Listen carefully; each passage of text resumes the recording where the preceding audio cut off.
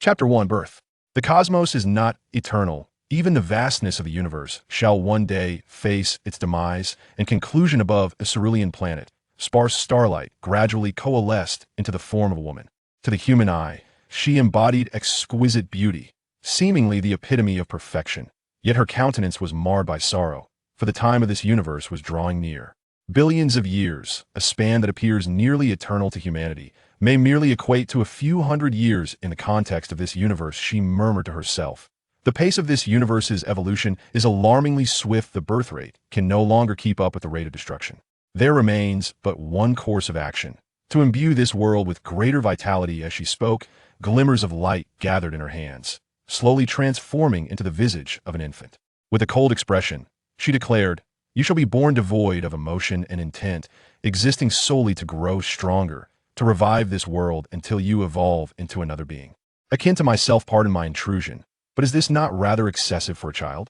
The mysterious woman was taken aback, neglecting the shimmering silhouette in her grasp.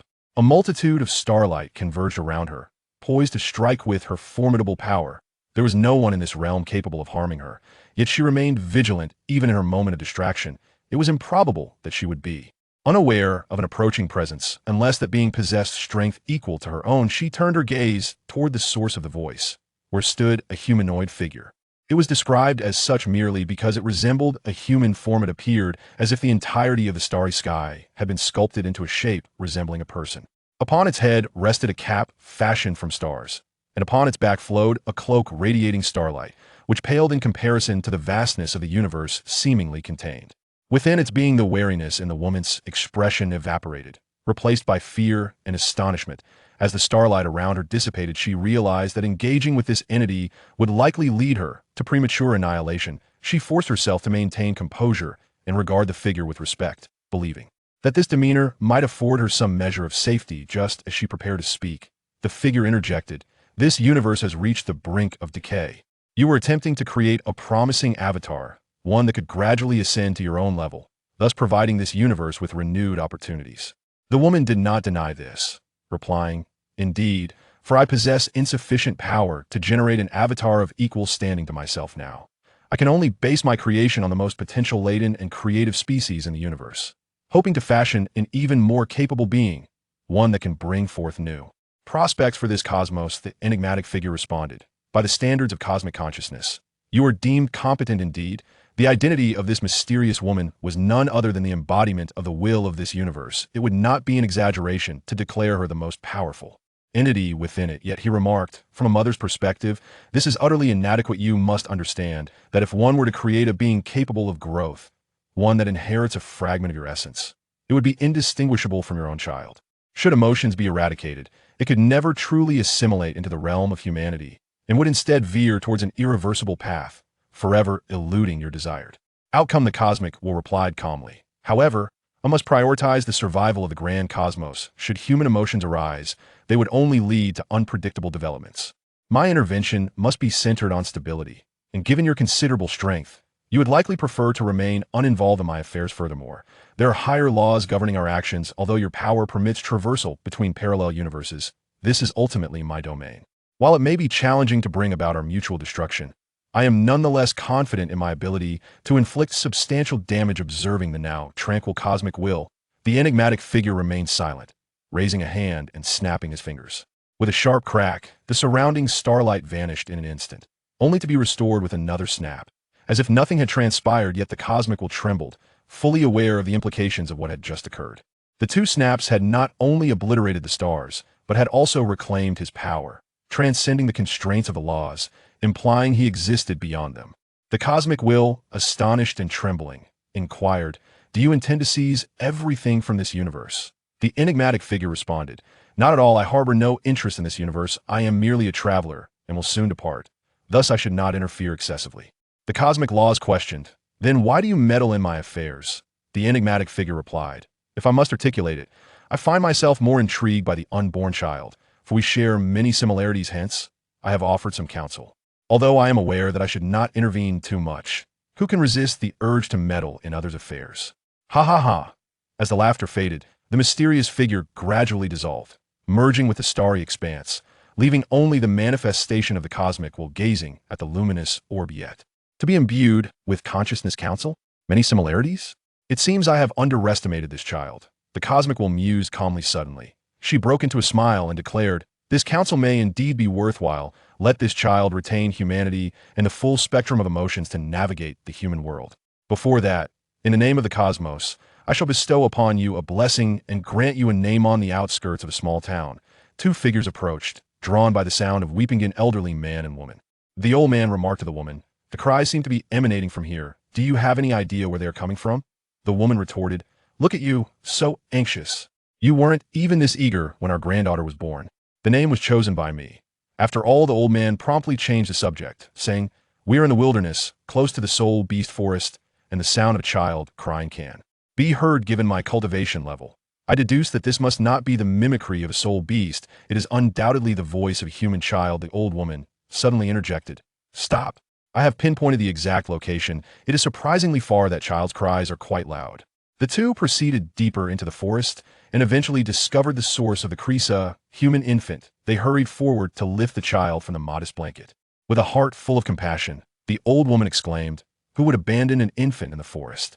It is so perilous." The old man scanned the surroundings for any signs of other people, and the old woman suggested, "It is no solution for him to be left here. Perhaps we should take him back to the village." The old man replied, "For now, that is the only option. Let us bring him back to the village and care for him.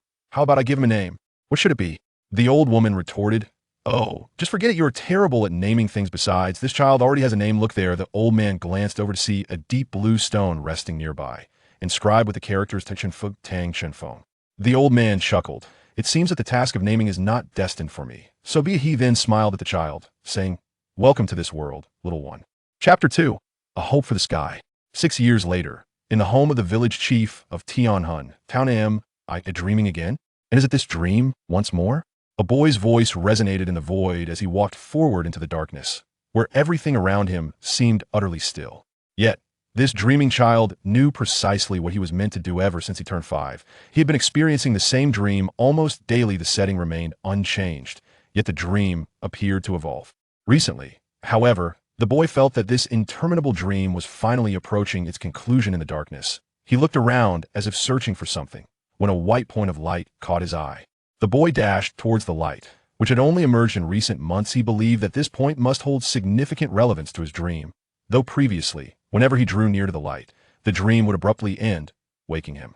However, he noted that each time he dreamt, he drew closer to this light. "This time, I will capture you," he declared with pride. Fenggu. Just as he was about to grasp the light, he heard a familiar voice. "Fenggu linger?" The interruption caused him to miss the opportunity to seize the light, and the dark world shattered, pulling him back to reality. With a soft sound, Tang Chunfeng awoke, exclaiming, "Linger, must you wake me in such a manner?" Looking down, he saw a beautiful, charming girl resting on his abdomen. Her tousled brown-black hair indicated she had only recently awakened, yet her bright, black eyes sparkled with excitement. Linger smiled and said cheerfully, "What can I do?"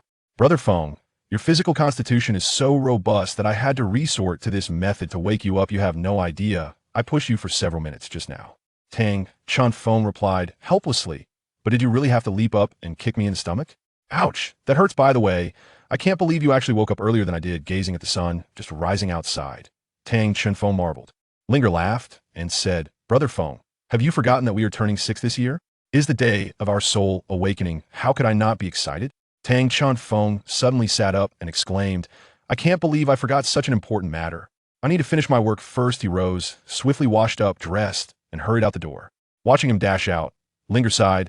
He truly is a workaholic. This planet is known as Douluo Star, and the town where Tang Chunfeng resides is actually called Tianhun Village.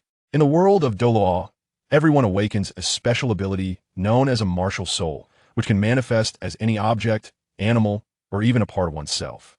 However, the martial soul itself is not of paramount importance. It is the soul power that awakens alongside the martial soul that truly matters. Without soul power, even the most extraordinary martial soul is rendered useless.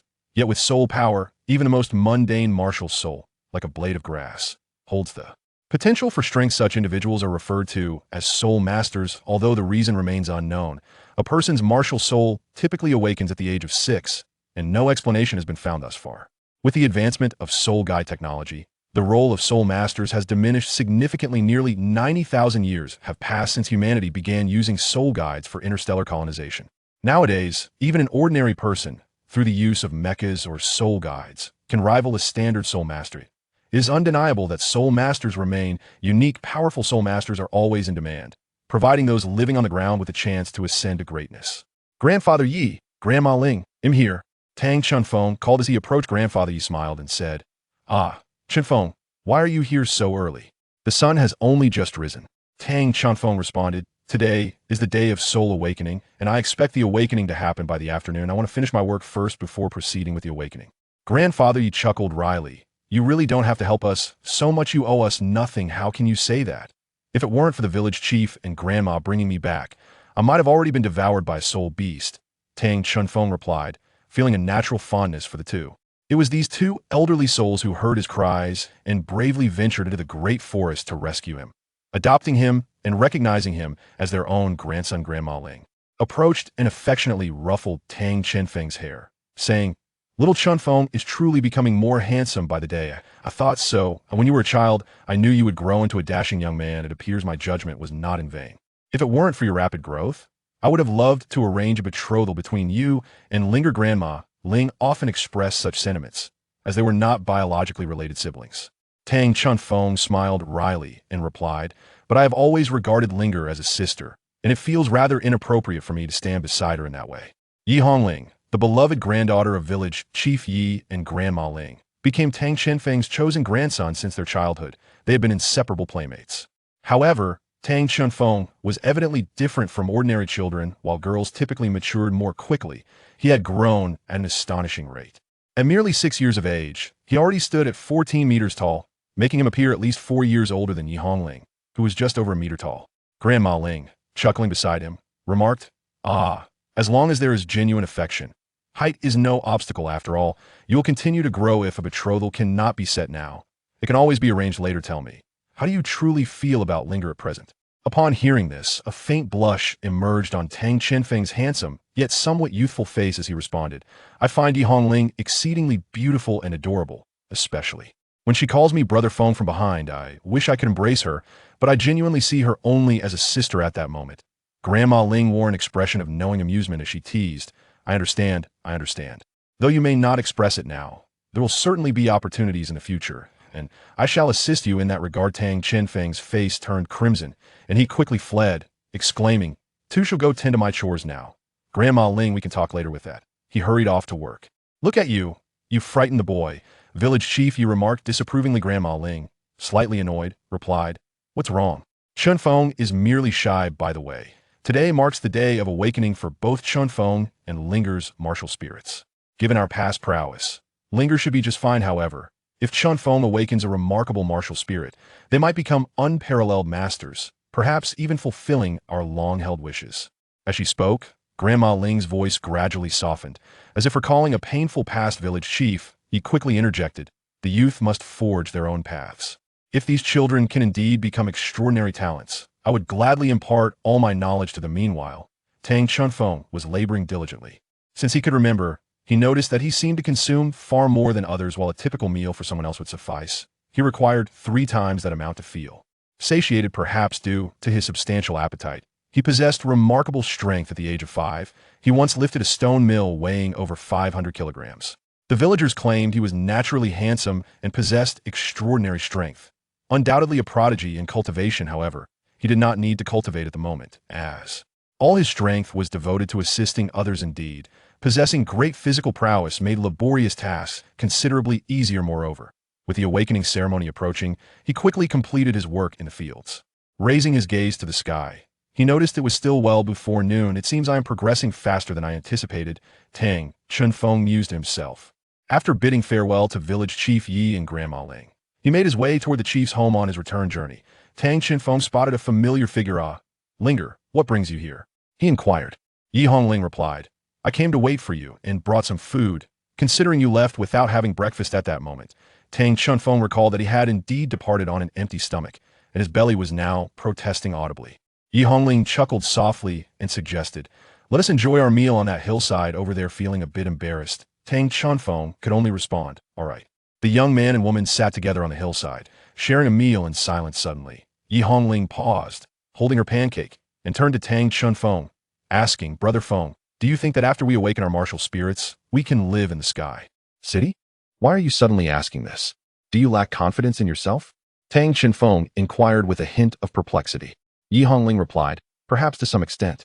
I yearn for the life in the city of sky. There must be countless wonders there that we've never encountered. However, I've heard that even if one awakens their soul power, if they lack the qualifications, they cannot reach that place. Surely, there are many individuals in this world more gifted than us, and I find myself feeling somewhat insecure. I wonder if we can truly live in the heavens. Do not be so pessimistic. If you doubt your own abilities, you will miss out on opportunities. Even if there is indeed no chance, I shall take you to the sky to witness it, Tang Chunfeng asserted confidently. Yi Hongling, her face etched with confusion, asked, really? Brother Feng, how can you be so confident without even trying? Where does this confidence stem from? Well, it's quite simple, Tang Chunfeng replied.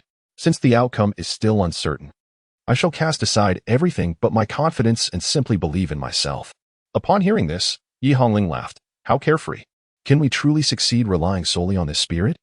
Tang Chunfeng declared, I hereby vow to take you to the heavens, Linger. Yi Hongling's eyes sparkled as she replied, then it settled. You must bring me along. The two of them laughed joyfully on the hillside, their childhood promise embodying the simplicity and sincerity of youthful vows. Chapter 3. The criteria for ascending to the skies. Time swiftly passed, and by afternoon, the awakening masters of the Federation had arrived. One by one, individuals approached to greet them, bringing forth the children destined for the awakening of their martial souls. The Federation's awakening master remained silent, simply nodding at the village chief, who acknowledged him in return. It is worth noting that the village chief was also a soul master, fully aware of the proceedings that would unfold. He expertly guided a total of 7 children, including Tang Chunfeng and Yi Hongling, toward the village's awakening chamber. Before long, they arrived at the opulent entrance of the awakening chamber, where the 7 children marveled at its grandeur. Unlike their usual surroundings, the vicinity of the awakening chamber was strictly off-limits to casual entry. For the inhabitants of this world, the awakening of martial souls was a matter of utmost significance, permitting only those in need of awakening and the Federation's professional masters to enter. Upon reaching the magnificent doors of the awakening chamber, the awakening master paused. Removing his mask and hat, he addressed the 7 children, saying, I am Hao Fan, a member of the 33rd Battle Soul Clan, here to conduct your martial soul awakening ceremony. When you enter the chamber, you will encounter various phenomena. Do not panic. Should any mishap occur, the consequences will be yours to bear. As he spoke, he positioned himself before the chamber, slowly raising his hands. 3 soul rings rose from beneath his feet. 2 yellow 100-year rings and 1 purple 1,000-year ring encircled him, exuding an aura of authority. Subsequently, the 3 soul rings detached from Hao Fan and affixed themselves to the grand doors of the awakening chamber. With a resounding boom, the soul guidance array inscribed on the doors illuminated, and the doors swung open. Hao Fan urged them, hurry inside. The 7 children dashed in, only to be enveloped in darkness, as if they had entered an endless abyss. Suddenly, an ancient voice resonated in their ears, proclaiming, tens of thousands of years ago, our ancestors lived upon the earth, just as you stand here today. Meanwhile, amidst the enveloping darkness, a colossal luminescent shadow emerged. It was the projection of Douluo star. The ancient voice resounded once more. Subsequently, the population on Douluo star surged, the expansion of administrative planets stagnated, the living space on the ground grew increasingly confined, and conflicts among the populace intensified. As the state of affairs neared an irretrievable juncture, a prodigious talent arose. He was the administrator of the Douluo Federation at that time, who, against the prevailing tide of opinion, demonstrated to the world the potential of a soul-guided array based on the surface and specially crafted alloys of that era. To construct cities in the sky, the first piece of the Sky City puzzle was completed 2 centuries later. With the advancement of time, the present-day Sky City has become an immense sanctuary for the world's geniuses. Those born here must prove themselves as talents equal to those of the skies. Only then can they aspire to ascend to the heavens. The voice and the luminous shadow faded away, and the 7 children stood within the awakening chamber. Hao Fan stood before them, gazing intently as he spoke. This is the origin of the Sky City and the recent history of the Douluo Federation. You should also have heard that the Sky City is a realm brimming with brilliance. If you wish to enter this world, you must demonstrate that you are talents who rival the greatest. Of course, Entering the Sky City might be somewhat premature for you at this stage. Should you awaken your soul power, striving to surpass level 20 before adulthood could grant you the opportunity to step into the Sky City. Halfon suddenly added, that is, if you indeed possess soul power. Well, you have absorbed all that you need to know. We may now commence the awakening ceremony. He gestured towards a child on his right and said, let us begin with him, proceeding sequentially for each of you to undergo the awakening ritual. And remember, whatever unimaginable sights you may witness, do not panic. This warning, however, did little to quell the excitement of the children. The first child approached him, a look of exhilaration illuminating his face. Halfon instructed, be sure to truly feel the changes within your body. As he spoke, his eyes sparkled, and his physique began to swell. Soon, yellow beastly fur sprouted from his form, and he gradually took on the contours of a colossal bear. 3 soul rings materialized around him. Slowly, 2 ethereal animal shadows emerged on the soul rings. Within the 2 yellow 100-year soul rings was a giant tortoise, approximately 1 meter long, exuding an aura of benignity, yet possessing an undeniable heft and formidable defense. The solitary purple 1,000-year soul ring emanated a distinctly different sensation. It featured a robust black bear that, when standing, appeared to reach a height of 3 meters.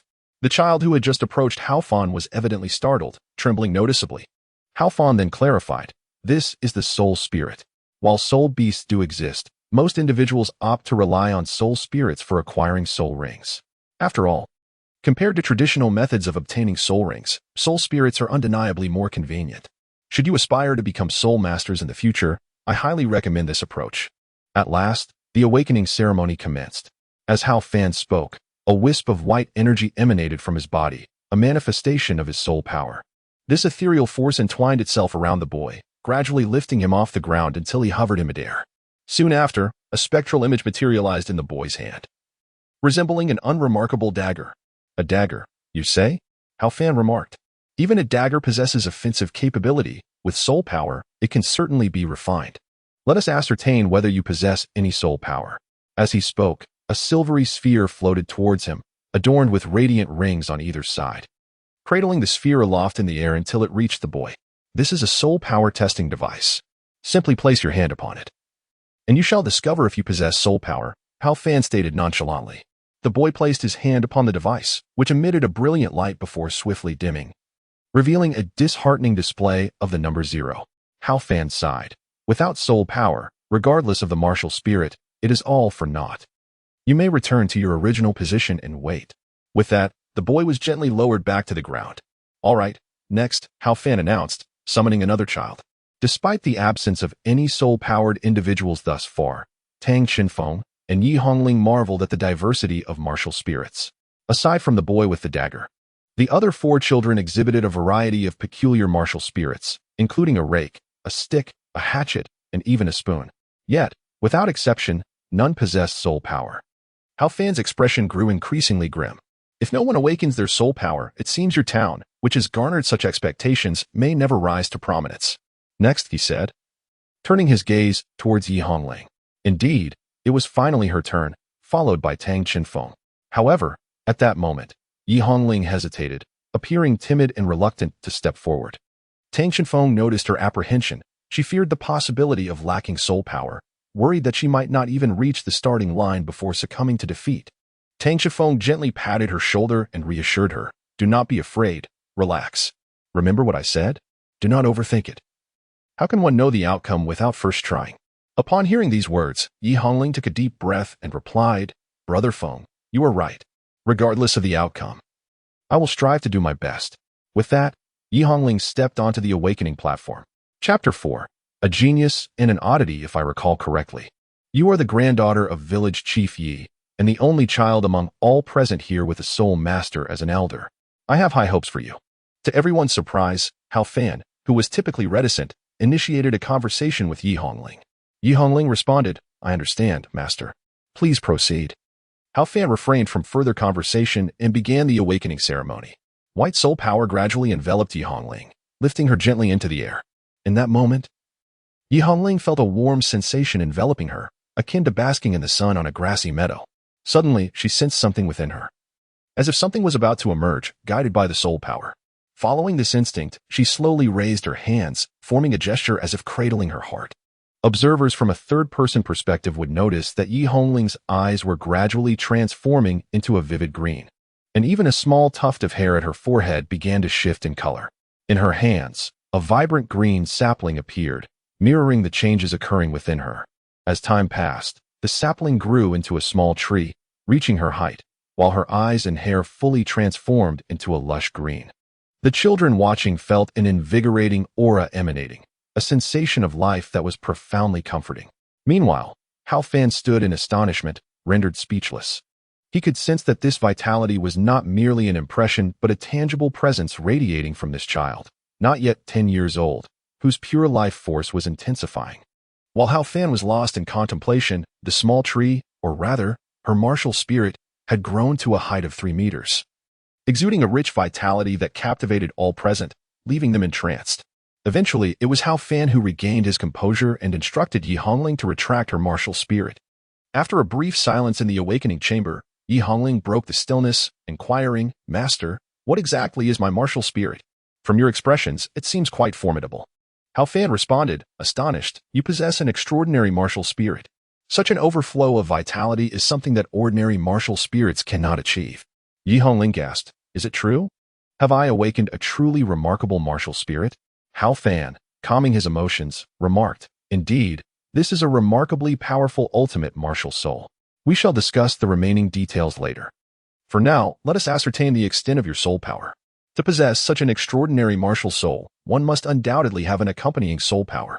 The previous soul power testing device then soared back, coming to rest before Yi Hongling. She extended her hand and placed it upon the device, which emitted a dazzling light. This time, however, the light did not fade immediately but continued to shine brilliantly. For the first time, the screen displayed numbers beyond 0, initially revealing a 1, followed by 2, 3, 4, and ultimately halting at 10.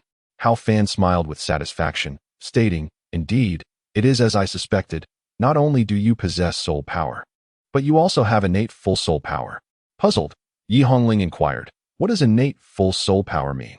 Hao Fan elaborated, "When an individual generates soul power, it progresses from level 1 to level 10, with level 10 being the pinnacle of initial soul generation. To continue advancing beyond this point, one requires soul rings. This indicates that your starting point is significantly higher than that of an ordinary person. I, myself, only possess a mere level 2 soul power. Oh, by the way, we must also assess your mental strength. According to regulations, only those with accompanying soul power are permitted to undergo this test." With that, Hao Fan produced a silver spherical testing device, resembling the previous soul power tester, albeit one that did not seem capable of flight. It merely required one to cradle the device with both hands. Hao Fan, evidently intrigued by Yi Hongling, adopted a noticeably gentler tone. Following his instructions, Yi Hongling held the device at its ends, and the screen began to display numbers, increasing not incrementally but in intervals of 50, 50, 100, 150. Under Hao Fan's astonished gaze, the sequence continued until it approached 450, at which point it began to decelerate, ultimately settling at 491. At this moment, Hao Fan was left utterly speechless, exclaiming, "A mental strength of 491. Are you nearing the Spirit Sea realm?" Yi Hongling, perplexed, asked, "Master, what exactly is the purpose of mental strength?" Hao Fan clarified, "Mental strength indicates the intensity of one's spiritual awareness. It can be categorized into realms such as spirit origin, spirit communication, spirit sea, spirit abyss, spirit domain, and divine origin. In contemporary times, a higher mental strength is essential for absorbing spirit souls. Typically, an individual enters the spirit origin realm upon first manifesting their soul. Even I have only recently surpassed 300 in mental strength, yet you have already exceeded 490. Drawing close to the spirit sea realm, coupled with your martial soul, if I recall correctly, it is the Tree of Life martial soul. An auxiliary healing type soul, do not underestimate its prowess. Among auxiliary martial souls, the Tree of Life is undeniably exceptional, embodying the pinnacle of vitality. With your innate full soul power and mental strength approaching the spirit sea realm, you are undoubtedly a rare talent destined for greatness." Upon hearing Hao Fan's words, Yi Hongling was overwhelmed with excitement, struggling to contain her emotions. Previously the most insecure among them, she was now informed that she was a rare talent, a gem among many. How could she not be exhilarated? "All right, you may step down now." Once the last person completes their martial soul awakening, you can leave, she said. Following her words, Hao Fan escorted Yi Hongling back to her group of 7. As she descended, the other 5 gazed at her with envy. Only Tang Qinfeng approached, patting her shoulder with a smile. I told you, believe in yourself, and you can achieve it. You are now a genius. Yi Hongling replied gratefully. Thank you, Brother Feng, for instilling so much confidence in me. Next, it will be your turn, so do your best. Observing her excitement, Tang Qinfeng smiled and gave her a thumbs up before slowly making his way to the awakening platform. As he stepped onto the stage, Hao Fan spoke first. Given how you encouraged her, your relationship seems quite special. I truly admire individuals like you, who inspire others. Having just discovered Yi Hongling's extraordinary talent, Hao Fan was in high spirits, and having witnessed Tang Qinfeng's earlier encouragement, his fondness for him had notably increased. Tang Qinfeng responded, Lingo can be considered my sister. Although we share no blood relation, having been raised under the same roof by village chief Yi, we are akin to siblings of different parents. Upon hearing Tang Qinfeng's explanation, Hao Fan found himself rather intrigued. While he had previously surmised that their relationship was extraordinary, he had not anticipated such a profound closeness. Nevertheless, a twinge of disappointment arose within him, for if they were indeed siblings, it was conceivable that the elder brother, Tang Qifeng, might also possess extraordinary talents. However, if there was no blood connection, that remained uncertain. Oh well, Hao Fan mused, if geniuses appeared so effortlessly, they would cease to be called geniuses. Besides, he must only be 6 years old, yet he already appears to be around 1 meter 40. Based on his professional experience, Hao Fan believed that children who were markedly different from those around them had a significant probability of manifesting innate soul power upon awakening their martial souls. With these thoughts in mind, Hao Fan smiled and said, Very well, let us proceed with your martial soul awakening. I hope you will be as remarkable as your sister. He then initiated the awakening ceremony. As before, a white soul power enveloped Tang Qinfeng's body, gently lifting him into the air, allowing him to quietly feel the pull of the soul power and attempt to awaken the strength within him that resonated with it. Initially, Tang Qinfeng felt a warm and pleasant sensation throughout his body, but gradually, this warmth transformed into a burning heat, which morphed into an unbearable stinging pain. Suddenly, an indescribable agony surged through his mind, prompting him to cry out involuntarily. Floating in midair, Tang Qinfeng clutched his head tightly, emitting heart-wrenching cries. Seeing this, Hao Fan grew anxious, for a normal martial soul awakening would not be accompanied by such excruciating pain. If something were to go awry with this child, it would spell trouble for him. At that moment, Tang Qinfeng's body began to undergo a transformation. Every muscle swelled dramatically, and his physique appeared elongated. His height increasing from 1 meter 40 to approximately 1 meter 60. Golden light radiated from his eyes, and the body that had been thrashing violently fell into tranquility, as if he had succumbed to slumber. Observing this, Hao Fan breathed a sigh of relief, thankful that events had not devolved into chaos. Indeed, at that moment, Tang Qinfeng finally began to regain his composure amidst the darkness. Rubbing his head, he muttered, How painful. Then, as his senses returned, he pondered his current whereabouts. Enveloped in complete darkness, he could see nothing. Confused, he thought, wasn't I in the midst of my martial soul awakening? How did I suddenly end up in this pitch-black place? He only recalled the sudden, excruciating headache, after which he found himself here. As he surveyed his surroundings, everything seemed devoid of substance, yet there was an odd familiarity to it. Tang Qinfeng lightly tapped his forehead, suddenly recalling that this was precisely the dream he often experienced. How could it manifest here so unexpectedly? Pondering this conundrum without arriving at a satisfactory conclusion, he resolved to proceed as he had in his dreams, hoping to glean some insight. With these thoughts in mind, Tang Qinfeng set himself in motion, expertly retracing the familiar steps of the dream. Soon enough, he beheld the luminous orb, which had eluded him due to Yi Hongling's flying kick. This time, I shall seize you for certain, he mused, and with a swift lunge, he grasped the radiant sphere. Yet, before he could revel in his triumph, a sound akin to shattering glass resonated from his hand. Oh no! Tang Qinfeng's heart sank. He feared he had crushed it. Slowly, he opened his palm to reveal the orb, which resembled a stunning crystal ball. Within it swirled a silver vortex, radiating exquisite beauty. But now, the crystal was marred by an increasing number of cracks, threatening to shatter completely. Anxiety gripped Tang Qinfeng. He was apprehensive about what might ensue, worried he had committed some grave error. Just then, the crystal began to swell, expanding from the size of his thumb to that of his palm, until, with a resounding pop, it exploded. Startled, Tang Chenfeng instinctively shut his eyes, only to be astonished anew upon reopening them. The explosion of the crystal had left behind the silver vortex, which now seemed liberated, rapidly expanding and growing luminous. To Tang Chenfeng's amazement, the vortex, having enlarged, appeared akin to a galaxy, and soon its radiant light enveloped him, making it difficult for him to keep his eyes open. When he managed to open them again, he found himself surrounded not merely by darkness, but by a vast expanse of twinkling stars. In that moment, he felt as though he were suspended in the cosmos, his mind consumed by a singular thought: how breathtakingly beautiful this place is. Just as he was lost in admiration, a gentle female voice emerged from behind him. Isn't it lovely? It may very well grow even more splendid in time. Startled, Tang Chenfeng turned to see a hazy figure before him, discernibly feminine.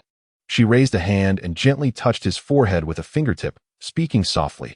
For now, let this be enough. When you awaken, remember to keep the matters of this place a secret. Back in the awakening chamber, more than 20 minutes had elapsed since Tang Chenfeng began his martial soul awakening.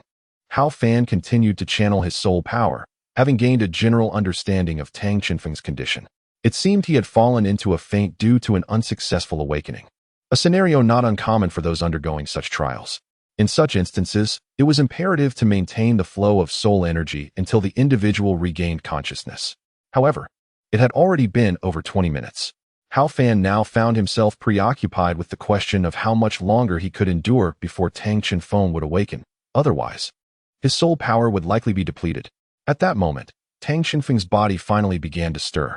The brilliance emanating from his eyes was drawn back within, and his movements grew increasingly pronounced until, at last, he opened his eyes and regained consciousness. Seeing this, Hao Fan exhaled in relief and gently set him down. At this juncture, Tang Chenfeng still appeared somewhat dazed. The events that had just transpired felt like an ephemeral dream, yet they were undeniably vivid. He had yet to fully process everything that had occurred, leaving his mind in a state of disarray. Noticing Tang Chenfeng's bewilderment, Hao Fan placed a reassuring hand on his shoulder. As Tang Chenfeng rubbed his head, he finally emerged from his stupor and inquired of Hao Fan, "Master, has my martial soul awakening concluded? What is my martial soul, and do I possess soul power?" Hao Fan, with a hint of exasperation, replied, "Yes, it has concluded. Although the process was somewhat tumultuous, you are safe. As for your martial soul, it should be a corporeal martial soul. We will ascertain your soul power shortly." Upon hearing the term corporeal martial soul, a look of confusion crossed Tang Chenfeng's face, indicating he was unfamiliar with the concept. Perceiving his confusion, Hao Fan elucidated, generally speaking, martial souls are broadly categorized into two types. One is the tool martial soul, like those of the children accompanying you, all of whom possess tool martial souls. The other is the beast martial soul, akin to my own, which takes the form of an animal. However, there exists a rather unique category known as the corporeal martial soul. As the name suggests, it is derived from a part of one's own body, making that portion extraordinarily powerful. It is a truly exceptional existence. In other words, it is a formidable martial soul, Tang Chenfeng exclaimed with enthusiasm. Hao Fan responded, "You could say that. If you possess soul power, you may very well become a power-type combatant. Now, shall we commence the soul power assessment? Are you prepared?" With that, he produced the soul power testing device. Tang Chenfeng eagerly placed his hand upon the testing device, declaring that one more release of his martial spirit would suffice. Upon hearing this, he unleashed his martial spirit, and to the astonishment of all present, his muscles swelled dramatically, followed by a remarkable increase in his height. Hao Fan momentarily froze in disbelief. He had initially surmised that Tang Chenfeng's martial spirit was purely muscular, which would explain the explosive muscular phenomenon. However, the elongation of his stature suggested an extension of his bones, which had no direct correlation to muscle. Could it be that his skeletal structure was also part of his martial spirit? If so, he would indeed possess a dual martial spirit. At that moment, Tang Chenfeng placed his hand on the soul power testing device, which emitted a radiant glow, and numbers instantly appeared on the screen, confirming that he too possessed soul power and could aspire to be a soul master. This was quite promising. It seemed that this year, 2 soul masters might emerge from this place. Hao Fan pondered this, and, upon glancing at the testing device, was pleasantly surprised to discover the reading was 10. Another innate full soul power had manifested. Remarkable. Halfon marveled. Having been an awakening master for a decade, he had never witnessed the simultaneous emergence of two innate full soul powers. At this moment, his earlier hypothesis was further solidified. While the body martial spirit was indeed rare, it could not be deemed an extraordinary martial spirit. The occurrence of innate full soul power remained infrequent. However, if it were a dual martial spirit, then the presence of innate full soul power would make sense. Not only Halfon, but Tang Shifeng also beheld the 10-level soul power displayed on the instrument, his heart brimming with excitement. For this indicated that he was indeed a genius comparable to Yi Hongling, possessing the qualifications to become a soul master. Halfon then retracted the soul power testing device and presented the mental power testing device, stating that only those with soul power could assess their mental strength. Now that he had this qualification, he should certainly give it a try. Mental power is of great significance to a soul master, after all. Only with sufficiently high mental power can one possess a considerable number of soul spirits to enhance their soul rings and ascend to greater heights. Tang Shifeng was prepared for the mental power test. However, the moment he placed his hand on the device, it erupted with a blinding light. And the numbers on the screen began to escalate at an astonishing rate. Just moments prior, Yi Hongling's mental power had increased steadily by hundreds. Yet now the readings surged in increments of 500, accelerating rapidly. Soon, it surpassed 3,000, followed by 4,000, 6,000, 8,000, and finally, when the numbers reached 9,999, the device suddenly emitted a plume of smoke. A crackling sound echoed, accompanied by a small explosion, and ultimately, 3 components burst forth from the apparatus, rendering it completely inoperative. Witnessing this outcome, all present were left in a state of utter astonishment. The children speculated about how the device had suddenly exploded. Could it have malfunctioned? Within Halfon's heart, a wave of astonishment and disappointment surged. The disappointment stemmed from the malfunction of the testing device. For a small-scale mental power tester, is not inexpensive.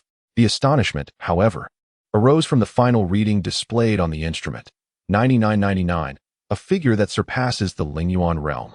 Many soul masters may spend their entire lives without attaining such a level. And Halfon was aware that the likelihood of the instrument being faulty was minimal, considering he had only utilized it for less than 3 months. The display of 9,999 indicated that the instrument was only capable of measuring up to such a high level, yet it had seemingly exploded due to overexertion. This suggested that Tang Xinfeng's mental power must indeed be even higher. But why such an extraordinary level of mental power? Did his brain possess some unique attributes compared to ordinary individuals? Suddenly, a startling thought occurred to Halfon, a notion that, while quite incredible, seemed the only rational explanation given the current circumstances. Could the brain itself be a martial soul, a 3 lives martial soul? A martial soul of the original body. Innate full soul power, and mental power exceeding the Lingyuan realm. Halfon mused in his heart about the extraordinary talent this implied. He was indeed a prodigy. Chapter 5. The mysterious voice. Halfon's mind was in disarray, yet he endeavored to calm his thoughts and prepared to pose some questions to Tang Xinfeng. As Halfon approached, Tang Shifeng felt a twinge of anxiety, especially with the smoking device in his hands, which appeared quite costly. Sensing his unease, Halfon reassured him, "Do not worry. You will not be held responsible for the device. What I wish to inquire about is your perspective on the world. Is there something different you perceive?" Upon hearing Halfon's words, Tang Xinfeng exhaled in relief. He glanced around before responding. "It seems as though the world has become remarkably clearer. The patterns on the leaves and the textures on the walls of the room are vividly rendered before my eyes. If I look closely, it appears that there are countless tiny, differently colored specks of light moving throughout the air. Moreover, Master, there are many yellow specks of light swirling around you, while numerous green specks seem to be playfully dancing around Langer. Such keen observational skills, even perceiving the elemental energies in the air." In Halfon's mind, he mused, and he was certain that Tang Xinfeng's mental prowess had undoubtedly reached the spirit abyss realm. Otherwise, he would not be able to perceive the elemental energies utilized by himself and others with such clarity. The luminous orbs surrounding Halfon were, in fact, manifestations of earth elements, which were most adeptly controlled by his martial soul, the earth demon bear. Meanwhile, the verdant glimmers encircling Yi Hongling represented life energy. After a moment of contemplation, Halfon addressed Tang Xinfeng. "It appears that you, like your sister Shu, are indeed an extraordinary talent, perhaps even more gifted than she. Your martial soul may possess dual aspects, your muscles and your bones, endowing you with remarkable physical strength, ideally suited for the path of a pure power-type soul master. Moreover, with such elevated mental strength, you will encounter no difficulties in absorbing spirit souls.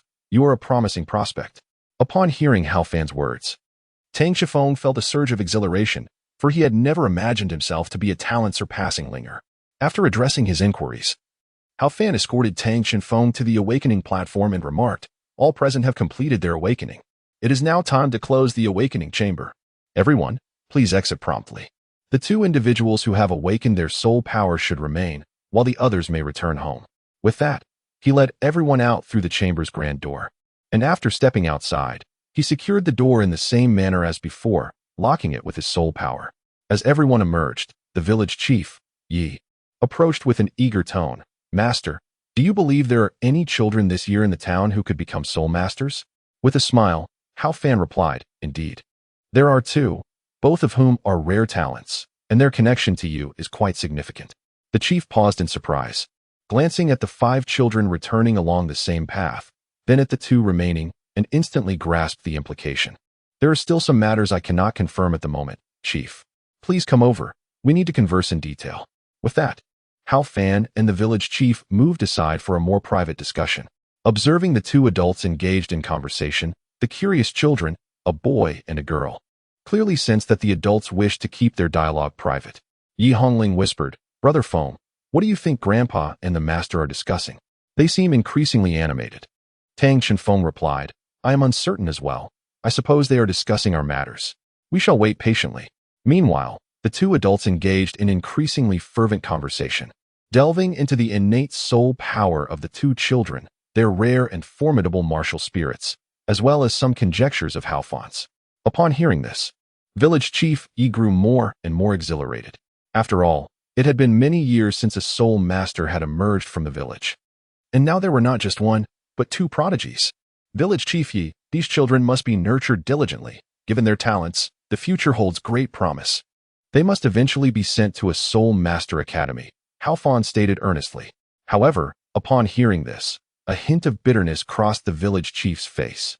"Master, I am well aware of that, but I only have 1 quota for a special admission for this small town." Indeed, although Tianhun town was referred to as a town, it resembled a rather large village, which is why people often called him Village Chief Yi. Its remote location, close to the boundary wall between the Sunset Forest and the Federation, naturally rendered it less visible. After pondering for a moment, Hao Fan said, "I will communicate this to the higher authorities.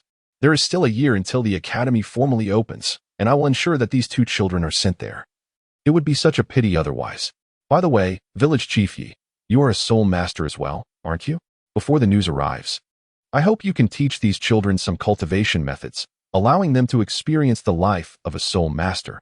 Perhaps they may one day soar to great heights." After hearing these words, Village Chief Yi nodded in agreement, and the 2 approached the children. Standing before them, Hao Fan said, "Village Chief Yi, I have other matters to attend to and cannot stay any longer. Please take these children back shortly." With that, Hao Fan departed. As they watched Hao Fan's figure gradually fade into the distance, the grandfather, grandson, and granddaughter made their way back along the path. On the way, Yi Hongling was the first to inquire, "Grandpa, what were you discussing with the master?" Village Chief Yi replied, "Naturally, it was about you both. Tomorrow, I shall take you to experience the life of soul cultivation, using the methods I employed in my youth. It will be quite arduous." Upon hearing the word arduous, Yi Hongling's expression immediately fell, yet she could not voice her discontent, for the cultivation of a soul master was undoubtedly extraordinary. "By the way, Grandpa, are you not a formidable soul master?" This question came from Tang Shifeng. Upon hearing it, a trace of bitterness appeared on Village Chief Ye's face as he responded, "I am merely an unknown junior, not a remarkable figure. Otherwise, I would not be serving as a village chief in such a place." However, a hint of doubt crossed Tang Shifeng's face. "Is that so? After awakening my martial spirit, I can perceive many things, like the luminous points of elemental energy. You possess them too, and it feels as though your strength surpasses that of the master by several folds." At this remark, surprise flickered across Village Chief Ye's features, and he quickly replied, "That is merely because my martial spirit possesses some peculiar abilities.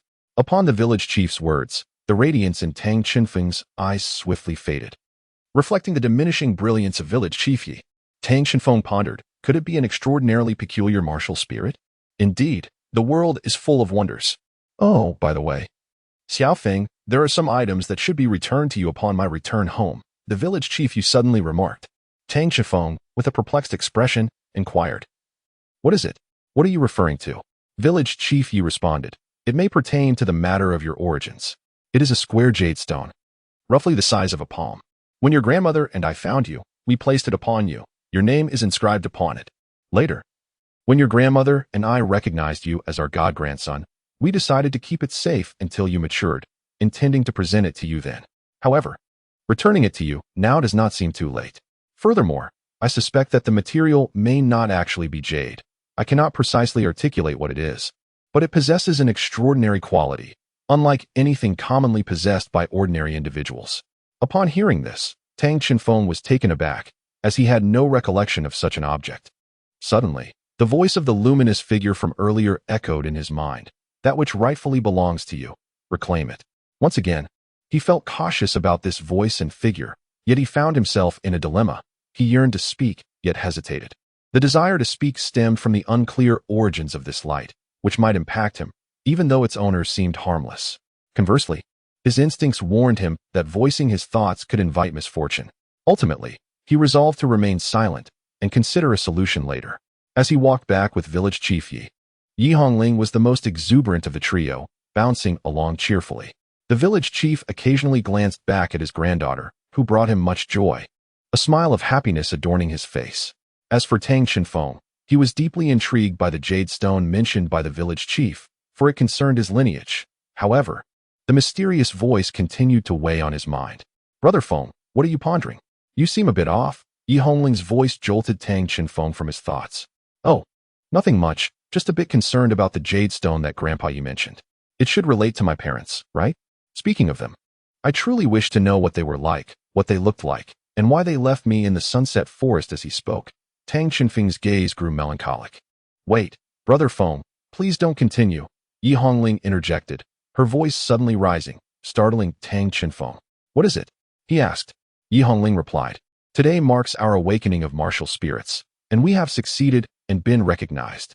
This should be a joyous occasion, and I wish for you to share in that joy. I believe your parents must have had a compelling reason to leave you there. After all, no parent wishes to abandon their child. Moreover, you have me, Grandpa Yi, and Grandma Ling by your side. At the very least, we are family, and that will never change, right? So, I hope you will not be sad. You will surely find them one day. With that, Yi Hongling approached, extending her arm in a gesture of camaraderie, prompting Tang Chenfeng to mirror her action, ready to respond with a high five. Immediately, the two of them realized that it was impossible to accomplish this action while standing. Alas, Feng, it seems you have grown taller again. I find that even when I leap, I cannot reach your hand. Could you come down a little? Tang Chenfeng realized that perhaps it was due to his innate martial soul that his height had increased from 4 meters to 5 meters. He might have been too exhilarated to notice it earlier. However, this newfound height meant that even with a leap, Yi Hongling, who was just over a meter tall, could not reach his palm. Thus, Tang Chenfeng had to crouch down slightly to complete the high five. Yet, he could not shake off the feeling of being overshadowed by her petite stature. Yi Hongling, pouting in irritation, appeared anything but fierce, instead emanating an endearing charm. Gazing at this adorable sister, Tang Chenfeng's earlier melancholy dissipated, leaving only warmth and familial affection. The village chief, observing the radiant smiles on their faces, thought to himself that these two children would undoubtedly become excellent partners in the future. Chapter 6. The Precious Pearl and the Final Supper. After a while, the trio finally returned to their doorstep, where Granny Ling awaited them. Ah, you finally returned. I've been waiting quite a while for you. Everyone else has come back. You three are the last ones, she exclaimed. The village chief replied, Oh, don't be impatient. I have plenty of good news to share. He led Granny Ling aside and recounted all the events that had transpired, her expression growing more animated with each detail. Ha ha ha, my little treasures, you have prepared well. As a reward, tonight you shall feast heartily. With that, Granny Ling chuckled and entered the kitchen. The village chief, watching her retreat into the house, smiled and said, Ha, It seems I shall also indulge in a sumptuous meal tonight. By the way, Xiaofeng, come with me. I will take you to the room to retrieve that piece of jade. Linger, you come along too. The three of them then proceeded into the house together. The village chief's abode, while not particularly large, had most of its living space concentrated on the first floor. It was said that the second floor had been painstakingly crafted by the village chief and Granny Ling as a quiet chamber for cultivation. Upon entering, they were greeted by the living room, which also served as the kitchen, where Granny Ling was energetically stirring at the stove. Not wanting to disturb her, the trio walked through the kitchen and opened the opposite door, leading into the corridor. To the left was the bedroom of the village chief and Granny Ling, while to the right were the quarters of Tang Chenfeng and Yi Hongling. At the end of the corridor was the bathroom. The village chief opened the door to the bedroom, ushering the others inside. The room was sparsely decorated, containing only a large bed, a wardrobe, a set of tables and chairs, and 2 boxes for miscellaneous items. Observing the modest space, the village chief sighed. It reminds me of my youth, when I yearned to traverse the world with my sword, yet here I am, having lived for decades. Truly, a hero is not recognized in his time. Do not follow my path. Listening to the words of village chief Yi, Tang Chenfeng couldn't shake the feeling that the chief's past was far more colorful, and perhaps more sorrowful, than he could ever imagine. After speaking, village chief Yi opened one of the boxes and rummaged through its contents until he finally unearthed a wooden box, which he held delicately with both hands. He then presented the box to Tang Chenfeng. Go ahead, open it, and see what's inside, he urged. Upon hearing this, Tang Chenfeng opened the box under the watchful gaze of both Yi Hongling and the chief. The moment he lifted the lid, a brilliant light erupted from within, blinding Yi Hongling and the chief, while Tang Chenfeng appeared unaffected, fixated on the luminous square jade stone inside. As he gazed intently, the stone began to shrink and slowly morph into a circular shape. When the radiance finally subsided and their vision returned, both grandfather and granddaughter could not help but exclaim in surprise. Yi Hongling was the first to speak. Grandpa, didn't you say it was a square jade stone? This clearly looks like a deep blue gem. Well, I don't know. Yes, grandfather replied, puzzled. I distinctly remember it being a square jade stone, but it suddenly changed. Indeed, what lay within the box was no longer a jade stone, but rather a blue pearl slightly larger than a thumbnail, emanating faint hints of colorful light, suggesting it was a precious item. Wow, what a stunning gem. If it were made into a pendant or a badge, it would be exquisite, Yi Hongling remarked, captivated. Unable to tear her gaze away from the jewel. Noticing her fascination, Tang Chenfeng took the gem and held it out to her. Lingo, do you like it? I can give it to you. Upon hearing this, Yi Hongling was taken aback and quickly shook her head. Brother Feng, this is your treasure. I cannot accept it. Village chief Yu chimed in. Xiaofeng, some things cannot be given away lightly, like this pearl. It was left to you by your parents, and it certainly appears to be no ordinary item. It is best kept with you. Understood. I will treasure it well, Tang Chenfeng replied. Just then, a delightful aroma wafted from the kitchen, signaling that dinner was ready. The three of them opened the door and entered the kitchen, where the enticing scent enveloped them. To the surprise of the 2 children, tonight's dinner was extraordinarily lavish. Unlike the usual 1 dish and 1 soup, the table was laden with an array of dishes reminiscent of a grand banquet: braised meat, grilled fish, and various vegetable soups, each sight evoking a sense of eager anticipation. Tang Chenfeng, in particular, felt an unprecedented hunger stirring within him. Goodness, with this much food, my dear wife. I dare say we won't finish it even if all 4 of us eat together. As the village chief gazed at the abundant spread of dishes laid out before him, a mixture of anticipation and heartache washed over him. The quantity was sufficient to sustain them for 2 days, and he dreaded the thought of any waste. Meanwhile, Grandma Ling, wielding a spatula in one hand and a bowl of soup in the other, declared, Today marks a momentous occasion for our granddaughters. We must indulge in the finest fare. If there are leftovers, I shall personally ensure they find their way into your mouth. Upon hearing this, the village chief obediently took a seat, refraining from uttering another word. Tang Chenfeng and Yi Hongling also settled down, embarking on a culinary onslaught. Merely 10 minutes into the dinner, the village chief realized his concerns were unfounded. For Tang Chenfeng truly devoured the food with the voracity of a wolf. In just a short span, he had cleared nearly half of the table, his speed rendering it nearly impossible for the other 3 to keep pace. Brother Feng, slow down. I'm not yet full, Yi Hongling exclaimed, her mouth still full, as she continued to grab more dishes with her chopsticks. Otherwise, the food would be obliterated by Tang Chenfeng's insatiable appetite. Apologies, Linger. I don't know why I feel particularly ravenous today. Grandma Ling's cooking is simply too delectable to resist, he replied, his hands showing no signs of slowing. It's quite all right. After all, a sudden growth spurt necessitates additional nourishment. However, do ensure you leave some for your sister, lest her future height fails to match yours. Grandma Ling chuckled amiably. Meanwhile, the village chief remained quietly absorbed in his meal, seemingly lost in thought. In a mere 20 minutes, the bowls on the table appeared as if they had been washed clean, with scarcely a morsel left, not even a few remnants of bones. Observing the contentment on the faces of the two, the village chief remarked with a hint of sarcasm, "So, are you satisfied? If there's anything else you wish to do, tonight may be your final opportunity." Startled by this peculiar statement, Tang Chifeng and Yi Hongling exchanged glances.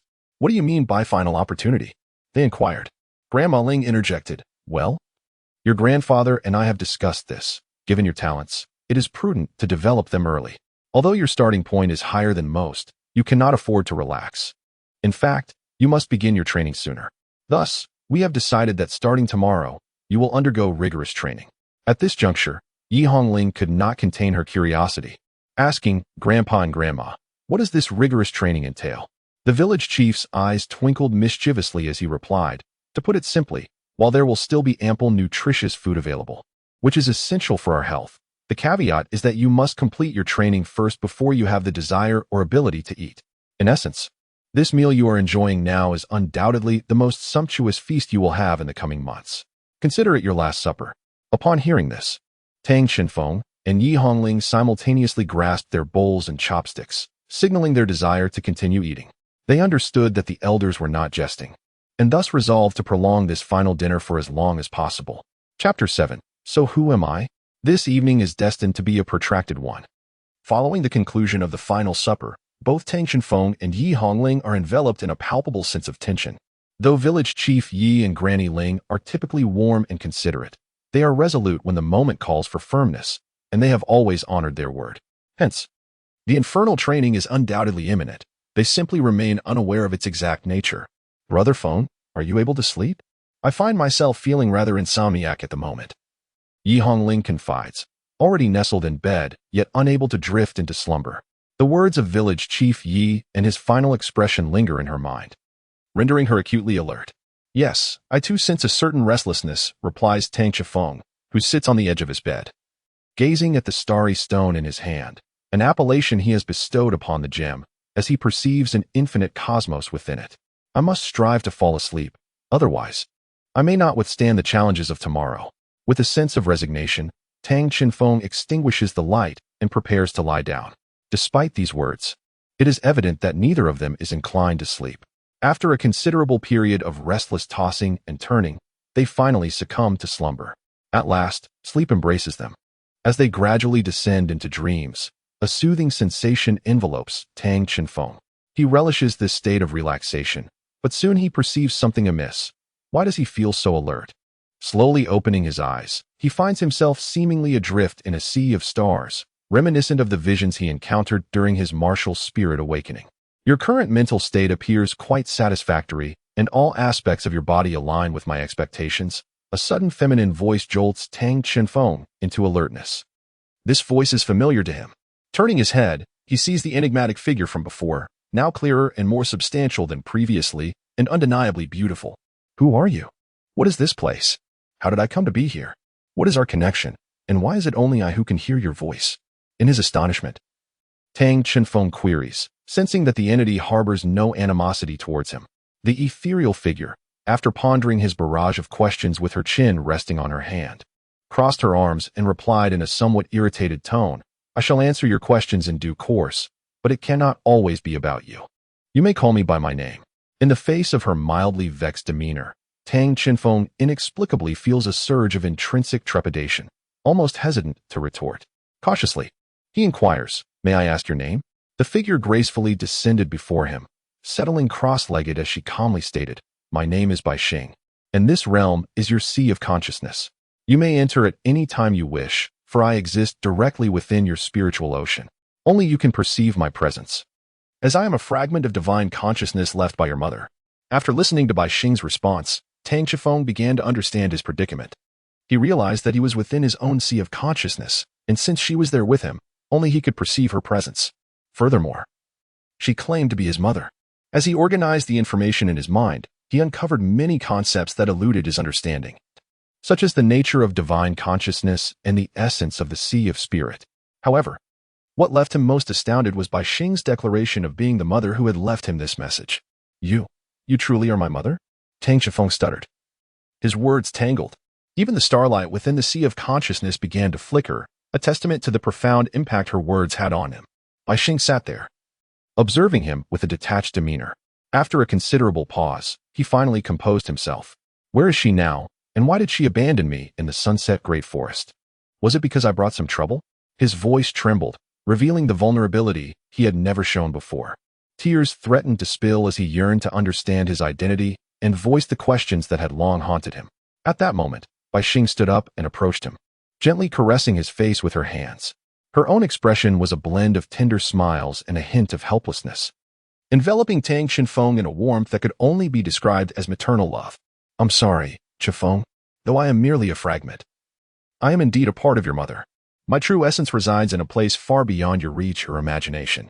Keeping me by your side is the only way I can accompany you, but my love for you remains unchanged. No mother can ever cease to love her child. Upon hearing these words, Tang Chifeng felt the anguish within him begin to wane. He sensed the sincerity in Bai Xing's voice and understood that his mother truly loved him. Wiping away the tears from the corners of his eyes, he asked, Then why must you leave me here? Can't I stay by your side? Bai Xing could only shake her head with a sense of resignation and replied, You are here for a purpose, one that can only be fulfilled by becoming sufficiently powerful. I can bestow upon you extraordinary talent and boundless potential, but I cannot, or rather, I have no means to directly grant you strength. You must rely on yourself to grow strong, and only then may we have the possibility of a true reunion in the future. Tang Chifeng inquired with confusion. What kind of mission could it possibly be? Is it only by fulfilling it that I can meet you? Your mission pertains to the future of the world, yet I cannot divulge its specifics. The reasons appear to be shrouded in secrecy.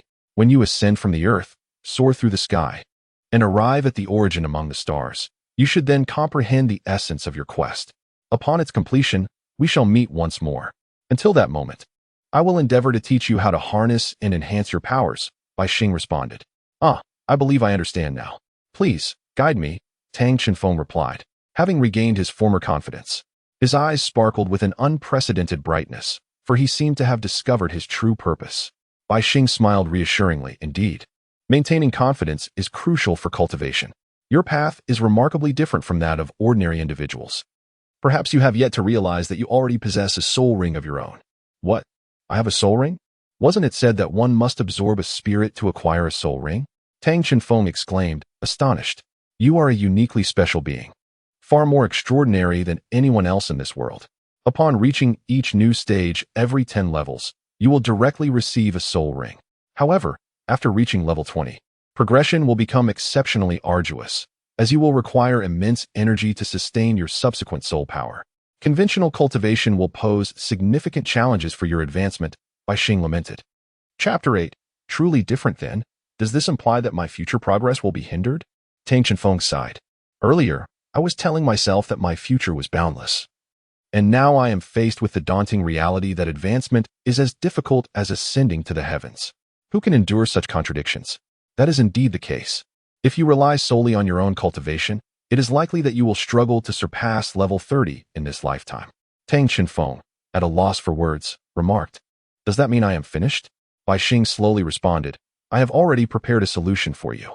As she spoke, Bai Xing gradually raised her right hand, revealing a glowing gem.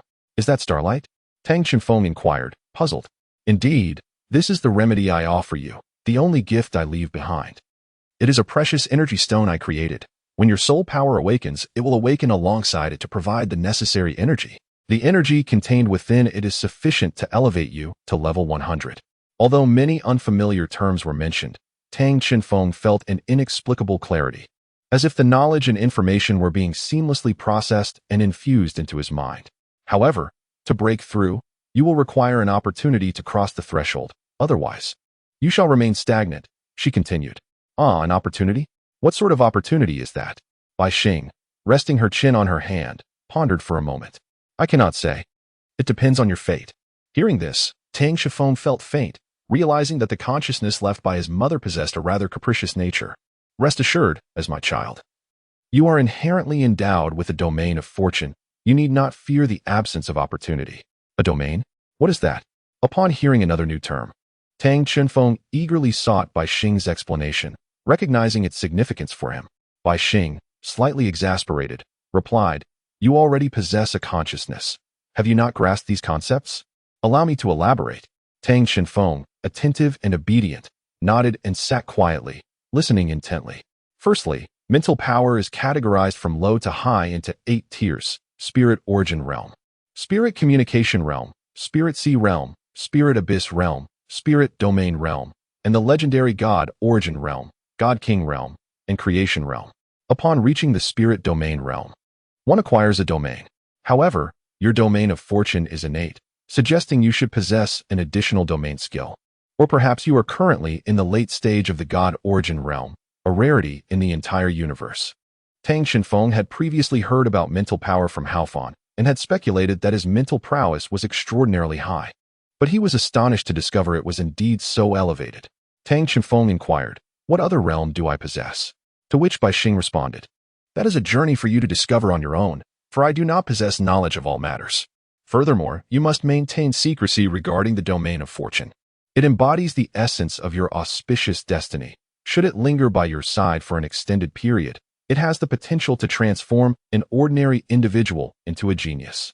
You should comprehend the adage that an innocent man may suffer for possessing a precious jewel. Tang Shifeng suddenly realized that Yi Hongling's talent was derived from him. However, a pressing concern struck him. Why did he feel so different, as if he transcended the realm of humanity? This is because your gift originates from me. And while my identity may not matter to you, it is imperative that you maintain confidentiality. You must not disclose this to anyone, not even to those closest to you. Those you trust the most. Can you manage that?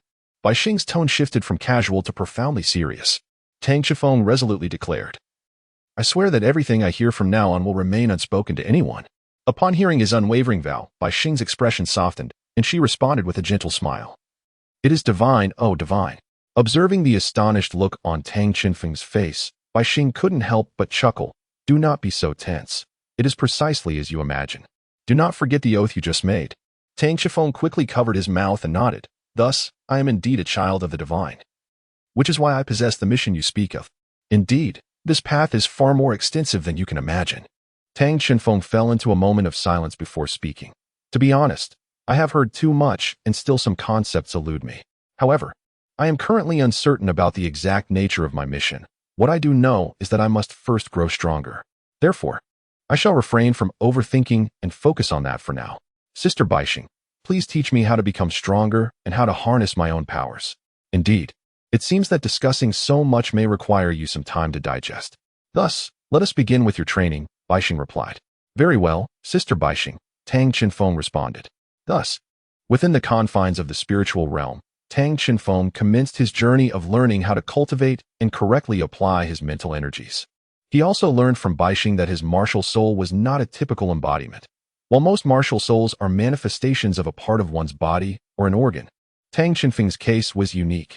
Every part and every cell of his being was his martial soul. In essence, Tang Shifeng's martial soul was himself. He was his own martial soul.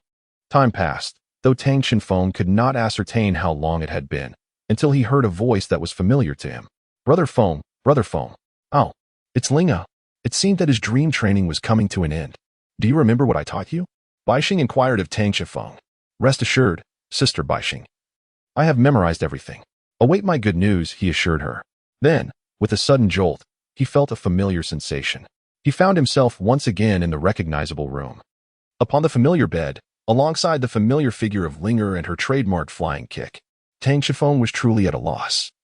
Feeling as though he were on the verge of tears, he genuinely wished to be awakened in a more gentle manner, for no one would desire such a rude awakening.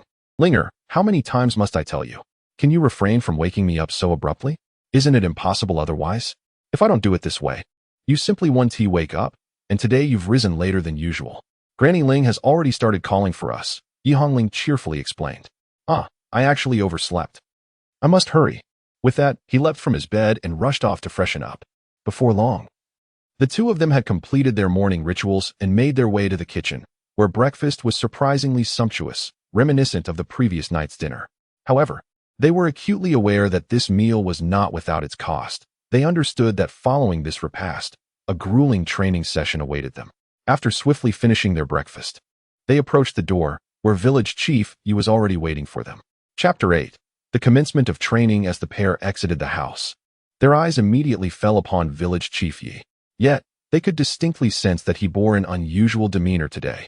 Both his gaze and countenance appeared notably more frigid and stern than they recalled. Today, you both rose slightly later than usual, so I want to reprimand you this time. However, I expect you to awaken earlier tomorrow. After all, once the food is consumed, it requires time for digestion before engaging in any physical activity. In the future, both I and Granny Ling will prepare the meals before sunrise. If you fail to arrive within half an hour of the meal, I will commence training without you. Do you understand? The chief's tone lacked the gentleness of the past, replaced instead by a commanding presence that conveyed both authority and pressure. It felt as if the figure before them was not merely an elder, but a seasoned warrior of unparalleled strength. Perhaps this was the demeanor a soul master should adopt when instructing their juniors. The weight of his words instilled a sense of tension in the two, prompting them to respond in unison. Understood. Excellent, that is a satisfactory response. Although we cannot engage in physical training just yet, you may begin practicing meditation. Meditation is fundamental to a soul master's cultivation. It enhances both mental and soul power through focused introspection. This practice is common among both the most powerful and the least renowned. You must meditate continuously for at least 40 minutes. Find a suitable location for your practice. Choosing an appropriate environment is a skill every soul master should possess. You have 10 minutes to locate such a place, and once you begin meditating, you are not permitted to rise until the 40 minutes have elapsed. Faced with his markedly different tone, the two felt compelled to search for an appropriate spot for meditation. Brother Feng, Grandpa is so fierce today. He has never been this strict with us before, Yi Hongling remarked, her voice tinged with evident dissatisfaction. She preferred the gentler elder Yi. Perhaps this is his way of caring for us. The village chief wishes for us to become formidable soul masters, hence his sternness. Let us quickly find a place to cultivate, he replied. Tang Chenfeng, having come to terms with his lineage, found himself for the first time yearning for strength. Yi Hongling puffed out her cheeks in mild dissatisfaction and inquired, Very well, where shall we choose to cultivate our skills? Tang Chenfeng glanced around, seeking a location imbued with abundant spiritual energy. He recalled an ancient tree nearby that would suffice. The two made their way to the base of the tree. The exact origin of this tree remains a mystery to most, yet it has stood for at least a century, boasting a circumference of over 1 meter and a height of approximately 15 meters. Strangely, the vitality surrounding this tree is far denser than in other areas, a fact discerned by Tang Chenfeng through his mental acuity, which underscores the advantages of possessing heightened spiritual strength. Upon reaching the tree, they sat cross-legged, preparing to meditate. Tang Chenfeng quickly entered a meditative state, while Yi Hongling faced more difficulty. Meditation requires a mind free of distractions, yet Yi Hongling struggled to release her pent-up frustration, making it challenging to reach a state of tranquility. Observing Tang Chenfeng's rapid success only heightened her anxiety, further obstructing her focus. Unbeknownst to her, Tang Chenfeng had acquired several valuable meditation techniques in a dream the previous night. As Yi Hongling grew increasingly anxious, she suddenly noticed a significant surge of vitality around her, accompanied by an influx of spiritual energy converging towards her, or more accurately, towards Tang Chenfeng. Though the energy was directed at him, its cleansing effect enveloped Yi Hongling, instilling a profound sense of comfort and ease, and soon she too entered a meditative state. An hour passed, and village chief Yi remained at the original spot, his expression growing more somber. Based on his experience, beginners should not meditate for longer than 50 minutes. Their prolonged absence suggested they might be off frolicking. After some contemplation, he resolved to seek them out, intent on ensuring they faced the consequences of their negligence. With that, he turned towards the area where the two had vanished. As he walked along the path, village chief Yi contemplated how to reprimand the pair, but his thoughts began to drift to his own past. He recalled his youthful days spent venturing out from Tianhun town with Shaoling, striving for cultivation, only for his dreams to slip away and inadvertently dragging Ling Wei into his misfortunes. Now, Entrusting his aspirations to the younger generation, he found them to be quite the troublemakers. At his age, he had already been diligently practicing. Suddenly, he sensed a large accumulation of spiritual energy nearby. What could be happening? As he approached the source of the energy, he was taken aback upon arriving at the tree where the two were meditating. The surrounding spiritual energy swirled around them like a funnel, creating a vibrant area of approximately 5 meters in diameter centered on their seated forms. No wonder they had not returned. They must have entered a deep meditative state. While astonished, village chief Yi felt an overwhelming urge to join them in meditation, yet he restrained himself. After all, no matter how favorable the environment, it could not enhance his own spiritual strength, and interrupting their meditation would be counterproductive. The village chief Yi gazed at the two individuals engrossed in meditation, then turned his attention to the grand tree under which they had chosen to meditate. It seemed that fate had intertwined the 3 generations of our family. When I initially planted this tree, I relished bringing her here for cultivation. Thus, the village chief stood beside them, reminiscing about the past while vigilantly watching over the two. As the sun gradually descended and the moon rose and fell, 2 days passed, and at last, Yi Hongling began to show signs of awakening. A silhouette of a tree gradually materialized behind her, representing her life, tree martial soul, radiating a verdant glow and absorbing the life energy within the spiritual realm to its fullest extent. Taking a slow breath, Yi Hongling opened her eyes. "Ah, finally awake?" she exclaimed, only to discover the village chief seated beside her. "Oh, it's you, Grandpa Yi. You startled me. Why is it dark again? Is Feng Gu still not awake?" Confusion clouded Yi Hongling's mind as she spoke. "You have no idea how long you've been sitting here. Let us not disturb Chen Feng's meditation. Allow him to continue striving here and see how far he can go." In response to the village chief's words, Yi Hongling could only reply with a symbolic "oh." Little did they know that at that moment, Tang Chenfeng was not only meditating, but also cultivating within his spiritual realm. Under the guidance of Bai Xing, Tang Chenfeng was learning how to enhance and wield his spiritual consciousness. As he opened his eyes, they sparkled with an extraordinary light, the essence of his spiritual awareness. "Sister Bai Xing, have I succeeded?" he inquired. "Indeed, quite impressive. You are learning swiftly. Bear in mind that before you truly become powerful, your spiritual consciousness will be your mightiest weapon. However, do not wield it recklessly against ordinary individuals, for they could scarcely withstand a single strike. If you must use it, ensure to reduce its power, understood?" Bai Xing admonished earnestly. "Yes, I understand, Sister Bai Xing. However, I still struggle with concealing and disguising my spiritual consciousness."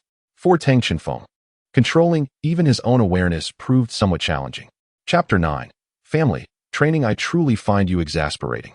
Very well, I shall demonstrate using your spiritual consciousness. Bai Xing raised her hand, manipulating Tang Chenfeng's awareness to spring into action. Meanwhile, outside, the village chief and Linger awaited Tang Chenfeng's emergence from meditation, with even Grandma Ling by their side. "Grandpa, Grandma, how much longer will Feng Gu take to awaken? We have been waiting all afternoon."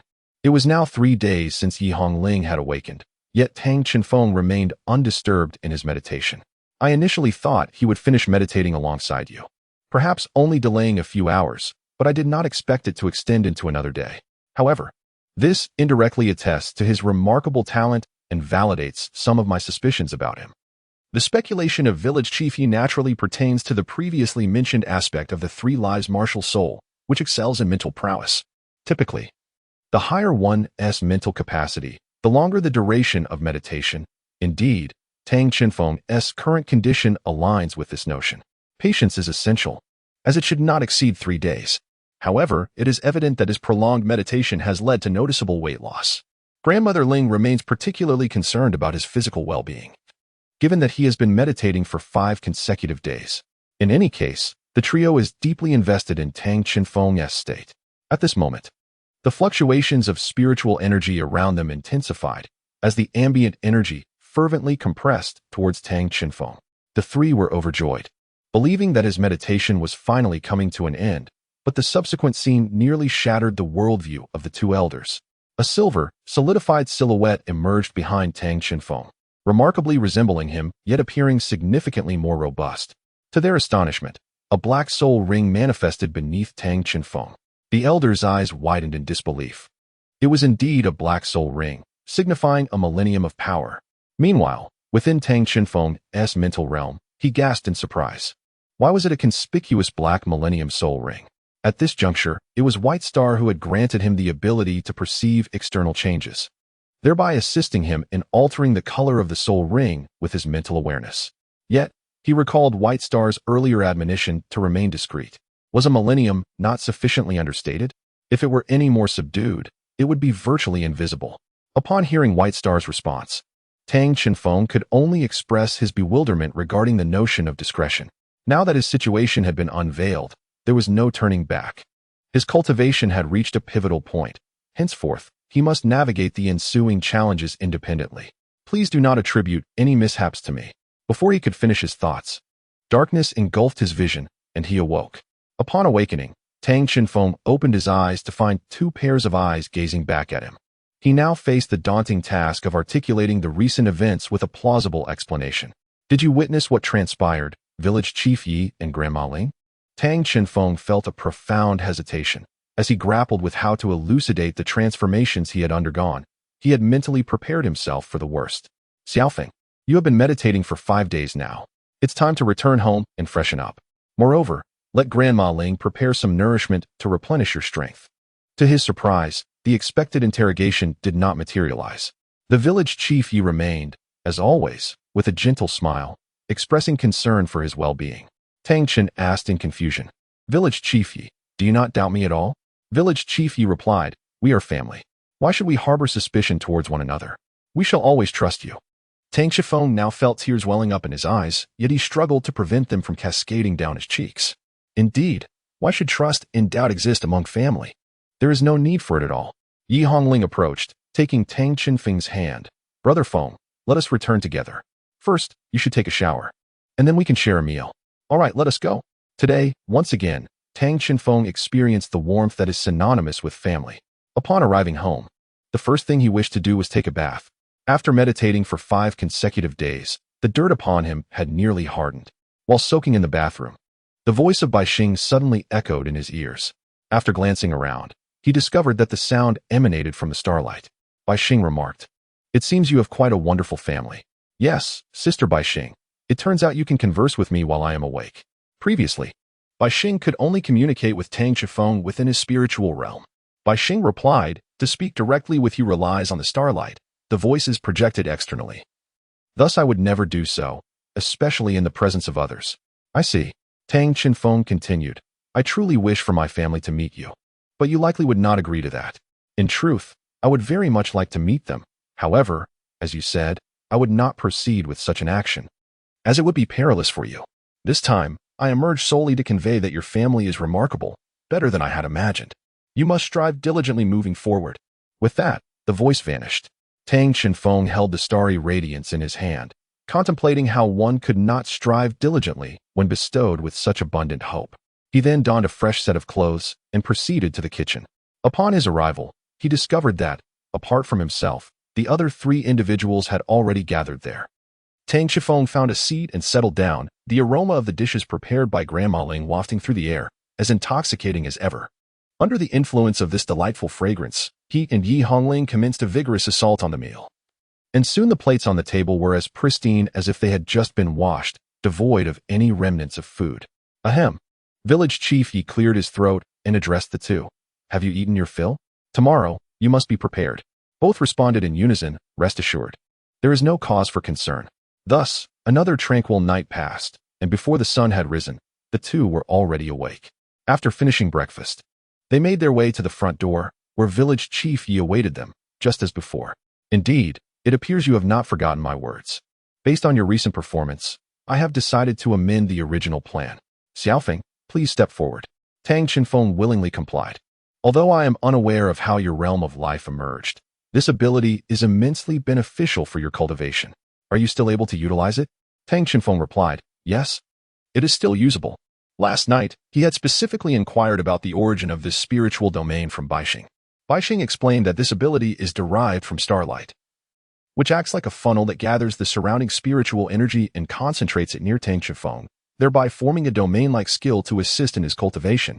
Upon hearing Tang Chenfeng's explanation, Village Chief Yi responded, that's good. My plan is for you to engage in more physical training in the mornings and in the afternoons. Utilize this ability for meditation and cultivation. Do you understand? Both responded in unison, understood. Village chief, he continued. All right. You are to run a lap around the village and return, with no restrictions on the use of your martial spirits or soul power. Come back as swiftly as you can. Tang Chenfeng and Yi Hongling dashed out without uttering a word. The land area of Tianhun town is quite modest, only slightly larger than that of an ordinary village. They completed a circuit of approximately 10 kilometers in about 20 minutes, aided by their physique and martial souls. Tang Chenfeng broke a light sweat, while Yi Hongling was only slightly breathless. Overall, neither felt particularly fatigued. Just as they began to think this level of difficulty was manageable, Village Chief Yi approached and inquired about their experience. They promptly reassured him that they faced no issues at all. Suddenly, the village chief jabbed their shoulders sharply, causing them to exclaim in pain. However, they soon forgot their discomfort upon realizing that their soul power had been sealed. The village chief remarked that their previous performance had been satisfactory, thus they should undertake another lap, albeit with their soul power restrained. Tang Chenfeng expressed his confusion, questioning why village chief you would want to restrict soul power. After all, aren't soul masters merely individuals who wield soul power? In response, village chief Yi explained that before a soul master truly attains great strength, their soul power is limited. If it is exhausted and the enemy is still capable of attacking, then physical resilience becomes paramount. Even if one cannot win, at least they can flee. Yi Hongling inquired, Grandfather, as an auxiliary soul master, I typically do not confront enemies directly. Must I undergo such training as well? Village chief Yi replied sternly, Of course. In fact, auxiliary soul masters are often more susceptible to being targeted. Moreover, such training can enhance the effects of cultivation. It is absolutely essential. Perhaps reminiscing about his own past, Village chief Yi grew increasingly animated in his discourse. The two youngsters understood that they could not escape the ensuing exertion, prompting them to set off once more. Chapter 10. An increase in preparations, however. Due to the recent restriction of their soul power, the duo's pace was noticeably slower than before, taking approximately 30 minutes to complete their run. They felt particularly fatigued, especially Yi Hongling, who, lacking the boost of her soul power, collapsed after just one lap. Now sitting on the ground, panting heavily with a flushed face. I can't continue. I'm truly exhausted. If I run any longer, I might collapse. Is that so? I actually feel quite capable, Tang Chenfeng replied, dismissing Yi Hongling's complaints. After all, his physical martial soul granted him inherent enhancements. However, his amusement was short-lived when village chief Yi remarked, Oh, is that so? Very well, little foam. You shall continue running until you can no longer stand. I will be right beside you. Do not slack off. What? From that day forth, Tang Chenfeng learned the valuable lesson of never boasting carelessly. Under village chief Yi's watchful eye, he ran a total of 6 laps before finally stopping, emerging from the ordeal in a state akin to Yi Hongling's earlier plight, on the verge of hyperventilation. Thankfully, their morning training had concluded. Based on their current performance, village chief Yi devised a new training regimen, which dictated that regardless of how much exercise Yi Hongling undertook, Tang Chenfeng was to complete 5 times her amount. Upon hearing this, Tang Chenfeng turned pale. At least they could now look forward to a delightful lunch. However, having just completed 5 kilometers and 25 kilometers, they felt somewhat uneasy in their stomachs and consumed less than usual. Village chief Yi reassured them that one would grow accustomed to it. The afternoon brought a much lighter task, meditation and cultivation. Initially, Tang Chenfeng had queried village chief Yi about the possibility of entering into deep meditation again. With a look of exasperation, village chief Yi replied that if everyone could effortlessly attain deep meditation, there would likely be no geniuses left in the world. The two attempted it and confirmed that, while they could indeed engage in prolonged meditation, achieving the depth they had previously experienced would prove somewhat challenging. In the realm of spiritual beings, the duo's progress in cultivation was remarkably swift. Tang Chenfeng had already reached the 12th level, while Yi Hongling, though still without a soul ring and her soul power stagnant at the 10th level, sensed her internal soul power becoming increasingly abundant. Their daily routine consisted primarily of physical training in the morning and meditation in the afternoon. The morning training quickly introduced a variety of new activities beyond mere running. As their physical prowess improved, Yi Hongling was able to accomplish more and more. However, for Tang Chenfeng, who had to endure 5 times the amount of exercise, it was a grueling ordeal. While she managed to persevere, He often collapsed from exhaustion, yet his cultivation was indeed advancing. This way of life continued for approximately a month. On this particular morning, they were once again running laps. Prior to this, Yi Hongling had completed 50 push-ups, 50 pull-ups, 50 sit-ups, and 50 squats. Naturally, Tang Qinfeng performed 5 times that quantity. Presently, she could run about 10 laps without drawing on her soul power, necessitating that he run 50 laps. However, they might need to conclude early today, for on their running path, they encountered a familiar face, the Federal Professional Awakening Master, Haofan, who had assisted them in awakening their martial souls. Upon seeing him, their immediate reaction was to greet him and inquire, "Master, what brings you here today?" Haofan, smiling at them, replied that he had come specifically regarding their matters. "Yi Hongling and Tang Qinfeng, I am here to speak with your grandfather. Is he at home?" "Yes, he is at home. We will take you to him," they responded, leading Haofan back to their residence. Upon arriving at the doorstep, Village Chief Yi recognized them at first glance. "Oh, isn't this the master? What brings you to our home today?" Haofan looked toward Tang Qinfeng and Yi Hongling and responded, "It has been a while, Village Chief. I have come today to discuss the affairs concerning these 2 children." He continued, "I have already reported on their situation to the higher-ups, and based on their current performance, it has been decided that they may both attend the Soul Master Academy together." "Really? That is truly wonderful. I was worried that only one of them could go." Village Chief Yi exclaimed with delight, genuinely hoping that they could both explore the world outside together. However, Haofan added, "Nevertheless, it is unlikely that they can share a single special admission quota. It will have to be split into 2 work-study positions." "Work-study positions?" This time, it was the duo's turn to inquire. Haofan explained, "Typically, the daily meals and living arrangements for regular students are covered by the academy once tuition is paid. However, work-study students must work within the academy to earn their living expenses. The benefit is that they do not have to pay tuition, yet the academy will still provide education." After hearing Haofan's explanation, Tang Qinfeng and Yi Hongling felt that even as work-study students, being able to study at the academy, even with the requirement to work, did not seem too unfavorable. However, Village Chief Yi was somewhat troubled, not by their going, but rather by the issue of finances. It is generally understood that as long as one is a formal student, there is no need to ponder this issue. However, the expenses incurred by work-study students for meals are considerable, given that these 2 individuals could consume a quantity of food sufficient for half a year within a single month. Even if they were to undertake all the responsibilities of the academy, it would likely not suffice. Sigh, this is quite a predicament. While contemplating this, it is imperative to secure the spots for the work-study students. Thus, the trio unanimously agreed to accept Haofan's suggestion. After receiving a definitive response, Haofan took his leave. Once Haofan departed, Tang Qinfeng and Yi Hongling resumed their earlier training. Meanwhile, Village Chief Yi pondered to himself that he must economize wherever possible. He thought it would be necessary for at least one of them to acquire some new skills. As the day drew to a close and night fell, the 2 children had already succumbed to slumber, while 2 others were engaged in deliberations about future matters. "Are you certain? This could be quite perilous. Rest assured, you will accompany them. If danger arises, I will exert my utmost efforts without reservation." "Very well, at least I have complete faith in your strength. Also, have you found a suitable place concerning Qinfeng? I will need to trouble an old friend for this. Xiao Feng's innate strength makes him an expert in this domain. He will not refuse." Another night passed. As dawn broke, the familiar duo, the well-known courtyard, and the recognized village chief Yi were present, yet today felt somewhat different. Village Chief Yi hesitated momentarily before stating, "Today's training is to be paused. Linger, step forward. I shall take you to the Sunset Forest to obtain your spirit ring. Xiaofeng, you shall remain at home for now." This declaration astounded both individuals, who understood its implications. Yi Hongling, taken aback, inquired, "Grandfather, why the sudden decision to venture into the Sunset Forest for a spirit ring? Could we not simply purchase a spirit beast instead?" "Regrettably, as work-study students, you must bear significant expenses regarding sustenance and clothing. Your grandparents have been unable to utilize our savings, which would barely suffice for a 10-year spirit beast. If we were to pursue this course, it would squander your potential.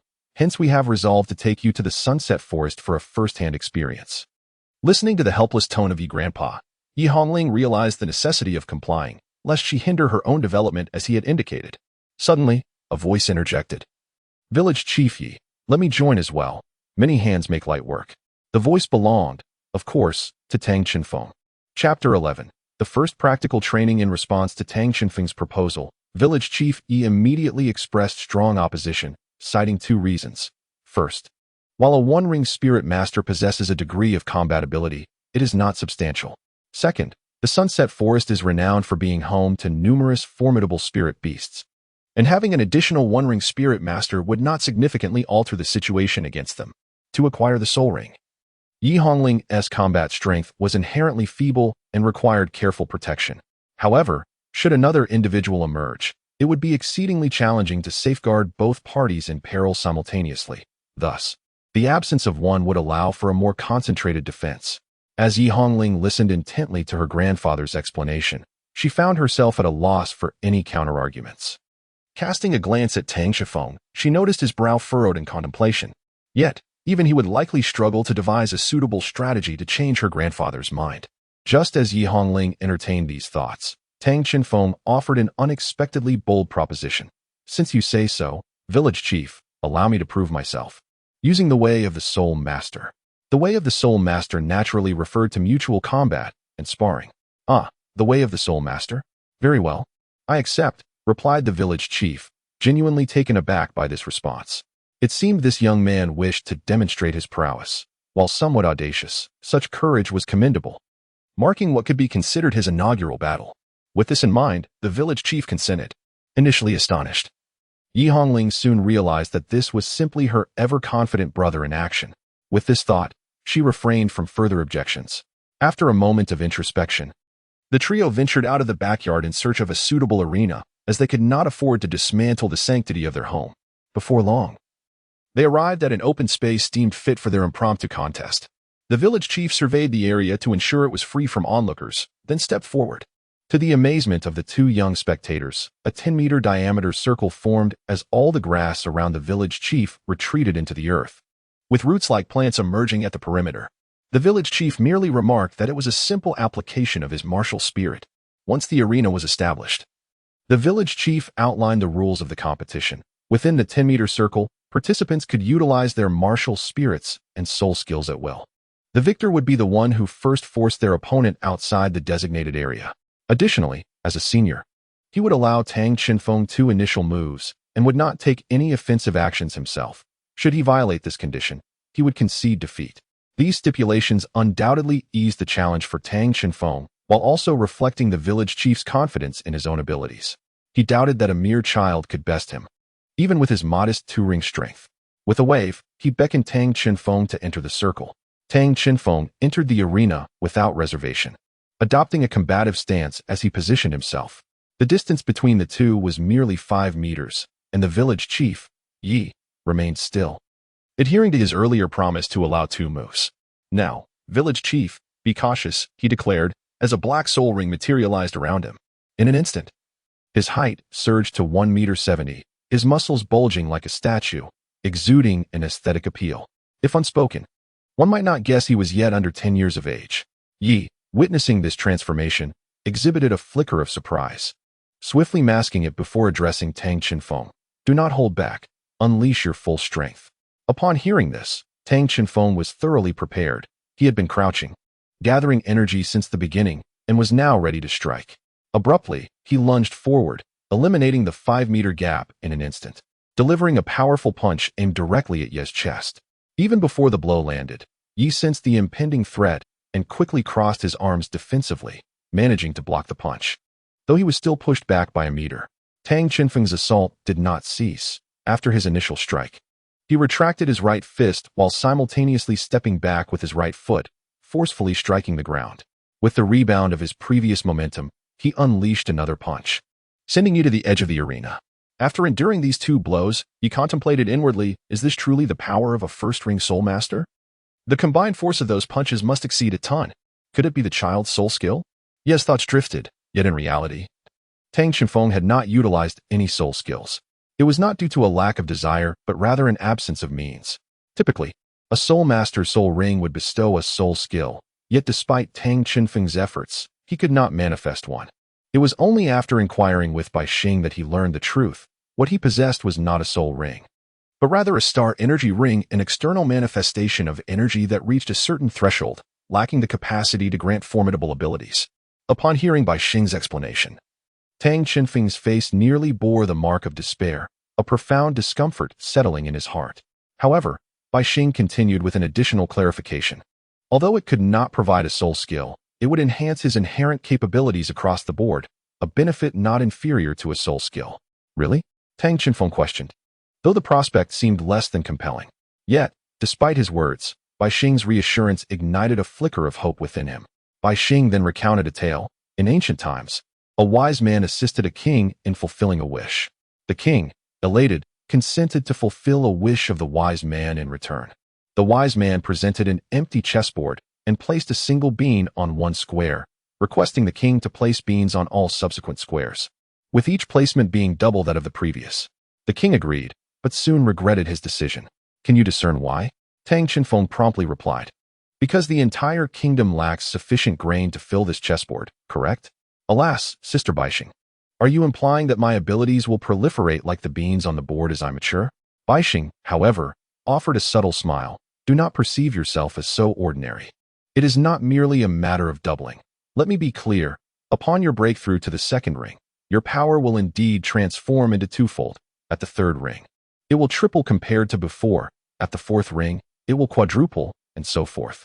Among your peers, you shall undoubtedly be an invincible presence. Returning to the present. After absorbing 2 of Tang Qinfeng's strikes, village chief Yi was finally poised to retaliate. The second soul ring illuminated, and 3 colossal tree roots erupted from the ground, hurtling towards Tang Qinfeng. This was none other than village chief Yi's second soul technique, the wood spirit piercing formation. Tang Qinfeng, however, propelled himself backward with a powerful leap, creating distance. He recognized the advantage of his mobility while the village chief was constrained, and establishing this gap would be advantageous for him. Tang Qinfeng leaped twice, creating a distance of 6 meters. However, just as he steadied himself, an image suddenly flashed in his mind. Numerous vines appeared beneath his feet, attempting to ensnare him. Without a moment's thought, he instinctively jumped to the right. In the next instant, countless vines surged from the ground. Executing a binding motion, this was the first spirit skill of village chief Yi, the wood vine entanglement. Qinfeng pondered that had he not jumped away, he would have been firmly controlled. Although he did not comprehend the nature of the attack, he recognized it as advantageous for himself. On the opposite side, village chief Yi was astonished that his first spirit skill had been seen through. How had he discerned it? Was it through mental acuity? The battle continued, with village chief Yi relentlessly deploying his first and second spirit skills, wood vine entanglement and the thrust formation. As he gestured, they continuously advanced toward Qinfeng. Yet, Qinfeng seemed to possess foreknowledge of the impending actions, deftly dodging left and right, perfectly evading all assaults as he approached the village chief. Yi observed closely and noted that whenever he decided from where to attack, Qinfeng always preempted him. The first to react was Qinfeng's eyes, which darted frantically during combat, fixating on the points from which he launched his attacks and executing evasive maneuvers to avoid them flawlessly. Indeed, Qinfeng, possessing a tri-spirit martial soul, likely relied on his ocular prowess for observation. In truth, while Qinfeng did depend on his vision, the crux of his skill lay in his mental domain ability. Within this realm, he could vividly foresee the imminent occurrences, and his capacity to perceive was gradually expanding, an extraordinary power that allowed him to predict the future. However, Qinfeng was not yet adept at wielding this ability. He had not even realized it was his domain skill. Nonetheless, even in its rudimentary form, it sufficed for the moment. Meanwhile, village chief Yi devised a strategy. If Qinfeng could evade, then he would create a scenario in which evasion was impossible. He summoned 2-century-old spirit rings, which radiated with light, seemingly preparing for a decisive strike. Qinfeng, however, noticed that the images in his mind were elongating, evolving into fragments. In these fragments, countless vines and thrusts surged toward him, seemingly inescapable. Yet, a brilliant idea struck Qinfeng, and without hesitation, he leaped into the air. The vines and thrusts followed closely behind. But due to his prescient jump, they missed their target. Qinfeng landed on the solid thrusts, propelling himself off them like a springboard, aiming directly at the village chief. He soared toward Yi like a cannonball. Yi hastily positioned the thrust formation before him, attempting to defend against the oncoming assault. With a resounding crash, Qinfeng's fist shattered the thrust formation, though the force of the attack had been entirely absorbed by the previous defense. Village chief Yi sighed in relief, thinking to himself that he was not yet defeated by a mere child. However, just as he prepared to counterattack, he suddenly felt a jolt in his mind and stumbled backward, stepping outside the designated area. This signified that Chen Feng had emerged victorious. Chapter 12. Journey to the Great Forest. Wow, Brother Feng, you are incredible. You truly won. Yi Hongling was now excitedly leaping onto Tang Chenfeng. Well, it's a bit forced, Tang Chenfeng replied weakly. He had exerted considerable energy during the earlier battle. Had he not released a subdued mental shock that struck the village chief, the outcome might have been uncertain. At this moment, the village chief finally recovered.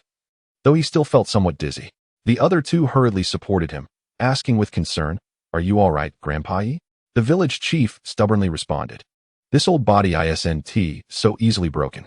He then turned to Tang Chenfeng, remarking, "You certainly surprised me. Your mental attribute attack was well concealed." After a brief pause, he suggested, "Let us rest for a moment before we set off." Indeed, the village chief continued after catching his breath, "If we have an additional person, we must prepare more supplies. You two, follow me. I will take you to a place." With that, he walked towards the house, and the other two followed closely behind. Upon reaching the west side of the house, the village chief found the interior cluttered with various items, appearing quite chaotic. Just as the two were puzzled about the purpose of this location, the village chief swept the debris aside, revealing a trapdoor beneath. He then opened the trapdoor, exposing a basement below, and invited the two, "Come down. Let me show you some collectibles from my youth with your grandmother." He stepped down, and they quickly followed him into the basement, which was about a meter above ground, covering an area of approximately 8 square meters. 4 boxes were placed on the floor. The village chief opened one of the boxes and retrieved 2 exquisite bracelets. The bracelets were silver, adorned with intricate soul array patterns, exuding a striking elegance. Turning to the two, the village chief said, "These were used when I proposed to your grandmother. They are soul-guided storage devices with roughly 1 cubic meter of storage space. I am entrusting them to you now." The two were taken aback, hastily declining as such items were not something one could simply take. The village chief insisted, "I said it's from the past. Since arriving here, we have not used them again. Rather than let them gather dust, it is better for you to put them to use." They exchanged glances before taking the soul-guided bracelets. Just by looking at them, Tang Chenfeng could sense their extraordinary value. Although he could not identify the material, it seemed to be a type of silver, and the matrix served both as decoration and as its essence. Yi Hongling gazed at the bracelets with sparkling eyes, captivated by their beauty. "Wait a moment, Grandpa. Shouldn't a proposal involve a ring? Why did you give her bracelets?" In response to Yi Hongling's question, the village chief, surprisingly intrigued, replied, "Well, your grandmother preferred bracelets over rings. In her youth, she was quite beautiful and had many suitors, but in the end, there were only 2 of us. We both proposed to her. One offered a ring. I presented a bracelet, and ultimately, she chose me. I won, and he graciously withdrew from the competition, conceding his place to me." The expression on the village chief's face suggested it was a cherished and unforgettable memory. Upon hearing this, Tang Chenfeng remarked, "Shouldn't we refrain from taking it, considering its significance? Such things require a legacy to endure. Naturally, you must pass it on as you age. It serves as a form of solace for us. Well, it's time to prepare our belongings. We can simply store everything in the bracelet when the time comes. By the way, who is the other person you mentioned, grandfather?" "Fear not. You shall encounter them frequently in the future," he chuckled. After a period of preparation and familiarizing themselves with the bracelet's usage, they packed ample provisions, water, and some emergency supplies before resting for a midday respite. Following a brief farewell to Grandma Ling, the trio finally set forth. The location of Tianhun town was rather remote. Traveling westward for several dozen kilometers would lead them to the outskirts of the sunset Great Forest. Upon reaching the boundary of the forest, Tang Chenfeng and Yi Hongling discovered that it was somewhat different from their expectations. In their minds, a forest should be a desolate, serene place. Yet beneath the wall lay a bustling scene. Besides the incessantly arriving soul-guided vehicles and pedestrians like themselves, a considerable number of people had already gathered. Scanning the surroundings, they observed various temporary stalls and makeshift paths, where vendors shouted to promote an array of weapons and protective gear. The cacophony predominantly revolved around forming hunting parties to slay soul beasts or boasting about the efficacy of their own hunting and protective equipment. In this technologically advanced world, soul masters could acquire soul rings by purchasing soul spirits from the spirit transmission tower. However, the cost of these soul spirits was exorbitant, rendering them inaccessible to lower-income groups, who thus opted to venture into the soul beast forest in hopes of finding a suitable soul ring, a pursuit fraught with both opportunity and peril. Simultaneously, others sought to capitalize on the market by trading hunting and protective tools. However, the grandfather and his grandchildren had no intention of exploring these stalls, as they lacked funds, and the prices appeared to be at least double those outside. "Grandfather, should we also form a team to hunt soul beasts?" Tang Chenfeng inquired. Casting a disdainful glance at the bustling soul masters forming teams, village chief Yi replied, "No need. Even if we were to form a team, should we encounter a formidable foe, this makeshift group would disintegrate in an instant." The two were puzzled and asked, "Why is that?" "The people here seem quite capable." Village chief Yi responded, "This has nothing to do with strength. A genuine team must foster trust, understanding, and support among its members, qualities that such temporary groups lack. If you ever have the opportunity to form your own team, you will comprehend this." At that moment, the two still struggled to grasp his words. But village chief Yi offered no further explanation and led them toward the grand gate beneath the wall. As they approached, their astonishment grew. The wall's average height exceeded 15 meters, topped with electrified barbed wire. Below, a contingent of fully armed soldiers patrolled, each wielding a soul-guided rifle, accompanied by armored vehicles and soul-guided mechas, exuding an imposing presence. Tang Chenfeng's gaze remained fixated on the mech, a sight that undoubtedly provided a visual feast for a child. "Xiao Feng, it appears you have a profound fondness for mechs," remarked village chief Yi, discerning the boy's thoughts merely by observing his performance. "This is my first encounter with a true mech. Chief, I have heard that nearly all soul masters can pilot mechs in battle. I wish to try it as well." Observing Tang Chenfeng's excitement, village chief Yi gently patted his shoulder and reassured him, "Do not worry. There will be opportunities in the future. For now, let us address Linger's soul ring issue." With that, he proceeded towards the soldier at the gate. At that moment, Yi Hongling approached Tang Chenfeng and inquired, "Brother Feng, what is it about mechs that captivates you so?" Tang Chenfeng replied, "It is said that formidable spirit masters possess mechas that fight alongside them. If we ever encounter danger, I could protect everyone together with my mecha." "Wow, Brother Feng, your idea is remarkable. How about this?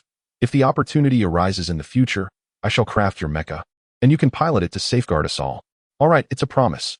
While the two children were lost in their dreams of the future, at the entrance of the village chief Yi remained unperturbed as soldiers noticed an elderly man with graying hair approaching. One soldier stepped forward to inquire, "Sir, this is the soul beast forest, which is exceedingly perilous. Please do not approach the gate carelessly." Village chief Yi, with a calm demeanor, responded, "I am well aware of that. There is a reason this old bone dares to venture into the soul beast forest." He handed the soldier an aged soul guide communication device, stating, "Here are my credentials. You should know how to read them." The soldier accepted the device and began to examine it. Name, Yi Jiolong. Occupation, Spirit Master. Retired. Current level, 99. Upon seeing the level, the soldier was momentarily dumbfounded. The information on the soul guide communication device was official and could not be misleading. The soldier stammered, "Why, you are an extreme level master?" At this point, he struggled to find his words. Village chief Yi calmly interjected, "All right, no need for formalities. May I enter now?" "Yes, of course. I will report this immediately. Please hold on a moment." The soldier hurriedly dashed back. Watching the young soldier rush away, village chief Yi sighed. These young people have seen so little of the world. Chapter 13. Within the forest after a while, Yi Hongling and Tang Chenfeng joined him. Some time later, the soldier returned, accompanied by two others, a tall man and another soldier, who appeared to be the officer in charge. The officer approached village chief Yi, saluted with precision, and respectfully stated, "Mr. Yi Jiolong, I am here to inform you that your permit has been approved, and you may now enter. However, I must clarify some regulations. 1. No entry for non-spirit masters. 2. All consequences after entering the forest are your own responsibility. 3. Most importantly, hunting spirit beasts over 10,000 years is strictly prohibited." Village chief Yu directly articulated the final rule. The officer nodded in acknowledgement and gestured for the three to proceed, without inquiring about the presence of the two children. The children felt somewhat odd, as the usual entry process was typically more cumbersome, yet they had completed it in less than 20 minutes. They could also distinctly sense the soldiers' excessive respect towards village chief Yi. Yet, it is difficult to express any opinion, as their objective is to enter the Sunset Great Forest. With the doors opening and closing, the sounds from outside were effectively isolated, marking the trio's official entry into the realm of soul beasts. The forest was somewhat familiar to them. After all, Tianhun Town is situated right at the edge of its borders, where Tang Chenfeng was discovered. However, this particular area was nearly devoid of soul beasts, surrounded merely by a wall less than 10 meters high. Village Chief Yi walked ahead, vigilantly surveying the surroundings. From this moment on, we have entered the territory of the soul beasts. You must remain close to me, not a single step away. Understood, Grandpa. At this point, Village Chief Yi no longer appeared as relaxed as before. He straightened his posture, and his soul power began to fluctuate noticeably. The surrounding flora seemed to respond, resonating with his soul energy. Regarding Village Chief Yi's martial soul, both Tang Chenfeng and Yi Hongling were not entirely informed. They only knew it was likely related to plants. At present, Village Chief Yi was utilizing his martial soul to communicate with the surrounding vegetation, observing their surroundings. This was of little benefit to Tang Chenfeng, as his martial soul could not resonate with plants. However, for Yi Hongling, it was a different matter. Her life tree martial soul was among the finest in the plant category. What Village Chief Yi could accomplish, she could attempt as well, which would undoubtedly aid her cultivation. Yi Hongling, too, unleashed her martial soul, attempting to radiate vitality into the surroundings, mimicking Village Chief Yi in her endeavor to resonate with the plants. However, her attempt had unexpected consequences. The previously tranquil plants began to stir restlessly upon sensing her soul power, as if they were eager to reach her at any cost. This startled both Tang Chenfeng and Village Chief Yi, prompting Yi Hongling to quickly retract her martial soul. What just happened? The plants suddenly became agitated. She inquired. I am not certain, Grandpa. I merely released my martial soul, she replied. Village Chief, I assure you I witnessed it all. Linger truly only released her martial soul. The earlier commotion abruptly disrupted Village Chief Yi's connection with the surrounding environment. Just when the two expected a severe reprimand, Village Chief Yi expressed his astonishment, saying, I sensed an intense emotional fluctuation from the surrounding plants, predominantly joy and excitement. This indicates that they are quite fond of you. And it suggests you possess a unique affinity for nature. Could you perhaps articulate something we can comprehend? Yi Hongling interjected. Village Chief Yi recognized his eagerness and calmed himself, explaining slowly. This means you have a special ability to connect with nature and vitality. In the future, you can communicate with nature while cultivating, yielding greater results with less effort. Yi Hongling exclaimed joyfully. So that's how it is. That's wonderful. However, the Village Chief Yi did not mention to Yi Hongling that her talents had surpassed his expectations and imagination, as had Tang Chenfeng's. Deep within the sunset great forest stood a colossal blue-golden tree, towering at nearly 1,000 meters. It seemed to sense something as its trunk quivered slightly. Surrounded by a multitude of soul beasts, among which a blue-golden humanoid figure appeared to be engaged in conversation with it. Is this truly the case? The tree ancestor never anticipated that the next inheritor of the heart of life would be a human. The branches of the great tree swayed gently, seemingly in response.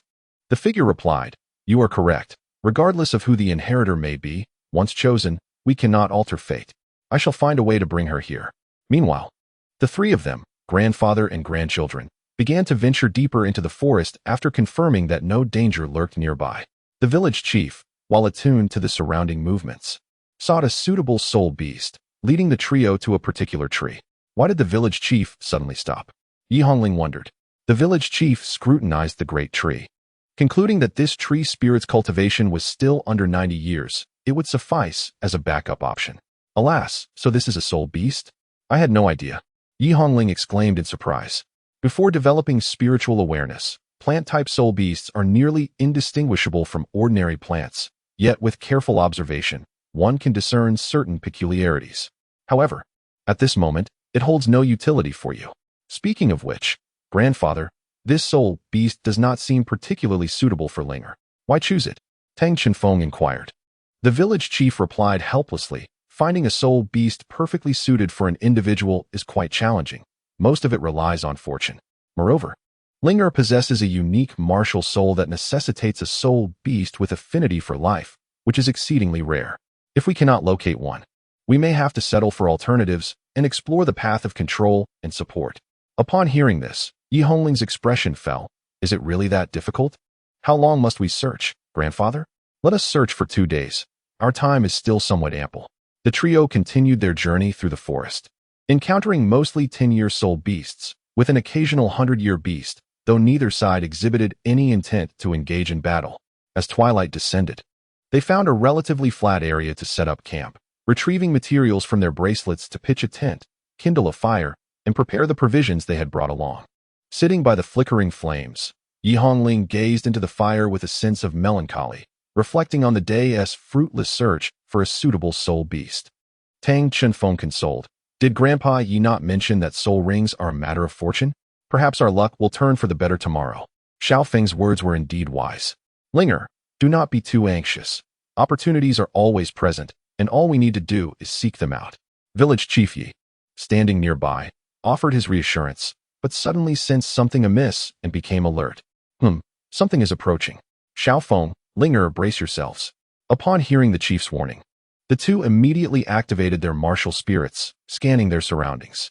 The night had fallen, and amidst the surrounding thickets, a dozen green glimmers gradually drew nearer. They appeared to be wood wolves. Yi village chief remarked quietly, yet without a hint of panic. You two stay here and do not move. At that moment, Tang Chenfeng's eyes sparkled with a blue light, as he utilized his mental strength to observe the situation. Even in the darkness, objects were vividly clear to him. There were 5 wolf-like soul beasts, each measuring around 1.5 meters in length. Their bodies were enveloped in a wooden exoskeleton, with leaves substituting for fur. The green light emanating from their eyes. They were a fusion of tree and wolf, hence their designation as wood wolves. Initially, the 4 wood wolves were foraging when they fortuitously encountered the trio resting. Now, they approached in a menacing encirclement, only 5 meters away from the 3. Village Chief Yu snorted coldly. It seems the visitors bear ill intentions. However, they are merely a pack of 10-year-old wood wolves. Raising his hands, the yellow 100-year soul ring upon him shimmered with brilliance. Then, as his fists clenched, numerous vines surged from the ground, ensnaring the wood wolves. By the time the 4 wood wolves sensed the danger, it was already too late. Even if they attempted to retaliate, the emerging vines quickly bound them tightly, rendering them immobile. The second soul ring on Yi village chief also illuminated, and the wood spirit spike formation erupted from the ground, transforming the 4 wood wolves into mere clusters of timber. Wait, there should be one more, he cautioned. Linger, watch out behind you. Chapter 14. The oncoming crisis. As the village chief, Yi, surveyed the scene, he noticed that the 5th wooden wolf had stealthily circled behind Yi Hongling and was preparing to launch an attack. The wooden wolf lunged directly at Yi Hongling, startling her. Lacking any combat prowess, she could only raise her hands defensively to shield herself from the impending assault. Just as the wooden wolf was about to strike, another figure intervened, positioning himself protectively in front of Yi Hongling. Tang Chenfeng. The wooden wolf pounced upon Tang Chenfeng, sinking its teeth into his left arm. Yet, Tang Chenfeng was no easy target. Having awakened his martial spirit, he possessed both strength and stature that surpassed that of the wooden wolf. With determination, he grasped the creature by its neck, disregarding the wolf's vicious gnawing at his arm, and forcefully pulled it down. Though 2 bloody gashes marred his left arm, he remained undeterred, lifting the wooden wolf and slamming it onto the ground. Following that, he delivered 2 powerful punches to the creature's head, causing cracks to appear in its exoskeleton, and blood to seep from its mouth and nose, a testament to the force of his strikes. With a pained howl, the wooden wolf collapsed, motionless. After dispatching the creature, a sharp pain surged through Tang Chenfeng's injured arm, blood trickling down. Fengge, are you alright? Upon witnessing Tang Chenfeng's defeat of the wolf, Yi Hongling hurried to cover his wounded arm, channeling her vitality into him. Miraculously, the bleeding wound began to heal at a visible rate. It's because of you, he replied with a smile, seemingly oblivious to the pain. Your presence allows me to fight recklessly. Look how quickly the wound is healing. Yi Hongling felt a slight flush on her cheeks, followed by a twinge of guilt. Though you say that, if I could also use my soul skills, perhaps you wouldn't have been injured. The village chief approached and reassured, do not be so hard on yourself, Linger. Injuries are an inevitable part of battle. Yet it is your presence that emboldens us to confront danger without fear. While your performance was commendable, both you and Xiao Feng still have room for growth. At that moment, 5 wooden wolves nearby began to shimmer with faint white light, which gradually coalesced into a circular formation, transforming into distinct white soul rings. Behold, this is the soul ring produced by the soul beast, the village chief remarked. Following his gaze, Both individuals turned to the ethereal rings floating delicately in the air, appearing fragile as if they might disperse with the slightest breeze. The soul rings can only be absorbed by the one who delivers the final blow to the soul beast. Therefore, if we encounter a suitable soul beast for you, Linger, the last strike must be yours. Otherwise, you will be unable to absorb it. Village Chief. What should we do with these soul rings? Tang Shifeng gazed at the soul rings, inquiring of the village chief. Village Chief Yi, with a hint of resignation, replied. Although it is somewhat regrettable, these soul beasts possess too low an age, and none were slain by Linger. Thus she is unable to absorb them. Moreover, at this juncture, neither you nor I require the soul rings. We must simply allow them to gradually dissipate. Indeed, that is quite unfortunate, Tang Qinfeng concurred, feeling a profound sense of loss. At that moment, Yi Hongling hesitated and asked, Grandfather, is it absolutely necessary to kill the soul beasts? I fear I may not be capable of it. Is there perhaps a more peaceful approach? The village chief pondered for a moment and replied, Well, it is not entirely impossible. If there exists a soul beast willing to sacrifice itself or to become your spirit, that could be achieved. Legends speak of formidable soul beasts capable of bestowing their powers upon humanity in the form of soul rings. However, he gently stroked Yi Hongling's head. Such beings are exceedingly rare, and given the increasingly dire relations between humans and soul beasts, the prospect of such sacrifices is rather bleak. What we can do is strive to avoid confrontation with the soul beasts, and if it becomes necessary, we can only endeavor to ease their passage to the next realm. Very well, Yi Hongling replied, her spirit somewhat dampened. During their conversation, no one noticed that Tang Qinfeng had seemingly vanished. He was now intently observing the soul rings that were destined to fade away. Tang Qinfeng stood before the lifeless body of the wooden wolf, gazing at the flickering soul ring that was on the verge of dissipating. With a sigh, he lamented its loss, wishing he could absorb it. As he pondered, he suddenly felt a warmth emanating from his pocket.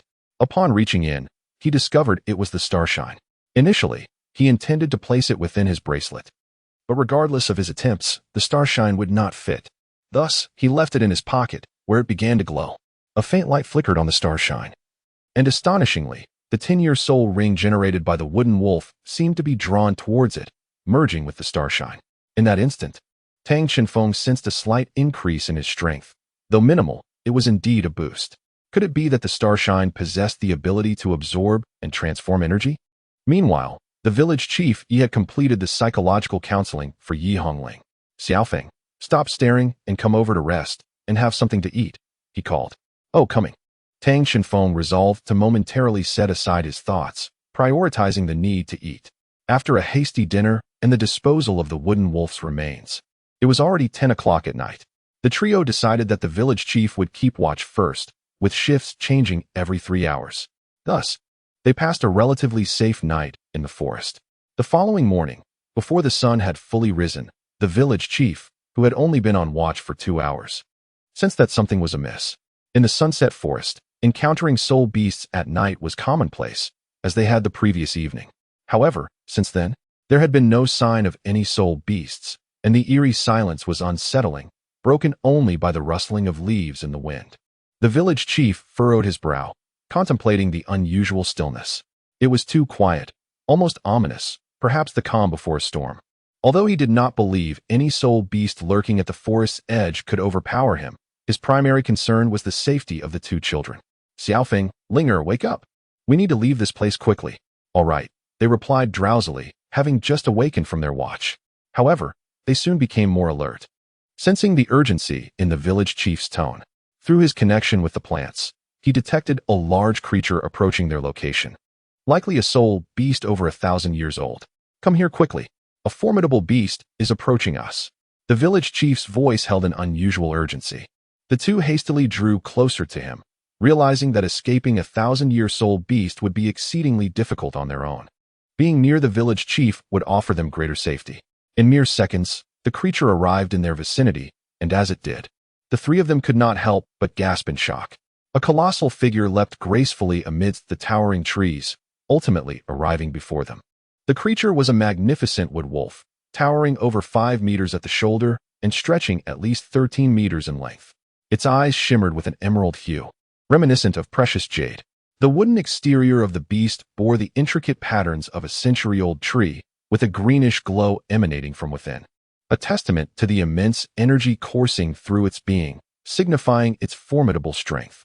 This was undoubtedly the largest soul beast the trio had encountered since entering the forest. Village Chief Yi immediately assumed a combat stance, his voice heavy with urgency. "I will hold it off. Xiaofeng, take Ling air and flee." The apprehension in his tone stemmed from a realization of his misjudgment. Earlier, he had surmised the creature to be a millennium-old soul beast based on the sensations transmitted through the flora on the ground. However, having observed its agile movements among the branches, he recognized his error. This was, in fact, a 10,000-year-old wood wolf, perhaps even nearing 100,000 years in age. Strangely, the ancient wood wolf did not charge directly at them. Instead, it circled around, keenly observing the trio. Tang Chenfeng noted a peculiar emotion flickering in its eyes, a sense of confusion. Chapter 15. A web of peril. At that moment, the three humans and the wolf exchanged glances, each hesitant to make a move. Village Chief Yu was equally perplexed. Logically, a soul beast of such ancient cultivation should reside near the heart of the forest. Why had it ventured to the outskirts?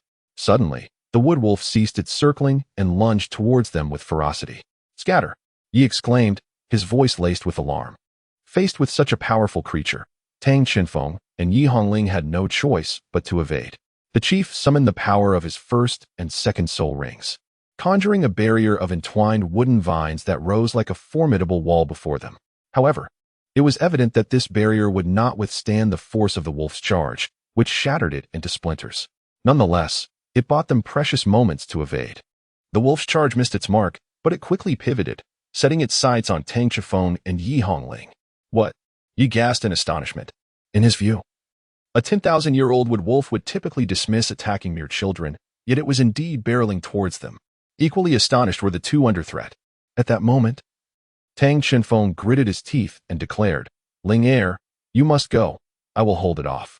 With that, his first soul ring manifested, and as he unleashed his martial spirit, his muscles swelled as if ready to burst through his clothing. He delivered a powerful punch, fully aware that he might not withstand even a single blow from the beast. However, he understood that the longer he could distract it, the greater the chance Village Chief Yi would have to ensure Ling Air's escape. At this moment, in Yi Hongling's eyes, her brother's imposing silhouette, standing protectively before her, left an indelible impression on her heart. Suddenly, with a resounding crash, Tang Chenfeng and his companion were thrown to the ground, not by the assault of the wooden wolf, but by a massive root that erupted from the depths of the earth. Yet, to call it merely a root would be misleading. It resembled a colossal serpent, or perhaps more aptly, a dragon entwined with trees. The enormous dragon's head seized the wooden wolf by its neck, lifting it high into the air. "Get up quickly. You too. Run far away," Yi Village Chief shouted, urging them to flee. However, at that moment, Tang Chenfeng's eyes lit up as he gazed in the direction of Yi Village Chief, as if he had suddenly realized something. "Grandfather, get away from there." "What?" Before Yi Village Chief could comprehend the urgency of the situation, the ground beneath him gave way, and a multitude of wooden vines emerged, dragging him into the abyss. Meanwhile, the colossal wooden wolf nearby was thrashing violently, cracks beginning to appear on the body of the wooden dragon that held it. "Grandfather," Yi Hongling cried, witnessing the attack with her heart shattered, tears streaming down her face. He was one of her few remaining relatives. In Tang Chenfeng's embrace, she struggled desperately to rescue Yi Village Chief, while he held her tightly and retreated. Moments earlier, Tang Chenfeng had utilized his domain skill to survey the scene. But as soon as he activated it, he witnessed the grim sight of Yi Village Chief being swallowed by the earth.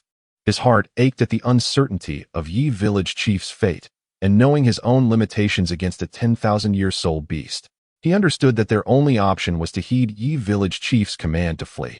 Although it filled him with reluctance, it was the only way to preserve their lives. "Brother, let me down. I want to save grandfather," Yi Hongling sobbed in his arms, desperate to return. "No, absolutely not," Tang Chenfeng shouted, struck into silence. Yi Hongling had never before encountered such a stern tone from him. "Linger, I understand your feelings and your intentions. I too wish to save the village chief, but I cannot risk taking you to your demise." As he ran, tears streamed down his face uncontrollably. Before long, they could hear the sound of the pursuer's footsteps behind them. The wooden wolf had freed itself. "Damn it!" Tang Chenfeng abruptly halted, releasing Yi Hongling as he spoke. "Linger, you must run." I will hold it here, though I cannot predict how long I can withstand. No, that's impossible. Brother, you can't hold it off. I'm with you.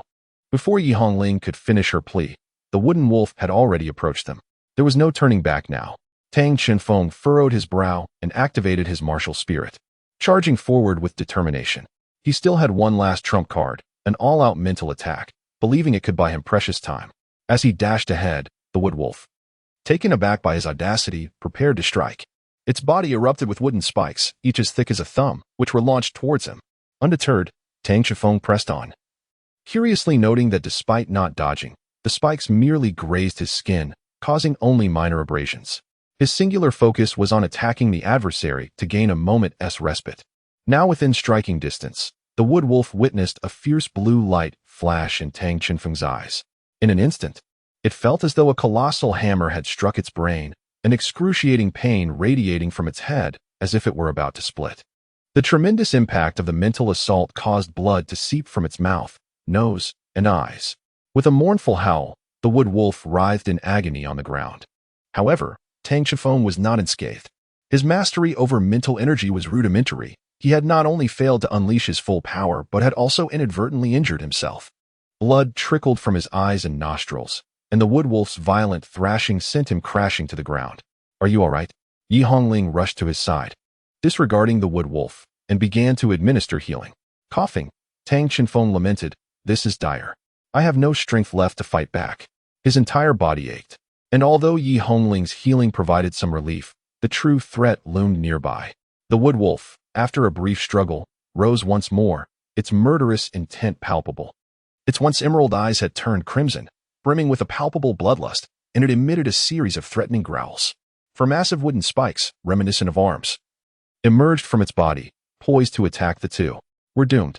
This thought echoed in both their minds, yet they found themselves bereft of alternatives. Just as despair enveloped them, a thunderous roar erupted from the ground, and two colossal wooden dragons burst forth, surging towards the giant wood wolf. Alarmed, the wood wolf instinctively retreated, but it retaliated by launching one of its spikes towards the pair. Chapter 16. The might of the 9 dragons. The wood wolf was ensnared by the enormous wooden dragons. Lifted into the air, Tang Chenfeng was drenched in cold sweat as the deadly spike hovered perilously close to his chest, mere centimeters away. Just then, a man who appeared to be in his 20s positioned himself between Tang Chenfeng and the wood wolf, seizing the spike aimed at him. "Do you know my brother?" Yi Hongling felt a sense of perplexity, for the individual before her was a stranger, yet he was able to utter the name of Tang Chenfeng. Tang Chenfeng's eyes brightened as he exclaimed, "Village chief, splendid. You are unharmed." Yi Hongling gasped in astonishment. The stranger, however, remained remarkably composed, responding, "Oh, I did not expect such a transformation that you could still recognize me." Among the three, only Yi Hongling continued to be bewildered. "Wait, please. I'm having difficulty grasping this. Could someone provide an explanation?" Suddenly, a colossal fissure appeared in the ground beside the wooden wolf, from which a shadow surged forth, shattering the wooden dragon and liberating the wooden wolf. Have they caught up? As the shadow came to a halt, the two accompanying individuals gasped in disbelief. No way. There are actually two 10,000-year-soul beasts. Indeed, amidst the forest where even 1,000-year-soul beasts were rare, two 10,000-year-soul beasts were in pursuit of them. The other soul beast was also a wolf-like creature, adorned with armor resembling stone plates, akin to a moving stone sculpture. Upon closer inspection, one could observe that the stone armor was riddled with cracks, and some plates were even incomplete. It was likely this creature that had previously ambushed village chief Yi. This is the rock wolf, appearing to possess 10,000-year cultivation, skilled in controlling earth elements, with formidable defenses that allow it to swiftly maneuver through rocky terrain to ambush its prey. I was just a victim of its stealthy assault. Furthermore, these two are both wolf-type soul beasts, a male and a female, suggesting a bond between them. His explanatory tone left no room for doubt that he was indeed village chief Yi. With a howl, the two giant wolves exchanged glances and then roared in unison. As their cries echoed, their forms seemed to shed a seal, expanding significantly in size, ultimately appearing twice as formidable as before. I never anticipated that they had sealed away part of their power for disguise. It seems they are indeed genuine 10,000-year soul beasts, Yi Long remarked with astonishment. "What should we do, Grandpa? They are about to attack." With Yi Hongling's alarmed shout, the two colossal wolves launched their assault. The energy beneath the wooden wolf's armor began to concentrate at its head, forming a green energy orb, while the rock wolf leapt high, forcefully crashing down to create a wall of stone blades aimed at the group. These were two advanced skills, the former, named Giant Spirit Roar Orb, and the latter, Stone Spirit Puncture Array, both exceptionally powerful techniques. Any ordinary soul master would likely find themselves facing certain doom against such formidable attacks. At this moment, Yi Jiulong finally appeared somewhat serious. Suddenly, 9 colossal wooden dragons emerged around the three, and one by one, soul rings began to manifest upon him. Simultaneously, a set of heavily plated armor, radiating a metallic green glow, materialized. Tang Qinfeng and Yi Hongling gaped in astonishment at the sight of his soul rings, which displayed a staggering configuration of 4 purple, 4 black, and 1 red. A soul master can be categorized into multiple levels based on their power, with a maximum of 9 soul rings before transcending to the divine level. Nevertheless, achieving 9 rings is a formidable aspiration that few soul masters attain in their lifetime. Such masters are referred to as titled Douluo. Remarkably, Yi Hongling's grandfather, Yi Jiulong, was indeed a titled Douluo, possessing a single red soul ring of 100,000 years, a symbol reserved for only the most formidable of warriors. Upon witnessing this, the two soul beasts immediately unleashed their previously charged skills, launching a barrage of monstrous roars and terrifying thrusts towards the trio. With a disdainful snort, Yi Jiulong clasped his hands together and declared, "Slow field, explosive field, activate." Yi Jiulong astonishingly wielded 2 types of field skills, the slow field, a mental domain skill, and the explosive field, exclusive to 3 character battle armors. Battle armor, custom-made for soul masters, is typically crafted by the masters themselves or by skilled artisans. Each individual battle armor is imbued with strong personal design elements, ensuring that no 2 armors are alike. The effects vary based on materials, craftsmanship, and personal requirements, categorized from the most basic 1-character armor to the theoretically advanced 6-character armor, with each additional character vastly enhancing its capabilities. To utilize a battle armor field like Yi Jiulong, one must possess at least a 3-character armor. As the skills of the 2 soul beasts entered the domain, the giant spirit roar bomb gradually dissipated into the air under the influence of the slow field, while the stone spirit thrust formation was shattered to pieces, leaving the 3 unscathed. Meanwhile, the 2 on the sidelines remained in shock as one of the wooden dragons gently lifted them with its head. Yi Jiulong spoke. "These 9 wooden dragons are essentially my avatars. Let them escort you to safety." "But Grandpa, what will you do?" Yi Hongling inquired, concern etched on her face. "Do not worry. While I may not necessarily defeat them, if I wish to flee, they will certainly not be able to stop me. Your safety is of utmost importance." Just as he finished speaking, the wooden dragon began to lead the 2 away to a distant safe location. Yi Jiulong watched as the pair gradually receded into the distance, then turned his attention to the 2 colossal wolves before him. "Very well, it is time to conclude this. It has been quite some time since I last fought." A faint smile graced Yi Jiulong's face, embodying the unique confidence of a true warrior. As the battle loomed, the 2 wolves let out a roar and split into 2 separate paths. The rock wolf charged at Yi Jiulong, while the wood wolf appeared intent on circumventing him to pursue the 2. "If you wish to chase them, you must first pass through me." Yi Jiulong stepped back, raising his hands as the 8 wooden dragons on the field soared gracefully in tandem with his movements. 3 of the wooden dragons intercepted the attacks of the rock wolf, while 2 others surged forth to confront the wooden wolf. The 2 dragons, resembling low-flying creatures, opened their jaws to bite at the wooden wolf, which was compelled to turn back and retaliate, unable to pursue the other 2 individuals. Seizing the opportunity, the rock wolf leaped over the obstructing wooden dragon to launch an attack on Yi Jiulong. With a resounding crash, another wooden dragon emerged from the ground, its massive tail whipping around like a whip, sending the rock wolf flying. As the stalemate between 1 man and 2 wolves continued, several azure and golden leaves suddenly drifted down from the sky, seemingly targeting the 2 colossal wolves. The moment the wolves made contact with the leaves, they visibly paused, their expressions mirroring that of human disappointment as they ceased their assault. Yi Jiulong observed this phenomenon with a hint of curiosity. Unexpectedly, the 2 giant wolves erupted with vigor. It appeared they had abandoned their pursuit of the other 2 individuals and instead directed their full force towards Yi Jiulong. Peculiar. Yi Jiulong pondered why their behavior had shifted so rapidly. Were they being commanded? What was the underlying reason, and what was their ultimate objective? Beneath the enormous azure golden tree in the heart of the forest, a silver giant eagle stood before the previously mentioned humanoid figure of azure and gold. Alas, it seems that the earth spirit and witch spirit have bungled the task. Silver Feather, you are the more reliable one. Go and bring back the successor. The eagle seemed to respond to the voice as it let out a powerful cry, then spread its wings and soared towards Tang Chenfeng and Yi Hongling. In stark contrast to the battling village chief, the two individuals riding on the wooden dragon remained secure. The wooden dragon glided swiftly across the ground, akin to low-altitude flight, carrying them towards the exit. Brother, do you think grandfather will be all right? Facing two such formidable spirit beasts is perilous, one remarked, anxiety evident in their voice. Despite knowing her grandfather's extraordinary abilities, Yi Hongling remained deeply concerned, fearing for his safety. Tang Chenfeng gently patted her head in a comforting manner, saying, "Rest assured. Since village chief Yi is a titled Douluo, it is highly unlikely that anyone could impede his escape if he truly desires to flee.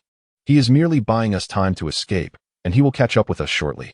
As he spoke, the wooden dragon beneath them emitted a faint dragon's roar, as if to corroborate Tang Chenfeng's words. "Yes, brother, you are right.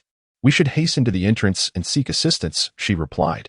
Just as everything seemed to be unfolding favorably, a sudden flash of blue light flickered in Tang Chenfeng's eyes. "Quick, lie down," he urged, pulling Yi Hongling down with him. Just then, a sharp sound sliced through the air, followed by the whistling of silver feathers that flew past their previous position like flying daggers, embedding themselves directly into the body of the wooden dragon, causing it to convulse. When the two dared to look up, a colossal shadow swept overhead, and they discerned it to be a giant eagle, its wingspan at least 8 meters wide. Its feathers gleamed a bright silver in the sunlight, sparkling and producing a sound akin to metal scraping against metal. The recent assault had undoubtedly originated from this creature. Meanwhile, Yunzong, who was engaged in a fierce battle with two giant wolves, exclaimed in shock, "The silver-feathered falcon. How could it appear over there?" In truth, each wooden dragon was a manifestation of his being, possessing independent combat abilities while sharing sensory perceptions. Thus, what they beheld, Yunzong could also see. However, upon spotting the silver-feathered falcon, he felt a surge of panic. Yunzong had summoned a wooden dragon to ensure the safety of the two children, but he had never anticipated that such a rare soul beast would appear on the outskirts of the forest. The wooden dragon was ill-equipped to contend with aerial foes, especially one that appeared to possess at least 10,000 years of cultivation. Relying solely on a wooden dragon would not suffice to deter it, and at present, he was ensnared by the two wolves, unable to break free. The falcon hovered in the air, seeking an opportunity to snatch away its prey, while the wooden dragon shielded the two individuals behind it, preventing any direct assault. The falcon circled above, unleashing razor-like feathers in a relentless assault against the colossal dragon below. However, these strikes proved largely ineffective, as the wooden dragon felt no pain. At that moment, the falcon dove sharply, aiming to exploit a blind spot and attack the two. Although the wooden dragon lacked aerial combat capabilities, its reflexes were swift. As the falcon descended, it seized the creature's wing in its jaws and flung it aside, following up with a powerful tail sweep that sent the falcon soaring. The silver feathers of the falcon appeared to warp, producing a sound akin to metal grinding that sent shivers through the onlookers. After flipping in the air twice, it regained its balance and ascended once more, albeit with an evident fury ignited by its previous defeat. A brilliant silver light emanated from the falcon, causing its form to swell in size. The silver feathers expanded, merging into a cohesive armor-like shell, and its wingspan grew to an impressive 15 meters, transforming the silver-feathered falcon into a colossal silver-armored eagle. The giant eagle ceased its circling and began to orbit the two figures and the dragon, its body intermittently radiating silver light. The wooden dragon remained vigilant, maintaining a defensive stance. Initially, the situation seemed manageable, but as the winds intensified and began to coalesce into a miniature tornado, both individuals recognized the peril they faced. By the time they considered breaking free, it was already too late. In the world of Douluo, various abilities manifest through distinct characteristics, including colors that correspond to elemental forces such as wind, fire, water, and earth, each represented by green, red, blue, and yellow, respectively. Among these, gold and silver are particularly unique. Gold signifies supreme power and special attributes, while silver embodies an affinity for multiple elements and control over them. The silver of the feathered eagle symbolized its feathers' indomitable sharpness and resilience, granting it the ability to command them in attack. It was evident that this silver-armored giant eagle not only wielded control over gold elements, but also possessed a remarkable mastery over other elemental forces, specifically the wind. This realization dawned simultaneously in Tang Qinfeng and Yi Jiolong's minds. However, Yi Jiolong relied on experience, while Tang Qinfeng utilized observation. He noticed that with each orbit of the silver-armored giant eagle, the wind elements were gathering and their concentration increasing, forming a powerful tornado that encircled them, drawing ever closer. It seemed intent on crushing everything at its core. Before long, the tornado enveloped them completely, whipping up leaves and debris, rendering their surroundings indistinguishable. The wooden dragon could only contract its body tightly to protect the two individuals within. Amidst the cacophony of the howling winds, they could faintly hear the sound of slicing air, and the glinting silver light flashing through the tempest warned them that any reckless attempt to break free might result in their utter dismemberment.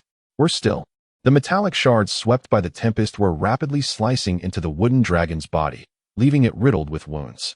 How infuriating! What should I do now? If these two children perish here, I shall never forgive myself.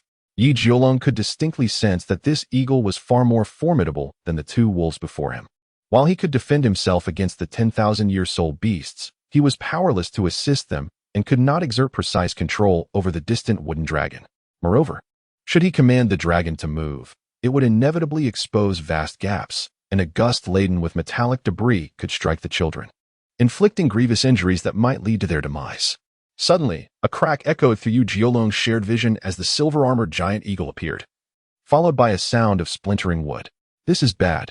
With Yi Jiolong's alarmed exclamation, the shared vision began to sway precariously, and everything within it began to spin.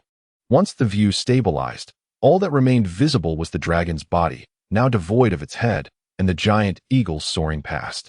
Meanwhile, the two inside remained oblivious to the chaos outside. The roar of the wind nearly drowned out all other sounds, rendering them unable to perceive the calamity unfolding beyond. Yi Hongling, already terrified, clutched tightly to Tang Qinfeng, sobbing, "Brother, I am so scared. Do not cry, do not fear. I am right here," he reassured her. Though his heart raced with anxiety, he strove to mask his emotions, gently stroking Yi Hongling's head in an attempt to comfort her, knowing that if he succumbed to fear, their situation would only worsen. Yet, an unsettling crack echoed once more, and as they turned toward the source, they beheld cracks appearing upon the dragon's form. Ever since the giant eagle had severed the dragon's head, it had recklessly begun assaulting the dragon's body, which could now only be described as a ruin.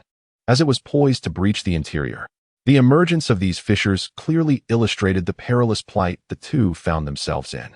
One crack was widening ominously, as if something were about to surge forth from behind. At that moment, Tang Qinfeng released Yi Hongling and assumed a combat stance, preparing to confront the impending threat, determined to at least delay the inevitable. However, just as he readied himself for sacrifice, his gaze caught sight of something, and he abruptly turned, extending his right hand forward in an attempt to grasp Yi Hongling. Yet, a fierce crack and a simultaneous scream erupted. A silver claw shattered the rear defense and seized Yi Hongling. No! Tang Qinfeng's desperate cry could not halt the giant claw's grip. The eagle ascended almost instantaneously after capturing its prey, soaring away without a backward glance, causing the wind to dissipate, and Tang Qinfeng leaped out. Witnessing the horrific scene, the dismembered wooden dragon and the retreating silver-armored giant eagle. At this moment, Tang Qinfeng was engulfed by two overwhelming emotions, despair and fury. His eyes were bloodshot, and his fists were clenched tightly. Activating his martial soul and channeling his soul power, he sprinted towards the direction in which the silver-armored giant eagle had vanished. A singular thought consumed him, even if it meant sacrificing his life. He was determined to bring Yi Hongling back. Chapter 18. The Heir of Life. Tang Qinfeng sprinted towards the direction where the silver-armored giant eagle had departed. He understood that being captured by such a formidable creature would likely spell doom, yet he was determined to pursue even the faintest glimmer of hope. The silver-armored giant eagle was headed back towards their previous location, but veered away from Elder Ye's position, soaring towards the heart of the forest. Qifeng found himself exerting every ounce of energy to keep up, realizing that he had never run this fast before. However, no matter how swift his legs were, they could not rival the power of wings. Though he had discerned a general direction, the creature soon vanished from sight. Meanwhile, on the other side, Yunzong was undergoing a transformation. His aura shifted dramatically, evolving from a gentle demeanor to one imbued with palpable malice. Even the once ferocious wood wolves and rock wolves fell silent under the weight of his presence. He had witnessed everything unfold with Chunfeng through their shared sensory connection, and his heart seemed to skip a beat when Yi Hongling was taken. As Chunfeng rushed to pursue, he yearned to shout a warning. Do not chase, it is perilous. The forest was fraught with danger, and for the two children, it could indeed be fatal. Thus, he was consumed by worry and anger. The seventh soul ring illuminated, a black ring coiling around him, as dragon-like scales began to manifest upon his body. His eyes transformed into fierce orbs, his hair shifted to a vibrant green, and two dragon horns emerged from his head. With his martial spirit awakened, he exuded an overwhelming aura. Do not mistake my silence for weakness, Yunzong declared fiercely. He unleashed his dual domains, expanding their reach to twice the previous area, ensnaring the two colossal wolves within. They attempted to flee but felt as though their bodies were trapped beneath a mountain, unable to move under the tremendous pressure of the explosive domain. Cracks began to form in their once impenetrable exoskeletons, while Yunzong approached, his expression as dark as storm clouds, as if he could weep. The ground trembled beneath him. Tang Shifeng gazed at the rising dust and the tremendous noise in the distance, puzzled by the sudden explosion. At this moment, he was approximately 2 kilometers away from the village chief Yi, and it was evident that the fate of the two wooden wolves and the rock wolf would not be favorable. However, he could not dwell on that. He was heading towards the core area, the direction of the towering tree that reached a height of 1,000 meters. Meanwhile, the silver-armored giant eagle, utilizing its mastery over the wind element and its own advantages, had returned to the heart of the forest and descended upon the massive blue-gold tree. The figure that had been previously seen also reappeared. Well done, Silver Feather. Although there were some issues, you managed to bring the air back. You may now take your rest. Although the expression on the person's face remained largely unchanged, it was evident that his mood was quite pleasant. In response to the nod, the silver-armored giant eagle released its grip, gently placing Yi Hongling on the ground before shrinking back to its original size and soaring away. Unbeknownst to them, Yi Hongling had already fainted from fear and lay quietly on the ground, her adorable face still reflecting a look of distress that evoked pity. The person approached Yi Hongling and lightly touched her head. Fainted from excessive fright? Humanity is indeed fragile. He pondered, uncertain why it had to be a human. Suddenly, in the absence of wind, the branches of the great tree began to stir on their own, and 2 blue-gold leaves floated down, one landing on Yi Hongling's right arm, the other on her forehead, emanating a soft glow and an abundance of life energy. Witnessing this, the man rose to his feet. Perhaps this was fate at play. With a sigh of wonder, he moved aside to wait. At this moment, although Yi Hongling lay unconscious, her consciousness within the sea of her mind remained vividly awake. Her memories halted at the moment she was captured.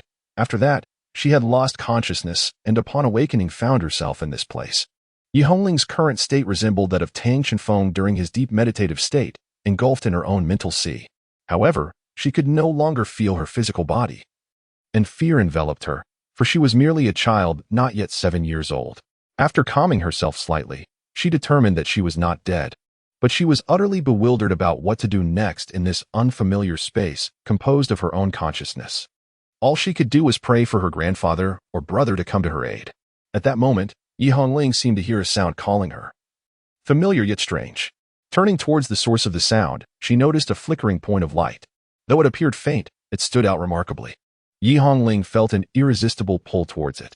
Approaching the light, it floated into her hand. She then discerned that it was a blue-gold leaf shimmering with bluish-green light, emanating a life essence that was both comforting and moving. The voice also resonated from it. Cradling the leaf in her hands, she wondered, "Who are you, truly?" Today, she found it astonishing that someone had indeed responded, their voice deep and aged yet imbued with an extraordinary tenderness. "As for me, I am merely an unremarkable old man. I brought you here in hopes that you would accept my legacy." Yi Hongling, upon hearing this, exclaimed in surprise, "Wait, does that mean you orchestrated the attack by the soul beasts?" "To some extent, yes. I was left with no choice. I lack the ability to move freely, and could only rely on others to bring you here. Rest assured, child, your loved ones are all safe. This much I can guarantee. You must prove it to me, she replied, expressing her skepticism about his words. From within the leaves, a glimmer of light emerged, coalescing into two images. In one, she recognized Tang Shifeng, who was sprinting towards her, and in the other, her grandfather, who was currently encircled by 9 wooden dragons, overpowering 2 wolves with ease, rendering the ancient soul beast utterly defenseless. These images are live, he assured. Now do you believe? Seeing the two unharmed, Yi Hongling let out a sigh of relief. Although she did not know them personally, she sensed their goodwill and felt an inexplicable trust towards them. Very well. I shall trust you for now. What exactly do you mean by legacy? For her own sake, as well as for her brother and grandfather, Yi Hongling acquiesced. However, the response she received was entirely unexpected. The legacy refers to my power and mission. By the way, you must have come here seeking a soul ring. Since you have accepted my legacy, allow me to bestow upon you a gift. As he spoke, the leaf before her melted like water, transforming into a green and golden thread that enveloped Yi Hongling. She felt an indescribable warmth and comfort enveloping her. Meanwhile, her physical body, which had been lying on the ground, sat up and assumed a meditative posture. One of the leaves began to transform into a thread, encircling her form and gradually thickening into a soul ring. The other leaf extended along her arm, its veins spreading forth, revealing a metallic texture that slowly integrated into her arm, enhancing her vitality. As these transformations unfolded, Yi Hongling's life tree martial spirit began to manifest. Initially a mere shadow, it gradually took on a more corporeal form, as if it had always belonged to this place. She remained in this state throughout the night, during which robust vines began to appear on the ground, seemingly attempting to envelop her. It seems this human possesses some intrigue. Bearing a striking resemblance to the tree ancestor, the mysterious figure observed, casting a look of approval at Yi Hongling's transformation. However, he quickly returned to his previous icy demeanor. Come forth, you are hiding there, are you not? Although he did not turn around, it was evident that he had already discerned the presence of someone concealed in the grass behind him. No sooner had the words left his lips than the figure emerged from the underbrush, a tall silhouette, standing at around 6 feet. It was none other than Tang Shifeng.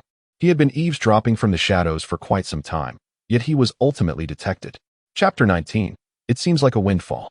Tang Shifeng stepped forward, realizing that there was no longer anything to conceal. Previously, he had boasted about his remarkable fortune, having roamed the forest throughout the night without encountering any soul beasts. It was only just now that he had finally arrived nearby. Initially, he struggled to pinpoint the exact location, but as the legacy of the tree ancestor began to unfold, a rich and familiar life force began to radiate outward, which his spiritual awareness detected, allowing him to ascertain Yi Hongling's precise location and make his way there. Upon arrival, Tang Shifeng enveloped himself completely within his mental energy, remaining undetected. He observed the soul ring gradually forming and Yi Hongling absorbing it. After a brief assessment of the situation, he concluded that Yi Hongling was likely safe. He also sensed that the individual nearby possessed an aura vastly different from that of a human, feeling distinctly non-human. Just then, another surge of energy manifested. The starlight stone, which he had kept in his pocket, began to shimmer and emitted a powerful wave of energy, seemingly urging Tang Shifeng to approach the blue gold tree. Although he had managed to suppress it, unfortunately, he inadvertently exposed himself. Despite this setback, Tang Shifeng remained composed. Based on his earlier observations, he could ascertain that the other party harbored no ill intentions, at the very least. They did not seem inclined to harm him or the 2 others. Hello, he greeted, unsure if he was acting out of courtesy or to convey goodwill. However, the individual barely acknowledged his presence, casting a fleeting glance before dismissing him entirely, lacking any intention to respond. Tang Shifeng felt a wave of dissatisfaction at such an aloof demeanor. Individuals who exhibited such condescension were unequivocally the hardest for him to warm to. Well, I've said hello. Shouldn't he return the courtesy? He pressed. The other party replied flatly, No, I do not like humans and have no interest in human etiquette. If you wish to form a connection with me, I suggest you abandon that idea. Although Tang Shifeng had already surmised the true identity of this being, and recognized that the current circumstances were to be expected, the words still irked him. As he pondered how to articulate his feelings, the starlight stone in his pocket seemed to sense his agitation and began to react, its energy intensifying. To his astonishment, The immense blue-gold tree commenced radiating a tremendous life force directed towards him, akin to water gushing out of a drained pool, flowing effortlessly in his direction, absorbing without any resistance. Tang Chenfeng was still trying to comprehend the unfolding situation when the mysterious figure was taken aback. How could this be? Despite not being a vessel, the affinity for life energy was alarmingly high. It is essential to note that not everyone possesses the ability to absorb life energy flawlessly. As he gazed at the vitality coalescing around him, the mysterious individual was horrified to discover that even the primal energy of the tree ancestor was being siphoned. A phenomenon that even the tree ancestor itself could not control. How could this happen? At that moment, the starshine stone in Tang Chenfeng's pocket inexplicably floated out, accompanied by a voice he recognized. It is merely a sapling. What right does it have to be arrogant before me? The speaker was none other than Bai Xing, though she seemed somewhat irate. Concurrently, the depletion of the opponent's life energy accelerated, causing him to grow increasingly anxious. What astonished him further was the palpable sense of fear emanating from the tree ancestor, a sentiment akin to that felt in the presence of a superior. What manner of being was the tree ancestor? It could be regarded as the very foundation of the planet's ecology. As a plant-based soul beast, its cultivation had reached a terrifying age of 980,000 years, with the next step potentially leading to a cataclysmic fate. Thus, it sought a successor, at least to pass on the heart of life, to avert its own destruction alongside that of its legacy. This scenario underscored the tree ancestor's elevated status. There was no being of greater significance on the surface. Yet, the starshine stone in Tang Chenfeng's possession evidently surpassed the tree ancestor, instilling a sense of dread within it. The mysterious figure grew frantic. After all, if the tree ancestor's essence was excessively consumed, the planetary ecosystem would be jeopardized. He urgently urged a halt. If the tree ancestor's energy continued to be drained, the ecosystem would face dire consequences. Furthermore, the ongoing transmission of the heart of life was at risk, and if interrupted, the girl might perish. As if to validate his words, Yi Hongling's expression soured, revealing a hint of exhaustion, while Tang Chenfeng could overlook the preceding remarks. The moment the opponent mentioned that their actions could threaten Yi Hongling's life, it struck a different chord. Sister Bai Xing, please stop. This could harm Linger. Bai Xing responded with calm assurance. Chenfeng, do you understand what this blue golden tree represents? It is, in essence, the source of life for the planet. Although its energy level may not match that stored within the starshine, absorbing it will significantly benefit you. Tang Chenfeng felt a sense of urgency. Yet I cannot allow Liner to perish because of my actions. She holds immense significance for me. Observing the anxious Tang Chenfeng, Bai Xing's heart softened, and the energy absorption began to wane. Very well, for your sake, I shall let her be. He cast a glance at the mysterious figure, eliciting a slight unease within him. However, I must also seek some benefit. That entity over there, you should be a transformed blue gold tree of 20,000 years, correct? I desire 5 life fruits of the 10,000-year variety. I shall not ask for more. Though these terms appeared rather modest, they ignited a visceral reaction within the other party, almost inducing a sense of nausea. The life fruit essentially refers to the high-grade fruit of the blue gold tree, which takes a decade to bear even a single fruit, and then another 10,000 years to mature on the tree before it can be classified as 10,000-year grade. Even a towering ancestor tree, standing 1,000 meters high, would possess fewer than 1,000 of these fruits. The blue gold tree belongs to a relatively peaceful race with low offensive capabilities, which is why it had shown no inclination towards aggression until now, when the request stirred within the other party a desire for violence, tempered by a fear of Tang Chenfeng's energy absorption prowess. At this moment, the ancestor tree responded, its leaves swayed gently, emitting faint glimmers of light. The mysterious figure turned, seemingly attuned to the whispers of the ancestor tree, his expression shifting between shock, sorrow, and fear, ultimately revealing a complex demeanor after a period of contemplation. After a brief pause, he faced Tang Chenfeng and spoke with a tone of reverence. I may have been somewhat presumptuous earlier. My name is Lan Jing. Please wait here while I retrieve the life fruits. With that, Lan Jing hurriedly departed. Tang Chenfeng, of course, remained unaware of the conversation between the tree ancestor and Lan Jing. His primary concern now lay with Yi Hongling's condition. Approaching her side, he observed her carefully for a while. It was apparent that she had not sustained any injuries. Her expression, once marked by pain, now reflected a state of tranquility as the inheritance progressed normally. However, her martial soul, the tree of life, remained in an activated state, and the emerald golden soul ring was still in the process of absorption. Through the lens of Tang Qinfeng's spiritual perception, Yi Hongling appeared as a congregation of life, imbued with a vibrant essence that seemed to harmonize her with nature itself. Before long, Lan Jin returned, bearing 5 life fruits, each roughly the size of a palm. These fruits were semi-transparent, a verdant green, and emitted a faint glow. From these fruits, Tang Qinfeng sensed an extraordinary vitality.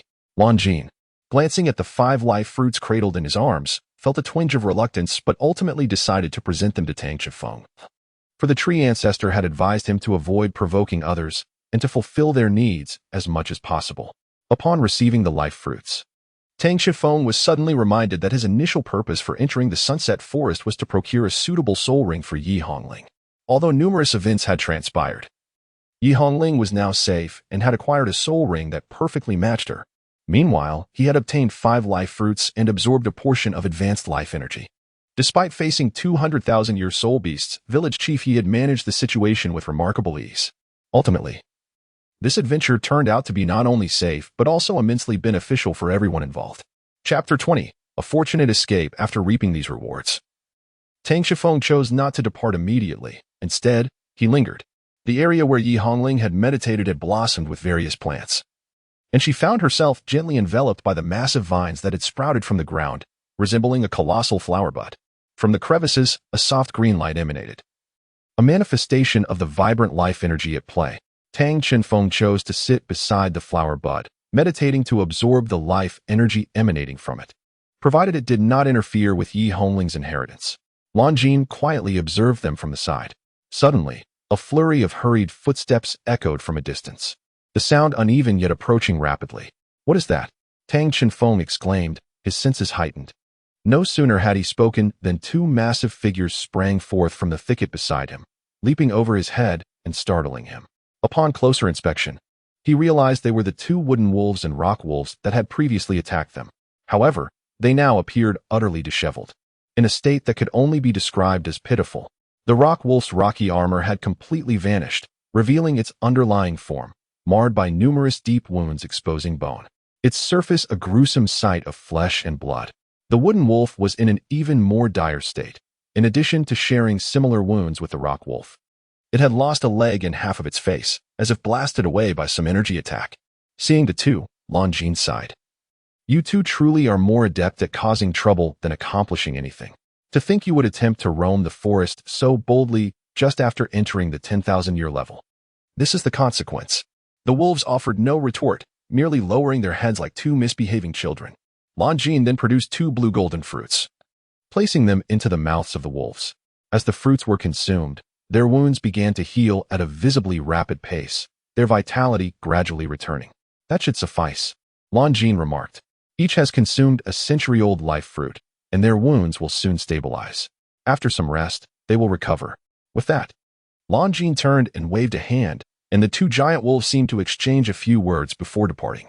"Those 2 were indeed summoned by you," Tang Qinfeng said, his voice tinged with indignation. Lan Jin wore a helpless expression, replying, "I had hoped to avoid such a forceful method of summoning you. But your grandfather is simply too formidable. The wood spirit and earth spirit, having just entered the 10,000-year soul beast rank, became exceedingly arrogant and attempted to forcibly bring you here. The result was that while you 2 successfully escaped, they found themselves ensnared. I had to enlist in you to bring you back, but unfortunately, its methods became somewhat rough after being provoked." Lan Jin's statement was a blend of truth and embellishment. He indeed wished to ensure their safe return, yet did not consider the gentleness of the approach. He said this primarily to calm Tang Qinfeng, lest the tree ancestor be unable to protect him. Given Tang Qinfeng's youth and simplicity, he readily believed it. "Very well. You must keep a close watch on them in the future." Someone else is approaching, and from the aura, it seems to be another person from your side." Grandfather is coming," Tang Qinfeng exclaimed with delight. "Indeed. By the way, since we are soul beasts, it would be prudent not to reveal ourselves before your grandfather. I shall take my leave." "Wait, how am I to explain this?" Tang Qinfeng suddenly pondered, glancing at Yi Hongling, who had transformed into a flower bud. "Well, I cannot assist you with that. He is nearly here. You shall have to think of something." Upon speaking, Lan Jin's figure vanished completely into the natural surroundings. Tang Shifeng found himself at a loss for words, pondering why it had come to this once more, each time. It seemed he alone was tasked with fabricating tales to navigate through. Tang Shifeng was still lost in thought when a hurried sound of footsteps approached from behind. And then Yi Jiolong appeared alongside the noise. "Shifeng, thank heavens you are unharmed." At that moment, Yi Jiolong appeared exceedingly disheveled. His body stained with blood, some belonging to the enemy and some his own. His clothing was torn with several large gashes. The edges frayed to the point where they seemed on the verge of disintegration with the slightest touch. Moreover, blood trickled from the corner of his mouth. Yet despite his dire condition, he still exhaled a sigh of relief. Tang Shifeng observed that Yi Jiolong appeared even more anxious than he was. "Village chief, your injuries are quite severe. You should seek treatment promptly." "It's nothing serious," Yi Jiolong reassured, patting Tang Shifeng on the shoulder. "As long as you are unharmed. That is what matters. What about Yi Hongling? She should be fine, right?" Linger's sudden arrival caught Tang Shifeng off guard, leaving him unsure of how to respond. As he remained silent, Yi Jiolong's complexion grew increasingly pale. Could it be that something had happened to her? Tang Shifeng hastily remarked, "No, Linger is fine. It's just that her martial soul seems to have transformed slightly from its original state. Look, right there," he gestured towards a nearby flower bud. After much contemplation, Tang Shifeng decided to reveal part of the truth, albeit with slight modifications, for some matters were too delicate to articulate. Yi Jiolong approached the flower bud and placed his hand upon it, channeling his soul power and mental energy to sense the internal conditions. After a while, Yi Jiolong withdrew his hand, exhaling a sigh of relief. "It's all right. This appears to be a form of martial soul evolution, which could be beneficial for Linger." Suddenly, Yi Jiolong collapsed to the ground, his complexion as pale as parchment. He pressed one hand against his abdomen, appearing to be in excruciating pain, before spitting out a mouthful of black blood and losing consciousness. "Grandpa Yi, what's wrong?" Tang Shifeng was startled by Yi Jiolong's sudden collapse and rushed over to assess the situation. Although Yi Jiolong was unconscious, his face was contorted in agony, blood continuously trickling from his mouth, and he emitted groans of distress, as if he were on the brink of death. Frantic yet powerless to assist, Tang Shifeng recalled the life fruits from earlier, which contained abundant life energy undoubtedly capable of healing wounds. Without hesitation, Tang Shifeng retrieved a life fruit and positioned it at Yi Jiolong's lips, applying pressure to extract its essence. Given that Yi Jiolong was unconscious, he could not chew the food. The emerald green juice, infused with immense life energy, flowed into Yi Jiolong's mouth, and the effects were immediate. His complexion visibly improved, and his pained groans ceased. The life energy gradually coursed through his body along the meridians. Tang Shifeng exhaled in relief, but just as he felt a moment of ease, he noticed that the life energy entering Yi Jiolong's body halted upon reaching his abdomen, as if obstructed by an unseen force. While Tang Shifeng was still observing, a voice suddenly broke through the tension. "No wonder he struggles so much in battle as a limit Douluo. His power is clearly insufficient and his breath unstable. It seems he harbors such severe old injuries." The voice belonged to Lan Jane, who had just reappeared. Tang Shifeng was startled, exclaiming, "Could you not appear so suddenly? It's quite terrifying. And what do you mean by the old injuries you mentioned?" Lan Jane replied, "Typically, when a human cultivates to the level of a title Douluo and continues their training, upon reaching the pinnacle of their abilities, they become an ultimate Douluo and existence at the zenith of the human realm. Your grandfather was such a being. However, this represents the limit of humanity, not the limit of the world. An ultimate Douluo, upon further cultivation, may invoke a tribulation. The methods of transcending are myriad and varied. Yet they share a singular purpose, to shed the mortal coil and enter the domain of the divine. The most common form of tribulation is the lightning tribulation. Successfully navigating this trial allows one to surpass human limitations and ascend to godhood. However, should one fail, they become as insubstantial as dust in the air. Your grandfather belongs to the latter category. Yet, inexplicably, he did not perish. He merely sustained grievous injuries. The fact that he survived is nothing short of a miracle." Upon hearing his explanation, Tang Shifeng hastily inquired, "Is there any way to save Grandpa Yu?" Lan Jin expressed her inability to assist, admitting that she had never encountered someone who survived a failed tribulation. Observing Lan Jin's reaction, Tang Shifeng realized she was equally powerless, yet he felt utterly helpless himself. Just as despair began to envelop him, a radiant light emerged, accompanied by a familiar voice, by Xing's voice. "I have a method to save him." Seizing upon Bai Xing's words as though they were a lifeline, Tang Chenfeng eagerly asked, "What is the method?" Bai Xing explained, "Your grandfather's old injuries were inflicted during the tribulation when he was struck by lightning, causing his internal meridians to be scorched and blocked. What is needed now is for someone to channel their soul energy into his body, directly into the meridians, to dislodge the blockages and subsequently clear his pathways.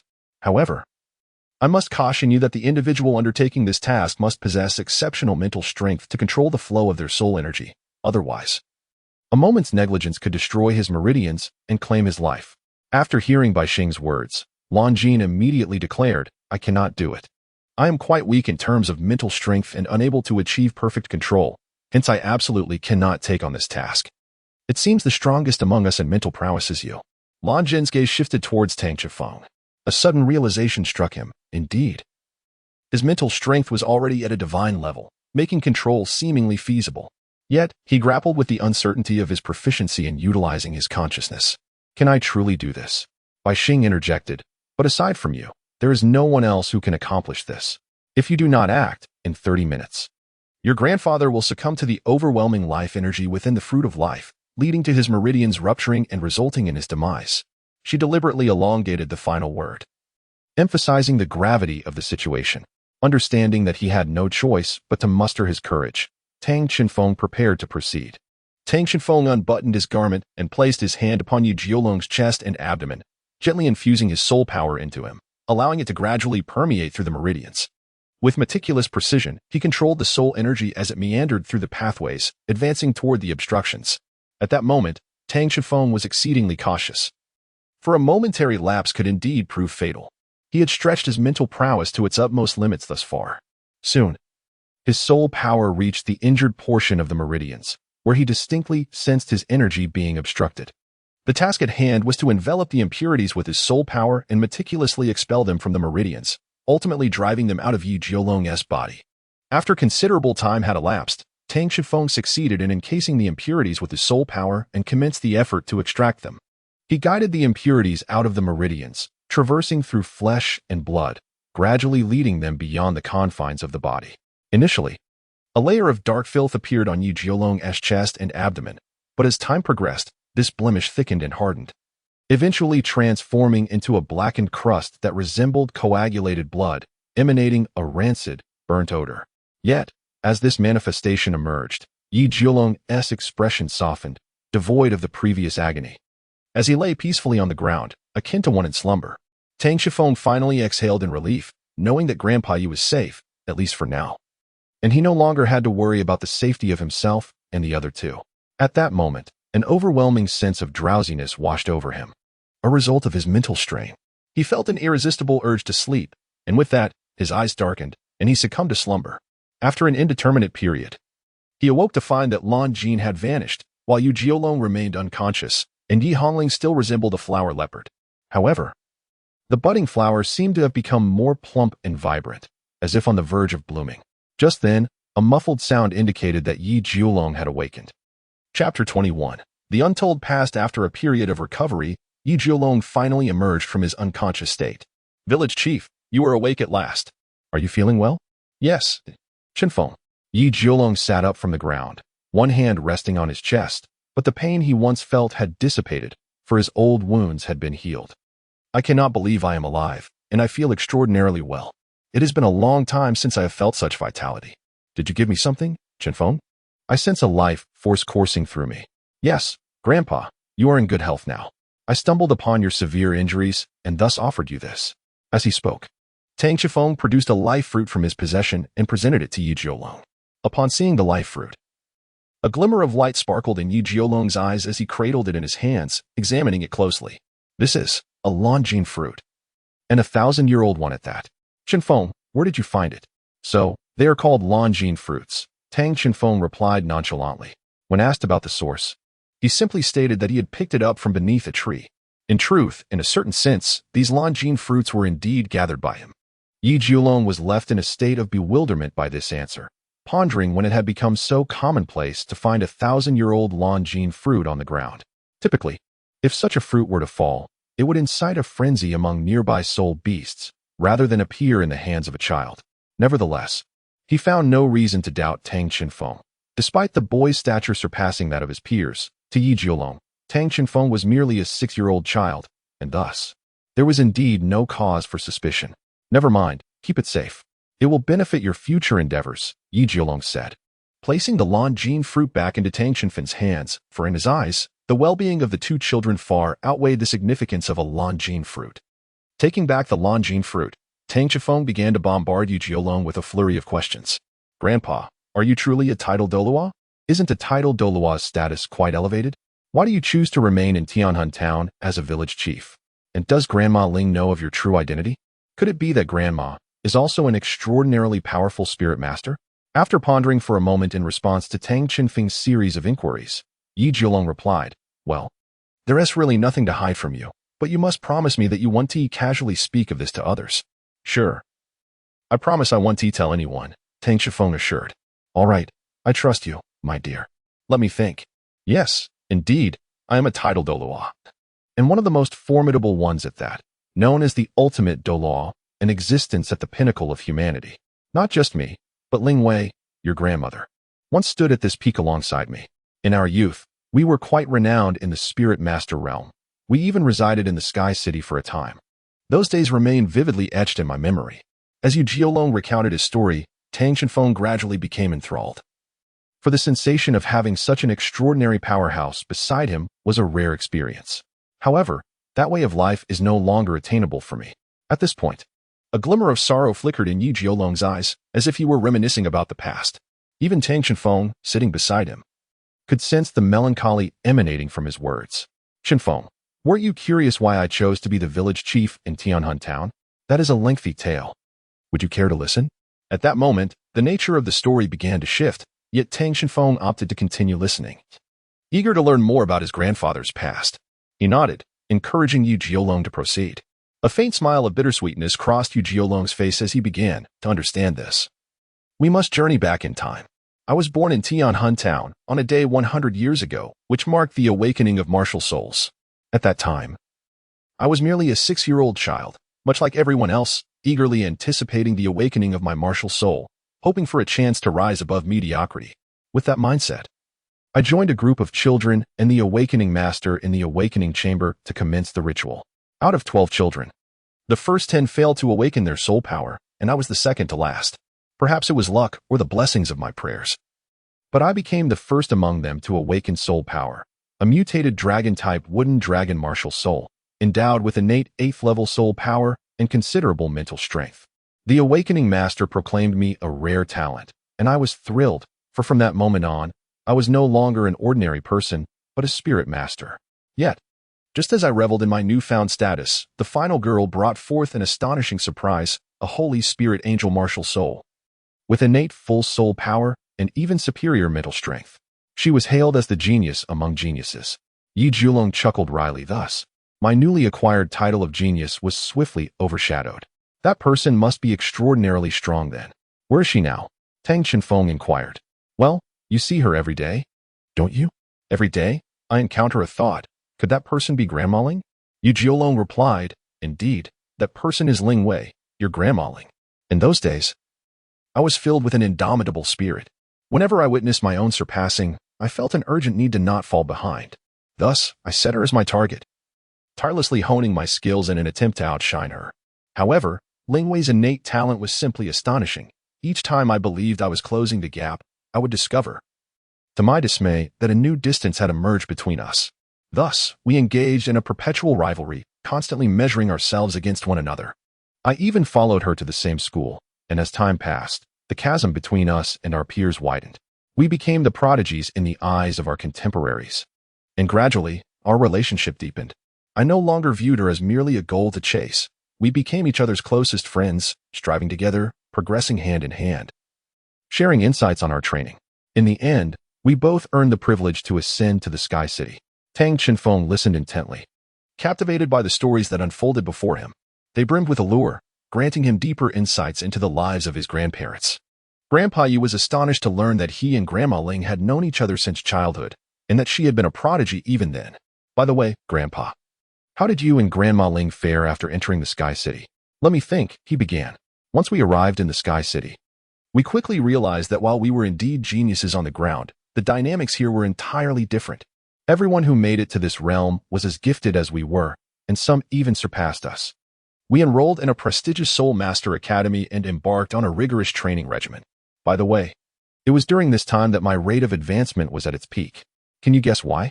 Tang Chinfeng pondered for a moment, contemplating that it must be because of Grandma Ling. Otherwise, he could hardly fathom the reason. Yi Jiolong's eyes sparkled with realization. Indeed, it was due to your Grandma Ling. For she possessed an extraordinary beauty. At that age, one's heart inevitably experiences certain impulses, especially towards those nearby. It is unimaginable how breathtaking your Grandma Ling was in her youth, a beauty that would turn the heads of men and evoke envy in women. I felt similarly. To prevent her from being stolen away, I found myself in numerous brawls. Yet, the allure of Ling Wei attracted many suitors, and my constant skirmishes only served to enhance my prowess.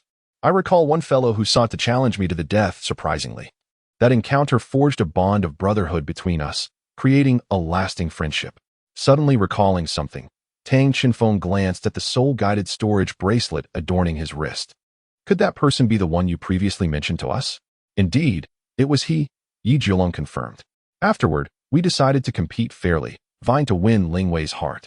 As you know, we both confessed our feelings simultaneously, and ultimately, I emerged victorious, while he graciously accepted defeat and became my brother. Subsequently, we graduated with distinction at the age of 22 and returned to our hometown, deciding to be together. Witnessing our union, besides our family and friends, was a sapling we had planted together at the village entrance. At this revelation, Tang Chinfeng was taken aback. He knew that the grand tree at the village entrance had stood for at least a century, yet he could never have imagined that its planter was his own grandfather. Yi Jiolong chuckled. You would never expect that the tree you frequently meditate beneath was planted by your grandmother and me. Perhaps this is also a form of fate. He continued. Later, we ventured through the realm of soul masters, our strength growing exponentially, and our partnership gradually gained renown. By the time we reached our 50s, we both attained the rank of level 90 title Douluo. After another 20 years, we elevated ourselves to the pinnacle of level 99 ultimate Douluo.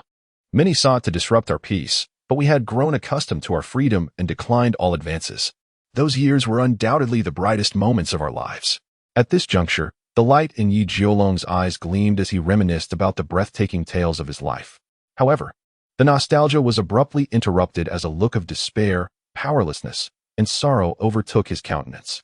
Yet, I later made a decision that I would regret for a lifetime. A decision you regret for a lifetime? Could it be related to your injury? Tang Chinfeng inquired softly from the side. Indeed, it is so. The matter I regret is that I, unprepared, rashly attempted to transcend the tribulation. At this moment, Yi Jiolong's face was etched with anguish. In my earlier days, I was brimming with fervor and a competitive spirit. Upon learning that humanity could transcend the limitations of the Douluo realm and enter the domain known as divinity, my ambition was ignited. I believed I possessed the potential to break through these limits. And thus began my relentless quest for advancement and a method to summon the tribulation of thunder. Ultimately, I succeeded, yet I also faced catastrophic failure. The overwhelming thunderous tribulation nearly obliterated my very essence, yet I managed to cling to life until its conclusion. Had it not been for Ling Wei's soul skill, which allowed her to forcibly transfer her injuries to herself, I would certainly have perished. In the end, not only did I fail, but I also jeopardized her future. She too had the potential to ascend to that level. Listening to Yi Jiolong's tale, Tang Chinfeng felt a wave of sorrow. If he were the protagonist of this story, he would undoubtedly feel despondent after such experiences. Alas, it all stemmed from my impulsiveness. Yi Jiolong continued. Since that time, both my and your grandmother's powers significantly diminished, allowing us to utilize only about 60% of our former prowess, and we would never progress further. My life took a downward turn. Fortunately, your grandmother did not sever ties with me over this incident, although her temperament seemed to grow more irritable. Despite losing much, we still had each other's love. Afterward, my personality began to shift. I became less impetuous, adopting a more tranquil and diplomatic demeanor. We concealed our identities and settled into a more mundane existence. In our 70s, we welcomed our own child, who was now Yi Hongling's father. Grandfather, you had Ling O's father when you were over 70. Tang Chen exclaimed in astonishment. Yi Jiolong smiled and replied, do not be so surprised. At my level, living for over 300 years is not an issue. 70 years is merely a quarter of my life. Having a child at this age is not too late. Reflecting on that time brings me joy. Yi Hongling's father inherited my nine-headed wood divine dragon martial spirit and displayed remarkable talent as a soul master. Through him, I saw a reflection of my younger self, gifted, driven, and crucially, he also possessed your grandmother's meticulousness and composure.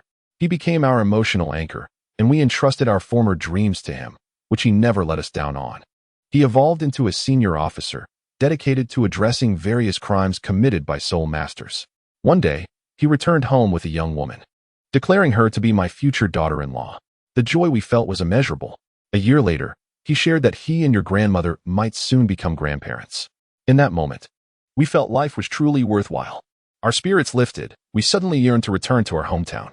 Upon arriving in Tianhun town, we were struck by how swiftly time had passed. The sapling we once knew had grown into a grand tree, and many familiar faces and places had vanished. As we wandered, we unknowingly found ourselves at the edge of the forest bordering the town. Suddenly, we heard a faint sound, reminiscent of a baby's cry. Intrigued, we followed the sound and soon discovered an infant wrapped in a bundle. We decided to take him with us, perhaps influenced by my nostalgia for Tianhun town. I turned to him and said, "Welcome to the great family of Tianhun town." Wait a moment, when I was found by you, Grandpa, was Yi Hongling even born yet?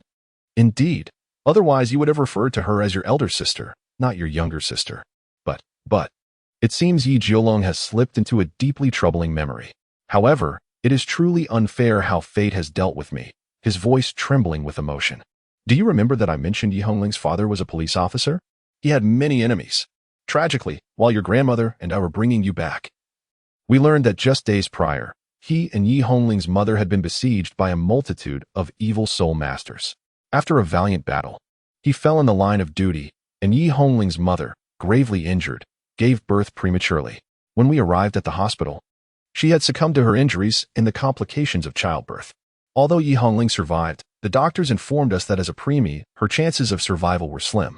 We clung to a flicker of hope, yet it seemed as if the heavens were mocking us. Just 3 days later, we could distinctly sense her breath growing weaker, so faint that everyone was certain she could not endure the day. That day, your grandmother wept in my arms for an entire day and night. And for the first time, I felt utterly powerless. I realized that not only had I aged, but my heart had grown weary as well, tormented by everything around me, enveloping me in boundless anguish. As he recounted this, tears streamed down Yi Jiolong's face. Tang Qinfeng listened, his heart heavy with sorrow.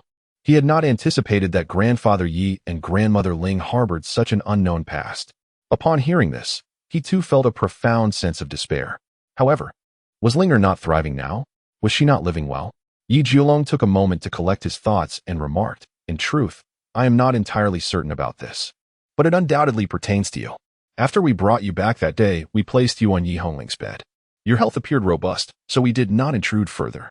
That day, we had resigned ourselves to our fate, deciding that we could not allow our granddaughter to depart this world in solitude.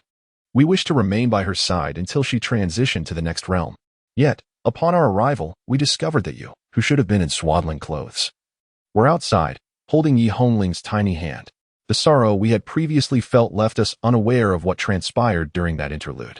However, we noticed that Yi Hongling's life force had grown stronger, exhibiting no signs of weakness, resembling a healthy infant. The doctor was equally astonished, but confirmed that Yi Hongling could continue her life. We were filled with joy, the flame of hope rekindled within us. Although the reason remained unclear, we were certain that your presence was the catalyst for Yi Hongling's survival. Thus, I adopted you, and we became a family. Ultimately, to shield ourselves from malevolent spirits, we chose to live incognito as ordinary soul masters, returning to Tianhun town to lead a tranquil life. As for the position of village head, the villagers, recognizing us as soul masters, elected us without hesitation, and I saw no reason to decline. We lived peacefully for 6 years. To be honest, I wish for nothing more than for you to lead a life of an ordinary person.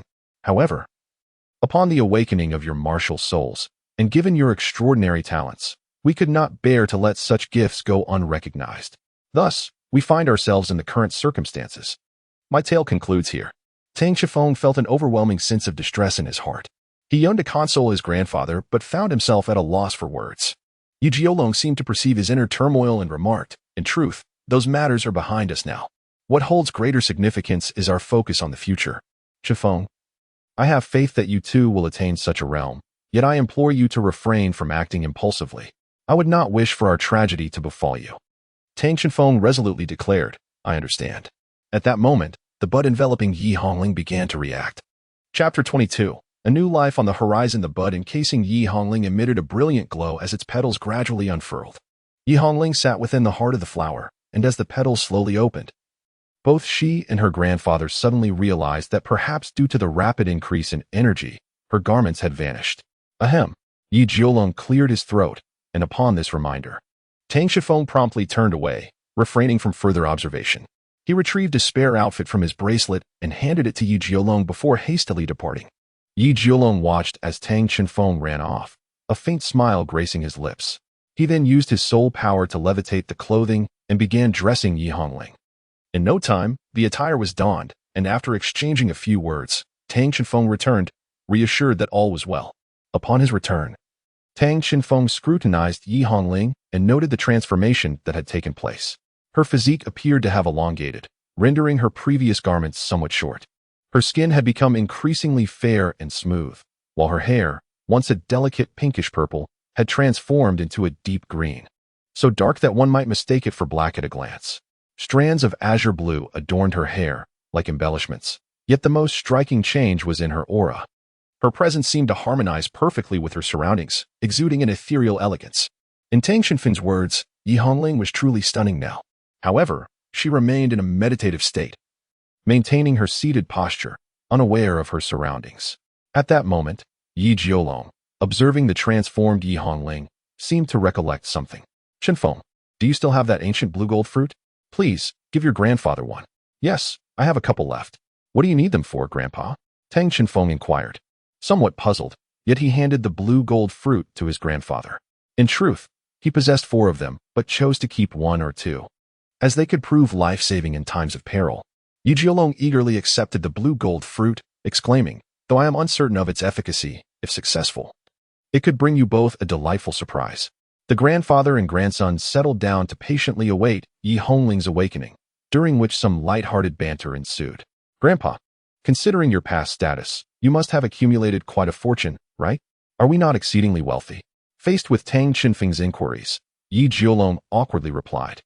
Although the position of the title Douluo typically entails some financial reserves, we have never relied on any external forces, thus our resources are comparatively limited. However, after the series of events that transpired, we donated all our funds to the hospital I previously mentioned before returning home. Therefore, aside from a few commemorative collectibles from our past adventures, we are indeed devoid of any wealth. Time passed, and another afternoon slipped away. The moon now hung gracefully in the sky, marking the arrival of midnight.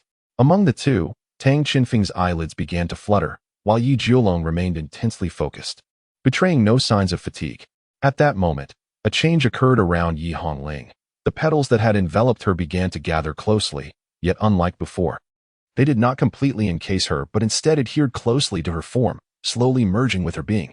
Once this fusion was complete, a ring of emerald gold soul rings emerged from her body. Yi Jiolong, standing nearby, was left utterly astonished, his mouth agape. After over a century as a soul master, he had never witnessed emerald gold soul rings. On the other hand, Tang Qifeng remained notably composed, as his own soul rings were of a rather unconventional hue. As the emerald gold rings gradually integrated into Yi Hongling's essence, she began to awaken. Slowly, she opened her eyes and called out, "Brother," and "Grandpa." Upon seeing Yi Jiolong, her eyes filled with tears, cascading down her cheeks as she leapt into his embrace. "Grandpa, it's wonderful. You and brother are safe. I saw you were gravely injured before." Yi Jiolong knelt down to tenderly embrace her.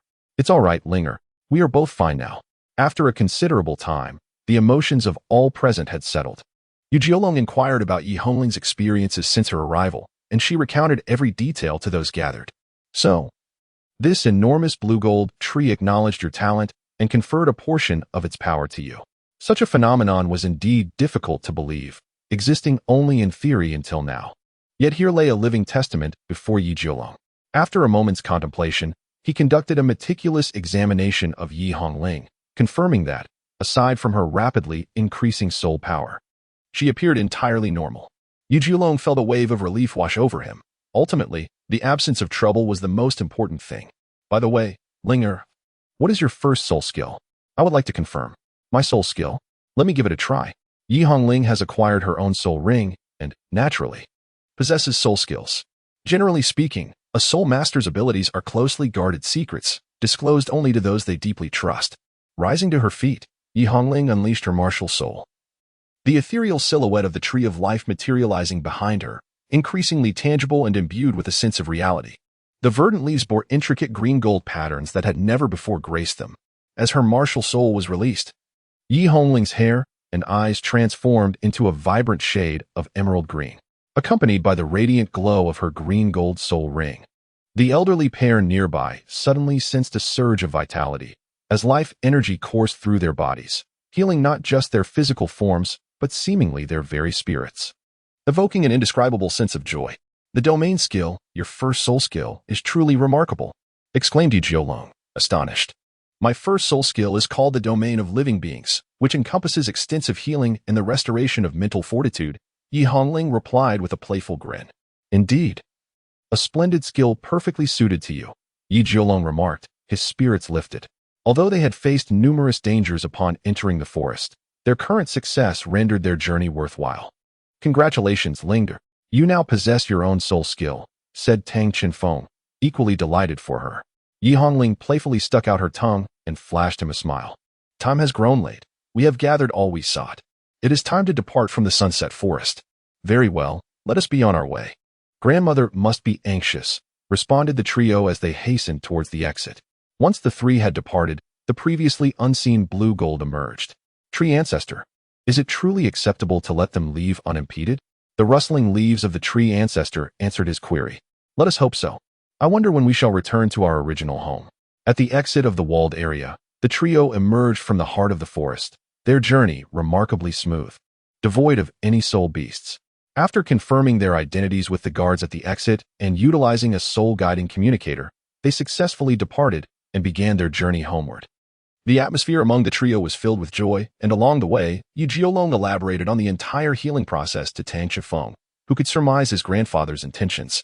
As they hurried back, the sun dipped low in the sky by the time they returned to Tianhan town. At last, we are home. Grandfather, let us hurry back. I am yearning for grandmother's cooking. Yi Hongling tugged at Yi Jiolong's sleeve, directing him towards their home. Calm down, Linger. There is no need to rush, and look. We are already at our doorstep, he replied. Upon arriving at the familiar little house, Yi Jiolong gently knocked on the door, calling out, Ling, we have returned. Please open the door. Shortly thereafter, the sound of a key turning in the lock echoed from within. As the door swung open, the voice of Grandma Ling greeted them. At last, you are back. Do you have any idea how much I have missed you these past few days? However, her words trailed off when she laid eyes upon Grandpa Yi, appearing as he did in his youth. A look of astonishment spread across her face. Grandpa Yi chuckled. We encountered a few minor difficulties along the way. For now, I must remain in this state. With that, he suddenly took Grandma Ling's hand, leading her into the house. Before departing, he added, Children, dinner will be delayed a little longer. Please wait for us in your own world for a while. And with that, they vanished from sight. Yi Hongling, perplexed, inquired, Brother, what are Grandpa and Grandma up to? I am quite hungry now. Tang Chenfeng affectionately ruffled her hair and remarked. She must be intending to surprise us. Before that, let us retreat to our room for a brief respite. The journey had indeed been exhausting. And although they claimed they would return to their quarters to rest, they unwittingly slipped into a meditative state. This was the result of their long-standing commitment to practice. Meanwhile, in another room, Yi Jiolong was endeavoring to replicate the actions previously undertaken by Tang Chenfeng. After a while, as the siblings remained in their meditative trance, a series of knocks and a light, melodious voice interrupted their tranquility. Children, awaken. It is time for dinner. Upon hearing the voice, Tang Chenfeng rose from his bed to open the door, only to be halted by Yi Hongling. Brother, wait a moment. That voice seems unfamiliar, yet oddly familiar. Observing Yi Hongling's alert demeanor, Tang Chenfeng couldn't help but feel a chuckle rising within him. Rest assured, the person outside is someone we know very well. With that, he opened the door. Standing outside was a woman of striking beauty, somewhat unfamiliar, yet captivating to both of them. Wow, grandmother, you were so beautiful in your youth. Tang Chenfeng's exclamation left Yi Hongling perplexed. Indeed, Before him stood Ling Wei, fully restored after consuming the blue golden fruit. Yi Hongling exclaimed in surprise, "Grandmother, it's you. You've become young again." "Indeed. Aren't you pleasantly surprised?" Young Ling, or rather Ling Wei, bore a striking resemblance to Yi Hongling, sharing at least 70% of her features. Yet she appeared more mature. Adorned with round, dark glasses, she possessed an air reminiscent of an esteemed teacher or scholar. The two hurried to the kitchen, where a sumptuous feast awaited them on the table. Seated beside it was the youthful visage of Yi grandfather, beckoning them to join him for dinner. Tang Chenfeng and Yi Hongling naturally did not refuse, and as they sat at the dining table, they began to devour their meal heartily. Ever since they became soul masters, their appetites had been steadily increasing. However, as they continued to eat, an unsettling feeling began to creep over them. Since they started their meal, Grandpa Yi and Grandma Ling had not touched their chopsticks. Instead, they merely smiled at the young couple. The scene felt eerily familiar, and soon, this sensation sparked some unpleasant memories for both of them. Their suspicions were quickly confirmed. After dinner, Yu Jiolong announced, "Through this experience, I have discerned your current shortcomings. Therefore, there will be significant changes in your training regimen. In general, mornings will be dedicated to physical training, afternoons to practical combat training, and evenings will alternate between imparting knowledge of soul masters and soul beasts. We will also engage in meditation at night. We will make slight adjustments, but we will commence this regimen the day after tomorrow, so prepare yourselves mentally." Upon hearing this, both Tang Chenfeng and Yi Hongling exclaimed in unison, "What? No way." Chapter 23. Haotian Soul Master Academy. Today is deemed a momentous day for many, as it marks the beginning of a new semester for Soul Master Academies across the continent. New Soul Masters will enter the academies to acquire essential knowledge, laying a solid foundation for their futures and aspiring to become exceptional Soul Masters. This morning, a soul-guided train was en route to a bustling metropolis. The carriage was filled with passengers, among whom 4 individuals stood out remarkably, a seemingly youthful couple. Seated opposite a striking young man who was at least 1.7 meters tall, while beside him by the window sat a charming little girl, creating a scene reminiscent of parents accompanied by their children. Wow, is this Haotian City? The big city is indeed quite different. Brother, don't you think so? Indeed. Tianhun Town cannot even begin to compare, came the response. The beautiful woman seated across from them chastised. All right, Lingu, Chenfeng, you two need to quiet down a bit. You might disturb others. In contrast, a rather carefree man beside her countered, "Come on, Lingwei, let them be a little surprised. Our reaction was quite similar when we first saw the city. Please, this is basic etiquette. One cannot raise their voice on the train." These 4 were none other than Yu Jiolong and his party, who had come to the city to enroll Tang Chenfeng and Yi Hongling at the academy, while also taking the opportunity to visit old friends. Haotian City, a first-tier city located by the sea, boasts complete urban facilities and soul master equipment. With a beautifully natural environment conducive to living, enriched by abundant marine resources due to its coastal location. In the city inhabited by over 10 million residents, its most distinctive feature lies in its rare qualification to access the Sky City. Consequently, it has become a gathering place for numerous soul masters, with at least 100,000 aspiring practitioners arriving each year, all hoping to earn the chance to ascend to the Sky City. For Tang Chenfeng and Yi Hongling, their arrival here signifies an escape from their arduous past. Since the commencement of their new lives, they have endured rigorous training each day, encompassing various extreme sports. Each practical session has left them battered and bruised, draining their energy completely. If asked about their greatest gain, it would undoubtedly be their rapidly increasing soul power. Currently, Tang Chenfeng stands at level 16, while Yi Hongling is at level 14. The grueling lifestyle of waking at dawn and retiring at dusk is finally coming to an end, and the mere thought of it brings tears to their eyes, as the train announces its arrival at Heighton Station, urging passengers to disembark. The sound jolts them back to reality. The 4 of them rise from their seats, preparing to alight. After exiting the train, they follow the crowd to the nearby Soul Guide vehicle station. Upon identifying the route to Heighton Academy, they board the vehicle. Throughout the journey, Tang Chenfeng and Yi Hongling gaze out at the scenery, marveling at the city that overwhelms their senses. Before long, they arrive at their destination, Heighton Academy. Heighton Academy is a large institution, catering to novice and intermediate soul masters, divided into 9 semesters. Successfully graduating from this academy guarantees entry into reputable advanced soul master institutions. However, The majority of students here aspire to reach the Sky City. Those who meet certain criteria before graduation are granted access, paving the way for entry into advanced Soul Master academies. The academy comprises 6 semesters, and while there is a fee for admission, provisions are made for talented Soul Masters from impoverished backgrounds, allowing them to attend without tuition fees. These individuals, known as work-study students, must, however, support their living expenses independently. Additionally, due to the town of Tianhan having produced 2 titled Douluos, it holds a special enrollment quota equivalent to that of ordinary students. Yet, both Tang Chenfeng and Yi Hongling possess exceptional talent, resulting in the singular special enrollment slot being divided into 2 work-study positions. As they stand before the academy's entrance, Yu Jiolong remarks, "This place has undergone quite a transformation. When we first came here as work-study students, it was far less grand." Just as he speaks, an individual emerges from the academy, an imposing figure in his 60s, with short white hair and a robust physique exuding strength. His voice resonates with remarkable depth, stating, "It is no wonder that with the emergence of 2 prodigies like you, the academy's reputation has soared, and its funding is more than sufficient." Upon seeing him, Yu Jiolong approached without any reservations, stating, "We are both exceptionally rare talents of our generation." Reflecting on the passage of time, he added, "Indeed. It has been over 50 years since we last met, old Gao." The man responded with a hearty laugh, exclaiming, "Ah, indeed, it has truly been a long time, old Jiolong." Yu Jiolong then turned to introduce his companions, saying, "Allow me to present this individual. He is Zhao Gaobo, my former classmate and currently the Vice Dean of the Academy." Tang Chenfeng and the others chorused, "Greetings, Vice Dean." Zhao Jiaober replied, "There is no need for such formality here. Simply call me Teacher Zhao. Do not emulate certain individuals who delight in assigning unflattering nicknames from behind." Yi Jiolong responded, "Is that so? I find it quite fitting for you." Zhao Jiaober unabashedly retorted, "Indeed, yet I believe this nickname suits you rather well too."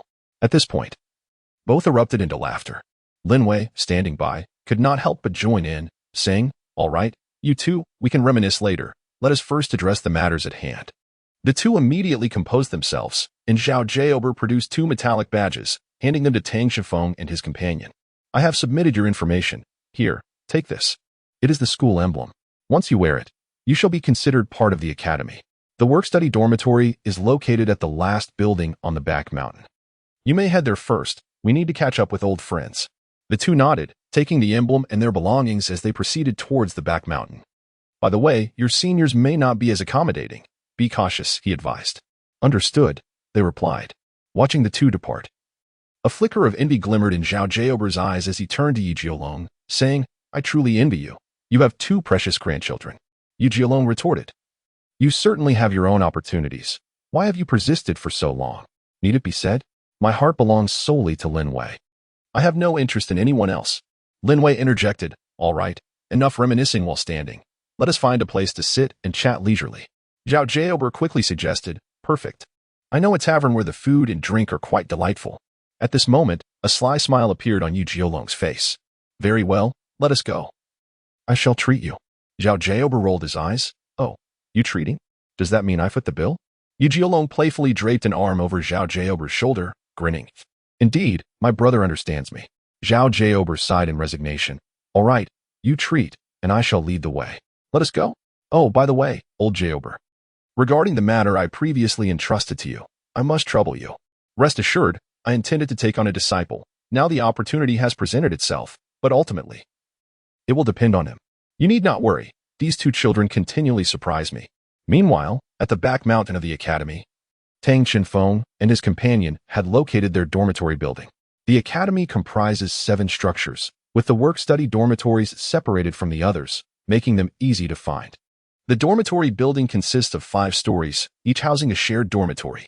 However, due to its nature as a work-study facility, the living conditions are not as favorable as those in the regular student dormitories, a mix of various individuals. The 2 found their assigned room, number 6. According to the number beneath the school emblem, Tang Chenfeng walked ahead and opened the door to glance inside. The dormitory was a spacious area of over 100 square meters, furnished with more than 20 beds, though most were merely bed frames without mattresses. It seemed that quite a number of people were present within. As soon as Tang Chenfeng stepped through the doorway, a fist suddenly flew toward him. aimed directly at his face. Unperturbed, he effortlessly raised his left arm to intercept the blow, then promptly sent his assailant sprawling backward. The individual, propelled by Tang Qinfeng's force, executed a backflip in midair before gracefully landing. However, the expression on his face revealed a hint of surprise at the turn of events. Tang Qinfeng coldly remarked, "Senior, it seems rather inappropriate to bully someone upon first meeting." The individual stood up, gazing at Tang Qinfeng with a hint of confusion, and inquired, "Senior, are you a new work-study student?" At this moment, Tang Qinfeng had a clearer view of the person's appearance. Standing at approximately 1.50 meters, this individual was already quite tall among peers. However, in Tang Qinfeng's presence, he appeared somewhat lacking. His short, silvery white hair framed a long face that conveyed a somewhat sharp impression. Tang Qinfeng spoke, "Indeed, I am a new work-study student. My name is Tang Qinfeng, and this is my sister, Yi Hongling." At that moment, Yi Hongling stood behind Tang Qinfeng, extending her hand in greeting. The other person quickly responded, "Ah, so you are the new arrival. My apologies for not recognizing you earlier. I am Zepping, 9 years old, and my martial soul is the Steel Claw Tiger. I initially mistook the shadow at the door for those troublesome bullies coming to cause a ruckus. By the way, you are remarkably tall, at least around 1.70 meters, right? Did you transfer here?" "Not quite," Tang Qinfeng replied. "I am only 6 years old this year, but due to my innate martial soul, I have grown at a much faster rate than most." "Oh, I see. You possess an innate martial soul. I have only heard of such things before." Zepping continued. "By the way, since you are here, you must adhere to our rules. I am the leader of the 6th dormitory and the work-study students. Newcomers are given the opportunity to challenge me. If one of you wins, you shall become our new leader. Come on." As he spoke, Zepping assumed a fighting stance. At this point, Tang Qinfeng was perplexed. "Wait a moment. Are we really going to fight?" Zepping clarified, "The academy permits students to engage in combat for mutual exchange. But we work-study students often find ourselves bullied by the ordinary students. This practice is intended to foster unity among us. Therefore, Tang Qinfeng, if you wish to join our group, you must face me in a duel." Tang Qinfeng smiled faintly, placing his luggage on the bed beside him. He then stood opposite Zepping and said, "All right, I shall engage you in a match." Yunling, standing nearby, cautioned, "Brother, do be careful and remember to include my share." "Rest assured, I shall exercise caution," replied Tang Qinfeng, already manifesting his martial soul. His body rapidly grew taller, muscles expanding explosively, filling out his previously loose clothing, transforming him into a small giant standing at nearly 2 meters tall. This spectacle astonished everyone present in the room. After all, the dramatic transformation brought about by the manifestation of Tang Qinfeng's martial soul was indeed striking. Zepping was equally taken aback, but quickly regained his composure. He reasoned that should he also utilize his martial soul, his body would undergo a similar explosive transformation, potentially matching his opponent. As both had yet to acquire their soul rings, the disparity in strength should not be substantial. However, unbeknownst to Zepping, Tang Qinfeng was already a one-ring soul master. The evidence lay in the strikingly visible black 10,000-year soul ring he displayed, alongside the wondrous green-golden soul ring of Yunling. For someone like Yi Jialong, who had navigated the martial world for a lifetime, it was evident that being overly conspicuous in their diminished state of power could attract unwanted attention. He understood that the duo's mental faculties surpassed the ordinary, prompting him to teach Yunling the art of concealing their soul rings using mental energy, such as masking the original colors of their rings. Although Yunling possessed remarkable mental strength, she still struggled with this technique. Thus, they settled for a more feasible approach, learning subtle tricks to avoid revealing their soul rings while wielding their martial souls. While this skill seemed somewhat superfluous for Tang Qinfeng, he too preferred not to expose the full extent of his capabilities and thus committed it to memory. At that moment, Zepping's physique began to transform as well. His arms grew notably robust, sprouting fur reminiscent of a tiger, and his hands morphed into a pair of fearsome claws, revealing his martial soul, the Steel Claw Tiger, an immensely powerful feline spirit beast. It was clear that a clash of strength was imminent. Zepping made the first move, channeling power through his legs as he prepared to strike Tang Qinfeng's face with a clenched fist. However, just as he initiated his attack, Tang Qinfeng raised his left hand, blocking the anticipated strike. Undeterred, Zepping swiftly swung his left arm, aiming for Tang Qinfeng's neck, only to find it effortlessly intercepted once more. As Zepping unleashed a flurry of attacks, Tang Qinfeng remained on the defensive, revealing no weaknesses. Zepping pondered, Is he continuously predicting my movements? Little did he know, Tang Xinfeng was employing domain skills to maintain his advantage. Tang Xinfeng possesses the extraordinary ability of precognition, allowing him to perceive the essence of all that surrounds him. The closer an entity approaches, the clearer his foresight becomes, granting him a glimpse into the fleeting moments of the near future. He is thus aware of all of Zeping's impending attacks before they materialize. This remarkable ability is what he refers to as the domain of future perception. Upon temporarily halting his assault, Zeping took a step back, realizing with clarity the disparity between himself and his opponent. No matter how he launched his attacks, his adversary remained utterly unyielding. It felt as though he were striking not a human, but an impenetrable fortress. Yet, Zeping was not ready to concede. He was determined to land a blow, at the very least. With this resolve in mind, Zeping charged forward once more, unleashing a punch. In response, Tang Xinfeng extended his left leg. As expected, Zeping's punch was merely a feint. He swiftly retracted his fist and attempted to execute a sweeping kick propelled by inertia. However, his subtle stratagem proved futile, as Zeping's leg connected with Tang Xinfeng's defending left calf, resulting in a painful recoil for himself.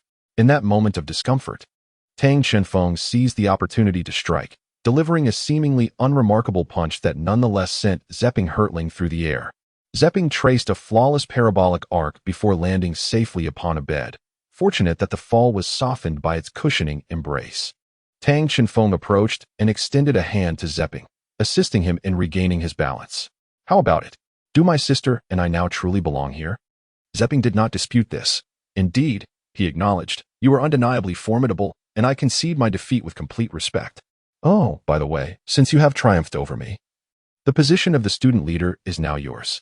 You must shoulder the responsibility and diligently protect all the students. To Zeping, Tang Xinfeng seemed not merely a 6-year-old. Both in intellect and appearance, yet for reasons unknown, he felt an inexplicable sense of trust. Tang Xinfeng did not evade the responsibility, instead affirming his commitment to safeguard everyone. Meanwhile, Yi Hongling suddenly interjected, now that you have become the leader, does that mean I can also secure the position of the eldest sister? Naturally, Tang Xinfeng had little to say regarding this suggestion and readily acquiesced. Zeping and the other working students appeared somewhat discontent, yet witnessing their new leader's indulgence towards her, they chose to remain silent. Chapter 24, Let Us Become Blacksmiths. Tang Xinfeng has assumed the role of the new leader of the 6th dormitory, which simultaneously places upon him the significant responsibility of safeguarding his roommates and fellow work-study students. The siblings meticulously arranged their bedding, ensuring their respective sleeping quarters were in order. Acknowledging that residing in the academy necessitated a departure from the comforts of home, where sharing a bed was commonplace. Glancing at the clock, they realized that lunchtime was nearly upon them. At that moment, Zeping approached and inquired, Boss, shall we go together for a meal? Tang Xin replied, that sounds great. Since we are not yet familiar with the roads here, Zeping, I would appreciate your guidance. Yi Hongling chimed in with a smile that is quite a burden. Thus, under Zeping's leadership, the group of 8 made their way to the academy's cafeteria. Along the way, Yi Hongling inquired, what delicious offerings does the cafeteria have? Zeping responded, the meals here are quite abundant. However, the working students are usually quite impoverished and can only afford the cheaper options. As for the more upscale dishes, we might as well forget about them. Oh, this is unacceptable, Tang Xin interjected. For us soul masters, the energy derived from food is crucial. Zeping, you can't possibly be subsisting solely on cheap meals, can you? Upon hearing this, Zeping sighed and replied, Boss, I wish it were different. But my family is not well off. A working student like me can barely scrape by with a day's worth of food from a full day's work. I've reached the 8th rank in my cultivation and need to save up for soul spirits. It's essential that I cut costs wherever possible. You are likely to find yourself at a disadvantage. Without sufficient energy, your cultivation pace will slow considerably. How about I treat you to a meal today? Since we all live in the same dormitory, let us support each other. Zeping was taken aback, exclaiming, Boss, you are treating me? Then I shall graciously accept. As they traversed the playground, they arrived at the cafeteria, which was already bustling with students. Besides newcomers like Tang Chun, the majority were clad in the academy's uniforms. The cafeteria, which served as the dormitory for ordinary students, was a single-story establishment but spanned an impressive area of approximately 1,000 square meters, filled with tables and chairs. Well, if it isn't the pickled vegetable boy, Zeping. Back for more pickles, are you? Upon entering, they were greeted by a distasteful voice. Following the sound, they saw several male students who appeared to be around 10 years old, with one of them, who seemed to take the lead, possessing a rather handsome visage. However, his disdainful expression incited an inexplicable urge to strike him. Zeping retorted angrily, what is so impressive about that? Just because you have money? A nearby working student whispered to Tang Chun, that boy is named Ning Tong, a child from a wealthy family. He often bullies working students. And even if he doesn't engage in fights, he frequently comes over to provoke us. Ning Tong scoffed, beat me? Please, wasn't it us who pinned you to the ground last time? You've never bested us. But I'll concede the wealth part. I'm off to eat now, so I don't have time for you. Enjoy your pickles. With that, he waved dismissively and turned to leave. Zeping was about to explode when Tang Chen pulled him back. Boss, what are you doing? I must teach him a lesson today. Calm down. With your current strength, you won't be able to defeat him. Focus on eating well to replenish your energy. Later, I will help you raise your abilities, and then you can confront him properly. Zeping was taken aback, pondering how to respond. Let us dine first, he suggested. Ultimately, with a look of confusion, he acquiesced and joined Tang Chenfeng and Yi Hongling at a table. Without hesitation, Zeping indulged in an array of dishes he typically refrained from sampling. As he surveyed the sumptuous feast before him, he mused whether he had perhaps overindulged. Just as he approached his seat, he was astounded to find the table laden with an abundance of food, with some dishes precariously stacked due to the lack of space. Meanwhile, Tang Chenfeng and Yi Hongling were engrossed in their meal. Wait a moment, my friend, Zeping interjected. If we take too much food and leave it unfinished, we will be reprimanded for wasting resources. Tang Chenfeng replied nonchalantly, rest assured, my sister and I never indulge in waste. Shortly thereafter, under the astonished gazes of Zeping and the other students, the siblings devoured an entire table of food with the ferocity of a tornado, leaving the plate spotless, as if freshly washed, with not a crumb in sight. What astonished Zeping even more was that after finishing one table full of dishes, they proceeded to bring forth another, continuing their feast. It was said that later arrivals among the students, despite having money, were unable to purchase any food. After a while, the three of them exited the cafeteria together. Unable to contain his curiosity, Zeping inquired, Boss, do you eat like this at home as well? Not at all, came the response. Compared to home, we have already restrained ourselves considerably. Zeping remarked, your family must have put in a great deal of effort to raise you. By the way, just how much is your living allowance? That last meal, combined with mine, must have exceeded 200 federal coins, which would require 4 days of work to earn. Tang Chenfeng spoke somewhat awkwardly. In truth, we don't have much money. When we calculated, we can only last for a couple more days. Just 2 days? Then boss, you still treat me to a meal, Zeping exclaimed in surprise. You need not worry about that. My brother and I have other means to earn money. There is no need for excessive concern, Yi Hongling confidently asserted. As they did not have classes on the first day, the three returned to their dormitory. At that moment, the academy's custom uniforms had arrived and were placed on their beds. The two of them quickly changed into the uniforms, which were snug yet lightweight, resembling athletic attire and allowing for great ease of movement. Just as they finished changing, Zeping rushed over. Boss, what method did you mention to help me enhance my abilities? Well, according to my speculation, your progress should have been swifter, but due to your insufficient energy intake, your advancement has been somewhat sluggish. Moreover, you seem to rely solely on meditation for cultivation, depending entirely on your martial soul for physical enhancement, correct? Indeed, for us soul masters, physical training truly lacks significance. That is where you are mistaken, Tang Chenfeng replied. For us, physical training is not useless, rather, it is inadequate. The training volume suited for ordinary individuals is insufficient for us. We require a regimen tailored to our needs. Additionally, I have noticed that your combat experience is severely lacking, and your fighting lacks any semblance of technique. What you need most right now is practical training and ample physical conditioning. Is that so?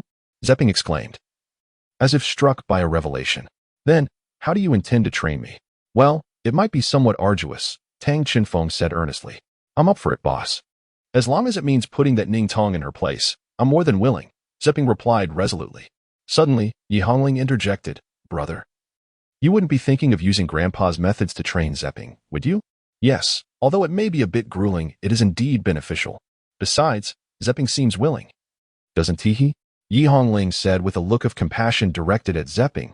Zeping, you must take care of yourself. Her gaze sent shivers down Zepping's spine, an unexplainable chill creeping into his heart. Ah, by the way, Zepping, do you know where Dean Zhao's office is? Oh, boss, you mean the vice dean? The teacher's offices are all in one building, clustered together. The vice dean's office should be located on the far right of the first floor. I understand now. I must take my leave. Zepping, your training will commence the day after tomorrow. I need to plan thoroughly first. Speaking of which, boss, what do you need to see Dean Zhao for? As far as I know, he rarely converses with others, even on ordinary days.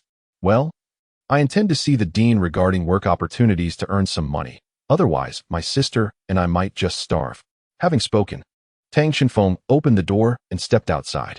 Meanwhile, in a room within the administrative building of the academy, a robust figure sat in a chair, eyes closed in contemplation. This individual was none other than Zhao Gabua, the vice president of the academy, whom Tang Shinfeng had encountered earlier. After parting ways with Yu Jiulong and Ling Wei following their meal, he had returned and was now awaiting someone. Let me see, where is the vice president's office? At this moment, Tang Shinfeng had arrived at the administrative building and was searching for Zhao Gaobua's office. He made his way to the far right corner on the first floor, where he found an unassuming small door. A sign beside the door bore the words Vice President's Office. After confirming the location, he was about to knock, but before he could do so, a voice from within called out, "Come in." Tang Shinfeng was initially taken aback, but he soon opened the door. After closing it, he turned to Zhao Gabua and inquired, "Teacher Zhao, how did you know I would arrive at this hour?" Sitting in the chair, Zhao Gabua opened his eyes and replied, "I can sense your arrival with my spiritual energy. Although my abilities may not yet rival your grandfather's, they are certainly not far behind." Tang Shinfeng's eyes lit up. "Teacher Zhao, are you also a titled Douluo level individual?" Zhao Gabua did not respond directly to his inquiry, but instead remarked, "You already know the answer to that." He then returned to the main topic, addressing Tang Shinfeng. "I understand that you and your sister have managed to deplete your household supplies with nothing but your persuasive skills. As Yi Jiulong has informed me." Hearing Zhao Gaobua's playful criticism, Tang Shinfeng felt a flush of embarrassment. "I can't help it. Ever since my martial soul awakened, I've been inexplicably ravenous," he confessed. Zhao Gaobua chuckled in response. "That's a positive sign, indicating that you absorb energy swiftly. However, it undoubtedly poses a significant challenge for your finances, especially for someone like you who is a working student." Tang Shinfeng, without any preamble, directly asked, "So, Teacher Zhao, do you have a solution?" Zhao Gabua replied, "Of course I possess a remedy, yet it demands considerable talent, diligence, time, and patience. I shall set a trial for you to ascertain whether you can meet these prerequisites. Otherwise, I shall be unable to assist you. Do you accept?" Without hesitation, Tang Shinfeng readily agreed, casting his worries aside. Regardless of the nature of the challenge, he resolved to make every effort to try. Such was his mindset. Hearing Tang Shinfeng's resolute affirmation, Zhao Gabua nodded in satisfaction, then rose and strode towards the bookshelf on his left, speaking as he walked, "Since you have agreed, do not abandon your pursuit easily." Upon reaching the bookshelf, it appeared he was searching for something. Zhao Gabua first retrieved a book from the second shelf, and then a sound of mechanisms activating echoed from behind the wall. "I heard from your grandfather that you have a keen interest in mechas and battle armor. Do you know what the prerequisite for mastering them is?" He continued, pulling another book from the second to last shelf and placing the previous one back, followed by another sound of mechanisms engaging from behind the wall. Tang Shinfeng pondered for a moment, concluding that the prerequisite must be to possess exceptional soul masters. Only with sufficient soul power and mental strength can one truly harness their potential. Zhao Gabua rose and remarked, "You are correct, yet your assertion is not entirely accurate. If your sole intention is to manipulate them, then your statement holds merit. However, if you aspire to reach the pinnacle of existence, that alone is far from sufficient." Tang Shinfeng was taken aback, pondering what could possibly be lacking. Zhao Gabua remarked, "There is much to discuss. Do you know that the majority of the mechas and battle armors crafted by the elite soul masters are largely a result of their own involvement in the creation process? This endeavor is referred to as the secondary profession of soul masters, encompassing 4 primary roles: design, manufacture, maintenance, and the foundational creation of these marvels." As he spoke, he placed the book he held into a vacant slot on the second shelf. With the placement of the tome, the sound of mechanisms became increasingly pronounced. Click, clack. As the noise escalated, the walls of the office began to recess, gradually transforming into the entrance of a secret chamber. Zhao Gaobua's tone grew noticeably more animated. The foundation of the four primary roles is forging, which pertains to the blacksmith. My intention is to guide you in becoming an exceptional blacksmith. Is a blacksmith merely a blacksmith? Tang Chifeng inquired. Sort of, but it is not comparable to the work of an ordinary blacksmith, Zhao Gabwa continued. I understand that you harbor numerous questions. I shall address them one by one. First, let me ask you, what materials are used in the crafting of battle armors and mechas? Tang Chifeng briefly reflected, recalling that in his memory, he had only seen one set of battle armor, specifically that of Yunzong. It must be composed of rare metals, for mechs utilize more common materials, while battle armor should employ a distinctly special metallic substance. After hearing Tang Xinfeng's response, Zhao Gabwa nodded slightly and remarked, your answer is not entirely correct, but it is quite close to the truth. Indeed. Both mechs and battle armor are crafted from rare metals. However, there is no significant difference between them.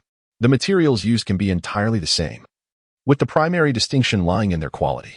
Enhancing that quality depends on the skill of the blacksmith. The reason I refer to blacksmiths as the foundation of the four great professions is that they supply the raw materials. Without them, the creation of battle armor and mechs would be an insurmountable challenge. Prior to this, Tang Xinfeng's understanding of battle armor was rather superficial.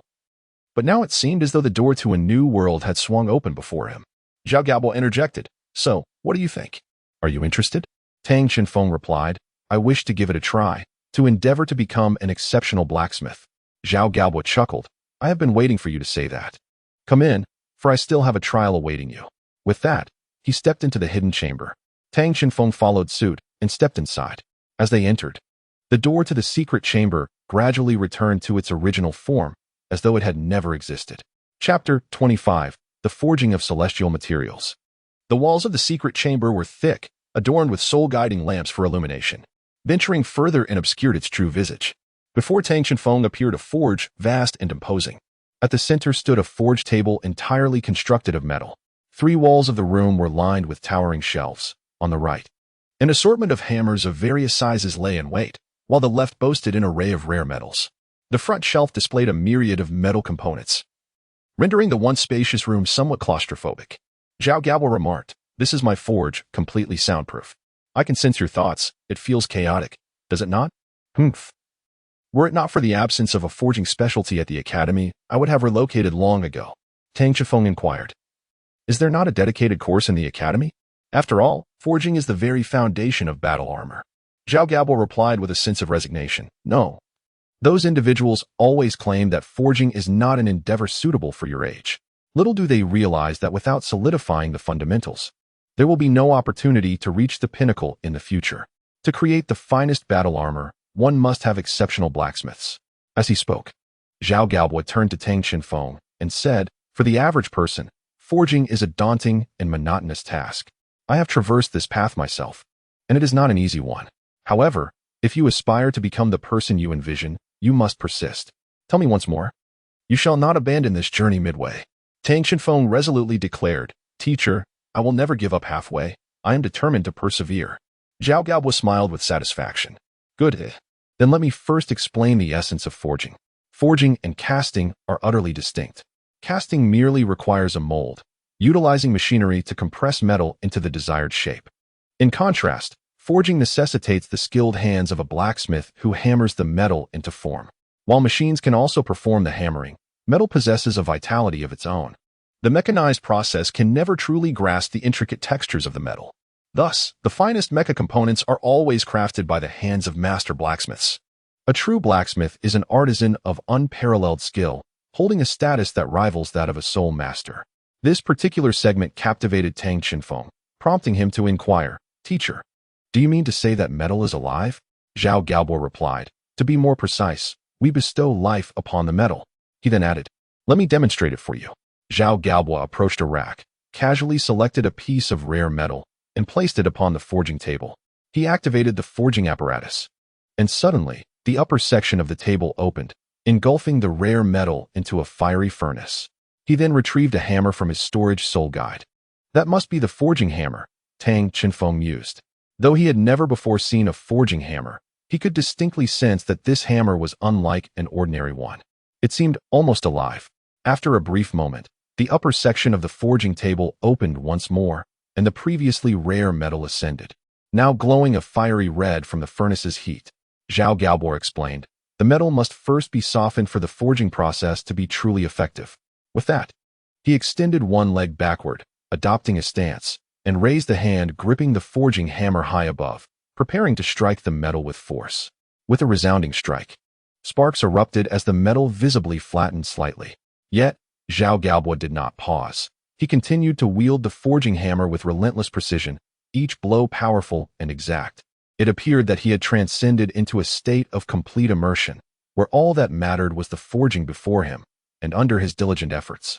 The metal gradually diminished in size. As the final strike resonated, the forging came to a close. The volume of the metal had decreased, and its overall luster had intensified, indicating a reduction in impurities and an enhancement in purity. Observing his creation, Zhao Gaobo remarked, forging itself is stratified into levels. What I have produced is known as 100 forgings of the first grade, suitable for crafting basic battle armor or standard mechs. Of course, there exist higher tiers. It is worth mentioning that forged rare metals have always been invaluable commodities. However, such aspirations may still be beyond your reach. For now, focus on establishing a solid foundation.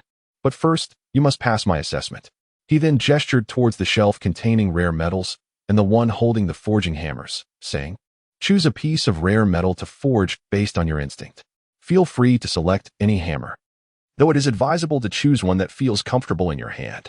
I shall not interfere with your forging process. Ultimately, I will assess your worthiness for my full mentorship based on your inaugural creation. Now, I have said all that needs to be said. Go forth and let me witness your performance. With that, he stepped aside. Tang Chenfeng did not linger, hastening to the shelf that housed the rare metals. Variously shaped metals, each fashioned into cubes the size of a clenched fist, lay before him, their diverse lusters creating a mesmerizing spectacle. In that moment, he found himself at a loss for choice amidst the dazzling array of dozens of metals, each differing in hue and texture: gold, silver, black, and light blue. Some bore peculiar patterns, while others sparkled with twinkling glimmers of light. After surveying the selection, Tang Chenfeng's gaze settled upon a deep blue metal, which appeared almost black yet exuded a translucent, crystalline quality, flickering with a hint of radiance reminiscent of a lower-tier version of his starry stone. Intuitively, he felt as if this metal was calling to him, and almost instinctively, he reached for it. Though not overly heavy, it possessed a texture akin to that of a gemstone rather than metal. Upon witnessing Tang Chenfeng's choice, Zhao Gaobo furrowed his brow. For the metal he had selected was known as dark star crystal. This rare metal could only be mined from asteroids, known for its remarkable hardness and minimal resistance to soul force conduction, making it suitable for crafting essential components. However, its extreme hardness and poor malleability rendered it exceedingly challenging to forge. At that moment, Tang Chenfeng had already placed the dark star crystal upon the forging platform and pressed the button to commence the smelting process. He then approached the rack where the forging hammers were displayed. After a brief survey, he selected a hammer comparable in size to the one Zhao Gaobo had previously wielded. Seeing this, a faint smile crept across Zhao Gaobo's lips as he mused that Tang Chenfeng seemed intent on emulating his previous choices. However, he knew that having studied forging for nearly a century, the hammer he utilized weighed an impressive 500 pounds, no trivial tool for just anyone to wield. Before long, Tang Chenfeng set down the hammer. Zhao Gaobo thought to himself that the young man was indeed prudent to gauge his own strength. Yet, the next scene left him utterly astonished. For, instead of the previous hammer, Tang Chenfeng lifted an even larger forging hammer, one with a long handle measuring approximately 150 centimeters in total length and weighing around 550 pounds. The long-handled hammer provided superior leverage and striking power, yet required significantly more effort and control to wield effectively. Zhao Gaobo sighed inwardly. From the current situation, Tang Chenfeng's choices seemed to be the most arduous. Nevertheless, he had previously declared that he would not interfere with the young man's decisions. Thus, he resolved to observe the outcome of Tang Chenfeng's endeavors. Forging demands unwavering focus, so I shall take my leave for now. Once you have completed your work, do summon me. Remember, you must exert your utmost effort, Zhao Gaobo instructed before closing the door to the chamber and stepping outside. Now, within the forge, only Tang Chenfeng remained, standing quietly before the anvil, grasping the forging hammer in his hand. After a brief moment, the exit above the anvil opened, and the crimson-hot dark star crystal slowly ascended. At this juncture, Tang Qinfeng emulated the stance of the elder Zhao Gaobua, spreading his feet apart while concentrating his strength in his arms, waist, and legs. However, instead of raising the hammer high, he firmly grasped the handle with one hand and the midsection with the other, bringing it down forcefully. As the hammer met the metal, sparks erupted in a dazzling display. And as the hammer rebounded, Tang Qinfeng leveraged the momentum to lift it once more, striking down again. With each resounding blow, his speed quickened and his rhythm became increasingly steady. The reason Tang Qinfeng had chosen this long-handled hammer was that the previous one felt somewhat light and lacked the desired heft. This long-handled hammer was perfectly suited to him. The forging continued, during which Tang Qinfeng attuned himself to the transformations of the dark star crystal. It underwent a metamorphosis, becoming smaller and more refined, seemingly bursting forth with brilliance at one point. Throughout the forging process, he sensed an evolution within the metal before him, as if he were infusing it with vitality, awakening a nascent spirit within. Then, with a resonant clang and a thunderous sound, a brilliant golden light erupted from the metal being forged, startling Tang Qinfeng from his concentration. This phenomenon lay beyond his comprehension, and as he hesitated, a familiar voice echoed from his pocket. "Do not stop. Continue. This is a marvelous opportunity for you to grasp the essence of creation." The voice bore a hint of urgency. "Sister Bai Xing, press on. You are currently bestowing this metal with spirit and life. This process will undoubtedly aid your future growth." Though he did not fully understand, it seemed prudent to persist. The forging resumed, and as he struck down again, Tang Qinfeng distinctly sensed a difference. This round of forging demanded more effort than before. The metal's essence had shifted.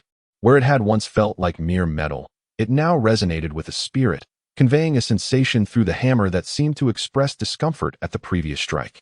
In light of this, Tang Qinfeng drew upon his soul force, channeling it into the hammer while activating his consciousness to observe every detail of the metal. The forging progressed, and the infusion of soul force and heightened awareness began to drain his energy. Yet, the hammer in his hand did not falter, it continued to swing with fervor. He was attuned to the emotions conveyed by the metal with each strike of the hammer, determining the next blow's point of impact and force. Gradually, a faint halo emerged around the dark star crystal, intensifying with each of Tang Qinfeng's strikes. The sensations relayed by the metal grew increasingly vivid. A subtle hum began to resonate from the metal, as if something were on the verge of awakening.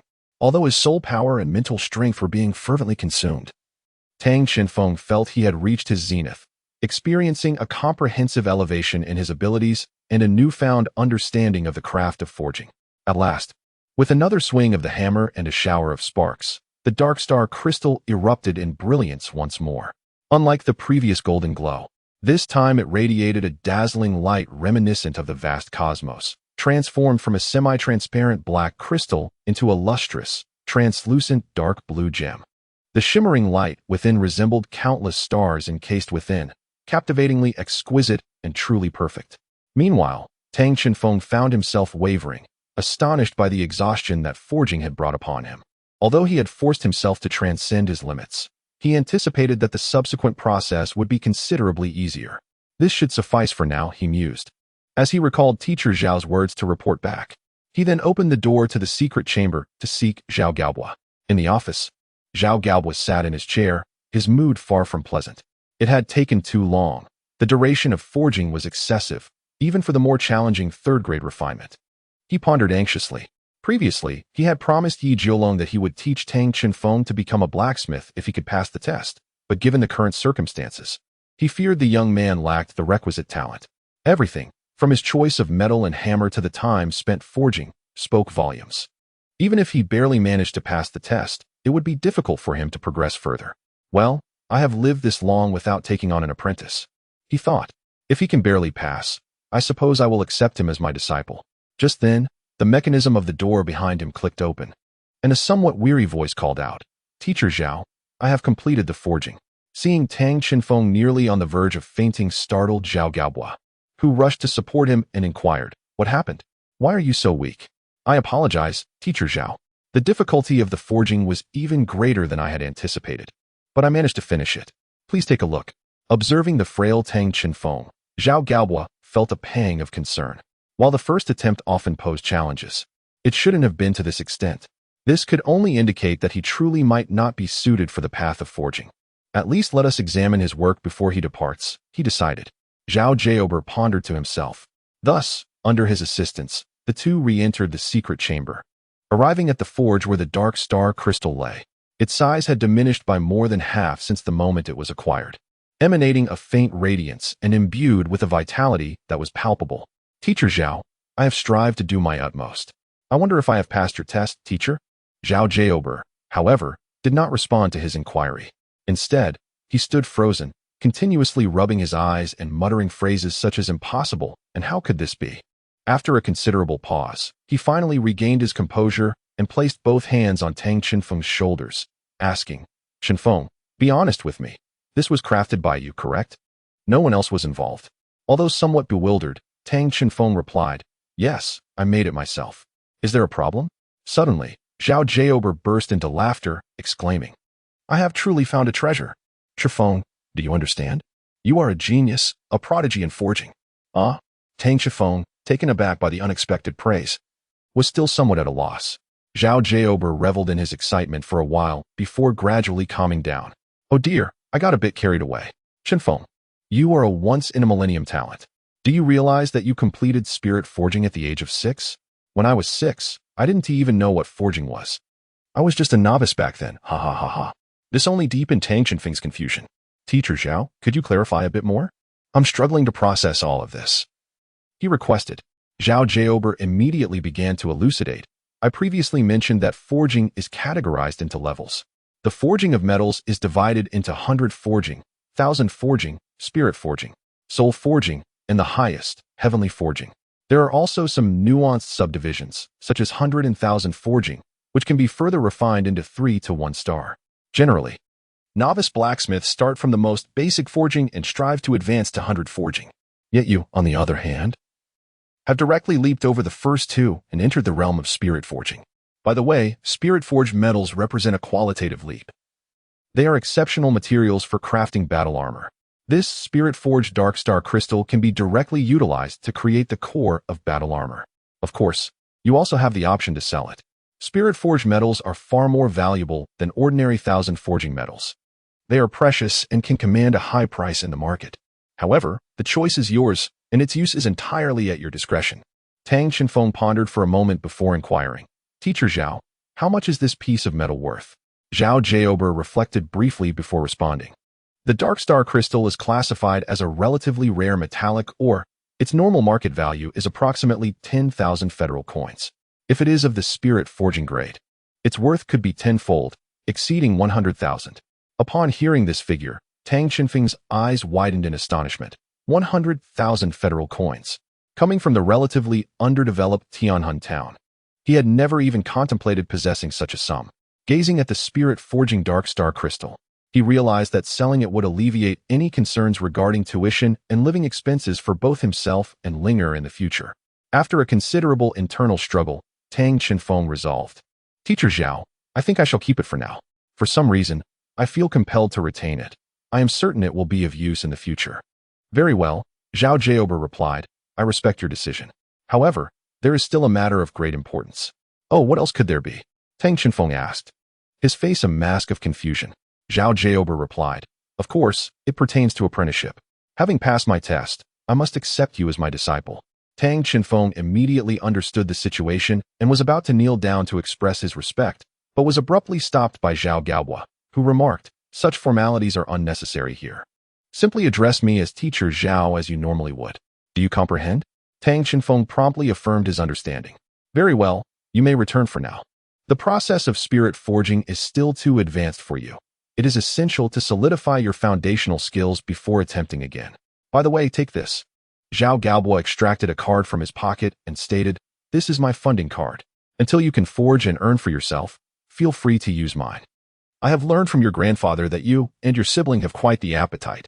Do not hesitate to utilize it. But remember, it is a loan that must be repaid in due course. As the saying goes, a gift from an elder should not be declined. Thus, after expressing his gratitude, Tang Qinfeng accepted the card and exited the office. Little did he know, Zhao Gaobo's gesture stemmed from a personal interest. He hoped to keep Tang Qinfeng close. For a talent like his was a rarity in the world, and he was determined to cultivate him to the fullest. However, Tang Chenfeng remained unaware of Zhao Gaobuo's intentions. Upon leaving the office, he noticed that the sun had already reached the mountain's peak and was about to set. Classes were set to commence the following day, prompting him to hurry back to his dormitory, weary from the day's events. Upon arriving at the dormitory entrance and pushing the door open, he was greeted by two familiar figures, Yi Hongling and Zhe Ping. "Boss, you're back," they exclaimed. "Brother, you're back." Yi Hongling added, "You seem rather fatigued." Tang Chenfeng remarked, "Well, it's a long story."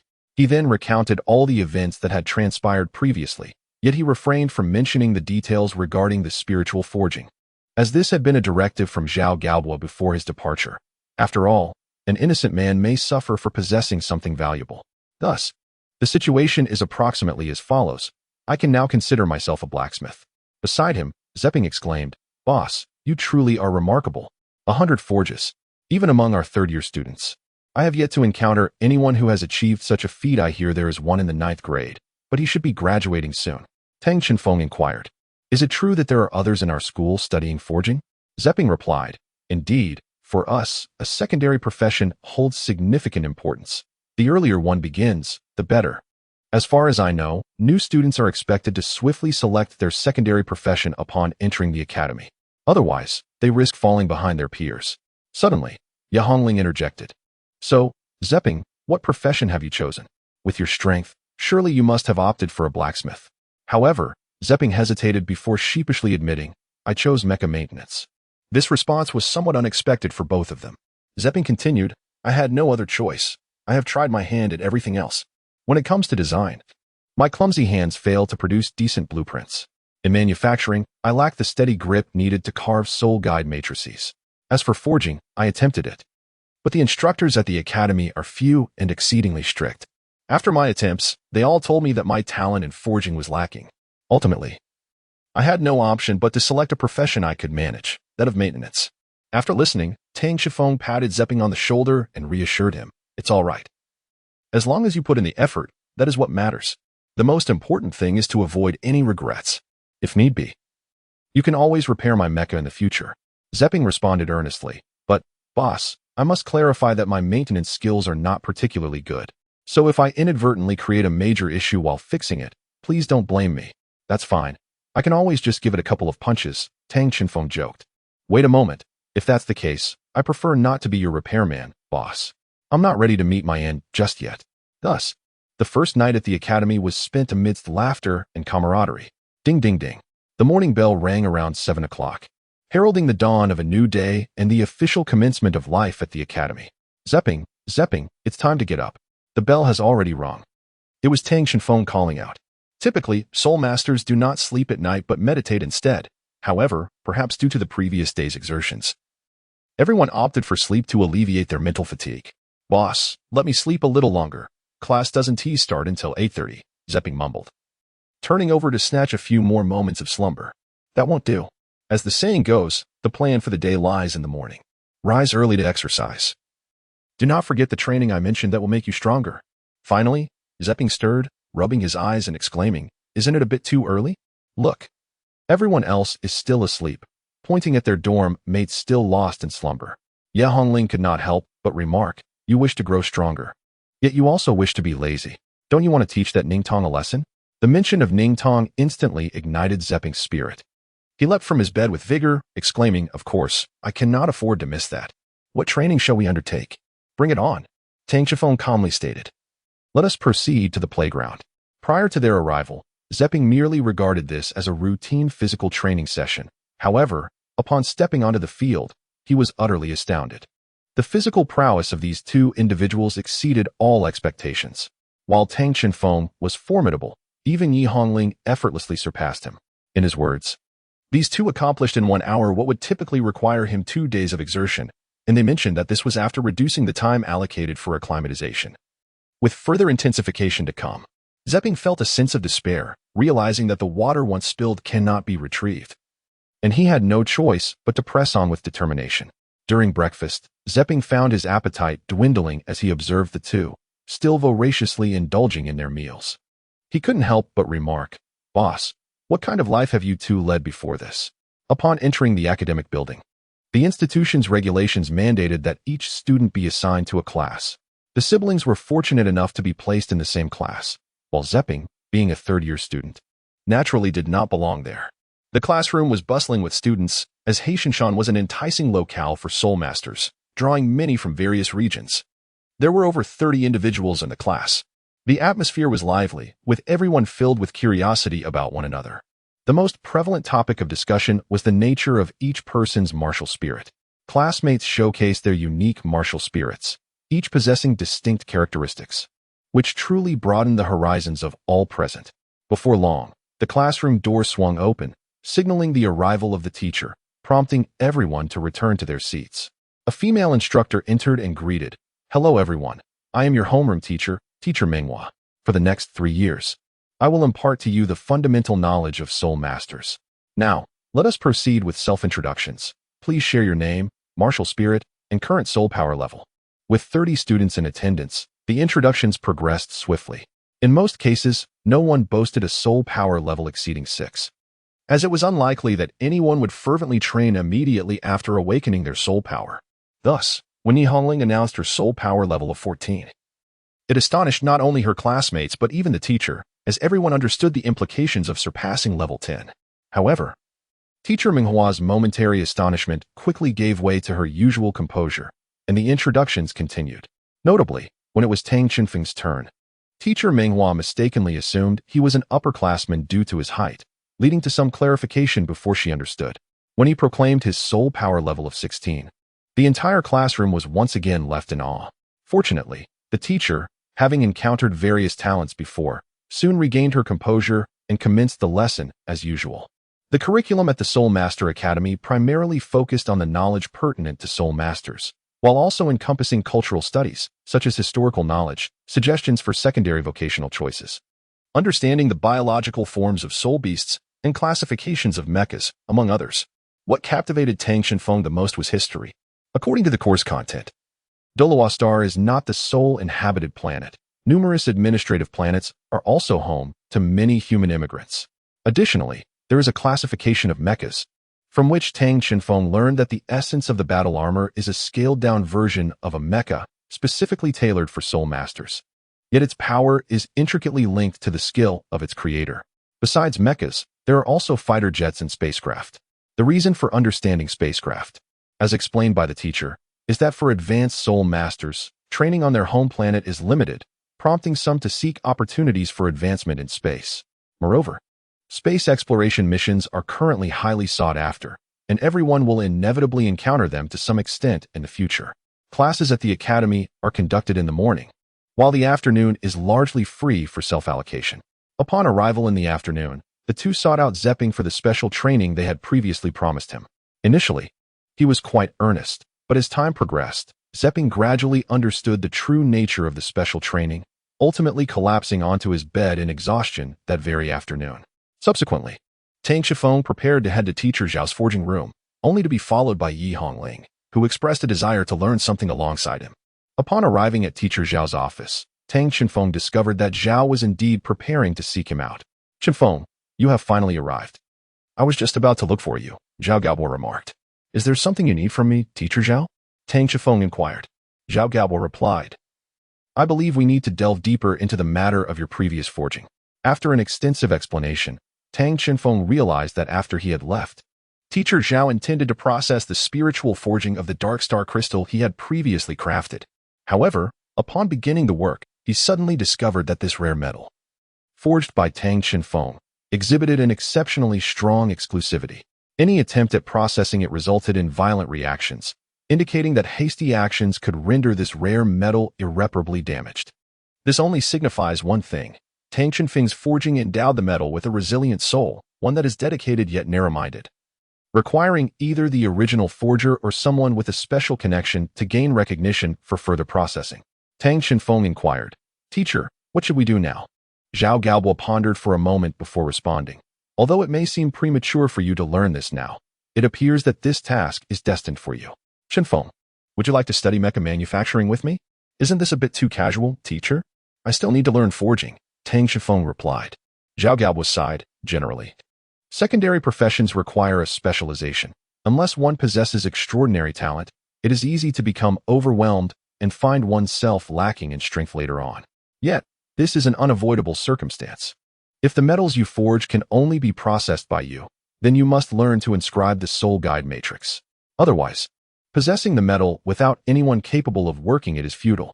Moreover, I cannot guarantee that your forging talent will become a resource for your cultivation. As the master and disciple engaged in their fervent discussion, Yi Hongling, standing nearby, found herself unable to comprehend much of it. She began to stroll around the forging room, soon captivated by an unfinished design blueprint, a matrix design. Meanwhile, the duo reached a consensus. Tang Qinfeng agreed to undertake the study of both forging and mecha manufacturing, provided it did not excessively interfere with his cultivation. Zhao Gaobo reassured him, "Do not worry too much. With your aptitude for learning, you should achieve success swiftly. I believe you possess great potential, merely needing a bit of refinement." Tang Qinfeng remarked, "In truth, I am not overly concerned about the challenges of mastering mecha manufacturing. My primary apprehension lies in the pace of my own cultivation." Following this, there ensued a period dedicated to the practice of forging and observing the intricacies of mecha creation. During this process, Zhao Gaobo discerned that Tang Qinfeng's innate talent for forging was remarkably potent.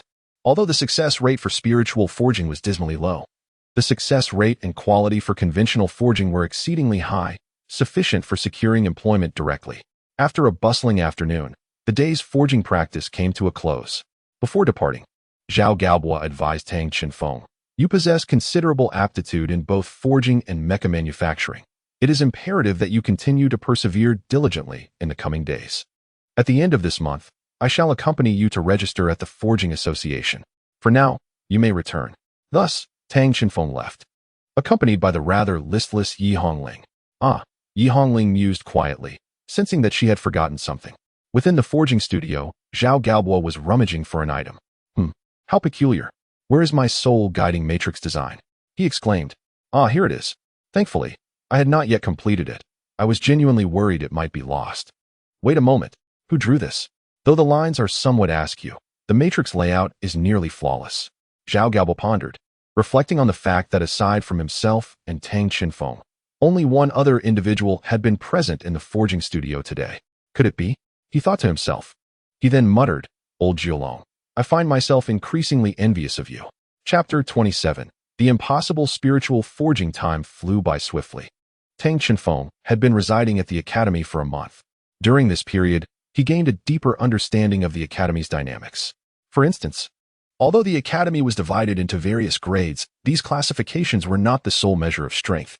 Age did not signify everything, even among the lower grades. There existed exceptionally gifted students with formidable prowess. Tang Qinfeng stood out as one of the elite, at least among the first and second years, as no one had yet managed to defeat him. The primary reason for this was his sister, Yi Hongling. Despite her tender age, she was undeniably charming and beautiful, widely recognized as the belle of the lower grades. Many sought to approach her, only to be thwarted by Tang Qinfeng. Nevertheless, there were those who attempted to breach this barrier, leading to inevitable confrontations. The influx of newcomers was considerable until one day, a second-year student whom he had expelled summoned his sixth-grade brother, a soul master endowed with a decade of soul rings, seeking an explanation. However, upon encountering Tang Qinfeng, who had awakened his martial soul, he was sent flying along with the door by a single punch. From that moment on, no one dared to approach the siblings with ill intentions, and the reputation of Tang Qinfeng began to spread. During this time, the brother and sister were not idle. Although Tang Qinfeng possessed commendable forging skills, he had yet to attain the official certification of a true blacksmith. Thus, he worked alongside Master Zhao, assisting in the forging process, crafting simple components, and engraving basic soul guide matrices to earn some extra pocket money, supplementing his income as a student worker. In the forge, besides himself and Master Zhao, another individual had joined them, Yi Hongling. Previously, she had completed a complex soul guide matrix design for Master Zhao, a puzzle that had troubled him for quite some time. The design was filled with innovative experimental concepts that had no precedents to reference. Master Zhao had reached a bottleneck after completing half of the design, and the remaining portion had eluded him until Yi Hongling astonishingly finished it, showcasing her remarkable design talent. Under Master Zhao's suggestion, Yi Hongling chose to pursue a secondary profession as a mecha designer. With her designs and Tang Chenfeng's forging skills, the components they produced together were of exceptional quality, earning the approval of Master Zhao himself. Despite their efforts, their appetites were so considerable that the money they earned barely sufficed for their meals. They had returned the card that Master Zhao had lent them. Yet he was astonished to discover that the funds had dwindled by over 100,000 federal coins in a mere month, a sum equivalent to nearly 3 months of his salary consumed by the siblings. This was inevitable, as their appetites had grown with their cultivation levels, reaching increasingly exaggerated proportions. Yi Hongling seemed to unconsciously release life energy due to her martial soul, necessitating substantial energy replenishment, while Tang Chenfeng appeared to simply have a hearty appetite. However, Bai Xing informed him that this was due to the enormous energy required for his growth, and the food he consumed could only be considered a trivial fraction of the energy he truly needed. Their daily routine consisted of attending classes, training to enhance their abilities, earning some living expenses through their secondary occupations, and seeking out Zepping for practical combat training. Zepping proved to be more resilient than Tang Chenfeng had anticipated, enduring every training session with determination. Although his strength appeared somewhat lacking in comparison to Tang Chenfeng, he had made significant improvements, astonishing even himself. Following this, Zepping became even more diligent, particularly in the realm of perseverance, where Yi Hongling felt herself lacking. As the weekend approached and the time for the Blacksmith Association's level assessment drew near, Master Zhao indicated that he would conduct a forging evaluation for Tang Chenfeng to enhance his skills prior to the test. Tang Chenfeng, perplexed, inquired, "Teacher, did I not already pass your trials before? Why must there be another assessment?" Zhao Gaobo replied, "It is different this time. Previously, I sought to gauge your innate talent, whereas now I aim to enhance your forging skills. Tell me, Chenfeng, how do you find the forging hammer you are currently using?" Tang Chenfeng is currently utilizing the long-handled forging hammer he previously assessed, which is of standard quality, being a 100-forged tungsten steel hammer. It can be regarded as quite an ordinary forging tool. Tang Chenfeng replied, "It's mediocre, I suppose. It functions adequately. Yet I can't shake the feeling that something vital is missing. Forging rare metals with it feels somewhat disjointed." Zhao Gaobo remarked, "Indeed. The primary issue lies in the quality of this forging hammer, which is insufficient for your needs. Moreover, it is not truly yours. Ultimately, it remains an external object. You require a hammer that belongs to you, a tool that embodies your unique forging journey. Thus, my assessment for you is to select rare metals and forge a hammer that is exclusively yours. And you must exert every ounce of effort until you reach your current pinnacle. Do you understand?" "Yes, teacher, I comprehend," Tang Chenfeng responded. With that, he promptly sat down to restore his physical and mental state. For Tang Chenfeng at this moment, both millennia and hundredfold forging posed no challenge. If he devoted himself entirely, he might even ascend to the ethereal forging level. However, thus far, he had only accomplished ethereal forging once, during an initial effort that had proven quite burdensome. This was precisely why Zhao Gaobo had advised against further attempts at ethereal forging. Yet, as time passed, he found Tang Chenfeng's learning pace to be astonishing. Not only could he consistently achieve the first tier of Millennium Forging, but he also began to show progress in mecha manufacturing, making it fair to describe him as a polymath. Regarding the exclusivity of his forged creations, Zhao Gaobo had devised a strategy which merely required testing for feasibility. At that moment, Tang Chenfeng suddenly opened his eyes and stood up, striding directly toward the shelf containing the rare metals to select his materials. He cast a cursory glance over the gleaming assortment of rare metals before his eyes lit up. He then retrieved a piece of silvery gray rare metal from a nondescript shelf nearby. Its surface appeared quite rough, resembling a pile of sand, with subtle dark blue cross-sections running through it, giving it the look of a dark and coarse ordinary ore. Upon witnessing Tang Chenfeng's choice, Zhao Gaobo couldn't help but furrow his brow. This action did not escape the notice of Yi Hongling, who stood beside him. She inquired, "Teacher Zhao, your expression seems rather troubled. Did my brother select something of poor quality?" Zhao Gaobo replied, "I am uncertain whether to commend his discernment or criticize it. The rare metal he has chosen is known as nebula iron, or star iron. Its structure is exceedingly loose, while it is classified as iron. It more closely resembles a clump of iron sand. Like dark star crystal, it is a metal found only within meteorites and is exceptionally rare, even among rare metals, which makes it quite costly. Furthermore, he has selected the largest piece. I had placed it in that obscure corner to avoid detection." Yet it has been uncovered far sooner than I anticipated. At this moment, a faint bitter smile appeared on Zhao Gaobo's face, observing the pained expression on his countenance. Yi Hongling could not help but chuckle. So, Teacher Zhao, are you lamenting over that piece of starlight iron? Fear not, for as long as it belongs to your own disciple, it is as good as yours. With a hint of irritation, Zhao Gaobo retorted, Huh? What do you take me for? Am I truly such a miser? My concern lies with your brother's spiritual forging. The starlight iron, due to its intrinsic structure, is exceedingly difficult to forge. A mere misstep could ruin its internal composition, rendering the effort futile. Furthermore, it is inherently impossible to spiritually forge starlight iron. What? Yi Hongling exclaimed, eyes wide with shock. Should we inform brother? Zhao Gaobo replied. No, his current state is remarkably perfect. Let him proceed and see just how far he can go. Meanwhile, Tang Shenfeng had placed the starlight iron upon the forge, pressing a button to initiate its gradual heating within the furnace. Standing before the anvil, he closed his eyes, attuning himself to the surrounding energy. He had long experienced the sensation of spiritual forging. Ever since the first time he succeeded with unwavering determination, that feeling had remained etched in his memory. While traditional forging involves the quantitative transformation of metals, spiritual forging evokes a qualitative change, birthing life within the material, a process of creation that lingered vividly in his mind. Suddenly, Tang Shenfeng opened his eyes with intensity, pressing the button once more. The glowing starlight iron slowly ascended from the furnace, while the previously wielded hundredfold tungsten hammer fell into his hands. Firmly grasping the hammer, he positioned his right hand on the upper section of the handle and his left on the lower, with a strategic step back into a bow stance. He turned his body partially, and the two onlookers watched in astonishment as he swung the forging hammer with great force. Power surged from his calves, traveling through his waist, then to his back, and finally to his arms, culminating in a powerful swing of the hammer.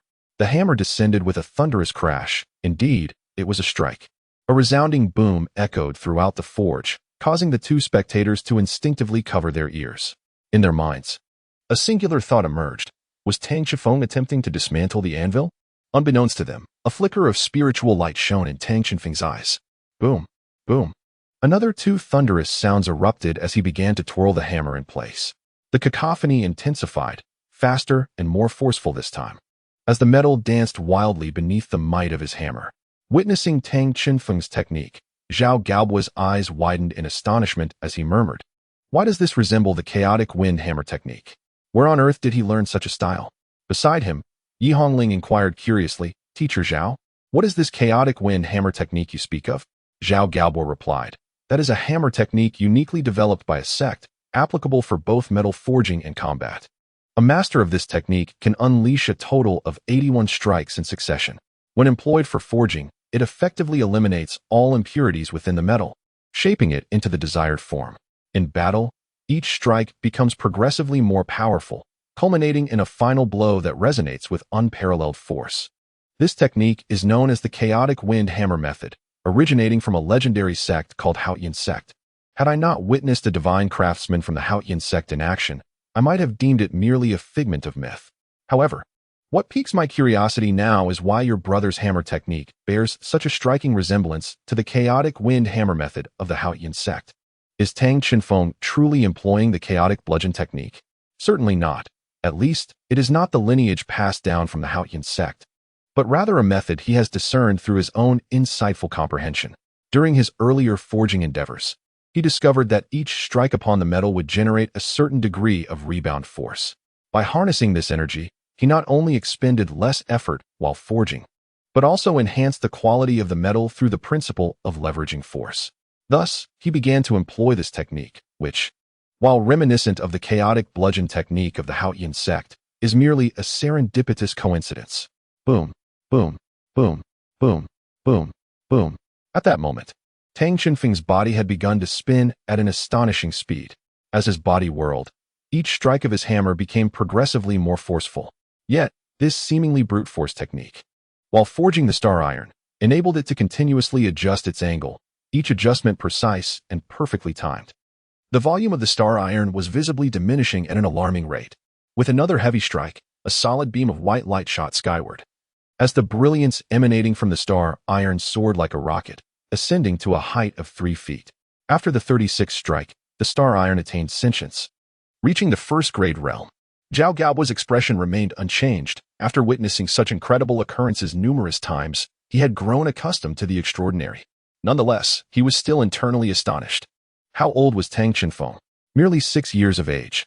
He was only slightly stronger than the average child. Yet he had already achieved the first-grade realm in 1,000 forges. If he were a certified blacksmith, he would be classified as a 4th-level craftsman. A 4th-level craftsman could sustain a modest family on their own. How many blacksmiths in this world remain trapped at this stage for a lifetime? Yet, Tang Qinfeng had effortlessly accomplished this feat, and he was already poised to advance further. Tang Qinfeng's eyes had grown exceptionally bright, the radiance within them seeming as though it were on the verge of spilling forth. Simultaneously, his physique expanded, transforming him into a small giant standing at nearly 2 meters tall. In this moment, his silhouette emanated an aura reminiscent of a master. Grasping the forging hammer in his hand, he refrained from striking it directly. Instead, he positioned it above the Qian ducting star iron, quietly attuning himself to an unseen essence. Spiritual forging is a process that constructs a bridge between one's own martial soul and the metal, endowing it with life. Qian ducting imparts spirituality, while spiritual forging bestows life. This represents a qualitative transformation. The likelihood of success remains uncertain, yet at this moment, Tang Qinfeng engages in a dialogue with the metal, coaxing forth its spirit and inherent vitality. Chapter 28. The success of spiritual forging and teacher Zhao's past the leap from spiritual forging to Qian ducting is a monumental one, a chasm that separates the two realms. Achieving even a single instance of spiritual forging elevates one to the status of a level 5 forger, a standing that far surpasses all other ancillary professions, establishing one as a true pillar of strength. I recall the 3 arduous years I dedicated to entering the realm of spiritual forging, yet he accomplished it on his very first attempt. It would be no exaggeration to refer to him as a level 5 forger now. The true test lies in whether he can replicate this success. Beside him, Zhao Gaobo spoke with a hint of excitement. As Yi Hongling gazed at Tang Qinfeng's silhouette, memories of the past surfaced in her mind. Her brother had always borne the burden of hardship, while she seemed perpetually shielded from strife. Whether in the Sunset Forest or within the academy, it was always her grandfather and brother who protected her. However, that was unavoidable. After all, she was merely a healing-type soul master, possessing little combat prowess. Yet now, within the academy, she could study mecha design, which would enable her to assist her brother in creating mechas and battle armors. Perhaps, with such creations, she could offer more substantial support. Yi Hongling silently vowed to diligently study mecha design, aspiring to create the finest mechs and battle armors for both her brother and herself. She could no longer remain a mere recipient of protection. She must become the staunchest support for all. A resolute seed had been sown in the girl's heart. At that moment, Tang Qinfeng once again assumed his stance, lifting the heavy hammer. However, instead of striking it down with force, he gently tapped upon it, producing a series of delicate, crisp sounds. The melodic ding-ding-ding echoed continuously, and to her astonishment, the star iron began to tremble, its white glow intensifying. The once rough surface transformed, acquiring a newfound depth, as if imbued with life, rhythmically pulsating. This was the nascent vitality of the metal, marking the commencement of spiritual forging. Zhao Gaobo's eyes widened in disbelief. How could this be? This was indicative of initial spiritual forging, yet it was implausible for star iron to undergo such a process. The forging continued, and under Tang Qinfeng's gentle taps, the star iron quivered slightly, gradually shrinking on its own. The white glow transitioned to a platinum hue, and intricate patterns resembling pages of a book began to rotate slowly. The previously coarse exterior became increasingly smooth and translucent, its volume naturally diminishing while the platinum radiance grew ever more intense. Yet beneath this seemingly simple forging, Tang Qinfeng was drenched in sweat, fully immersed in his craft. Both his soul power and the elusive consciousness he wielded were exerted to their limits. Blessed with exceptional talent, his soul power was double that of an average individual, equating to approximately levels 29 to 30 in a typical assessment. However, this was still insufficient, as successful spiritual forging required a minimum of level 40 or 4 rings. Although he had succeeded before, this endeavor was markedly different. If his previous attempt had been a mere initiation into spiritual forging, this one teetered on the threshold of the intermediate stage. What should he do? Tang Qinfeng pondered anxiously. At this moment, the starlight iron had already transformed into a spirit-forged metal. Tang Chenfeng had accomplished a miraculous feat, unprecedented and unmatched in history. Yet, he felt it was insufficient. He sensed that the spirit forging of the Starlight Iron could advance further. This was a response he personally felt from the Starlight Iron, which seemed to yearn for further evolution. At that moment, Tang Chenfeng experienced a profound connection with the Starlight Iron. All present were intently observing his forging.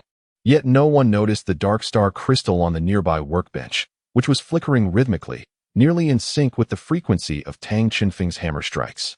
Taking a deep breath, Tang Chenfeng's forging hammer came crashing down, a stark contrast to his previous gentle taps. Zhao Gaobuo's expression grew grave, pondering that Tang was preparing for a swift conclusion. Indeed, Tang Chenfeng's soul power was nearly depleted. If he continued, he would surely be the first to falter. Thus, he resolved to give it his all. Boom, boom, boom, boom, boom. The forging hammer fell incessantly, each strike producing a thunderous roar, even louder than when he had employed the chaotic storm hammer technique. With each successive blow, the brilliance of the Starlight Iron seemed to compress, gradually restoring a platinum glow to the surface of the metal, flickering like flames. The dark star crystal beside him radiated dazzling light and trembled incessantly, even shifting toward Tang Chenfeng, as if eager to participate. Boom, boom, boom. The luminosity upon the Starlight Iron grew increasingly solid, nearly enveloping the iron itself, resembling a true entity, exuding an imminent sense of explosion. The light pulsed with a vibrant life force, as if this were not merely a piece of metal, but rather a nascent life. Excellent! Yi Hongling was startled by Zhao Gaobuo's sudden exclamation. Zhao Gaobuo exclaimed with excitement, that Starlight Iron must have reached its peak state. With just one more strike, it can achieve advanced spirit forging. At this moment, Tang Chenfeng was utterly engrossed, completely oblivious to the external sounds. Naturally, even if Zhao Gaobuo remained silent, he would still proceed in this manner. At this moment, Tang Chenfeng found himself engulfed in an overwhelming sensation of pain. His entire body aching, and even his spiritual awareness had become incapacitated. Given his current physical condition, he could barely feel his arms. Yet, the mere act of striking once more with his hammer was sufficient. Just as he exerted all his strength for one final blow that was about to descend upon the star iron, a sudden surge of dark blue light darted from the side, positioning itself between Tang Chenfeng's forging hammer and the star iron. To the astonishment of onlookers, Tang Chenfeng's hammer, powered by his utmost effort, crashed down upon it, causing the light to merge with the radiance of the star iron, unleashing a brilliant explosion of luminosity. A fiery, platinum-hued beam shot skyward, soaring to a height of 6 feet. The metal vibrated with an ethereal yet boundless hum, accompanied by a shockwave reminiscent of an exploding soul guide, which first wreaked havoc upon Tang Chenfeng's forging hammer, shattering it into fragments almost instantaneously. The shockwave, carrying the debris of the hammer, surged toward Tang Chenfeng. He raised his arm in a futile attempt to shield himself. While he managed to deflect the shards, the force of the impact sent him hurtling backward. The violent collision caused excruciating pain to resonate through his internal organs, prompting him to spit out a mouthful of blood that splattered onto the star iron. As Tang Chenfeng was propelled backward, his consciousness beginning to blur, a robust and searing energy enveloped his body. To his astonishment, it was Zhao Gaobuo, who had now unleashed his martial soul. In his grasp was a colossal red hammer entwined in flames, resembling an enlarged version of a forging hammer. This formidable weapon, known as the flame-heavy hammer, possessed the attributes of scorching and heating, promising remarkable efficiency in forging. It could be said to be a martial soulborn for the art of crafting, adorned with soul rings, 2 yellow, 3 purple, and 4 black, totaling an impressive 9 rings. In the realm of soul masters, strength is an unwavering criterion. While some may be unfamiliar with Zhao Gaobuo among battle soul masters, he is a renowned figure in the forging community. A level 92 title Douluo, known as the Title Heavy Hammer. He serves as the president of the Haotian City Forging Association and is also a divine craftsman. In the entire Douluo realm, there are fewer than 50 divine craftsmen, and with his abilities, he could easily secure a prominent position in the Sky City. Yet, he chose to remain grounded, staying in Haotian City. The reasons for this decision have sparked numerous speculations.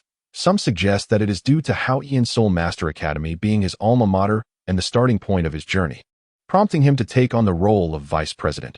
Others believe that despite his strength, he could never advance further within the Sky City and thus opted to remain as the association president. A lesser-known theory posits that he chose to stay close to his beloved, though opinions vary as to the identity of this person. Some claim it is a powerful soul master, others suggest a slightly less skilled craftsman, while some believe his beloved to be an ordinary individual. Nevertheless, these notions remain mere conjectures, for no one has truly encountered his beloved. He appears to lead a solitary existence, forever alone. What no one could have anticipated was that this master craftsman had descended from the city of Sky. Indeed, he had someone he cherished, and he had been waiting all along. Yet he was acutely aware that he would never attain her affection, for she had fallen for a classmate, a friend with whom he shared an unbreakable bond, akin to brothers. They had both pursued her, but he had ultimately conceded defeat, accepting it with grace. Yet he could not relinquish hope. He remained ever cheerful, believing that fortune would eventually smile upon him. For he was certain that there would come a time when he would achieve greatness, at which point he might have another chance. However, as they rose to prominence, he found himself left behind, unable to keep pace with their prowess. Thus, he abandoned his aspirations of becoming a soul warrior and turned to the craft of forging. He devoted himself tirelessly to mastering this art, expending countless years of effort, and ultimately he succeeded in becoming a master craftsman, standing among the elite of the continent. It was only when he resolved to make another attempt that he learned of their fateful trial, which ended in uncertainty regarding their survival. Yet, he held on to the belief that they had not perished. Such exceptional individuals, surely even fate would not desire their demise. After decades of searching, he finally uncovered their whereabouts in a small village on the surface, only to discover that they were no longer the vibrant figures he once knew. Upon arriving in the quaint village of Tianhan, when he found them, he scarcely recognized the two individuals before him. They appeared profoundly aged, resembling any ordinary elderly couple, devoid of the vitality they once possessed. Despite his inherent optimism, he found it impossible to muster even a flicker of hope this time.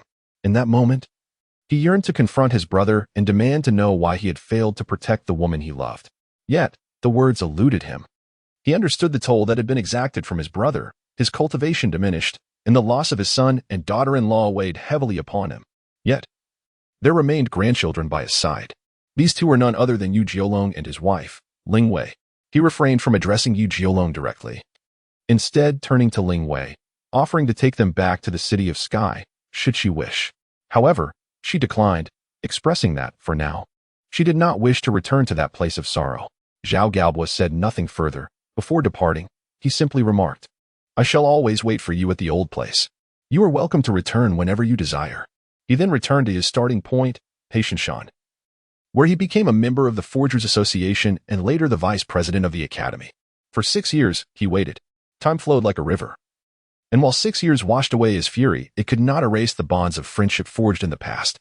He realized that, no matter what, he could not continue to harbor hatred towards Yi Jiolong.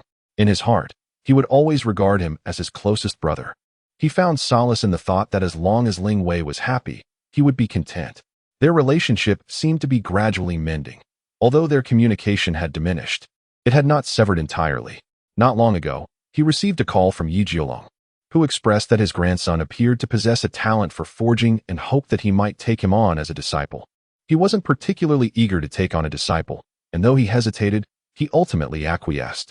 However, he wished for the couple to join him, hoping the three of them could gather together for a meaningful exchange. Chapter 29. Emotions are truly incomprehensible. At that moment, he could be said to have accepted Tang Chenfeng as a disciple out of respect for their past friendship, as well as a genuine need for a worthy successor to inherit his legacy. He was a man of principles. Once he took on a disciple, he felt compelled to commit, unless the disciple chose to forfeit the relationship.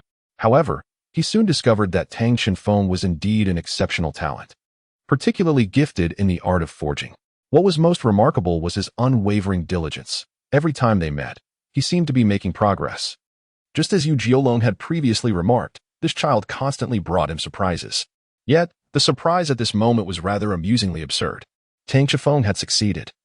He had accomplished a feat that was thought impossible, successfully forging a piece of star iron. However, the intense impact from the final strike reverberated throughout the entire forge. And had it not been for Zhao Galbua's timely release of his martial spirit to protect both Tang Chenfeng and Yi Hongling, they might have faced dire consequences.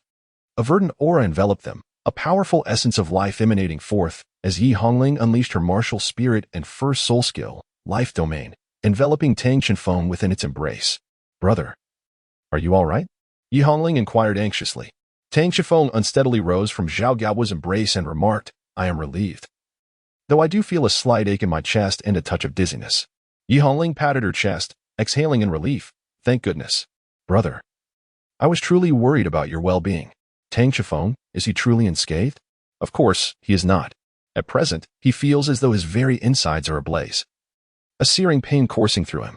In the ocean of his spirit, apart from an overwhelming sense of weakness, it feels as if he is on the brink of shattering. Were it not for teacher Zhao infusing his soul energy into him to alleviate much of the agony and his desire to spare Yi Hongling from worry, he would prefer to lose consciousness, if only to escape the torment. Enough of this pretense. You must rest now, came Zhao Gao's slightly exhilarated voice from behind. Tang Chenfeng revealed a bitter smile, realizing that no matter how nonchalant he tried to appear in front of the titled Douluo, it was an impossible faade to maintain. Neither he nor Yi Hongling were particularly astonished by the revelation that their teacher, Zhao, was a titled Douluo. After all, Zhao was a close friend of his grandfather, and it was not particularly difficult to deduce that a titled Douluo would have friends of similar stature. Given his grandfather's remarkable achievements, it stood to reason that a peer of his, once renowned alongside him, would not fall short in capability. Tang Chenfeng inquired, Teacher Zhao, what do you think of my assessment? Before he could finish his sentence, Zhao Gabwa immediately interjected, Rest assured, you have passed with flying colors. You may return to rest now. I need to observe the star iron you forged before making further plans. It seems the time for the Blacksmithing Guild assessment will also need to be postponed. Ultimately, Tang Chenfeng was assisted back by Yi Hongling, as he truly lacked the strength to walk unaided. Observing the two as they departed and gazing upon the completed medal, Zhao Gaobo remained silent for a considerable time before slowly remarking, A genius is indeed a genius. I am grateful I heeded old Jiolong's advice and took him as my apprentice. This endeavor will not go unrewarded. Once he inherits my legacy, I should be able to retire in peace. Subsequently, Zhao Gaobo approached the forge, murmuring, What a pity, such a fine piece of rare metal is likely a loss. He moved closer to examine the star iron forged by Tang Chenfeng. A soft gasp escaped Zhao Gaobo's lips as he quietly noted, It appears this did not fail after all. Not only has it succeeded, but it seems to possess qualities from the other side. Meanwhile, the siblings returned to their dormitory. Upon arrival, Tang Chenfeng collapsed onto his bed, too exhausted even to practice, yearning only for a moment of restful reprieve. Although it was the weekend, the dormitory was notably quiet. Seemingly influenced by the siblings and Zhe Ping, the other students shared a newfound diligence, diligently practicing under the trio's guidance. Zhe Ping was likely still outside, leading everyone in training. Brother, how are you feeling now? Yi Hongling asked anxiously from the side. I should be fine, but right now, I just want to rest, Tang Chenfeng replied, his voice noticeably weak, before closing his eyes. Soon, his breathing became steady, and he fell into a deep slumber. After an indeterminate period, Tang Chenfeng felt as though he had awakened, yet it seemed he had not fully done so. Was he dreaming? Suddenly, a series of applause resounded in his ears, accompanied by a melodious voice. Well done. Your recent training has improved significantly. Nearly 2 levels gained. Truly, you have met your mother's expectations. The voice belonged to Bai Xing, Tang Chenfeng's mother. Upon hearing this, Tang Chenfeng was initially taken aback, then promptly sat up in his mental realm, exclaiming in astonishment, Really? Sister Bai Xing, my soul power has increased by 2 levels. Since beginning his studies in forging and design with Zhao Gaobo, Tang Chenfeng had spent his days immersed in the forge, training, and physical conditioning. While he had dedicated himself to his practice, he truly had no time to assess the extent of his soul power's advancement. Had it not been for Sister Bai Xing's reminder, he would have remained oblivious to such progress. I recall that I was previously at level 16. With just 2 more advancements, I would have reached level 18. Bai Xing remarked, Indeed, you are nearing the threshold of level 20. Once you officially attain this level, you will enter the next significant phase. Chenfeng, do you possess the Starshine Stone? Tang Chenfeng replied, Indeed, I have kept it with me at all times.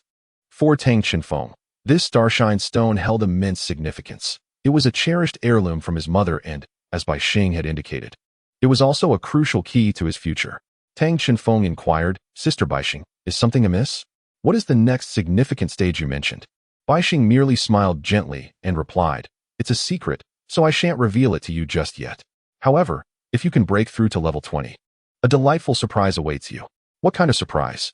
Tang Chenfeng asked eagerly, his curiosity piqued. Baixing crossed her arms, appearing contemplative as she mused. The surprise, as humans define it, is a gift bestowed upon you without your prior knowledge. Thus I shall refrain from disclosing it. Instead, I encourage you to strive diligently and seek out the surprise I have prepared for you. A hint of resignation washed over Tang Chenfeng's face. It seemed he needed to exert himself further. Oh, by the way, I must remind you of two more things, Baixing continued. Although forging can enhance your perception of the world and even accelerate your cultivation speed, remember that your physical well-being is paramount. Do not overexert yourself. For reasons unknown. This seemingly ordinary expression of concern filled Tang Chenfeng's heart with warmth. It was a semblance of maternal care, a remnant of her consciousness. Yet he could still feel her tenderness and concern enveloping him. Then, with a sudden shift in tone, Baixing's voice became serious. Tang Chenfeng immediately sat up straight. Feeling somewhat unaccustomed to the capricious temperament of Baixing, noticing his sudden tension, Baixing displayed a hint of fluster herself. With a touch of resignation, she spoke. Do not be so anxious. My understanding of human emotions is still somewhat lacking, which renders my emotional fluctuations rather unnatural. Baixing, embodying the cosmic laws, inherently possessed no emotions. Perhaps they existed, but over the vast expanse of time, they had gradually faded, even to the point of complete oblivion. This fragment of consciousness, however, could awaken and learn by observing and absorbing Tang Chenfeng's memories, with emotions being the most perplexing aspect to her. For instance, she pondered why one might weep in moments of joy, laugh in profound sorrow, or disregard the instinct for survival in moments of rage. These phenomena eluded her comprehension. Then Baixing remarked, for the time being, refrain from using your consciousness until you can better control it. Your recent attempts to forcibly harness it have significantly impacted your mental sea. Abstain from its use for at least a year, or you shall bear the consequences. Do you understand? Her words carried a note of authority, and Tang Chenfeng obediently nodded, replying, Yes, Sister Baixing, I will be cautious. Baixing smiled sweetly. That is good to hear. The two individuals outside have been calling for you. Let me escort you back. Ah, outside? Who? Before Tang Chenfeng could finish his question, a flash of white light engulfed him, followed by darkness. Upon opening his eyes, he saw two figures before him. One was Zeping, and the other was naturally Yi Hongling. Boss, you finally woke up, exclaimed Zeping. Brother, you're finally awake, added Yi Hongling.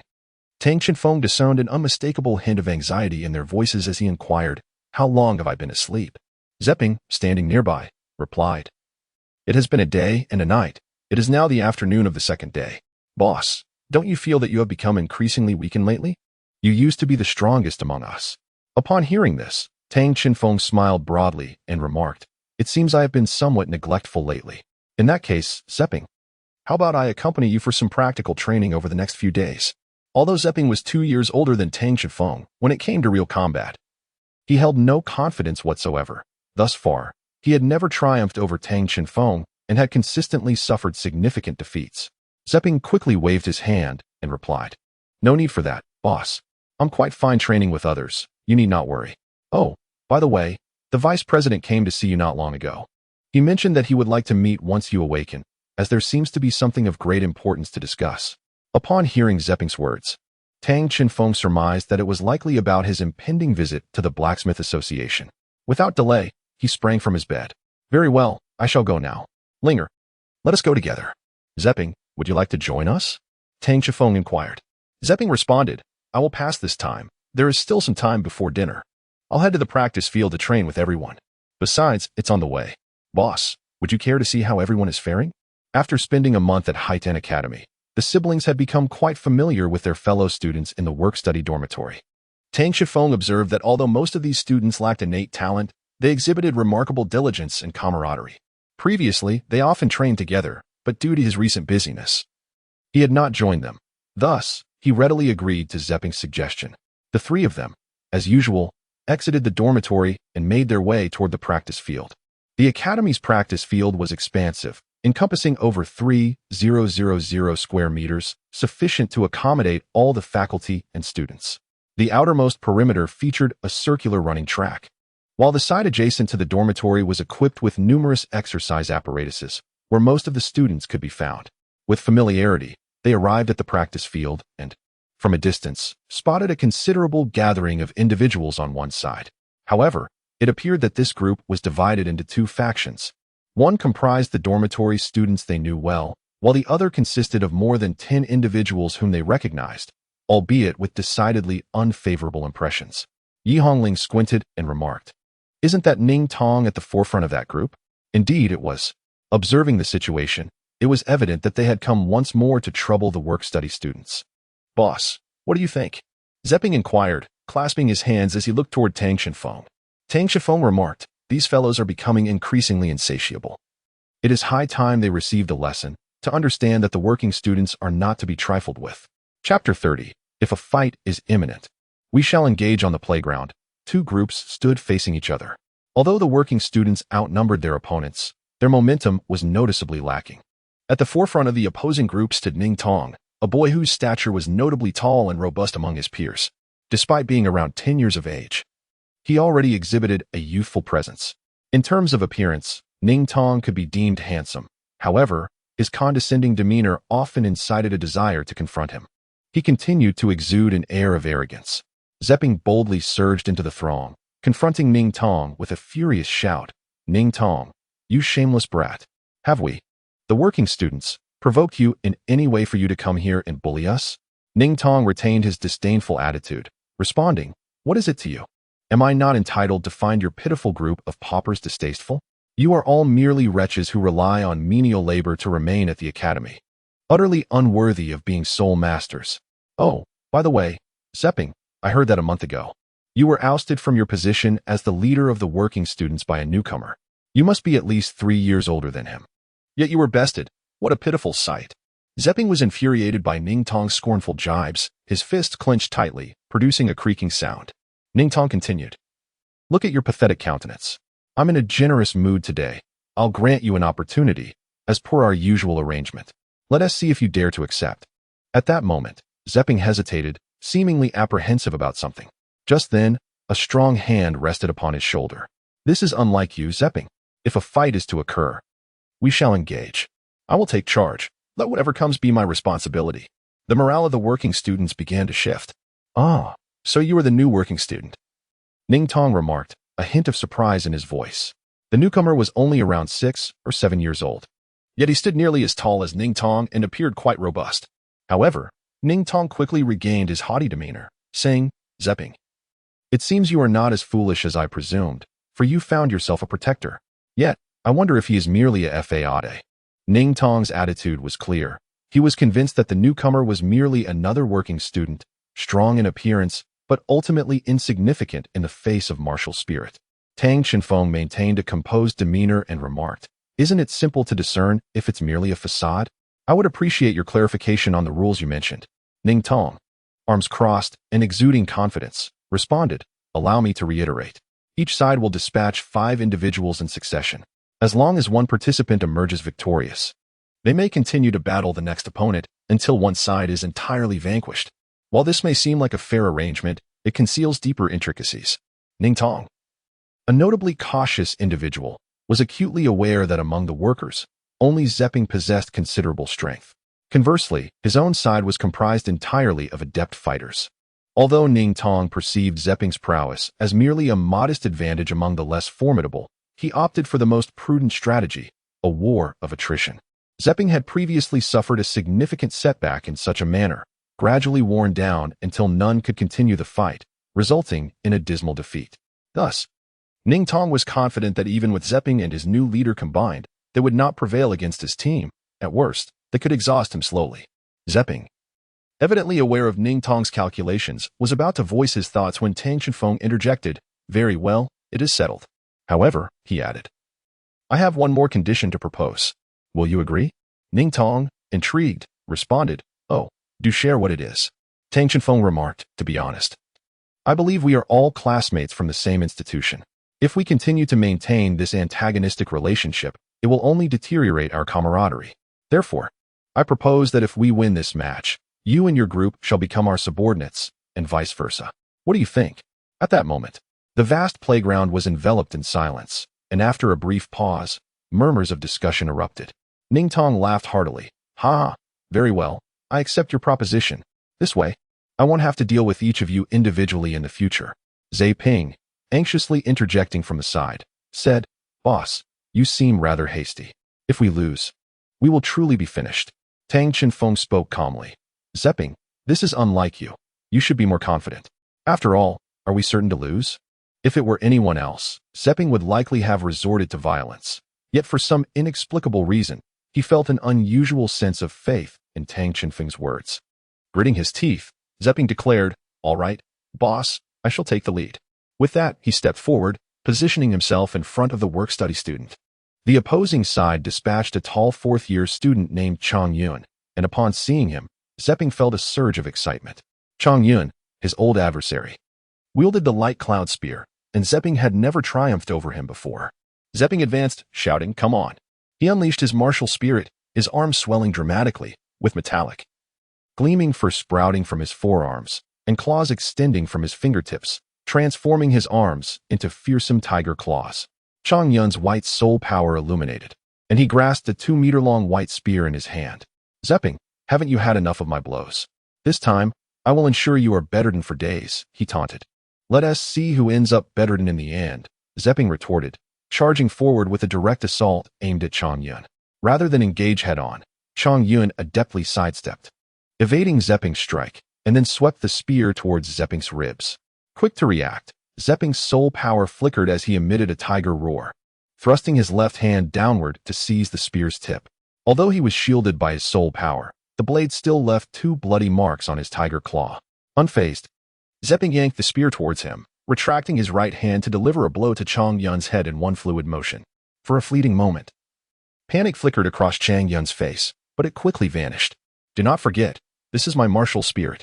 The light cloud spear suddenly dissolved into sparkles, allowing Chang Yun to evade Zepping's claws by bending low. In a swift turn, the spear reappeared in his grasp, and with a sweeping motion, he knocked Zepping backward. Yet, Zepping seemed impervious to pain, merely stepping back 2 paces before charging forward once more. Chang Yun had utilized the side of the spear rather than the blade, as the academy permitted practice among students, but strictly prohibited any harm. According to past experiences, it was commonly believed that this alone would suffice for Zepping to endure.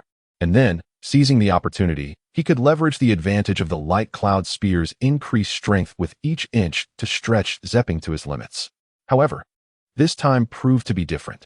Zepping not only did not retreat, but instead advanced with an imposing presence, growing increasingly formidable in battle. Chang Yun's rhythm was completely disrupted. As he wielded the light cloud spear, he found himself in constant retreat, and it became apparent that he was the one suffering defeat.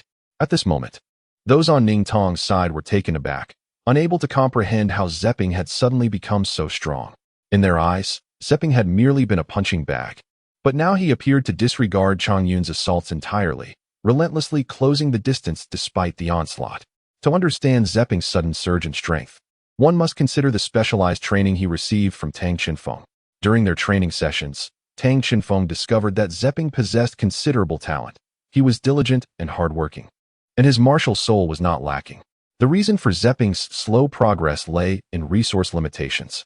Tang Qinfeng identified 2 main factors for Zepping's struggles against Ning Tong and her companions: a significant disparity in cultivation levels and Zepping's overly conservative combat approach, which prevented him from fully utilizing the capabilities of his martial soul, the Steel Claw Tiger. Thus, Tang Qinfeng devised a rigorous training regimen for Zepping, instructing him to confront Tang Qinfeng's attacks head-on until he no longer feared them. Zepping, living up to expectations, completed this task within a month. For the current Zepping, Chang Yun's attacks were decidedly inferior compared to Tang Qinfeng's strikes. With a fierce roar, Zepping's bellow stunned Chang Yun, and he lunged forward with tremendous force. Faced with the seemingly frenzied Zepping, Chang Yun was utterly flustered. He thrust the light cloud spear directly at Zepping's head, yet Zepping remained unperturbed. With a swift twist of his neck, he evaded the spear's assault, leaving only a scar on his face, before closing the distance to confront Chang Yun directly. Chang Yun followed the path of an agile attack-type soul master, and his light cloud spear offered little in terms of defense. Consequently, when confronted by a powerful attack-type soul master wielding a beast martial soul, the outcome was inevitable. With a resounding thud, Zepping's clawed uppercut struck Chang Yun's chin, sending him soaring through the air. Following this, Zepping executed a sideways somersault, delivering a fierce kick with his right leg to Changyun's back, crashing him forcefully to the ground. Changyun did not possess Zepping's remarkable resilience, and the impact rendered him unconscious. Zepping, exhilarated, let out a triumphant roar towards the heavens. Though his body bore numerous wounds and was still bleeding, it did not diminish his pride in securing his first victory. On the other hand, the expressions of Ning Tong's group were far from pleasant. Changyun ranked among the top 3 in strength among his peers, and he was a formidable fighter.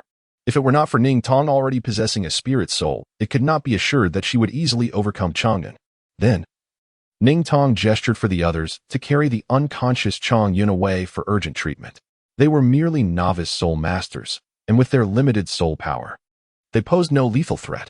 Tang Shifeng expressed his satisfaction, stating, "Senior Ning Tong, we have triumphed in this round. Zepping, you performed admirably. It's time for you to return." Zepping, drenched in blood, with his garments stained crimson, still found it difficult to fully embrace the joy of victory.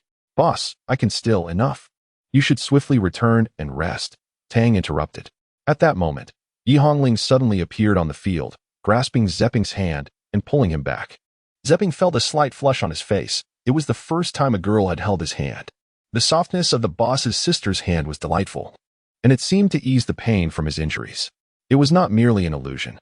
"Humph, you have only won 1 round. Do not celebrate prematurely. In the next match, Lintian, you shall compete." The second participant selected by Ning Tong was a 4th-year student of average height, but possessing a remarkably slender physique. Appearing almost frail, as if suffering from severe malnutrition, yet his gaze was sharp and penetrating. On the work-study student side, aside from Zepping and Tang Qinfeng, there was no one else capable of fighting, so naturally, it fell to Tang Qinfeng to take the field. Tang Qinfeng is approximately 4 years younger than Lin Feng. However, when it comes to appearances, he exudes a robust physique that surpasses Lin Feng's by a considerable margin, even towering over him significantly. "Are you a work-study student?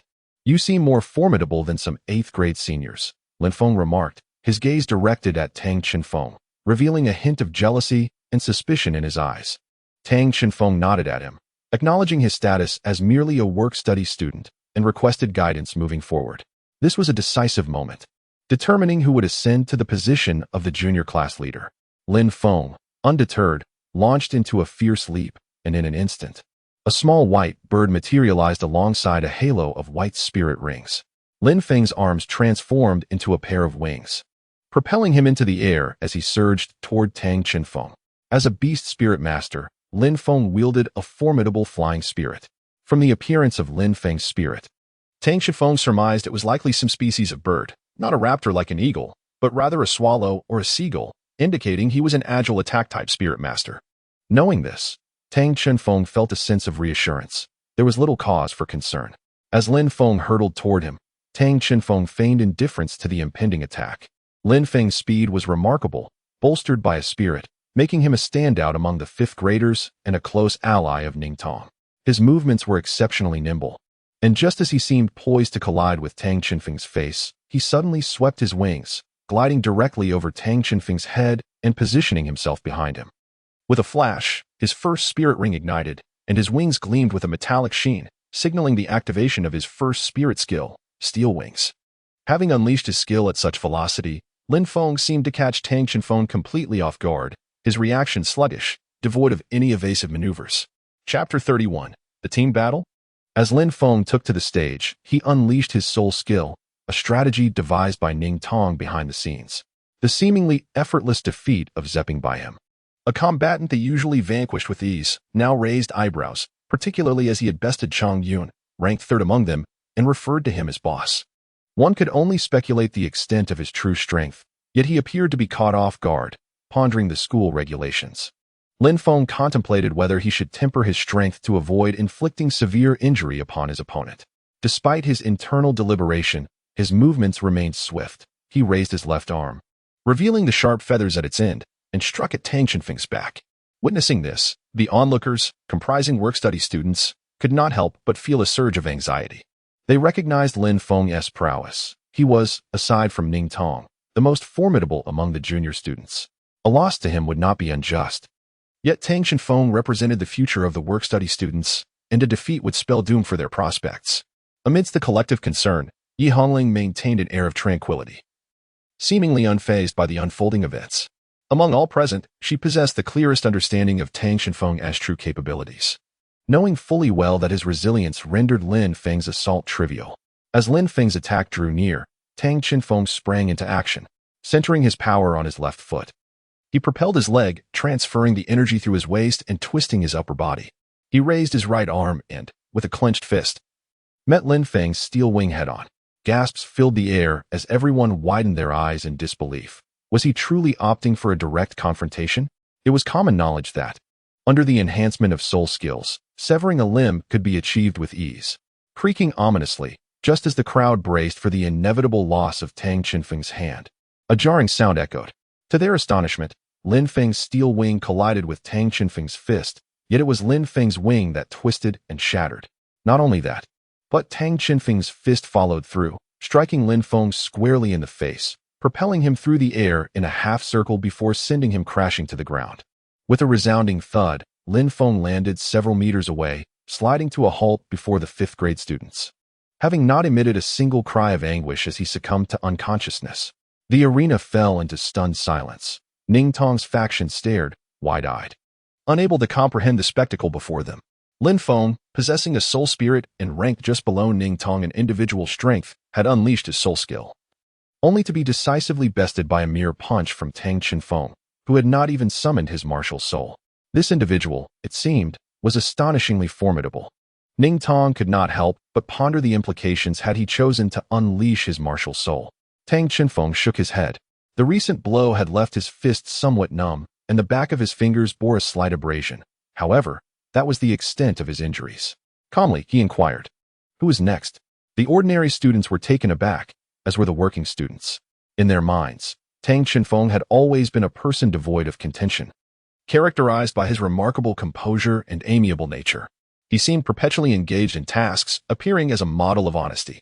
Yet, when provoked, he delivered devastating strikes without hesitation. In the background, Zipin observed with glee as Lin Feng was sent flying by a single punch from Tang Xinfeng, already reveling in his misfortune. "What do you think, Ning Tong? I ask you, are you convinced? Our leader has defeated your second strongest member without even unleashing his soul power. I doubt you could best him either. If not, you might as well concede and acknowledge Xinfeng as your superior."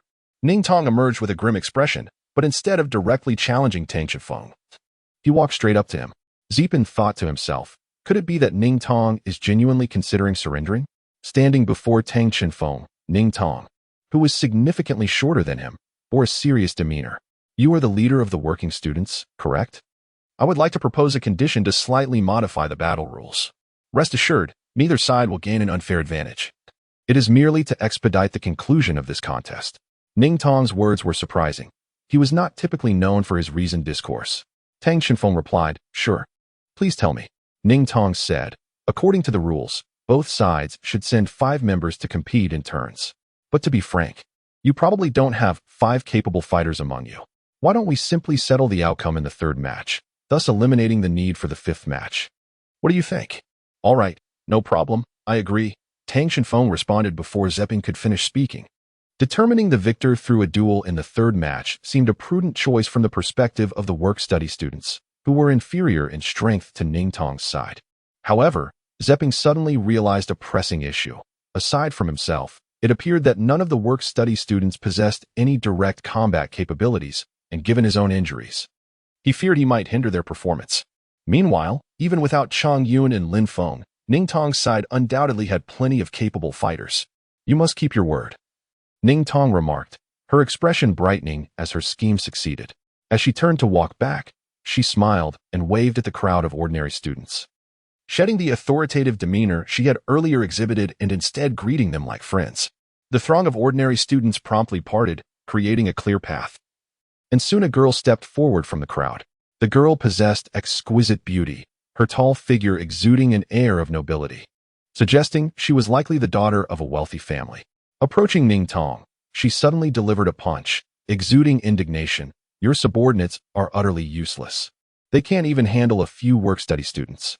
In response to the seemingly light punch, Ning Tong stepped back playfully, wearing a gracious smile. It was an accident, truly. The previous occurrences were mere coincidences. This time, When we both step onto the stage, we will surely win. On the work-study side, Yi Hongling inquired of Zepping. Who is that girl? I've never seen her before. Do you know who she is?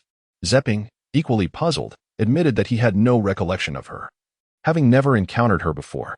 At that moment, the two individuals from the opposing side stood confidently before Tang Chenfeng. All right, let me introduce myself. I am Ning Tong, a fifth-year student with the martial soul of a winged tiger, and I am a level 14 ring soul master.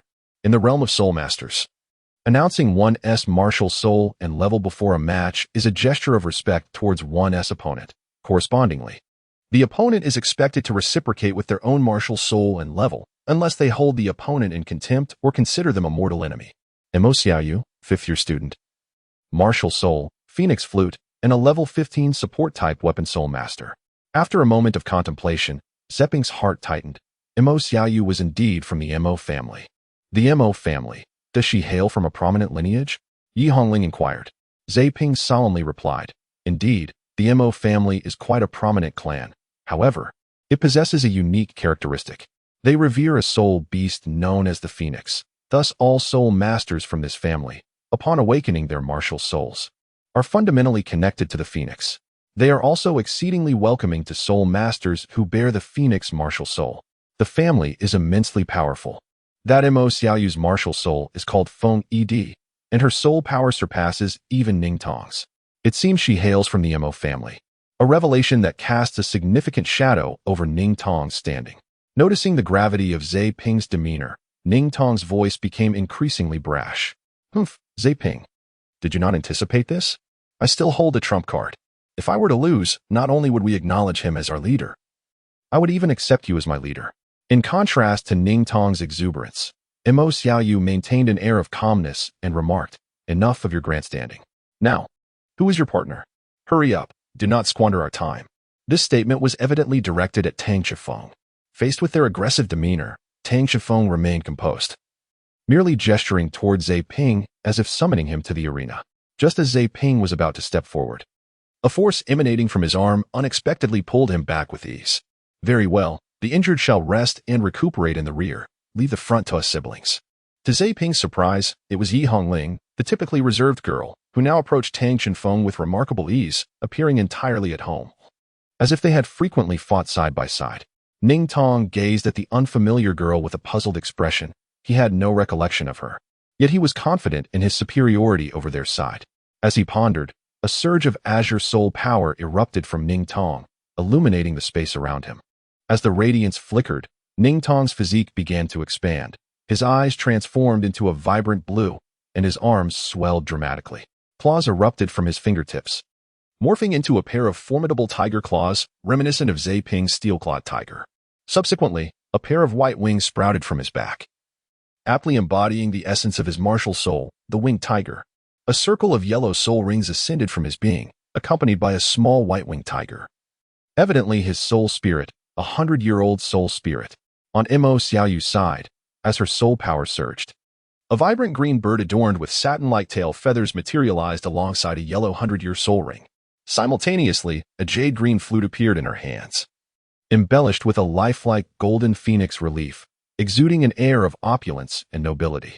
The onlookers were left agape, astonished by the sight of 200-year soul spirits, an achievement that might elude them for a lifetime, now vividly manifest before their very eyes.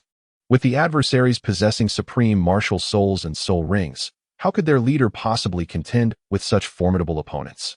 Tang Chenfeng, a first-year work-study student, possessed a body martial soul and was an 18th level one-ring soul master.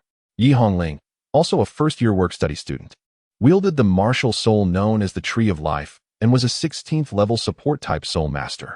So what levels are you at? A tone of astonishment escaped Ning Tong's lips. He had indeed heard, yet found it hard to believe.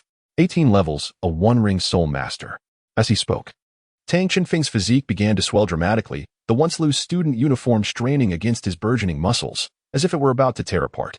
Simultaneously, a circle of purple soul rings illuminated around him, pulsating rhythmically in unison with his form. Purple, 1,000-year soul ring. Indeed, 1,000-year soul ring. Ning Tong couldn't help but draw a sharp breath. Beside him, Mo Xiaoyu also exhibited a look of astonishment. Not only the ordinary students but even the work-study students stood in stunned silence, their gazes towards Tang Shenfeng altered, as if they were beholding a monster. The distinction between purple and yellow soul rings was abundantly clear to individuals like Ning Tong and Mo Xiaoyu, who hailed from prestigious families. It represented a qualitative difference.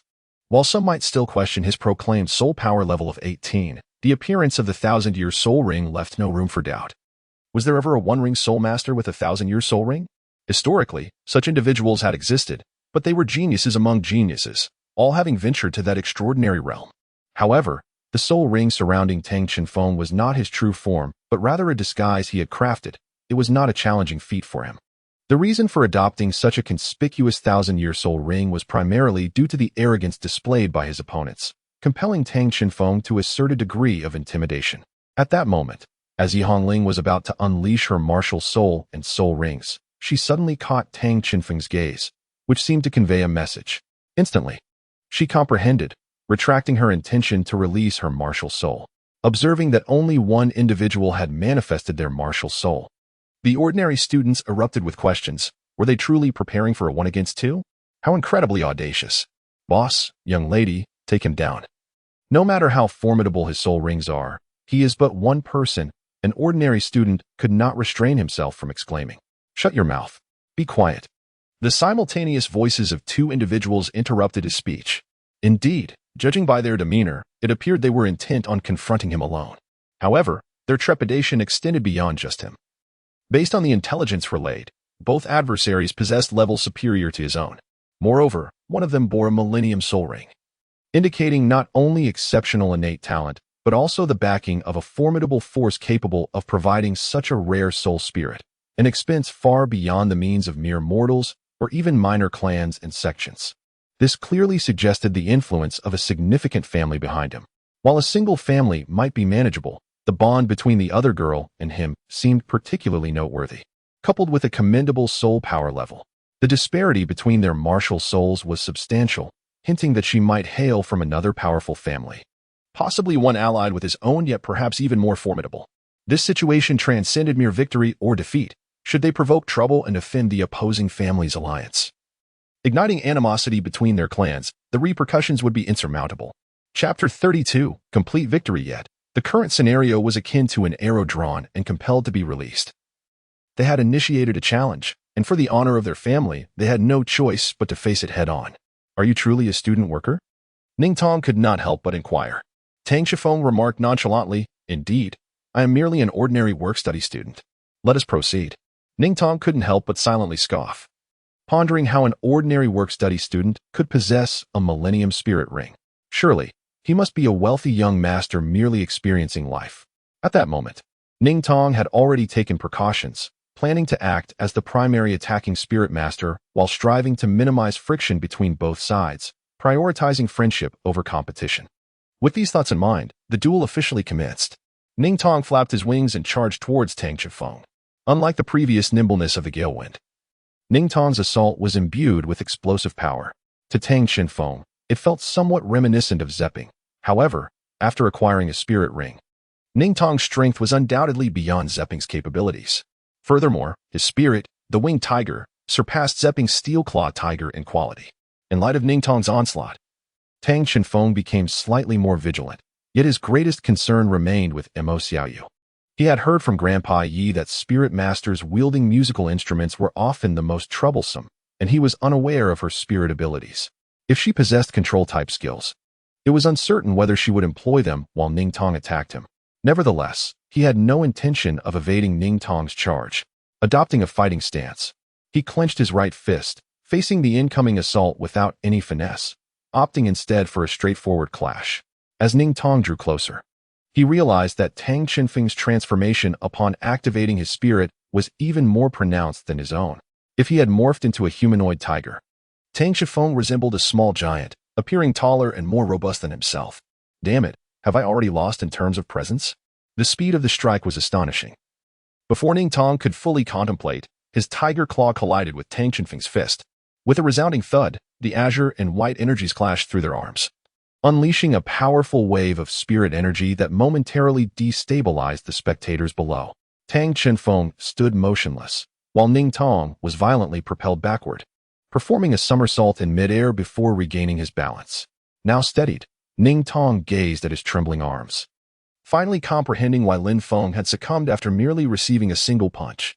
Ordinarily, once he entered his martial spirit embodiment, he could effortlessly shatter rocks with the strength of his dual claws. Yet, in that recent clash, he felt as though his claws had become the pulverized stone. Realizing that Tang Qinfeng's fist was akin to one forged from bronze and iron, inflicting excruciating pain upon his arm while overwhelming his own power. Infuriatingly, in terms of strength, they were utterly mismatched. Xiaoyu, employ the kite tactic, Ning Tong declared, activating his spirit ring in preparation to unleash his spirit skill. In an instant, Tang Qinfeng sensed an immense gathering of wind elemental energy converging upon Ning Tong, condensing in his hands and generating a piercing sensation. Allow me to demonstrate. First spirit skill, Windblade. Ning Tong bellowed as he sliced through the air, unleashing 6 wind blades towards Tang Qinfeng. Concurrently, Tang Qinfeng surged forward in Ning Tong's direction, while Ning Tong continued to generate wind blades in his assault. Strangely, no matter how densely Ning Tong unleashed his wind blade attacks, Tang Qinfeng effortlessly evaded them, skillfully dodging the onslaught with minimal movement.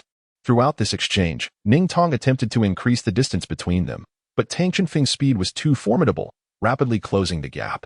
At that moment, a melodious flute tune resonated, and the instant Tang Qinfeng heard it, he distinctly sensed his speed diminishing. Turning his head, he beheld Mo Xiaoyu raising the Fengyi flute, as ethereal melodies and vibrant green light spread forth. That sound, seemingly innocuous, bore a viscous quality, and in that instant, Tang Qinfeng felt both his speed and senses dulled. Could Mo Xiaoyu's spirit skill be sluggishness? Tang Qinfeng pondered. The most troublesome aspect of sound-based martial spirits lies in their defense. Once you hear their melody, you have already fallen prey to their trap. Simultaneously, 2 wind blades surged from behind Tang Qinfeng. Although his speed had diminished, he was still able to react, swiftly turning to raise his arm in defense. The wind blades struck against him and the surrounding area, erupting in clouds of dust. Gasps of astonishment echoed around him. A direct hit from such an attack would surely result in severe injury. Ning Tong's expression darkened. He had intended to withdraw gracefully, but it seemed he had inadvertently stirred up trouble. As he gazed toward the dissipating smoke, a figure gradually emerged, prompting the onlookers to widen their eyes in disbelief. Emerging from the haze, Tang Qinfeng patted his somewhat tattered school uniform, revealing faint streaks of blood seeping through the tears. Though the remainder of his injuries appeared to be merely superficial abrasions, I must admit, I underestimated you. But it seems I shall need to adopt a more earnest approach henceforth. As he spoke, Tang Qinfeng crouched down, assuming the starting position of a sprinter. His already exaggerated physique swelling once more, the fabric of his clothes audibly straining against his burgeoning muscles. Was this a manifestation of a soul technique? Ning Tong pondered. In truth, it was not a soul technique, but rather the natural attribute of a martial soul. The inherent advantage of a primary martial soul lies in its integration with the soul master, allowing for superior control.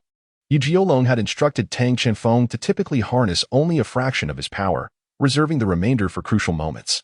At that instant, Mo Xiaoyu's Fengyi Di once again resonated, prepared to counter Tang Qinfeng's impending assault, yet one could question its efficacy.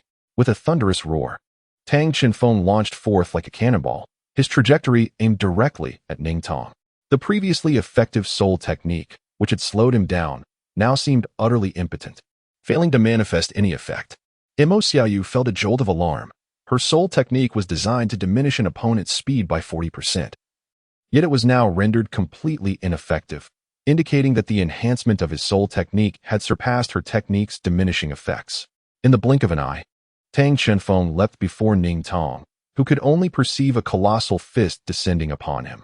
With a resounding thud, Tang Qinfeng's uppercut connected with Ning Tong's chin, propelling him several meters aloft. Utilizing the momentum from his ascent, Tang Qinfeng then delivered a powerful punch to Ning Tong's chest. Another deafening impact ensued as Ning Tong crashed heavily to the ground, creating a human-shaped crater, blood spilling from his mouth as he succumbed to unconsciousness. Stop. We concede. Halt this at once. Someone help him. Mo Xiaoyu cried out in a frenzy. The families of Mo Xiaoyu and Ning Tong had forged a mutually beneficial partnership long ago, with their kin maintaining extensive and close-knit ties.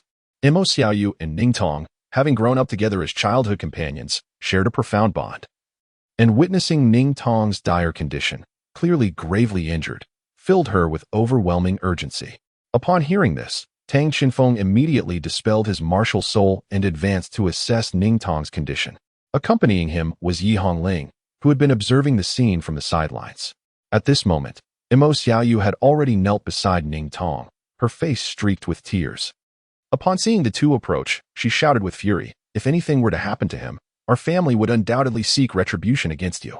Tang Qinfeng approached Ning Tong and reassured her, "Rest assured, he will be fine. I shall treat him, with Linger assisting me."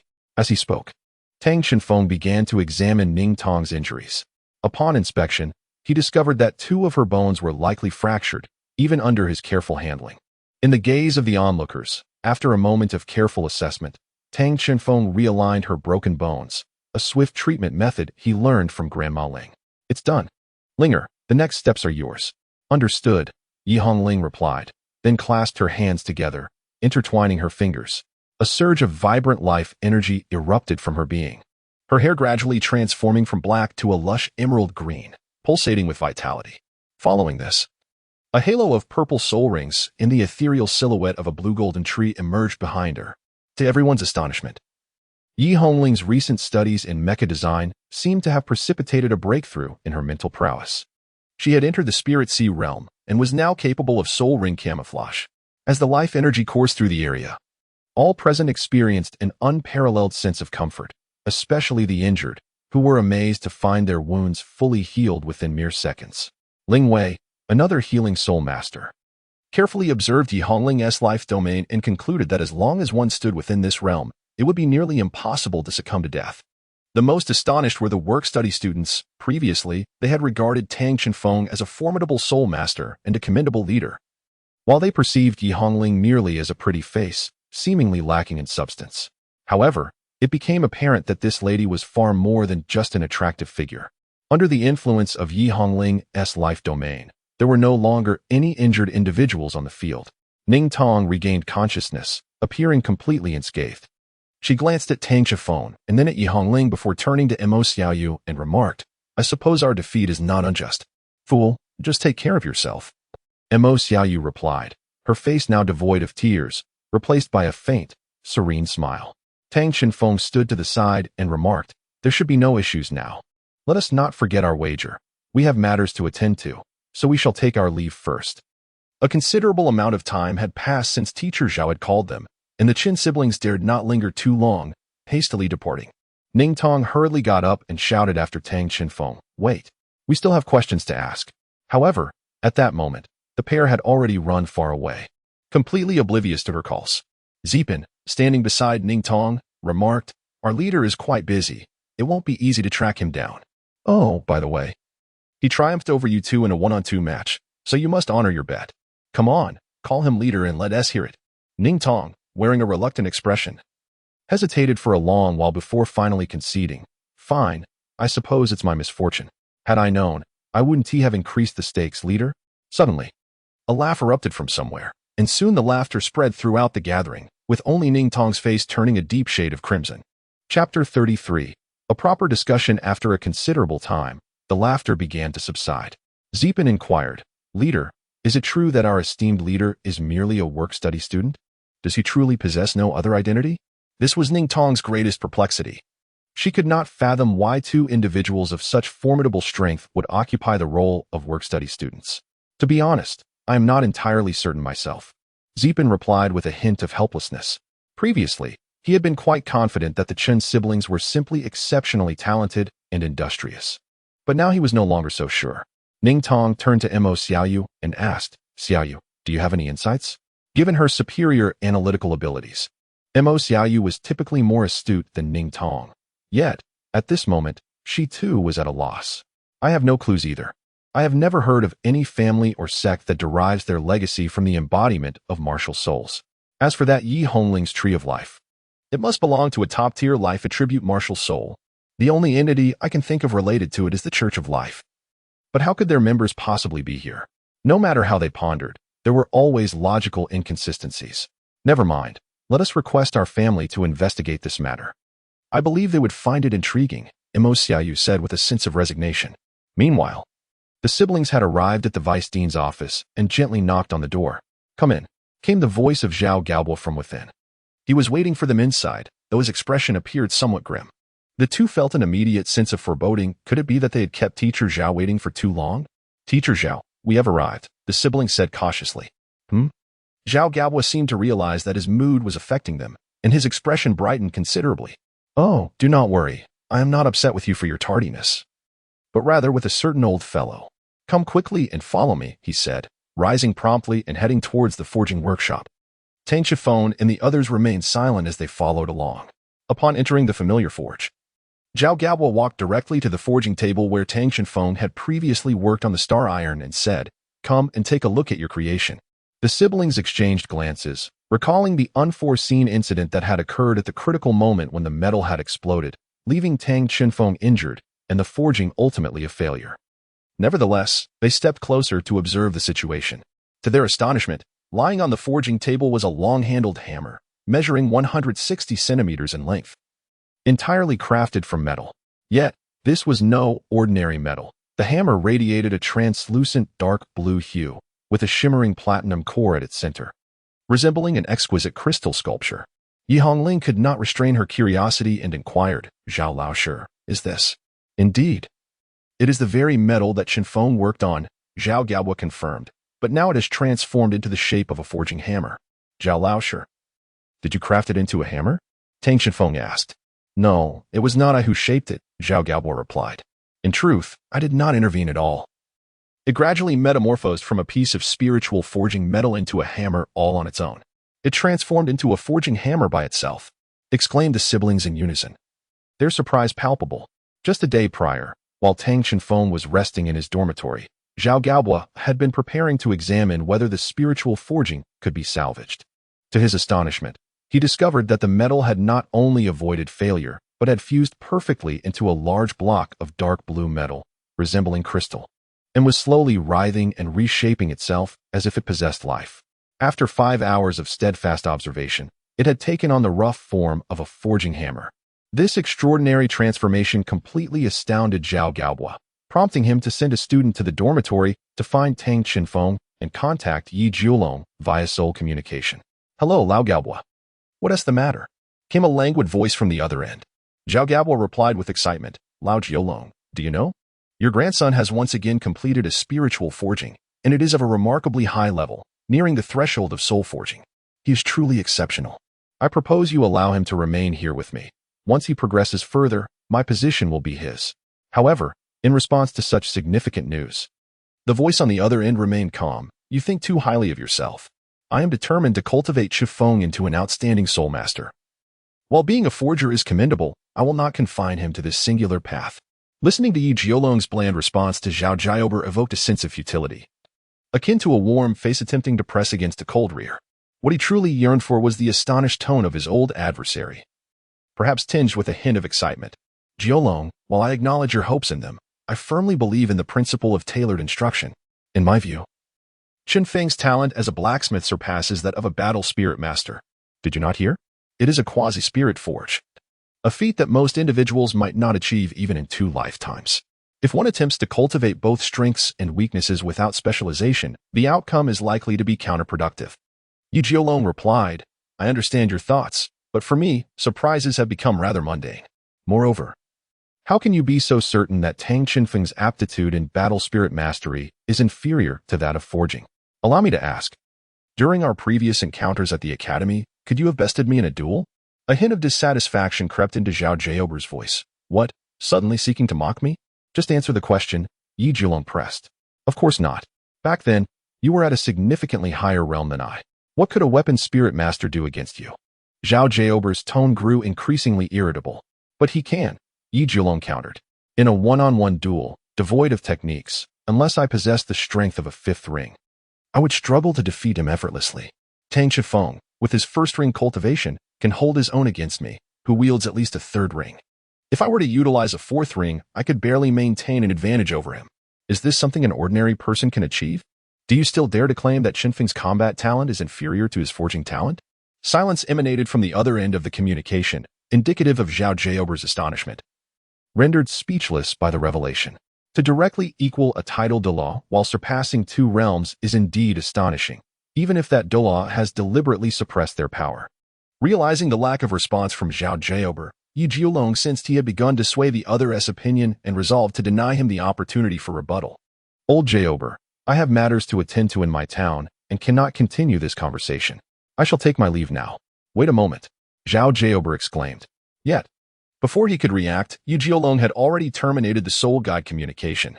Zhao Zhaober attempted to reconnect, but as Yunzong had predicted, the line remained unanswered. Ah, this fellow remains as infuriating as ever. Can't we have a decent discussion?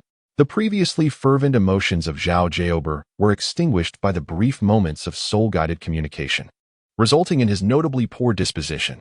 Ah, never mind the chaotic thoughts. After calming himself slightly, Zhao Zhaober remarked, as for the forging hammer, Qinfeng, to be honest, I cannot comprehend it entirely. I can sense that it is a forging hammer crafted from an alloy I have never encountered before, and much like your previous creation, it possesses a profound exclusivity. It is likely that only you can wield it. Moreover, I recall that you inadvertently sprayed a drop of blood upon it. Do you understand the implications of that? Tang Shifeng contemplated and remarked, I recall you mentioned, Teacher Zhao, that the first high-level forging performed by a blacksmith incorporates the blood of the smith in a ritual known as the blood offering. Zhao Gaobo affirmed, indeed, through forging, the blacksmith breathes life into the metal, and the blood offering connects the metal to the smith's bloodline, transforming it into something akin to a part of oneself. Such bloodline-connected metal may even imbue a degree of wisdom, thus elevating it with powerful special effects, commonly referred to as attributes. However, remember that the efficacy of the blood offering is always at its peak during the first instance, unless you are particularly satisfied with a subsequent forge. Refrain from recklessly employing the blood offering again. I understand, Tang Shifeng replied thoughtfully. Oh, and one more thing. Your situation is rather unique. It is my first encounter witnessing a blood offering directly on a quasi-soul forged item, and furthermore, a forging hammer crafted from an unknown alloy is unprecedented for me. I am quite curious about the special effect it may possess. Let us test it. With anticipation evident in the eyes of the master craftsman, who had long since reached the pinnacle of his craft, he urged, go ahead, lift it and forge. Tang Qinfeng nodded and slowly reached for the forging hammer he had personally crafted. Chapter 34. Soul Forging Star Hammer. As he drew nearer, the sensation of connection akin to a bloodline bond intensified within him. It felt as though he were encountering his closest kin, yearning to grasp their hand. The moment Tang Shifeng lifted the hammer from the forge, its form began to transform. A radiant glow emanated from within the hammer, spreading outward from where he gripped it. The areas touched by the light began to morph, spiraling patterns cascading down the handle until tapering to a sharp point at the end. The portion extending to the hammerhead contracted inward, reshaping into a slightly elongated octahedral form, while the ends expanded to create a perfectly symmetrical structure. The platinum core shone even more brilliantly, and the hammer transitioned from its former dark blue hue to a vibrant azure, sparkling with flecks of light. Remarkably, the hammer had transformed from a mere forging tool into something resembling a war hammer, bearing a striking resemblance to Zhao Gaobo's flame hammer, yet appearing significantly larger. Yi Hongling, observing from the side, inquired with astonishment, Teacher Zhao, is it common for a new forging hammer to undergo such a dramatic transformation? Zhao Gaobo, equally taken aback, replied, no. Typically this does not occur. Such a transformation would only be expected if one were to genuinely enter the realm of soul forging, or if an extraordinary attribute were to emerge. Meanwhile, Tang Qinfeng felt an extraordinary lightness in his grasp. Despite the hammer measuring 160 centimeters in length and weighing no less than 600 pounds, it felt surprisingly light. Even lighter than the tungsten steel hammer he had previously wielded. Tang Qinfeng grasped the spiraled handle hammer, and in an instant, he felt a profound connection between his soul force and the forged hammer, as if they were entwined by a shared bloodline. Strangely enough, he sensed an almost compelling urge from the hammer, as if it wished to burrow into the palm of his hand, a sensation reminiscent of a distant memory. How does the new forging hammer feel? Zhao Zhaober inquired, calming his emotions. It evokes a sense of kinship, as if it were an intrinsic part of my very being. Tang Qinfeng replied. At that moment, he recalled having experienced a similar sensation of unity as if merging, when he had once encountered the Starlight Stone. Indeed, that is correct. Now, let us explore the special effects of this forging hammer, he continued. Very well. However, hold on a moment. This time, I shall choose. Tang Shifeng was about to select the rare metals for forging when Zhao Jiaober raised his hand to halt them. Tang Shifeng and his companions naturally refrained from inquiring further, merely observing what metal teacher Zhao intended to utilize. After a brief interval, Zhao Gaobo approached with a dull gray piece of metal, placing it into the forge. I believe that is, isn't it? Yi Hongling remarked. Indeed, it is, Zhao Gaobo affirmed.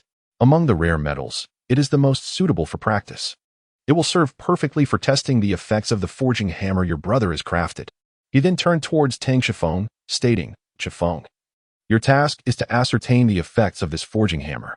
Shortly, you are to transform this into a component for a mech. If it meets the standards, you may use your sister's design. It is an excellent opportunity to gauge your progress as siblings. A collective awe escaped the lips of the brother and sister as they grasped the situation. It seemed that the stimulation had somewhat overwhelmed teacher Zhao's typically vibrant demeanor, but for them, this new challenge might foster swifter growth. Thus they found no reason to decline. The two hastily approached the table where Yi Hongling typically drafted and designed. The workspace was remarkably tidy, with tools meticulously arranged. However, apart from the completed designs and unfinished sketches, several blueprints appeared to be set aside separately. Let me ponder which blueprint would be best, Yi Hongling murmured to herself as she sifted through the papers. The completed designs were numerous, and Tang Shifeng glanced over them, noting that most were relatively simple component designs, although some were more intricate, resembling the joints of a mech. Yet, what truly captured Tang Shifeng's attention were the blueprints placed haphazardly aside. They seemed intentionally arranged in a disordered manner, likely to avoid drawing too much attention, he mused. Driven by curiosity, Tang Shifeng picked up one of the blueprints. As expected, it depicted a design, but not for a mech component. Rather, a slightly bashful exclamation drew Tang Shifeng's gaze, revealing Yi Hongling staring at him. Brother, that was merely a casual sketch. Please don't look. Her face flushed, as if a secret had been uncovered. Is that so? I think this forearm armor is quite well drawn, Tang Shifeng awkwardly replied, extending the design towards her. Humph. Yi Hongling indignantly snatched the design from his hands, preparing to retort when another voice interjected from behind. Oh, this hardly seems like a mere sketch, if I am not mistaken. These designs depict the arms of a battle armor. The details are commendable. While not yet complete, they certainly exhibit thoughtful design. Looking back, Zhao Laoshi was meticulously examining 3 additional design sketches in his hands. Yi Hongling's cheeks flushed a deeper shade of crimson, tinged with a hint of grievance as she lowered her head. I apologize, teacher. During our regular training sessions, I tend to entertain peculiar thoughts. The concept of battle armor feels rather distant for us, doesn't it? Upon hearing Yi Hongling's words, Zhao Gaobo gently set down the sketches, a look of satisfaction gracing his face as he replied, No, on the contrary, you are doing exceptionally well. Without a glimpse of future aspirations, such a future would indeed feel the most remote and least worthy of anticipation. Furthermore, your designs are commendable. With a little refinement, they may very well come to fruition. Tang Shifeng gently patted Yi Hongling's head and remarked, Since teacher Zhao has said so, it is certain that your work is truly remarkable. Yi Hongling merely nodded in response, her heart brimming with warmth. This design is quite promising. Shifeng, proceed to forge the rough outline of the metal based on this, Zhao Gaobo continued, producing another blueprint. The illustration depicted a gear joint intended for mecha locomotion. Crafting merely the general outline was not overly challenging. Having selected the design, the group returned to the forge. The smelted silver began to rise from the forge, and Tang Shifeng's gaze sharpened, as if he were attempting to see through the silver entirely. He lifted his massive hammer, assuming a stance, and with a measured 3/4 of his strength, he struck the silver. A resonant clang echoed through the air. Tang Shifeng and Zhao Gaobo were both taken aback. The forging sound this time seemed to resonate more melodiously than any previous instance. However, aside from that, nothing appeared to be different. The process resembled the most ordinary of forging initiations. Yi Hongling inquired with curiosity, Teacher Zhao, is there any distinction from the usual forging? I simply cannot discern it. Zhao Gaobo replied, This is peculiar. There should be some form of reaction. Shifeng, why don't you continue forging? Perhaps there will be a noticeable difference. All right. Tang Shifeng responded, and the forging hammer swung down. The sound was no longer a gentle tap, but a resounding strike, causing the metal on the anvil to seemingly bounce upwards. A voice of confusion and astonishment escaped Zhao Gaobo's lips. Ordinarily, Metal does not readily spring up during the forging process. Such occurrences are typically mistakes made by novices who struggle to control their strength. Yet, Zhao Gaobo was confident that Tang Chifeng would not make such a fundamental error, especially since he was fully focused on the task at hand without interruption. Therefore, there must be another explanation. At that moment, Tang Chifeng experienced a sense of déjà vu previously, while forging. He had vaguely heard sounds that seemed to belong solely to the metal, as if it were whispering how best to strike itself for maximum comfort. Now, he was hearing those sounds once more, clearer and more detailed than ever before. It felt as though the piece of dark silver was guiding him with every strike, instructing him on how to forge it to facilitate its transformation with minimal loss. All of this unfolded logically in Tang Chifeng's mind. As Tang Chifeng forged, Zhao Gaobo observed the changes occurring on the scene. He noted that Tang Chifeng's forging technique appeared somewhat more singular than before. This was not a favorable sign. For a blacksmith, it indicated regression. Without a diverse array of techniques, one cannot produce quality components. Zhao Gaobo pondered. Could it be that he is still unaccustomed to this forging hammer? Boom, boom, boom. The thunderous sounds jolted Zhao Gaobo from his reverie. Whenever Tang Chifeng entered the zone, the volume of his forging intensified. This was his unique forging style, a manifestation of his innate strength. Suddenly, Zhao Gaobo realized that although Tang Chifeng's striking method remained simplistic, the dark silver had already begun to take on the form of gear components, becoming increasingly refined under Tang Chifeng's hammering. With a resounding boom, a 3-foot-high radiance erupted from above the dark silver. The 1,000-fold dark silver had been completed, and the component below transformed, as if by magic, from a mere piece of metal into a gear component. Even the intense red hue of the metal from the heat had yet to fade. The forging had concluded. Aha! I comprehend the special effect of this forging hammer now. It is indeed shaping, a commendable effect in its own right. Zhao Gaobo exclaimed with great enthusiasm. Yi Hongling inquired, shaping? Surely the forging hammer cannot craft with such exquisite precision. Zhao Gaobo responded. Therein lies the wonder of special effects. The shaping effect occurs when the forging hammer strikes the metal. The hammer's surface and vibration frequency transform according to the wielder's intent, facilitating meticulous shaping and forging, which greatly aids in subsequent processing. To possess such a special forging hammer, the material must at least be of the spirit forging caliber. Alas, at this level, the shaping effect can only be deemed above average, falling short of my aspirations for an exceptional effect. At that moment, Tang Chifeng, holding the forging hammer, was immersed in a peculiar sensation. While forging earlier, he had heard a distant sound, ethereal and elusive, as if something within the hammer were conversing with him. It revealed to Tang Chifeng its own name, akin to a creation from the cosmos, crafted by a divine hand, shaping the world piece by piece. It bore the same name as its creator. Tang Chifeng murmured, "Your name is the Star God Hammer, the soul-forged Star God Hammer." No sooner had he spoken than the soul-forged Star God Hammer astonishingly began to dissolve, transforming as if it were a liquid.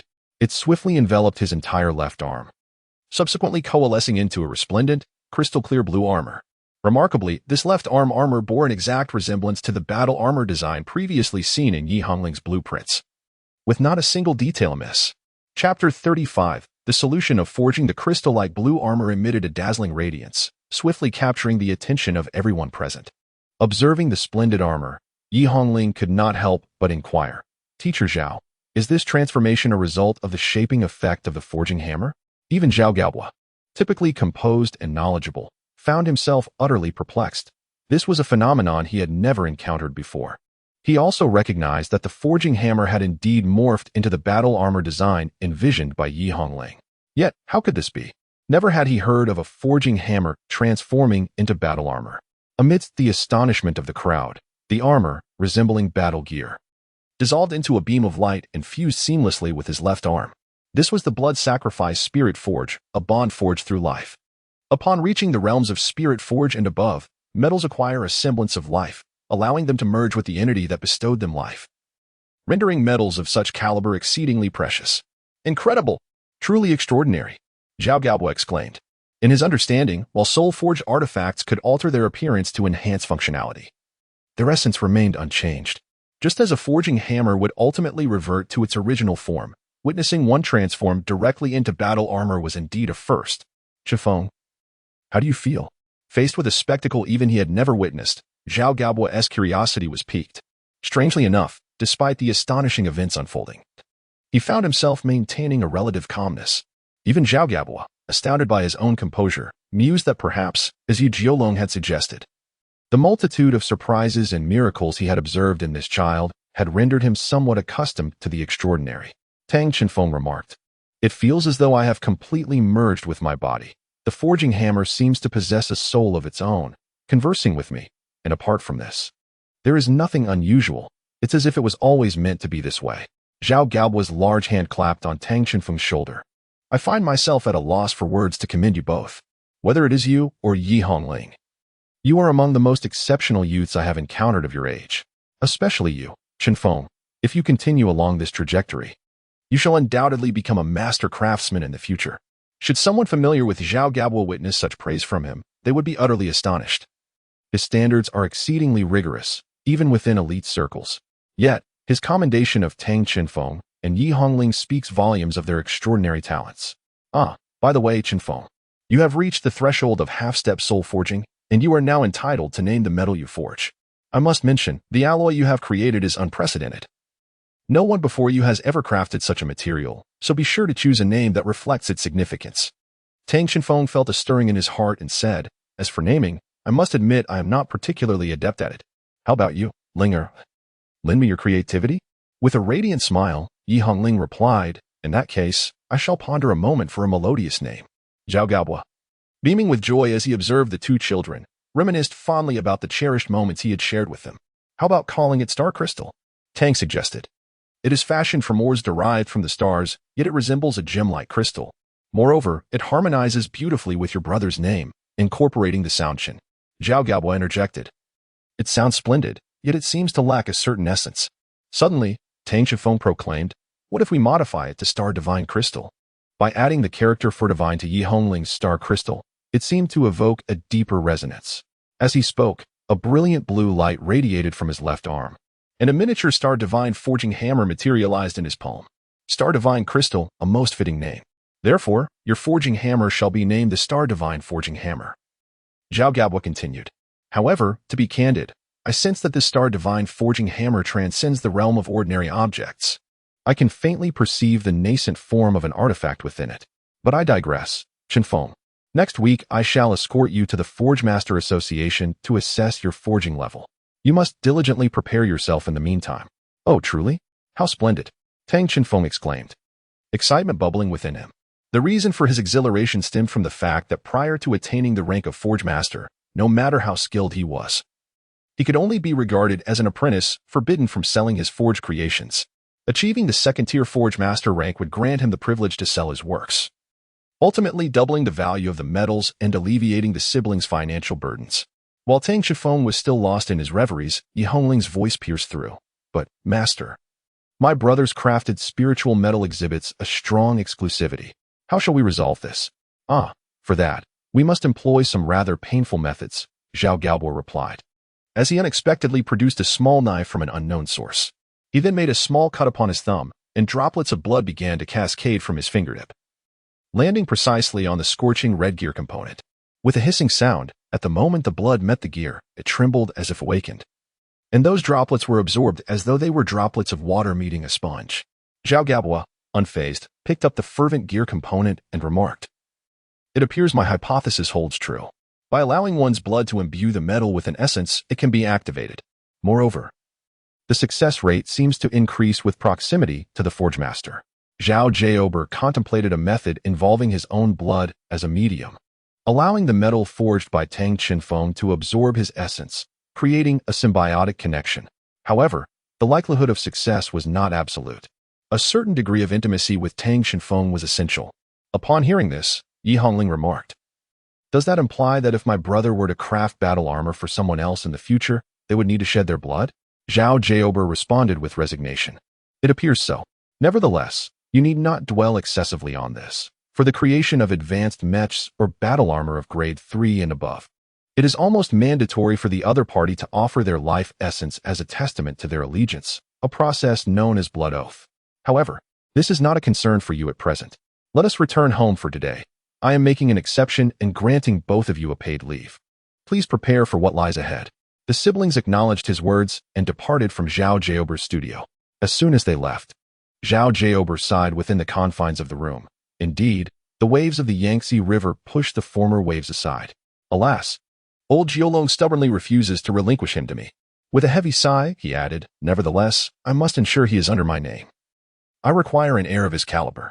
Upon returning to their dormitory, the siblings found that the previous tension on the playground had dissipated, with the two rival groups having vanished, likely returning to their quarters.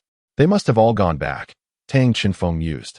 Upon opening the dormitory door, he discovered that indeed, the work-study students were mostly present, each face alight with excitement as they animatedly discussed something.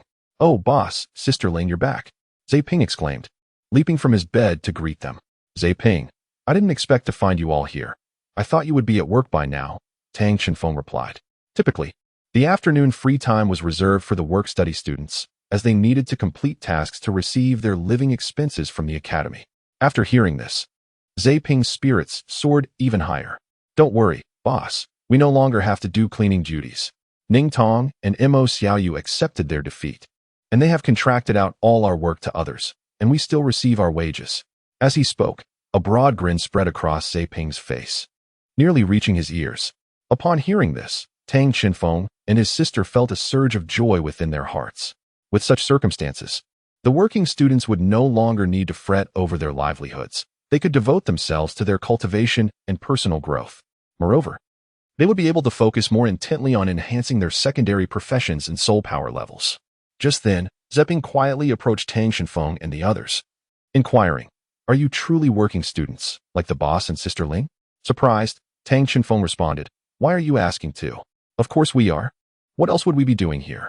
Zepping replied, "It's not that I wanted to ask, but Ning Tong mentioned that I seemed to have a good rapport with you, so he suggested I inquire.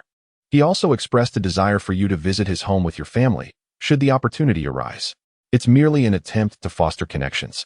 Tang Qinfeng pondered to himself that Ning Tong and the others likely perceived the remarkable prowess of both himself and Yi Hongling, suspecting that they might be backed by a formidable force, hence their desire to cultivate a closer relationship.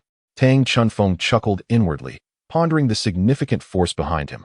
If he were to identify it, it would undoubtedly be Grandpa Yi and Grandma Ling. However, despite their remarkable prowess as extraordinary masters, it was likely that they would prefer to remain inconspicuous and would decline any public appearances. Yet, the opposing party was a prominent family in the vicinity. A direct refusal could potentially lead to unforeseen complications. At this moment, Tang Qinfeng suddenly realized that in his efforts to secure benefits for the work-study students, he might have drawn too much attention. After a brief contemplation, he suggested, "If he inquires again, simply say that I will consider it, and then check with my family to see if they are willing to meet." Essentially, the goal was to paint an optimistic picture for Ning Tong and the others while postponing any direct encounters. If all else failed, he would have to enlist the help of his grandparents. "All right, no problem," Zai Ping replied affirmatively. Observing Zai Ping's demeanor, Tang Qinfeng mused that both Zai Ping and the work-study students likely harbored some suspicions. It seemed he would need to adopt an even more discreet approach moving forward. Chapter 36. The Association of Blacksmiths. Since the Star God Forging Hammer came into Tang Qinfeng's possession, a week had swiftly elapsed, marking the time to visit the Association of Blacksmiths. Throughout this week, Tang Qinfeng maintained a remarkably low profile, attending lectures indoors in the mornings and either practicing forging and crafting with Yi Hongling in the workshop or meditating in the dormitory in the afternoons. Initially, he had worried that Ning Tong and the others might continue to pester him with questions, but fortunately, they were not as relentless as he had feared, which relieved him greatly. However, another matter troubled him. Zai Ping seemed to be displaying excessive enthusiasm towards Yi Hongling, often lingering too close to her. If it were anyone else, Tang Qinfeng would have likely confronted them with a punch by now. Yet, he found it difficult to act against Zai Ping, who had previously extended significant kindness towards him. Thus, he opted for a verbal warning instead. Following that, Zai Ping indeed became somewhat more reserved, though he dedicated himself to training with even greater diligence. Since Ning Tong and the others had taken over all the work-study responsibilities, the afternoons had become considerably more relaxed, allowing him to devote himself entirely to meditation and cultivation. He heard from other work-study students that Zai Ping aimed to grow stronger to prove his worth, believing he could adequately protect Yi Hongling. Tang Xinfeng found himself uncertain whether to consider the situation a blessing or a curse. On weekends, students at the academy were free to venture out, provided they did not return too late. At this moment, two individuals emerged from the academy gates, Tang Xinfeng and Yi Hongling, who were en route to the Forge Master Association. Tang was preparing for the Forge Master and Mecha Manufacturer assessments, while Yi Hongling naturally aimed to take the designer examination.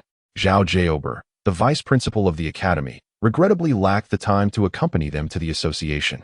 Yet he had graciously provided them with a letter of recommendation, stating that they only needed to present it to the staff upon arrival. Once outside the academy, the siblings were enveloped by an overwhelming sense of unfamiliarity. For them, Haitian City was far less familiar than Haitian Academy. The towering concrete edifices appeared grand from a distance. Yet upon entering this steel forest, they were met with a sense of bustling activity and a hint of oppression. Zhao Jiaober had informed them of the general location of the Forge Master Association, assuring them that it would be easily recognizable upon nearing. Thus, the siblings wasted no time and boarded a Soul Guide bus, heading directly toward their destination. The distance between the Forge Master Association and Haitan Academy was not insubstantial, yet it was not overly far either. The bus journey lasted around 10 minutes. Upon reaching their destination, the siblings disembarked. As Zhao Jiaober had mentioned, the Forge Master Association was indeed easy to identify. A gray edifice rising approximately 30 stories high, adorned at its entrance with a 10-meter-long black hammer relief. The rare metals sold by the Forge Master Association were highly sought after, as the creation of top-tier mechas necessitated the finest materials, which in turn required the expertise of master forgers. In the eyes of both the Federation and various factions, the association was an indispensable entity. Due to the high demand for materials, the association had amassed considerable wealth. In addition to forgers, it also welcomed designers, manufacturers, and repairers, with few organizations rivaling its stature. Save for the Mecha Masters Association and the Tower of Communication, the spacious lobby on the first floor was largely empty, save for a single young woman clad in a white professional outfit at the reception desk. "Hello, young sir and young lady, whom are you seeking?" she inquired warmly as she approached the siblings. Tang Xinfeng politely responded, "Hello, elder sister. I am here to undertake the assessment for the blacksmith and craftsman qualifications." Beside Tang Xinfeng, Yi Hongling spoke up, "Hello, big sister. I am here with my brother for the designer assessment." The older girl replied, "Oh, little sister. You are quite young to be participating in a designer evaluation, are you not? And you, are you her brother? Did your parents or guardians not accompany you?" It was evident that the young woman was far more intrigued by the seemingly younger Yi Hongling.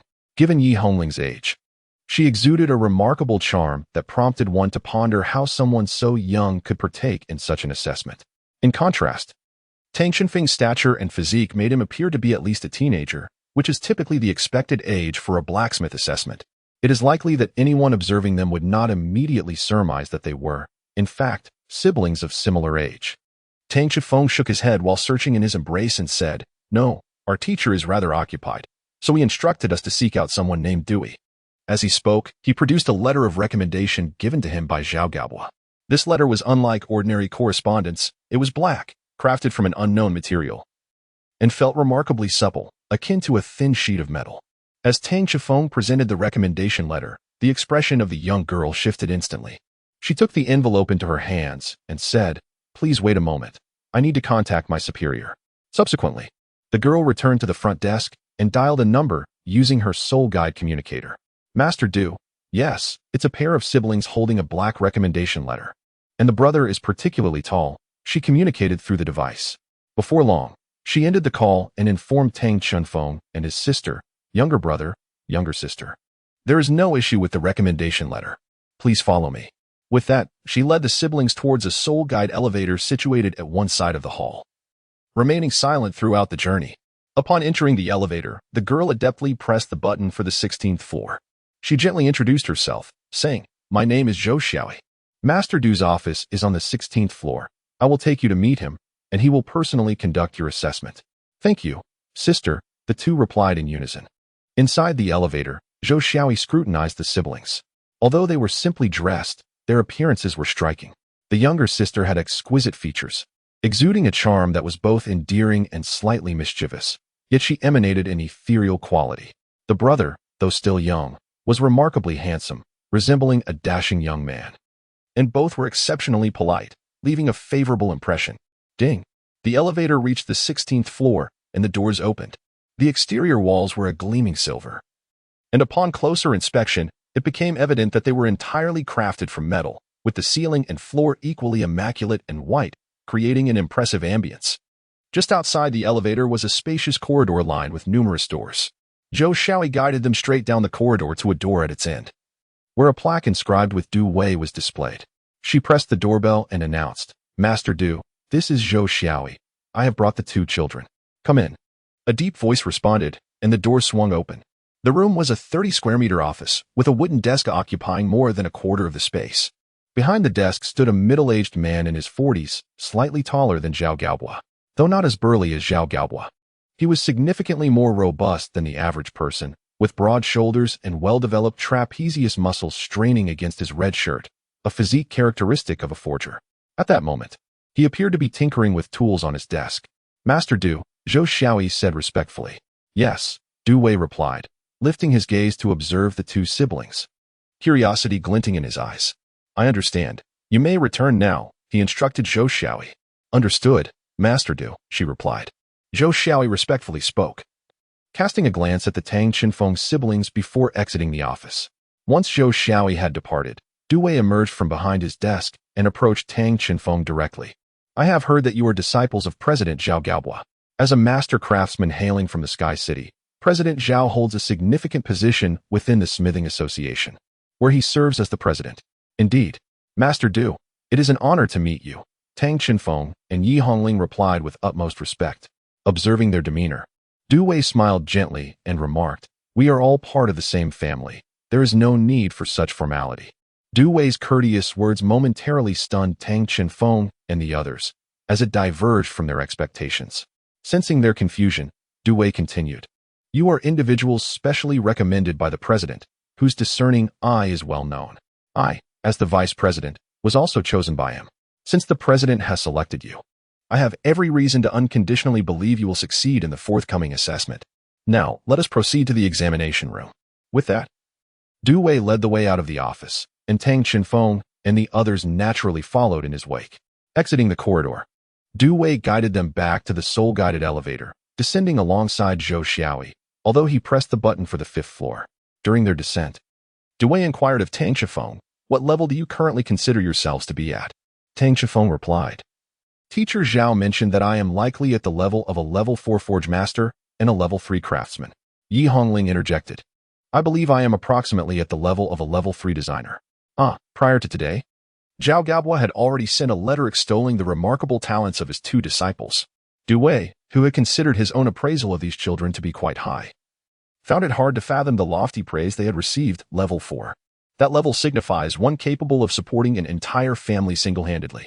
Yet, to hear such declarations from two children barely 10 years old was, well, perhaps they were merely embellishing their own abilities.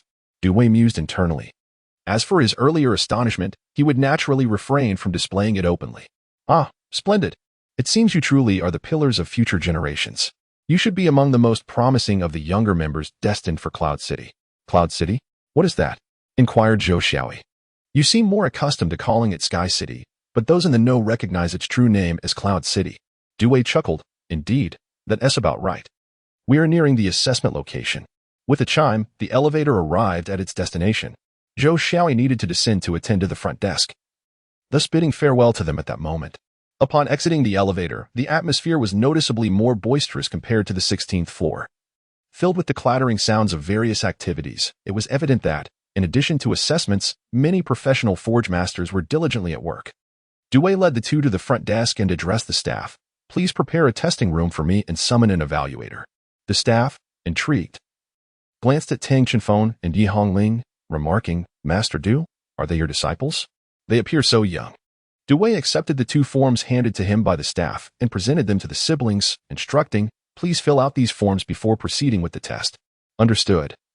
Tang Qinfeng and Yi Hongling said in unison as they began to fill out the forms with great seriousness. Du Wei observed them, reading aloud, Tang Qinfeng and Yi Hongling, both hailing from Tianhun Town, are first-year work-study students at the Haitian Soul Master Academy at the age of 6. You are only 6. This revelation stunned both Du Wei and the staff present.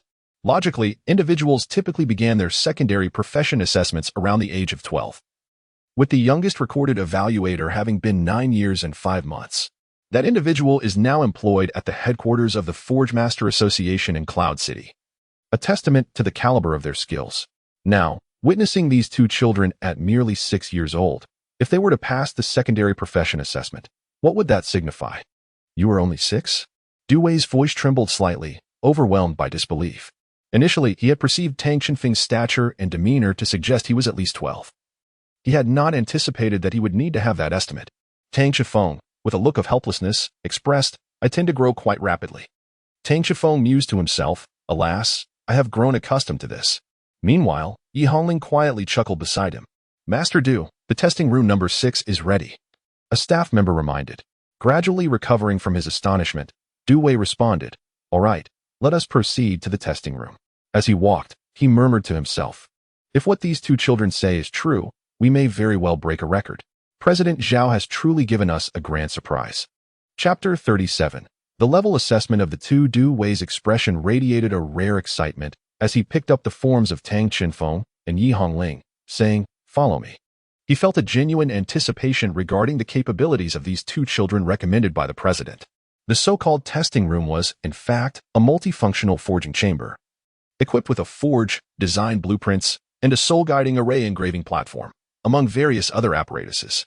Upon entering, Tang Qifeng immediately sensed a wave of relaxation for him. The forger's realm was far more familiar than the steel forest beyond. At this moment, the evaluator, a middle-aged man evidently acquainted with Du Wei, took his position. "I never expected Master Du to personally bring in candidates for testing. I just heard these two children are merely 6 years old. If they succeed, they could set a new record for the association," he remarked. Du Wei replied, "Indeed, but let us proceed with the assessment first." The evaluator nodded and addressed Tang Qinfeng and Yi Hongling. "You will be assessed separately. The first evaluation will be a design assessment. Within 1 hour, you must design and draw a blueprint for any standard mech component. After my evaluation, a score above 60 will elevate you to the rank of a level 1 designer. The forger assessment will involve selecting any rare metal on site for refinement and forging. I will score based on your chosen metal and the degree of refinement. A score exceeding 60 will promote you to a level 1 forger. The manufacturer assessment will utilize the design blueprint from the previous design test and the refined metal from the forger test as materials, with scoring based on my evaluative standards, akin to the other assessments." "Understood," the siblings replied in unison. Simultaneously, Yi Hongling approached the design table filled with blueprints, while Tang Qifeng moved toward the shelf displaying rare metals. Since Yi Hongling was to be assessed first, Tang Qifeng had ample time to choose. The shelf boasted approximately 20 kinds of metals, each of which Tang Qinfeng recognized, yet he found himself in a quandary over his selection. The assessment for the blacksmith appears deceptively simple, requiring only a single forging and purification. Yet Tang Qifeng is acutely aware that the actual evaluation encompasses far more than meets the eye. Moreover, a manufacturing assessment awaits him as well. As Tang Qifeng ponders, Yi Hongling's evaluation has already commenced. The pen in her hand dances swiftly across the design blueprint, outlining the lines and intricate details with remarkable finesse, occasionally employing tools for meticulous adjustments, showing no sign of pausing. The evaluator stands in awe. Having witnessed countless individuals undergoing assessments, certainly not fewer than 1,000, but this young girl is truly astonishing. In mere moments, her creation has surpassed the standard of a first-level designer. And this is merely a preliminary draft. As Yi Hongling sketches with fervor, Tang Qinfeng steals a glance and discerns her intentions, silently lamenting. "Must you truly torment your elder brother in this manner?" Though such thoughts cross his mind, he ultimately resolves to select the metal for his forging and purification. With Yi Hongling having submitted her design blueprint, the stipulated time for the assessment is 1 hour. She has completed her work in a mere 27 minutes. Not even half the allotted duration. Du Wei and the evaluator, initially taken aback, quickly regain their composure, a testament to their essential qualities as evaluators. The evaluator examines Yi Hongling's design with great care, while Du Wei observes alongside him. After a lengthy pause, the evaluator sets the design down and remarks, "This is a blueprint for a mecha core. If the specifications on this paper are implemented, it could serve as the power core for a yellow-grade mecha. The design is exceptionally clear and incorporates numerous innovative methods for delineating the soul guide array. This has surpassed the capabilities of a typical second-level designer." The evaluator then hesitates momentarily before declaring, "Thus, I conclude that you have achieved a perfect score, and you are eligible for certification as a third-level designer." Upon hearing this, Du Wei falls silent, while Yi Hongling nearly cries out in excitement. Tang Chenfeng stands nearby, applauding her. "Congratulations, Linger, you have done exceptionally well." Yi Hongling, equally exhilarated, responds, "Yes, brother, you must also exert yourself in your blacksmith and manufacturing assessments." With Yi Hongling's evaluation concluded, it is now time for Tang Chenfeng's assessment. With a commanding voice, the evaluator announces, "Begin." Tang Chenfeng hesitated no longer and directly retrieved a piece of silvery gray metal from the shelf. "I choose this piece of magic silver." A flicker of surprise crossed the faces of Du Wei and the evaluator. Magic silver is a mid to high grade metal. Unlike deep silver, its malleability is inferior. Yet in terms of soul power conduction, magic silver surpasses deep silver by leaps and bounds. Although it does not rival the dark star crystal, it remains an irreplaceable material as the core for soul-guided mechas and devices, making it the most suitable foundational metal for the mecha designed by Yi Hongling. The demand for magic silver in the market is substantial, and its value has consistently remained at a mid to high level. However, magic silver lacks the hardness of deep silver and possesses limited malleability. If the forging skill is inadequate, the likelihood of failure is considerably high, which explains the astonishment of Du Wei and the evaluator. The forging platform was essentially identical to the one in Zhao Gao's office. Tang Chenfeng placed the magic silver upon the platform and activated the smelting mode to commence the process. During the smelting of the magic silver, he engaged in slight stretching movements, adjusting his focus. The duration of the metal smelting also counted towards the assessment time. Thus Tang Chenfeng needed to maintain himself in optimal condition. The temperature of the metal displayed on the forging platform gradually escalated to the requisite forging level, and Tang Chenfeng's gaze became increasingly concentrated. Du Wei observed all of this, noticing the determination and diligence in Tang Chenfeng's eyes, which indicated his understanding and passion for the art of forging. Reflecting on this, he felt a deep admiration. Chairman Zhao's insight had always been remarkable. He recalled how Chairman Zhao had recognized his potential, leading to his current position as vice president of the association. Even after all this time, Chairman Zhao's discernment remained as sharp as ever, bringing forth these promising young talents. Before long, the smelting of the magic silver was complete. Tang Chenfeng swiftly pressed the button on the forging platform, and the glowing red magic silver ascended above the platform. The evaluator immediately began jotting down notes in her records. As an evaluator for the Forging Masters Association, she had witnessed countless assessments and could discern from this detail that Tang Chenfeng was certainly not a novice devoid of practical experience. However, the nature of magic silver is such that it is not a metal just anyone can forge, especially not a child who had yet to truly become a master blacksmith. Tang Chenfeng inhaled deeply once more, signaling the commencement of the forging process. With a swift motion of his left hand, a magnificent piece of armor materialized upon his arm. The armor flowed like liquid, cascading down his arm and coalescing into a brilliant blue long-handled forging hammer within his grasp.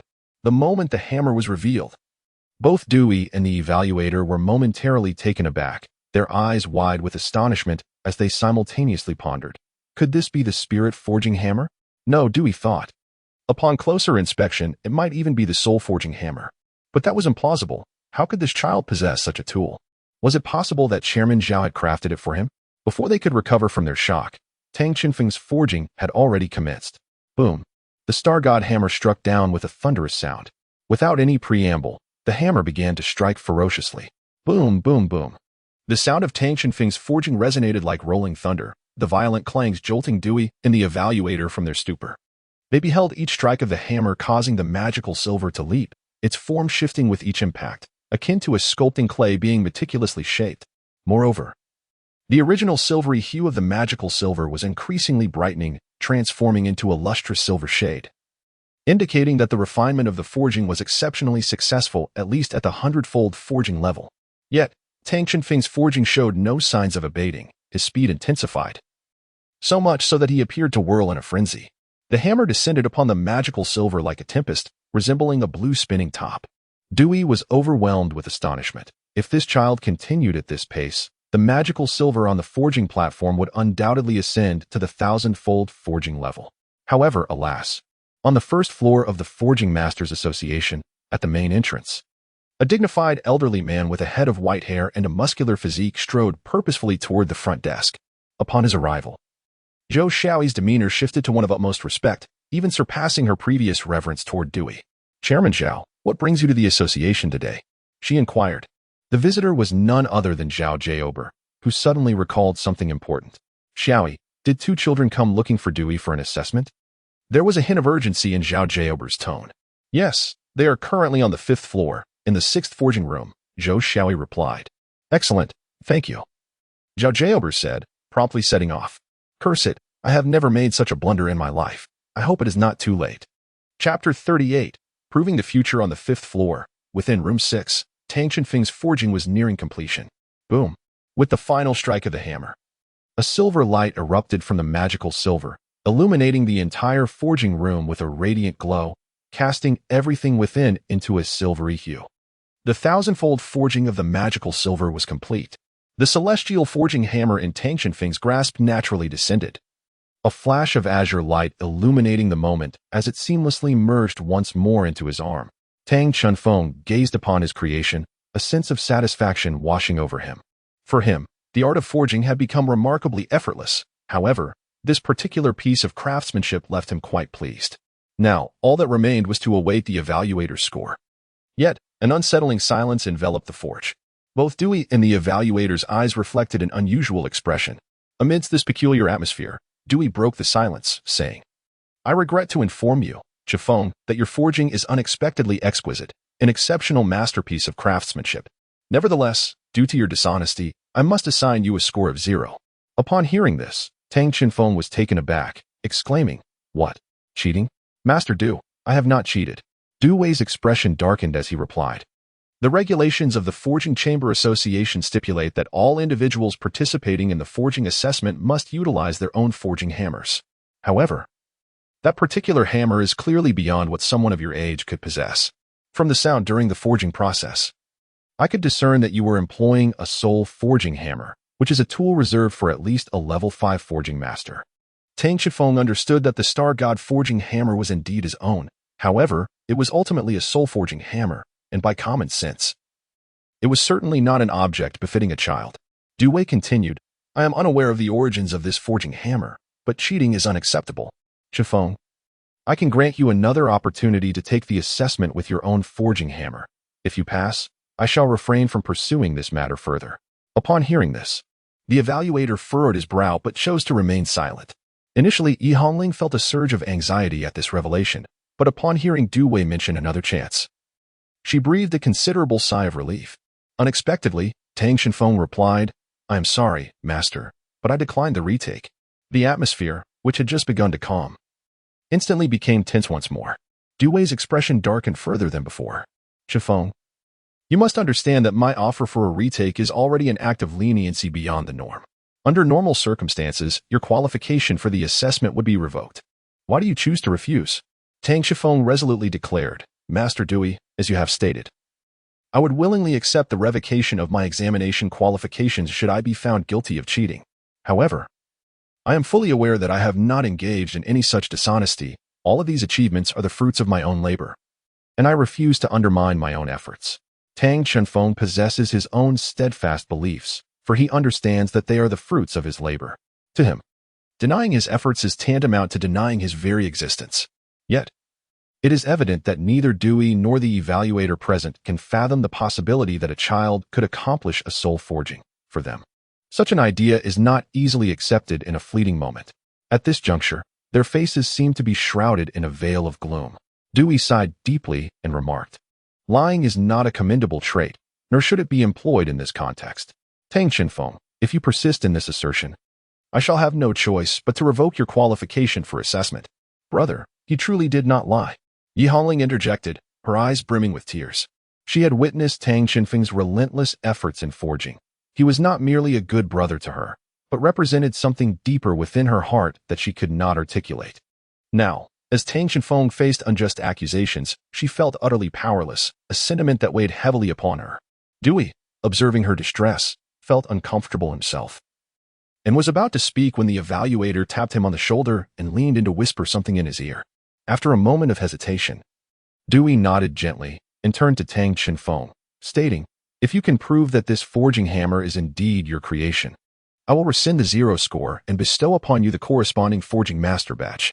With a glimmer of hope, Tang Shenfeng immediately inquired, "What must I do?" Dewey replied, "Your forging hammer is a near-soul forged artifact. If you can forge another near-soul forged metal, it will serve as proof of your capabilities, thus allowing you to pass the assessment." At this point, Tang Shenfeng found himself in a predicament. He had poured every ounce of strength into crafting the soul-forged star hammer, utilizing his greatest advantage, his spiritual awareness, which he could not access at present. Whether he could successfully forge once more was uncertain even to him. Just as the atmosphere grew thick with silence, the door to the forging chamber swung open abruptly. "There's no need to test any further.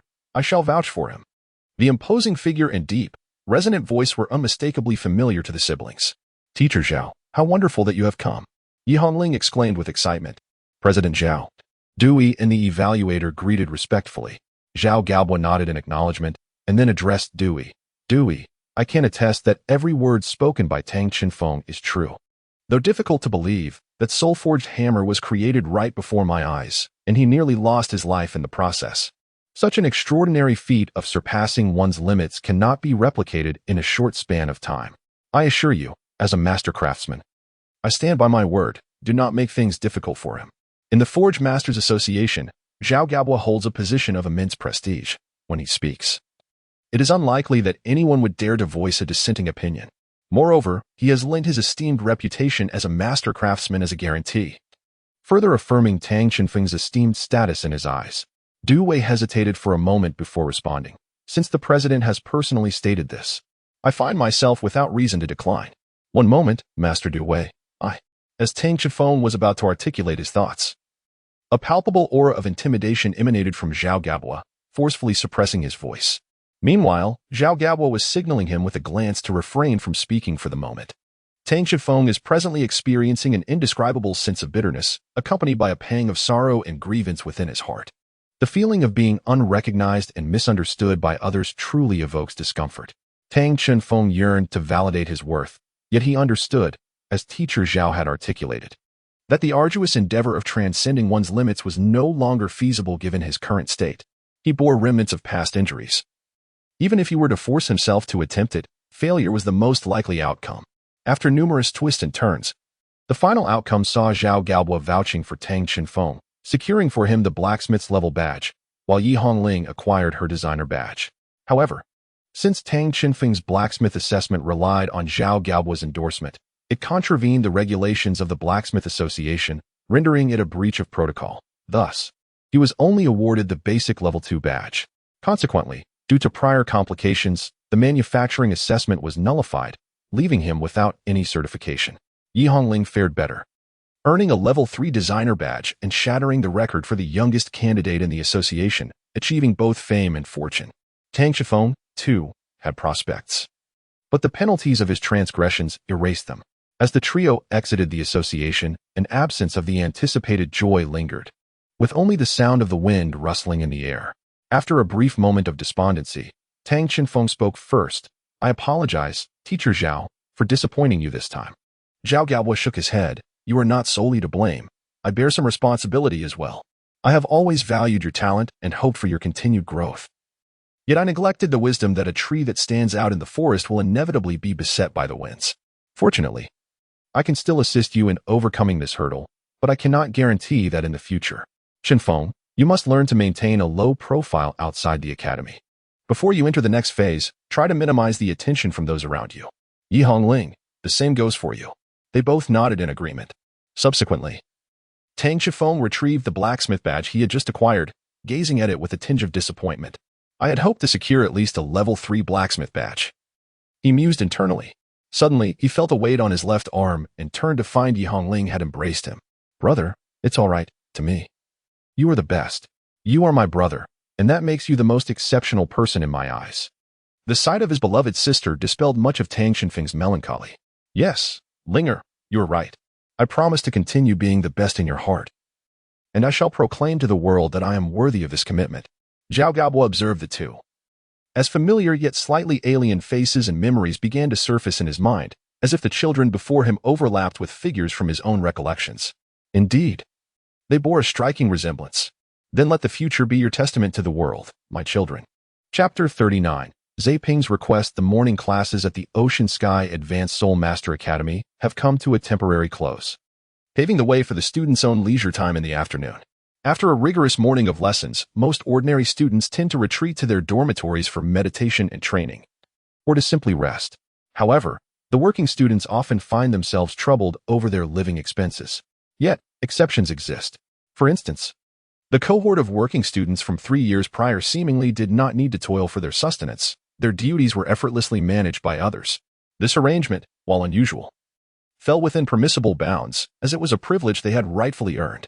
In the Academic Affairs Office, there exists a designated area for working students.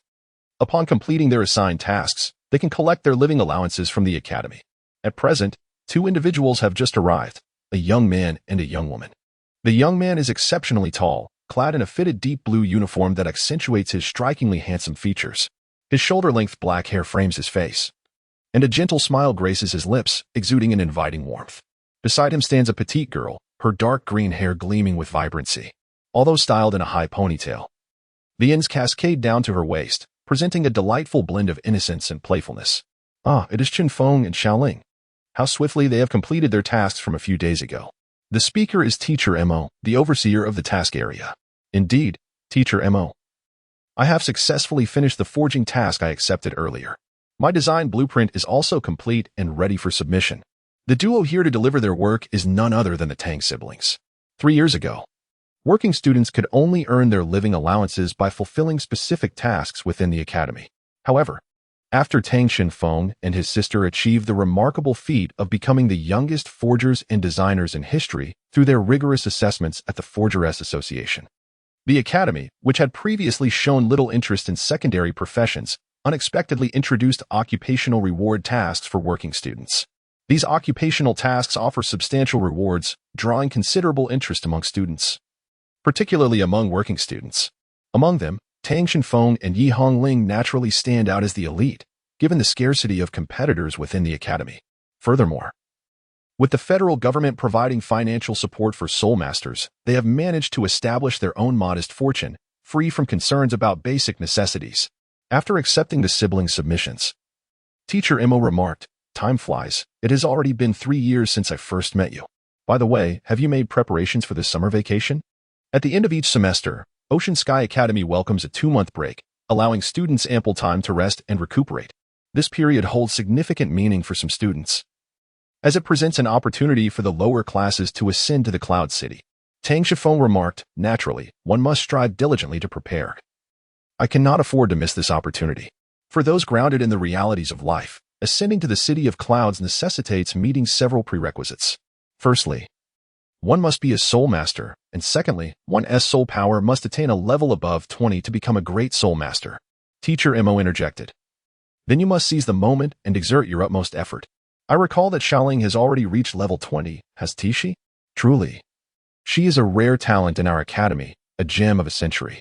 As she spoke, Teacher Mo's gaze settled upon Yi Hongling. Over the past 3 years, Yi Hongling's soul power has surged remarkably. A year ago, she had already surpassed level 20, and now she hovers around level 23. "Oh, teacher. I merely possess a bit of talent. I am not as formidable as you suggest." Yi Hongling waved her hand dismissively. Teacher Mo chuckled softly. "If you do not consider that impressive, then it seems there are no geniuses left in this world."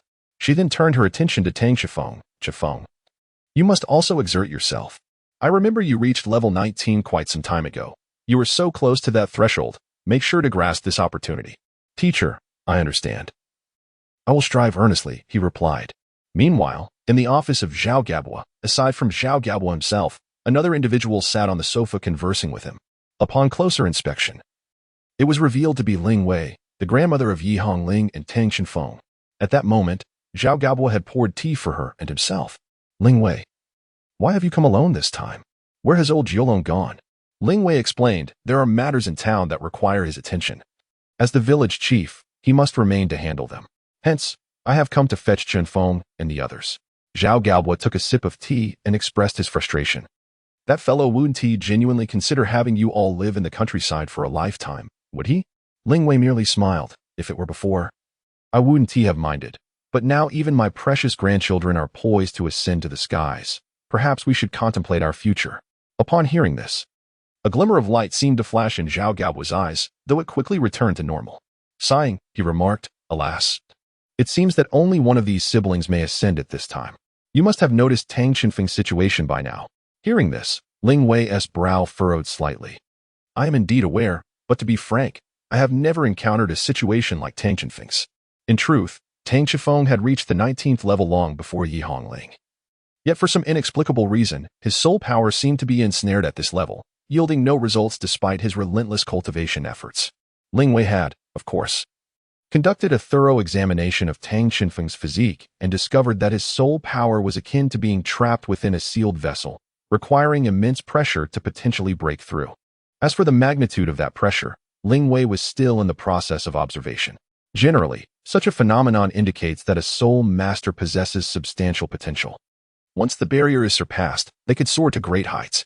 However, Ling Wei also noted that the concentration of soul power within Tang Qinfeng was already sufficient to be compressed into a liquid state, a condition typically observed only at the third ring. Its presence in Tang Qinfeng's case elicited both joy and sorrow. The joy stemmed from the prospect that should he successfully transcend this bottleneck, his future would be resplendent. The sorrow, however, lay in the possibility that if he failed to break through, Tang Qinfeng might forever remain unable to surpass the 20th level, a scenario not unheard of in history. Zhao Gaobo then remarked, "The enrollment in Yunji City will commence after the holiday, so after you return, consider ways to elevate his level. If all else fails, perhaps resorting to rare treasures could forcibly enhance his abilities." Ling Wei sighed, "If it truly comes to that, both Yu Jiolong and I will deliberate on it." Time was drawing near, and she added, "I must go fetch the children now." Rising to bid farewell to Zhao Gaobo, she turned and vanished in a flash of light. Zhao Gaobo gazed at the spot where Ling Wei had disappeared, reflecting, "It seems her old injuries have gradually healed. If soul power is forcibly augmented, it may forever prevent reaching such heights. I hope that child is fortunate enough." Meanwhile, within the student dormitory, everyone was busy organizing their luggage in preparation for the upcoming holiday. Tang Qinfeng and his sister had finished packing their belongings and, after bidding farewell to the work-study students, made their way towards the academy's entrance. At that moment, someone suddenly caught up with them from behind. "Boss, do you have some free time today?" "Oh, Zepping. What is it?" 3 years had passed, and both Zepping, Ningtong, and Mo Xiaoyu had now become intermediate students, yet they still addressed Tang Qinfeng as boss. Despite their combined efforts, they still could not surpass him, and gradually, no one wished to disturb Tang Qinfeng, ensuring that his position as the leader of the work-study students remained unchanged over the years. As the trio walked along the path, they conversed. "Boss, I would like to visit the Spirit Tower. I hope you can accompany me," Zepping said, his voice tinged with excitement. Hearing this, Yi Hongling replied, "Zepping, have you finally saved enough money to buy a spirit?" Zepping exclaimed, "Yes. I have been frugal for several years and have finally managed to save enough to purchase a century-old spirit. Spirit masters require spirit rings, which can only be obtained through 2 means. One is to venture into the soul beast forest, risking life and limb to hunt soul beasts for their rings. The other is to spend money at the Spirit Tower to acquire spirits and thereby obtain rings. The spirits studied at the Spirit Tower can provide spirit rings, and a single spirit can yield multiple rings, although a corresponding level of mental strength is necessary for successful integration. While research indicates that artificially created spirits are somewhat weaker than those produced by soul beasts, the choice of the former is evidently more appealing than risking one's life in the soul beast forest. By the way, Zepping, why not go alone? Why do you want to bring your brother along?" Yi Hongling inquired. Zepping responded, "Becoming a powerful spirit master has always been my dream. At that moment, I hope my best friends will be by my side to witness me take the first step toward fulfilling my dream. Boss, Lingxie, you will certainly agree to accompany me, right?" Seeing Zepping's enthusiasm, the siblings exchanged a knowing smile. "Of course, we have no reason to refuse." Lost in conversation, the three soon reached the academy's entrance. The area was bustling with activity, filled with parents arriving to pick up and drop off students. Ordinary people would likely feel overwhelmed. However, for Tang Qinfeng and his sister, such concerns seemed non-existent. Tang Qinfeng grasped the hands of Yi Hongling and Zepping, initiating their passage into the throng. Remarkably, with each step he took forward, a fissure would effortlessly emerge within the crowd, allowing the trio to deftly navigate through the bustling mass with ease, often without drawing a single glance from the surrounding individuals. Despite having undergone this experience numerous times, I, the leader, still find myself compelled to inquire, how do you manage to emerge from such a dense gathering? It is evident that this is not the first occasion Tang Shifeng has guided others through such a scenario. Tang Shifeng smiled and remarked, as long as your mental strength is sufficiently formidable, the gaps within the crowd are, in fact, quite easy to discern, even without my assistance. Yi Hongling could effortlessly find her way out. Indeed, Zepping, you should also diligently cultivate your mental prowess, Yi Hongling added from the side. Zepping instantly adopted a crestfallen expression. I am not a prodigy like you two. Developing mental strength is not as simple as you make it sound. While the trio engaged in conversation, a beautiful yet understated figure approached them. Shifeng, Linger, you emerged rather swiftly, she said. Upon seeing this person, Yi Hongling wasted no time and leaped into her embrace. Mother, what brings you here? I have missed you dearly, she cooed affectionately. Why? Is it so surprising for me to visit? Ling Wei responded with a hint of indulgence. Ling Wei then turned to Tang Shifeng, affectionately ruffling his hair. Every time I see you, it feels as though you have grown a little taller. Soon, I may not be able to reach your head at all. Tang Shifeng couldn't help but smile bitterly to himself. For he had grown a head taller than this mother figure, ever since Yu Jiolong and Ling Wei's old wounds gradually healed. The duration of their youthful appearances had extended significantly. In their words, who would wish to grow old if they could remain young indefinitely? Thus, in their daily interactions, the siblings still referred to them as grandpa and grandma, but before outsiders, they addressed them as father and mother. This was not a difficult adjustment for them, as it was these two elderly individuals who had raised them.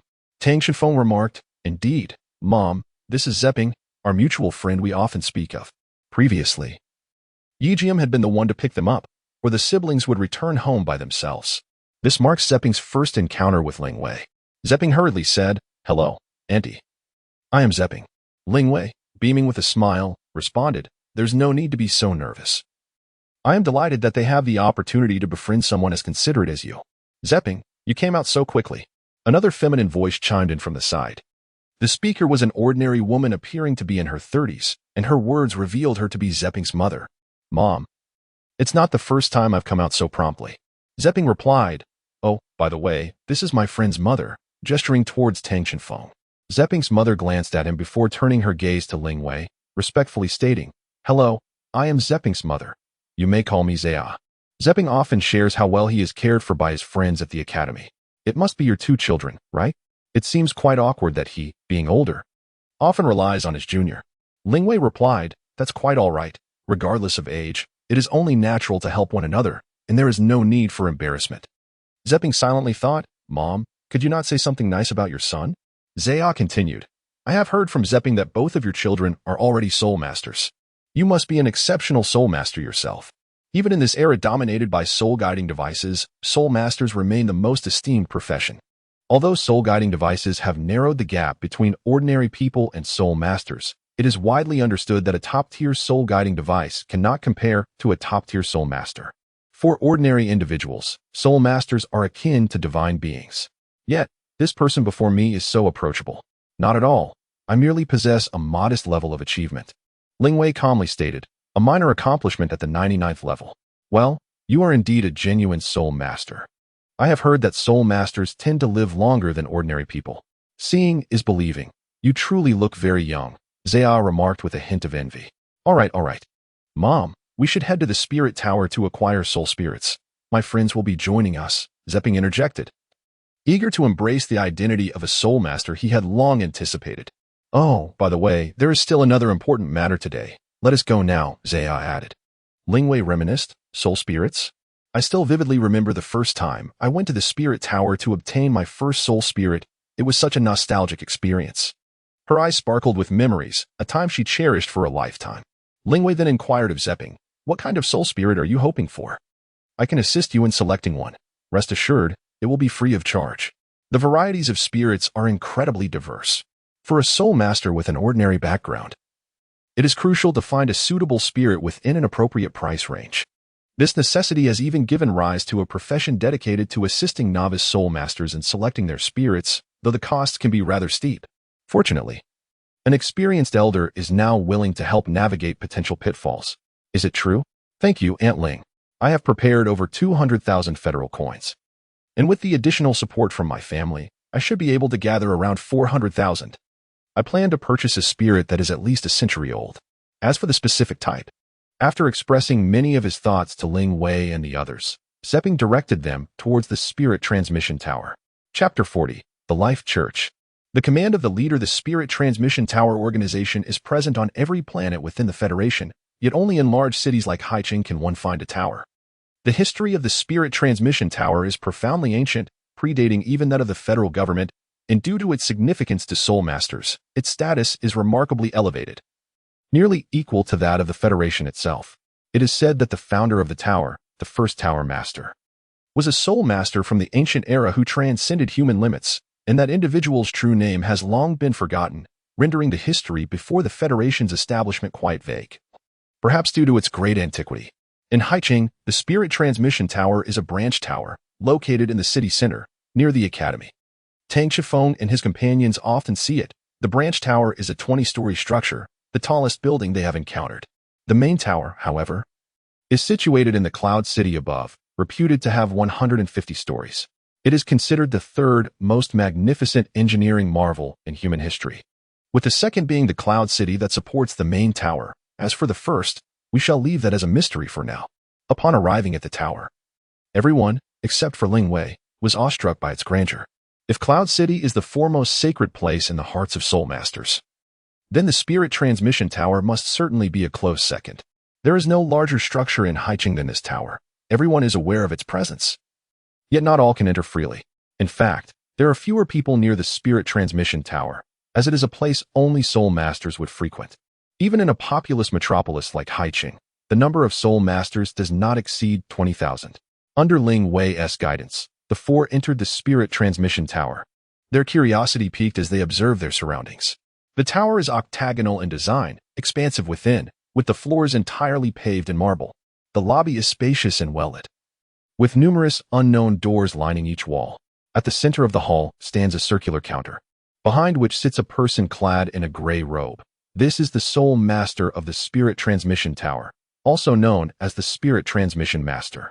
Upon their arrival, the Spirit Transmission Master rose and fixed his gaze upon Ling Wei, the leader of the group. Greetings. How may I assist you?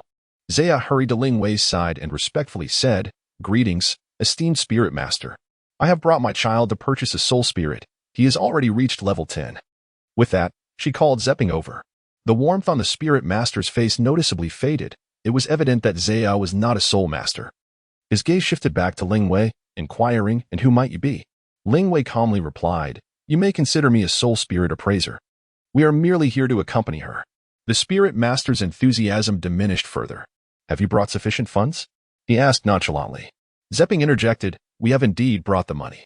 The Spirit Master inquired, What level of soul spirit do you wish to purchase? Zepping responded, I would like to see the century-old soul spirits. The Spirit Master's eyes flickered slightly. You wish to select a century-old spirit? Very well. In our Haitian City branch, there are 31 options for century-old soul spirits, each priced at 500,000. Once the payment is made, you may proceed to choose. Zepping exclaimed, Wait, dear Spirit Master, 500,000. I recall century-old spirits being priced at 400,000. How could it be? The Spirit Master explained, Recently, the higher-ups of the Spirit Tower have been investing resources into developing higher-quality soul spirits, thus the prices have risen. This information has only just reached us and has not yet been officially announced. You do not have enough funds, do you? His tone bore a hint of regret. He continued, However, the price of 10-year soul spirits has not increased significantly. You can select one for just 100,000.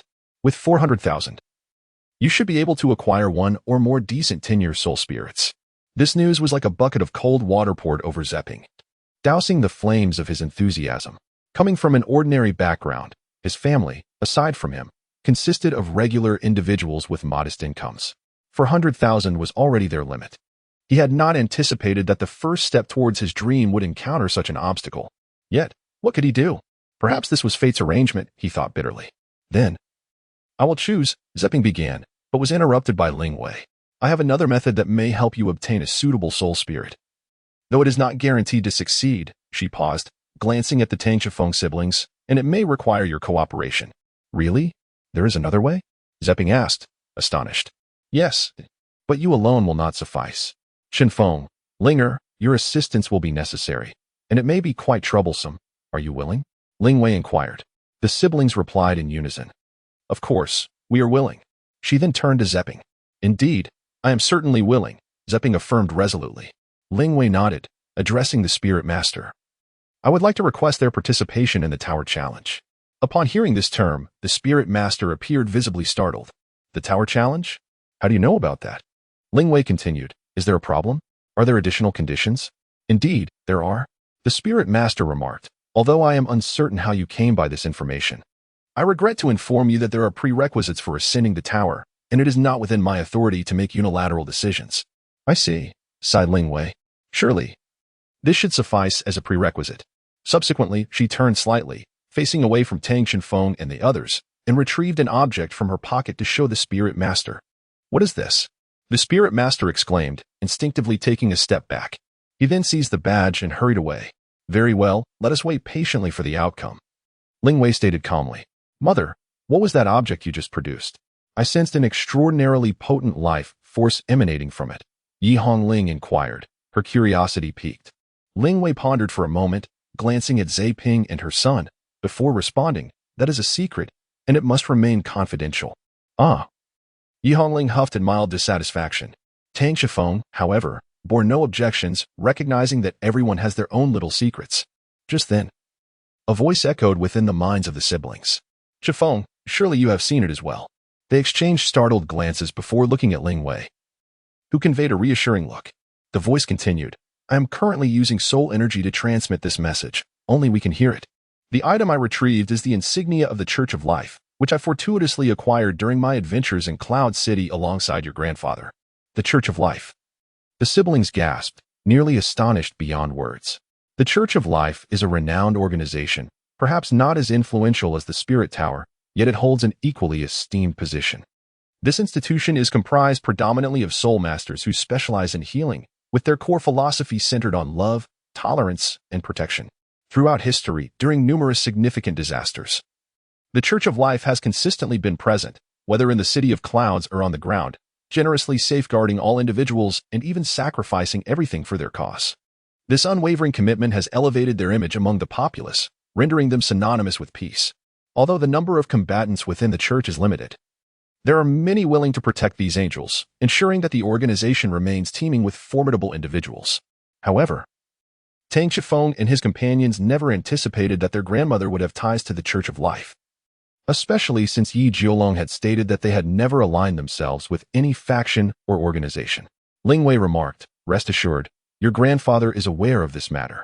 Initially, it was the members of the Church of Life who approached us, recognizing my martial soul talent and hoping I would join their core team, offering enticing rewards in return. A hint of regret laced her tone. However, the condition was that only I could join, while your grandfather would not be permitted in the core area. Thus, it goes without saying that we declined their invitation. Tang Shifeng and his sister stood quietly, listening to Ling Wei recount her past experiences. For them, it was undoubtedly a captivating narrative, a splendid opportunity to glean insights into their future. After their initial refusal, they did not resort to any coercive measures but instead bestowed upon me their insignia of rank, indicating that I could reach out to them should I reconsider. However, I had no such intentions, so I kept it on my person, never anticipating its eventual utility. At that moment, Tang Shenfeng suddenly inquired, Grandma Ling, what rank does that insignia represent? Ling Wei paused, replying, now that you mention it, I am not entirely sure, but it should not be of low standing. Meanwhile, in a conference room within the transmission tower, the transmission master who had been stationed at the entrance was already present, accompanied by another individual who appeared quite advanced in age. This person donned a similarly styled gray robe, adorned with silver floral patterns along its edges, exuding an air of nobility. Members of the Life Church? He spoke in a somewhat raspy voice. This man was the vice master of the transmission tower in Haitian City, an elder nearing a century in age, possessing formidable strength, albeit slightly inferior to that of the master. His demeanor was notably composed, leading him to oversee most matters within the tower. Yes, vice master, but their attire seemed quite ordinary, and I sensed no soul power emanating from their leader, which is why I wished to consult you. The transmission master explained, recounting the events that had transpired. The vice master, harboring a degree of skepticism, responded, "Show me that insignia." The transmission master presented the badge Ling Wei had earlier entrusted to him. Upon receiving it, the vice master's expression transformed into one of uncertainty and astonishment. "Where are those individuals now? I instructed them to wait in the hall," the transmission master stammered, seemingly flustered by the vice master's sudden outburst, which was uncharacteristic of his usually calm demeanor. "What is the matter, vice master?" the transmission master asked, perplexed. At that moment, the vice master gripped the insignia tightly. "Do you know what this is?" "This is the edict of the chief, a sacred decree possessed only by those of rank just below the pope within the life church. The chief is typically the heir to the pope, and if anything were amiss, your life would be insufficient to atone for it." He spoke with a hint of indignation. "But they truly do not appear to be so. And if this insignia is not genuine..." The transmission master's words were cut off by the vice master, who interjected, "Do you think you could discern such a thing? Moreover, if I am not mistaken, this insignia is carved from a single piece of living crystal. Could it possibly be a forgery?" The more the vice master spoke, the more the transmission master felt the sweat trickling down his back. "Vice master, we..." The transmission master attempted to speak once more, but the vice master interrupted him again, saying, "Hurry, let us go together." Chapter 41. Ascending spirit platform. The individuals in the hall continued to await the subsequent developments. After a considerable period, Zepping could no longer contain his curiosity and inquired, "Boss, do you think the representatives from the spirit tower might have forgotten about us? If they merely went to seek permission from their superiors, it certainly has taken an exceedingly long time." Tang Shenfeng replied, "It is unlikely, as the standing of the life teaching cannot be overlooked." As he spoke, a door in the hall creaked open, revealing two figures. One was the spirit messenger from before, and the other appeared to be an elderly gentleman, whose attire suggested a significantly higher status than that of the spirit messenger. Moreover, he exuded an aura of formidable strength. As soon as he stepped out, the vice tower master noticed them, his brow furrowed slightly. Although he had already heard the report from the spirit messenger, the 5 individuals before him appeared even more ordinary than he had anticipated.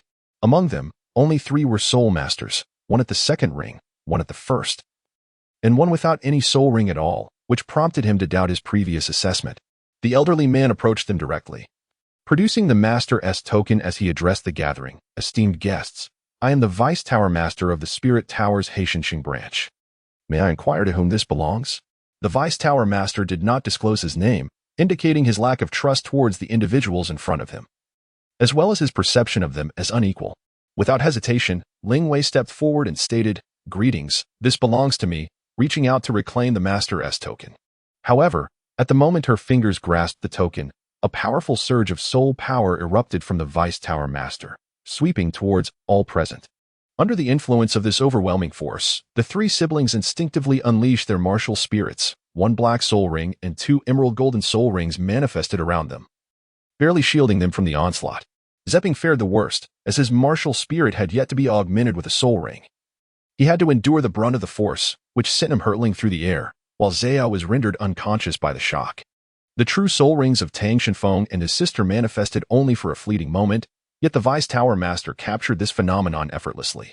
His initial reaction was one of astonishment. The black ring indicated it was a 10,000-year soul ring, while the green gold soul ring was entirely unfamiliar to him. This astonishment swiftly morphed into a sense of impending peril, not from an external source, but from the woman before him, whose soul power he had initially failed to perceive. Simultaneously, a tremendous force seized his outstretched hand with a fierce grip. "What are you doing?" Ling Wei's tone was harsh and laced with fury. Concurrently, a formidable surge of soul power erupted from her, hurtling directly towards the vice tower master. He found his hand trapped. The vice tower master's martial soul was of the control type, inherently lacking in strength. He attempted to retract his hand for defense, but to his dismay, her power was vastly superior, and even more troubling was the fact that his own soul power was being suppressed. Her cultivation far exceeds mine. How could this be?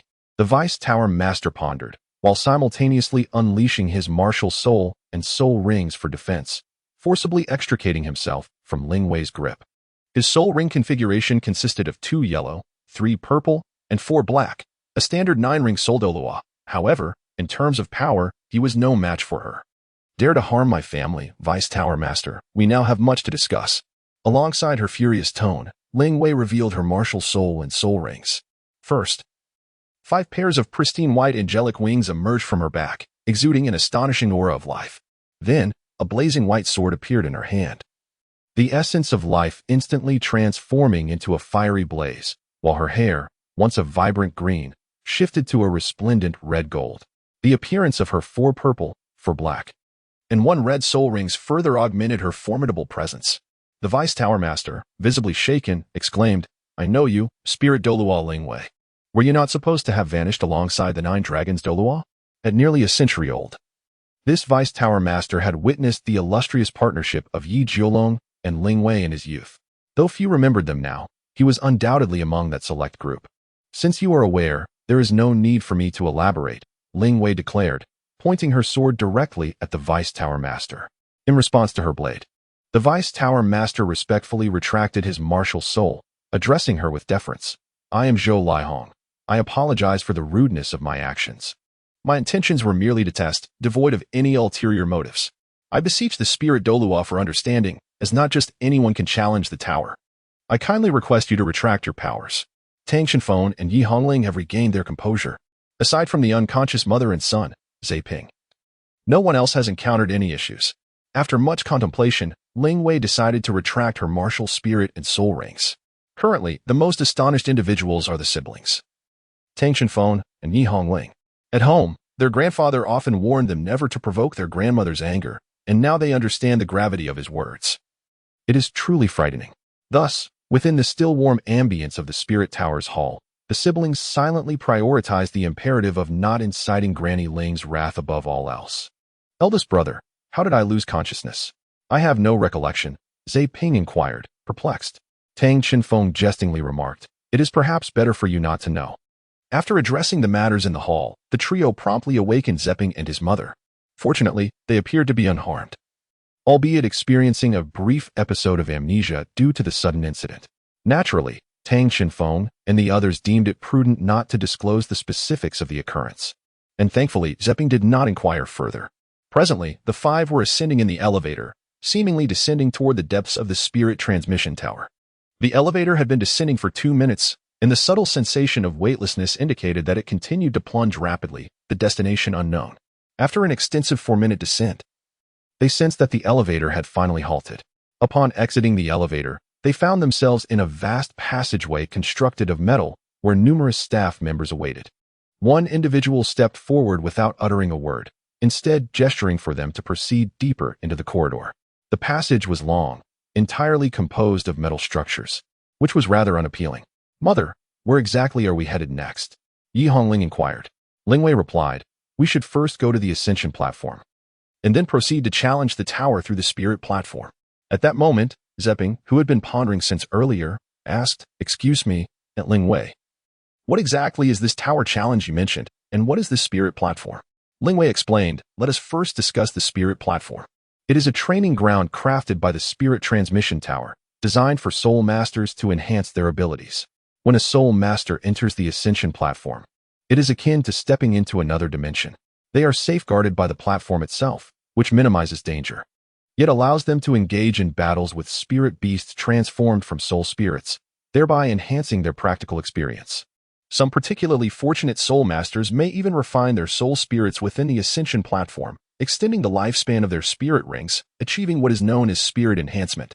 Furthermore, under the research conducted by Soul Masters at the Spirit Transmission Tower, the Spirit platform has evolved to encompass various other functionalities. Among these is a special area known as the Soul Spirit Tower, initially established to provide soul spirits and trials for the personnel of the Spirit Transmission Tower and select special groups. Ascending to the next level, one encounters spirit beasts transformed from soul spirits. Defeating them grants the option to absorb that spirit, although it later opened to the public. Access remains limited to certain influential factions, with the Life Church being one of them. The Soul Spirit Tower operates independently, tailored to the scale of the local Spirit Transmission Tower. The one in Haitianshire likely comprises no more than 36 levels, the higher the tower level, the superior the quality of the soul spirits encountered. The higher you ascend, the greater the likelihood of encountering rare soul spirits. Additionally, the primary advantage of challenging the tower is that it offers discounts on soul spirits. The higher you ascend, the greater the discount. With a stroke of luck, one might even procure spirits of 100 or even 1,000 years in age. Ah, I see, they collectively mused. Yi Hongling suddenly realized, in other words, as long as we ascend the soul tower together, challenging its spirits while striving to climb higher, we can simultaneously seek out a suitable spirit for Zepping and secure an appropriate price for him. Ling Wei affirmed, exactly, that's it. Boss, you have been incredibly kind to me. I truly find myself unable to repay such kindness. Zepping, overwhelmed with emotion, rushed towards Tang Chifeng, tears streaming down his face. Tang Chifeng gently pushed Zhe Ping aside, urging him to remain calm. If we are to celebrate, it should be after we conquer the tower.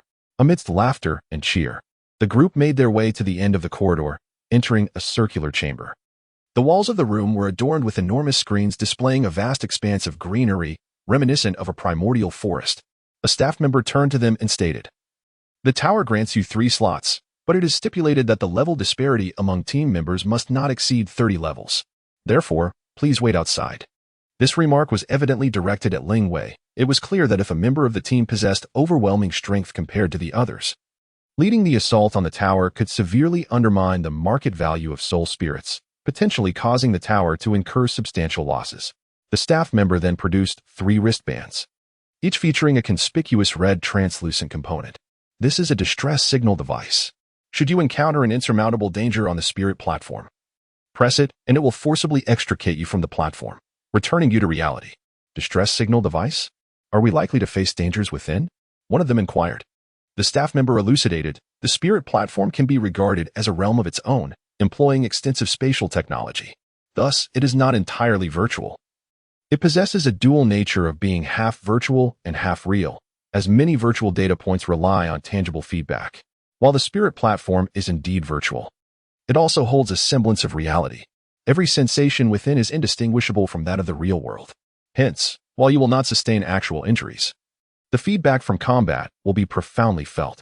The more intense the feedback, the greater the potential impact on your mental state. Therefore, should you sense danger exceeding your capacity to withstand, utilize the distress signal device within the spirit platform to synchronize with the external stimuli and promptly extricate yourselves. Do you understand? Understood, the trio responded hastily. The staff member nodded, adding, beyond this, you will have to explore on your own. This is your inaugural venture into the spirit platform. I wish you good fortune. Now, prepare yourselves. After absorbing the staff member's briefing, the 3 youngsters felt an exhilarating anticipation. This promised to be an extraordinarily novel experience for them. What sensations awaited them during the consciousness connection to the spirit platform? The staff member pressed a button on the control panel, and 3 capsule pods gradually emerged from the wall. The pods were horizontal, featuring a recess designed for an individual to lie within. All right, climb in, the staff member instructed. The 3 individuals, following the instructions, sequentially reclined into the apparatus. The unfamiliar surroundings instilling a sense of tension. A series of suction devices swiftly emerged from within the chamber, adhering firmly to their bodies as the life-form platform began its operation. The staff outside addressed them, stating, "We are about to commence. Prepare yourselves." The initial entry may induce some physical discomfort, but it will quickly subside. Bear with it. Once the staff concluded their remarks, the life-form platform retracted into the wall, plunging Tang Chifeng and his companions into darkness. Inside the life-form platform, Tang Chifeng experienced a tingling sensation enveloping him, akin to electric currents coursing through his body, stimulating the soul power within him to oscillate autonomously. This sensation intensified, rendering him nearly immobile. Time seemed to stretch indefinitely until, with a sudden jolt, Tang Chifeng awoke. The capsule was gone, and illumination surrounded him. The previous tingling had vanished. Yet the distress signal device on his wrist had transformed from a simple band into a metallic instrument adorned with a prominent red button. He soon realized he stood within a grand hall, encircled by towering stone pillars that appeared to support the entire space. The vast expanse spanned several thousand square meters, with ancient grayish-blue stones adorning the floor, evoking the ambience of an ancient palace. Before him loomed a magnificent golden door, its plaque inscribed with the 3 resplendent characters of Soul Spirit Tower. Concurrently, Yi Hongling and Zhe Ping materialized beside him, seemingly summoned to this place. It appeared that crossing through this doorway would initiate their ascent of the tower. Zhe Ping, we are all assault-type fighters. You and I will take the lead. While Lingo provides support from behind, Tang Shenfeng quickly devised a strategy along with contingency measures. The trio then advanced toward the door. As they lightly touched it, a sudden flash of light engulfed them, accompanied by a surge of warmth, and they found themselves in an octagonal hall. The hall was immensely spacious, with a diameter exceeding 300 meters. Surrounding it were 8 imposing metal doors, each towering at least 10 meters high and 5 meters wide, exuding a grandiose aura. "Everyone, prepare yourselves," Tang Shenfeng declared, releasing his soul rings. A purple soul ring ascended from beneath his feet, and simultaneously his stature swelled, transforming him into a towering giant over 2 meters tall, his previously loose clothing straining against his newly defined muscles. On the other side, Yi Hongling summoned 2 purple soul rings, and her beautiful long black hair rapidly shifted to a vibrant shade of green, her eyes reflecting the same vitality. An aura of life emanated from her, instilling a sense of comfort. "Wow, the boss has indeed made remarkable progress," remarked Zeping in awe. Zeping contemplated deeply. He had never relinquished his dream of becoming a formidable soul master. However, ever since he had met Tang Shenfeng and his companions, he realized that surpassing them was an unattainable aspiration. Nevertheless, he yearned to ardently pursue their silhouettes. At that moment, one of the metal doors creaked open, and the growls of beasts echoed forth. The trio first beheld a shadow that, while not particularly large, was exceedingly slender. The spotted patterns and agile form revealed its identity. It appeared to be a leopard, a soul beast renowned for its swiftness, likely a century-old creature. Tang Shenfeng exclaimed. This was the moment when Yi Hongling's second soul ring shimmered. 2 elongated tendrils of ethereal vines wrapped around the waists of Tang Shenfeng and Zeping, merging with them. This was Yi Hongling's second soul skill, life connection. Centered around herself, it connected her allies, providing continuous healing effects while allowing the sharing of soul power and the distribution of damage taken, rendering it an exceptionally valuable soul skill. The leopard gradually approached, halting 5 meters away from Tang Shenfeng and the others. Suddenly, with blinding speed, it lunged toward them, targeting Tang Shenfeng and Zeping directly. In response to the imminent assault of the leopard, Tang Shenfeng and Zeping met it head-on with their fists, with Zeping leading the charge. However, just as the leopard was about to collide with Zeping, its figure abruptly transformed into a yellow flash, disappearing before him. This flash reappeared before Yi Hongling. Leopard flash. The innate skill of the leopard bore similarities to spatial abilities, enabling it to execute ultra-fast movements within a certain range. This clever creature opted to bypass Tang Shenfeng and Zeping entirely, aiming straight for the defenseless Yi Hongling. Yet, could it truly succeed?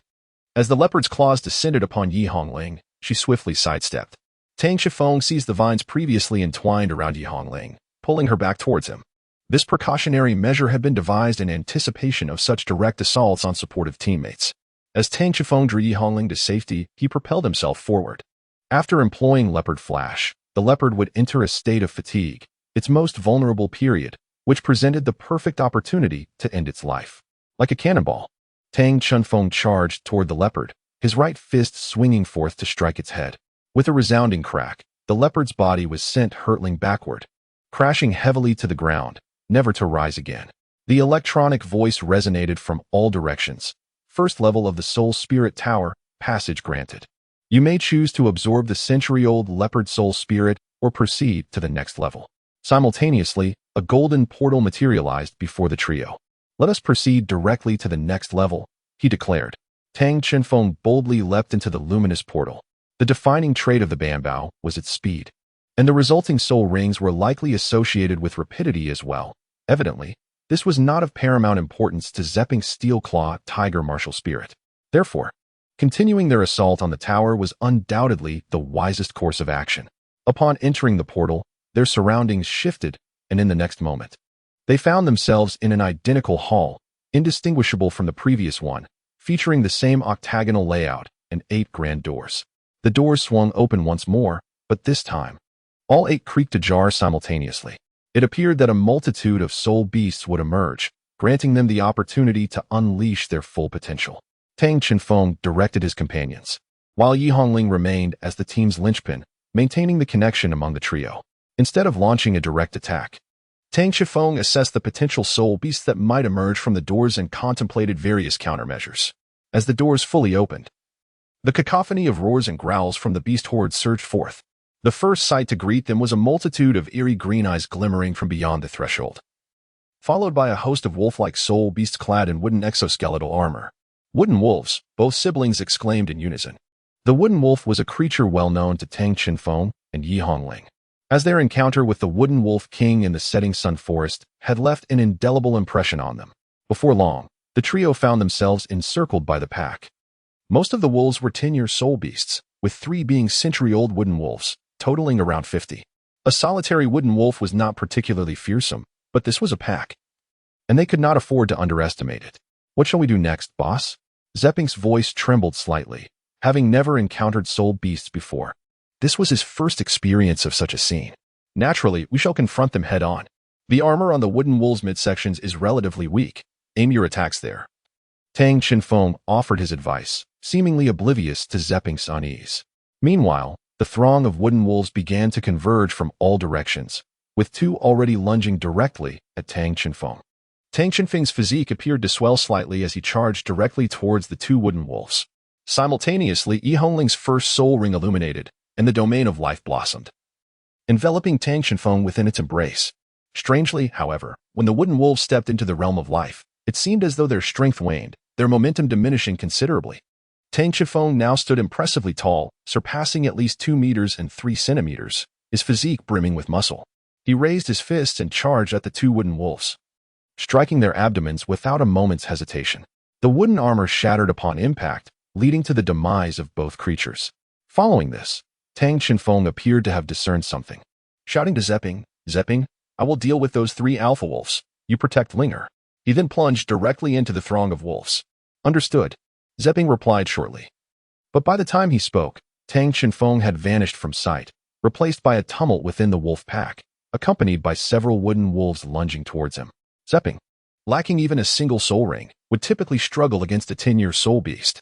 However, with his connection to Yi Hongling, he effectively shared Tang Qinfeng's and Yi Hongling's soul power, making it feasible for him to contend with ordinary 100-year soul beasts, though he still lacked practical combat experience.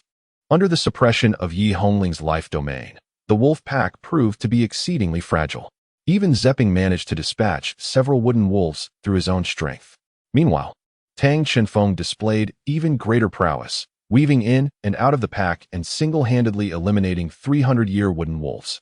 Following this, the remaining wooden wolves, tails tucked, scampered back inside, vanishing from sight. The announcement echoed through the second level of the spirit tower, confirming their passage. However, unlike before, Tang Qinfeng and his companions chose to rest in place, recuperating their soul power.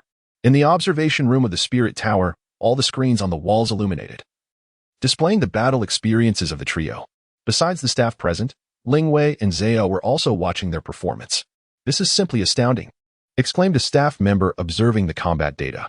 That girl named Yi Hongling possesses an exceptionally pure life attribute martial soul, and her first soul skill is an exceedingly rare domain skill. The boy named Tang Qinfeng is even more remarkable, despite being only at the first ring level. His total soul power rivals that of a third-ring soul master, and his physical strength can even compare to that of a powerful attack-type fourth-ring soul master.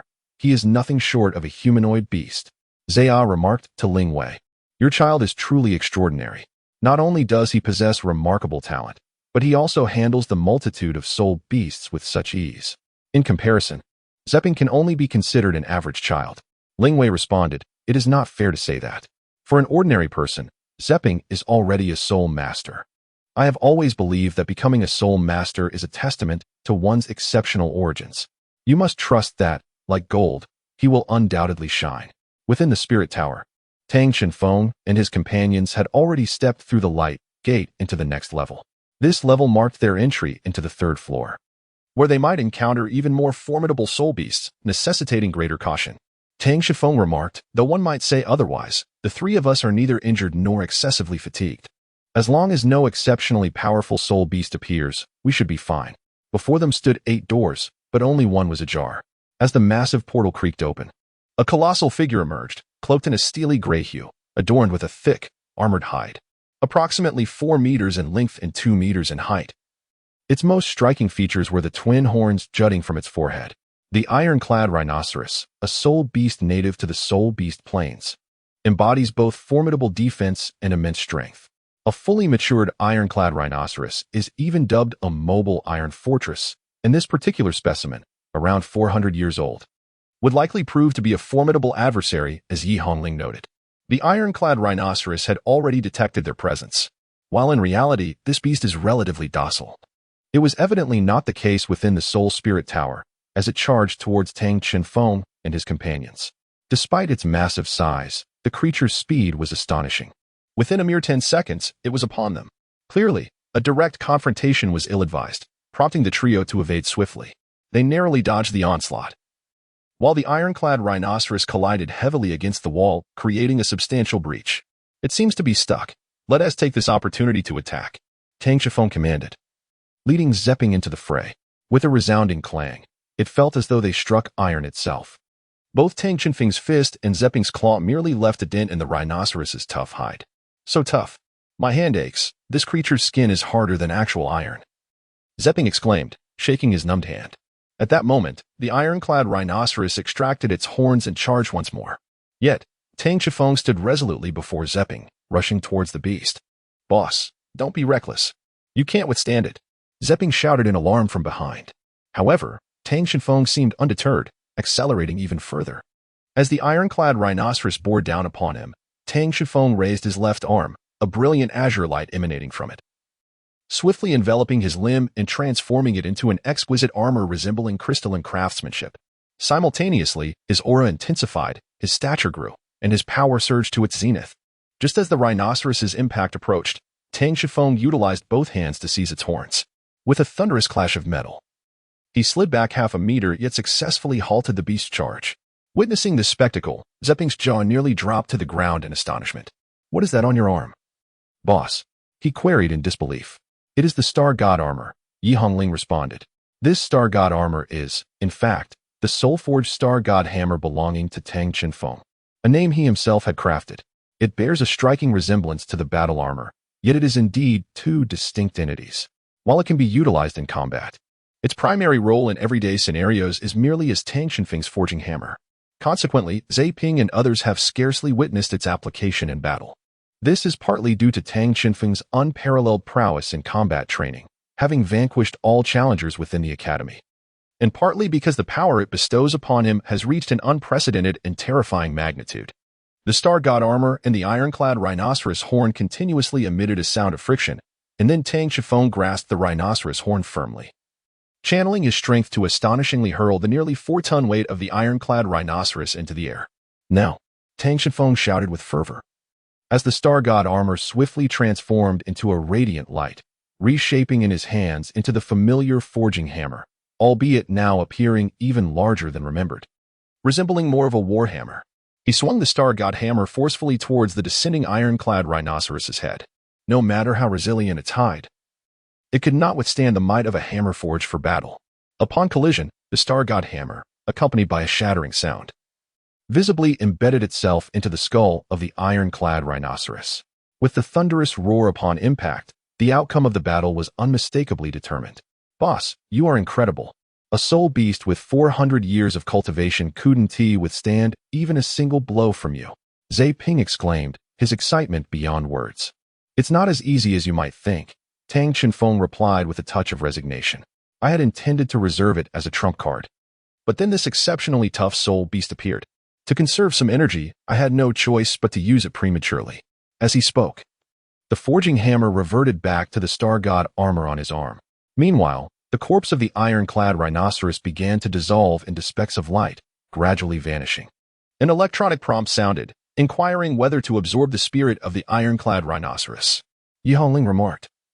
Although the soul ring produced by the ironclad rhinoceros is likely to be primarily defensive, it is indeed a commendable choice given its age. This soul spirit is equivalent to that produced by a 400-year-old ironclad rhinoceros, which is quite impressive from the perspective of a first soul ring. The difficulty of the Soul Spirit Tower increases noticeably every 3 levels, yet the discounts also multiply. After 2 more levels, we should be able to acquire a century-old soul spirit. Zhe Ping decided, let us continue advancing. Perhaps we will encounter something even more suitable for me. Moreover, if fortune favors us, we might manage to negotiate a lower price. Ultimately, it all boils down to financial constraints. Very well, let us proceed, Tang Chenfeng replied. Once again, Tang Qinfeng took the lead, crossing the luminous gate first, followed sequentially by the other two, as they ventured toward the next challenge. Upon stepping through the portal, Tang Qinfeng discovered that the room had transformed. It was no longer a mere chamber but had evolved into a lush, verdant world. Towering trees surrounded them, evoking the sensation of being immersed in a dense forest. Yet the grand door from before seemed somewhat jarring against this picturesque backdrop. It was evident that this design was intentional on the part of the Spirit Tower, purportedly due to prior criticisms regarding the original layout, which was deemed too spacious and flat, thereby limiting certain soul masters from showcasing their true potential. This new, intricately crafted simulated environment was designed specifically to enable soul masters to better harness their abilities. As long as they could navigate through the initial 3 challenges, this area would manifest on its own. However, the transformation of the setting did not instill undue pressure upon the trio. The earlier tension had dissipated, replaced by a confident and spirited demeanor. Yet, when the distant gate swung open, an immediate sense of apprehension gripped them, their earlier exuberance plummeting to an abyss of anxiety. Only one gate had opened, and though they had yet to glimpse the soul beast lurking beyond, they could already sense its formidable presence. It exuded a profound aura, surpassing even that of the previously encountered armored rhinoceros, and within it lay an unparalleled air of ferocity and menace. Roar! Roar! Accompanying the thunderous roars of the beast was the emergence of a colossal bear, its entire form cloaked in dark golden fur. At this moment, Tang Qinfeng and his companions were drenched in cold sweat, having recognized the origin of the soul beast before them. In the observation room, Ling Wei also displayed an unusual expression of astonishment. Why would such a soul beast appear in such an advanced area? She inquired of the staff. The staff member responded, stating that within the Soul Spirit Tower, while the age of the soul beasts steadily increases, their types are entirely random, suggesting that they had simply drawn the short straw. Ling Wei couldn't help but frown. After all, such occurrences were beyond human control. However, encountering the dark golden terraclaw bear on the 4th level was indeed an unfortunate stroke of luck. Chapter 44. The monarch among soul beasts. The entirely dark golden fur was one of the hallmarks of the dark golden terraclaw bear, which stood impressively over 4 meters tall. Its arms were exceptionally robust, and its broad shoulders resembled the strength of city walls. When it reared up, one could see its massive forearms, capped with its fearsome dark golden claws, each of which was at least a meter in length. This was the end.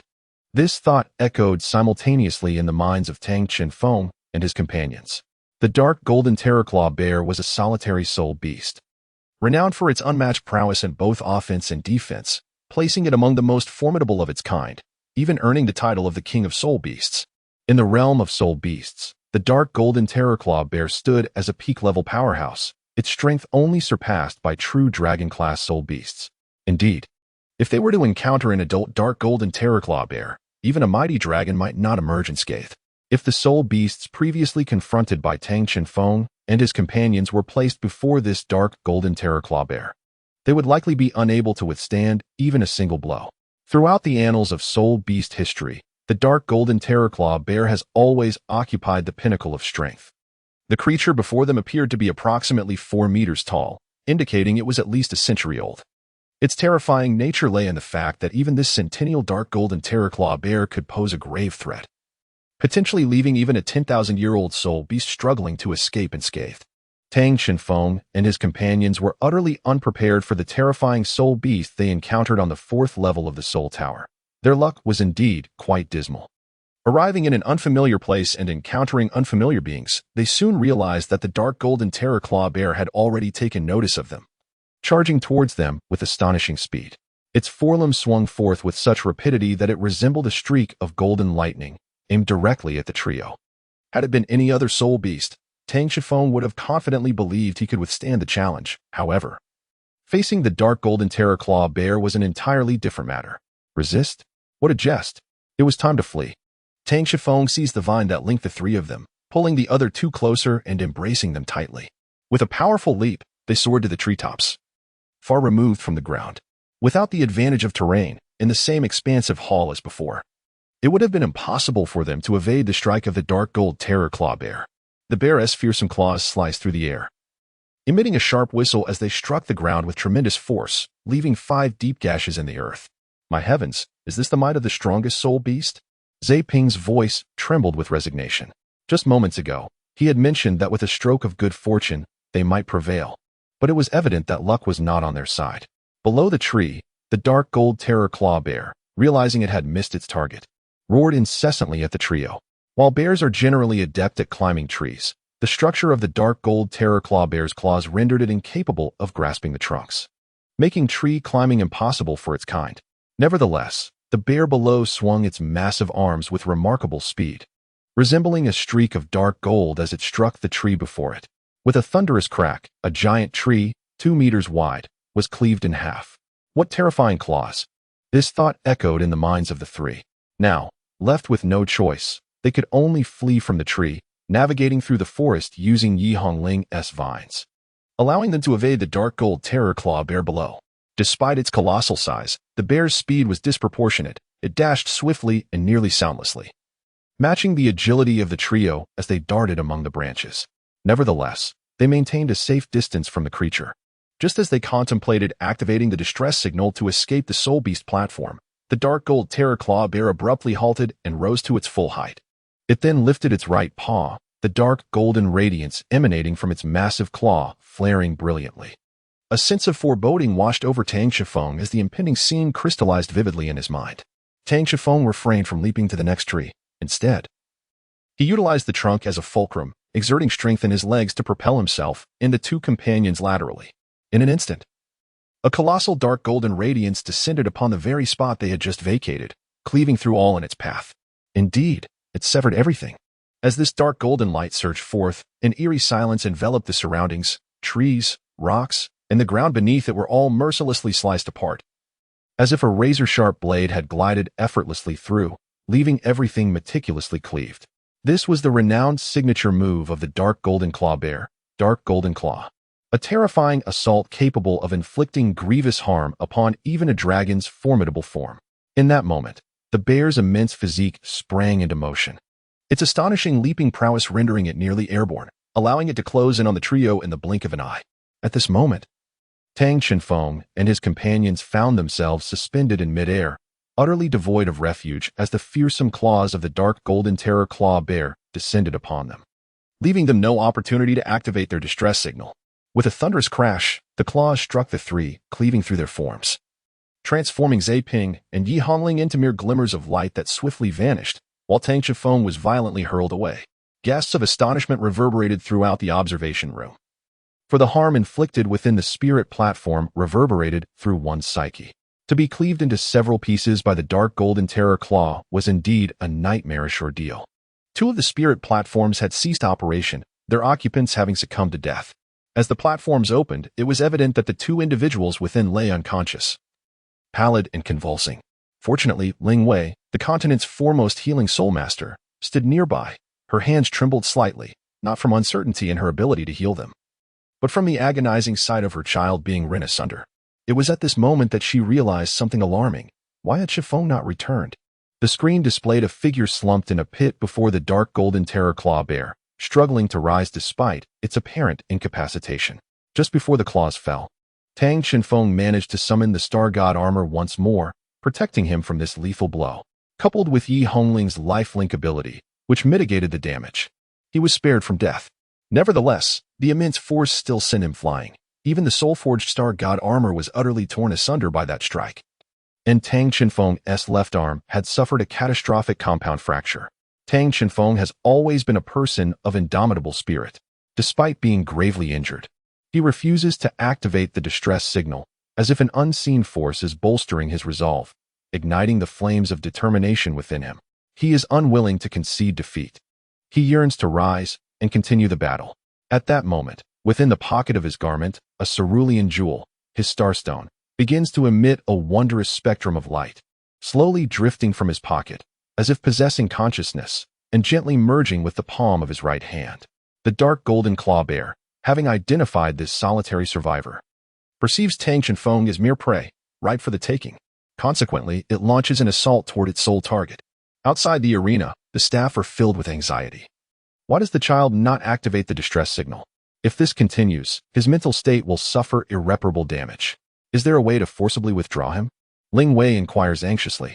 In response to her question, The staff can only shake their heads in helplessness.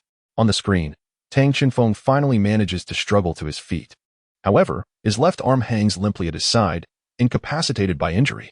The dark golden claw bear charges forward, its fearsome claws aimed to strike down upon him. Some observers in the control room have closed their eyes, unable to bear the thought of witnessing the child being cleaved in two. Clang.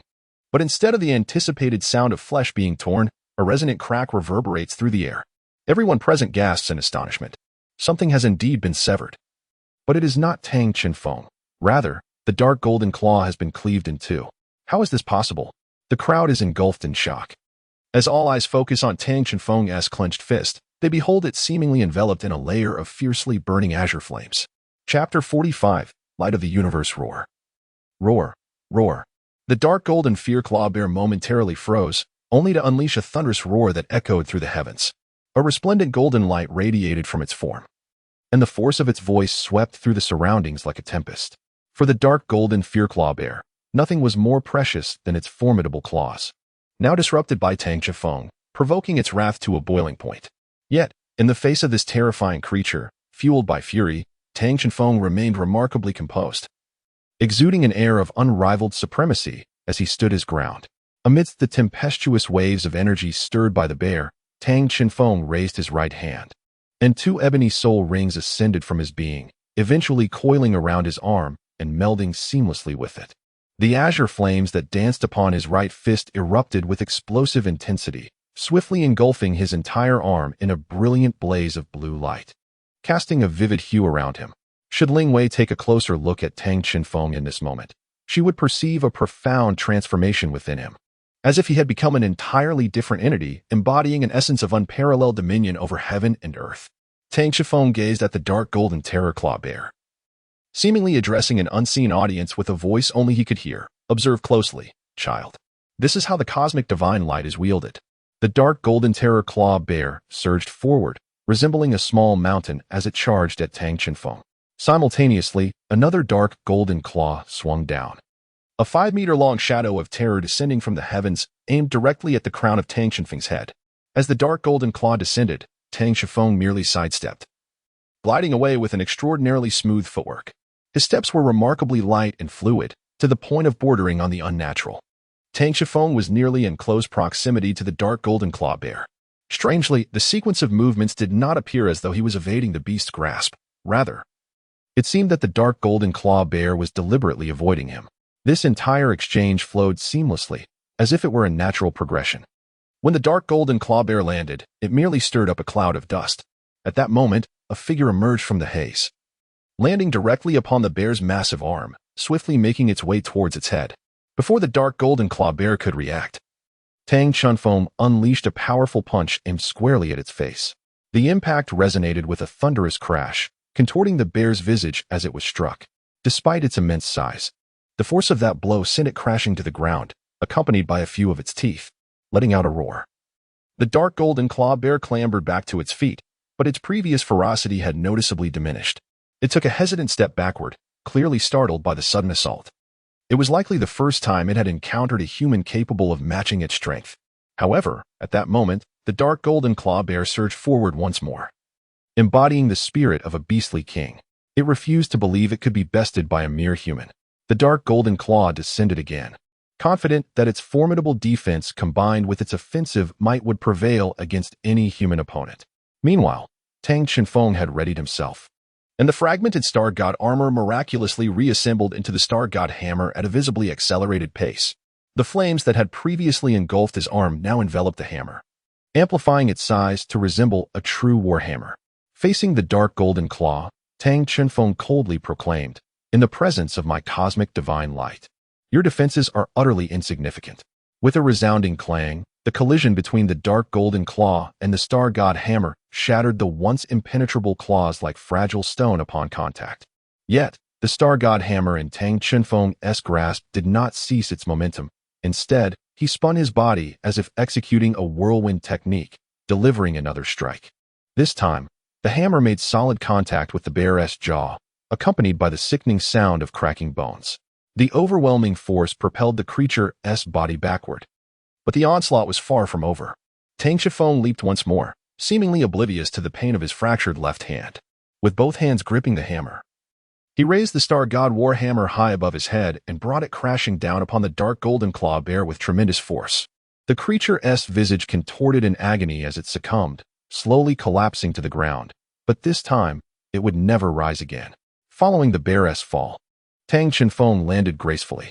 As he gazed at the dark golden claw bear gradually transforming into glimmering specks of light, he murmured, "This battle has reached its conclusion. The plan must now proceed to the next phase." With the bear's disappearance, Tang Chenfeng's own form also dissipated into luminous particles. Time passed unmeasured, and in the depths of darkness, Tang Chenfeng's consciousness began to awaken.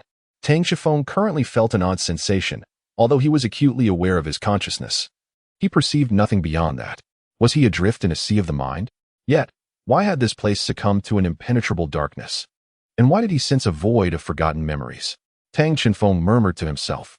In truth, his recollection was frozen at the moment he struggled to rise, after which he had succumbed to unconsciousness. Suddenly, amidst the darkness, a glimmer of light appeared in the distance, growing ever closer. Tang Chenfeng felt warmth enveloping him, and the stellar expanse of the mental sea began to twinkle once more. He could feel his body again.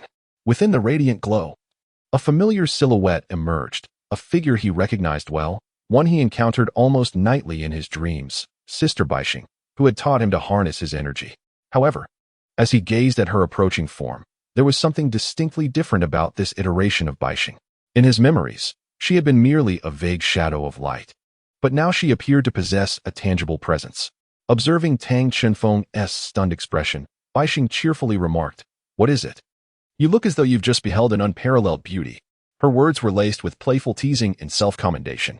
Through Tang Chenfeng's eyes, she had learned about the world outside, and her manner of speaking now mirrored that of an ordinary person, perhaps even overly cheerful. Yet, the term unparalleled beauty was not an exaggeration. Previously, Tang Chenfeng could only glimpse a blurred outline of her face, but now her features were clear. Baixing's visage sparkled like the stars above, exuding an aura of elegance and nobility that evoked admiration. "Nothing much, Sister Baixing. What just happened to me? I remember being on the spirit platform, encountering the dark gold terror claw bear, and then I lost consciousness." Baixing replied, "Ah, that is precisely why I've come to find you." As she spoke, a series of shimmering images materialized in her hands. "These are scenes from your time of unconsciousness. Take your time to observe." With that, the images floated into Tang Chenfeng's grasp, and he began to watch intently. Before long, he had absorbed all the content, and his expression grew increasingly astonished. "I advanced to the second ring, and I defeated the dark gold terror claw bear in just 2 strikes." Tang Chenfeng exclaimed in disbelief. "Indeed, that is correct," Baixing replied calmly. "But why do I have no recollection of it? And what is this fiery ability of mine?" Baixing explained, "Do you recall me mentioning that you would encounter surprises upon reaching the second ring?" Tang Chenfeng remarked, "Of course I remember. And you mentioned that it might require a life-threatening situation as a medium to potentially break through. Could it be that the surprise is this cerulean flame?" "What exactly is it?" Baixing responded, "This is your true innate ability. Your original martial soul can merely be regarded as an underdeveloped ancillary power. Once you begin to awaken, it will unleash its true might, known as the cosmic divine light." Baihang continued, "The cosmic divine light, as its name implies, derives from the primordial forces of the universe, which originally belonged to me. As my offspring, you naturally inherit the legacy of the past. This ability harbors infinite possibilities, but it is you who must unearth them. It will awaken its characteristics based on your thoughts and determination.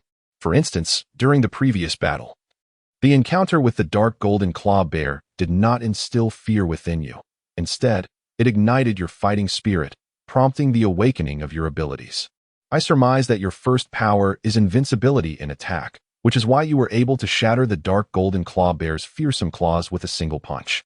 In essence, regardless of the nature of the defense, anything that stands before you can be obliterated.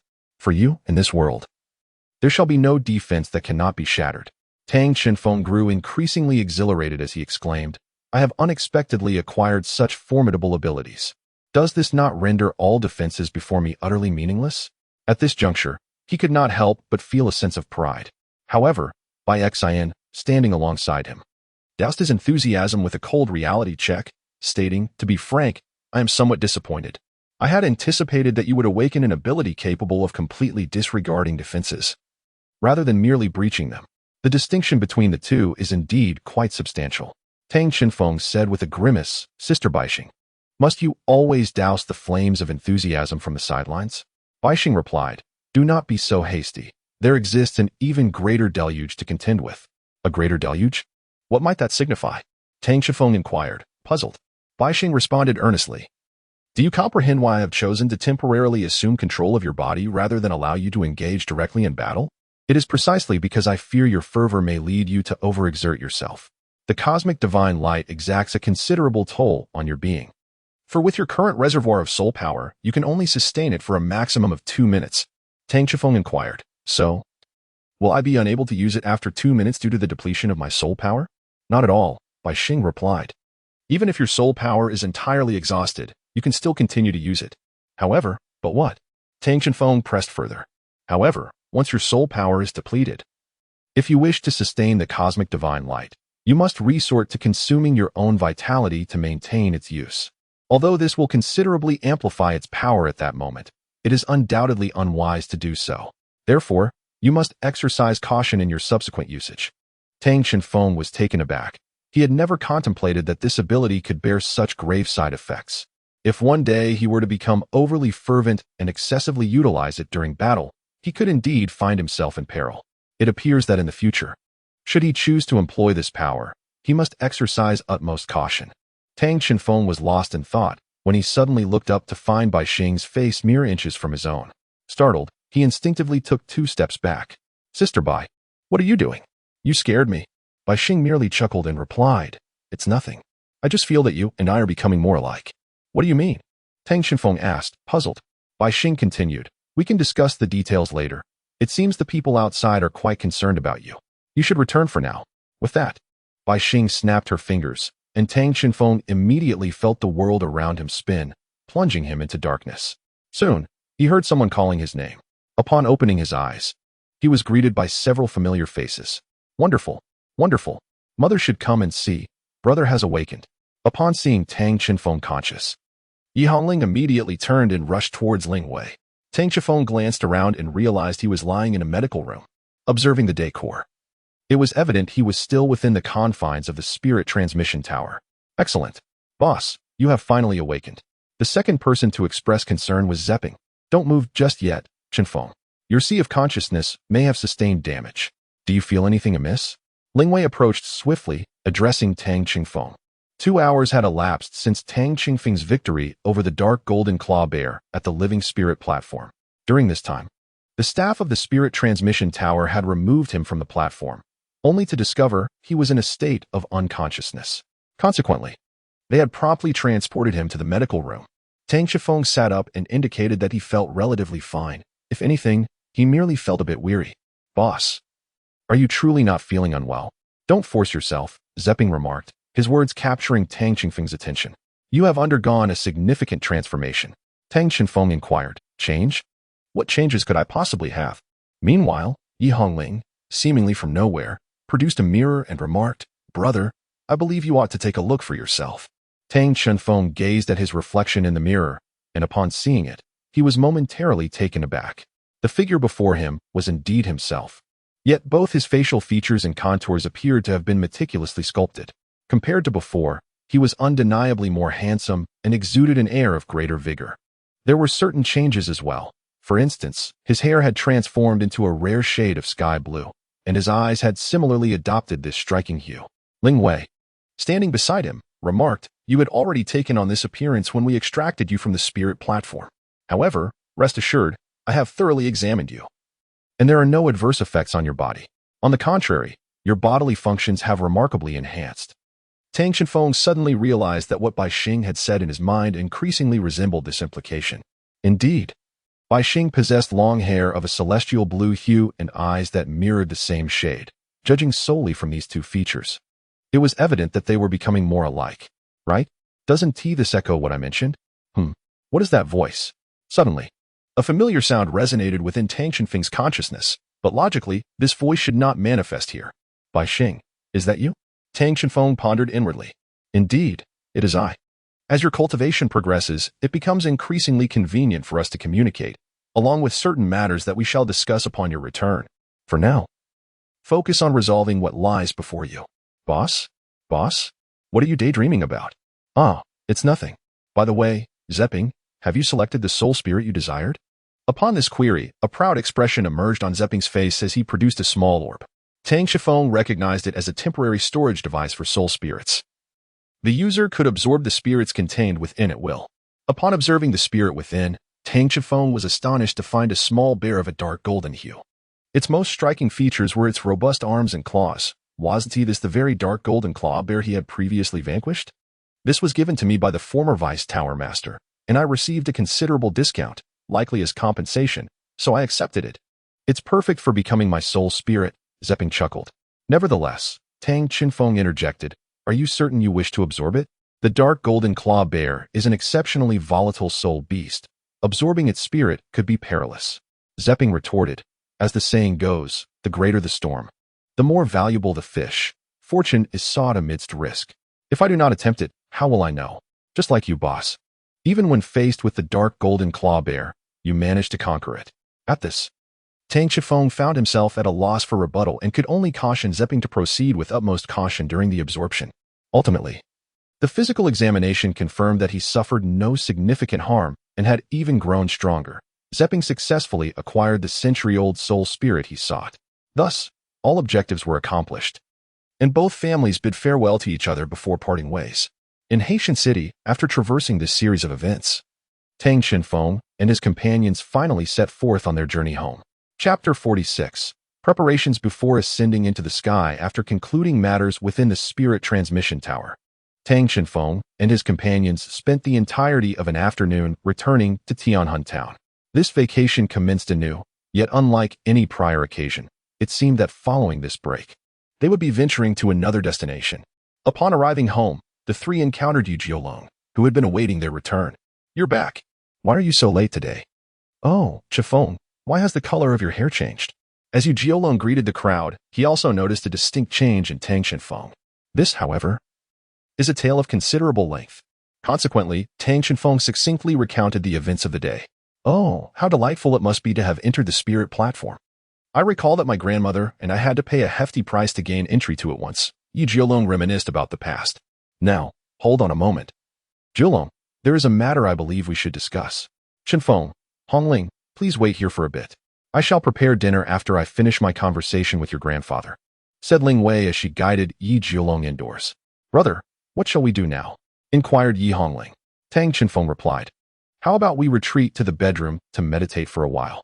In truth, during the holidays, the siblings Qinfeng and Hongling engaged in merely 3 activities at home: assisting their family with chores, practicing their skills independently, or receiving guidance from their grandparents. Leisurely outings were a rarity for them. Meanwhile, in another bedroom, 2 others had commenced a conversation. What's the matter, Ling Wei? Is there something else troubling you? Yu Jiolong inquired. Ling Wei responded, Indeed, there are other matters to discuss. I believe we should contemplate Zhao Gaobu's suggestion. After all, given that we have been away from Yunzong City for so long, should we not consider returning to visit? Yi Jiolong appeared momentarily taken aback.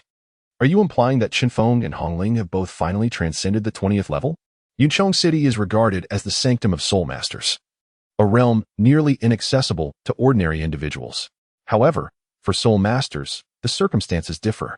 According to federal law, an ordinary soul master who can ascend to the 20th level before the age of 18 qualifies to enter Yunzong City for assessment.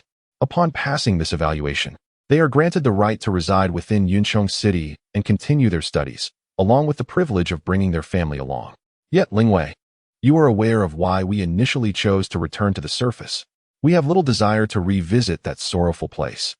Yu Jiolong's gaze dimmed at the mere mention of it, recalling the regrets that haunted him. At that moment, Ling Wei approached him gently, enveloping him in a warm embrace, and softly said, But you know, many of the past grievances have faded. We must confront the present and the future. Zhao Gaobo has assured me that if we wish, he can facilitate our residence in Yunzong City at any time. Furthermore, those 2 children, Tang Qinfeng and Yi Hongling, would undoubtedly accompany us.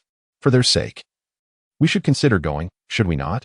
Tang Qinfeng and his sister had never been to that place. They had merely heard that the city in the clouds was a coveted destination for every soul master. However, Yi Jiolong and Ling Wei were aware that it was not merely a sanctuary for soul masters, but also harbored many dark aspects. If they ventured there together, it would at least ensure the avoidance of unnecessary troubles. Upon hearing this, Yi Jiolong remained silent and gently embraced Ling Wei. At this moment, they should have reached a decision. After a while, a familiar voice echoed from the kitchen, prompting Tang Shenfeng and Yi Hongling to conclude their meditation and head in that direction. In the modest kitchen, a grand table was laden with an array of dishes, the sheer quantity of which could easily sustain a normal person for 3 days. Yet, for this family, such a volume was a daily necessity. Ever since Tang Shenfeng and Yi Hongling had awakened their martial spirits, the greatest challenge they faced was food. These two children were akin to black holes. Once sustenance entered their mouths, it was never to reappear. However, this was an unavoidable circumstance, as both of their martial spirits consumed vast amounts of energy. And the family lacked the financial means to procure rare ingredients that could replenish such energy, resorting instead to quantity over quality. Nevertheless, the joy of sharing meals together as a family was perhaps the most delightful time of all. As the siblings nearly finished the feast before them, Yi Jiolong remarked, "Take your time, no need to rush. This holiday, you should take a full month to rest." Upon hearing this, Tang Shenfeng and Yi Hongling were taken aback, knowing that whenever their grandfather spoke, it seldom led to favorable outcomes. Yi Jiolong, sensing their discomfort, awkwardly reassured them, "There is no need to panic. It is truly just a month for you to rest. Start with this month and resume training next month." Yi Hongling timidly inquired, "Grandfather Yi, you're not planning to trick us, are you? Last time you said something similar, our training load increased 5-fold. Yi Jiolong sighed. "This time is genuinely different. You both know that you have reached level 20, which means you can now venture to that place. Frankly, your grandmother and I are immensely proud. This day has arrived much sooner than we anticipated. We have decided that if you can set foot in the city in the clouds, we will accompany you. The assessment date for the city in the clouds is in 2 months, just after this holiday ends. I do not expect you to guarantee entry. Just put in your effort. However, if you succeed, we shall move to live among the skies together. Rest assured, grandfather, it's merely an assessment. We will surely pass."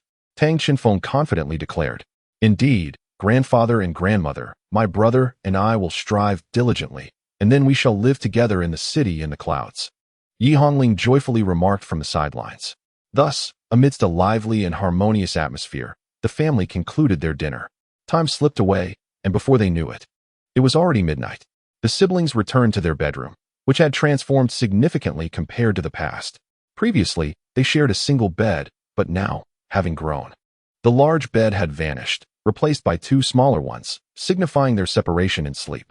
Typically, soul masters do not require sleep, and meditation serves as their preferred means of passing the time at night. At this moment, Yi Hongling sat cross-legged on her bed, entering a meditative state. Generally, Tang Shenfeng would also engage in meditation at this hour, yet tonight bore a different essence. Tang Shenfeng gazed from his bed for a while, confirming that Yi Hongling had entirely entered a meditative state, and that both Grandpa Yi and Grandma Ling had indeed succumbed to profound meditation. Afterward, he stealthily slipped out of his room, leaping a few times to reach the rooftop. But why did Tang Shenfeng ascend to the roof? It was to meet someone he knew all too well. Tang Shenfeng settled into a meditative posture atop the rooftop. At that moment, 2 black soul rings ascended from beneath him. Upon closer inspection, one would discern that these rings were not merely black. They shimmered with specks of starlight and various hues, intertwining against the backdrop of the dark night sky, rendering them particularly striking. It was as if the 2 soul rings were intricately woven, reflecting the entirety of the cosmos. Accompanying the soul rings was a diminutive figure, remarkably small, resembling a child of merely 2 or 3 years.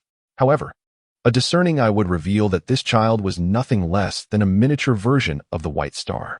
Tang Shenfeng gazed at the miniature version of Bai Xing, somewhat astonished.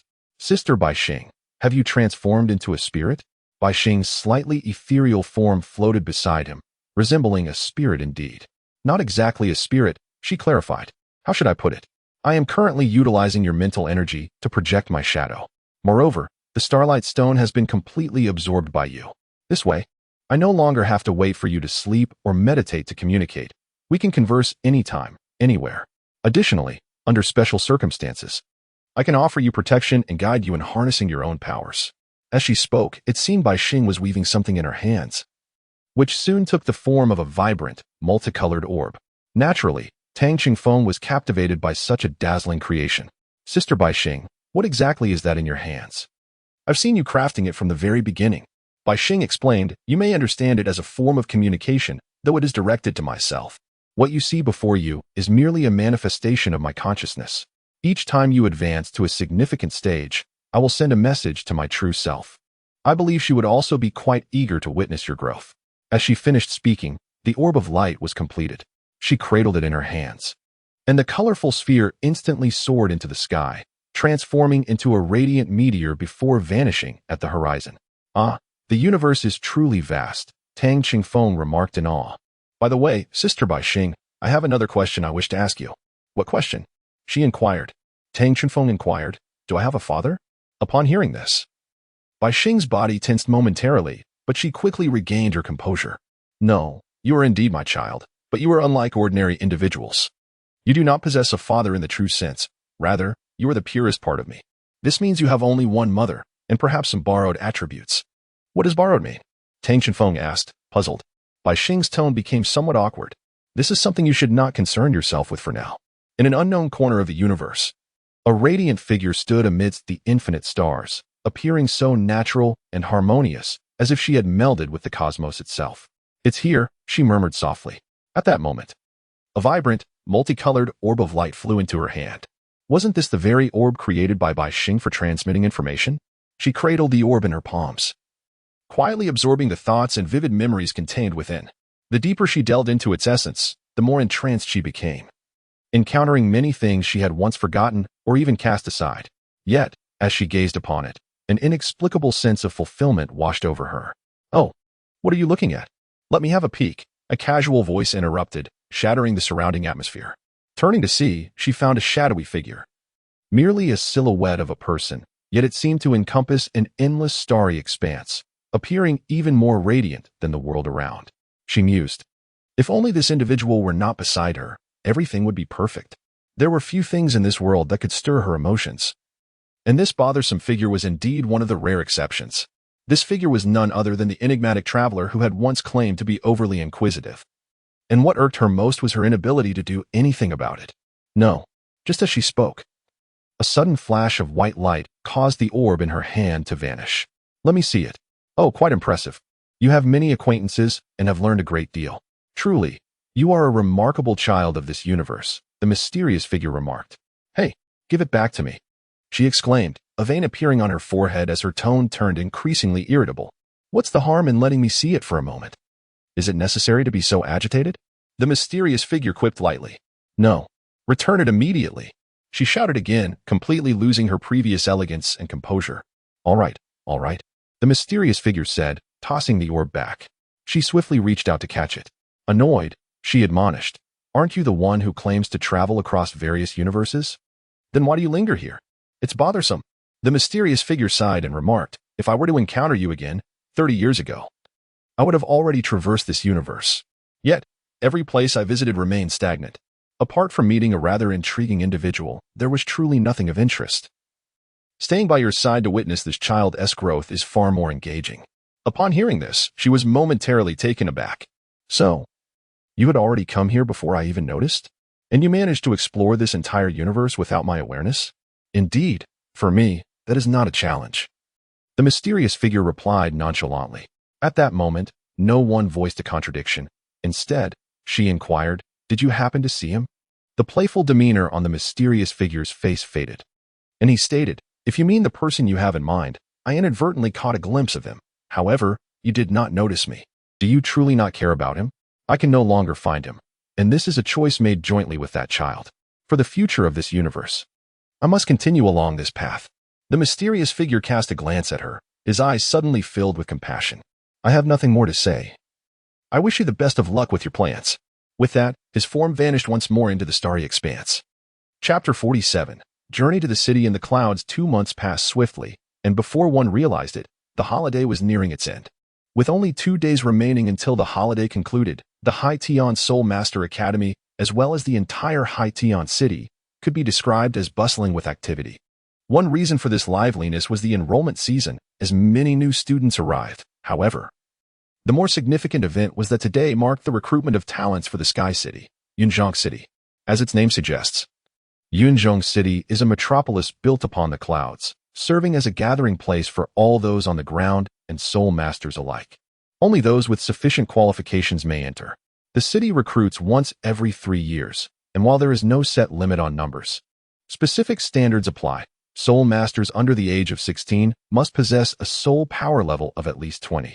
Most of these individuals are of student age, making them likely candidates for the higher-level academies within Yunzong City, which offer richer resources and greater opportunities for the future. Furthermore, Yunzong City does not have a fixed location. True to its name, it drifts across the sky along a predetermined trajectory, circling the globe. Every 3 years, it passes over certain cities, lingering above them for a period. These cities are undoubtedly destined to develop into major urban centers, much like Haitian City did. At that moment within the Haitian Soul Master Academy, Tang Shifeng and Yi Hongling were bidding farewell to classmates with whom they had spent 3 years.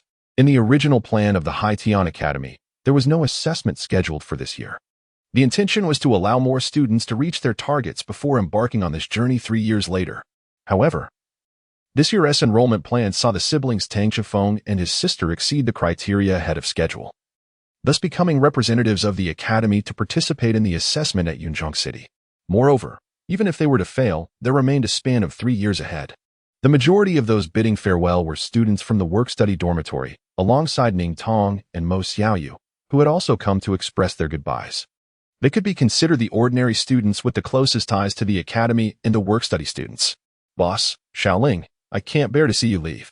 After all, I've just managed to acquire my first spirit and wish to spar with you once I fully recover, spoke Zepping. After returning from the spirit tower, he had begun to absorb the dark golden Fearclaw bear spirit. It was said that he almost encountered grave trouble during the absorption process, but fortunately, he succeeded in the end, albeit at the cost of needing to adjust for a semester before he could continue his training. Don't be sad, Zepping. My brother and I will return. When the opportunity arises, we shall seek you out again, Yi Hongling reassured him. Upon hearing her words, the initially tearful expression on Zepping's face faded, replaced by a newfound resolve. Indeed, we are not leaving for good. We shall meet again in due time. But for now, we must take our leave, they said, waving goodbye to the crowd, reluctantly departing. Watching them leave, Zepping couldn't help but sigh. The boss and Hongling have indeed gone. Yet, the one you truly find hardest to part with is Yi Hongling. Isn't it? Ning Tong suddenly interjected. Zepping's face flushed instantly, stammering. No, well, all right. You're right. It's all right. We still have 3 years ahead of us, and there will be opportunities, Ning Tong said, patting his shoulder. You know that. So why not hasten to your training? Tang Shifeng and the others are catching up. We must pick up the pace.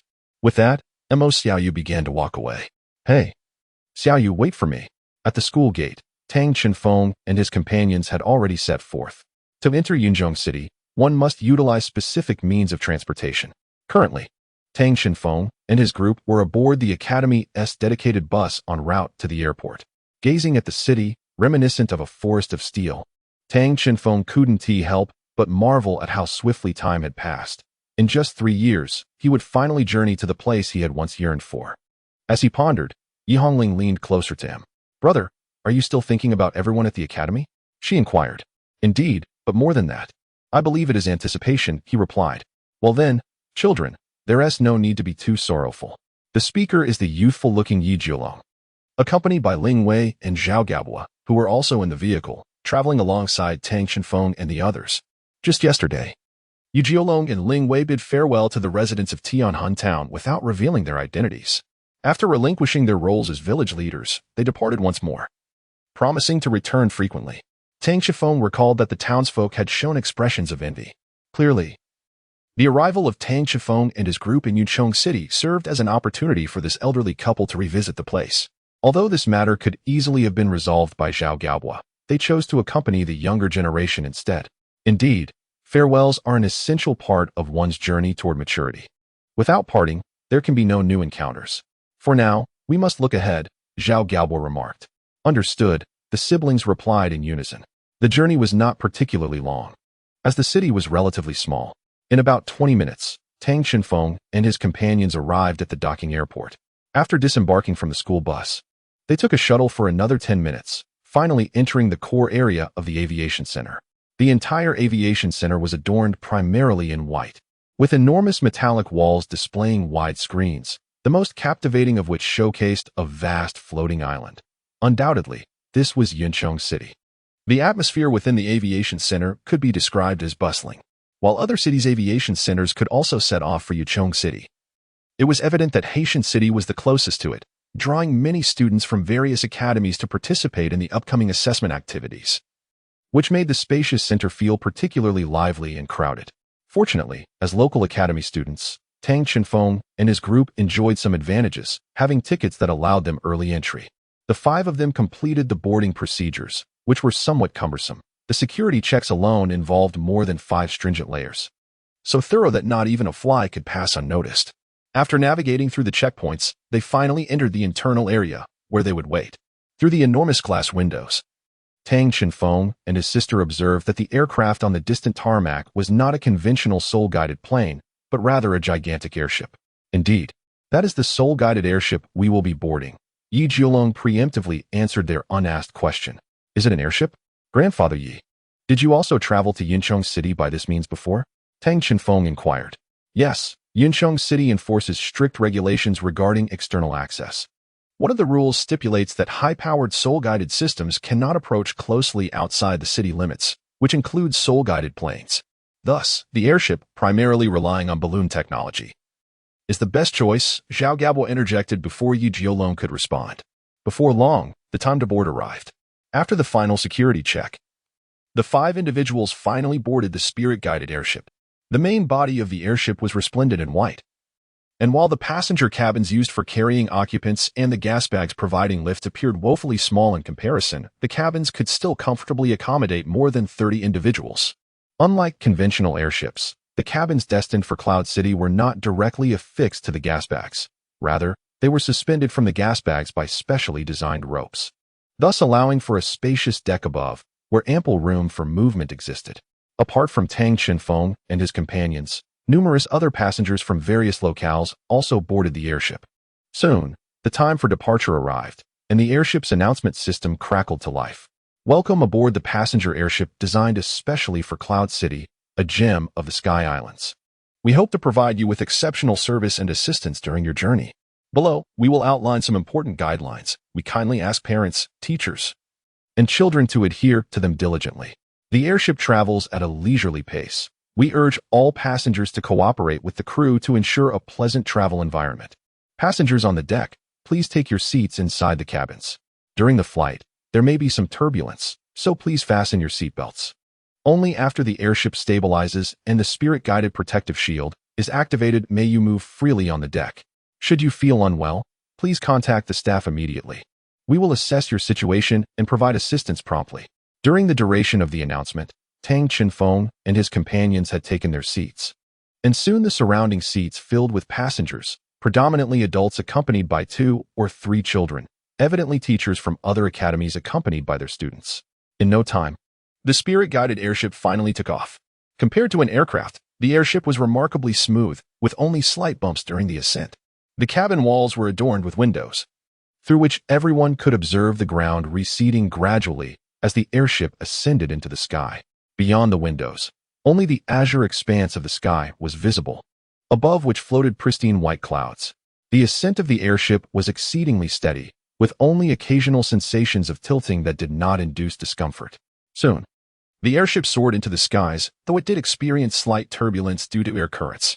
Fortunately, most of the passengers were spirit masters, likely to be less affected by such movements. However, at that moment, Yi Hongling's complexion appeared somewhat pallid. She pressed her hands firmly against her mouth, seemingly in considerable distress. What is wrong with Yi Hongling? Tang Chenfeng inquired with concern. Meanwhile, Ling Wei, seated nearby, quickly approached and placed her hand on Yi Hongling's forehead. After a moment, she reassured, there seems to be no serious issue. She might just be experiencing a bit of motion sickness. Encourage her to close her eyes and rest. She should feel better shortly. In this world, many individuals experience motion sickness, yet those who succumb to it while aboard a dirigible are quite rare. Perhaps this is a peculiar constitution. Indeed, upon closing her eyes, Yi Hongling found her symptoms of motion sickness significantly alleviated, and soon the turbulence of the airship subsided, leading to a swift return to tranquility within the cabin. Thus, they glided silently for nearly an hour. Chapter 48. Recruitment Standards. At that moment, the electronic announcement resonated once more. Esteemed passengers, greetings. The airship has departed from the turbulent air currents and has entered a safe zone. Soon to venture into the realm of Cloud City. The soul-guided protective barrier on the deck has been activated, and passengers may proceed to the upper deck at the rear to admire the scenic views along the journey. Please exercise caution while enjoying the sights. As the announcement concluded, numerous passengers rose from their seats, making their way toward the upper deck of the airship. Tang Shifeng cast a glance at Yi Hongling, then turned his gaze towards Yu Jiolong and the others. Yu Jiolong smiled and said, "Feel free to go. Your grandmother and I, along with your teacher, will remain here to look after Linger." With Yu Jiolong's consent, Tang Shifeng unfastened his safety belt and made his way towards the deck of the airship.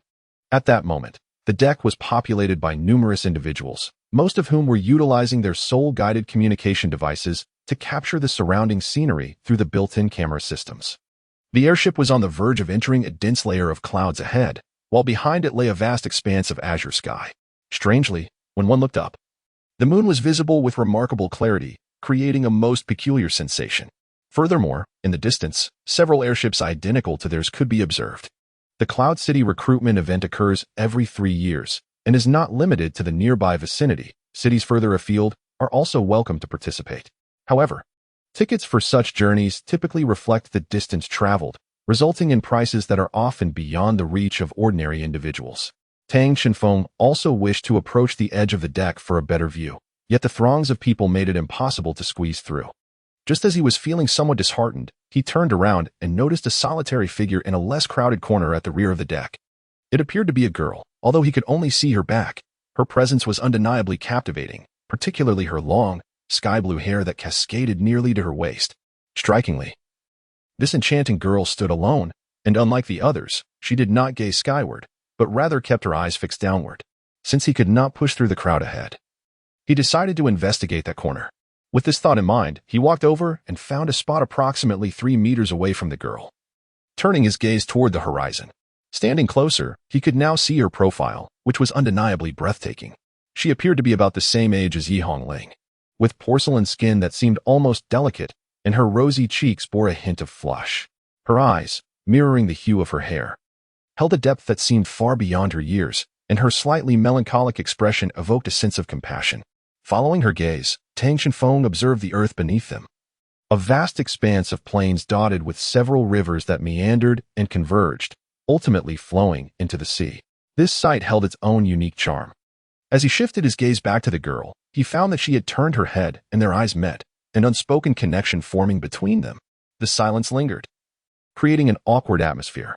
Just as Tang Shifeng was about to greet her, she spoke first. "What are you looking at?" Her voice was melodious, reminiscent of the delicate chime of wind bells. "I'm admiring the scenery down below," Tang Shifeng replied. "Ah, you're looking at the same thing as I am," she said, turning back to gaze at the ground. "Do you know? The plains we see now were once magnificent mountains, but they were excavated and carried away to places they should never have gone. Not just here, but many places on this planet have changed from their original forms." Her tone was calm, yet beneath that tranquility lay a hint of sorrow. Tang Shifeng, puzzled by her words and about to inquire further, was interrupted by a voice from the front. "Look ahead. It seems we are approaching Cloud City." Tang Shifeng's gaze was immediately captivated. At this moment, they were aboard an airship, soaring above the clouds. In the distance, although somewhat far off, a colossal island could be distinctly seen suspended in the sky, and it was evident to all what this place was. From afar, the island appeared to be a series of towering mountains. However, upon closer inspection, one would discover that these mountain-like structures were, in fact, immense man-made edifices.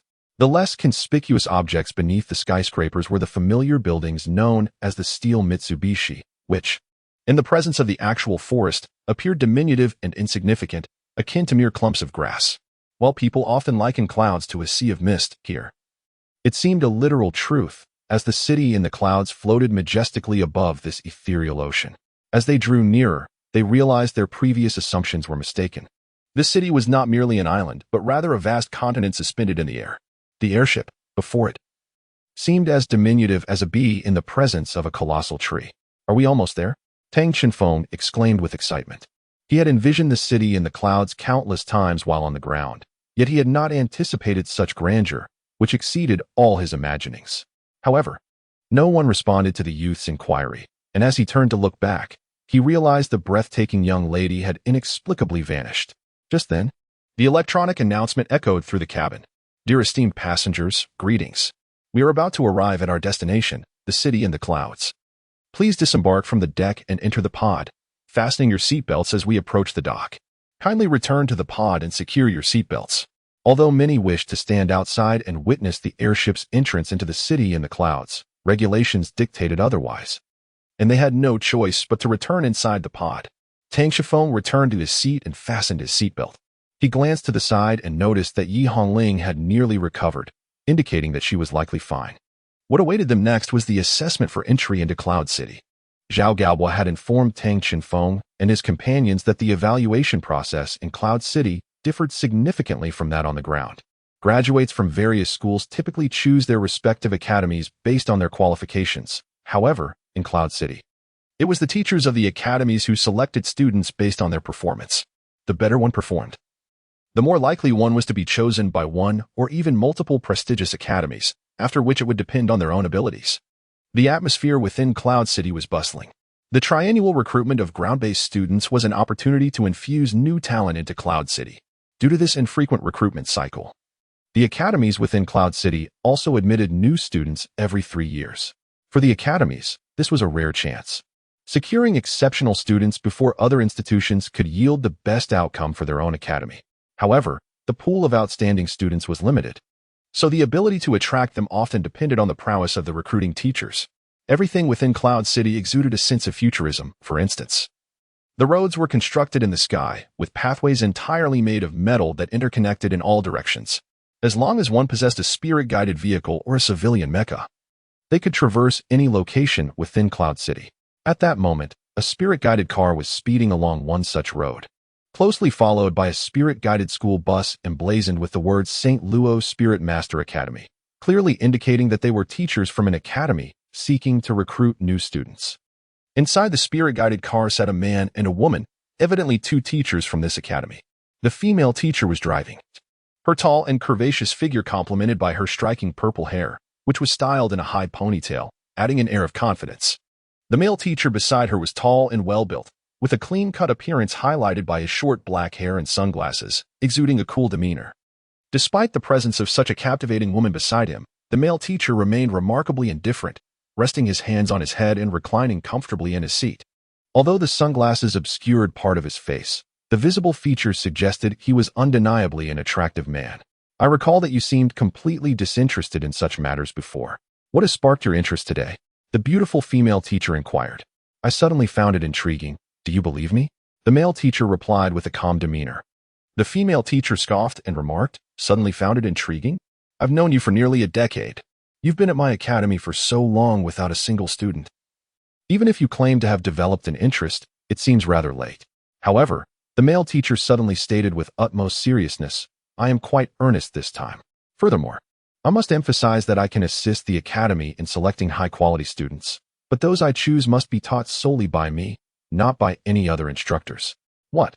The beautiful female teacher's tone revealed a hint of anger. "What are you thinking? We adhere to the principle of teaching according to the student's abilities. What if their needs do not align with your curriculum?" "Not a problem," he replied confidently. "I believe they will find it intriguing. Moreover, if I insist on my choices, you cannot possibly stop me, can you, Dean?" Yet, faced with this somewhat arrogant teacher, the dean hesitated to express her ire, for this matter harbored a secret known only to her. "However, this would be unfair to others," she said, striving to maintain her composure. "How about this? Among the students I select, you must allow me at least 2, and in return, you may appoint me as the head of Class 6. "Class 6? Are you certain? The students there are mostly lackluster individuals. Even if you manage to select 2 commendable students, that does not guarantee." The dean's words were left unfinished. "But without action, there will be no resolution to the discontent, right?" the male teacher interjected. "Very well, do as you please." Chapter 49, the content of the assessment. Meanwhile, at the docks of Cloud City, airships gracefully glided in and anchored. Once docked, the passengers eagerly disembarked. Cloud City is a place that all soul masters on the ground yearn for. Arriving here signifies that they have distinguished themselves among their peers in the same region.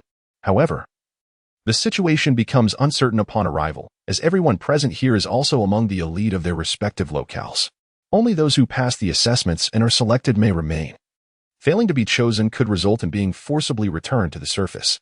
For those on the ground, stepping onto the docks of Cloud City is merely the initial step. Establishing oneself here depends on future performance. Only through the assessments can one truly gain entry into the inner sanctum of Cloud City. Under the guidance of the various instructors, students from different academies have gathered outside the entrance. A rough estimate suggests that there are at least 400 individuals from the ground, arriving aboard 10 airships. Shortly, they will board shuttles and proceed to the selection grounds. Most of those present are peers, with only a difference of 2 or 3 years in age at most. Even though they were strangers prior, under certain circumstances, they found themselves engaging in delightful conversation. Soon, the ferry bus arrived at the dock of Cloud City. And under the guidance of the instructors, everyone boarded the vehicle, which boasted ample space to comfortably accommodate 50 individuals. Once inside, apart from the instructors and parents, nearly all participants preparing for the assessment swiftly entered a meditative state, utilizing this practice to restore and adjust themselves, ensuring they maintained an optimal condition to showcase their utmost capabilities during the evaluation. The assessment location was not far from the dock, and approximately 15 minutes later, they arrived at their destination. Upon disembarking, they were greeted by a magnificent white dome structure, clearly the venue for their impending evaluations. Numerous staff members were present to escort the students into the building, as it was evident that parents and instructors were not permitted to enter the assessment area. Jinfeng, Hongling, this stage is now yours. Strive to pass the assessment on the first attempt, encouraged Zhao Gaohua. Yes, we will. The two replied before following the staff inside the building. Watching the pair enter, the 3 remaining outside fell into contemplation. Do you think these 2 children can pass the assessment? Yi Jiulong inquired, a hint of anxiety in his tone. The tension was indeed palpable. Only those who had personally experienced the challenges of the assessment could comprehend its rigorous nature. I cannot say for certain, Zhao Gaohua replied. After all, I did not undergo the assessment myself. It is you who have that experience. Ling Wei interjected, let us have faith in them. From what we later learned, the assessments in Cloud City are predominantly combat-related, yet their core focus remains on the comprehensive qualities of the participants. If it is these 2 children, they will undoubtedly prevail. Yi Jiulong, after hearing this, smiled wryly and remarked, indeed, let us trust in them. Meanwhile, the interior of the white building began to fill with participants. The space was even more expansive than Chen Feng and his companions had envisioned. The rooms were devoid of decorations or furniture, save for rows of spherical pots. At that moment, a strikingly beautiful woman, flanked by 2 men in black suits, approached the crowd. The woman bore a red insignia on her shoulder, signifying her role as the chief examiner. Although she did not take any action, her mere presence instilled a sense of authority that resonated throughout the assembly, causing an immediate hush to fall over the gathering. The white structure was indeed vast, with numerous areas designated for different groups of candidates to undergo their assessments. The beautiful examiner addressed the participants with a serious tone. I am your examiner. I will now outline the rules and important considerations for the assessment. The examiner remarked, what you are now observing are the simulation pods, which will transport you to a virtual realm known as the Douluo world. Unlike the Spirit Tower's living platform, this is a virtual environment, offering greater safety. Your assessment venue lies within it. Shortly, each of you will be provided with a compact soul guide terminal, serving as your key to enter. You may also form teams through the terminal, although the total number of members in a team must not exceed 3.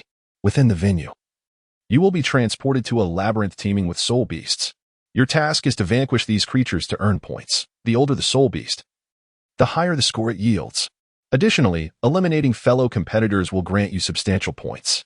This is also a test of survival. The longer you can endure within, the more your score will increase.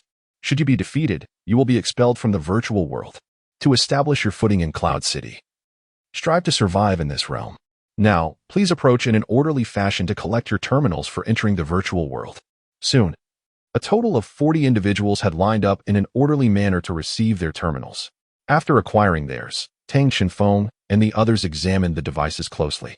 The terminal appeared to be a larger version of a white soul guide communicator, slightly exceeding the size of their palms. By connecting the top of one terminal to another, they successfully formed their team. Tang Shifeng and Yi Hongling found themselves in a situation where the other individuals present were largely unfamiliar to them. Thus, they resolved that rather than forming teams with those they did not know, it would be more prudent and secure for the two of them to collaborate as a duo. Following the guidance of the staff, Tang Shifeng and Yi Hongling selected two adjacent simulation pods and entered them. In contrast to the spirit platform of the Transcendence Tower, the interior of the simulation pod was expansive and spacious. The pod utilized magnetic levitation technology, specialized particle construction techniques, and a neural conduction system. Within this environment, it was capable of perfectly replicating both the internal setting and the conditions of spirit masters, effectively simulating a genuine world. Inside the roomy pod, there was only one control panel, featuring a slot designed to accommodate the terminal. After configuring the terminal according to the regulations and inserting it into the designated slot, the interior of the simulation pod illuminated instantaneously, transforming into a realm of data and code. Concurrently, a series of virtual screens flickered to life around them, accompanied by an electronic prompt. The following displayed the personal information of the participants. If all details are accurate, please confirm. As the prompt concluded, the screen revealed all of Tang Xinfeng's personal information. Tang Xinfeng glanced around briefly before affirming his confirmation. The electronic prompt chimed once more, indicating that the information had been verified and would now be uploaded into the simulated world. Everything around him began to shift again. Darkness enveloped him momentarily, only to be swiftly replaced by a bright illumination. Upon opening his eyes, Tang Xinfeng discovered himself in a remarkably unfamiliar environment, with Yi Hongling by his side. Gazing around, it appeared they were situated within a corridor, approximately 5 meters in height and width. The walls, floor, and ceiling were constructed of stone bricks, adorned with wall sconces that served as the sole source of light in this labyrinth. From the depths of the passageway, sounds reminiscent of soul beasts' roars echoed intermittently. Chapter 50. Chaos in the Maze Within the Maze. Tang Xinfeng observed Yi Hongling while simultaneously surveying their surroundings. This sensation was utterly novel for both of them. Despite knowing that everything around them was virtual, it felt astonishingly authentic. Yi Hongling touched her small face, then reached out to grasp Tang Xinfeng's arm, exclaiming in astonishment, "Wow! This feels so real, utterly unlike a simulation. I can even sense the warmth of our bodies." Tang Xinfeng's feelings were similar to those of Yi Hongling, but he soon realized that the assessment was of utmost importance. "Linger, please activate the life connection between us immediately. This way, if we encounter any peculiar soul beasts, we will be better prepared to handle them." "Understood," Yi Hongling replied.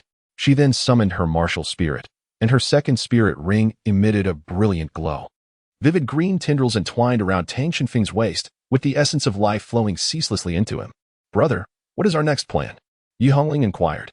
Tang Xinfeng remarked, "Let us proceed forward. If we encounter any soul beasts that we can handle, we shall eliminate them to gain some points. Should we come across any individuals, we will strive for a peaceful resolution." Thus, the siblings ventured deeper into the labyrinth. Boom, boom, boom, boom. After walking for a while within the passage, they were met with a series of resounding thuds. The noise seemed to emanate from deep within the corridor. As they focused their gaze, they beheld a towering 3-meter-tall statue advancing towards them. This statue was entirely encased in armor, though its form was rather cumbersome, with an especially protruding abdomen reminiscent of a beer belly. Nevertheless, a complete suit of armor enveloped its figure. The eyes of the statue emitted a mechanized red glow, and it wielded an enormous great sword, which, in the approximately 5-meter-wide passage, could undoubtedly strike across the entire breadth. It was evident that the statue's target was none other than Tang Xinfeng and his sister. The siblings exchanged glances, and without hesitation, Tang Xinfeng charged forward, unleashing his martial spirit in preparation to launch an attack on the statue. As he surged ahead, his body swelled with energy, his height exceeding 2 meters. Ever since his cultivation had broken through to the second ring, his strength had dramatically increased, and his physical transformation was remarkable. Indeed, in terms of raw power, even a 5-ring Soul King would likely struggle to match him. Though the statue was colossal, its mechanical nature rendered it sluggish in movement. As Tang Xinfeng approached, the statue raised its sword with both hands, preparing to deliver a horizontal strike. However, its speed was rather unimpressive. Tang Xinfeng executed a simple leap to evade the deadly strike, and then delivered a powerful punch. With a resounding impact, his fist struck the statue, leaving an indelible imprint upon its chest and causing it to stagger backward. In retaliation, the statue released one of its hands and lunged towards him. Utilizing the statue as a fulcrum, Tang performed a backflip to evade this assault, and once again sprang upward to launch an attack against the statue. With each strike, Tang Shifeng left a fist-sized indentation upon the statue, rendering its colossal sword utterly ineffective in such close combat. The statue could only attempt to grasp him. Yet its movements were agonizingly slow, failing to capture Tang Shifeng, while his assaults grew increasingly ferocious. Tang Qinfeng's physique swelled once more. The statue's defenses proved to be more formidable than he had anticipated. He resolved to bring the matter to a swift conclusion. Tang Qinfeng suddenly surged forward. His speed and strength significantly enhanced compared to before. In the blink of an eye, he reached the statue, raising both fists simultaneously before delivering a powerful strike to its chest. Instantly, shards of stone flew in all directions as an astonishing 80-centimeter wide gash was carved into the statue's chest, revealing a pulsating, crimson soul-guiding core within. The statue, struck with such force, lost its balance and began to topple backward, utterly unable to thwart Tang Qinfeng's relentless assault. With unwavering determination, he clenched his fists once more and unleashed another devastating blow. With a resounding crash, the red light in the statue's eyes gradually extinguished, and its body came to a complete standstill. In the next moment, with a thunderous clatter, the statue began to collapse and shatter, disintegrating into a multitude of debris scattered across the ground. Tang Shifeng let out a long sigh, thinking to himself that he had finally resolved the matter, though it had proven to be more troublesome than he had anticipated. "Brother, you are truly remarkable," Yi Hongling exclaimed from behind. Tang Shifeng remarked, "It's nothing to be concerned about. This statue poses no formidable threat." At that moment, waves of warmth emanated from the statue, enveloping Tang Qinfeng's being. Tang Shifeng pondered to himself, "This must be what it feels like to earn a score." "Brother, what shall we do next?" Yi Hongling inquired from the side.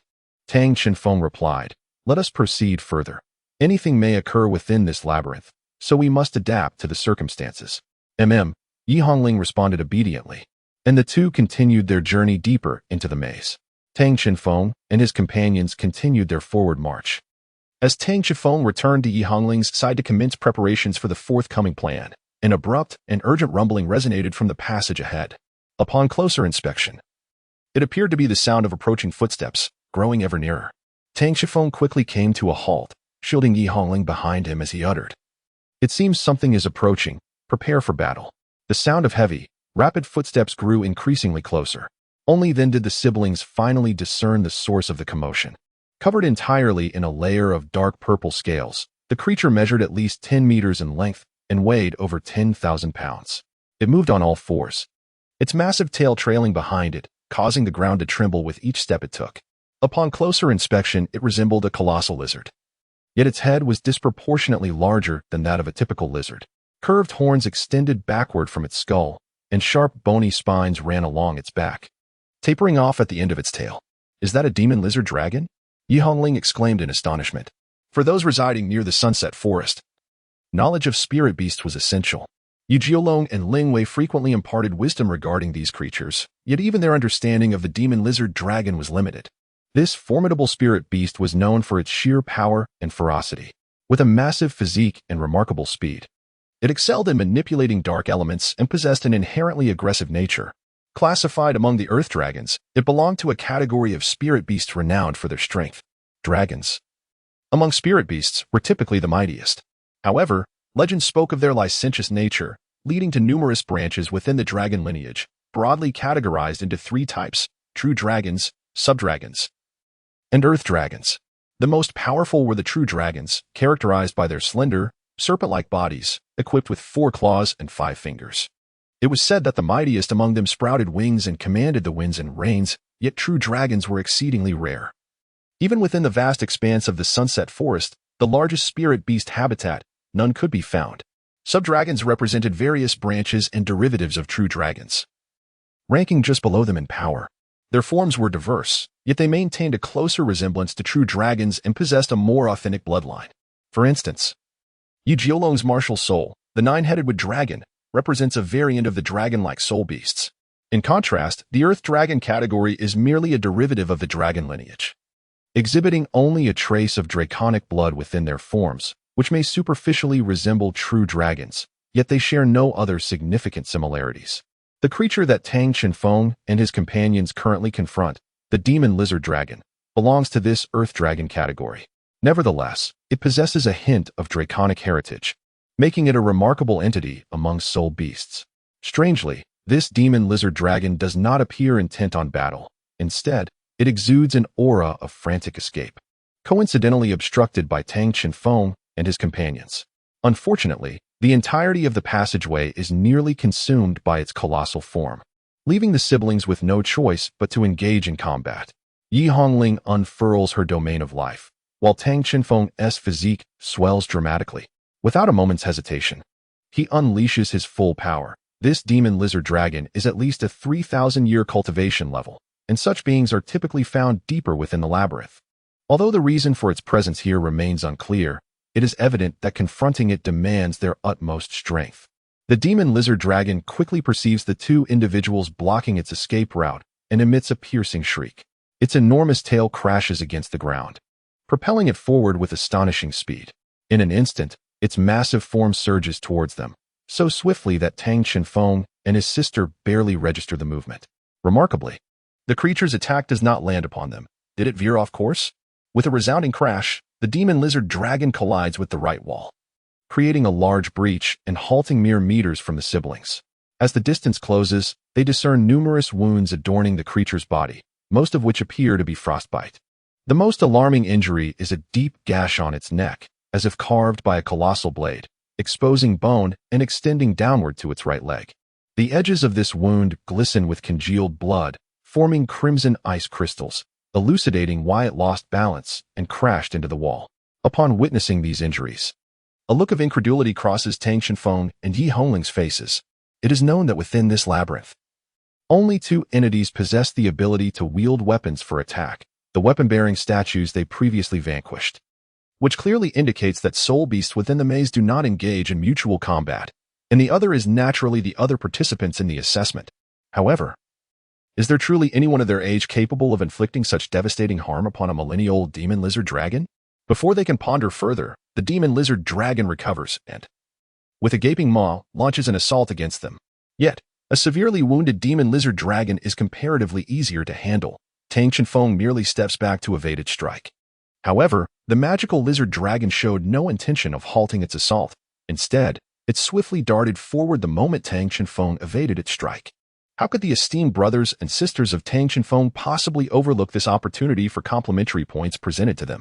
Thus, they promptly pursued it.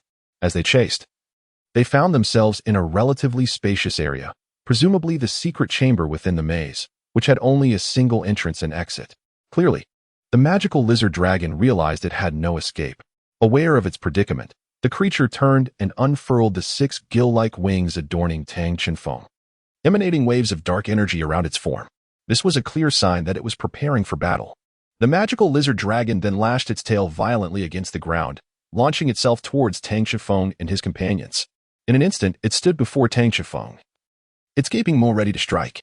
However, just as the dragon was about to seize its prey, Tang Qinfeng leaped vigorously, landing upon its back. At that moment, his eyes shimmered with a brilliant blue light, as the realm of future perception had granted him foresight of this impending assault, allowing him to devise a countermeasure. Tang Qinfeng was aware that the scales of the demon lizard dragon were remarkably resilient and possessed corrosive properties. Even with his formidable strength, breaching such a defense seemed nearly impossible. However, there was a substantial wound upon the creature's neck. Tang Qinfeng's soul rings suddenly transformed, 2 black rings entwining around his right arm. The rings contracted, and azure flames surged along his arm, culminating in a powerful strike at the wound. Crack! His entire right arm plunged into the gaping wound on the neck of the demonic lizard dragon, striking its cervical vertebrae directly, accompanied by a resounding crack of breaking bones. Tang Qinfeng's punch shattered the dragon's vertebrae. The body of the demonic lizard dragon convulsed violently, yet this fit of thrashing did not last long before it fell still. Tang Qinfeng's cosmic radiance in the realms of defense and offense can be described as unparalleled. During the holiday, he even compelled Yunzong to unleash his battle armor, leaving several scars upon it. Although in the next moment, Tang Qinfeng was directly sent flying by Yunzong. This alone suffices to attest to his formidable strength. Tang Qinfeng's cosmic radiance can leave marks on the 4-character battle armor. Indeed, Interrupting the cervical vertebrae of the demon lizard dragon is not a particularly difficult task. After Tang Shifeng withdrew his hand, the cosmic divine light vanished, as this technique was excessively draining on soul power. In less than 10 seconds, he felt a significant depletion of his energy. This maneuver was best employed when catching an opponent off guard. The life force of the magic lizard was remarkably tenacious. Despite its cervical vertebrae being fractured, it had not yet succumbed. Just as Tang Shifeng and his companions prepared to dispatch the creature, a sudden scream pierced the air from behind them. "You too, wait." Turning around, they were met by 3 young girls, each adorned with snow-white hair. 2 appeared slightly older, around 15 or 16 years of age, one sporting a ponytail and the other with short hair. The youngest, seemingly of the same age as Tang Shifeng and his sister, had long white hair, fair and delicate skin, and striking ice-blue eyes. However, her condition was evidently poor. Her complexion was an unnatural pallor, and she was gasping for breath. The light in her eyes noticeably dimmed. She was clearly exhausted. Upon seeing the 3 girls and glancing back at the magic lizard, Tang Shifeng and his sister immediately understood the situation. They had unwittingly encroached upon someone else's prey.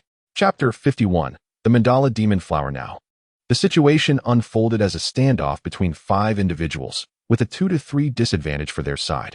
The 3 opponents appeared to be sisters, yet they had yet to make a move. At that moment, the girl with the high ponytail, who seemed slightly older, stepped forward and declared, "We were the first to discover and injure this magic lizard. Return it to us." Unable to restrain herself, Yi Hongling interjected, "How can you prove that you hunted it first? My brother and I didn't see you at all while pursuing it." The girl with the ponytail exchanged glances with the other 2, who nodded in agreement. "Then let us demonstrate," she replied, as all 3 released their soul rings. As they unleashed their martial souls and soul rings, the surrounding temperature began to plummet at an astonishing rate. The girl with the ponytail manifested 3 soul rings, 1 yellow and 2 purple, announcing, "I am Xue Tianbing, a level 33 assault-type soul master."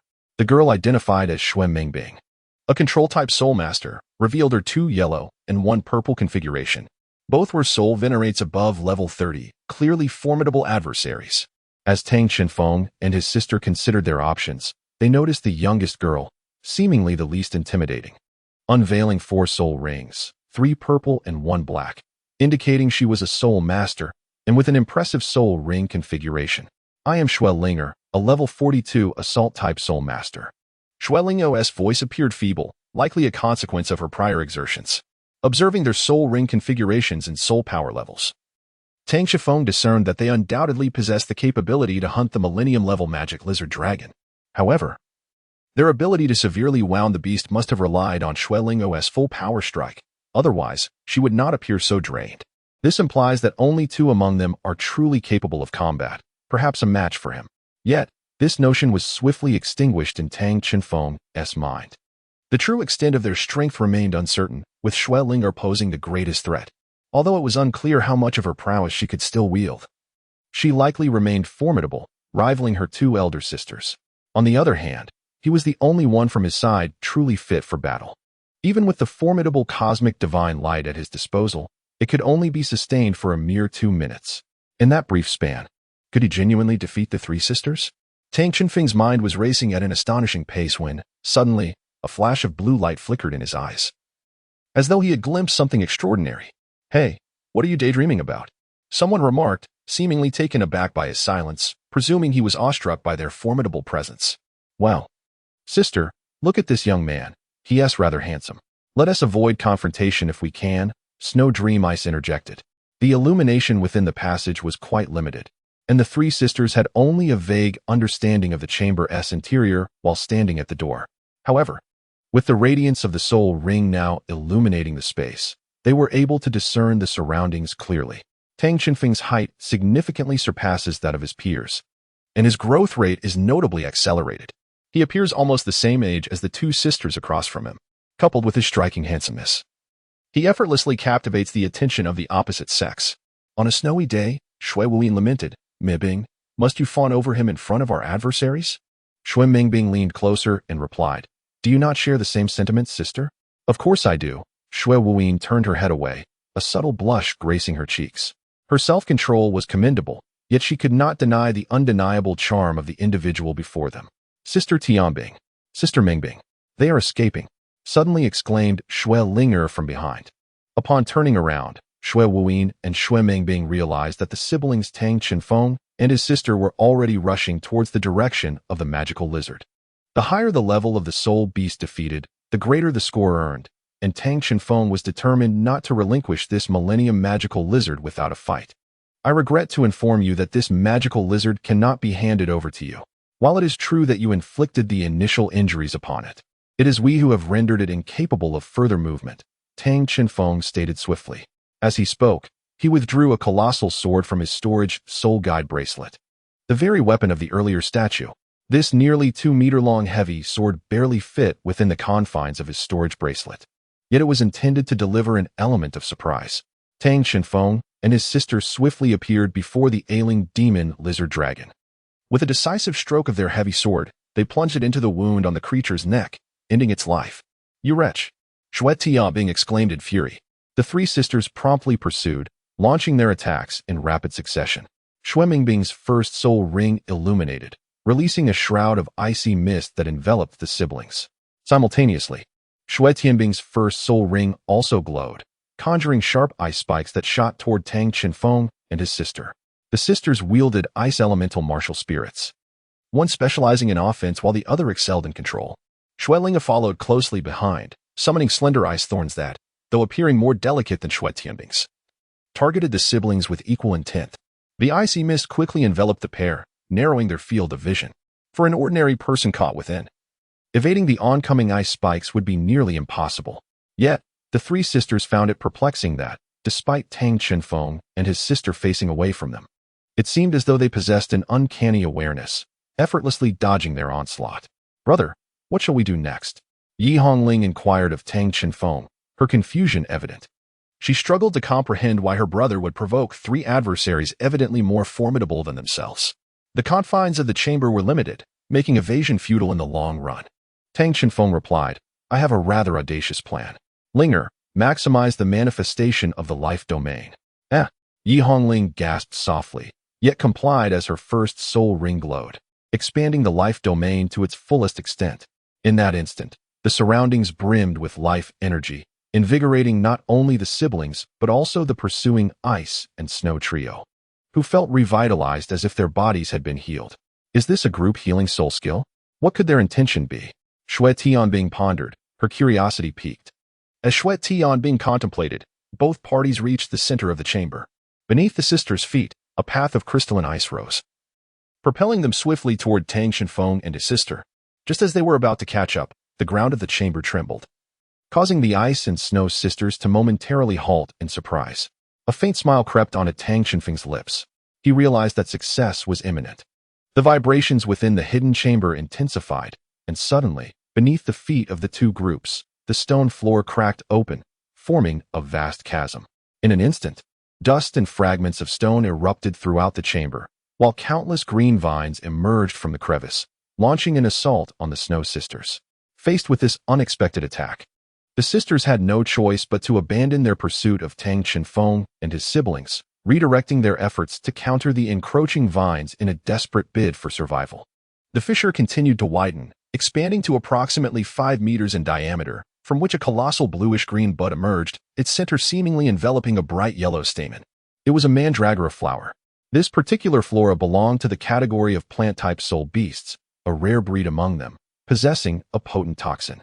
It would attack its prey with thorny tendrils laced with poison, and any creature that came into contact with this venom would succumb to its effects within moments.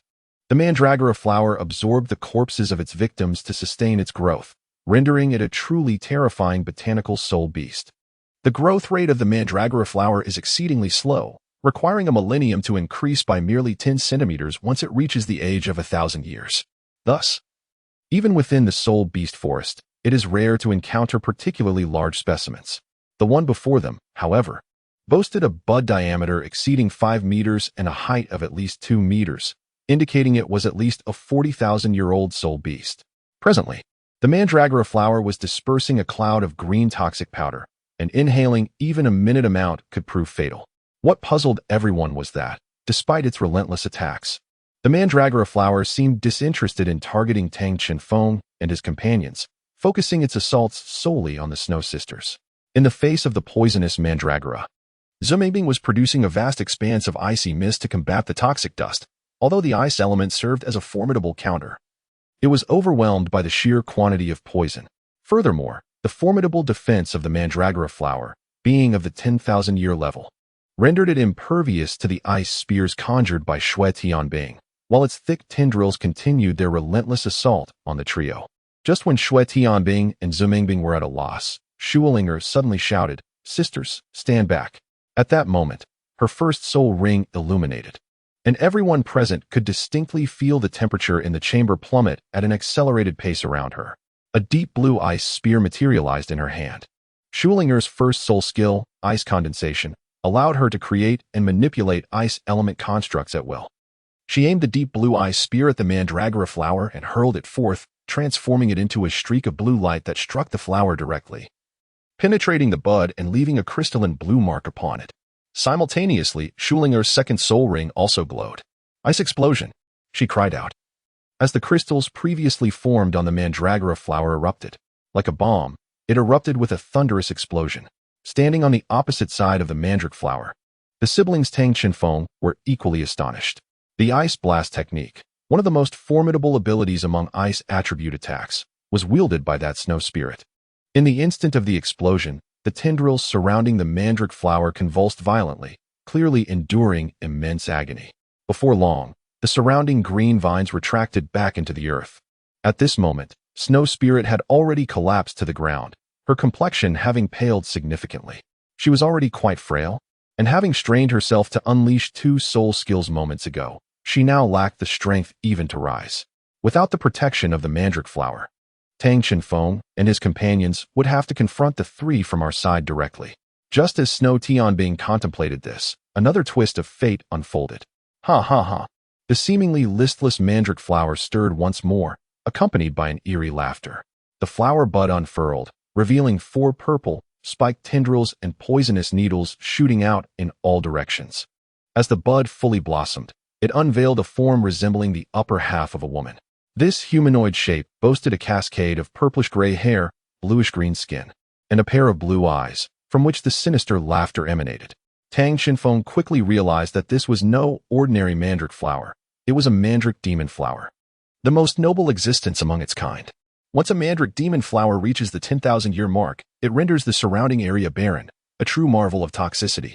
The earlier attack from Snow Spirit had indeed inflicted some damage, but it was far from fatal. Instead, it had incited the creature's wrath. In an instant, countless toxic spikes and purple tendrils launched towards the 3 sisters.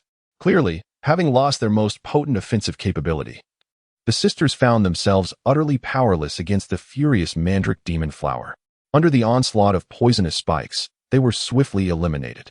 Chapter 52, Assessment, concluded prematurely. In the face of the enraged mandrake demon flower, the opposing 3 were decisively eliminated.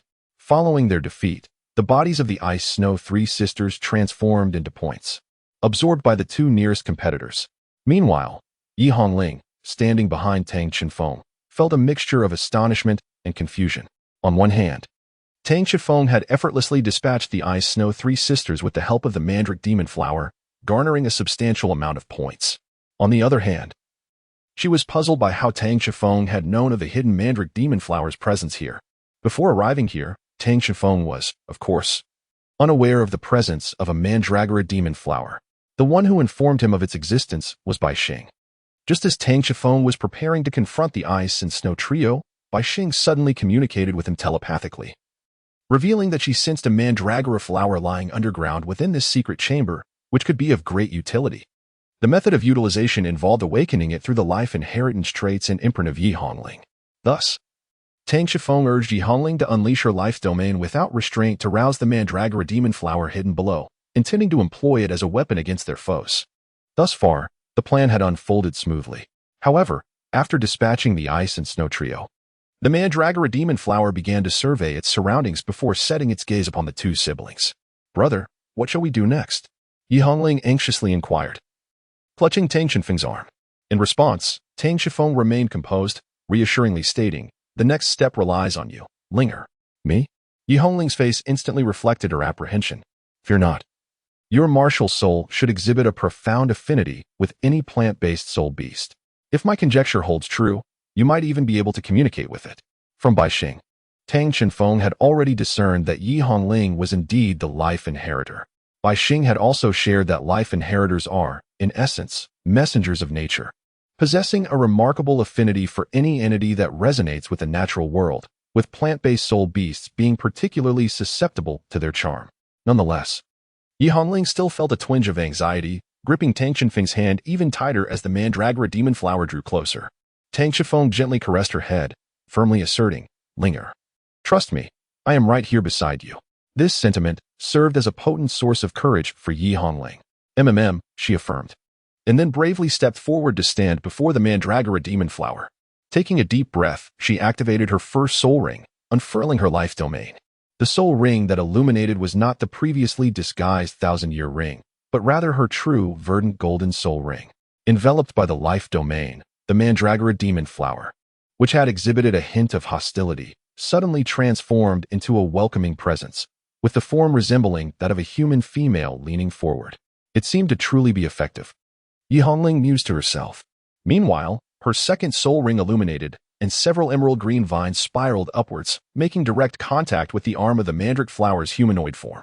In that fleeting moment of contact, Yi Hongling felt an emotional transmission emanating from the mandrake flower, a sensation infused with surprise and exhilaration. Concurrently, she sensed another sentiment, one that seemed to embody a sense of reverence. It was as if the mandrake flower yearned to accompany her. However, this was a virtual realm, and even if it wished to follow, it was likely incapable of doing so. Yi Hongling conveyed her thoughts to it. Upon receiving her message, the mandrake flower displayed an expression of profound distress, remarkably akin to that of a human. Yet, shortly thereafter, it appeared to have resolved upon a certain determination. All the vines surrounding it retracted, and its humanoid form withdrew back into the bud. Then, Tang Chenfeng and his sister witnessed the once massive bud of the mandrake flower gradually diminishing, its vibrant hues fading into a withering yellow. Was it wilting? The siblings pondered in their hearts. Their suspicions were seemingly confirmed as the bud, which had once measured 5 meters in diameter, now shrank to less than 1 meter. The once healthy bluish-green hue rendered entirely desolate. Gazing upon the nearly withered mandrake flower, Yi Hongling felt an inexplicable pang of sorrow and pain rise within her, the origin of which eluded her understanding. At that moment, the nearly wilted bud of the mandrake flower burst forth once more, radiating a bluish-green light as it blossomed. Within the center of the bud, apart from the luminous blue-green glow, there was only a softly shimmering green-gold orb, which suddenly shot upward, piercing directly into Yi Hongling's soul ring. Was it transforming into a seed as it entered her soul ring? Tang Chenfeng could not help but exclaim. Just then, Bai Xing's voice resonated in his mind, confirming that this so-called virtual world was, in fact, a realm that was half virtual and half real. The mandrake flower likely understood this.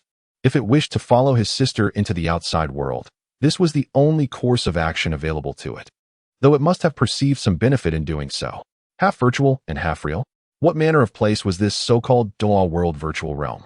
Meanwhile, in an observation room, a significant number of individuals within the labyrinth had achieved varying degrees of success. As the candidates navigated through the maze, they remained unaware that their every action was being scrutinized by countless pairs of eyes. Those are the instructors from various esteemed academies. In a certain chamber, a multitude of individuals sat, their attire diverse yet unmistakably indicative of their origins from prominent Soul Master academies. Through various screens, they could observe the contestants' abilities and discern how to select outstanding students by monitoring the internal conditions. The first batch of eliminations has already emerged, and it seems that it will not take long, perhaps just a few hours, one of the teachers remarked. However, this year, there are indeed many exceptional candidates. It should be possible to recruit a number of promising students for the academy, another teacher noted. Indeed, did you see that? Especially those 2 students from Haitan Academy, who remarkably defeated another group using the mandala demon flower. And did that girl absorb the mandala demon flower? These 2 youngsters are truly impressive. We should definitely recruit them for our academy. While the teachers from various academies were engaged in lively discussions, 2 instructors from St. Luo Academy appeared somewhat out of place at the back of the observation room. The violet-haired female teacher addressed her male counterpart. Wu Lintian, have you found any suitable candidates? Wu Lintian responded, I have indeed found some, but Ziyun, I need you to head over to the assessment area of the Ice Snow Trio. They are quite remarkable and should fit your requirements well. The trio? However, they were eliminated too early and scored very low. Are you certain we should recruit them? Ziyun inquired. Wu Lintian replied. Being eliminated early and having low scores does not necessarily indicate weakness in their abilities. Although the ice fog almost obscured the entire screen when they faced the demon lizard dragon, I could see clearly that they are absolutely worthy of recruitment. Moreover, as you mentioned, their low scores may make them less attractive to others, so you must act quickly to secure them if someone else snatches them away. It will be a regret that lasts a lifetime. Ziyun conceded. Very well, I trust your judgment. I will leave this area in your hands. With that, she rose and proceeded towards the assessment area of the trio. Shortly after Ziyun departed, Wu Lintian strode over to the teacher who had previously expressed interest in selecting the Tang Qinfeng siblings, adopting an air of cold arrogance as he stated, Apologies, but those two children are to be taken by our academy. The teacher turned to face Wu Lintian, or rather, the emblem on his chest. Ah, so you are from St. Luo Academy. My sincerest apologies, but I certainly cannot grant you those two children. Your academy is merely a second-tier institution, hardly comparable to our Tian Luo Academy. The teacher spoke with a tone of disdain, proudly displaying his own Tian Luo Academy emblem. Wu Lintian countered, True. Our St. Luo Academy may have some gaps compared to your first-tier institutions, but in terms of faculty strength, we may not be inferior to you. In fact, you might find that I am stronger than you. Oh, are you certain of that? The Tian Luo Academy teacher's tone grew increasingly menacing. I am absolutely certain. Wu Lintian replied resolutely. In that case, you are aware of the rules. The instructor from the Tian Luo Academy proclaimed, in the City of Clouds, every student, regardless of their origin, is a valuable asset to the academy. Exceptional and promising students are even more coveted, making the competition for them quite natural. To compare the faculty strength of two academies, the most direct method is, of course, the demonstration of soul rings. The instructor's voice boomed. At that moment, 2 yellow, 2 purple, and 3 black soul rings emerged from his being, revealing him to be a formidable soul saint. He appeared to be no older than 40. Embodying the prowess expected of a teacher from a prestigious institution like Tian Luo Academy. Tell me, are you sensible enough to understand? The instructor began, but was soon left speechless by the astonishing sight before him. There stood Wu Lintian, adorned with 8 soul rings, 4 purple and 4 black, looking no older than 30. Yet he was undeniably a soul Douluo, a pinnacle of strength. How about it? Do you still wish to compare? Wu Lintian remarked nonchalantly, gradually closing the distance to the instructor. With each step he took, an inexplicable pressure seemed to emanate from him, causing the surrounding teachers to instinctively retreat. The Tian Luo Academy instructor, facing Wu Lintian, felt his legs weaken, his soul rings involuntarily retracting, and he struggled to maintain his composure. At that moment, an alarm blared throughout the examination hall. Meanwhile, in the virtual realm, Yi Hongling sensed that the mandala demon flower had seemingly integrated completely into her soul rings. Yet there were no apparent anomalies. In fact, she could feel her soul power subtly enhancing with the flower's assimilation. Just as they were about to celebrate this development, the air was pierced by the shrill sound of alarms. Alert! Alert! A malfunction has occurred in the simulated world, resulting in the premature termination of the assessment. Premature termination of the assessment? As the siblings stood in bewilderment, the simulation chamber ceased operation, returning them to the real world. Meanwhile, the main system was in disarray, with personnel in a state of panic. What on earth is happening? Why has a 10,000-year soul beast vanished from the virtual realm? One operator reported. We are currently investigating. But we have no leads yet, another added. The supervisor, drenched in sweat and visibly anxious, exclaimed, that mandala demon flower was a specially cultivated rare entity. If we lose it, we are finished. Chapter 53. Now you are my students. Thus, amidst the blaring alarms, the assessment concluded in a haze of uncertainty. Tang Qinfeng and Yi Hongling stepped out of the simulation chamber, and simultaneously, they observed numerous individuals who had accompanied them emerging from the same chamber. The majority of faces around them mirrored their own, characterized by expressions of perplexity. After the simulation chamber's closure, Tang Qinfeng and his companion sought out the examiner they had encountered earlier, intending to return their data terminals. However, the female examiner indicated that once the terminals were in their possession, they became theirs to keep, as they would be essential for future access to the virtual realm. Without hesitation, The duo placed the soul-guided data terminals into their storage soul-guiding devices, recognizing the value of such advanced technology. At that moment, they noticed a number of teachers emerging from an unknown location. Zhao Gaohua had previously informed them that their performance in this assessment would determine their future, essentially allowing teachers to select their students. Curiosity sparked within them as they wondered which teachers would choose them. Surrounding them were several educators, most of whom had already identified suitable candidates. However, it was not uncommon for two teachers to vie for the same student, resulting in negotiations on the field. During this time, the students themselves had a significant role in the decision-making process, as two teachers provided a brief overview of their respective institution strengths and heritage. It was now up to the students to make their choice. Yet, as Tang Chenfeng and his companion stood there, they noticed several teachers observing them closely. Yet none approached to inquire about their intentions. Just as the siblings began to feel puzzled, one teacher stepped forward. This individual appeared quite tall. Even without activating his martial soul, Tang Chenfeng stood at least 1.7 meters, while this teacher's height was approximately 1.9 meters. With a strong, upright posture and a physique reminiscent of a powerful athlete, he sported short black hair and wore a predominantly white long coat.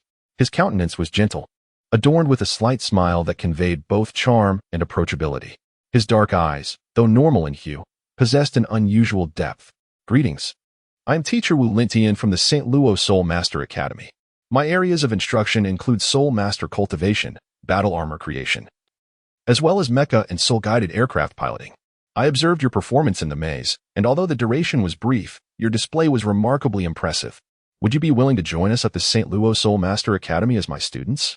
Teacher Wu Lintian introduced himself slowly, posing his inquiry. What more was there to discuss? Tang Chenfeng and Yi Hongling thought to themselves. Their initial goal was merely to gain admission to a prestigious Soul Master Academy in Yunzong City. Although they were unfamiliar with the St. Luo Soul Master Academy, it was evident that he was the only teacher present willing to recruit them, thus leaving them with little choice. Yes, we accept, they replied. The two conversed. However, at that moment, a sensation akin to a danger alert resonated within Tang Chenfeng's mind, a warning emanating from Baixing. This alert indicated that Baixing sensed a potential lurking peril in their vicinity. Yet, upon surveying his surroundings, Tang Chenfeng discerned nothing amiss, only the presence of fellow students and instructors. Consequently, he transmitted an inquiry through a mental wave to Baixing. In response, Baixing conveyed that the individual before him, teacher Wu Lintian, was certainly not an ordinary figure. At the very least, his capabilities were far beyond what they appeared to be. Despite Baixing's assertion, Tang Chenfeng felt no malice or hostility emanating from teacher Wu Lintian, only a genuine kindness, a benevolence that stemmed from the depths of his heart. Overall, Tang Chenfeng sensed no imminent danger and deemed the situation to be without concern. Very well, you are now my students. Let us proceed together.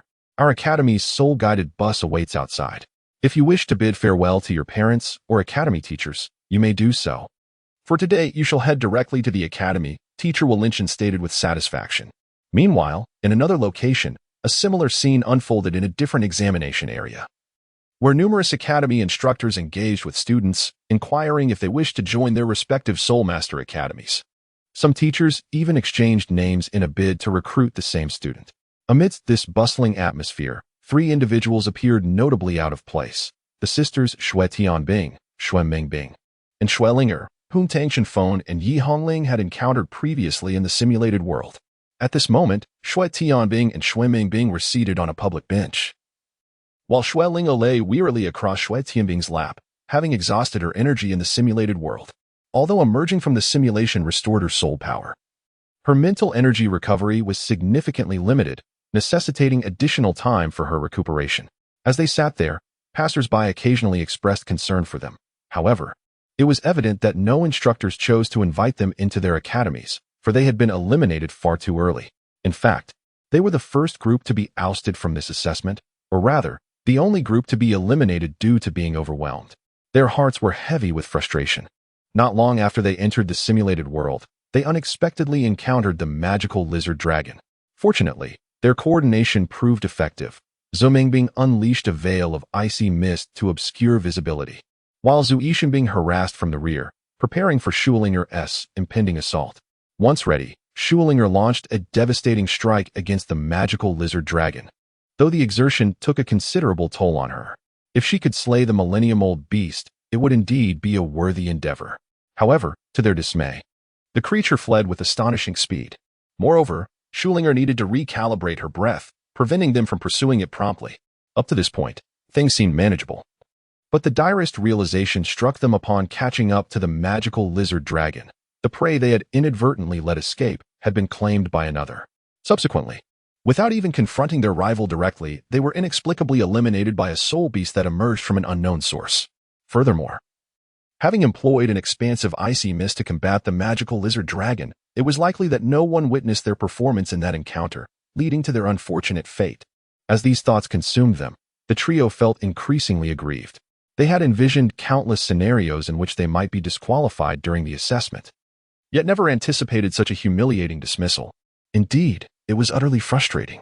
If it weren't for those two individuals, or that soul beast suddenly appearing in the chamber, we surely would have claimed the title in this assessment, Schulingo exclaimed, struggling to sit up, her voice filled with indignation. True, but considering our performance, it's likely no one would choose us, Zui Xianbing replied, her face etched with helplessness. If we return in such a disheveled state, our family will undoubtedly be disappointed. Exactly. Should we say that young man's luck was extraordinary, or that our fortune was simply abysmal? Mused Zhou Mengbing, her usually playful demeanor now dampened. The three sisters, though relatively affluent, lived quite a distance from here and had expended considerable resources to secure 3 tickets for the airship to this location. Their elders harbored great expectations for them, and the thought of returning home to see the disappointment etched on their families' faces weighed heavily on their hearts. As the sisters wallowed in their despair, a striking figure clad in purple approached them. Let me see your information. You are the 3 sisters from the vicinity of the far north, Zui Xianbing, Zhou Mengbing, and Schulinger, correct? Upon hearing their names, the sisters were elated. Could it be that someone was willing to accept them? Following the source of the voice, they beheld a beautiful instructor with violet hair, the head of the St. Luo Academy, Ziyan, who had arrived alongside Wuling Tian. Ziyan introduced herself, saying, I am teacher Ziyun from the St. Luo Soul Master Academy. My primary focus lies in guiding soul master cultivation and the crafting of battle armors. Although your use of ice mist during this assessment made it challenging for the instructors to discern your actions, I perceive great potential in each of you. Would you be willing to join our esteemed St. Luo Soul Master Academy? The 3 sisters were instantly overjoyed, relieved that their journey had not been in vain. And they eagerly responded, we are willing. Very well, let us proceed outside. Our academy's soul-guided bus awaits to take you to our institution.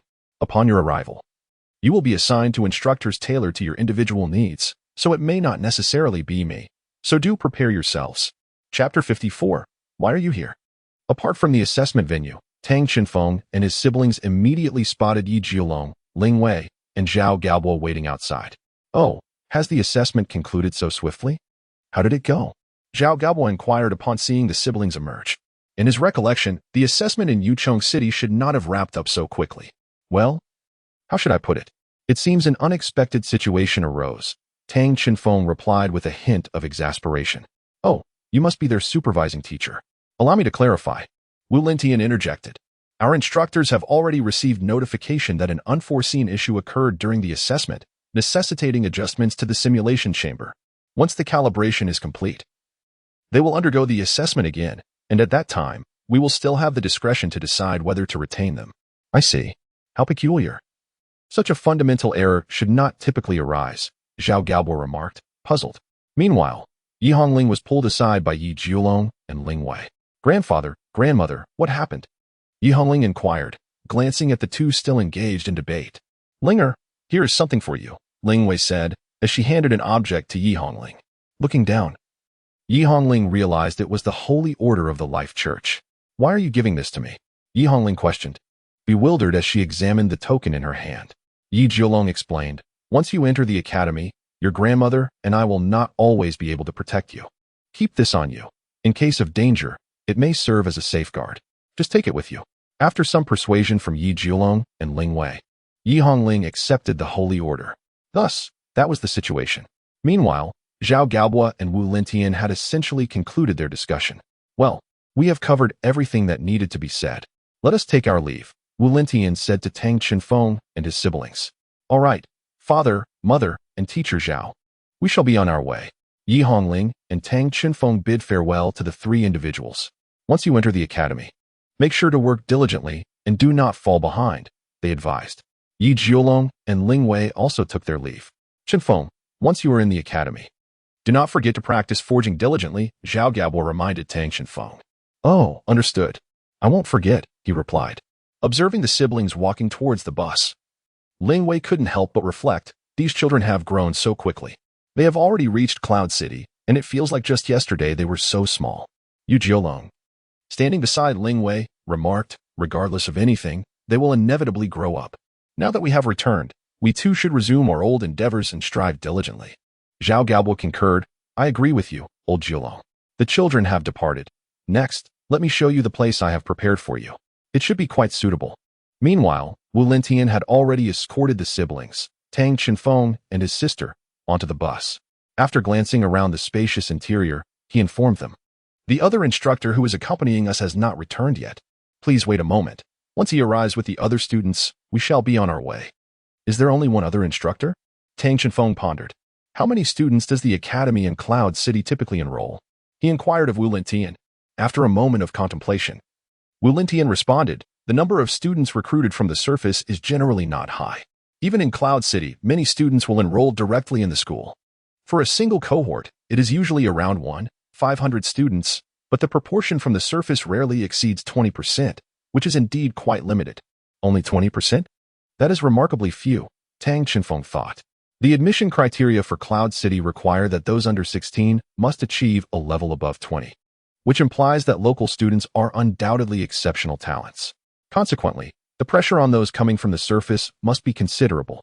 Rest assured, local students may not be significantly superior to you, Wu Lentian clarified. The recruitment from the surface essentially aims to attract talent from the ground, which is considered a special admission. However, there are not many restrictions for local students in Cloud City, meaning that as long as you are a soul master and a local resident, the circumstances are not much different from a regular academy. Therefore, you need not worry excessively. After hearing Wu Lentian's explanation, Tang Qinfeng grasped the situation better. Perhaps Cloud City is indeed teeming with prodigies. But those arriving from the surface are not necessarily inferior to the local inhabitants. Just then, another voice resonated from the bus door. Wu Lentian, have you returned so soon? Did you manage to recruit the students you desired? Tang Qinfeng and his sister turned to see a graceful young woman with a charming appearance standing beside the car door. Surely, she must be the other teacher that Wu Lentian had mentioned. I have made my selection. What about you? You must have found those two individuals. Wu Lentian inquired of Ziyun. I have indeed found them. They are right behind me now, Ziyun replied as she boarded the bus with the three individuals behind her. Upon seeing those three, Tang Qinfeng and his sister felt a jolt of recognition. They were all too familiar with them, having met just over 10 minutes ago. Were these not the three sisters, Xue Tianbing, Xue Mengbing, and Xue Lingu? Astonishingly, they had also been chosen by the same teacher from their academy. As the siblings pondered this, the trio of sisters noticed them as well. Oh, what a surprise to see you here, they exclaimed in unison.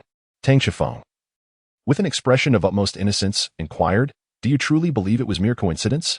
Sighing, Ziyun interjected, Wu Lentian, how did you manage to procure them?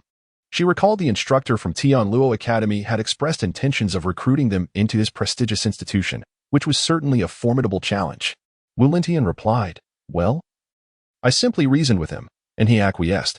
Reasoning, one might suspect, was perhaps delivered with a fist, Ziyun thought, secretly critiquing his approach. For she was somewhat aware of his capabilities. The adage that when enemies meet, their eyes blaze with animosity held true.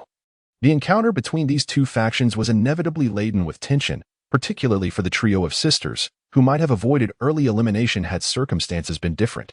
The two instructors, observing the rising tension, interjected, you will soon be fellow students at the same academy. For now, let us practice forbearance. Once you arrive at the academy, you may address your personal grievances. Ultimately, after some persuasive discourse, the emotions of both groups began to stabilize. This year's enrollment at the St. Luo Soul Master Academy consisted solely of 5 individuals, the siblings, Tang Qinfeng and his sister, alongside the trio of Ice and Snow sisters. Shortly thereafter, the bus commenced its journey, departing from the assessment grounds. Once they exited the port, they were truly immersed within the heart of Yunzong City. Chapter 55, St. Luo Soul Master Academy. Upon boarding the bus, the two factions seated themselves opposite one another, clearly harboring disdain. The spacious interior of the vehicle was thick with tension. After departing from the port of Yunzong City and undergoing minimal inspection, they soon entered a realm that unfolded before their eyes, a highly advanced, futuristic metropolis, built upon the clouds. Yunzong City offered a breathtaking view of the azure sky above and colossal steel peaks that could only be described as monumental, based upon this towering iron peak. The surrounding edifices radiate outward in a circular formation.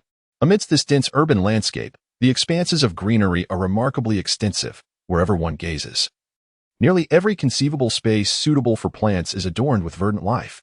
The roadway traversed by the bus is entirely elevated, and merely gazing out the window reveals not only an infinite array of towering skyscrapers, but also numerous structures that appear somewhat incongruous with this high-tech metropolis. These buildings exude an antique charm, imbued with a weight of history. It is, after all, reasonable to surmise that, in the collective consciousness, the city in the clouds has existed for at least 6 millennia, marking it as a site of considerable antiquity. The allure of the external vistas captivates the onlookers, instilling a sense of tranquility within the vehicle's atmosphere. It is not solely Tang Chenfeng and his companions who are enchanted. The trio opposite them is equally mesmerized by the grandeur of the city. Among them, the sisters Shui Tianbing and Shui Mingbing gaze out, their eyes shimmering with wonder, while Shui Ling appears somewhat aloof, resting her chin on one hand, quietly seated by the window, seemingly indifferent to this place, a dream for many. Meanwhile, Tang Chenfeng harbors a sense of curiosity. His mental acuity surpasses that of ordinary individuals, endowed with an almost uncontrollable ability, yet it bestows upon him an exceptional talent. To him, the world is not merely as perceived by the average person. It is infused with myriad elements, such as the primordial forces of nature, the elemental energies in the air, and the spiritual and life forces inherent in each individual. These concepts, which may seem abstract to others, are rendered tangible in his perception. In Tang Chenfeng's eyes, the energies emanating from those around him exhibit distinct variations, particularly evident in the stronger individuals, whose power is currently beyond comparison. Fundamentally, it is merely a difference in magnitude, as the essence remains identical. However, upon observing Shui Ling seated opposite him, he notes that the energy emanating from her is markedly unique. Tang Chenfeng himself struggled to articulate his feelings. Yet he was acutely aware of the distinct energy emanating from Shui Ling, which set her apart from everyone else around him. It was as if she were a singular entity, and if he were to draw a comparison, her essence resonated more closely with the entities of the forest. "Brother, what are you gazing at?" asked Hongling, who had noticed that her brother had been fixated on the individual named Shui Ling since earlier. "Ah, I might have been a bit lost in thought," Tang Chenfeng replied, waving his hand dismissively. "Was it truly just daydreaming?" "You were rather intently observing our lingo," teased Shui Mingbing, the younger sister sitting across from him. It was evident that their playful banter had not gone unnoticed. "And this young man? We have known each other for a short while, yet you haven't introduced yourself. I must say, I find you quite handsome." Perhaps we could. Shui Mingbing seemed eager to continue, but her older brother, Shui Tianbing, could no longer tolerate her antics and delivered a light punch to her head. "Apologies. Please disregard her remarks. She has always been rather indiscreet with her words," he said to Tang Chenfeng. In contrast to her sister's somewhat infatuated demeanor, Shui Tianbing displayed a more mature and composed disposition, which endeared them even further to one another. Tang Chenfeng spoke. "It's all right. However, since we will be classmates in the future, it is indeed appropriate for us to introduce ourselves. My name is Tang Chenfeng, and sitting beside me is my sister, Yi Hongling. As for my age, I am actually quite similar to Yi Hongling. I am merely around 10 years old, not as old as you might have imagined." "What? You're only 10 years old?" exclaimed the two sisters in astonishment, their mouths agape. Shui Ling also noticed their conversation but seemed disinterested in participating, choosing instead to turn her head and ignore them. Before long, Tang Chenfeng and his companions finally arrived at their destination, the St. Luo Soul Master Academy. One of the most captivating aspects of Cloud City is its abundant resources, and the city has always placed great emphasis on nurturing talent. Undoubtedly, the Academy serves as the finest platform for such cultivation, thus the resource allocation for the Academy in Cloud City is remarkably generous. Within Cloud City, the St. Luo Soul Master Academy may not be regarded as the absolute best, yet it boasts a respectable level of faculty. Its status in the city can only be described as unremarkable. However, even this academy, which might be deemed ordinary, stands in stark contrast to the renowned Hai Tian Soul Master Academy, which is widely considered the pinnacle among Soul Master institutions. The difference is indeed significant. representing multiple tiers of distinction. As Tang Chenfeng gazed out from the vehicle, he could fully affirm this observation upon witnessing the grand entrance of the academy. The Hai Tian Soul Master Academy on the ground is a vast edifice, encompassing a small artificial ecological environment, with an intricate internal structure that sufficiently caters to the daily lives of numerous faculty and students. Yet, when compared to the St. Luo Soul Master Academy before him, it pales in comparison. The St. Luo Soul Master Academy features an enormous gate, flanked by towering walls that converge on either side, resembling a formidable dam. From a distance, one can see the multitude of high rises within, akin to a small town of architectural marvels, the scale of which surpasses that of the Hai Tian Soul Master Academy by a considerable margin. The bus continued its journey forward, and upon entering the academy gates, the electronic announcement system on the bus suddenly activated, beginning to introduce the institution to everyone. The St. Luo Soul Master Academy is a prestigious institution dedicated to cultivating well-rounded talents or those excelling in specific fields, implementing tailored educational approaches. As one enters the gates, the first sight is the vast Soul Master Academy along with the dormitory buildings, where all teaching, accommodation, and learning take place. In addition to Soul Master education, the Academy also delves into fields such as soul-guided mechas and combat aircraft, resulting in an expansive campus with ample space. Tang Chenfeng listened attentively, and with the guidance of the electronic broadcast, everything within their academy unfolded more smoothly. Before long, the bus finally came to a halt. "All right, we have arrived. Everyone, please disembark," Wu Lintian announced, standing at the bus door.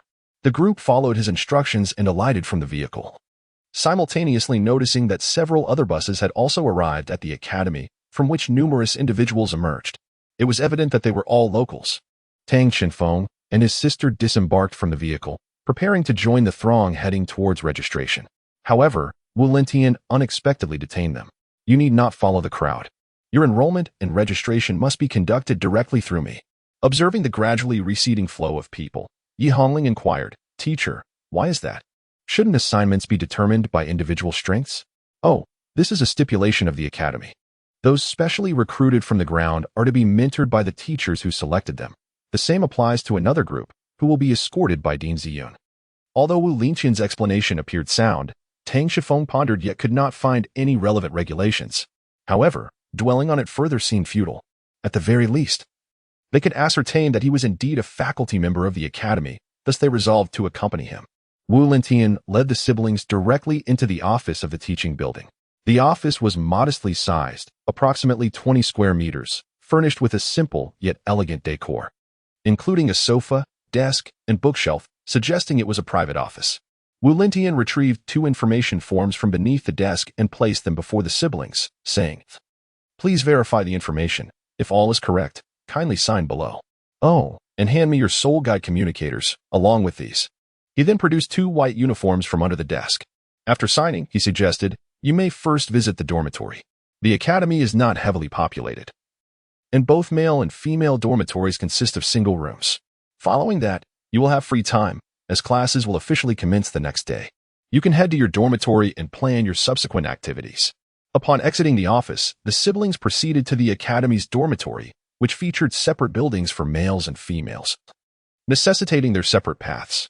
Inside the dormitory building, the walls were pristine white, not merely painted but finished with a metallic sheen, exuding an aura of cleanliness and order. The information regarding their dormitory had already been entered into their Soul Guide communicators. A mere touch of the communicator to the door lock would grant access. Tang Chenfeng's assigned dormitory was room 521. Chapter 56. Speculations regarding Linger. For Tang Chenfeng and his sister, the dormitory was a familiar concept, yet upon entering, Tang Chenfeng experienced a slight shock at the internal decor. The academy's dormitories featured single rooms with private bathrooms and restrooms, and directly across from the entrance lay the bedroom, adorned with floor-to-ceiling windows that allowed ample natural light.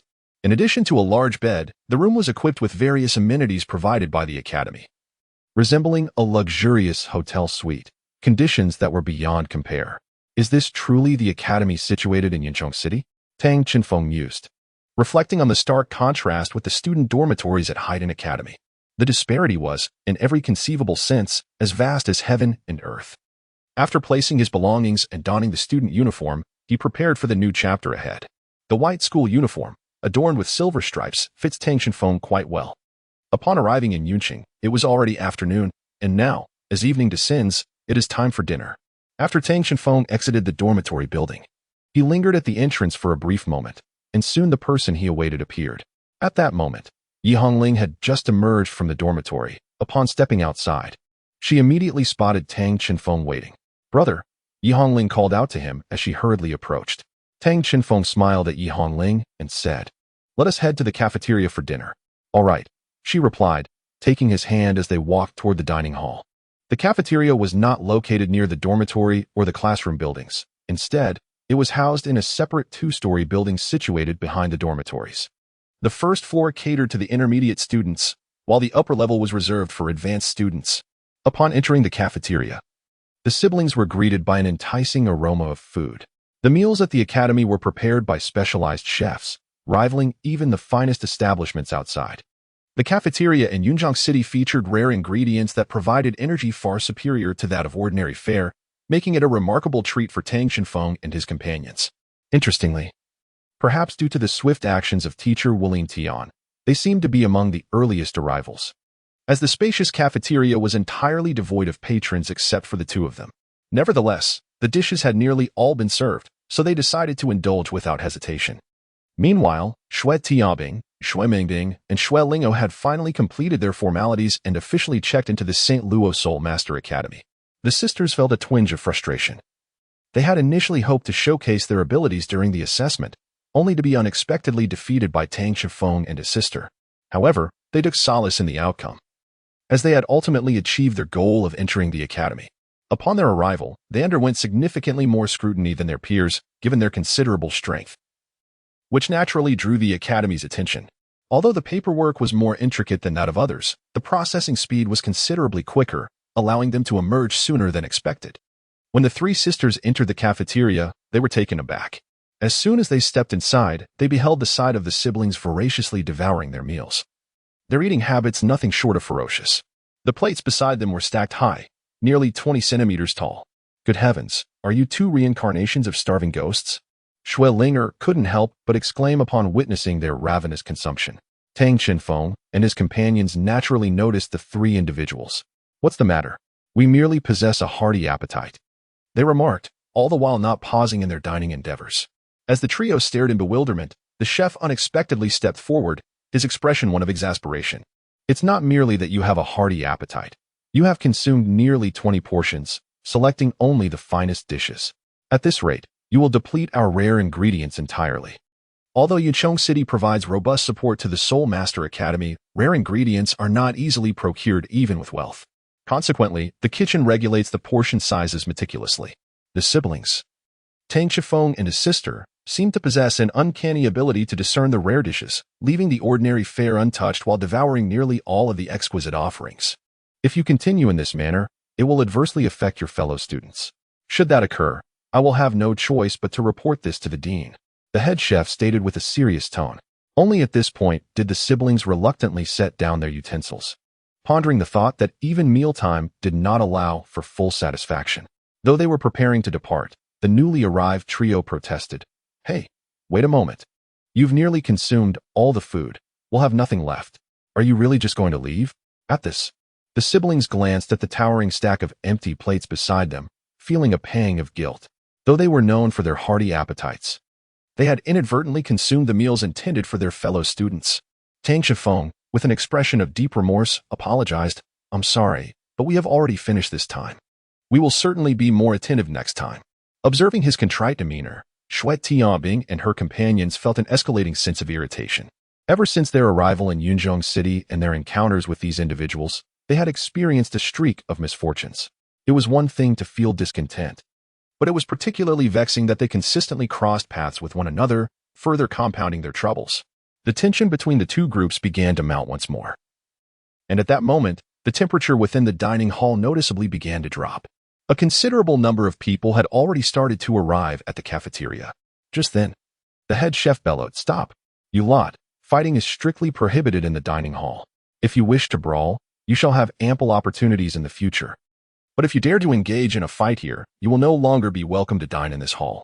Humph, you will see the consequences soon enough." The speaker was Xue Lingao, after which the three of them turned and entered the cafeteria, as Tang Qifeng and his sister departed from the dining hall. They couldn't help but lament the unforeseen troubles they had encountered upon their arrival in Yunzong City.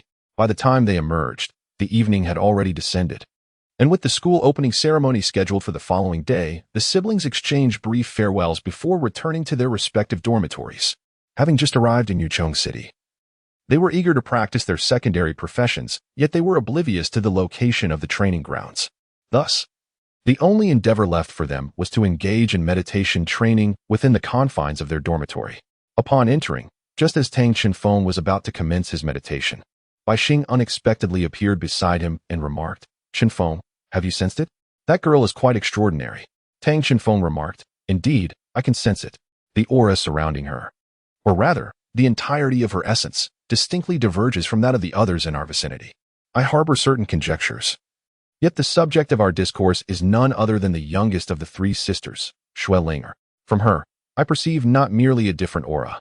I can discern that her spiritual domain and life force are exponentially more potent than those of an ordinary individual. Furthermore, there exists an unparalleled chill, well concealed yet still palpable to us, which serves as a testament to Xue Ling'er's extraordinary nature." Tang Qifeng harbored some suspicions, yet if his conjecture were accurate, why would Xue Ling'er appear in this perilous location? For her, this place could very well be the most treacherous on earth. Bai Xing remarked, "Your speculation seems plausible. She must be a 100,000-year soul beast undergoing reformation into human form. Within the soul master system, a 100,000-year soul ring is one of the most coveted treasures, comparable to a soul bone. Typically, a 100,000-year soul ring only emerges at the level of a title Douluo, and for a title Douluo, the distinction between a ninth ring of 10,000 years and that of 100,000 years is an entirely different realm in terms of strength and combat capability. Yet it remains a rare and elusive opportunity. The sheer scarcity of 100,000-year soul beasts is staggering. Even Tang Qifeng, residing near the Sunset Forest, learned from Grandpa Yi and Grandma Ling that the total count of 100,000-year soul beasts they had encountered, including those previously met, amounted to no more than 10, of which at least 3 had already been hunted. To confront a 100,000-year soul beast, one would require several title Douluo or elite limit Douluo, and during the hunting process, such soul beasts might even resort to self-detonation, rendering the endeavor fruitless. Therefore, achieving a successful hunt is exceedingly challenging. Even the current spirit transmission tower can barely produce a 100,000-year soul spirit, and these are generally not for sale. Only the upper echelons of the tower have access. However, the reformed 100,000-year soul beasts differ significantly. Upon transforming into human form, they become as vulnerable as ordinary people. Yet their elimination still grants access to a 100,000-year soul ring and soul bone. Although the federal laws currently prohibit the hunting of wild soul beasts over 10,000 years old, reformed soul beasts, provided they are documented, are afforded special protections. Yet, for soul masters, the allure of a 100,000-year soul ring is irresistible, especially one that could be so readily obtained. A 100,000-year transformed soul beast remains a soul beast until it reaches the 7th ring, but their energy circuits and meridians differ entirely from those of humans. At this stage, they can be identified by the spiritual power of a title Douluo. Tang Qifeng's spiritual power surpasses even that of a title Douluo by countless magnitudes, enabling him to discern the differences between a reformed soul beast and an ordinary human. This realization only deepens the enigma within Yunzong City. The number of individuals who have attained the title Douluo level is likely incalculable. Here, even an untransformed 100,000-year soul beast would find it difficult to survive. If Xue Ling'er truly is a 100,000-year soul beast undergoing reformation, what compels her to risk so much by coming here? Furthermore, why would she choose to undergo this transformation at all? On a snowy day, the enigmatic relationship between Xue Tianbing and Xue Mingbing remained shrouded in uncertainty. The following morning, as a ray of sunlight streamed through the window, Tang Qifeng awoke, his mind swirling with countless conjectures from the night prior. Despite his contemplations, an unsettling dissonance persisted in his thoughts. If Xue Ling'er were indeed a 100,000-year-old transformed soul beast known to the Federation, she would surely be under strict surveillance. How could she possibly be here? Alternatively, if she were a soul beast assimilating into human society, that too seemed implausible. For it was evident to Tang Qifeng that Xue Tianbing and Xue Mingbing's feelings towards Xue Ling'er were genuine, akin to that of true sisters. After much deliberation yielded no conclusive answers, Tang Chenfeng resolved to set aside his musings. He sensed no malice emanating from Xuelinger, believing that no troubles would arise, particularly within the confines of Yunqing. Following a night of introspection, Tang Chenfeng felt invigorated. Bai Xing had previously informed him that since the Starshine Stone had merged with his being, it would autonomously release energy, thereby propelling the growth of his soul power until he reached the next significant threshold. The transition from level 20 to level 30 was anticipated to be the most rapid and formidable phase, likely yielding a surge in soul power surpassing that which meditation could produce. Though he was cognizant of these developments, meditation had become an indispensable ritual for Tang Chenfeng, a habit cultivated since childhood and one that could not be easily altered. Thus, he remained resolute in his practice. Aside from the opening ceremony of the St. Luo Soul Master Academy, there were no pressing matters to attend to that morning, affording him ample time. After a brief morning routine, he exited the dormitory, accompanied by his beloved sister. Even by the local time, he had risen relatively early. While other students remained immersed in meditation or slumber, Tang Chenfeng and Yi Hongling were already en route to the dining hall. The meals in the academy's dining hall remained as delectable as ever. Had circumstances permitted, they would have relished the opportunity to indulge further. However, after being chastised the previous day, they exercised restraint, leaving satisfied yet not entirely full. Time passed swiftly, and as other students began to arrive, the two hastily departed to avoid unwanted attention. With the sun perched high in the sky, the opening ceremony of the academy commenced. The event unfolded in a grand plaza, where not only the newly admitted intermediate students gathered, but also the advanced students assembled to partake in the occasion. Tang Chenfeng stood at the rear of the new student formation, distinguished by his remarkable height among his peers. This position afforded him a vantage point to observe the entire assembly of students at the academy. The institution comprises only two divisions, the intermediate and advanced levels, without distinction of grades. The intermediate division consists of 6 classes, while the advanced division is limited to 3. Students who complete 3 years in the intermediate division and pass the final examinations may ascend to the advanced division. Those who gain entry into Yunqing City are predominantly elite soul masters of this age, rendering the academy's population quite sparse. The intermediate division houses approximately 200 students, which, when evenly distributed across the 6 classes, results in roughly 30 students per class. The advanced division is even more limited, with around 100 students, averaging about 30 per class. This implies that at least half of the students are eliminated when transitioning from the intermediate to the advanced division, underscoring the formidable challenge posed by the final examinations. Greetings, fellow students. Today marks the annual opening ceremony of the academic year. Now, let us invite Dean Ziyun to address us. Dean Xingluo, the head of the academy, is a middle-aged woman who appears to be in her 20s. She possesses an exquisite figure and strikingly beautiful purple hair, elegantly styled in a high ponytail, presenting a truly captivating presence. Tang Chenfeng focused his gaze and was astonished to discover that the esteemed Dean Ziyun of the St. Luo Soul Master Academy bore a striking resemblance to someone he had encountered before. Wasn't she the very instructor who had come alongside teacher Wulin Tian to recruit students? Coincidentally, at that moment, teacher Wulin Tian stood beside her, and there was no one else in her vicinity. Greetings, students. Each year at this time, I find myself reflecting on the bittersweet nature of our farewells. A cohort of intermediate and advanced students is graduating and departing from the academy. Yet, simultaneously, we welcome new students ascending from the intermediate level and fresh faces joining us. Ever since my arrival, the academy has functioned as a vital institution for our federation, continually nurturing and supplying competent talents. In the future, I hope you too will. The dean possessed remarkable oratory skills, delivering her heartfelt address without any notes, eloquently speaking for a full quarter of an hour before gradually concluding.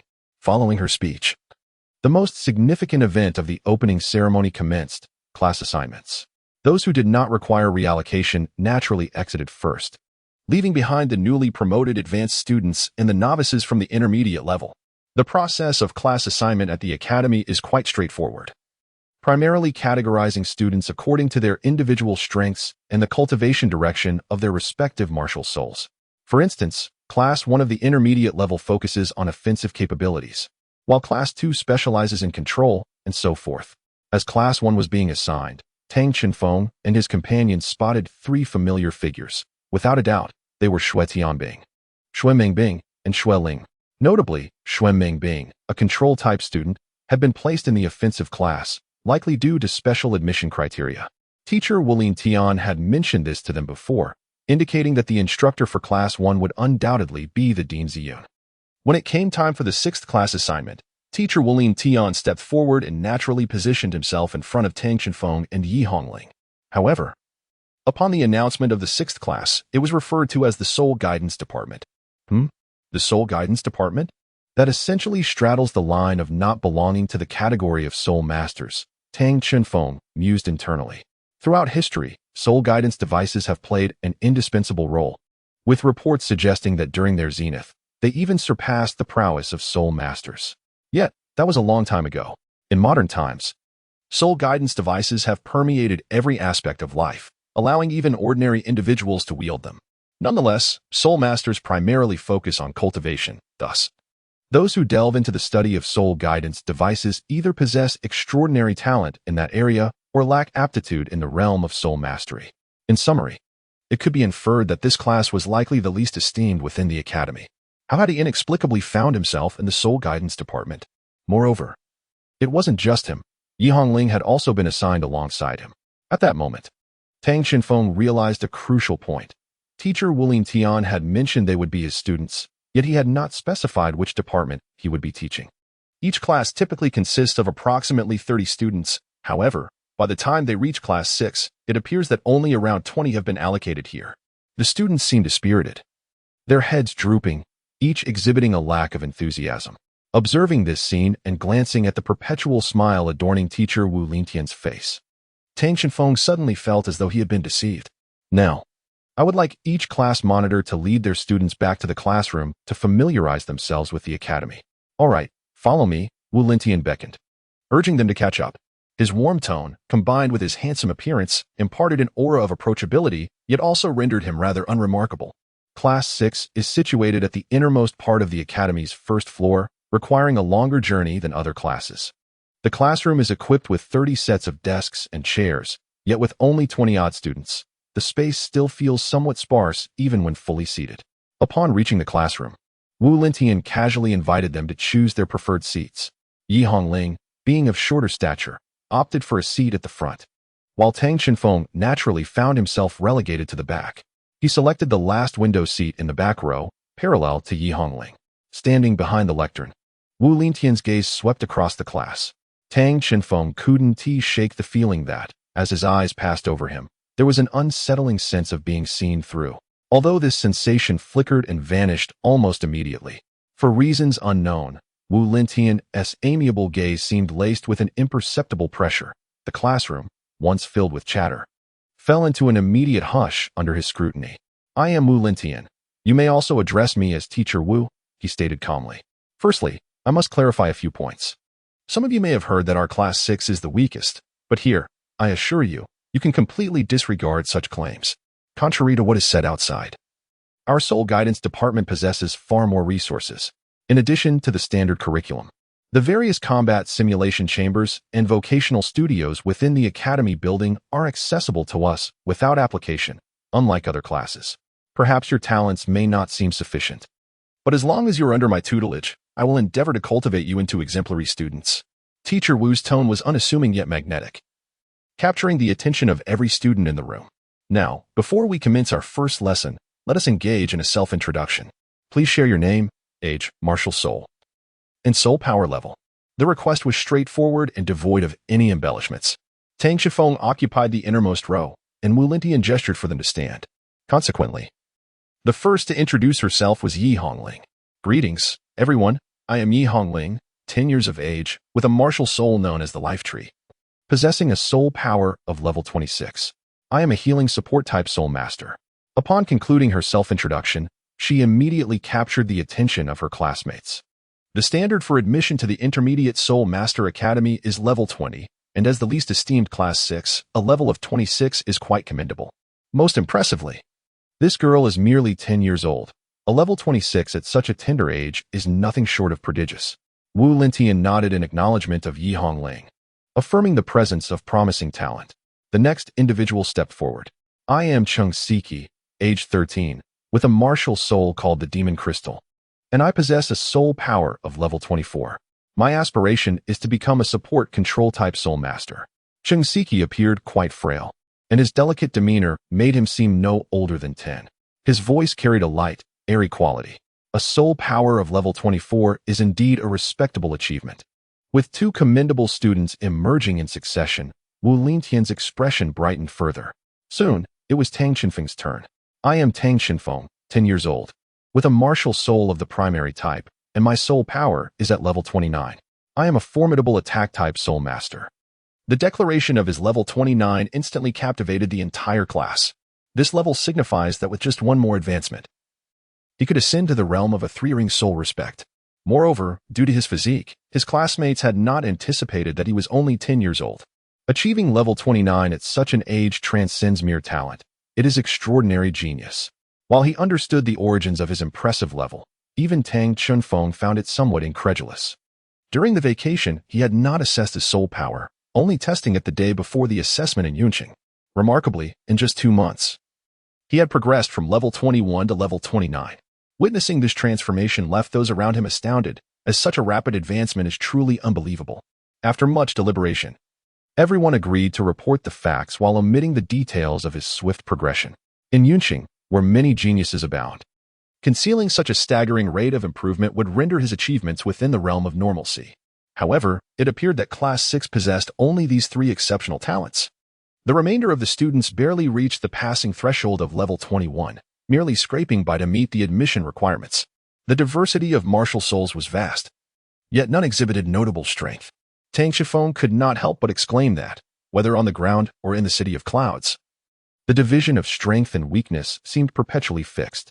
However, the expression on Wu Lintian's face remained unchanged, still adorned with a smile as he said, "Very well.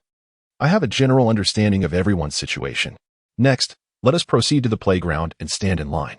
Upon hearing this, the crowd exchanged puzzled glances, questioning why they were heading to the playground.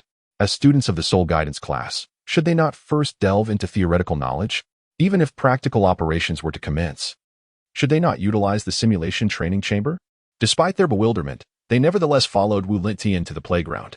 Standing in a line, Wu Lintian announced, "We will commence our combat class directly." A collective gasp of surprise escaped the lips of the students upon hearing his words. It seemed Wu Lintian had anticipated such a reaction, as he solemnly stated, "I know you must be wondering why, as students of the Soul Guidance class, we are starting with a combat lesson. Allow me to clarify. Most of you, upon joining this class, are undoubtedly aiming for one of 2 paths, mecha engineers or fighter pilots. However, neither of these professions is easily attainable. Without adequate physical conditioning, you may find yourselves unable to even board the most basic mecha. This practical exercise serves not only to select suitable candidates but also to assess whether any among you possesses the potential to become a soul master. Participation is mandatory for all." In that moment, the usually affable instructor transformed into an imposing figure, a sight that evoked a sense of déjà vu in Tang Xinfeng and Yi Hongling.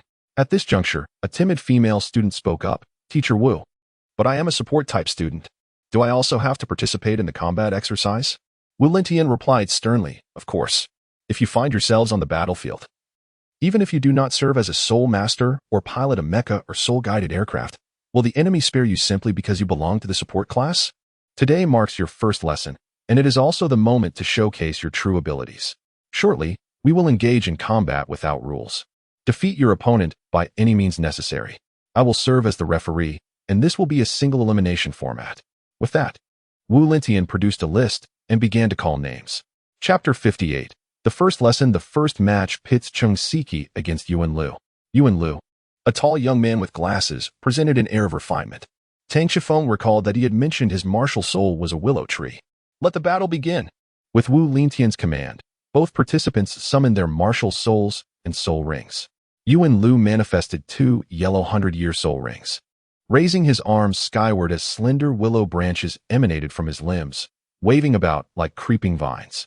Yuan Lu is a quintessential control-type soul master.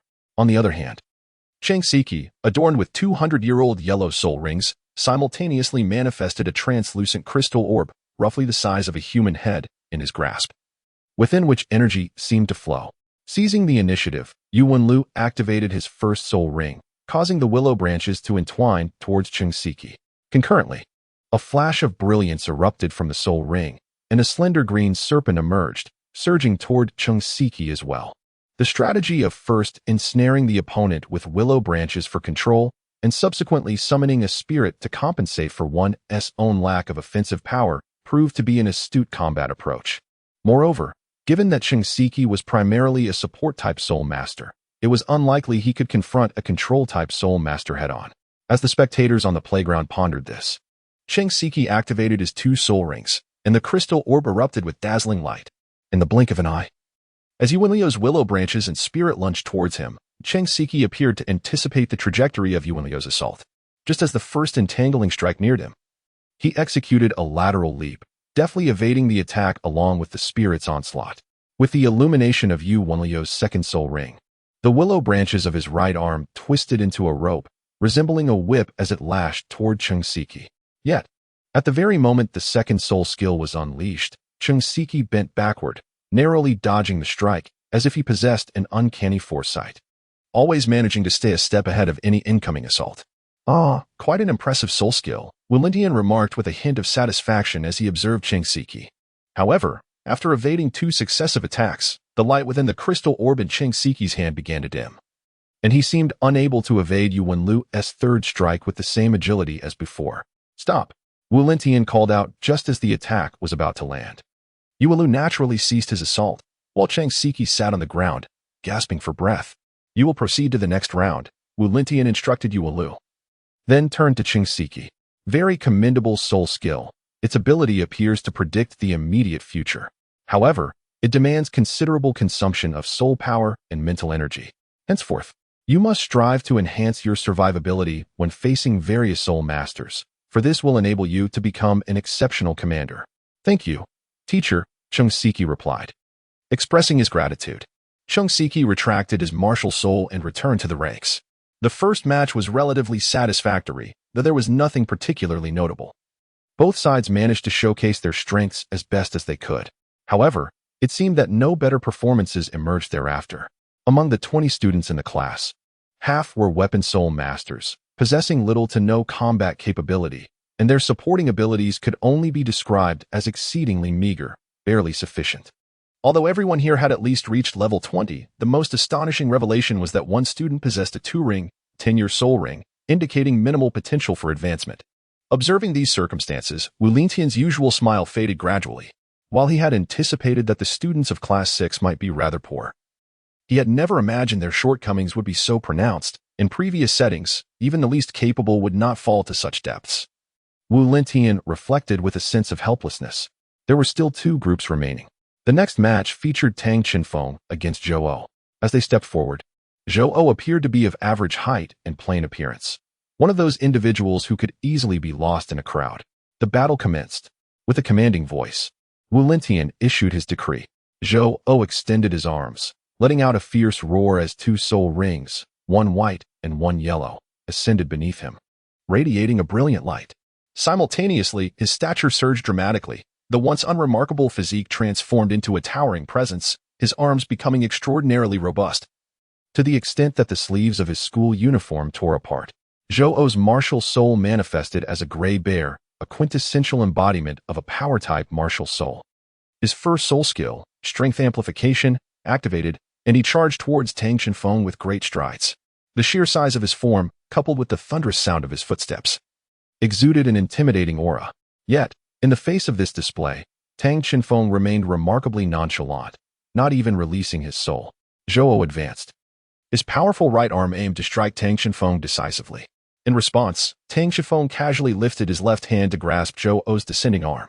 With a resounding thud, Zhou appeared significantly larger than Tang Qinfeng after activating his martial soul. Yet remarkably, Tang Qinfeng effortlessly seized his arm. Zhou attempted to break free from the iron grip of Tang Qinfeng's hand, but to his dismay, it felt as though it were a vice, unyielding despite his exertions. In a swift motion, Tang Qinfeng yanked Zhou's arm towards him and simultaneously kicked his supporting right leg, destabilizing Zhou's balance. Following this, Tang Qinfeng turned partially, placing Zhou-O's arm across his shoulder and executing an over-the-shoulder throw. Zhou-O experienced a disorienting 360-degree spin before being forcefully slammed onto the ground, his back striking the earth. The onlookers were left in stunned silence. After the self-introductions, they had a sense of each classmate's training direction, recognizing both Tang Qinfeng and Zhou-O as power-type soul masters. Yet, Zhou-O found himself utterly outmatched, and astonishingly, Tang Qinfeng had not even summoned his martial soul. Rising from the ground, Zhou-O clearly had not conceded, poised to retaliate against Tang Qinfeng. "Stop," Wu Lintian interjected, pointing at Zhou-O. "You have already lost. In both strength and skill, you have been bested by him." He then turned to Tang Qinfeng and inquired, "Why did you not utilize your martial soul?" Tang Qinfeng pondered for a moment before speaking. "I often train with my grandfather, who frequently advises me to keep some cards close to my chest. I can approximately gauge the disparity in strength between myself and my opponent. This battle does not necessitate the use of my martial soul, as one does not wield a sledgehammer to crack a nut." He could hardly confess that this was largely due to being unceremoniously bested by his grandfather during their home training sessions, where his grandfather refrained from using his martial soul. Wu Lintian, resting his chin on his hand, remarked, "Though your reasoning holds merit, this confrontation is intended to assess your abilities. In future encounters, you must unleash your martial soul. Moreover, I must remind you that concealing one's strength and wielding excessive force are not synonymous. In genuine combat, even when a lion hunts a rabbit, it must exert its full strength, leaving no opportunity for the opponent, not even the slightest. You have advanced. Now await the next match." This method of instruction bore some resemblance to his grandfather's approach, yet fundamentally, it seemed distinct. Tang Qinfeng returned to his position in the line. Yet he felt a twinge of concern. The upcoming match featured Yi Hongling against Gu Xinran. Yi Hongling was a pure support-type soul master. How would she engage in battle? This was the question that troubled Tang Qinfeng most. Her adversary, Gu Xinran, appeared to be a young girl of about 15 or 16. Wielding the martial soul of the purple-blue flower, a rather commonplace plant-type martial soul. Typically, one would expect her to be a support or control-type soul master. However, Gu Xinran had positioned herself as an assault-type soul master. Yi Hongling, with a resigned expression, addressed Gu Xinran, "Sister, I'm a pure healing-type soul master and not skilled in combat. Please show mercy." Gu Xinran, glancing at the evidently younger Yi Hongling, gave an okay gesture. "Rest assured, little sister, I will be gentle. Begin." At Wu Lintian's command, both combatants unleashed their martial souls and soul rings simultaneously. Gu Xinran had 2 yellow 100-year soul rings, while Yi Hongling displayed 2 purple 1,000-year soul rings. The emergence of 2,000-year soul rings was indeed astonishing. It marked the first instance in Class 6 where soul rings of colors other than white and yellow had appeared. Gu Xinran, having sized up her opponent, was momentarily taken aback but quickly regained her composure, reasoning that Yi Hongling was merely a healing-type soul master. As Gu Xinran activated her purple-blue flower martial soul, clusters of purple flowers sprouted around her like mushrooms after a spring rain. Everyone watched intently, eager to understand how these seemingly innocuous flowers could be capable of an assault. Gu Xinran's first soul ring lit up, and the once harmless purple-blue flowers suddenly stood more resolute, their petals gleaming with a metallic sheen. "Ah, now I understand." Wu Lintian mused inwardly as he began to grasp why Gu Xinran identified herself as an assault-type soul master. Logically speaking, there seemed to be no correlation between Gu Xinran's purple-blue flower martial soul and the aggressive combat style she claimed to embody. Yet she embarked on a path unlike any other. Gu Xinran's first soul skill, named metallization, lives up to its name. This skill allows her purple-blue flower to transform into metal. When the petals become metallic, they morph into incredibly sharp blades. Gu Xinran has tested this, discovering that the blade-like purple-blue flower can even slice through stone slabs. Naturally, Yi Hongling would not remain idle. She unleashed her martial spirit and simultaneously activated her first soul skill, Life Domain. The domain, exuding a rich essence of life, enveloped the entire arena in an instant. And all present felt that unparalleled vitality, as if their very souls were purified within this realm of life. However, for the adversarial Gu Xinran, the experience was starkly different. The moment she was engulfed by the life domain, she felt as though her soul had been violently struck, engulfed by a sense of reverence. Her strength seemed to evaporate in an instant, rendering her martial spirit somewhat ethereal. The life domain of Yi Hongling radiated the aura of a life bearer. a child of nature. For a plant-based martial spirit, attacking it would be akin to assaulting one's own deity, devoid of distinction. At this moment, Gushinran was still struggling. Yet she felt as though a great mountain was pressing down upon her, leaving her utterly immobile. How infuriating. Her martial spirit was completely suppressed, leaving her with no choice but to risk everything. Gritting her teeth, Gushinran's first soul ring shone brilliantly, and the previously metallic-hued purple-blue flower transformed into a steel flower. Now it became clear to Wu Lingtian.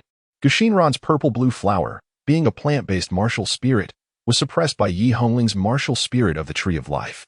However, Gushinran's first soul skill allowed her martial spirit to adopt a golden attribute, while the essence of the martial spirit remained unchanged. The gold element within Gushinran's spirit had temporarily surpassed the wood element, thus alleviating the pressure significantly. Yet, if she fully unleashed her first soul skill, it was likely that her soul power, given her second ring cultivation, would not sustain for long. The outcome of the forthcoming strike was now in question. As anticipated, beads of sweat began to appear on Gushinran's brow. She could feel her soul power rapidly depleting. Nevertheless, this was sufficient. The pressure from the martial spirit suppression had notably diminished. Her opponent was merely a support-type soul master devoid of any offensive capabilities. As long as she could mount an attack, victory was assured. Gushinran activated her second soul ring, and the now metallic purple-blue flower rapidly grew, transforming into sharp, elongated whips that lunged toward Yi Hongling. Yi Hongling, witnessing the impending assault, found herself at a loss. For she was not an offensive soul master and could only resign herself to elimination. As the sharp strikes approached, Wu Lingtian did not call for a halt as he had previously. Instead, he stood by, seemingly awaiting something. Tang Chenfeng, observing that Wu Lingtian had not called for a halt, felt a surge of anxiety as the impending attack drew near. Teacher Wu, why are you merely watching? Please, terminate the match. However, an astonishing event unfolded before their eyes. Just as Gushinran's assault was about to land, Yi Hongling's soul ring suddenly emanated a brilliant green-gold radiance. From within the rings, a purple-green figure emerged. It resembled a humanoid female juvenile, approximately 50 centimeters tall, with a lower half akin to an unbloomed flower bud resting upon verdant leaves. Adorned with silvery purple hair and bluish-green skin, its striking blue eyes exuded an irresistible charm. Upon its sudden appearance, without hesitation, it positioned itself in front of Yi Hongling to shield her from the incoming metallic thrust. As it did so, the flower bud beneath it unfurled, revealing its lower half and a central yellow stamen reminiscent of a core. With one finger pointed at Gushinran, energy surged from the flower's heart, conjuring a fist-sized energy sphere that shot forth, accompanied by 4 sharp spikes directed towards Gushinran. The moment the metallic violet flower of Gushinran made contact with the energy sphere, it melted away as if ice met flame. The ensuing spikes followed closely, and before anyone present could comprehend the situation, the tide of battle had drastically shifted. Just as the lethal spikes were about to strike Gushinran, she felt a sudden movement beside her. A figure had appeared and, with bare hands, seized the 4 incoming spikes, halting them right before her. The battle concluded, with Yi Hongling emerging victorious. Wait, Teacher Wu, I haven't lost yet. Gushinran protested from behind. Wu Lingtian turned to her, stating, the deadly poison of the mandrake flower would have rendered you unconscious had I not intervened. As he opened his hand, revealing the grasp on the spikes, it became evident that a faint purple gas emanated from the deep green spikes. Yet, being an energy entity, it dissipated shortly thereafter. Upon hearing about the mandrake flower's toxicity, Gushinran instinctively took a step back. Meanwhile, the spectators began to murmur amongst themselves. Is that a spirit?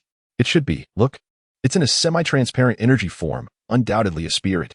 So, she relies on a spirit for combat? Spirits, aside from providing soul rings necessary for soul masters, can even assist their hosts in battle if they possess sufficient strength. However, most spirits today are artificial and lack sentience.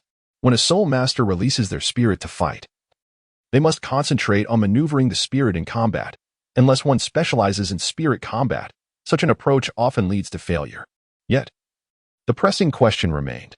Yi Hongling herself had never fused with a spirit, so where had this spirit come from? The ethereal spirit that emerged seemingly from nowhere appeared increasingly familiar to Tang Chenfeng and Yi Hongling. Was it not the mandragora flower that had triumphed over the Snow Sisters in the simulated realm? It had transformed into a spirit and now resided within Yi Hongling. Yet, could such phenomena truly occur? as they observed the mandragora flower spirit swirling around Yi Hongling, seemingly seeking to endear itself to her. It did not seem like a misfortune. Rather, it could serve as a guardian of her safety, Tang Qinfeng mused. The confrontation between Yi Hongling and Gu Xinran concluded with Gu Xinran's defeat, signaling the end of this combat trial. Tang Qinfeng stepped forward, but abruptly, Wu Lintian called out to him at the conclusion. Tang Qinfeng was uncertain about what had transpired, yet he stepped forward nonetheless. Wu Lintian remarked, "The essence of this competition is to foster a deeper understanding of you all. I have observed everyone else, but you have not unleashed your martial soul during the battle. Thus, you must face one more match."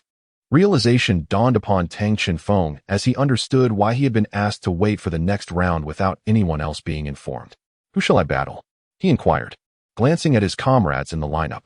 Wu Lintian smiled gently, setting down the roster before approaching Tang Qinfeng. "Your next opponent is I?" "What?"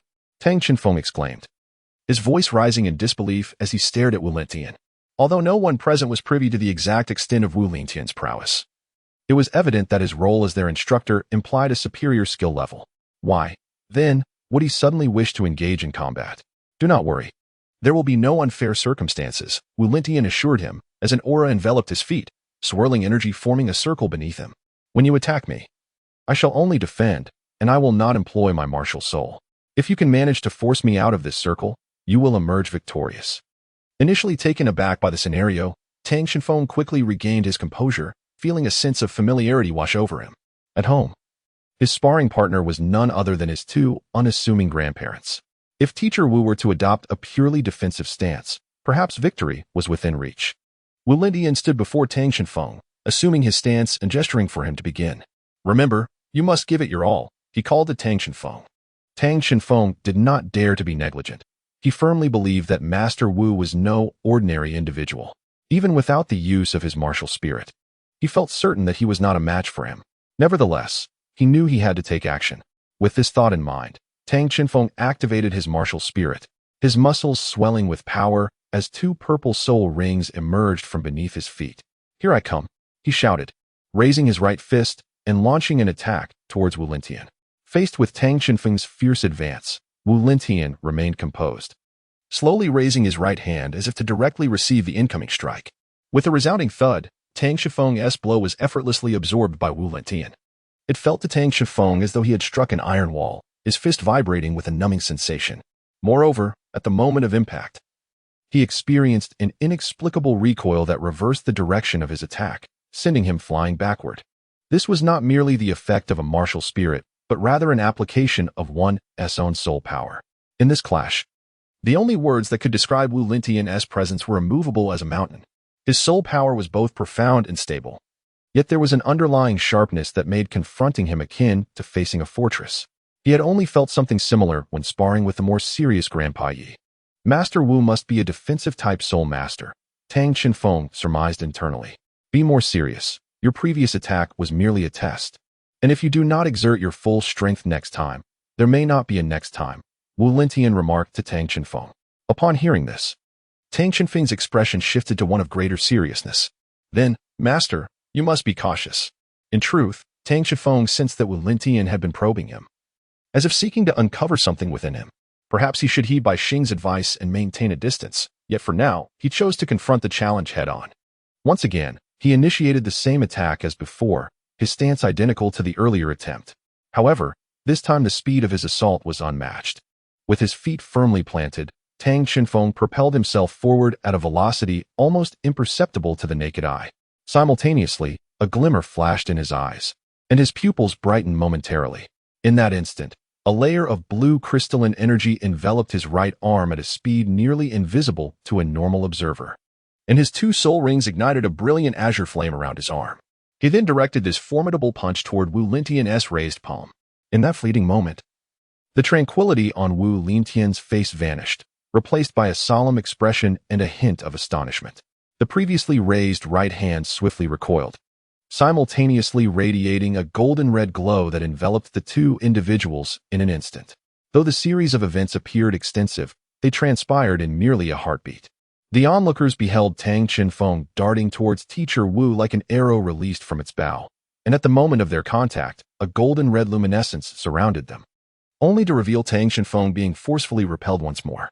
However, this outcome diverged significantly from the last. It was not only Tang Shenfeng who was sent flying, but remarkably, Wu Lingtian also took a step back, one foot having departed from the confines of the drawn circle, while a golden shield manifested in his right hand. This grand golden shield could nearly shield Wu Lingtian's entire upper body, intricately adorned with a plethora of runes, with a round red gem at its center from which the runes radiated outward. Yet, this masterpiece of a shield bore a visible crack, precisely at the point where Tang Shenfeng had struck. Not only had Tang Shenfeng forced Wu Lingtian to retreat a step, but he had also compelled the emergence of his martial soul. Wu Lingtian gazed at the fissure in the shield, momentarily taken aback, but the surprise soon faded, replaced by a more radiant smile. It seems I have finally found the person he spoke of. Chapter 60. Mecha Piloting Training Base. With this conclusion, the combat class has indeed reached its end. Tang Shenfeng rubbed his fists and rose from the ground, realizing that he had exerted himself a tad too forcefully. The radiant light of the universe empowered his attacks, rendering them nearly invincible. However, it offered no defensive capabilities, and the impact of his punch against the shield was undeniably painful. At this moment, Wu Lingtian had returned, nodding at Tang Shenfeng as he spoke. Your strength is commendable. In terms of power, I dare say no one in our class could rival you. You are fine now. Return to your position in line. Wu Lingtian stood at the front of the formation, restoring his previous demeanor. To be frank, I did not harbor high expectations for you all, as there are numerous prodigies in Yunzong City, and compared to them, you seem to lag significantly. However, it appears there are still individuals among you who can be regarded as geniuses. At this juncture, Wu Lingtian produced a list from his hand: Cheng Siki, Gu Xinran, Yi Hongling, and Tang Shenfeng. You have all performed admirably, but the remaining individuals must strive harder elsewhere. His tone turned somewhat indifferent when referring to those left behind. Now, let us return to the main topic. This class aims not only to enhance our communication but also to observe your performance as soul masters. Do not be disheartened if you are not selected. Wu Lingtian addressed the group. Upon hearing the mention of mechas and fighter jets, everyone in the arena instantly perked up. On one hand, piloting mechas and fighter jets represented a promising future for most of them. On the other, it was common for individuals their age to have a keen interest in soul-guided mechas and aircraft. Before long, the members of Class 6 arrived near the mecha training grounds of the academy. The St. Luo Soul Master Academy boasted the largest mecha training base in all of Yunzong City. Among the students emerging from this institution, many excelled in piloting mechas and fighter jets, with some even ascending to become ace pilots and high-ranking generals in the Federation's military. However, it seemed that the Academy's focus on mecha pilots, rather than exclusively on soul master training like other institutions, was the reason for the relatively lower quality of its soul masters. Consequently, the Academy's ranking within Yunzong City, which emphasized soul master cultivation, often hovered in the upper middle tier. Upon arriving at the mecha training base, the students quickly grasped the extent of the Academy's investment in mecha pilots. The entire training facility comprised a substantial building and a dedicated training ground. The size of the training facility is nearly equivalent to that of the academic building. But what truly astounds is the training ground itself. Its expanse rivals that of an airport, occupying a third of the Academy's total area. On this vast, open terrain, one can observe rows of white and yellow mechs and aircraft engaged in training exercises and simulated combat. The mechs and aircraft are categorized into various tiers, akin to the soul rings of soul masters, with 7 distinct levels ranging from white to gold. Generally, white tier mechs are designated for training purposes, while those of yellow tier and above are utilized as military weapons. The predominant presence in the training ground is that of white mechs. After surveying the training ground, we proceeded to enter the training base. Upon reaching the main entrance, we witnessed Wu Lingtian directing his soul-guided communicator towards the scanner affixed to the gate. With a beep, the metallic doors swung open to either side. Upon entering the training base, everyone was immediately taken aback by the spectacle before them. The first sight to capture our attention was a spacious hall, its ceiling soaring to at least 100 meters. At the heart of the hall, 2 objects incessantly drew the gazes of all present. To the left at the center of the hall stood a mech, entirely black in hue, boasting a humanoid form with fluid curves and an ornate design, adorned with intricate components that exuded an aura of mystery and power. Its dark exterior emitted a faint, deep blue luminescence, suggesting it was crafted from a unique alloy. Tang Shenfeng swiftly deduced that this mech was forged from stormwater silica alloy, a composite of 3 metals known for its lightweight yet incredibly resilient properties, with an exceptionally high forging difficulty, one that Tang had yet to attempt himself. This mech stood approximately 8 meters tall. It was said that in earlier times, the size of a mech inversely correlated with its tier, where lower-tier mechs were often larger. For instance, white-tier mechs of that era typically exceeded 20 meters in height. Conversely, higher-tier mechs were smaller, with some measuring merely around 3 meters. In the present day, most mechs fall within the range of 3 to 10 meters in height, with 8 meters being the standard design specification. To the right of the hull, there rested a soul-guided warplane, more accurately, an interstellar soul-guided fighter. In this age, both aircraft and mechs are capable of operating not only within the atmosphere, but also in the vastness of space. In the cosmos, mechs undoubtedly serve as the most versatile tools, functioning as engineering machinery or combat weapons, adept at fulfilling a myriad of tasks and demands. However, in terms of combat, aircraft can significantly outclass mechs. The soul-guided fighter jet, soaring at full throttle, exhibits a velocity and maneuverability far surpassing that of mechs. It is exceedingly challenging for mechs of the same caliber to contend with such a fighter. The jet's black exterior radiates a deep blue luminescence, indicating that it is crafted from the same stormwater silicon alloy as the adjacent mech. Measuring approximately 12 meters in length, the aircraft boasts a sleek, elongated form. Adhering to the standard design specifications, its wings are relatively narrow, and the entire structure of the jet presents an indescribable aesthetic beauty. All present are captivated by the sight of these two mechs, and the fighter jet, and Tang Chinfeng, is no exception. However, there is an additional aspect that intrigues him. Upon closer inspection, one can discern numerous small indentations on the surfaces of the mech and the jet. These are not imperfections. As Tang Chinfeng immediately recognizes, they are marks left from the forging process, specifically hammer marks produced solely by a forging hammer. This indicates that both the mech and the fighter jet are handcrafted. The direction of the hammering marks is consistent, their size is uniform, and the seams between the outer shells are nearly seamless. Furthermore, they are entirely constructed from metals of a quality exceeding that of thousand-fold refinement. Achieving such craftsmanship suggests that the creator possesses an exceptional understanding of their design. Thus, the individual responsible for their creation is either part of an elite team or a prodigy capable of serving simultaneously as designer, forger, and craftsman. Tang Chinfeng felt a surge of excitement within. Perhaps one day, he too could create a mech and an aircraft that belonged solely to him. At that moment, Wu Lintian interjected, stating that these two machines were said to have been individually designed and crafted by each of their predecessors. He was hailed as a genius who emerged once in a century, adeptly juggling the roles of designer, forger, manufacturer, and repairer. Currently, he was pursuing further studies in a distant land. However, the two machines he left behind still stood as a testament to the Academy's glory. Upon hearing this, Tang Chinfeng promptly inquired, "Teacher Wu, does the Academy have a training room for practicing secondary professions?" Wu Lintian replied, "Indeed. It is located on the top floor of the training base. However, prior approval is required, and one must possess a Forge Master's professional insignia. Furthermore, for now, you all must accompany me to practice mecha control." Chapter 61. Simulated mecha piloting under Wu Lintian's guidance. The students of Class 6 arrived at the elevator in the base's hall.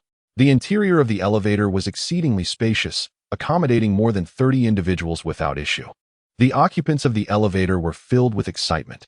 For them, the mecha simulation cockpit was a rare sight not easily encountered, let alone an opportunity to operate one.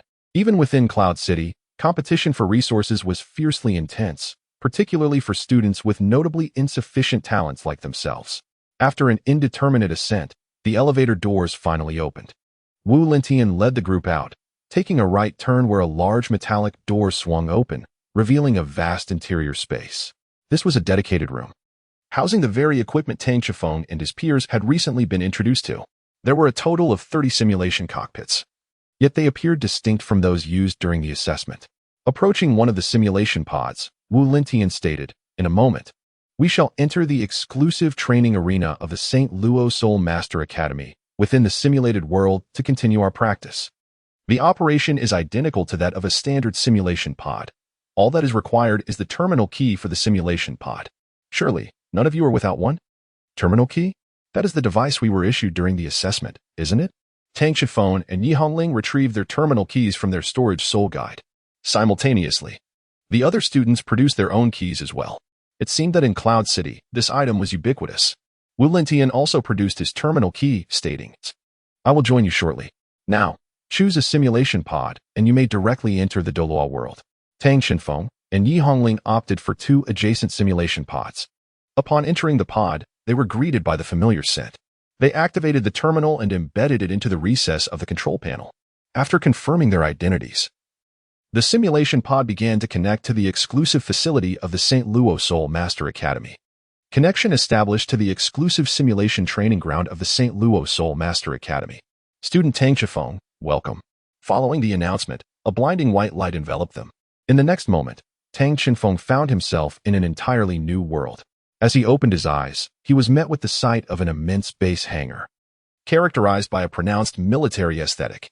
The surroundings were constructed from robust steel, with rows of white mechas standing in their respective base, resembling an army of steel giants poised for action. "Welcome, students, to the exclusive virtual training ground of the St. Luo Soul Master Academy," announced Wu Lingtian, who stood on the boarding platform of the mecha base. Wu Lingtian continued, "My mecha piloting class will not be bound by excessive regulations. What I am eager to witness is your innate talent for mecha piloting. Before you are the system's default mecha models, a total of 35. Feel free to select one and attempt to pilot it. Directly piloting? Aren't you going to demonstrate or explain anything to us?" A voice from the students echoed, reflecting what many were thinking. Wu Lingtian smiled slightly. "Rest assured, the current mecha cockpits are far more user-friendly than you might imagine. Allowing you to express your creativity is the best way to gauge your talent." The students exchanged glances, feeling somewhat at a loss. It was indeed typical of their class teacher to adopt such a casual attitude. Wu Lingtian then gestured grandly. "Now, board your mechas, activate your communication devices, and remember to report your connection." "Understood." The students turned and hurried towards their mechas.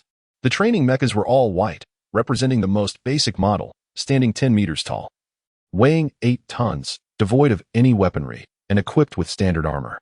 Ascending the staircase to the cockpit entrance, Tang Xinfeng was struck by awe as he entered the cockpit. It was completely unlike what he had envisioned. The interior resembled another mecha simulation pod. Tang Xinfeng pondered, "Is this the cockpit of a mech? It appears rather different from my expectations. However, there is no time to dwell on such thoughts. I must first adhere to the instructions and enter the cockpit." The mech stands approximately 10 meters tall, thus the cockpit is not particularly spacious, resembling a spherical chamber with a diameter of about 2 meters. Nevertheless, it is sufficient for an individual to move freely within. As Tang Xinfeng entered the cockpit, a series of electronic prompts resonated through the air. "Please stand in the center of the cockpit. A scan will commence shortly to activate the motion linkage simulation system." With the conclusion of the electronic announcement, the cockpit doors swiftly sealed shut, illuminating the interior in an instant. Simultaneously, a multitude of virtual holographic screens materialized before Tang Xinfeng. Despite their abundance, the concise nature of the information displayed allowed him to quickly locate and activate the communication button, establishing a connection to the communications network of the other cockpits. Once the network was successfully linked, Wu Lingtian's voice echoed through the communication system. "Excellent. All communications are now established. It appears you are all adapting quite well. I shall now transfer the piloting equipment to you." As Wu Lingtian's words resonated, a pair of gloves, foot rings, and a set of 3D glasses appeared before each of the students in the cockpit. Wu Lingtian's voice continued, "Put these on. The mechs here utilize a motion synchronization system. By donning these devices, you will enable the mechs to reflect your movements." The motion synchronization system, it is said, drew its inspiration from the Soul Tower's spirit platform and virtual simulation pods. Through a series of devices, pilots can synchronize their bodily movements with the mech, allowing for more efficient and refined actions, surpassing the capabilities of the previous joystick-operated mechs. This method of operation is colloquially referred to as simulation, the simulated cockpit of the simulated cockpit. However, this system imposes certain requirements on the pilots. It necessitates the pilot's mental strength as an auxiliary control to ensure precise execution of movements.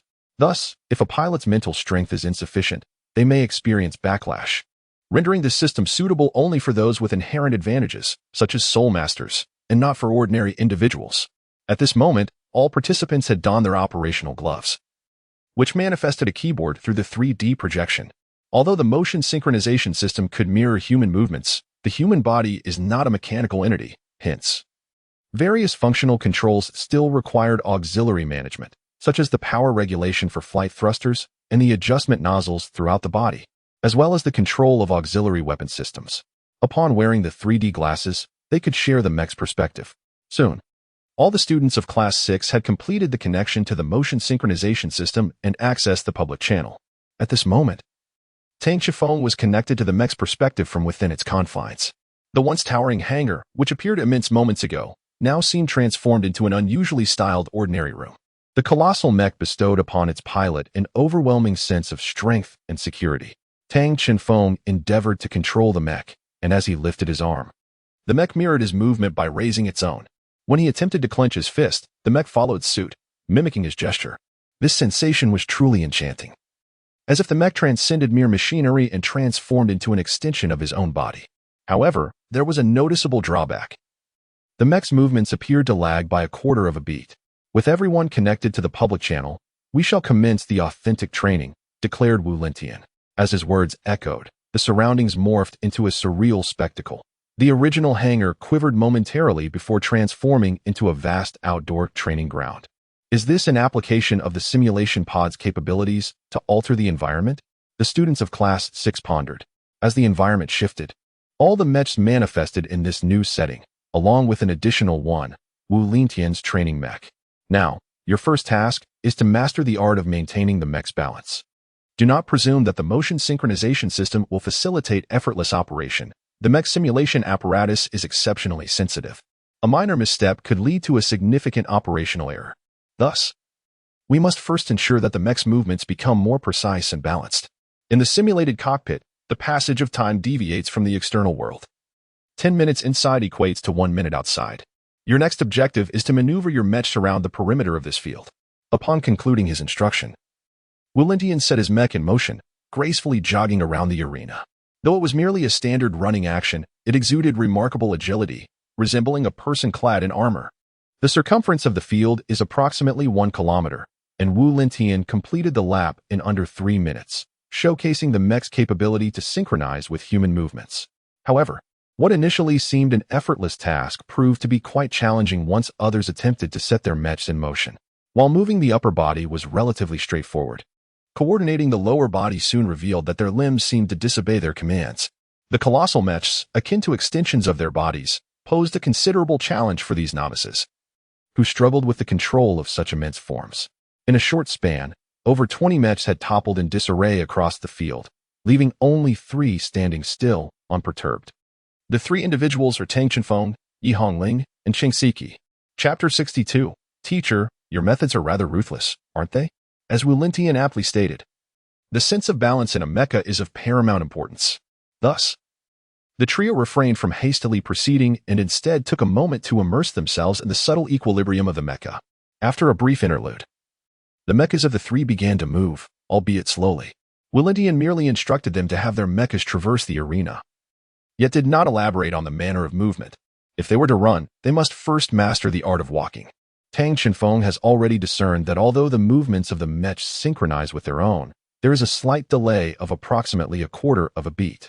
Moreover, the mech's auxiliary sensors are quite sensitive, which can easily lead to a loss of balance. Given this, it is prudent to proceed slowly until they regain their sense of equilibrium before continuing their actions.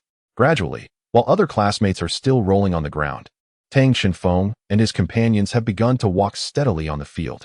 Everyone should remain calm. After getting up, they should walk slowly and wait until they find their balance before advancing further. Meanwhile, Tang Shifeng is also imparting his skills to the others as he moves. Perhaps inspired by his encouragement, those who were previously tumbling on the ground have begun to rise one by one, embarking on the journey of mastering their techniques. Concurrently, the speed of the 3 mechs under Tang Shifeng's command has begun to accelerate, transitioning from a slow walk to a brisk pace, eventually evolving into a light jog. Among them, Tang Shifeng has reached the fastest speed, reminiscent of his previous experience controlling a mech, while Cheng Siki follows closely behind, and Yi Hongling takes the 3rd position. Wu Lentian observes the trio and muses to himself about their impressive talents, believing they should be ready for the arena soon. Before long, the 3 have completed a lap, and the other classmates in Class 6, having grasped the techniques, are also finishing their tasks. At this moment, Wu Lentian pilots his own mech into view of the group. Simultaneously, his communication system projects directly into the cockpit of the mech. Very good. It seems you all have started to stabilize your movements. However, remember that the battlefield for mechs extends beyond the atmosphere. The primary focus is on combat capabilities in outer space.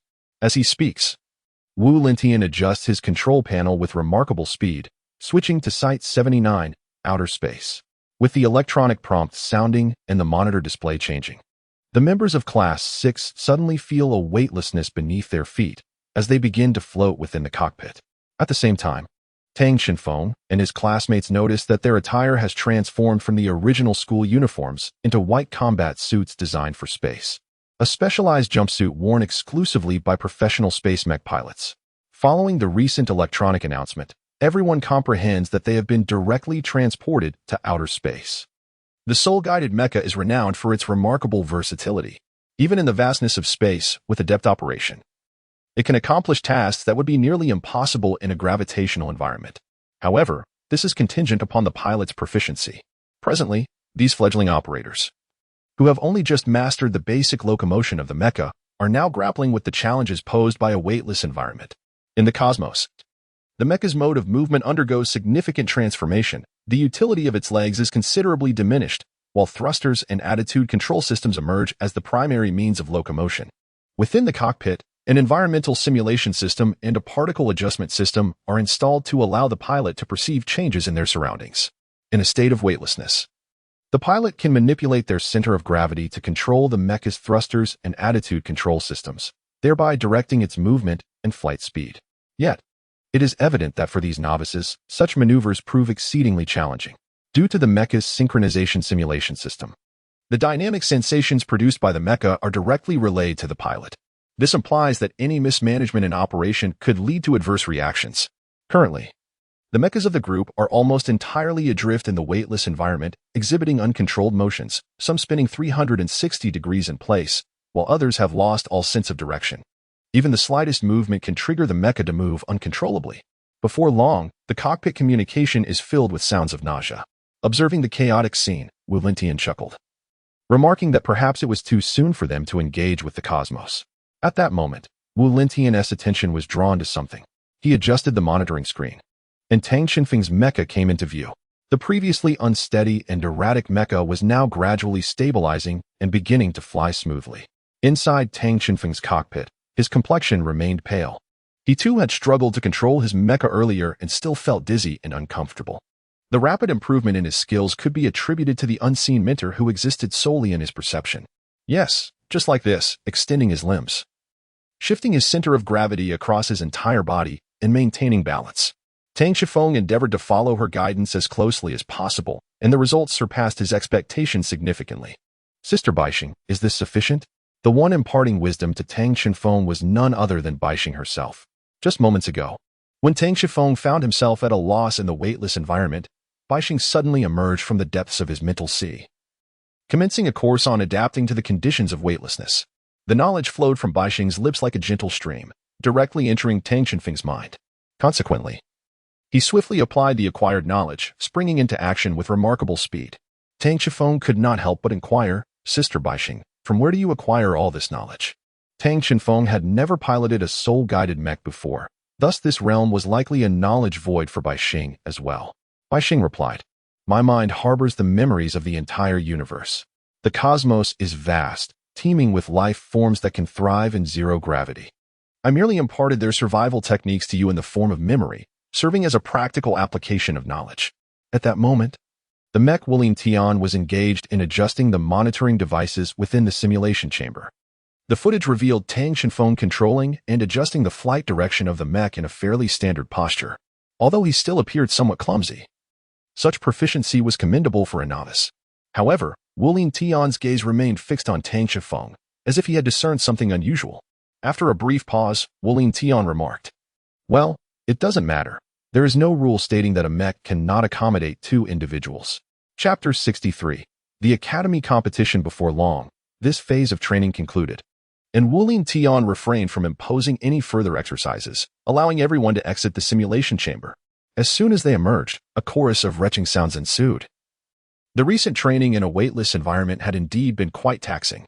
Once Wu Lintian exited the chamber, he opened the door to the training room and announced, "The restroom is right across the hall." The group promptly rushed out, including Guxinran, who had performed admirably in the previous combat competition. In the now empty training room, only Tang Chenfeng, Yi Hongling, and Cheng Siki remained. Cheng Siki appeared somewhat pale but was managing, while Yi Hongling's condition was more concerning. She nearly collapsed to the floor, her complexion ashen and weak. "Ling, are you all right?" Tang Chenfeng inquired, supporting the waning Yi Hongling with concern. "I'm fine, really," she managed to say, her words muffled as she covered her mouth with her hand. Wu Tian interjected, "While I do not advocate for pushing yourselves too hard, I admire your tenacity."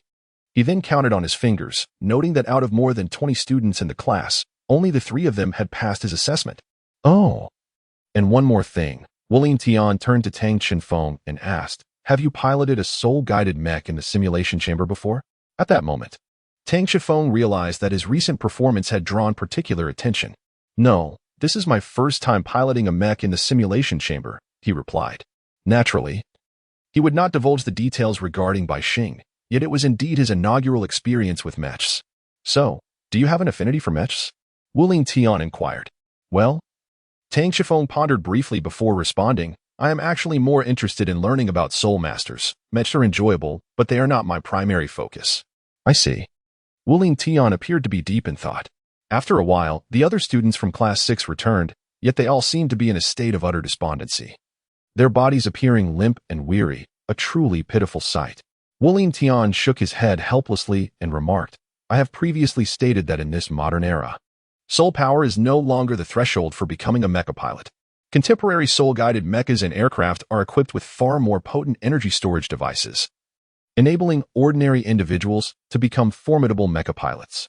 However, a robust physique is undeniably the foundation for any mecha pilot. Without a sound body, one cannot withstand the internal shocks and high-intensity combat of a mecha.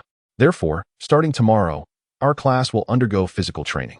Mornings will be dedicated to physical conditioning, while afternoons will focus on theoretical knowledge. That concludes this morning's lesson. You may arrange your time freely for the afternoon." Wu Tian's words, rather than merely being a lecture, were a presentation of facts. Most in the class understood their lack of innate talent and recognized the difficulty of progressing on the path of soul cultivation. Becoming a mecha pilot was a potential avenue for them, and to advance further along this path, they would need to exert greater effort. "Tang Chenfeng, Yi Hongling, Cheng Siki, Guxinran, please come to my office," he continued. "The rest of you may disperse." After delivering his instructions, Wu Tian led the 4 students toward the teaching building. The 4 exchanged puzzled glances, uncertain of the purpose behind their summons to the office. Upon their arrival, Wu Tian was seated at his desk. His demeanor markedly different from the earlier joviality. He now wore a serious expression, indicating that he had something significant to convey. "Could it be that our performance earlier had been so lacking as to disappoint Mr. Wu?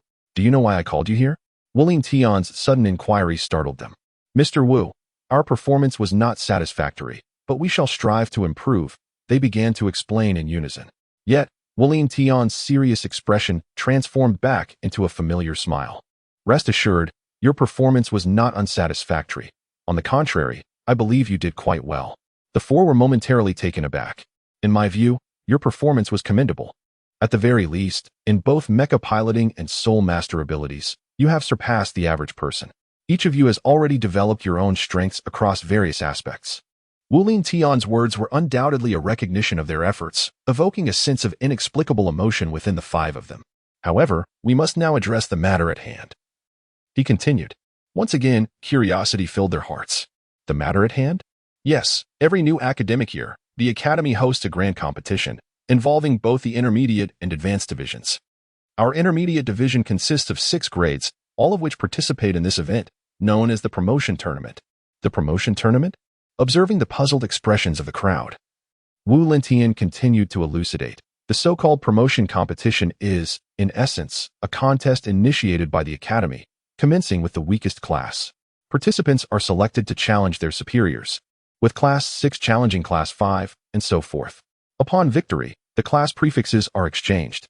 This implies that should we triumph over Class 5, we would no longer be regarded as the bottom-tier Class 6 of the first year, but rather as Class 5. The lower-ranked classes determine the number of challengers. and upon victory, they may continue to challenge forward until they suffer a defeat, progressing from the intermediate division to the advanced division. The ultimate accolade is the title of Class 1 for the year. Furthermore, if one continues to challenge higher grade classes and emerges victorious, each initial victory in such a challenge will yield rewards. Tang Chenfeng remarked. So, our class is the first to initiate the challenge? Among all 6 classes in the intermediate division, our class 6 ranks last, which means they are the underdogs of the entire division. Indeed, Wu Lintian nodded, recognizing that this was a battle for honor for the class. Furthermore, should they succeed in challenging a higher tier, the rewards would be quite substantial. Wu Lintian continued.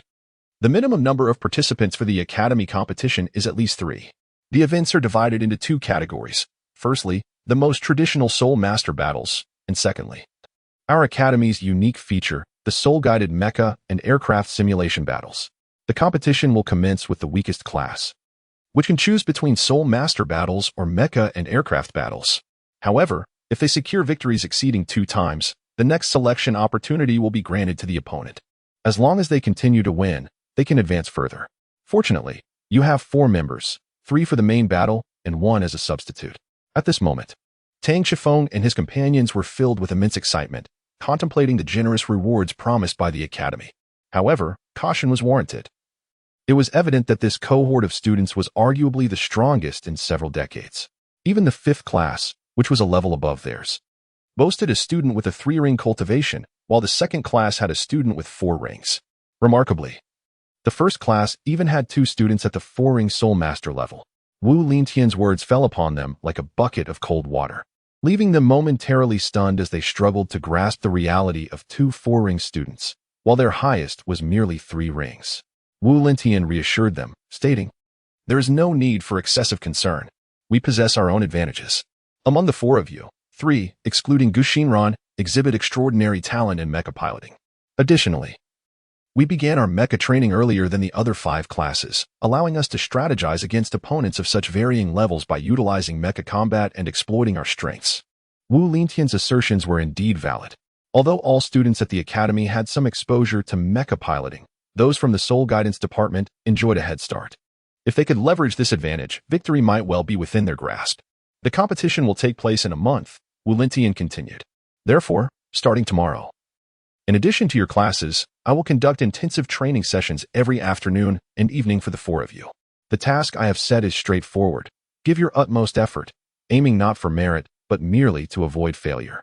With that, he dismissed them, allowing the 4 to return. Upon exiting the office, they engaged in a brief discussion and ultimately decided to return to their classroom to deliberate on their tactical arrangements. It was now midday, and most students had already made their way to the cafeteria, leaving the classroom emptier than usual, with only the 4 of them remaining. What kind of strategy should we arrange moving forward? Gu Xinran inquired, clearly invested in the upcoming promotion match organized by the academy. For them, achieving a higher rank would likely yield more resources beneficial for their cultivation. I believe that in a Soul Master duel, we should let my brother take the lead, while Cheng Siki and I provide support. This should significantly enhance our chances of success, proposed Yi Hongling from the side. Come on, Hongling, don't exclude me outright. I have some strength too, Gu Xinran protested. My apologies, Yi Hongling replied. Tang Chenfeng interjected, perhaps we should consider Wu Lintian's advice more closely. In terms of both soul power and cultivation level, we are significantly outmatched by the other classes. Thus, our focus should not solely be on Soul Master battles. We should also contemplate mecha combat strategies. Indeed, as Wu Lintian previously remarked, they do not possess an advantage in the realm of Soul Master battles, which is why opting for mecha combat remains their most prudent choice.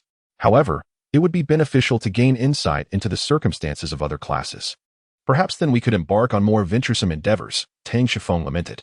In truth, if it were merely other students of the 3rd ring, even 3 of them would not deter Tang Chenfeng, as he was confident in his ability to prevail. Yet, should he encounter typical 4th ring practitioners, he could manage a one-on-one confrontation, though he was acutely aware that one of these 4th ring individuals would undoubtedly include Schwellinger, whose prowess surpassed anything he had thus far witnessed. Coupled with another 4th ring Soul Master, Tang Chenfeng began to feel an unsettling uncertainty. Other classes were certainly already privy to the news of the Academy's impending battle, and at this critical juncture, as challengers, extricating information from them would not be an easy feat. Perhaps I could give it a try, came the voice of Cheng Siki from the side. Cheng Siki had already summoned his martial soul, the magic crystal. He stated, "My magic crystal martial soul possesses the remarkable ability to accurately predict my opponent's movements during combat." Stemming from its true power, foresight. Foresight. The attendees gasped in unison. Indeed, my magic crystal martial soul is capable of sensing the future. My first soul skill allows me to visualize everything that will transpire within the next 10 seconds. Though brief, it provides precise foresight. This ability is evident to all. Cheng Siki had previously relied on this first soul skill to endure a battle. Conversely, my second soul skill, in contrast to the first, enables me to predict my own or others' distant futures, albeit with vagueness and considerable strain on mental fortitude. A few uses may be manageable, but repeated applications would necessitate assistance from others to alleviate the mental toll. At this moment, the assembled crowd grasped Cheng Siki's implication. If they could leverage his ability, they might just glimpse the scenes of the upcoming academy competition, potentially observing the combatants and strategies of other classes, thus allowing them to devise countermeasures. If you can foresee the future, Cheng Siki, what would happen if you predict a future of defeat? Tang Chenfeng inquired. Cheng Siki replied, "This is not of great concern. I have previously experimented with this. Should one interfere with or adjust a foretold future by acting contrary to the predicted course, variations will undoubtedly occur. In essence, the future is malleable and not fixed. It largely depends on our subsequent choices." Chapter 64, Unexpected. Such a powerful ability must come at a cost. Tang Chenfeng inquired once more, reflecting on the notion that all things in the world are governed by balance. The greater the rewards, the heftier the price one must pay. Cheng Siki responded, "Well, at least thus far, I have not encountered any particularly significant issues. If I must point out a drawback, it is the astounding amount of mental energy it requires, and it is not nearly as user-friendly as one might assume. The ability to foresee the future correlates directly with the user's mental strength. On my own, I can only glimpse events occurring within the next 3 weeks. In theory, if I had assistance, I could perceive an infinitely distant future. By the way, my mental strength has long surpassed the spirit sea realm. Yet the toll of predicting the future remains extraordinarily taxing. To behold the unknown future at the mere cost of significantly diminishing one's mental energy, could such a remarkable ability truly exist?" Tang Chenfeng pondered silently. "Wow, you actually possess mental strength at the spirit sea level. I envy you. My mental energy has just barely crossed the threshold of 200 points. Gusinan remarked enviously from the side. She then suggested, "Why don't we stop overthinking it and just give it a try? Regardless of whether this ability will aid us at present, its mysterious nature certainly piques curiosity." Subsequently, Gusinan took a seat before Cheng Siki and asked how to proceed. Cheng Siki placed her magical crystal before Gusinan, instructed her to place her hands upon it, and then to infuse her mental energy into the crystal. "Afterward, I will guide you with my own mental energy to perceive your future," she explained. Gusinan followed Cheng Siki's guidance, placing her hands on the magical crystal and slowly closing her eyes. The crystal began to emanate a mesmerizing array of colorful lights, captivating to behold. At that moment, Yi Hongling tugged at Tang Chenfeng's sleeve and remarked, "Brother, don't you think this scene is reminiscent of those fortune tellers who used to set up stalls in the town?" Upon hearing Yi Hongling's words, Tang Chenfeng also realized that it indeed bore a striking resemblance to a familiar scenario. Back when they were in Tianhun town, there were always fortune tellers appearing from nowhere, setting up stalls on the roadside to read fortunes.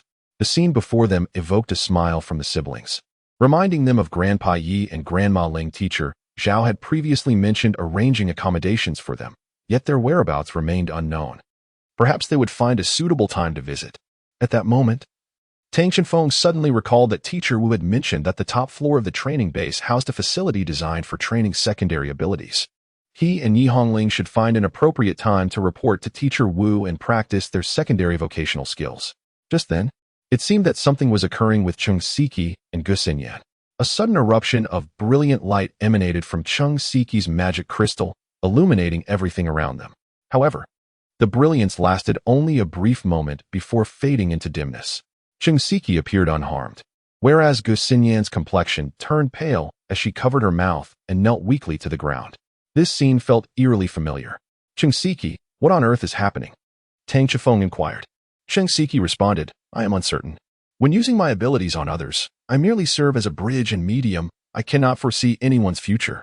In that instant, Yi Hongling unleashed her life tree martial spirit, and under the protective aura of her life domain, Gu Xinyan's complexion began to improve. Sister Xinyan, are you all right? Yi Hongling asked with concern. I'm fine. I just never anticipated that the sensation of foreseeing the future would feel so tangible. Gu Xinyan said with a hint of resignation. After regaining her composure, she began recounting the future she had glimpsed. At first, I only saw a flash of light.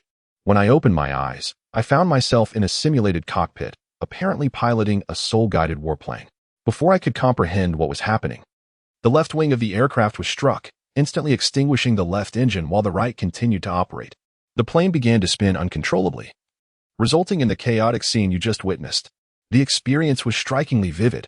Although it was based on my perspective, I felt utterly powerless, as if I had become an observer who could see and feel my own predicament. After listening to Gu Xinyan's account, Tang Shifeng inquired further. Was there anything else that felt amiss? Gu Xinyan replied. Additionally, my mental energy has been nearly depleted. It will take at least a day or two to recover.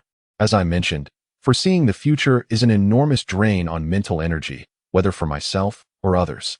Given Gu Xinyan's insufficient mental strength and the significant toll it took, Tang Shifeng speculated that what she had seen was likely a simulation piloting class that teacher Wu would conduct within the next month, rather than a competition at the academy.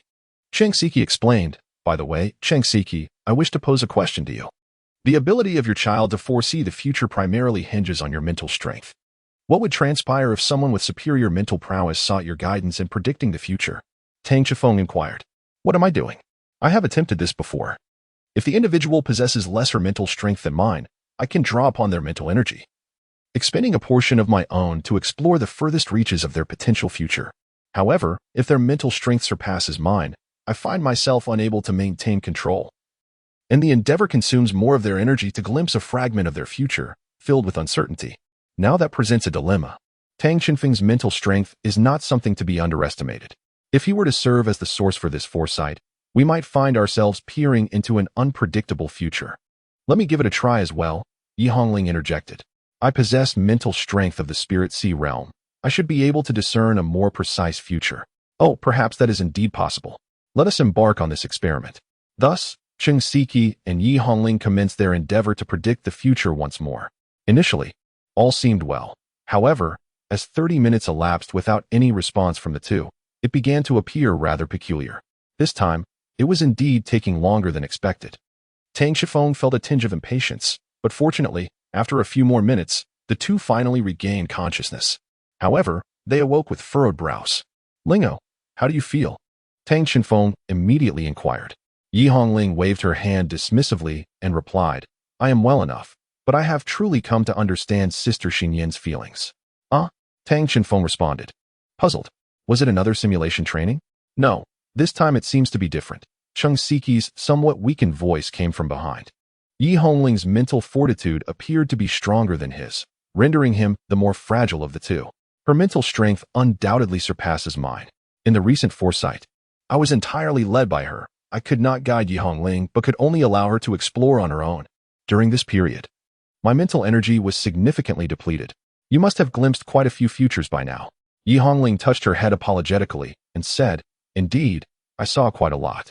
The first vision seemed to be of a colossal tree that blotted out the sun, and then it appeared to morph into a dark blue planet. I omitted quite a bit in between, but ultimately what I witnessed was undoubtedly the scene of the academy competition. Subsequently, Yi Hongling began to recount her observations. Everyone, regarding how you will deal with Class 3. For some reason, many details seem to be missing from Yi Hongling's description. Why does it sound as if something is amiss? My mental energy was nearly exhausted by the end, so the visions I saw were fragmented. I could only recount what I could manage. Then, there came a relatively clear and complete battle sequence. The mecha I piloted was evading enemy attacks. After dodging several projectiles, I had just begun to relax when suddenly, a soul-guiding beam struck my left shoulder from above. The mecha lost control and crashed into a meteorite. Shortly thereafter, a loud alarm blared. My left arm was severely damaged, and the mecha sustained 41 damage, with the enemy's mecha drawing near. It was only as I regained my senses in the cockpit that I realized the opponent was already before me, their mecha's soul-guiding ray gun aimed directly at me.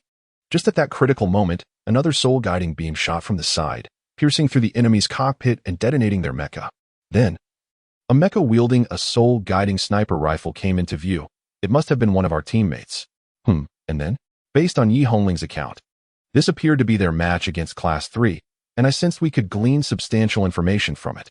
Then, Yi Hongling hesitated slightly, saying, after that, my mental energy was nearly depleted, and I only saw that I seemed to be communicating with the opponent before my energy ran out, and I awoke. Sigh. It's unfortunate that such a promising lead was abruptly cut short midway. At the very least, this indicates that we have triumphed over Classes 5 and 4. There is still good news to be had, Gu Xinran remarked from the side. Brother, why not give it a try? Yi Hongling suggested, with your mental prowess. You should be able to glimpse a clearer future. Tang Chenfeng was about to voice his agreement when he was interrupted by Cheng Siki. Although my current mental strength is somewhat lacking, I can still support one person in foreseeing the future. As long as the operation is conducted with caution, it should be feasible. Observing the eager gazes of the other three, Tang Chenfeng realized that refusal was no longer an option. Very well, I shall give it a try, he said, positioning himself in front of Cheng Siki. He closed his eyes and placed his hands upon the magical crystal, commencing the infusion of his mental energy. In an instant, as his energy flowed into the crystal, Tang Chenfeng felt the world around him transform into a kaleidoscope of surreal images. Memories from the past wafted by like a gentle breeze, surfacing within his mind. Is this the sensation of perceiving the future? He pondered. Suddenly, the bizarre spectacle before him vanished, replaced by a blinding radiance that quickly faded. Has the destination been reached? He wondered, opening his eyes, only to be met with a sight that exceeded his wildest imagination. Instead of adopting the future perspective as Yi Hongling had described, he observed his surroundings from an overview. At that moment, Tang Chenfeng beheld two distinct scenes. When he gazed into the distance, he saw an infinite cosmos. A majestic starry sky far more resplendent than the virtual space within the simulation cockpit. Yet, when he turned his gaze forward, a strange planet came into view. This celestial body was adorned with only 3 colors, one half shrouded in a weary gray-white, resembling a lifeless rock, while the other half was a dark crimson, reminiscent of a hellish realm. Even from this vantage point, he could observe the surface, with molten lava surging and the land appearing nearly shattered, separated by a thin band of pale green that seemed on the verge of being breached. However, what captivated his attention most were the 3 mechs positioned before the planet. Indeed, they stood in defense of the celestial body, though not all were humanoid in shape. Each was nearly half the size of the planet itself. They appeared on high alert, facing an adversary far more extravagant, a mech of colossal proportions, larger than the planet itself. How could a mech, the size of a planet, even exist? At that moment, Tang Chenfeng's heart was filled with astonishment. Is this the future? Or perhaps this is merely an illusion of my own making. Meanwhile, the scene witnessed by Tang Chenfeng continues to unfold as 4 colossal mechas, each the size of a planet, display clear signs of prior combat. Their exteriors marred by significant damage. Just as the conflict seems poised to erupt anew, Tang Chenfeng suddenly perceives that everything around him appears to be slowing down. No, it is not merely slowing. It is as though all motion has ceased entirely. In astonishment, Tang Chenfeng realizes that everything in his vicinity has been frozen in time. As if a pause button has been pressed, and even he, as an observer, is ensnared in the stillness. In that fleeting moment when he attempts to struggle, he is suddenly overwhelmed by an unparalleled sense of oppression. Despite the apparent immobility of his surroundings, he feels an immense pressure encroaching from all directions, ravaging and tearing at the ocean of his consciousness, akin to being cast into the depths of a black hole. Fortunately, this sensation does not endure for long. When Tang Chenfeng turns to gaze once more at the planet-sized mechas, he is taken aback to see numerous strands emerging from them. Astonishingly, these colossal entities begin to disintegrate along those very strands, which do not merely rend the mechas apart, but extend outward into the surrounding space, causing everything around to collapse rapidly. In the realm of reality, Cheng Siki emits a cry akin to that of a being struck by lightning. Her body recoiling backward as she tumbles from her chair, collapsing to the ground, blood seeping from her orifices as she loses consciousness. Chapter 65. It is indeed her. Tang Chenfeng opened his eyes to behold an unfamiliar ceiling. He recalled engaging in a prediction with Cheng Siki, but it seemed an unforeseen incident caused him to lose consciousness. Where was he now? Ah, Teacher Wu, Dad, Mom, Brother, I have awakened.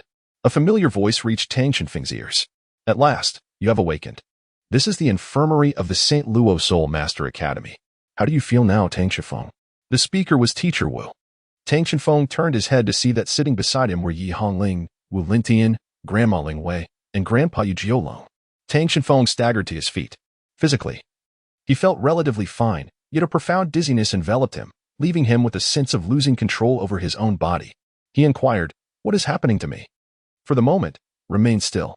Your mental energy has been severely depleted, to the extent that it could be described as excessive overexertion.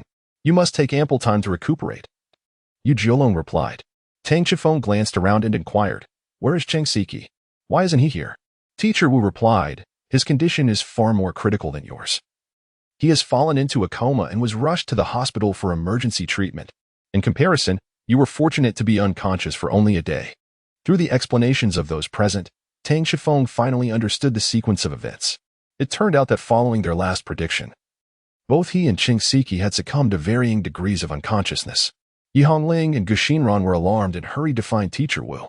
After examinations, it was determined that Tang Shenfeng was stable enough to remain in the medical room at the academy, while Cheng Siki was less fortunate.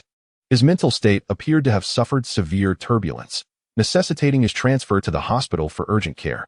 Subsequently, the academy notified his family, who must now be at the hospital seeking answers from Tang Shenfeng and the others. "I'm sorry, teacher. I never intended for it to turn out this way." Tang Shenfeng lamented, engulfed in deep guilt. "Indeed, you cannot bear all the blame. The act of predicting the future inherently carries a price," Wu Lintian remarked to Tang Shenfeng. "Really?" Tang Shenfeng questioned, puzzled. Yi Jiulong, standing nearby, elaborated, "To foresee the future is akin to peering into the secrets of the cosmos. Such secrets must not be divulged. To casually probe into the future inevitably incurs a corresponding cost, and it seems your friend has suffered the backlash. Can we save him?" Tang Shenfeng asked anxiously, unwilling to accept that Cheng Siki might perish because of him. At that moment, Ling Wei interjected, "Do not worry. I will pay him a visit shortly. I am confident I can heal him." Hearing Ling Wei's assurance, Tang Shenfeng felt a wave of relief wash over him. He believed that there was no injury too grave for Ling Wei to mend during her prime. After discussing various particulars, everyone began to disperse. Ling Wei and Yi Jiulong confirmed that Tang Shenfeng's health was stable before heading to the hospital, while Wu Lintian remained behind to observe the ongoing situation. As for Tang Shenfeng, it was best for him to continue resting in bed. "By the way, Tang Shenfeng, I have a few more questions for you," Wu Lintian suddenly stated. "What would you like to ask, teacher?" "Generally speaking, even the soul backlash caused by foreseeing the future rarely escalates to the severity of Cheng Siki's condition, unless you truly witnessed something extraordinary. Could you share what kind of future you saw?" "I'll think about it," Tang Shenfeng replied, trusting Wu Lintian and genuinely wanting to understand the reason behind Cheng Siki's dire state. He recounted everything he could remember. "A mecha as colossal as a planet," Yi Hongling exclaimed, placing her hand on Tang Shenfeng's forehead. "Brother, you aren't delirious from a fever, are you? How could there possibly be a mecha of such immense size?" Yi Hongling asked, her concern evident. Tang Shenfeng remained uncertain about the veracity of his own words. To this day, he was plagued by an excruciating headache, unsure whether what he had witnessed was reality or mere illusion. Indeed, as Yi Hongling had suggested, while a spaceship might be plausible, the existence of such colossal mechs in this world was utterly inconceivable. "I surmise that you lost consciousness the moment you glimpsed the future. What you are articulating now is likely a mere dream or figment of imagination. It would be best for you to rest promptly, as the Academy competition has been postponed by 2 weeks, granting us ample time." With that, Wu Lintian exited the infirmary. Tang Shenfeng was remarkably obedient, collapsing onto the floor in slumber the moment Wu Lintian departed. Yi Hongling silently stood vigil beside him. Outside the door, Wu Lintian was murmuring to himself, his countenance devoid of the previous ease. 3 planetary grades and 1 stellar grade. Astonishingly, the stellar grade had already been completed. The future, it seemed, was not far off. Approximately half a month later, one afternoon, Tang Shenfeng received a communication from Cheng Siki in the dormitory. He had made significant progress in his recovery, revealing that during his hospital stay, a mysterious figure had appeared and healed his injuries. Furthermore, it appeared that his family had chosen not to seek retribution against Tang Shenfeng and his companions. However, Cheng Siki's health had not yet fully restored, prompting his family to secure a 2-month medical leave for him, thus rendering his participation in the Academy's competition impossible. Such is the irony of embarking on a venture only to meet an untimely end, Tang Shenfeng sighed. Tang Shenfeng's recovery was remarkably swift. In just a little over a week, he had nearly returned to form and began preparing for the upcoming college competition. However, the pressing issue at hand was that their plans required significant alteration. Originally, they intended to focus on 3-on-3 mech battles, aiming to avoid Soul Master confrontations as much as possible. Yet, during the ensuing days of training, the substitute team member, Shinran, demonstrated her lack of aptitude for piloting. Whether it was a soul-guided mech or an aircraft, nothing lasted more than 10 minutes under her control. In a recent simulated cosmic training exercise, Shinran piloted a soul-guided fighter, only to have it struck on the left wing by a simulated data mech, resulting in a loss of control and a crash. Consequently, she suffered from severe nausea and requested a day's sick leave. This familiar scene at least confirmed that Chang Siki's foresight regarding the future was indeed remarkably accurate. However, the current dilemma was that Shinran's piloting skills were evidently insufficient to participate in the mech battles alongside them. Her driving abilities were quite concerning. Perhaps shifting focus towards Soul Master duels might yield a better chance of success. Thus, they increased their training in Soul Master combat while reducing mech training. Fortunately, the college competition had been postponed by half a month, providing them ample time for further preparation. With that in mind, it was decided to gather at the training base. To prepare for the college competition, their originally free afternoon was transformed into training time. As their instructor, Teacher Wu, had advised, the aim for the college promotion match was not to seek merit but to avoid mistakes. They had to give their utmost effort. Upon exiting the male dormitory building, Tang Chenfeng remained downstairs waiting for his companions, as Yi Hongling typically took a bit longer to emerge. Suddenly, his gaze shifted towards the entrance of the dormitory. At that moment, a girl dressed in a white dress approached with measured steps. She appeared to be of similar age to Tang Chenfeng and his friends, possessing striking beauty with fair, delicate skin and a well-proportioned figure. Her large eyes held a depth that was uncommon among her peers. Yet, what drew the most attention was her long, waist-length sky-blue hair, which, paired with her matching azure eyes, emanated a unique charm. It's her. Tang Chenfeng thought to himself as he made his way toward her. The girl also noticed his approach. Hello, it's nice to see you again. What brings you to our school? Tang Chenfeng initiated the conversation. However, the girl took a step back, her demeanor cautious as she replied, Who are you? Tang Chenfeng gently touched his head and said, It's me, the one who admired the scenery with you on the airship.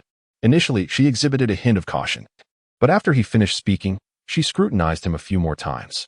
Oh, I remember now. It is indeed you. It seemed that the girl had finally recalled who Tang Chenfeng was. Tang Chenfeng inquired, May I ask how you came to our academy? Tang Chenfeng recalled that after the assessment results of Yunzong City were announced, instructors from various regional academies would select their students. She must have been chosen by other academy teachers, so how did she end up here? The girl calmly replied, I voluntarily applied for withdrawal.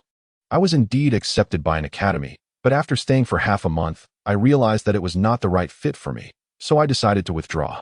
I heard that the St. Luo Soul Master Academy has an excellent reputation, so I came to see if I could enroll here. I initially intended to go directly to the academic building, but was informed that non-students were not permitted entry. So I came here to try my luck and see if I could apply for a transfer. Tang Chenfeng was taken aback. This girl must have come from the surface just like him. The resources in the academies within Yunzong City were quite abundant, yet someone had chosen to withdraw voluntarily. However, what Tang Chenfeng did not notice was that the depth in her gaze had inexplicably vanished. Brother, why are you waiting here? Oh, who is she? A familiar voice called out. It was Yi Hongling. She had just descended from the dormitory building and noticed that Tang Chenfeng was not waiting in his usual spot. After scanning the area, she realized her brother seemed to be conversing with someone. Tang Chenfeng promptly exclaimed, Oh, allow me to introduce her. This is Yi Hongling, my sister. Linger, this is a friend I met on the airship. At that moment, Tang Chenfeng suddenly realized he had yet to inquire about the other person's name. He had not introduced himself earlier. Hello, I am Bai Luai. You may call me Luai, she interjected, gracefully alleviating the awkwardness. Hello, I am Yi Hongling. You can call me Linger or Hongling, she replied. I am Tang Chenfeng. I apologize for not asking your name earlier, he said. Bai Luai smiled and replied. It's perfectly all right. By the way, Hongling and Chenfeng, could you lead me to meet your teacher? I may need to complete my enrollment procedures. Yi Hongling responded. Of course, we were just about to seek out our teacher. Thus, the three of them set off towards the direction of the training base. Inside the training base, Wu Lintian had already arrived at the specialized training ground for Soul Masters. Due to a change in plans, the Soul Master combat had now taken precedence. relegating mecha training to a secondary position. The other students from Class 6 were already engaged in training within the mecha training room. Before Tang Shifeng and his companions could commence their simulated mecha training, they had to face Wu Lintian in battle. Although the teacher would lower his cultivation level during the duel, the outcome was often the same. Tang Shifeng and his peers had never emerged victorious. Wu Lintian glanced at the time on his soul-guided communicator, noting that it was nearly time. As if on cue, the door to the training ground swung open, and Tang Shifeng's group entered. Upon seeing the trio, Wu Lintian's gaze was immediately captivated by the unfamiliar figure among them. He approached the three and addressed Bai Luai. Which class are you from? I don't believe I have seen you before. Bai Luai looked up at Wu Lintian and replied, I have transferred from another academy and wish to consult a teacher here regarding my transfer application. As she spoke, she removed her soul-guided communicator and handed it to Wu Lintian. After taking it, Wu Lintian began to peruse the details. Bai Luai, age 10, had participated in the assessment held in Yunzong City just half a month prior and was previously enrolled at the Wanling Soul Master Academy. She had voluntarily withdrawn and was granted permission by the academy to resolve her transfer autonomously. In Yunzong City, such arrangements were feasible, as most individuals who could come here were exceptionally gifted. Rather than sending them back to the surface, it was preferable to find ways to retain their talents. Wu Lintian remarked, Your name is Bai Luai, correct? Bai Luai nodded in affirmation. Very well, it is not out of the question. However, I must first assess your capabilities before making a final decision. With that, Wu Lintian turned his attention to Tang Shifeng. To grant you admission to our academy, I require a serious match against you. Would you be amenable to that? The latter part was directed towards Tang Shifeng. I have no objections, he replied. Bai Luo readily agreed, and I had no objections. Naturally, Tang Shifeng would not refuse, given that Bai Luo had consented. Wu Lintian nodded. The two stood 30 meters apart, preparing for the encounter. They both retreated simultaneously, yet Tang Shifeng did not turn his back to Bai Luo, but rather faced her as he stepped back. This was a lesson imparted by Wu Lintian. One must never expose their back to the opponent. After retreating 30 meters, both combatants halted, their gazes fixed intently upon each other. Begin. With Wu Lintian's commanding voice, Tang Shifeng surged forward, his martial soul activated, dashing towards Bai Luo like a bolt of lightning. Faced with his rapid approach, Bai Luo would not remain passive. She placed her hands before her chest, palms upward, and a dazzling silver light emerged from her palms. This radiant silver gradually elongated, transforming into a staff nearly 2 meters in length. The staff gleamed brilliantly, its intricate details exuding an aura of sanctity and inviolability. At its apex, a golden circular ornament was adorned, surrounded by 4 colorful gemstones that shimmered with resplendent brilliance, seemingly harnessing elemental power. However, for some inexplicable reason, her soul rings remained concealed. She was a soul master adept in elemental control. Furthermore, was this a technique akin to ours for concealing soul rings? Tang Shifeng pondered. Simultaneously, he sensed an anomaly around him. A series of azure light points coalesced into sharp projectiles, hurtling towards him, precisely aimed at his eyes. Tang Shifeng, wary and alert, summoned his inner soul power, shifting his body to the right to deftly evade the wind needles composed of elemental air. However, in swift succession, a series of crimson orbs, each resembling a fist-sized fireball, hurtled toward him. What is this? 2 distinct elemental manipulations. Shifeng pondered as he readied his legs to evade Bai Luo's onslaught. Yet, at that moment, he felt the ground beneath him give way, his leg plunging into an abyss that had mysteriously formed. As he prepared to exert force, the ground closed in around him, ensnaring his leg. To extricate himself would take time, but in that fleeting moment, the fireballs previously launched by Bai Luo were set to strike him directly. Boom, boom, boom. As the explosions echoed, Shifeng staggered out of the smoke, astonished. Typically, attacks from soul masters of the same rank would scarcely inflict significant harm upon him, unless they wielded extraordinarily potent martial souls. Yet, the force of that recent assault was unequivocally beyond what a soul master of equal standing could unleash. Moreover, the very pit she had conjured was a clear indication of her capabilities. Could she possibly control the earth element as well? Shifeng mused. Wind element manipulation, fire element manipulation, earth element manipulation. Generally, elemental soul masters can command only a single element. Even those with dual martial souls can manage at most 2. Yet Bai Luo had demonstrated mastery over 3 distinct elements. Could she possess a triple martial soul? No, that couldn't be right. She had merely been wielding her staff to channel her control, without any additional martial soul. Wu Lintian speculated internally. As the smoke dissipated, Chenfeng rose to his feet. His school uniform noticeably singed, with several gaping holes rendering it tattered and torn. While such an attack could inflict damage, defeating him was still a far cry away. Taking a brief breath, Chenfeng propelled himself once more, this time with greater speed and sharper focus, racing toward Bai Luai.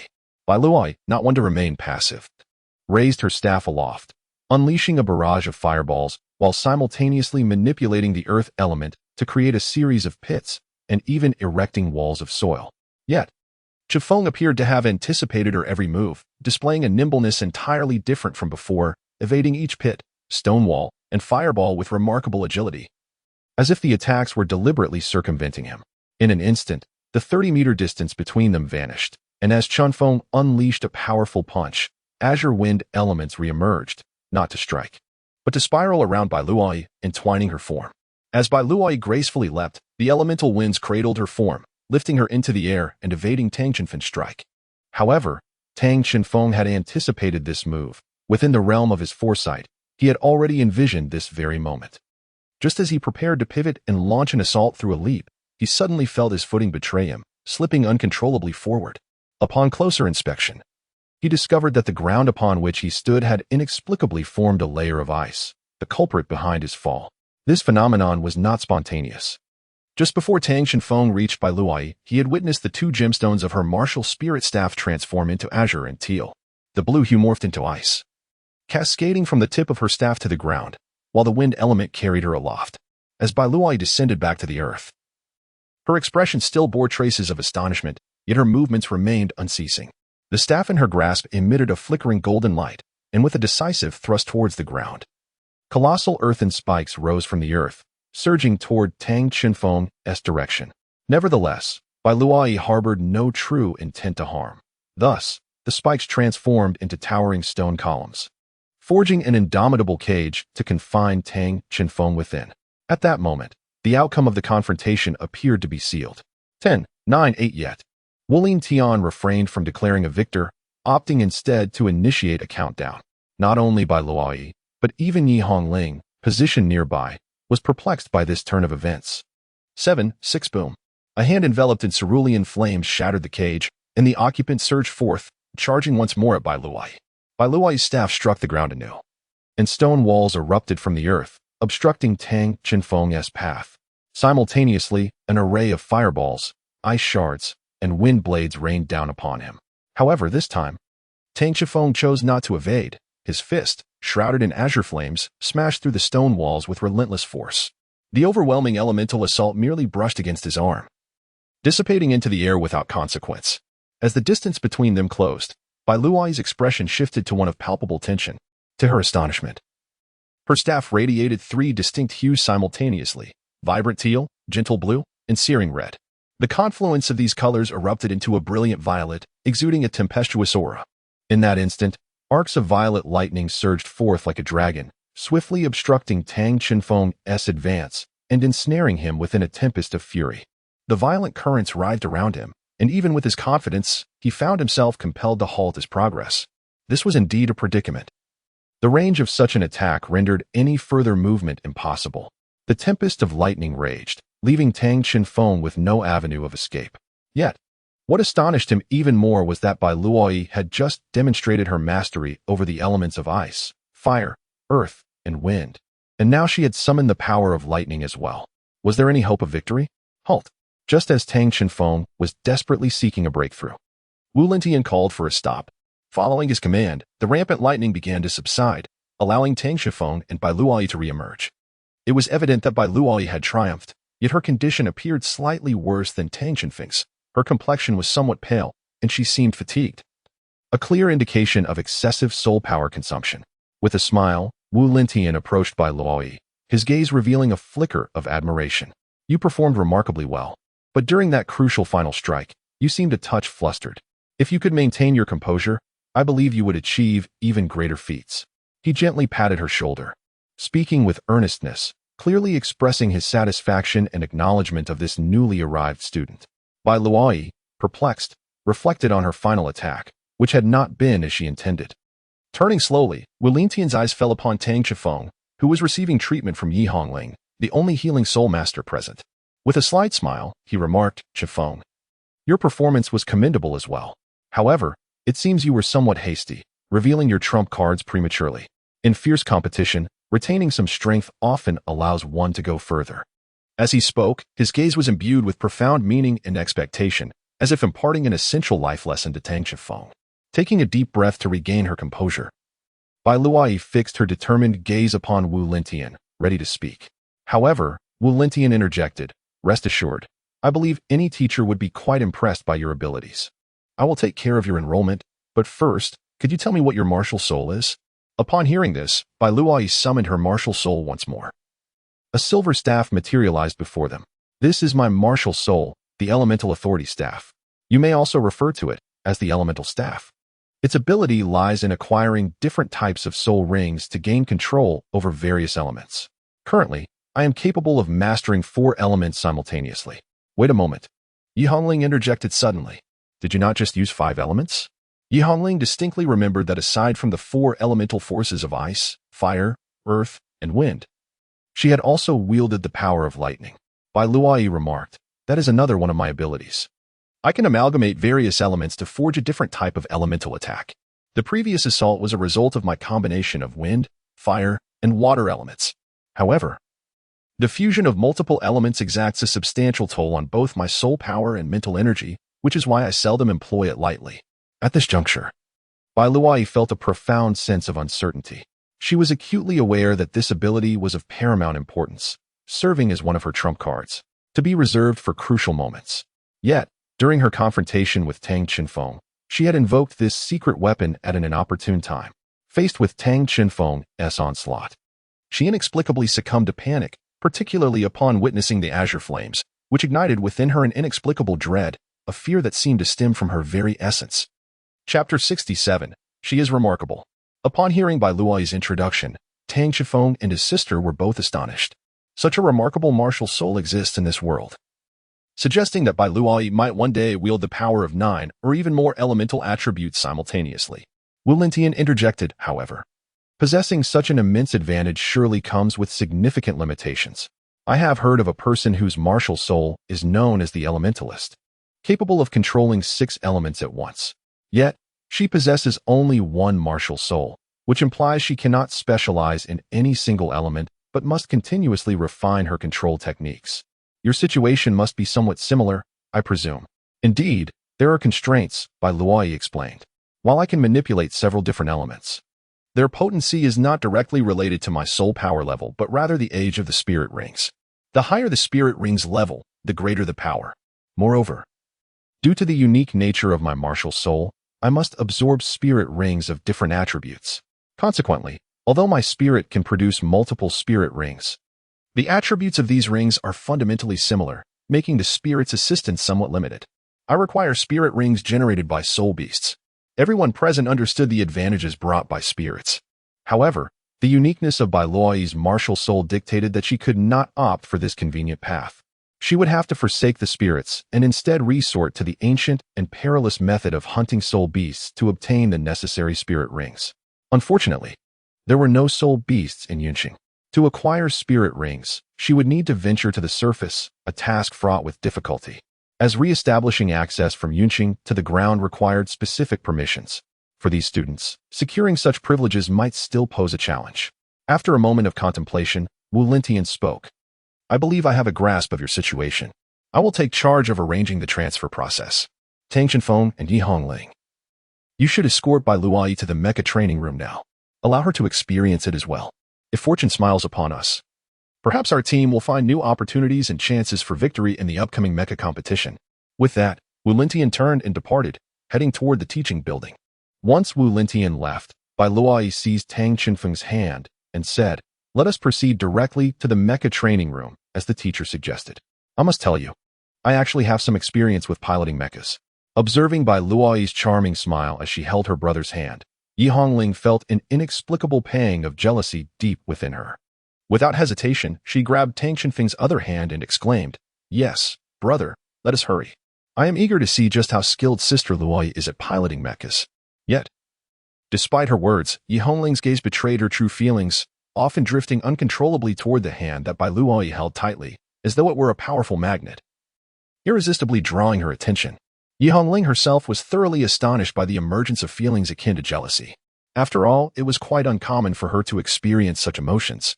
The bond among the few of them could hardly be considered anything more than ordinary friendship. Indeed, it was merely a simple friendship. Upon realizing this, Yi Hongling's earlier discontent began to ease somewhat. Sensing the displeasure emanating from her, Bai Luoyi, displaying remarkable tact, promptly released her grip on Tang Qinfeng's hand and, with a hint of apology, offered an explanation. I apologize. My straightforward nature sometimes leads me to act without sufficient consideration. My previous actions were indeed rather presumptuous. As she spoke, her gaze inadvertently fell upon Yi Hongling, clearly indicating that her words were intended not only for Tang Qinfeng, but also as an apology to Yi Hongling. In this psychological skirmish, only Tang Qinfeng, caught between the two, was left in utter bewilderment, completely oblivious to what had transpired. Thus, in this slightly awkward and delicate atmosphere, the three of them proceeded toward the mecha training room. At this moment, Wu Lintian had already arrived at the teaching building. The academy had designated the afternoon as free activity time. Most students were either meditating in their dormitories or training at the facility, resulting in an eerily empty teaching building. The destination he sought was the principal's office. Inside the principal's office, the academy's head, Ziyun, sat at her desk. Her demeanor fraught with irritation as she dealt with an influx of paperwork stemming from the decisions of a certain individual, Wu Lintian. The St. Luo Academy was set to host its triannual Soul Master competition in 2 weeks. However, an unexpected issue had arisen in Class 6, where 2 students might be unable to compete. Ordinarily, this would not pose a significant problem, as the Academy's regulations permitted Class 6 to select replacements for the competition. Nevertheless, Wu Lintian had approached Ziyun directly, demanding a postponement of the competition by 2 weeks. His rationale was that it would be a shame to eliminate students he had painstakingly recruited. Such a flimsy excuse necessitated numerous adjustments to subsequent plans. Had it been anyone else, Ziyun would have likely dismissed them outright. Yet, he was Wu Lintian. Within the academy, no one besides himself was aware of his true capabilities. This individual, consistently unconventional, perpetually made various demands, leaving her utterly powerless in the face of his antics. If this continued, her authority as the academy's principal would surely erode. Perhaps it was time for her to seriously contemplate how to manage her relationship with Wu Lintian. At that moment, a knock resounded at the door. Hearing the knock, Ziyun collected herself and called out, "Come in." Wu Lintian entered, and upon seeing him, Ziyun was momentarily taken aback, as this unpredictable individual had never knocked before. However, this surprise did little to alleviate her already dismal mood, and she exclaimed with irritation, "Teacher Wu, what brings you here again?" Wu Lintian approached her desk with an air of calmness, bowing respectfully to Ziyun. "I apologize, Director Ziyun. I am here to express my regret." Observing his bow, Ziyun, who had been feeling rather irritable, was now engulfed in astonishment. What could this mean?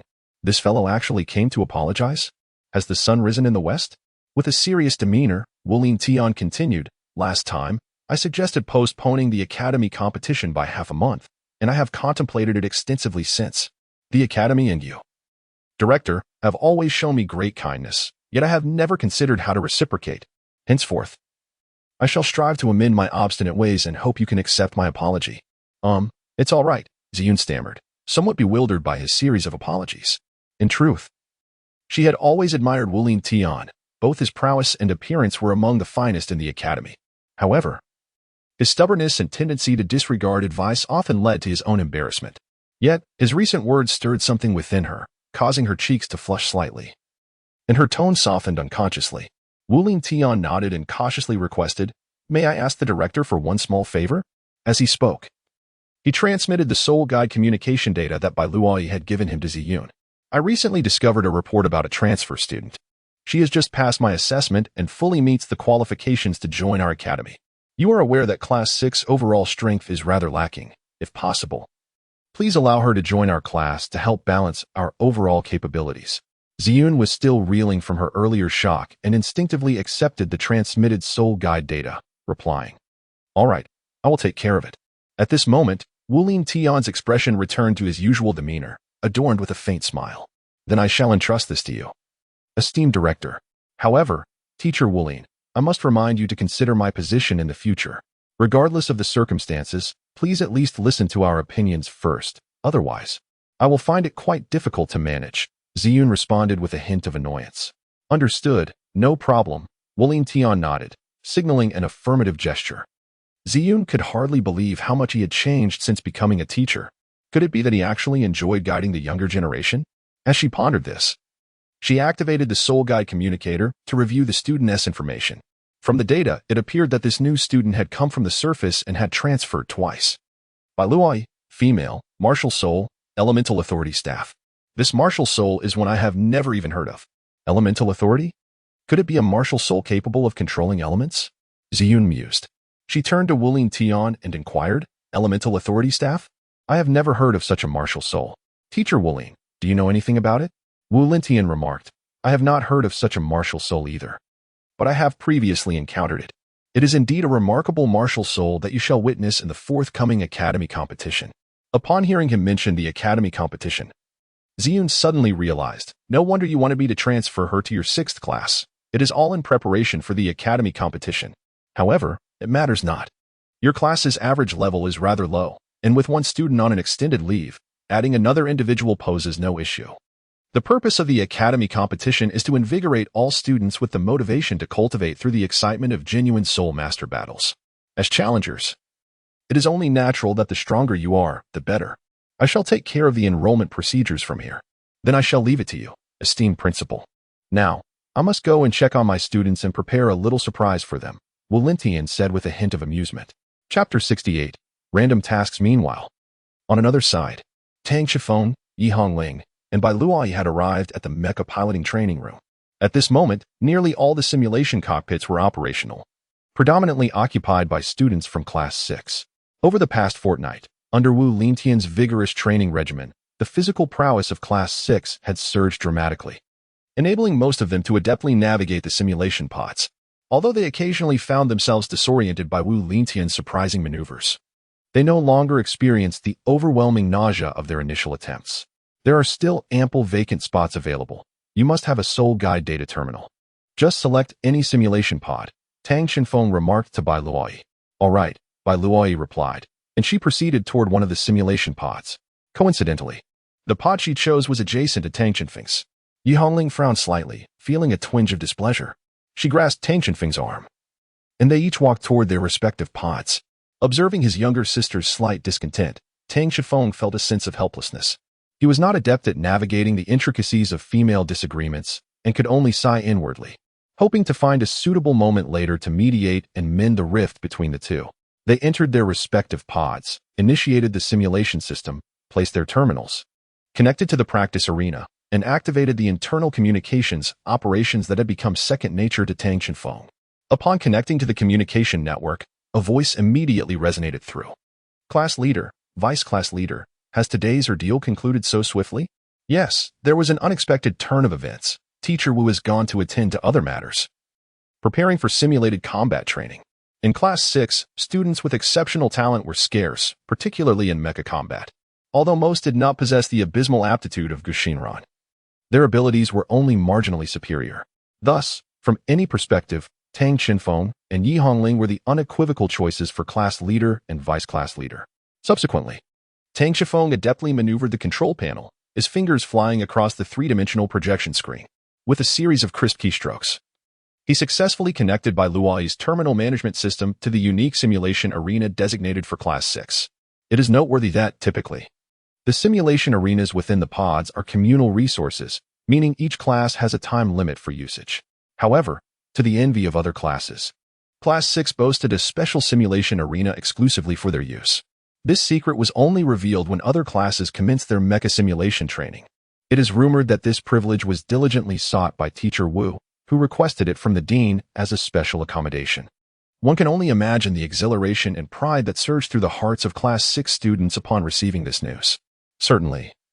As for whether Teacher Wu truly exerted considerable effort to secure this special privilege, it remains uncertain. Perhaps the reality is simpler than everyone presumes. After establishing the connection, Tang Xinfeng began attempting to reach Bai Luai. Hello, can you hear me? Please respond if you do. The communication was promptly established, and Bai Luai's reply followed swiftly. Upon confirmation, the communication ceased, and the three immediately entered the virtual training arena of the St. Luo Soul Master Academy, which housed several mechs in its military hangars. However, unlike before, the moment they entered the simulated environment, Tang Chenfeng felt a distinct sensation of weightlessness, and he had donned a full-body combat suit, typically donned in cosmic environments. This is outer space, thought Tang Chenfeng. In Teacher Wu's mech piloting class, unexpected changes abounded. The fundamental elements, such as the arena, adversaries, difficulty, and objectives, were all randomized. At times, these parameters would even alter to varying degrees during combat. As Wu Lentian articulated, the battlefield's dynamics are unpredictable, and no one can guarantee what they will face in the next moment. Only sufficient randomness can create a convincing effect. The students of Class 6 found themselves bewildered, as the virtual environment within the simulation pod was remarkably lifelike. After all, no one desires the first-hand experience of being obliterated by an enemy. With Tang Chenfeng's inclusion, the situation evolved, prompting the class to prepare for the next simulation exercise. Before long, the students of Class 6 began to drift in pairs into the hangars. At this moment, Wu Lentian had yet to return, so Tang Chenfeng and Yi Hongling temporarily assumed the roles of commanders. However, everyone noticed an unfamiliar countenance standing beside them. Just as curiosity began to stir, Tang Chenfeng spoke up. Fellow classmates, allow me to introduce you. This is Bai Luoi, who will be joining our class from today. I hope we can all coexist amicably and progress together. As Tang Chenfeng's words concluded, a round of crisp and resounding applause erupted. The students cast curious and friendly glances, while Bai Luoi smiled and nodded in gratitude. Amidst the bustling crowd, many gazes were filled with envy and intrigue, predominantly from the male students. In this setting, the typical age range of 14 to 16 years is deemed normal, yet within Class 6, it is rare to find many attractive girls of the same age. Only Gu Xinran could be considered passably beautiful, though she pales in comparison to Yi Hongling. Hence, despite her youth, Yi Hongling has long been lauded as the class beauty.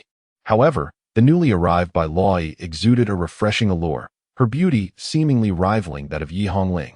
However, among this group of individuals, only Yi Hongling's expression appeared somewhat aloof, contrasting sharply with the surrounding vibrant atmosphere, particularly when glancing at Bai Luoi beside Tang Chenfeng. The jealousy in her gaze was unmistakably evident. Nonetheless, the welcoming ceremony must eventually come to a close, leading to the classroom assignments handed down by Teacher Wu.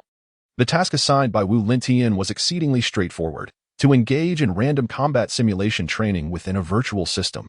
The target objectives and battle difficulty were entirely contingent upon the system's whims, rendering it a matter of luck for those less adept in piloting skills.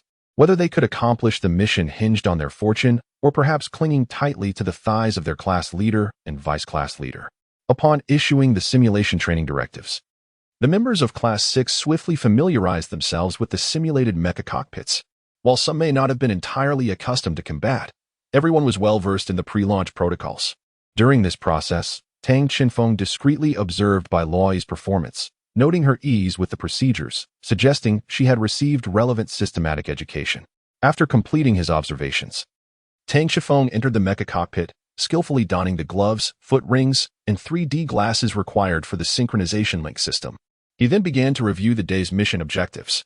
Soon, the mecha displayed the mission parameters: battlefield, cosmic asteroid belt, difficulty level, normal, enemy, a small interstellar pirate organization concealed within the asteroid belt. Mission objective: annihilate the enemy. The mission prompt was succinct and clear. Once confirmed, the next step involved weapon selection.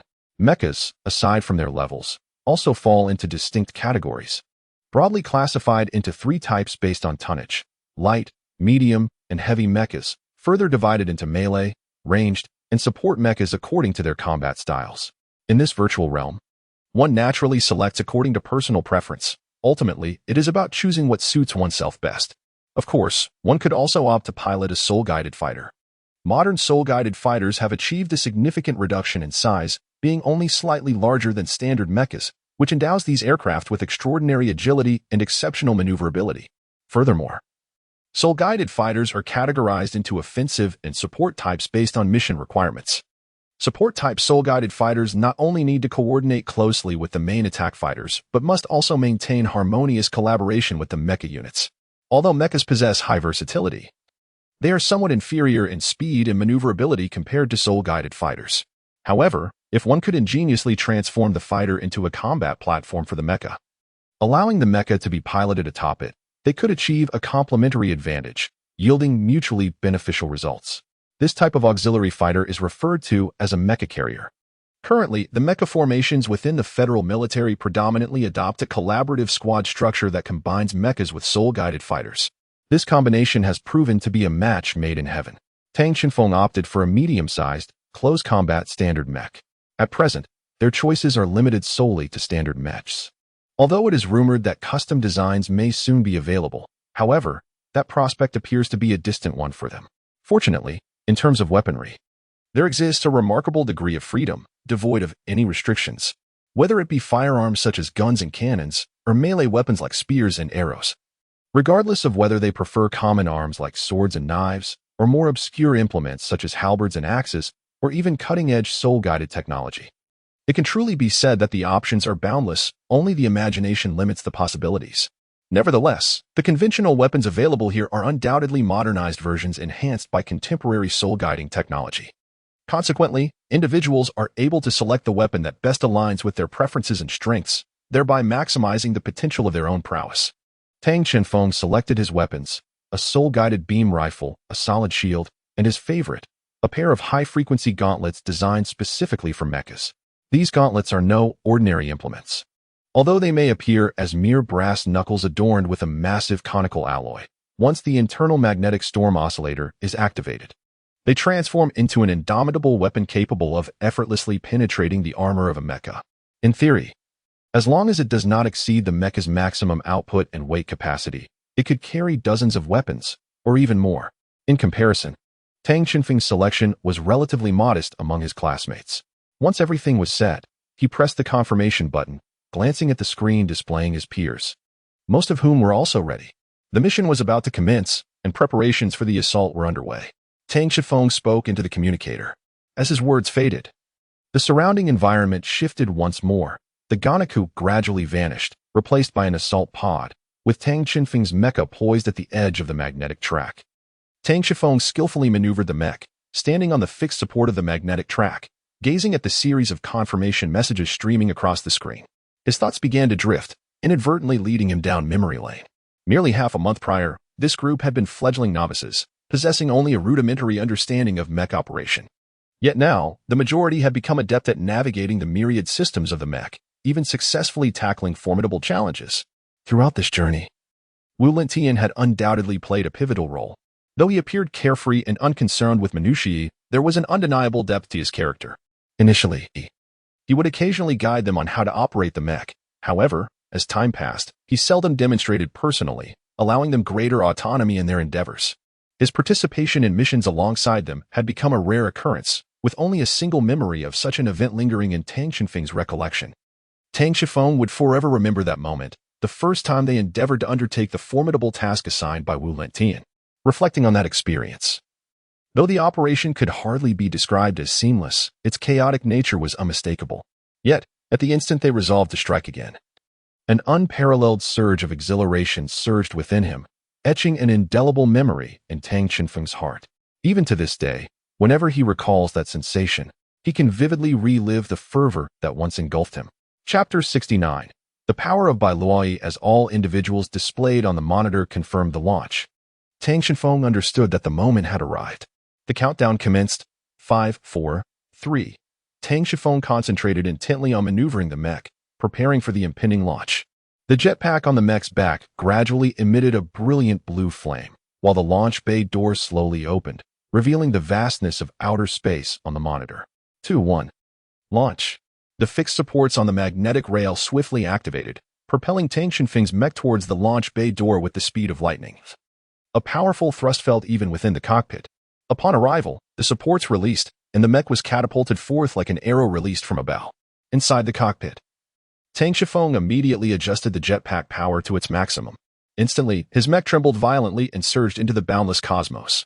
Concurrently, shadows darted beside him like flashes of lightning. These figures represented the other 6 classes of students, each controlling their own mechs or soul-guided fighters. Each mech radiated its own brilliance, symbolizing the individuality and strength of its pilot. The imposing heavy mechs, cloaked in thick armor, exuded an aura of invincibility. The agile light mechs moved with the grace of swallows, captivating the eye, and the medium mechs, akin to Tang Shenfeng's, served as versatile warriors on the battlefield, capable of both offense and defense. However, amidst the multitude of figures, the absence of soul-guided fighters was conspicuous. Unlike mechs, soul-guided fighters could not utilize the mech motion synchronization system, for they lacked limbs. Instead, they employed a mental induction control system, relying heavily on psychic energy to facilitate auxiliary control, demanding a high level of mental fortitude. For the students of Class 6, this was undoubtedly a considerable burden, as they had yet to achieve exceptional results in terms of psychic power. Should they resort to the direct control system, the operational complexity would surpass that of piloting a mech. Thus, unless under special circumstances, most students from Class 6 would resolutely refrain from attempting to pilot a soul-guided fighter. At that moment, a mech sped toward Tang Shenfeng like a bird in flight. It was a light mech, boasting a sleek design devoid of weaponry. Yet its two massive weapon compartments on the back were remarkably striking. Regarding this formidable mech, Tang Shenfeng was exceedingly familiar with it. It was none other than Yi Hongling's mech, the sole one in Class 6 that she operated. Meanwhile, another mech approached Tang Shenfeng's direction, a medium-sized model, characterized by its remarkably minimalist weapon configuration. Upon its back rested a substantial sniper targeting backpack, while each shoulder was equipped with a radar sensor, accompanied by an imposing sniper rifle. The mech appeared rather unfamiliar to Tang Shenfeng, and it was evident that it was custom configured by Douluo, given the simplicity of its armaments. In stark contrast to the trio at the forefront, the other mechs in Class 6 displayed an entirely different aesthetic. A cursory glance at any of them would reveal their astonishingly formidable firepower, with artillery seemingly adorning every conceivable surface. Previously, Wu Lentian had imparted wisdom, stating that the excellence of a mech's armament lay in its precision rather than its abundance. However, the majority of the students opted to equip their mechs with overwhelming firepower, citing concerns about insufficient armament during combat, which left them feeling unsettled. Wu Lentian humorously referred to this phenomenon as the fear of inadequate firepower. Class leader, vice class leader, what shall we do next? Luai inquired through the communication channel. Addressing Tang Shenfeng remarked, the old strategy persists. Those equipped with ample firepower will provide support from the periphery while we infiltrate the enemy territory and engage in close-quarters combat. Luai, you are our sole sniper here. Please cover us from a distance. Luai's mech signaled an affirmative gesture towards Tang Shenfeng and Yi Hongling before soaring towards the asteroid belt, swiftly vanishing from the sight of the onlookers. As she traversed a distance along the asteroid belt, alarms blared from her mech. The monitor revealed 4 spacecraft stationed ominously beside an asteroid. Judging by their design, 3 were asteroid-class reconnaissance vessels, and 1 was a meteor-class cargo ship. Given the current circumstances, it appeared they were unlawfully mining rare metallic resources from the asteroid belt. The moment the others spotted them, apart from Tang Shenfeng and Yi Hongling, they immediately decelerated and activated their weapon systems. In terms of piloting skill, they were inferior to the duo, and joining forces would only hinder their progress. Thus, providing fire support from within range was the most prudent choice. Meanwhile, the interstellar pirates also became aware of their presence. Grayish-white mechs surged forth from the asteroid-class vessels, while the meteor-class ship remained eerily still. A total of 12 pirate mechs advanced towards them, and Tang Shenfeng and Yi Hongling launched themselves into the fray, accompanied by a torrential downpour of concentrated firepower directed at the pirates. An intricate network of fire, resembling a deluge, erupted from over 20 formidable mechs, overwhelming the interstellar pirates and leaving them with no avenue for escape. Even though the mech bodies could generate soul-guided protective shields, they quivered like flickering candles in the face of such relentless barrages, on the verge of collapse. At this moment, the opportunity to strike was ripe. Tang Shenfeng was about to advance when Yi Hongling's mech suddenly accelerated, like a bolt of lightning, darting in front of him. The weapon bay on the back of Yi Hongling's mech rapidly detached and unfolded, revealing powerful soul force thrusters within, from which several flying units emerged. Attack! Yi Hongling shouted from the cockpit. The flying units promptly obeyed the command, racing towards the interstellar pirates like arrows released from a bow. These units unleashed a barrage of piercing soul-guided rays, effortlessly breaching the already fragile soul-guided shields of the pirates. The rays struck the pirate mechs directly, severing their joints with ease, rendering them immobile targets. In truth, Yi Hongling's mech was equipped with 2 floating carriers capable of deploying approximately 20 small floating cannons. These cannons could initiate assaults or perform maintenance. When power output was reduced, they could also function as welding tools, providing emergency repairs to damaged mechs. This weapon demands a considerable degree of mental acuity, and its intricate operation has rendered it a tool exclusively wielded by Yi Hongling in the entire class. Although Tang Shifeng possesses the ability to use it, he harbors no fondness for such weaponry and chooses not to engage with it. Generally speaking, Yi Hongling tends to employ it more for modification rather than direct assault, rarely opting for proactive strikes. I recall that Lingo was not always so fiercely competitive. Could this change be attributed to Bai Luoyi? Tang Shifeng pondered silently. As one crisis subsided, another emerged. Yi Hongling's onslaught struck like a tempest, dismantling several pirate mechs in rapid succession. However, the remaining interstellar pirates seized the opportunity, stealthily advancing behind the cover of the fallen mechs. Akin to cunning hares approaching their prey, a sense of foreboding filled both of them. The energy consumption of the floating cannons was alarmingly swift, and after a relentless barrage, Yi Hongling's cannons required immediate recharging, leaving her bereft of offensive capability. Moreover, having charged too aggressively, her position was too far for Tang Shifeng to provide support even if he drew his weapon. In this critical moment, a series of fierce, soul-guided beams erupted from the asteroid belt, piercing through several mech bodies like lightning. Following a series of explosions, Yi Hongling was saved. The duo exhaled in relief as Bai Luoyi's voice resonated through the soul-guided communication. Fortunately, my aim was true, and I was able to provide timely support for you all. Indeed, thank you. Yi Hongling responded with heartfelt gratitude, though it was uncertain whether her sentiment stemmed from the lingering shock or genuine appreciation. At this moment, a tempest surged within Tang Shifeng's heart, for he was utterly astonished by the extraordinary capabilities recently displayed by Bai Luoyi. She had indeed employed the legendary technique of long-range shooting. This remarkable skill implies the ability to strike targets beyond the visible range, beyond the naked eye's perception. Although the mech's radar serves as an assisting tool, in the complex and treacherous environment of the asteroid belt, radar signals are easily disrupted.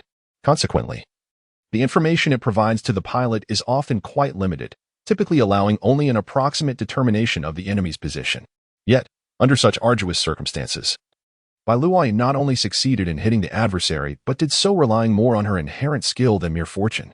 The finesse behind her series of maneuvers left Tang Shifeng profoundly impressed. After all, achieving such a feat requires not only extraordinary luck, but also a solid foundation of skill. Regaining his composure, Tang Shifeng inhaled deeply and, through the communicator, calmly issued a command to the entire class. Attention, everyone. The enemy's mechs have sustained significant damage, with losses exceeding 50%. However, the battle is far from over. Next, we shall concentrate our efforts on launching a direct assault on the pirates' vessels. Please prepare yourselves. Additionally, Bai Luoyi, you are to participate in the offensive as well. Understood, came the unified and resounding response through the communicator, indicating that everyone had received the command and was ready. Despite the relentless resistance from the opposing interstellar pirate mechs as the firepower net continued to constrict, the remaining enemy mechs found themselves ensnared in a formidable encirclement, struggling to cope. Those once arrogant adversaries now stood at the brink of defeat. The dawn of victory appeared to be within reach, and the team led by Tang Shifeng seemed to be advancing steadily toward their ultimate objective. After all, this was merely a standard difficulty level, and the enemy consisted solely of white-grade mechs, rendering it relatively simple for them. In a previous simulation training, they had encountered a purple-grade mech and, due to unfortunate circumstances, lost half their class before they could finally vanquish the foe. With a resounding roar, Tang Shifeng's high-frequency gauntlet surged forth like lightning, instantly piercing through a pirate mech. The tremendous force rendered the opponent powerless, as if a fortress had been breached, reducing it to a mere pile of scrap metal. Witnessing the enemy's inability to retaliate, victory seemed imminent, with only 4 pirate spacecraft lingering in the distance. However, just as everyone believed the battle was nearing its conclusion, a rapid series of beeping sounds shattered the tranquility. The mech's alarm blared suddenly, warning lights flashed incessantly, and the screen displayed a high-energy reaction occurring within the enemy spacecraft. Tang Shifeng's heart tightened, and he promptly halted his advance, focusing intently on his surroundings. Could the adversary be concealing some hidden trump card? He pondered quietly, his mind brimming with vigilance. Look over there. Bai Luoyi's startled exclamation broke the tension. her mech pointing towards the distant meteor-class spaceship, marking a specific location at its rear. The crowd followed her indication, and to their astonishment, two colossal mechs gradually emerged at that spot. One towered at approximately 12 meters, while the other appeared to be around 18 meters tall, both significantly larger than standard mechs. It was evident that they were not conventional models. They had likely undergone extensive modifications or were custom-built. Most strikingly, they were entirely clad in a grayish-yellow hue. Two heavy yellow-class mechs. Could it be? Tang Shenfeng's expression shifted drastically. He swiftly scanned the data on the control panel, only to be astonished to discover that what was initially assessed as a white-level ordinary difficulty task had now escalated to the perilous purple level. All units disperse and implement Plan C. At his command, the entire 6th Squad ceased their fire, splitting into 3 groups that darted off in different directions, while Tang Shenfeng himself veered away from the pirate ship. Wait, what exactly are we supposed to do next? Among everyone, only Bai Luoyi appeared confused. Meanwhile, Yi Hongling had already maneuvered her mech to follow Tang Shenfeng, urging, "Don't worry about that. Just keep up for now." Interestingly, the 2 heavy mechs from the interstellar pirates did not attack the other members of the 6th Squad. Instead, they opted to pursue Tang Shenfeng and the 2 others who were closer. So, what is Plan C, exactly? Bai Luoyi inquired again, her face reflecting doubt. Tang Shenfeng took a deep breath and, with remarkable composure, replied, "This is one of the countless meticulously crafted plans we devised earlier. The essence of Plan C can be succinctly summarized as a strategy to disperse the enemy's forces and create a significant disparity in combat capabilities. Specifically, we will take the lead in luring and attempting to eliminate the enemy's high-ranking combat units, while the other team members concentrate on attacking the enemy vessels that no longer possess mech protection. Our immediate objective is to exert every effort to draw those 2 mechs away from the area where the pirate ship cannot provide support, ensuring they are unable to return." As soon as he finished speaking, the 2 mechs of the interstellar pirates began to deviate from the anticipated range of assistance from their ship. "Now is the moment. Launch the attack," Tang Shenfeng declared, his gaze sharp and commanding. Chapter 70. The terrifying foe. Now is the time to strike. With Tang Shenfeng's command, the 3 members of the team decisively turned to engage the pursuing enemies behind them. Tang Shenfeng had retrieved the soul-guided beam gun previously equipped on the mecha and began to fire precise shots at the enemy. Yi Hongling and Bai Luoyi, not willing to fall behind, swiftly unleashed their soul-guided sniper rifle and floating cannons upon the 2 yellow-tier mechas of the interstellar pirates. However, unlike their previous encounters with the white-tier mechas, their attacks did not yield the same effortless results. The onslaught from Tang Shenfeng and his companions was abruptly thwarted by the formidable energy shield of the mechas. Yi Hongling's floating cannon assaults collided with an impenetrable wall, the emitted beams instantly deflected by the protective barrier. Meanwhile, Tang Shenfeng's shots only managed to create faint glimmers upon the shield's surface, akin to a stone sinking into the sea, leaving no trace.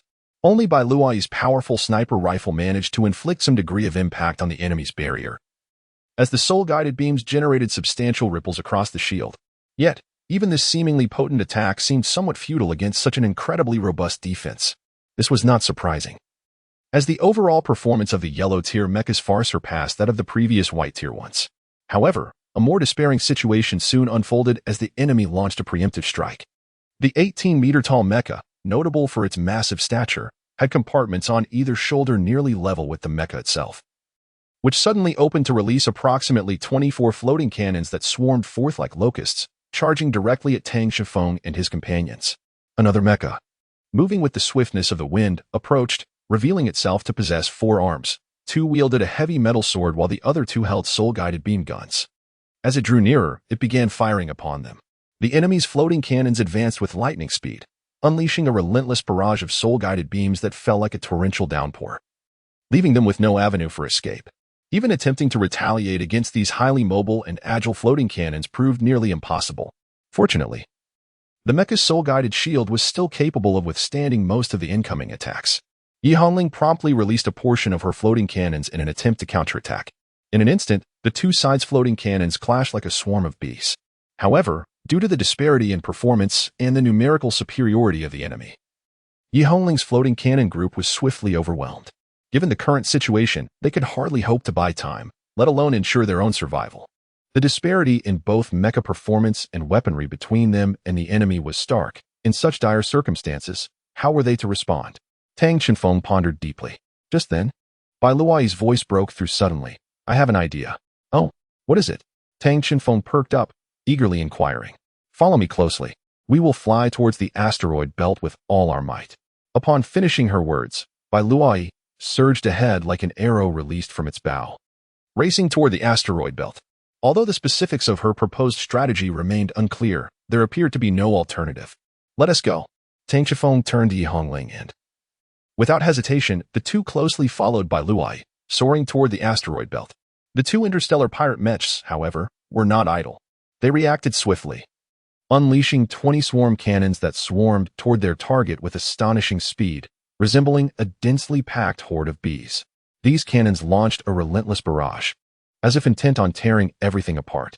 While the individual firepower of the swarm cannons was not overwhelmingly strong, their unique design afforded them remarkable penetrating capability. Faced with such a concentrated and sustained assault, even the formidable mech's soul-guiding protective shield began to falter, teetering on the brink of failure. The protective energy gradually diminished under the relentless waves of impact, seemingly on the verge of being breached. Now, you two, scatter to the sides.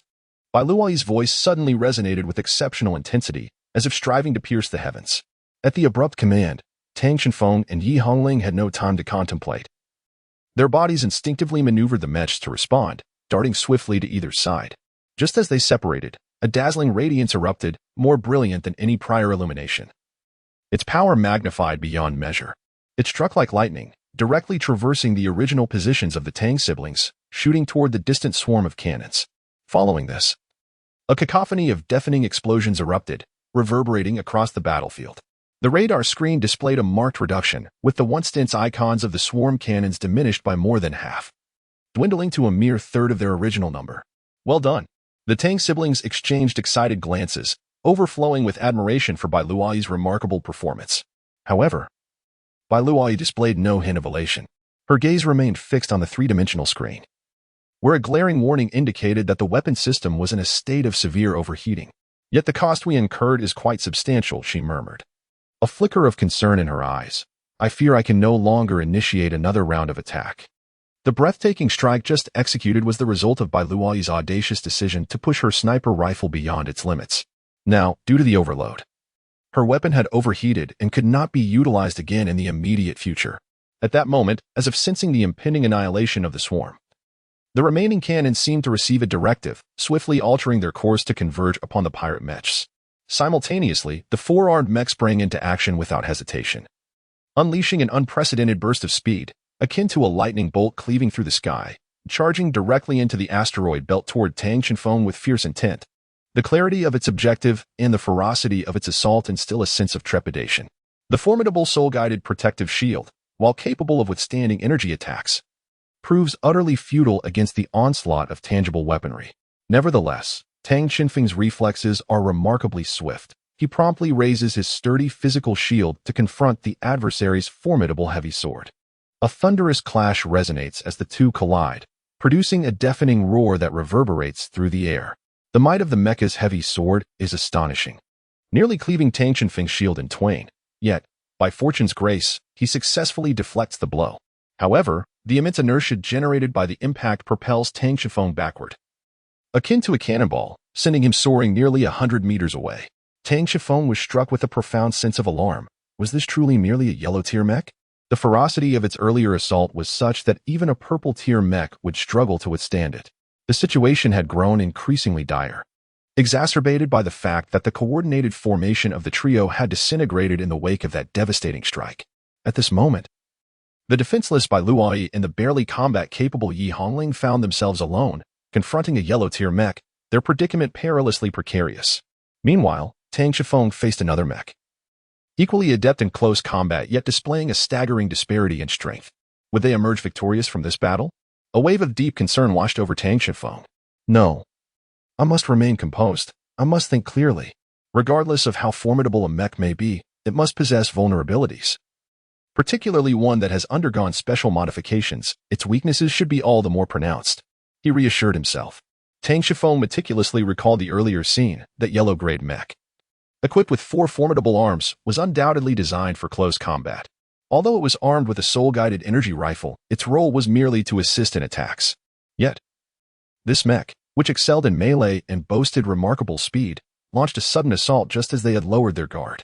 This sensation felt oddly familiar, as if he had encountered it in his instructor's lectures. A strike disengagement tactic? He glanced at teacher Wu Lentian, realizing that this unfamiliar term was something he had never come across before. Indeed, the strike disengagement tactic is a commonly employed combat strategy in mech warfare. Wu Lentian's words echoed in his mind, describing it as a maneuver executed by a high-performance mech that swiftly penetrates enemy lines to strike at their primary forces and specialized targets, thus disrupting their tactical formation. However, this approach demands substantial requirements from the mech, necessitating at least a purple-grade mech structural integrity to execute a near-perfect strike disengagement. In the case of white or yellow-grade mechs, compromises would likely need to be made in certain aspects to achieve success. If my assumptions are correct, then it seems a gamble awaits, Tang Shifeng mused inwardly. At that moment, his heart raced fiercely, as though it might burst from his chest, yet he endeavored to maintain his composure, gripping the control stick tightly. He focused intently on the enemy displayed on the screen. Taking a deep breath, he resolutely raised the soul-guided energy rifle once more and swiftly aimed at the target. In an instant, brilliant beams of light erupted from the muzzle, slicing through the air like bolts of lightning, racing directly towards the adversary. However, the enemy's speed was astonishing, akin to a phantom. Each time Tang Shifeng fired the soul-guided energy rifle, the opponent effortlessly evaded the assault, continually circling around him with astonishing velocity. Tang Shifeng widened his eyes, striving to capture the enemy's movement trajectory and anticipate their next move, but despite his efforts, he could not land a hit on this elusive foe. Just as he found himself in a predicament, he suddenly noticed the energy indicator of the soul-guided energy rifle flashing, signaling that the weapon was on the brink of depletion. Reluctantly, he ceased firing, realizing that the rifle had exhausted its energy and would require a moment to recharge. At that moment, the pirate mech evidently sensed an opportunity and, without hesitation, raised its hefty greatsword, lunging towards Tang Shifeng like a tempest. Yet, an unexpected scene unfolded. Now is the moment.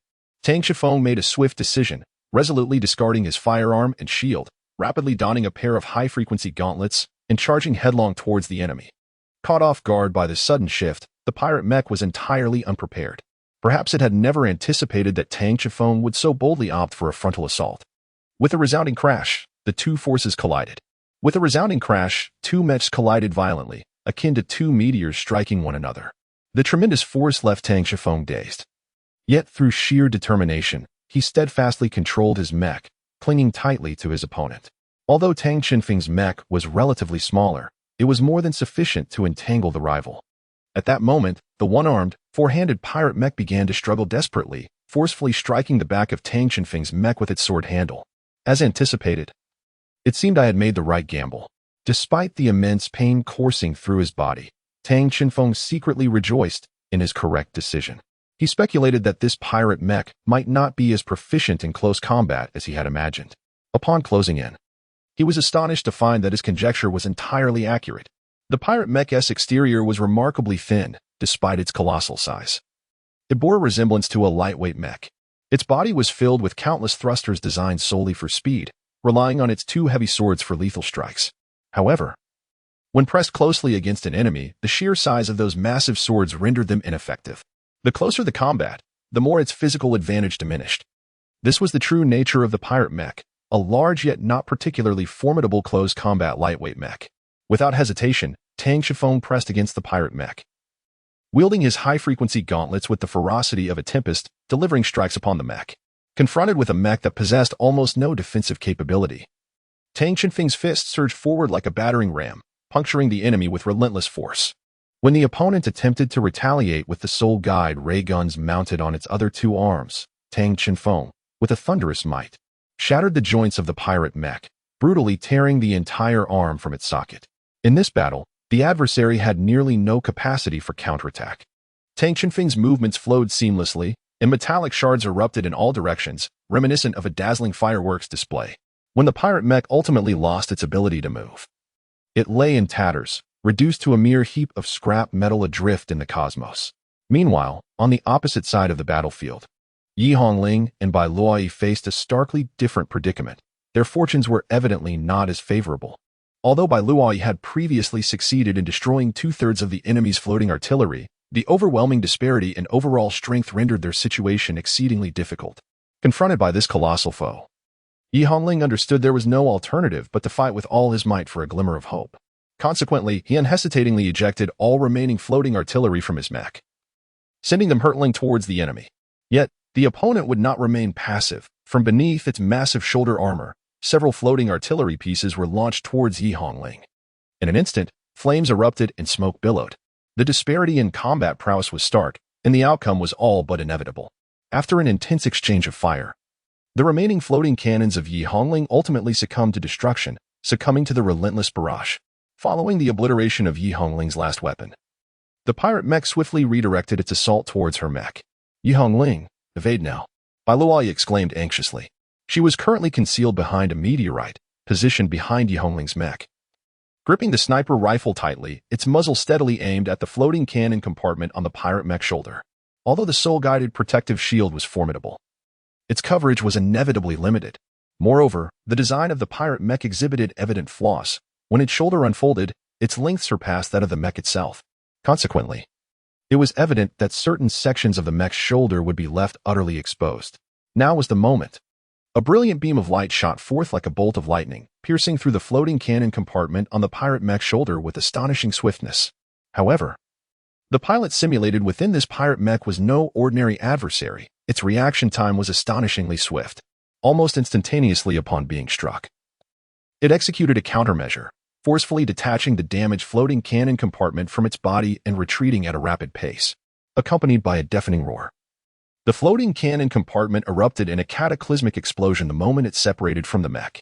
Simultaneously, the pirate mech, which had been concentrating its firepower on Yi Hongling, detected a more significant threat emanating from Bai Luoyi's direction and promptly redirected its assault towards this concealed opponent.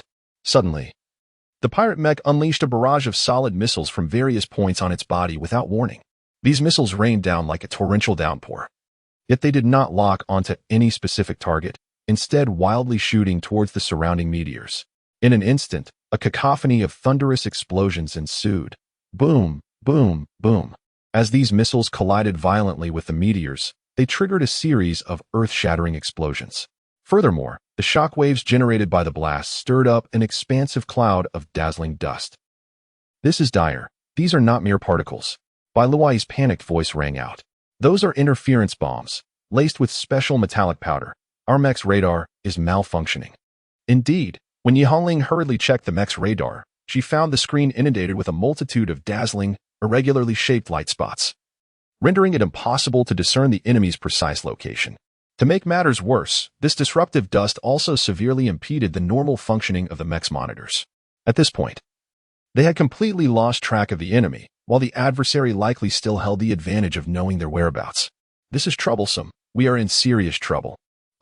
Before Bai Luoyi could finish her sentence, an ear-piercing and thunderous alarm echoed throughout the cockpit. She gazed in astonishment, her eyes widening in disbelief. At that moment, both Bai Luoyi and Yi Hongling hastily directed their attention to the three-dimensional screen of the mech before them, where a disquieting red warning light flickered ominously. Upon closer inspection, it became apparent that the mech's arms and legs were in an abnormal state. They had completely lost connection with the main body and were entirely offline. What could this possibly signify? The answer was glaringly evident. The limbs that were once intimately connected to the mech had been violently severed from its core. Indeed, they were utterly detached. This scene was truly jaw-dropping, almost beyond belief. Consequently, it validated their prior conjectures. The enemy was evidently well aware of their movements. As long as they continued to monitor their positions and seize the opportunity to launch a swarm of floating cannons, they found themselves utterly powerless to retaliate, left to await their doom. Meanwhile, the enemy's floating cannons had now locked onto Yi Hongling's cockpit. Be careful! Accompanied by this urgent cry, Bai Luoyi maneuvered her mech with lightning speed, hurtling toward Yi Hongling and crashing into her mech at a critical moment. In an instant, the concentrated beams that had previously targeted Yi Hongling's mech redirected entirely, bombarding Bai Luoyi's mech instead. A deafening explosion erupted, shattering Bai Luoyi's mech into countless metallic fragments that scattered in all directions. She, too, suffered severe damage, becoming the first casualty in this simulated battle. The pirate mech, meanwhile, remained just outside the interference zone. It had undergone significant enhancements to its anti-jamming capabilities, ensuring it would not lose connection even amidst the chaos. Stop. Enough. With a furious roar, a steel fist struck the pirate mech's face, contorting its head in an instant. The once formidable metallic shell appeared alarmingly fragile in the face of such terrifying force, as if it were merely paper, easily torn asunder. "Brother, he has finally arrived," Yi Hongling said, her heart, once heavy with dread, now lightened as if a colossal weight had been lifted. After Tang Shifeng successfully defeated another pirate mech, he was consumed with urgency, eager to race toward the direction of Yi Hongling and the others. However, just as he prepared to act, the mech suddenly emitted a sharp, piercing alarm, causing his heart to sink. Warning lights flashed incessantly, and the system's alert sounded. Warning. Mech energy consumption is excessive, power loss imminent. Upon witnessing the unfolding events, Tang Shifeng swiftly transitioned the mech into charging mode. With the sound of machinery echoing, two circular grips slowly rose from either side of the cockpit. Without hesitation, Tang Shifeng grasped them tightly, channeling his soul power into the mechanism with all his might. It is well known that the operation of a soul-guided mech relies fundamentally on soul power as its core energy source. Whether charging the mech or repairing a damaged shield, the active infusion of soul power by the pilot is an indispensable step. However, no one anticipated the sudden turn of events. Just as Tang Shifeng was fully engrossed in energizing the mech, a brilliant and dazzling explosion erupted from the location of Yi Hongling. Undoubtedly, such a fierce blaze could only be the result of a mech's detonation. Simultaneously, the display screen before Tang Shifeng starkly revealed that the mech piloted by Luoyi had been destroyed. In that instant, understanding dawned upon him. The situation had become painfully clear. His hands, which were originally gripping the charging handles with determination, now seemed to be imbued with an invisible force, instantly augmenting their strength. Though his hand trembled slightly from the exertion, there was no sign of relinquishing his hold. Tang Shifeng was utterly oblivious to the fact that his overwhelming fury had ignited a radiant aura of cosmic light around his clenched hands gripping the energy handle. At that very moment, the soul power, which had been trickling gently into the mech's interior like a serene stream, suddenly surged forth as if a dam had burst, transforming into a formidable torrent that roared with unprecedented might. No longer did it flow languidly and methodically. Instead, it surged forth like an unstoppable river, cascading into the mech with a relentless force reminiscent of the mighty Yangtze. Such an unexpected and astonishing turn of events took everyone by surprise. The azure flood of soul power rampaged within the mech, filling every nook and cranny with an overwhelming presence that exuded an aura of terror. Faced with this extraordinary situation, Tang Shifeng immediately sensed the subtle changes occurring within. At that moment, the mech appeared to have seamlessly fused with him, becoming an integral part of his very being. In an instant, he experienced a peculiar sensation. It was as if he were not merely controlling the mech, but that he himself had become the mech. After sustaining heavy damage, the pirate mech soared backward like a kite severed from its string, yet its response time was astonishingly agile. Almost instantaneously, it twisted its body and activated the hoverpods. In the blink of an eye, multiple floating cannons opened fire simultaneously, unleashing a dense barrage of artillery that rained down upon Tang Shifeng. Concurrently, several formidable soul-guided beams were also unleashed towards him. However, in the face of such ferocious onslaughts, Tang Shifeng chose not to evade. Fearlessly, he charged directly towards the pirate mech, disregarding the whizzing floating cannons surrounding him. He propelled himself forward with maximum thrust, pushing the power to its utmost limits, racing towards his foe with the swiftness of lightning. It should be noted that a target moving at such high speed as Tang Shifeng was exceedingly difficult for the floating cannons to accurately lock onto. Although several soul-guided beams narrowly grazed past him, they ultimately failed to pose a lethal threat. Tang Shifeng's mech approached the pirate mech with the swiftness of a lightning bolt, closing the distance in the blink of an eye. Faced with such a fierce onslaught, the pirate mech was filled with terror. However, it did not surrender easily. Instead, it swiftly reacted, drawing forth a sharp longsword that had been hanging on its back. This weapon gleamed with a crimson light, functioning as an electric heat armament.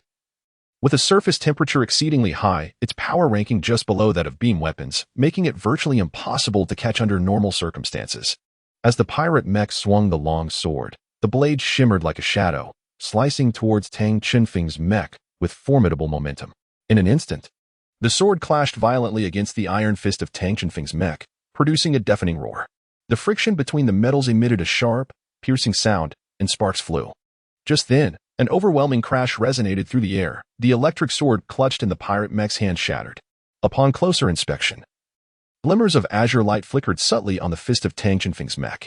Without a moment's hesitation, Tang Chenfeng's mech unleashed a powerful punch, striking forcefully upon the floating chamber of the pirate mech, puncturing it directly. This blow triggered a violent explosion within the floating chamber, engulfing it in a fierce blaze. With the eruption of flames and a billowing cloud of thick smoke ascending into the sky, the two battling mechs became entirely shrouded within. The battlefield transformed into a hazy realm, rendering the situation nearly indecipherable. In the next moment, amidst the swirling smoke, a figure shot forth like an arrow released from its bow. Upon closer inspection, it was the pirate mech. Yet, at this moment, it was a mere shadow of its former self, battered and broken. The monitoring device was reduced to half, the left arm obliterated, and the right leg vanished without a trace. In this pitiful state, it seemed to yearn for escape from the terrifying battlefield. However, just as it turned to flee, another figure emerged from the thick smoke, a white silhouette, which was none other than the mech piloted by Tang Chenfeng. Tang Chenfeng, without a moment's hesitation, unleashed his full might, swinging his unyielding iron fist once more towards the already precarious visage of the pirate mech. This strike was akin to a thunderous force, unstoppable and overwhelming.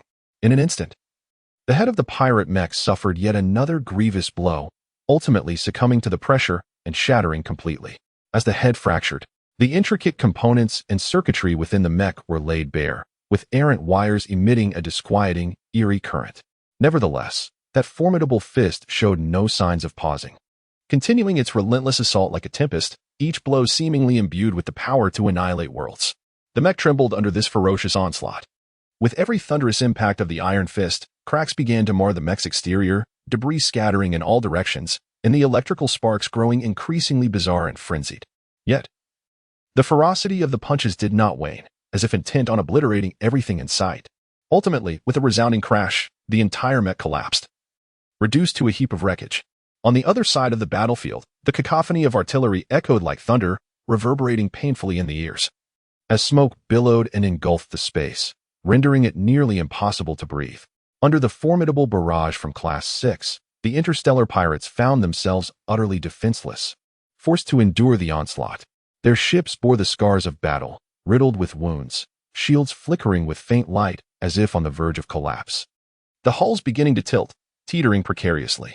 Finally, after a breathtakingly intense skirmish, the pirate vessels could endure no more, plummeting like extinguished meteors into the vast expanse of the universe.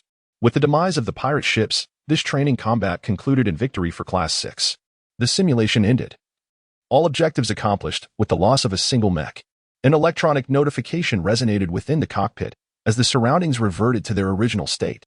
Without a moment's hesitation, Tang Chenfeng swiftly exited the mech's cockpit and hurriedly made his way towards Bai Luoyi's mech. In this illusory simulation, the sensation of pain would be significantly dulled, reduced to about 10% of that experienced in reality. However, should the mech be destroyed outright, leading to the pilot experiencing the agony of death, that sensation would surely be far from pleasant. Simultaneously, Yi Hongling arrived on the scene alongside him. The cockpit of Bai Luoyi slowly opened, and she emerged with sluggish movements. Though her complexion was as pale as parchment, her overall condition appeared relatively stable. Tang Chenfeng sighed in relief. "Luoyi, are you all right?" Unexpectedly, it was Yi Hongling who first inquired with concern. Upon seeing Bai Luoyi's pallid face and unwell state, everyone was taken aback and filled with worry. But no one anticipated that the first to approach with genuine concern would be Yi Hongling, who had always harbored animosity towards Bai Luoyi. This is indeed astonishing, however. Upon closer reflection, it is also quite reasonable. At that moment, had Bai Luoyi not intervened to deflect Yi Hongling's mech, it is likely that the pallid figure lying here now would be Yi Hongling herself. The once resentful Yi Hongling may have, in this instance, discerned Bai Luoyi's inherent kindness and courage. Here and now, Yi Hongling's profound concern for Bai Luoyi not only reveals her gratitude, but also signifies a deep introspection and rectification of her past misconceptions. Witnessing this scene, Tang Chenfeng could hardly contain his joy. From the outset, he had been deeply troubled, fearing irreconcilable differences between the two, which had led him to ponder how to mediate their relationship. However, the current developments have surpassed his expectations, unfolding far more favorably than he had anticipated. "Lingo, I entrust you with the task of healing Luoyi. I shall review the records of this operation, Tang Chenfeng said gently to Yi Hongling, his gaze betraying a hint of trust and concern. Yi Hongling nodded slightly in acknowledgement, indicating her understanding. Tang Chenfeng led the group towards the control console, deliberately providing Yi Hongling and Bai Luoyi an opportunity to converse privately. Without hesitation, Yi Hongling unleashed her formidable life tree martial spirit. A torrent of vibrant life force surging forth, quickly enveloping the entire space. This refreshing and invigorating aura seemed to possess a magical quality, significantly improving the pallid complexion of Bai Luoyi. Luoyi, I have a question to ask you, if that's all right? Yi Hongling's tone revealed a hint of shyness. Bai Luoyi responded without any hesitation, of course. What is it? Yi Hongling inquired. Why did you save me back then? Bai Luoyi replied without a moment's thought. Because we are comrades in arms. It is only natural for us to assist one another. That's not what I meant.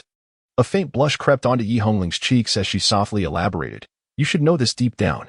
Ever since I met you, witnessing your closeness with my brother has stirred an odd feeling within me, making me fear that you might take him away from me. Hence, I have been intentionally seeking various reasons to create distance between you and my brother, hoping to keep you away from him. Yet, you not only remained indifferent, but at the crucial moment, you selflessly rescued me from peril. Had it not been for your timely intervention, I would surely be the one lying here, receiving treatment for my injuries. After hearing Yi Hongling's words, Bai Luoyi paused momentarily before regaining her composure and responding softly. Well, there are actually other factors at play. On one hand, as I mentioned earlier, we are allies on the battlefield, and it is our duty to support each other. On the other hand, I sense that you hold a significant place in his life. If the one who had fallen had been you, your brother would undoubtedly be heartbroken. I don't quite understand why, but I really do not wish to see him in such a sorrowful state. Moreover, you truly need not harbor such animosity towards me, for I have no intention of vying for your brother's affection. A subtle, enigmatic smile graced Bai Luoyi's lips, tinged with playful intrigue. Upon hearing this, Yi Hongling's previously snow-white cheeks turned a deep crimson, reminiscent of a ripe apple. Embarrassed, she lowered her head and murmured, "And no more, please." Her voice was as soft as a whisper, yet sufficiently audible for Bai Luoyi, standing across from her, to hear clearly. Thus, a reconciliation blossomed between the two. Meanwhile, Tang Chenfeng remained occupied, entirely unaware of their dialogue. Tang Chenfeng sat before his desk, his gaze fixed intently upon the screen, meticulously perusing the recent battle records and the various accolades awarded post-conflict. In that vividly imaginative battlefield of simulated mecha combat, the system would reward participants based on the outcomes of each fierce engagement. The rewards were diverse, encompassing points earned in every match, comprehensive manuals on mecha control and weapon utilization, and even a series of specialized training programs aimed at enhancing practical combat skills. For the majority, these bountiful and enticing rewards served as an inexhaustible source of motivation, propelling them to forge ahead and strive for self-improvement. Yet amidst the dazzling array of prizes, one particular element perplexed Tang Chenfeng, leaving him in a state of bewilderment: the enigmatic battle points. After each intense confrontation, the system bestowed a certain number of battle points as a reward. Initially, Tang Chenfeng speculated that these points might be akin to currency in the real world, usable for purchasing or exchanging various resources and weaponry. With a heart full of questions, he meticulously scoured the simulator from beginning to end, yet, to his dismay, he found no clues linking the points to any form of expenditure. What secrets did these points conceal? Were they truly nothing more than superfluous data? This question lingered persistently in his mind. Beep, beep, beep. Accompanied by a crisp and urgent alert, the previously tranquil screen suddenly flickered to life. Drawn in by this unexpected change, Tang Chenfeng quickly focused his attention on the display. A slight frown creased his brow as curiosity welled within him. He gently tapped the screen to receive this mysterious message. Upon opening it, he was astonished to discover that it was an invitation to battle from the Sacred Soul Master Academy, his own institution. It appeared to be sent by another mecha pilot within the academy. However, what was perplexing was the absence of any clear source information in the letter, bearing only the signature Holy Shield, which was evidently a pseudonym. With a heart full of suspicion, Tang Chenfeng continued to read, the message gradually clarifying. The anonymous sender seemed intent on challenging anyone who received or viewed this invitation. By clicking the conspicuously prominent acceptance button below, one would effectively concede to the challenge. Faced with such a mysterious and provocatively enticing battle invitation, Tang Chenfeng found himself immersed in contemplation. Typically, He welcomed challenges of this nature, yet he was now more curious about the identity of the sender. The Academy's simulation pods were limited in number yet consumed vast amounts of energy. Ordinarily, only one class would utilize them during any given time frame, meaning that only his own peers would be present. Could it be that students from another class had arrived early? After a moment of contemplation, Tang Chenfeng gazed at the consent button below and ultimately pressed it. Although he was unaware of the origin of the challenge invitation, it would be rather impolite to decline now that it had arrived. Upon pressing the button, the system notified him that pairing was complete, and all he had to do next was to take his seat in the mech cockpit once more. The surrounding environment swiftly transformed again, revealing the familiar weapon selection interface. Naturally, Tang Chenfeng opted for the same configuration as before, quickly making his way to the launch deck, ready to be propelled into action. Amidst the myriad of consoles, a colossal three-dimensional display screen stood out, capturing attention with its grandeur. At that moment, the screen was broadcasting live footage of Tang Chenfeng's current surroundings and combat status. Just then, Bai Luoyi and Yi Hongling approached, eager to witness the impending battle. Meanwhile, Tang Chenfeng's mech was launched from the catapult with astonishing speed, hurtling straight towards the heart of the battlefield. Simultaneously, the radar screen of the test mech suddenly lit up with warning signals, indicating that the enemy was approaching with an unimaginable velocity. This speed could not possibly belong to an ordinary mech. Could it be that the opponent was piloting a soul-guided war machine? Tang Chenfeng pondered to himself, just as he was lost in thought. A faint glimmer appeared on the distant horizon. Tang Chenfeng had yet to fully regain his composure, yet his remarkably acute sixth sense suddenly rang alarm bells. Danger was imminent. Almost instinctively, he immediately commanded the mech's engine backpack to accelerate with utmost force, propelling himself swiftly towards the upper right. Just as he evaded the threat, a blindingly brilliant and immensely powerful beam of light abruptly streaked through the void, precisely traversing the very spot where he had been moments before. Tang Chenfeng's forehead was soon beaded with a fine layer of sweat, and he silently breathed a sigh of relief. It was indeed a beyond visual range attack. This was not the first time he had witnessed such a skill, as Bai Luoyi had previously employed a similar tactic. However, this marked the first occasion he personally experienced such an assault from an adversary. Faced with an attack that lay beyond the radar's detection capabilities, the radar system itself could provide no effective warning. Had it not been for Tang Chenfeng's extraordinary instinct, which alerted him to this lethal threat, and his prompt reaction, he would have likely become a casualty beneath the enemy's fire. As he turned to look back, he saw that the opponent had entered his line of sight, revealing the type of aircraft they piloted. As Tang Chenfeng had surmised, it was indeed a soul-guided fighter jet, albeit one that differed slightly from those he was accustomed to seeing. This particular fighter's cockpit was not designed with the traditional transparent canopy, but was instead fortified with armor akin to that of a mech. Atop the aircraft rested a medium-sized beam cannon, while beneath it hung an enormous beam cannon whose length surpassed that of the aircraft itself. It was evident that the recent onslaught had originated from this formidable weapon. The overall dimensions of this fighter jet were similar to the mech operated by Tang Chenfeng, measuring approximately 7 to 8 meters in length. However, what was particularly astonishing was the peculiar presence of two large thrusters affixed to the upper rear of the aircraft. Typically, fighter jets are rarely equipped with such cumbersome appendages. After all, the addition of such massive thrusters not only increases the burden of weight but also offers no enhancement to flight performance. Indeed, it could be argued that it detracts from it. Nevertheless, despite this peculiarity, the enemy's speed remained beyond the reach of the mech. Upon witnessing the scene, Tang Chenfeng unhesitatingly retrieved his beam rifle. He understood all too well that engaging in close combat with a soul-guided warplane capable of such astonishing speed was nearly futile. The odds of his victory would be virtually non-existent. Thus, it would be far more prudent to fully exploit the advantages of long-range attacks. The soul-guided warplane, piloted by the Saint Shield, soared gracefully through the boundless expanse of the cosmos, navigating with the ease of a fish in water. It would occasionally ascend rapidly or dive into the clouds, its agile and unpredictable flight patterns leaving one in a state of bewilderment. Accurately targeting such a swiftly moving and elusive entity was indeed a formidable challenge. However, Tang Chenfeng, after a brief yet precise aim, decisively pulled the trigger, sending the bullet forth. Unexpectedly, he did not target the soul-guided warplane directly, but instead aimed towards its left flank. Just as astonishment enveloped the onlookers, an astonishing scene unfolded. The seemingly erratic, haphazardly maneuvering warplane appeared to deliberately head towards the beam projectile, soaring directly in that direction. The pilot within the aircraft, evidently taken by surprise, felt a jolt of alarm. He hastily yanked on the control stick, attempting to alter the aircraft's trajectory. Simultaneously, two fierce flames erupted from the underside of the plane, propelling it upwards with remarkable swiftness, executing a perilous sharp turn that narrowly evaded the assault. How could such chaotic maneuvers be predicted? The seasoned pilot marveled inwardly, his thoughts imbued with disbelief while simultaneously revealing an admiration and wariness towards his adversary's prowess. Meanwhile, Tang Chunfeng's assault did not wane. Beams of dazzling light continuously shot towards the opponent. His remarkable precision in launching these attacks could undoubtedly be attributed to his innate ability to foresee the future. With this extraordinary gift, Tang Chunfeng could vividly discern his adversary's flight path, enabling him to execute impeccably accurate predictive shots. However, as the battle progressed, Tang Chunfeng gradually discerned a perplexing phenomenon. No matter how diligently he aimed, each bullet seemed to merely graze past the target.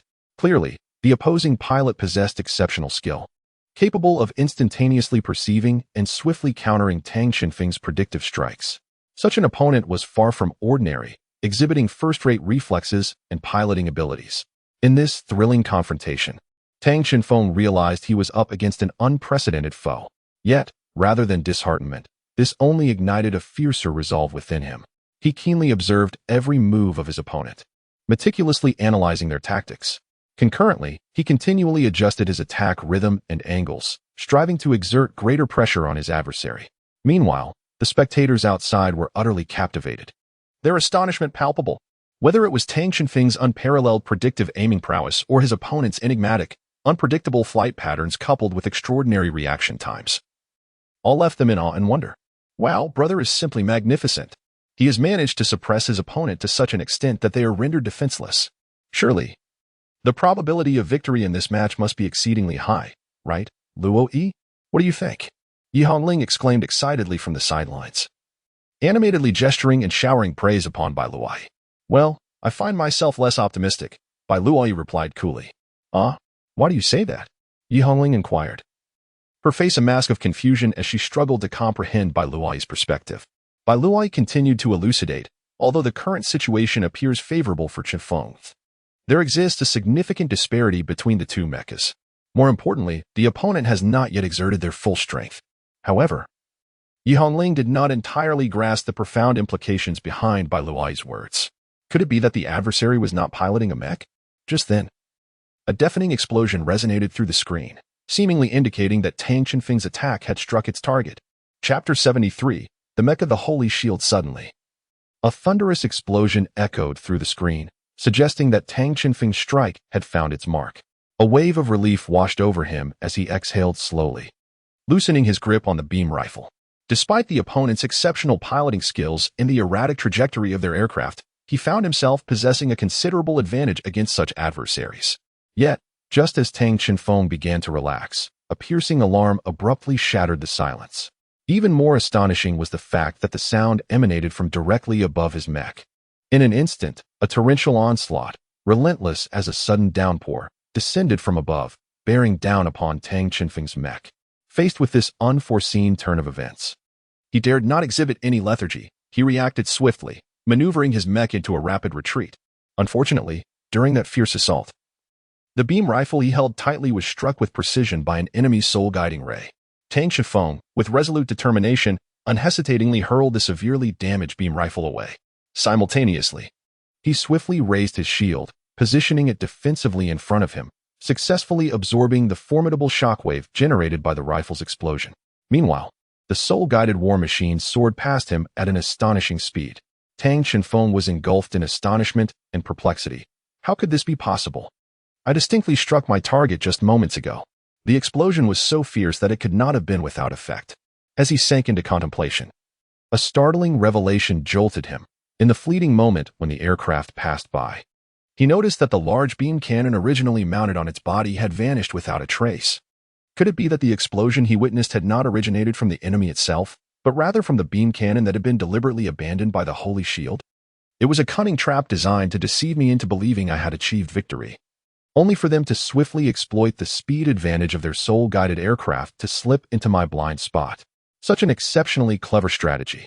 Contemplating this, Tang Chunfeng could not help but gasp in shock, deeply awed by his opponent's ingenuity.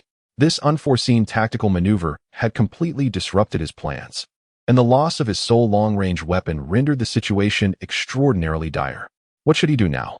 In this critical moment, a spark of inspiration suddenly illuminated his mind, and without hesitation, he steered his mecha towards the asteroid belt. Meanwhile, his adversary had evidently taken note of Tang Qinfeng's actions. Pondering privately, could he be planning to conceal himself among the asteroids and wait for an opportunity? Indeed, that is a brilliant idea. If so, I shall accept this challenge. In an instant, the Holy Shield promptly maneuvered the soul-guided aircraft to pursue him relentlessly. In truth, Tang Qinfeng's intentions aligned with those of his foe. The strength of the soul-guided aircraft lay in its remarkable maneuverability. However, if he could lure it into the asteroid belt, its speed would undoubtedly be significantly hampered. Thus, even if he could only engage in close combat at that moment, there remained a glimmer of hope for victory. Consequently, Tang Qinfeng's mecha dashed forward in a frantic flight, while the enigmatic soul-guided aircraft pursued him like a ravenous wolf, relentlessly closing in. Yet, astonishingly, this tense and exhilarating chase conveyed an inexplicable harmony. His opponent seemed disinclined to launch an immediate attack, merely following Tang Qinfeng at a leisurely pace, allowing him to enter the safety of the asteroid belt. Tang Qinfeng successfully penetrated the perilous expanse fraught with countless asteroids. This asteroid belt resembled a vast labyrinth, characterized by rugged rocks and lurking dangers. Yet, undeterred by these threats, Tang Qinfeng pressed onward with a familiarity that suggested he had traversed this terrain before, fully aware that it constituted the ideal battlefield for his mech. As he navigated his spacecraft into the heart of the asteroid field, the soul-guided fighter jet followed suit without the slightest hesitation, plunging headlong into this realm of peril and uncertainty. True to Tang Qinfeng's predictions, upon entering the asteroid belt, the fighter jet's speed immediately diminished. After all, a collision with a meteorite at such high velocity could result in catastrophic explosions, or at the very least, severe damage, if not outright destruction to the aircraft. Where could he possibly be hiding? Saint Shield gripped the control stick tightly, his gaze fixed on the endless expanse of asteroids ahead. He maneuvered the soul-guided fighter jet with utmost caution, weaving between the massive meteorites. In order to traverse this densely packed field of asteroids, Saint Shield was compelled to reduce the jet's speed. Each narrow escape from the meteorites sent his heart racing. At this moment, he could not afford a moment's relaxation, for he was acutely aware that Tang Qinfeng might be lying in wait behind any one of those rocks, poised to deliver a lethal strike. Saint Shield remained on high alert, continuously scanning his surroundings. He pondered within himself, what could Tang Qinfeng's strategy possibly entail? If it was merely an ambush utilizing this intricate terrain, then he possessed countless means to evade such an attack. Suddenly, an insistent, piercing alarm blared, echoing violently within the confines of the cockpit. Saint Shield jolted awake, disbelief etched across his features as he fixated on the radar display before him, which vividly illuminated a formidable energy source hurtling toward him at an astonishing speed. His heart raced as if gripped by an invisible hand, and his gaze, magnetically drawn to the screen, revealed an almost imperceptible glimmer of astonishment in his eyes. Soon, he discerned a dazzling figure streaking through the asteroid field with breathtaking velocity, a radiant point of light. This luminous entity moved with the swiftness of lightning, effortlessly weaving through the densely packed asteroids. Its tail trailed a long, vibrant blue plume, reminiscent of a resplendent comet slicing through the heavens. With just a glance, Saint Shield instantly recognized it as Tang Qinfeng's mech. However, what left him utterly astounded was that, at this very moment, the mech's speed and responsiveness had surged to over 3 times what he remembered. Yet amidst the chaotic asteroid field, the fighter jet found little room for evasive maneuvers. Shengdun was taken aback, suddenly realizing that he might have underestimated his adversary. Acting swiftly, he resolved to accelerate with all his might, eager to extricate himself from the perilous asteroid belt. However, it was evident that Tang Qinfeng would not allow him to escape so easily. With precision, Tang Qinfeng maneuvered his mech, surging forward like a meteor ablaze with fierce flames, intent on launching a formidable offensive against his foe. Yet, at that very moment, an unexpected occurrence unfolded. The opposing soul-guided fighter jet also increased its speed, deftly weaving through the asteroid-laden expanse with astonishing swiftness, matching the remarkable velocity of Tang Qinfeng's mech. Upon witnessing this, Tang Qinfeng couldn't help but feel a profound astonishment. The opponent's remarkably swift reaction was truly astounding, especially in such a high-speed flight. Effortlessly maneuvering through the asteroid field, Were he in the same situation, he doubted he could achieve such a feat. However, this was of little consequence. It is imperative to understand that for a soul-guided warplane to completely dominate a mech, its speed must far exceed that of the mech. Otherwise, if the velocities of the two were relatively comparable, the outcome would be drastically different. Tang Qinfeng exerted tremendous effort to finally catch up with his opponent. However, at such a high velocity, he found it impossible to launch an effective attack. Yet, refusing to remain passive, he swiftly maneuvered his mech, firmly grasping the opponent's wing before delivering a powerful punch. A sharp cracking sound echoed throughout the mech as the opponent's wing was forcefully severed in two. The aircraft, now lacking a wing, immediately lost its balance and began to tumble. As they broke free from the asteroid belt, Tang Qinfeng released his grip, recognizing that continuing to hold on would put him at greater risk. The piercing alarm within the cockpit blared incessantly, as if threatening to tear the cabin apart. Yet Shang Dun remained unperturbed, even allowing a subtle smile to grace his lips. It appeared to be the moment to reveal his true capabilities, he murmured to himself. His gaze resolute and confident. As he spoke, he skillfully manipulated the controls, inputting a series of intricate commands, ultimately activating the long-hidden mysterious program within the aircraft. With the program's initiation, the cacophony of alarms abruptly ceased, replaced by an almost suffocating silence. The entire aircraft seemed to enter a state of combat readiness, with all systems optimized for peak performance. To Tang Qinfeng's astonishment, Shang Dun's soul-guided aircraft began to undergo an unbelievable transformation. The massive wings gradually folded inward, while the fuselage expanded outward. Concurrently, two robust mechanical arms concealed within the body revealed themselves. Even more astonishing was the cockpit section, which bent downward to form a sturdy chest and abdomen structure. During this transformation, a mech head emerged from within the body, its luminous eye sensors radiating a chilling light. Yet, this was far from the conclusion. The large thrusters, which had previously appeared peculiar to Tang Qinfeng, swiftly extended backward, flipped, and rapidly unfurled, instantly transforming into a pair of strong, reliable legs. Meanwhile, the medium-sized soul-guided beam cannon originally mounted atop the aircraft morphed into an elongated soul-guided beam rifle, its muzzle gleaming with an awe-inspiring brilliance. What unfolded before his eyes was utterly astonishing. In the blink of an eye, the once teetering and nearly unbalanced soul-guided aircraft had undergone a complete metamorphosis, emerging as a formidable mech before everyone's gaze. For Tang Qinfeng, this spectacle was an unprecedented and exhilarating experience. Simultaneously, accompanied by a series of crisp clicks, a uniquely shaped, futuristic sword hilt suddenly sprang forth from Shang Dun's transforming mech. The hilt of the sword appears as though it has emerged from the realms of a science fiction film, its distinctive design and advanced technological essence evoking profound astonishment. In nearly the same instant, the mech extends its mechanical arm with astonishing speed, flawlessly seizing the hilt suspended in midair. The entire motion is as fluid and graceful as flowing water, exhibiting an extraordinary precision devoid of any hint of delay. The moment the mech grasps the hilt, an immense surge of energy is instantaneously unleashed. A dazzling ion beam erupts from the hilt, resembling a lightning bolt cleaving through the night sky, radiating an intensely brilliant light. The power it embodies seems boundless, carrying an indescribable aura of dominance, as if it seeks to rend the very fabric of space and transcend all obstacles. At this juncture, the Sacred Shield mech has also fully activated, its engines roaring to life, with all its might unleashed. It hurtles forth like a meteor ablaze with fury. Racing directly toward Tang Qinfeng, its speed scarcely diminished from before. Upon witnessing this, Tang Qinfeng was utterly astonished.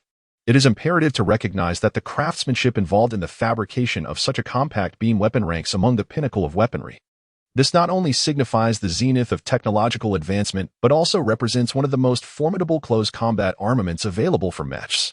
However, the formidable nature of such a weapon entails an enormous energy consumption, imposing exceptionally high demands on the mech itself.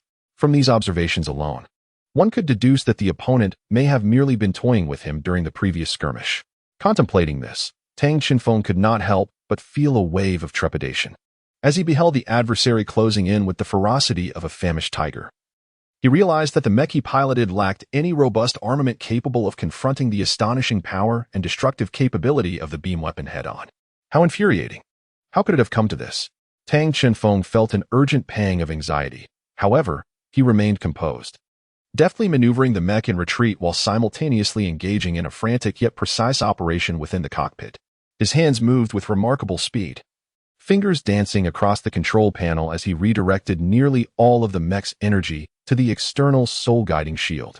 In truth, when assessed solely on performance, the soul-guiding shield equipped on the mech is significantly more adept at repelling beam-based assaults from adversaries than conventional ballistic weapons.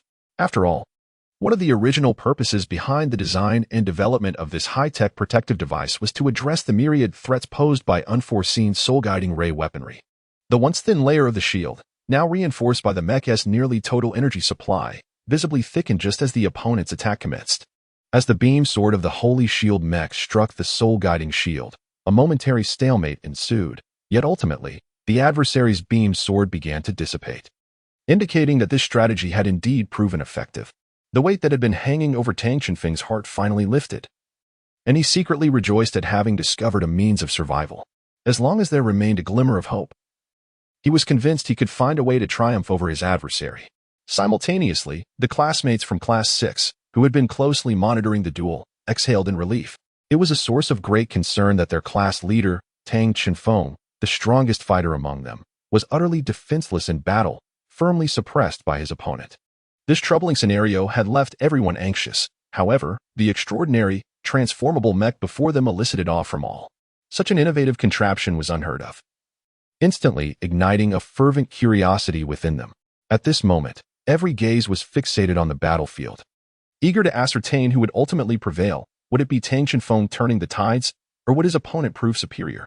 Yet among the crowd, only Yi Hongling's attention briefly lingered on Bai Luai. Clearly, she possessed a certain understanding of this transformable mech. Otherwise, she would not have so readily made her earlier remarks. What remained a mystery, however, was the source of her knowledge. Chapter 74, The Holy Shield Revealed. Just then, the mech known as the Holy Shield abruptly halted its pursuit of Tang Chenfeng's mech. Had it realized it could not breach his defenses and decided to alter its strategy? The answer was in the negative. With a swift motion of its arm, the Holy Shield launched its beam sword like a boomerang, hurtling towards Tang Chenfeng. The beam sword spun rapidly in the air, radiating a dazzling light. However, its speed appeared somewhat sluggish. The trajectory of the thrown beam sword was crystal clear, making it relatively easy for Tang Chenfeng to evade such an attack. What, then, was the purpose of this maneuver? As the crowd pondered this, an unexpected scene unfolded. The Holy Shield's mech rapidly locked onto the thrown beam sword and unleashed a series of soul-guided beams. These beams struck the beam sword with pinpoint accuracy. And then something astonishing occurred. The soul-guided beams expanded outward upon contact, like ripples, forming a vast fan-shaped spread that surged toward Tang Chenfeng. The breadth of this dispersion was so extensive that there was no refuge for Tang Chenfeng's mech. Confronted by this sudden assault, he had no choice but to brace himself with all his might. As the expanding soul-guided beams collided with the mech's protective shield, the shield shone with an even brighter luminescence, yet within the cockpit, Tang Chenfeng abruptly realized that the energy of the protective shield was depleting at an alarming rate. It was only at this moment that he truly comprehended his opponent's intent. While such a widespread attack might struggle to penetrate the mech's shield, it could significantly weaken its integrity, rendering the shield unstable. Once a chink appeared in the protective shield, the subsequent events were all too predictable. Suddenly, a beam of light streaked across the battlefield, shattering the silence. This was followed by a violent explosion and a powerful tremor. Tang Chenfeng was momentarily engulfed in darkness as a shot from the adversary obliterated the head of his mech, rendering his vision utterly void. Faced with this unexpected turn of events, a surge of alarm coursed through Tang Chenfeng, prompting him to hastily activate the backup camera and attempt to reconnect to the main visual feed. However, when the image restored, he was astounded to discover that the Holy Shield had seized the fleeting moment to charge directly before his mech. At that moment, the Holy Shield resembled a god of war, wielding a beam sword in each hand, their brilliance flickering with a formidable presence. With a swift flourish, he unleashed a dual strike, his movements as rapid as lightning, mercilessly cleaving toward Tang Chenfeng's mech. In an instant, the clash of blades erupted, sparks flying. As the limbs of Tang Chenfeng's mech were severed in a decisive blow, Tang Chenfeng felt a heaviness in his heart, a wave of despair washing over him. He was acutely aware that, in the face of such a formidable opponent, he possessed no chance of victory. The scales of triumph had long since tipped, and the outcome of failure seemed irrevocably predetermined. However, at that moment, a familiar voice emanated from his adversary. Your driving skills have indeed improved compared to before. Yet there remains a slight deficiency. Tang Qinfeng's eyes widened in astonishment, his face a canvas of disbelief. The voice was all too familiar, yet at this moment, it felt somewhat alien. As he attempted to speak, his throat constricted, but before he could utter a word, he witnessed the figure brandishing a beam sword, thrusting it fiercely towards the cockpit. In an instant, Tang Qinfeng felt a flash before his eyes, and the system forcibly exited the simulated combat mode. The simulated battle had finally come to an end, and Tang Qinfeng struggled to emerge from the mech's cockpit. He had just endured a harrowing simulated ordeal. His complexion as pale as a sheet, his body swaying precariously. Much like Bai Luai before him, he too appeared utterly drained. After all, that moment had allowed him to truly experience the terrifying sensation of being vaporized by a beam sword, a feeling akin to descending into the depths of hell. Chilling to the bone. Upon hearing Tang Qinfeng's sigh, his classmates from Class 6 hurriedly gathered around him. Yi Hongling stepped forward anxiously, unhesitatingly activating her martial soul, channeling her formidable healing abilities to tend to Tang Qinfeng's wounds. This is a complete loss. Tang Qinfeng sighed helplessly, though his tone remained remarkably composed. Class leader. This is not your fault. A classmate quickly reassured him. It was the opponent's cunning choice of that peculiar mech. Indeed, and they equipped themselves with such high-spec weaponry. It was clearly cheating. Another classmate chimed in. The students of Class 6 voiced their support, attempting to comfort Tang Qinfeng, urging him not to be too hard on himself. However, at that moment, a familiar voice suddenly echoed in their ears. Who said I was cheating? The students turned in surprise to see their teacher, Wu Lintian, standing there, seemingly having returned without anyone noticing, and those words had apparently come from his lips. Did he mean himself? They exchanged glances, their hearts filled with confusion. As Wu Lintian approached, the students of Class 6 instinctively took a half-step back, their expressions betraying a hint of fear and apprehension. He halted before them, his profound gaze sweeping over each student, before calmly stating, "Time is nearly up. The rest of you may proceed with your physical training. Tang Qinfeng, Yi Hongling, Bai Luai, you are to stay behind." Upon hearing this, the classmates of Class 6 exhaled in relief, though they felt a twinge of regret at not being able to remain for the ensuing events. Yet, upon witnessing Wu Lintian's serious countenance, they dared not linger any longer and swiftly exited the simulated training system. At that moment, only Tang Qinfeng, Yi Hongling, and Bai Luai remained. With everyone else having exited the simulation, Wu Lintian turned to face Tang Qinfeng, speaking in a calm tone. "I apologize. My previous strike was perhaps a bit too forceful. But you know I never hold back in mech combat." Upon hearing this, Tang Qinfeng's complexion paled slightly. He gritted his teeth and responded with some effort. "I know it's just that feeling of being evaporated. I truly do not wish to endure it a second time." His voice trembled faintly, as if he were still immersed in the harrowing battle that had just transpired. Undoubtedly, this brief exchange unveiled a significant truth. The formidable sacred shield, with which Tang Qinfeng had fiercely contended, was none other than his own teacher, Wu Lintian. "Teacher, that transformable mech is yours? How come I've never even heard of it before?" Yi Hongling inquired, astonished. That transformable mech is typically exclusive to the military, however. The one you saw is my own design, so naturally, you would not have encountered it," Wu Lintian replied with a relaxed tone. "What? It's actually your own design?" The other three exclaimed in unison, their faces a canvas of astonishment.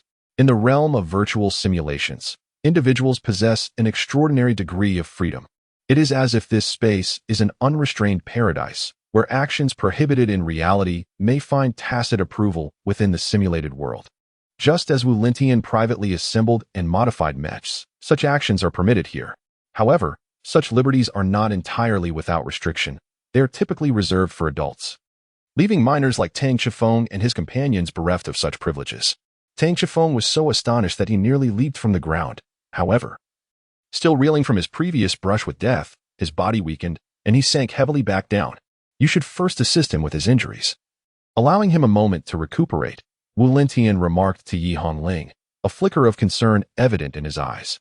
He then turned his gaze towards Bai Luai, a smile gracing his lips as he said, "I have successfully arranged your transfer permit. Henceforth, you shall officially be a member of our 6th class. Additionally, I have organized your accommodation as well. Shortly, I will send you the room number, enabling you to locate your quarters with ease. Bai Luai responded with a gentle smile. Thank you, teacher. Oh, and there is one more matter, Wu Lintian continued, addressing Tang Chenfeng. Your previous request has also been approved. You may proceed there. Upon hearing this, Tang Chenfeng's eyes instantly sparkled with brilliance. In his excitement, he leapt up from the ground, the previous sensation of weakness nearly vanishing. With disbelief, Tang Chenfeng inquired, Is that true? It actually passed. Wu Lintian nodded slightly in affirmation and continued, Indeed, however, some compromises were made. This opportunity is counted as a reward for the promotion competition, and only the champion is entitled to its use. Tang Chenfeng's enthusiasm was abruptly doused, akin to being splashed with a bucket of cold water, leaving him momentarily disheartened. Yet, he swiftly regained his composure, contemplating that this was to be expected. After all, the resources were originally allocated for the senior class. Even if deemed a reward, the teacher must have endured immense pressure. With this thought, Tang Chenfeng felt a flicker of gratitude and relief, simultaneously vowing to exert every effort to secure victory in the promotion competition and attain that coveted right of usage. Next, we present the revised plan for the promotion competition. In this new strategy, the three of you will serve as the core team members, while Gashinran will continue as a substitute. In truth, the overarching framework of the plan remains largely unchanged. However, this time, it is essential for them to establish the Soul Master Battle as the focal point of their home ground. Consequently, it is imperative for everyone to engage in intensive training. Moreover, I have devised a rigorous training regimen. As he spoke, a three-dimensional projection screen materialized before Wu Lintian. With deft movements, he glided his fingers across the surface of the screen, causing dazzling beams of light to intertwine and flicker, transforming the surrounding environment in an astonishing manner. The once mundane space seemed to breach some boundary, becoming indistinct, oscillating between reality and illusion. In the blink of an eye, the familiar Soul Master Battle training ground stood vividly before Tang Chenfeng and his companions. With his hands clasped behind his back, Wu Lintian cast a sweeping gaze over the group and began to speak. The Mecha Simulation Training Chamber can also serve as a simulated Soul Master training ground. This time, however, the battle will not consist of mere sparring among you. Instead, the three of you will face me together. What stands before you now will be my unreserved and utmost effort. His voice, calm yet imbued with an invisible pressure, enveloped the audience in an unprecedented atmosphere of tension. Chapter 75. Will your opponent be me? And this time, your adversary will indeed be my unreserved and utmost self. Wu Lintian's tone conveyed an invisible weight, instilling a sense of unparalleled tension among those present. The teacher is to be our opponent? Is this for real? Though Wu Lintian was a defensive soul master, he was a formidable soul Douluo above level 80. Tang Chenfeng doubted that even if teacher Wu stood still and allowed them to strike, they would barely manage to ruffle a single hair on him. At that moment, Wu Lintian unleashed his martial soul. The golden shield that had once caused Tang Chenfeng's significant distress reappeared. The memory of that shield's formidable strength lingered vividly in Tang Chenfeng's mind. Even the indomitable characteristic of the cosmic divine light had only managed to leave a minuscule crack upon its surface. Nevertheless, regardless of past events, at this moment, they had no choice but to face the battle head-on. Tang Chenfeng and Yi Hongling simultaneously revealed their martial spirits, with two circles of soul rings slowly rising from beneath their feet. In contrast, Bai Luai merely manifested her martial spirit, the elemental staff, without any soul rings emerging. Perhaps this was due to her desire to conceal her true strength or some other special purpose, as she consistently kept her soul rings hidden. Nonetheless, Tang Chenfeng and the others could roughly infer the level of Bai Luai's soul master status. After all, Bai Luai had previously disclosed that the types of elements she could wield depended on the number of soul rings she possessed, and she was already capable of manipulating 4 elemental attributes. Bai Luai was the first to initiate an attack. Her staff shimmered with a chilling radiance. With a delicate wave, numerous sharp ice spikes surged forth from all directions, hurtling towards Wu Lintian like arrows. Yet, in the face of this sudden onslaught, Wu Lintian showed no sign of retreat. He stood his ground, unwavering as a mountain, not even raising his shield. The ice spikes struck his body with remarkable speed, but astonishingly, these seemingly lethal projectiles shattered into countless tiny particles upon contact, as if they had encountered an impenetrable barrier. The disparity in strength between them and teacher Wu was still far too great. However, He was not the main assailant, and all that was required was to draw attention. At this moment, Tang Qinfeng, entwined with Yi Hongling's soul skill, life link, positioned himself to Wu Lintian's right side. He took a deep breath, gathering all his strength into his arms. Firmly gripping his Star God forging hammer, he aimed directly at Wu Lintian. With a fierce roar, Tang Qinfeng's muscles tensed instantaneously, and he launched himself into the air like an arrow released from its bow. In midair, the hammer he wielded resembled a brilliant blue meteor, descending fiercely upon Wu Lintian. Faced with such a formidable assault, Wu Lintian seemed to take the matter more seriously. His expression turned grave as he slowly raised his golden shield. The collision of blue and gold produced a deafening roar. Yet, as usual, Tang Qinfeng was sent flying by the immense force, while Wu Lintian merely took a half-step back. Though Tang Qinfeng was forcefully propelled backward, he was fortunate that Yi Hongling's second soul skill could continuously heal and disperse damage, leaving him relatively unscathed. "Let's give that a try," Tang Qinfeng said, his gaze shimmering with determination and confidence as he turned to Yi Hongling, his tone calm. Yi Hongling hesitated for a moment, her lips parting as if to speak, yet the words lingered unvoiced. Suddenly, as if struck by inspiration, her eyes brightened. Indeed, perhaps it was truly the moment to attempt this method. With a swift motion, Yi Hongling launched a verdant vine that danced like a nimble serpent, quickly wrapping around by Luoyi's waist to channel soul power. Simultaneously, she shouted, "Luoyi, hold nothing back. Give it your all. Attack with your maximum energy." In countless intense training battles, Tang Qinfeng and the others had never managed to breach Wu Lintian's rock-solid defense. However, by chance, they observed that the shield wielded by Wu Lintian seemed relatively weak against energy-based attacks. Thus, a plan had ignited in their minds long ago to exploit energy attacks to dismantle their opponent's defenses. Yet, until now, no one in their team had excelled in this method of assault, leaving the plan temporarily shelved. Now, with Bai Luoyi's addition, everything had changed. Although Bai Luoyi had yet to fully comprehend the situation, she had already begun to act. Gripping her elemental staff tightly, she concentrated her mind and exerted her power with utmost effort. For brilliant beams of light erupted simultaneously from the staff, each representing a different elemental force: cyan, red, yellow, and blue. These lights, akin to spirited sprites, swiftly converged at the center of the staff. Then, a breathtaking spectacle unfolded before all. A colossal and terrifying tornado began to take form, resembling a ferocious beast stretching its claws towards the sky. Within the crimson tempest flickered violet lightning, embodying the most violent energies unleashed upon the world. Amidst this searing storm swirled countless golden rock elemental particles, poised to act as bullets within the cyclone. In the blink of an eye, this fearsome elemental meat grinder had fully materialized. It surged forth with unparalleled might, akin to a force capable of obliterating the heavens and earth, charging directly at Wu Lintian. As it passed, the air was torn asunder, and the ground trembled, as if the very world were about to be consumed by this formidable power.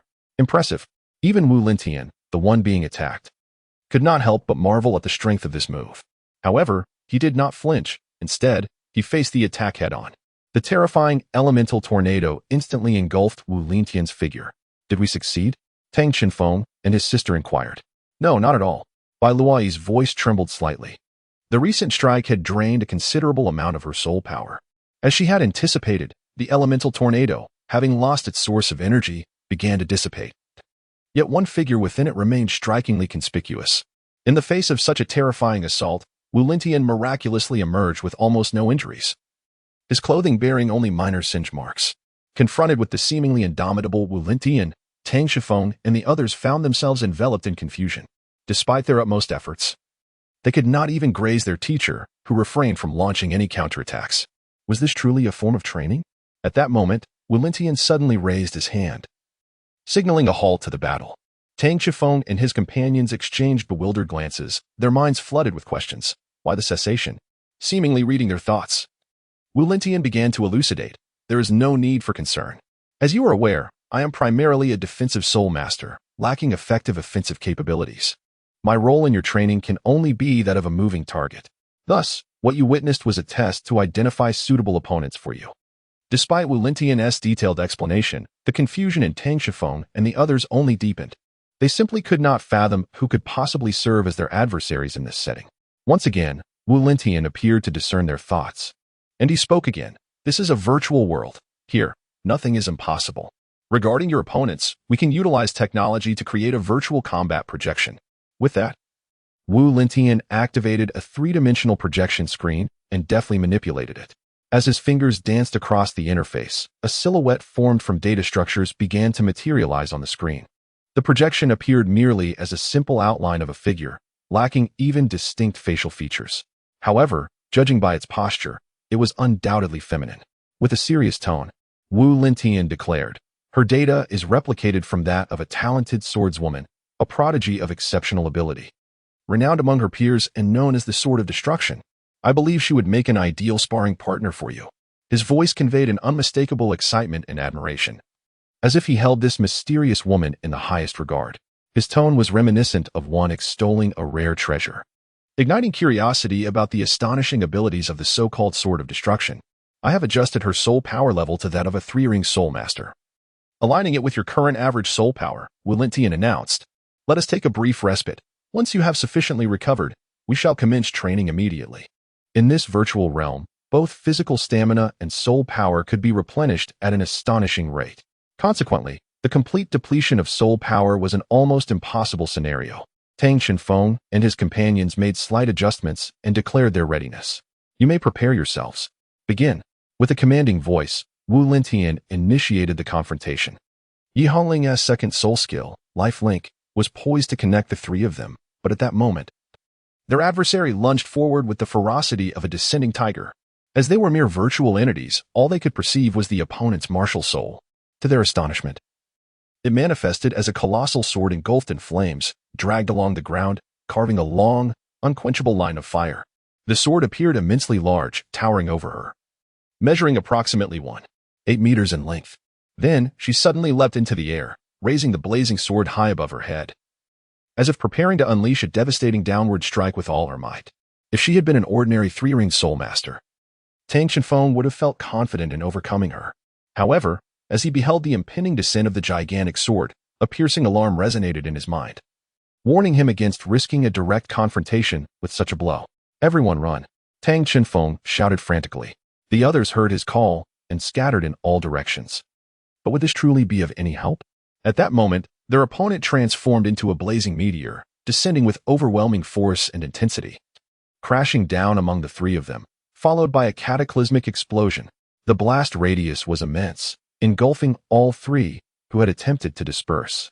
Under the searing heat of the explosion, only one thought lingered in Tang Shenfeng's mind. Such terrifying destructive power could not possibly originate from a mere three-ring cultivation. How could this be? Yet, the evidence was undeniable, for he, existing within the virtual realm, had already been reduced to ashes amidst the roaring flames. As the fire gradually subsided, all that remained was a desolate silence and ruins. In the heart of this devastation lay the formidable sword in a vast crater, 30 meters in diameter, created by its impact. Wu Lintian gazed at the enormous pit and the figure standing at its edge, a satisfied expression gracing his face as he nodded slightly. Although merely a recreation of data, it truly showcased her former valor and grace. However, this was soon followed by a profound sigh. At this moment, the recently resurrected Tang Shenfeng and his companions were filled with overwhelming astonishment and shock, as though the entire world had turned unfamiliar. Even though the sensation of pain had been minimized in the simulated world, the experience of being incinerated to ashes by the raging flames remained etched in their memories, impossible to forget. Gazing into the unfathomable depths of the crater and the shadowy figure above, they finally grasped the meaning of true absolute dominance. Under the premise of equivalent cultivation realms, a single strike possessed such destructive capability. They had not even been afforded the slightest opportunity to retaliate before being mercilessly eliminated. Undoubtedly, that individual truly deserves the fearsome title of the Sword of Destruction. However, deep within Tang Shenfeng, a different sensation began to stir. Just as he was engulfed by the blazing flames, he even unleashed the transcendent skill of the cosmic divine light. Yet he was still unable to withstand the opponent's ferocious onslaught. After all, the current cosmic divine light possessed no defensive power.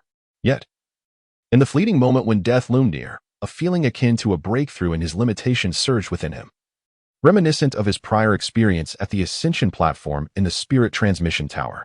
However, in the blink of an eye, as he was reborn in the simulated world, that wondrous sensation ebbed away like a receding tide, vanishing without a trace.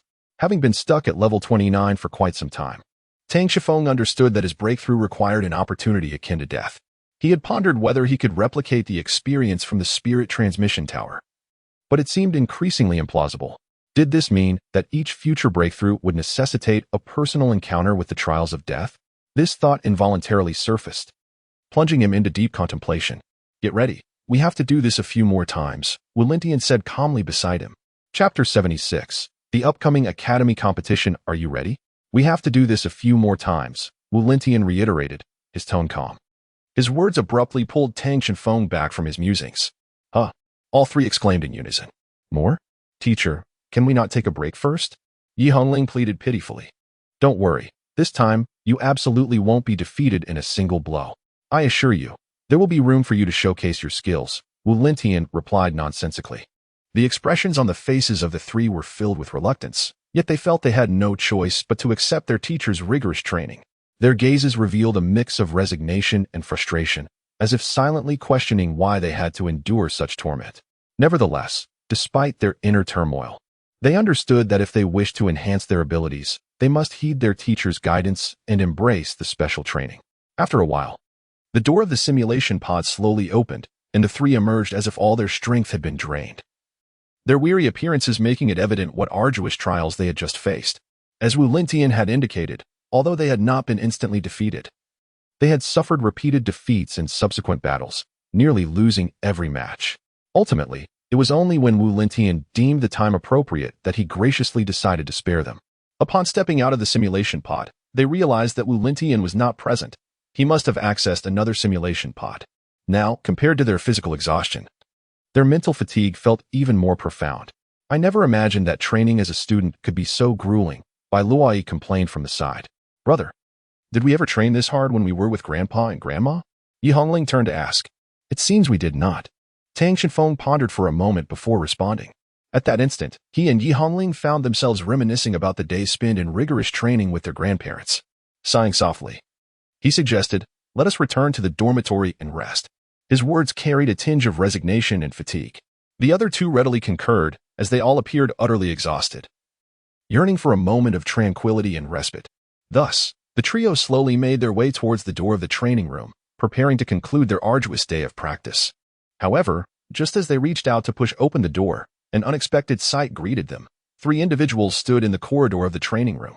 To their surprise, these three were not strangers. They were the three sisters, Xue Tianbing, Xue Mengbing, and Xue Ling. Since their intense altercation in the academy cafeteria, encounters between them had become rare. Fortunately, their relationship had since improved, no longer fraught with the tension it once held. At that moment, the leaders of both groups gasped in unison. What are you doing here? According to the course schedule, it should have been the time for other classes to engage in mecha training. Tang Shifeng and his companions had been delayed due to special training with Wulintian, yet this did not elucidate the presence of the three sisters. We were held back by our teacher for special training due to the campus competition, which is why we just emerged. What about you? Tang Shifeng inquired first. Xue Tianbing replied, our teacher made an exception for us, stating that our talents and martial spirits are rather outstanding, allowing us to forego mecha training and simply go through the motions here before proceeding directly to practical training. Are you friends with them? Bai Luai suddenly peeked out from behind Tang Shifeng. Her curiosity piqued as she regarded Xue Tianbing and the others. Xue Mengbing, standing beside Xue Tianbing, noticed Bai Luai and exclaimed in surprise. Oh, so you have two younger sisters? Tang Shifeng was momentarily taken aback by Xue Mengbing's comment, unsure of how to respond. No, this is Bai Luai, a new transfer student, and she is now one of us. Tang Shifeng quickly clarified to Xue Mengbing, anxious to avoid any misunderstandings. I see. I thought you were related because your hair colors are the same, Xue Mengbing remarked. Indeed, it was true that generally, people's hair colors vary. However, both Tang Shifeng and Bai Luai boasted the rare hue of sky blue. This distinctive hair color rendered them particularly conspicuous amid the crowd. While their appearances did not bear resemblance, the shared sky blue hair undeniably forged a unique bond between them. Perhaps it was this uncommon hair color that led Xue Mengbing to misinterpret their relationship, presuming a familial connection. After all, in reality, relatives often exhibit some similarities, and matching hair colors seemed to serve as an implicit indication. Yet, the truth was otherwise. Tang Shifeng and Bai Luai merely happen to share the same hair color. Do not pay heed to Ming Bing's words. She often speaks without engaging her brain, lamented Shui Tianbing. Speaking of which, you must still be training for the academy competition, right? How confident are you in advancing through the rounds? Shui Tianbing inquired further. The targets set by our teacher are not particularly ambitious. Tang Shifeng replied with an air of nonchalance, as if the task at hand posed little difficulty. We simply need to exert ourselves fully and showcase our capabilities. As for the final outcome, we shall take it one step at a time. However, Tang Shifeng suddenly shifted his tone. Yet, if I must articulate a specific goal, my aim, in truth, is you. He wore a smile, yet his eyes conveyed a sense of determination and self-assurance. Why us? Shui Mingbing's voice resonated in the air, imbued with a hint of curiosity and confusion. Her gaze was fixated on Tang Shifeng, as if she sought to unearth the answer hidden within his eyes. Tang Shifeng took a deep breath and then slowly explained, the only time we officially clashed was during the enrollment examination in Cloud City. However, I must admit that my victory was not solely a testament to my own strength. It was significantly influenced by a stroke of luck. Therefore, I have longed for an opportunity to engage in a genuine duel with you, to prove my true capabilities. At that moment, Shui Linger, who had been mostly silent, interjected. Who says you won that time? If I hadn't been unable to unleash my full power, you would have been utterly defeated. Her tone was laced with bitterness and anger, as if a flame of resentment burned within her. That battle was a deeply etched failure for Shui Linger. Despite her formidable strength, she had prematurely revealed her trump card, leading to a depletion of her soul power and stamina, ultimately resulting in her team's elimination. This memory lingered painfully in her mind. Tang Shifeng's recollection had inadvertently reopened her emotional wounds. Her competitive spirit surged, and she was unwilling to be perceived as a loser. With a face flushed with anger, Shui Lingo pointed an accusatory finger at Tang Shifeng and shouted vehemently, defeating me in a fair fight? Very well. You better not lose a single match before facing Class 1. I will ensure you become an ice sculpture. With that, Shui Linger turned on her heel and left, while Shui Tianbing cast a glance of apology at Tang Shifeng before following her out. Just as the fragile bonds of their relationship had begun to mend, they seemed to shatter once more. Brother, you were too blunt, Yi Hongling remarked, unable to contain her critique as she watched Tang Shifeng. However, Bai Luai held a contrasting perspective and remarked, I actually think this is quite good. At least we now have a clear objective. Indeed, having a goal accelerates our progress. The three were engrossed in discussion when a familiar voice drifted over. Teacher Wu, when did you arrive? The newcomer was none other than Teacher Wu Lintian, who had recently put the trio through a rigorous trial. Feigning seriousness, Wu Lintian replied, let me think. It was probably when you were discussing why those three sisters don't attend mecha training classes. Their hearts sank as they realized he had overheard everything. Just then, Wu Lintian suddenly placed his hands on Tang Shifeng's shoulders, causing a jolt of anxiety in him. Sighing, Wu Lintian continued, Shifeng, I must confess, I underestimated your determination. I didn't anticipate such lofty ambitions from you. I support you wholeheartedly. We will adjust our special training focus to surpass Class 1. Therefore, we shall intensify the training regimen. And I will rely on your hard work. Upon hearing this, the three of them felt as though struck by lightning. Please, Teacher Wu, spare us. Indeed. Wu Lintian did not go back on his word. For the following month, their days were filled with unparalleled intensity, under the meticulously designed advanced training regimen by Teacher Wu. Each of them made remarkable progress. First was Yi Hongling, whose soul power had astonishingly reached the impressive level of 28. At this rate, it is highly likely that she will successfully ascend to the realm of a 30th level soul master within this year. Such an accomplishment is truly extraordinary for a mere 10-year-old soul master. Next was Bai Luai, who experienced a significant enhancement in her elemental mastery. In truth, she had not previously exerted her full potential, but under the rigorous pressure of Wu Lintian's training, she was compelled to showcase her true capabilities. Now, her command over various elements has become increasingly adept and fluid. In contrast, Tang Shifeng appeared to show little change across the board, despite his relentless efforts and training. He remained unable to break through the bottleneck of 29. However, an interesting twist occurred during their specialized mental strength assessment at the academy. Yi Hongling's mental power reading astonished everyone, exceeding 600 and reaching the early stage of the Spirit Sea realm. This was nothing short of astounding. Yet, when it was Tang Shifeng and Bai Luai's turn for testing, an unexpected incident transpired. During Bai Luai's assessment, the mental power measuring device malfunctioned completely. Thus, Tang Xinfeng was called up next, and to everyone's disbelief, the testing apparatus exceeded its limits and literally exploded. Fortunately, no one was harmed. Initially, Tang Xinfeng worried about the potential costs of repairs, but Wu Lintian reassured him that the maintenance expenses would be covered by the principal, alleviating their concerns. At this moment, in the principal's office, Principal Ziyun could not help but sneeze. The promotion tournament is a traditional event held by many academies, an annual grand occasion. It is the only competition in which all grades in the entire academy must participate. The advanced division has its own promotion tournament, while the intermediate division conducts its own as well. Students who perform exceptionally in these competitions will be recorded and noted in their files, playing a crucial role in recommendations for future admission to higher-level institutions. The tangible rewards are also quite substantial. Classes that achieve outstanding results in the promotion tournament will not only see changes in their rankings, but their homeroom teachers will also receive accolades. Therefore, after years of development, the promotion tournament has become a symbol of honor in various academies. Being defeated by a lower-ranked class is a disgrace, while triumphing over a higher-ranked class is a mark of glory.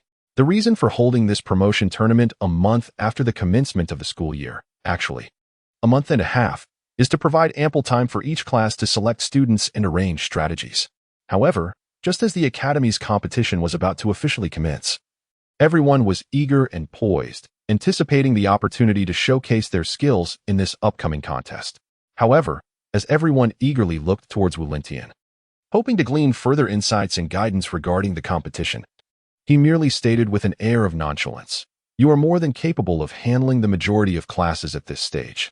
Just go ahead and do your best. As for future strategies, I leave them entirely in the hands of Tang Xinfeng." With those words, he vanished like a gentle breeze, leaving no trace behind. The crowd exchanged glances, inwardly lamenting. Indeed, he remains the unpredictable teacher Wu Lintian. He has a way of being elusive yet inexplicably instilling a sense of trust. On this splendid day, with clear skies and gentle sunshine, a competition stage had been set up at the center of the mecha training platform. While referred to as a competition stage, it was essentially an adaptation of the mecha training area. Surrounding the stage were specialized soul-guided shield generators designed for mecha combat, capable of withstanding attacks from soul saints of the seventh ring, thus effectively preventing any accidents during the match. Today marked the first day of the competition, typically scheduled for the afternoon to avoid disrupting the students' studies. As the school bell rang, students from the intermediate department began to converge towards the mecha training ground. However, the vast majority were compelled to attend and exhibited little enthusiasm or anticipation. After all, the match featured the school's universally acknowledged weakest teams, Class 6 versus Class 5. What merit could such a contest possibly hold? The higher-ranked classes regarded it with disdain, had it not been for the Institute's mandate requiring all faculty and students to attend. They likely would not have wasted their time. In stark contrast, Class 4, set to compete tomorrow, displayed a modicum of interest and was willing to observe the event. Chapter 77. The competition begins, and then it ends. The promotion match at St. Luo Soulmaster Academy was finally about to commence. Following the ringing of the bell, students from Class 6 of the intermediate department lined up meticulously and proceeded to the playground, coming to a halt at one side. The specialized training conducted by Wu Lintian over the past month and a half had imbued Class 6 with a refreshing vigor, although their innate talents were not particularly outstanding. Under Wu Lintian's guidance, they had made significant strides in physical fitness and mecha piloting skills, with their soul power also advancing at a much faster rate than before. Conversely, the students from Class 5 ambled over at a slower pace, appearing indifferent towards the competition. A slender teacher approached Wu Lintian, a broad smile gracing his face, and remarked, "Oh dear, Teacher Wu, your students are truly exceptional. Just look at this orderly formation. Unlike those slackers from our Class 5, who are utterly disorganized. For today's promotion match, I implore you to show some leniency. While we may not possess the capability to advance to Class 4, you must help us preserve the reputation of Class 5. Wu Lintian's lips curled into his signature smile as he responded calmly, "Mr. G, rest assured. As for the outcome of the matches ahead, I dare not make any promises. However, it is akin to two stones colliding, inevitably. The one with more cracks will shatter into unsightly fragments."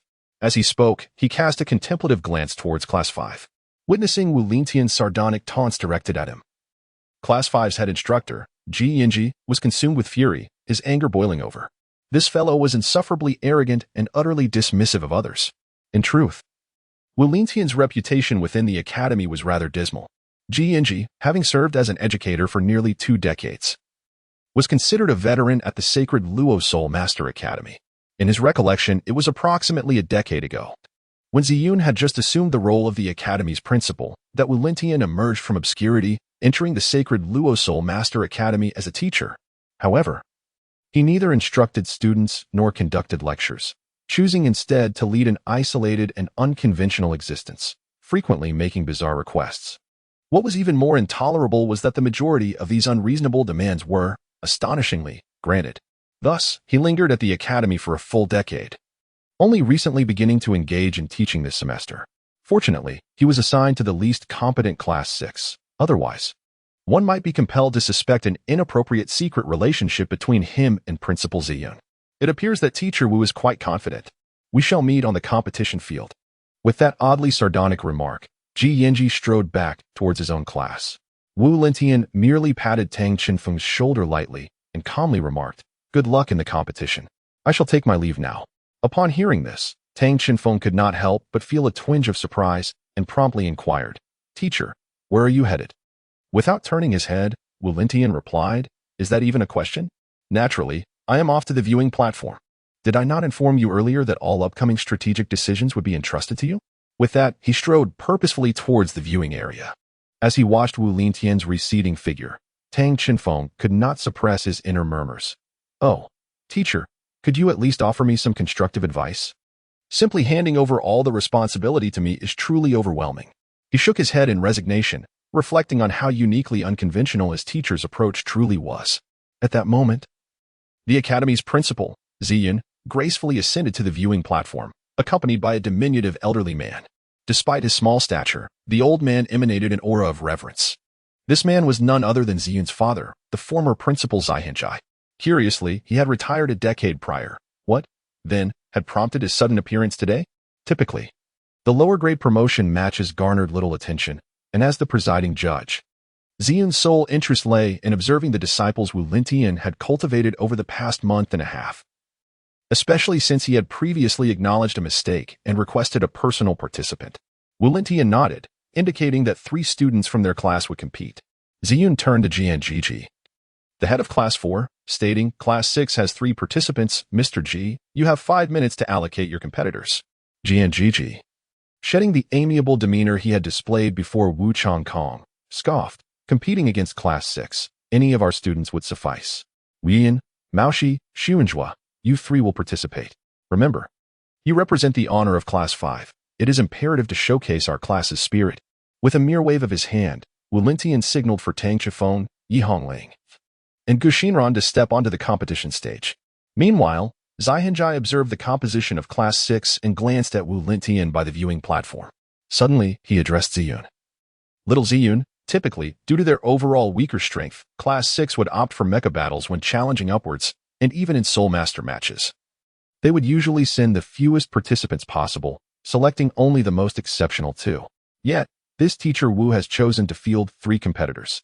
Has the overall strength of Class 6 truly been enhanced under his tutelage over the past month and a half?" As he mentioned this time frame, Zaihenjai's tone grew noticeably grave. Understanding the implications of her father's abrupt remarks, Ziyun was acutely aware of the reasons behind them.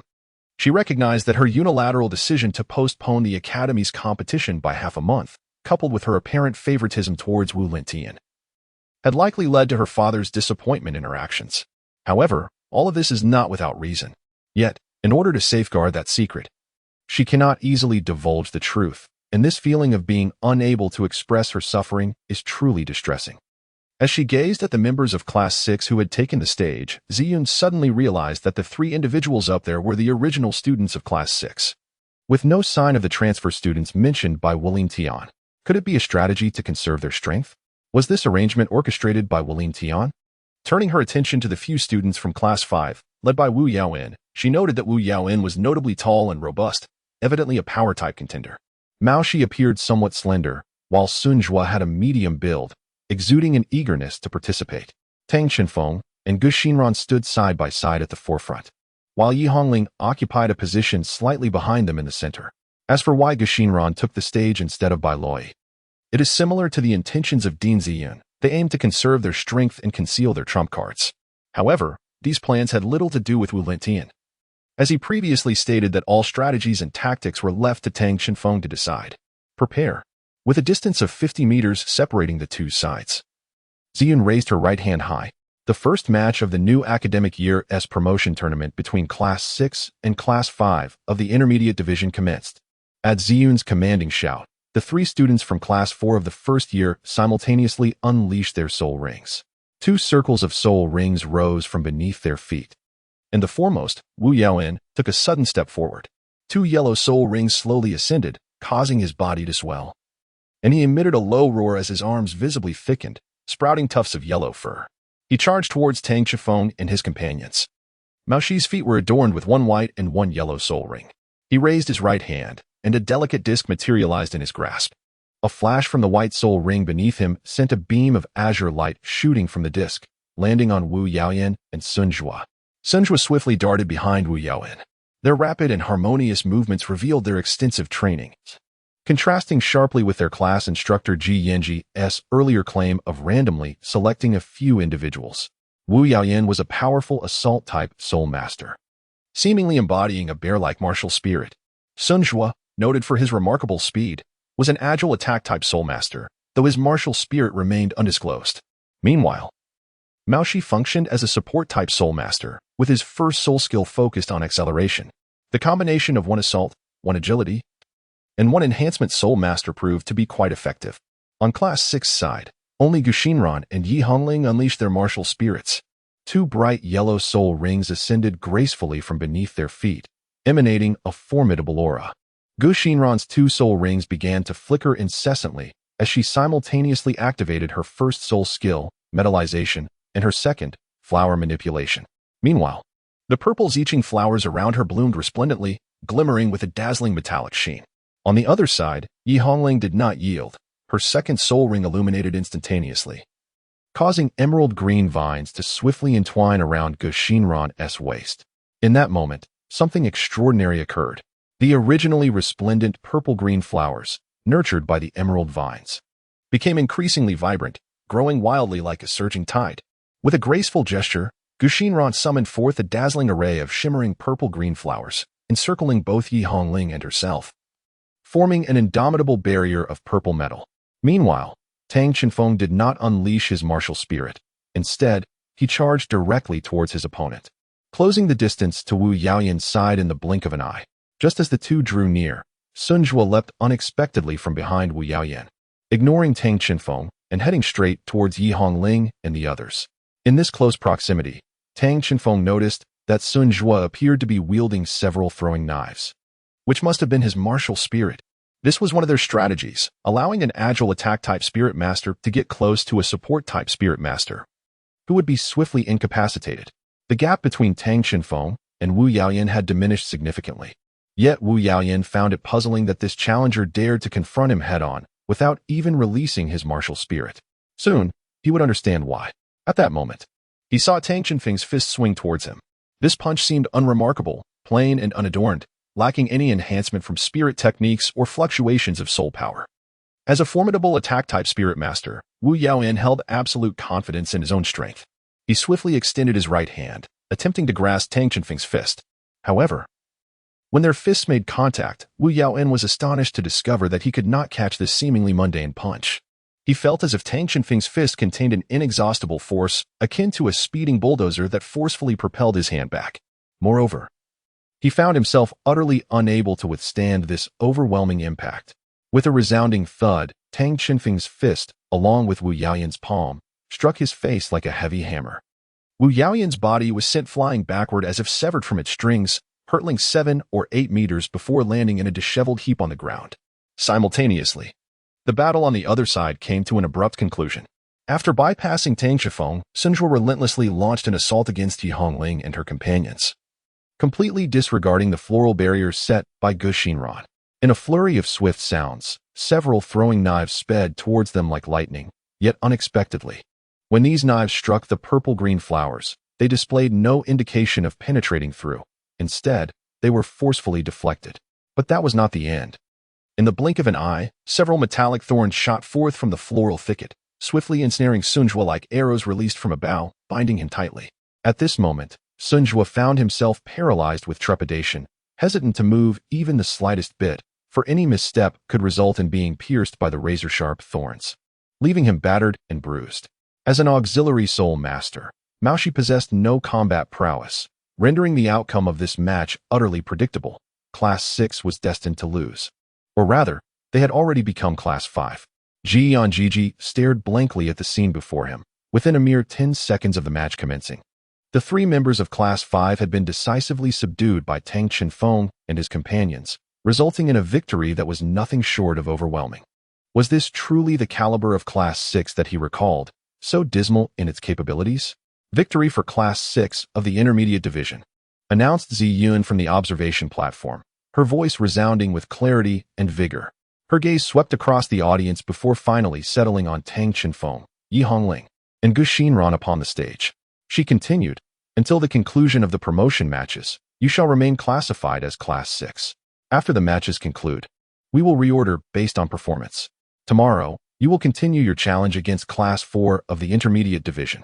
Upon hearing this news, Tang Chenfeng, Yi Hongling, and Gu Xinran exchanged delighted smiles. They shared a glance and then, in a surge of excitement, they celebrated by high-fiving each other, their eyes sparkling with the glow of victory. At that moment, Wu Lintian descended from the observation platform. Approaching Tang Chenfeng and the others with a warm smile, he commended, "Well played. There will be no special training today. Go back to your dormitory and rest well." With that, he gave Tang Chenfeng a reassuring pat on the shoulder, an expression of encouragement. "Really? Hooray!" Gu Xinran exclaimed, jumping with excitement. Although she had taken a few days off due to illness, she was still eager for the necessary special training. Among the 4, she was the most sensitive to fatigue, and thus, her joy was palpable. Tang Chenfeng and others nodded in appreciation of Wu Lintian's concern. Subsequently, they followed him as they exited the arena. However, just a few steps outside, Wu Lintian suddenly quickened his pace and, in the blink of an eye, vanished from the sight of the crowd. Upon witnessing the scene, Tang Chenfeng and his companions exchanged knowing smiles. They understood that although Wu Lintian occasionally bore a serious demeanor, he was, in essence, an amusing individual. Is anyone else around? Chapter 78. The Anticipation of Zaihanjai. Just then, a figure unexpectedly emerged from the side. It was Bai Luoyi. Throughout the recent competition, she had been present, but had chosen to remain out of sight, intentionally evading the gaze of others. As a prominent competitor, she endeavored to minimize her appearances prior to the final showdown. "I watched your match closely. However, it seems that the results of the special training provided by the teacher were not fully realized. It appears that Class 5's strength remains rather feeble," Bai Luoyi remarked with a teasing expression. "Nevertheless, we emerged victorious. Let us go to the cafeteria and indulge in a celebratory feast," Gu Xinran chimed in, brimming with enthusiasm. "That might pose a challenge," Tang Chenfeng replied. A frown etched upon his face. "Ah, why is that? I recall you 2 siblings being quite fond of dining out," Gu Xinran inquired, astonished. Yi Hongling, feeling somewhat embarrassed, replied, "Recently, our expenditures have exceeded our means. If we continue to spend frivolously on meals as we did before, we might soon find ourselves in dire straits regarding our sustenance." Her voice trailed off, betraying her discomfort. In the past, the primary source of income for the Tang siblings had been metal forging and blueprint design. However, the forging association in Yunzong City was quite distant, making it impractical to venture there from the academy. Fortunately, upon hearing Wu Lintian mention the possibility of accepting forging commissions on campus to earn extra income, they felt a sense of relief. After all, conducting forging activities on campus required access to the specialized forging facilities of the advanced department. Yet, this very requirement had caused significant delays. During this interim period, they had relied on the allowances provided by Grandpa Yu Jiolong and Grandma Ling Wei. While their routine expenses were manageable, during the special training sessions, their appetites had grown tremendously, further straining their already limited savings. Presently, they found themselves in a state of financial destitution. "I see," Gu Xinran began, but before she could finish her thought, Bai Luoyi interjected with an invitation. "In that case, allow me to treat you all." Gu Xinran gasped in astonishment, her face a canvas of incredulity. "What? Are you certain?" Bai Luoyi nodded affirmatively, her confidence unwavering. "I still possess a modest amount of savings," treating everyone to a meal should pose no problem. Tang Shifeng and Yi Hongling exchanged glances upon hearing those words. And in unison, they affirmed, indeed, it's settled then. They had always found themselves irresistibly drawn to the allure of food. At that moment, Gu Xinran quietly remarked to Bai Luai, have you ever witnessed their dining habits? Bai Luai pondered for a moment before gently shaking her head. Gu Xinran couldn't help but sigh, silently praying for Bai Luai's wallet to exhibit resilience. As the sight of Tang Shifeng and Yi Hongling feasting was not something the average person could endure.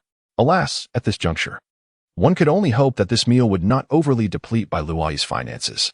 The mech training ground was mostly vacant, leaving the expansive area feeling desolate. However, on the competition stage, two figures remained standing, Dean Ziyun and her father, Zaihenjai. Zaihenjai gradually came to a halt, directing his gaze towards Ziyun, and spoke in a calm tone. Little Ziyun, under ordinary circumstances, Class 6 of the Intermediate Division ranks at the bottom in terms of overall strength within the entire grade. This is precisely why it has been designated as a class specializing in soul-guiding techniques, a long-standing regulation. Yet, from what I observe, the capabilities of your Class 6 are not only comparable to those of Class 1 in the Intermediate Division, but may even exhibit greater competitiveness. Ziyun could not help but comprehend the underlying message in her father's words. She was acutely aware that he was implying an unfair distribution of students in her capacity as the head of the academy. Lost in contemplation, her mind wandered back to the troublesome individual who had caused her so much distress. However, father, two of the students who just participated from Class 6 were specifically recruited by Teacher Wu during the enrollment in Yunzong. According to regulations, he is permitted to instruct them himself. Additionally, one student transferred in, which is entirely reasonable and does not conflict with any rules. Ziyun explained the circumstances to her father. Very well, let us set aside the matter of the students for now and focus on that Wu Lentian. To my knowledge, while this teacher Wu possesses some ability, he has, until this year, utterly failed to fulfill his responsibilities as a teacher. Moreover, the individual responsible for his review was none other than you. Little Ziyun, one must not judge solely by appearances. Are you not aware of the numerous rumors circulating within the faculty regarding the two of you? Zaihenjai spoke earnestly, revealing his true inquiry. Ziyun's brows furrowed tightly, and she let out a silent sigh. How could she be oblivious to such matters? However, certain difficulties rendered her unable to voice her concerns. Observing Ziyun's prolonged silence, Zaihenjai stated, let me be frank. What exactly is the nature of your relationship with Wu Lentian? Is it truly as the rumors suggest? Absolutely not. There is no such relationship. Ziyun nearly shouted in response to her father's inquiry. Ah, well then, that is a relief. Ziheng let out a sigh, harboring a sense of skepticism regarding Ziyun's response. He was not an overly rigid individual, in truth. He was indifferent to the origins of Wu Lentian. If his daughter genuinely cherished him, he would not mind. Do you know where Wu Lentian truly comes from? Ziheng inquired once more. Regaining her composure, Ziyun replied, to be honest, I am not entirely sure. The decision to admit him into the academy was based solely on his prowess. Unexpectedly, he showed little interest in teaching, yet this year, he has produced 3 exceptionally talented students. Perhaps this is a form of innate talent? If that were indeed the case, it would be splendid. Alas, things seldom unfold as desired. If they had displayed extraordinary gifts and abilities as soul masters, perhaps they would not have opted for piloting mechas. In this era, the number of soul masters eager to devote themselves to mecha piloting is dwindling. A deep sigh escaped Ziheng, his countenance betraying a hint of worry. Standing beside her father, Ziyun felt a profound sense of helplessness wash over her. She understood Ziheng's character and preferences. This former military man possessed a fervent passion for mechas. Not only was he an exceptional mecha engineer, but he had also amassed considerable wealth through his remarkable military achievements and was the founder of the St. Luo Soul Master Academy. However, in this city of clouds, where soul masters reigned supreme, mecha piloting courses were typically confined to military academies. For most soul master institutions, mechas were viewed as superfluous accessories, with many failing to offer relevant courses entirely. In stark contrast, the St. Luo Soul Master Academy embraced mecha piloting as a core subject, establishing itself as a refreshing anomaly in the realm of soul master education. Despite this, in a world dominated by the power of soul masters, countless individuals remained disinclined, if not outright resistant, to piloting mechas, even within an academy founded with that very intention. Ziheng appeared powerless in the face of this reality.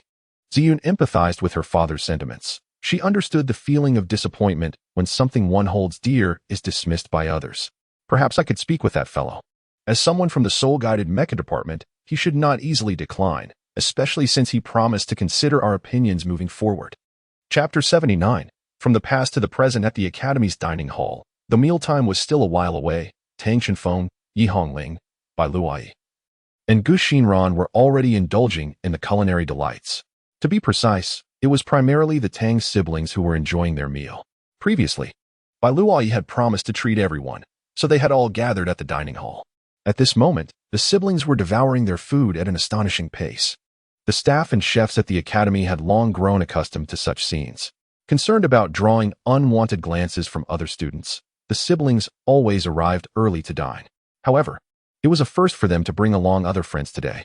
The prices at the college cafeteria are rather steep, and since the siblings fell into a financial predicament, they have not been able to indulge in a hearty meal for quite some time. Although they made efforts to restrain their appetites, mindful of Bai Luai's wallet, she was nonetheless taken aback by their voracious appetites. Meanwhile, Gu Xinan sat quietly beside them, doing her utmost to alleviate some of the burden on Bai Luai's finances. As she watched the plates pile up, Gu Xinan began to worry about Bai Luai's wallet, thinking to herself how astonishingly well the two siblings could eat. She found herself curious about how their parents managed to raise them. At this moment, Tang Shifeng and his companions had nearly finished their meal. He set down his chopsticks and spoke slowly. To be honest, we used to eat far better than the meals served in the academy's cafeteria. Our appetites are particularly large. If we were to consume only ordinary food, we would need to eat an excessive amount to satisfy our nutritional needs. Thus, our parents often devised ways to incorporate nutrient-rich ingredients into our meals, ensuring that we received ample nutrition while minimizing our food intake. Gu Xinran listened with a look of confusion and pressed on. But the academy's cafeteria also includes some exquisite ingredients, doesn't it? What kind of treasures were in your meals before? Are they more precious than those exquisite ingredients? Yi Hongling paused with her chopsticks, and Tang Shifeng hesitated slightly before stammering. Well, usually it's some types of meat or medicinal dishes. In truth, both siblings had never dared to delve deeply into the origins of these ingredients. Tianhun Town is in close proximity to the Sunset Great Forest, where wild soul beasts occasionally stray into the vicinity. Soul beasts are both dangerous and cannot be hunted at will. If such occurrences are detected, the public safety team is usually alerted to handle the situation. However, ever since Grandfather Yi and Grandmother Ling began incorporating those precious ingredients into our meals, there have been no reports of soul beasts appearing near the town. Curiously, Gu Xinran inquired, "What is your home like? I only knew you were from the surface and never asked further." "Actually, it's nothing special," Yi Hongling replied with a smile. "My brother and I come from an ordinary township. Our parents are merely average soul masters without any notable reputation. However, when we awakened our martial souls, we were unexpectedly discovered to possess extraordinary potential, which granted us the opportunity to study and live in the Soul Master Academy of Heightened City. There, we made many like-minded friends and experienced countless unforgettable moments, creating precious memories. Although we had to bid farewell to them upon arriving in Yunzong City, I believe that one day in the future, we might have the chance to reunite." As she spoke, a faint glimmer of anticipation shone in Yi Hongling's eyes. "That sounds wonderful. At least it indicates that you are among the most exceptional of your peers, and you have a vibrant past filled with splendid stories," Gu Xinran said with a smile. "Now, Gu Xinran, what about you? In the spirit of equal exchange, please share your story," Yi Hongling inquired with genuine interest. "Well," Gu Xinran began after a brief moment of contemplation, "my story might not be as thrilling as yours. In Yunzong City, soul masters are the most common individuals. Someone like me really doesn't have a particularly remarkable past. At present, I am merely one of the mediocre individuals, perhaps just slightly better than the others." She paused and added, "Honestly, my achievements today may very well be due to the support and influence of friends like you. Oh, I often find myself forgetting that I am indeed the eldest among us. In my youth, when you were of your current age, I was immersed in my studies at the Junior Soul Master Academy, diligently honing my skills." Gu Xinran let out a gentle sigh, her eyes reflecting a hint of helplessness and nostalgia. She recognized the vast chasm that lay between her and the three prodigies before her, who possessed extraordinary talent and potential, advancing with remarkable confidence and speed. Observing them, Gu Xinran was reminded of her former self, a girl brimming with dreams and determination. Yet, as time passed, she gradually became aware of her limitations. Despite her relentless efforts, she still felt insignificant compared to the true geniuses. Now, in the presence of these young and exceptional friends, Gushinran experienced a blend of admiration and pressure. She understood her own constraints and realized that, even with unwavering dedication, she might never catch up to them. Nonetheless, she was grateful to progress alongside them. And you, Bai Luai? What was your past like? Gushinran inquired. Bai Luai responded with a smile, as for me, there is nothing particularly remarkable. My family consists of mere ordinary merchants, without even a single soul master among us. However, perhaps it was fate's favor that led me to awaken the elemental power staff martial soul, allowing my family to ascend to Cloud City. Upon hearing this, Gushinran remarked, I see. Then you likely do not possess much wealth, for it is no easy feat for merchants from the ground to establish themselves in Cloud City, especially considering that your family is comprised solely of ordinary individuals apart from you. A trace of concern seeped into her tone. Well, Bai Luai seemed momentarily taken aback by Gushinran's inquiry, her gaze slightly evasive as she avoided direct eye contact.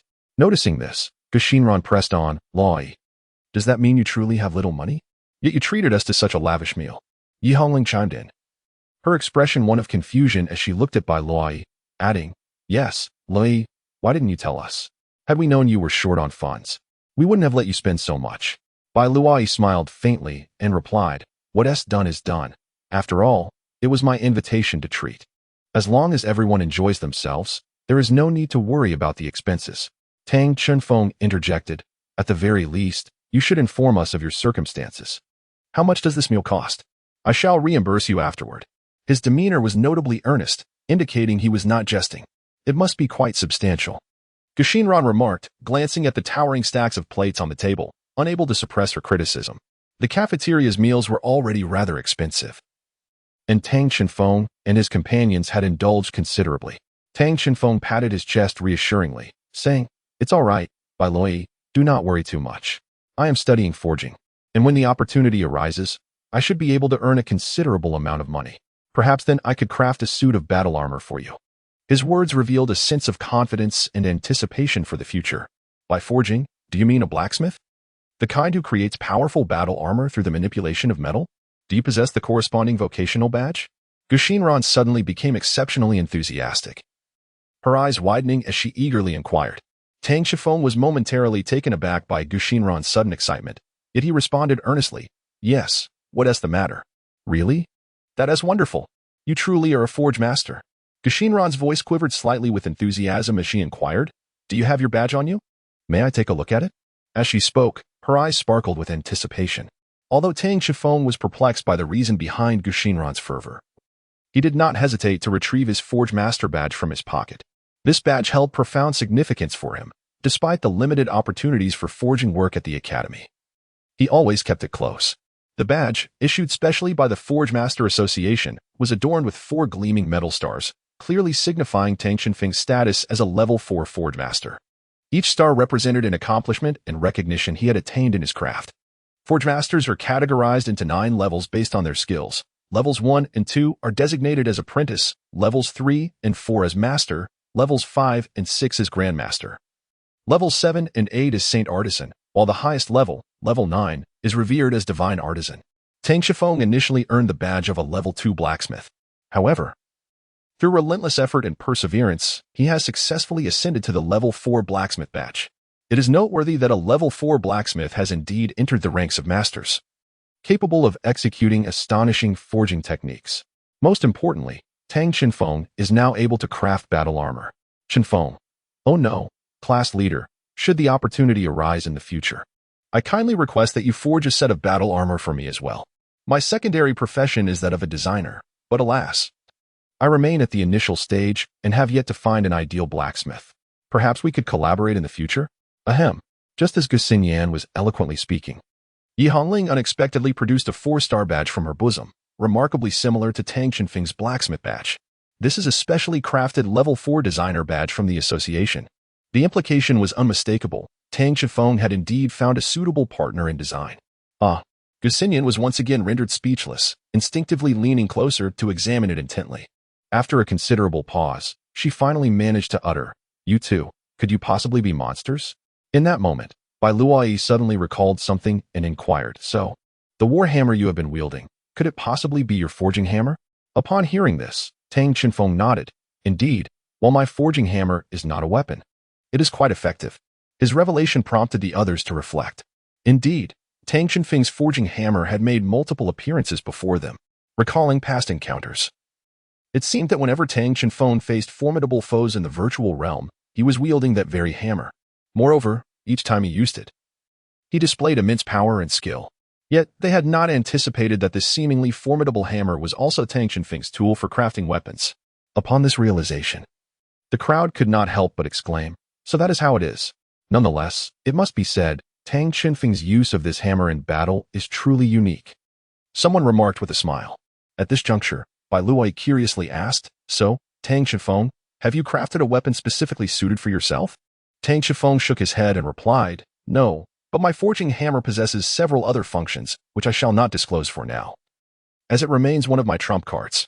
After discussing various competition strategies in the cafeteria, the group dispersed to their respective dormitories to rest, for they needed to conserve ample energy and vitality for the challenges that awaited them the following day. Chapter 80. A sense of déjà vu. The next day's competition unfolded once again in the mecha training arena. Following their previous victory over Class 5, Class 6 next adversaries would be the students of Class 4. The triumph of Class 6 over Class 5 had not stirred significant commotion within the academy, as it was merely a contest among the lowest tier of students. However, not all regarded it with indifference. For instance, Class 4, who was set to face Class 6 that afternoon, took this match quite seriously. The homeroom teacher of Class 4, Si Kong Shui, was a remarkably amiable instructor, both aesthetically pleasing and highly regarded for her teaching prowess, earning her considerable popularity within the academy. Yet, she harbored a distinct disdain for Wu Lentian. Si Kong Shui had joined the academy later than Wu Lentian, but she felt he had utterly failed in fulfilling the responsibilities expected of a teacher. Despite his handsome appearance and commendable abilities, she deemed him an inadequate educator, at least until the day prior, having observed the promotion match with her class's aspiring students. Si Kong Shui had not thought much of the century-old soul rings possessed by Gu Xinran and Yi Hongling. However, she was genuinely taken aback when she witnessed Class 6 trio utterly vanquish the Class 5 students in less than 10 seconds. It was noteworthy that Class 6 typically ranked amongst the weakest in the academy, thus prompting her to reconsider her previous judgments regarding Wu Lentian, who had managed to cultivate such exceptional students within the academy's most underperforming class. Nevertheless, the promotion matches must continue, regardless of the unexpected strength Class 6 exhibited. To conquer oneself, one must adopt an element of surprise. Perhaps they can, just like the previous day. The afternoon after school saw the Intermediate Department's playground hosting the class promotion competition. This was the second day of the event, yet unlike yesterday, the stands were graced with a larger audience. In truth, aside from the two bottom-ranked classes and the top-ranking Class 1, the remaining classes exhibited negligible disparity in their inherent capabilities. The distinction lay merely in their differing emphases, rendering the competition all the more captivating. Si Kong Shui arrived at the venue with the students of Class 4, whose formation stood in stark contrast to the previously casual assembly of Class 5. The students of Class 4 presented themselves in impeccable order, as if competing with the students of Class 6. At the forefront of Class 4 stood three strikingly similar girls, their resemblance so uncanny that aside from their differing hair colors, they appeared almost identical. They were undoubtedly the representatives of Class 4. On the other hand, Class 6 maintained their orderly formation, exuding an air of confidence that had been bolstered by the previous day's competition. Si Kong Shui approached the lineup of Class 6 with a smile, intending to greet Wu Lentian and engage in a conversation about the earlier matches and educational insights regarding the students. After all, such opportunities for exchange were rare. However, upon arriving in front of Class 6, she found herself unable to locate Wu Lentian. Frowning in confusion, she scanned the surroundings, silently pondering, where could he be? Has he not arrived yet? That seems improbable, as the teachers from other classes have all gathered. With her mind brimming with questions, Si Kong Shui ultimately fixed her gaze upon Tang Qinfeng, who was leading the group. Tang Qinfeng felt somewhat uneasy under Si Kong Shui's gaze. He scratched his head, revealing a hint of an awkward smile, and said, "Well, our teacher, The words lingered on his lips, only to be swallowed back, as if he was reluctant to respond to the inquiry. Observing his hesitance, Si Kong Shui could not help but press further. What on earth is going on? Where has your teacher gone? Tang Shifeng hesitated for a moment, but ultimately resolved to speak the truth. With a resigned sigh, he extended his hand towards the spectators' seats outside the arena, saying, "Do you see over there?" Following the direction in which Tang Shifeng pointed, Si Kongshui was astonished to discover that Wu Lingtian had already taken his seat among the onlookers. Even more surprising was the fact that he occupied a position just one seat away from Dean Ziyun, exuding an air of indifference. Wu Lingtian sat comfortably in the audience, leisurely observing the match on stage, as if it bore no relevance to him. Upon catching Tang Shifeng's gaze, he merely waved his hand nonchalantly, casually offering a gesture of encouragement, his face adorned with his signature smile. Tang Shifeng, upon witnessing this scene, could not help but silently lament his misfortune. His mentor had become a mere figurehead, leaving him in a state of helplessness. Meanwhile, Si Kongshui quickly cast aside her prior inclination to regard Wu Lingtian with newfound respect. Indeed, it was unwise to harbor expectations for such an irresponsible individual. Returning to the front of Class 4, Si Kongshui addressed her team, stating, "Friendship comes first, competition second. Lu Jingjun, Lu Zhengchun, Lu Zhengtong, please stay vigilant and adhere to the plan." "Yes, Teacher Sikong."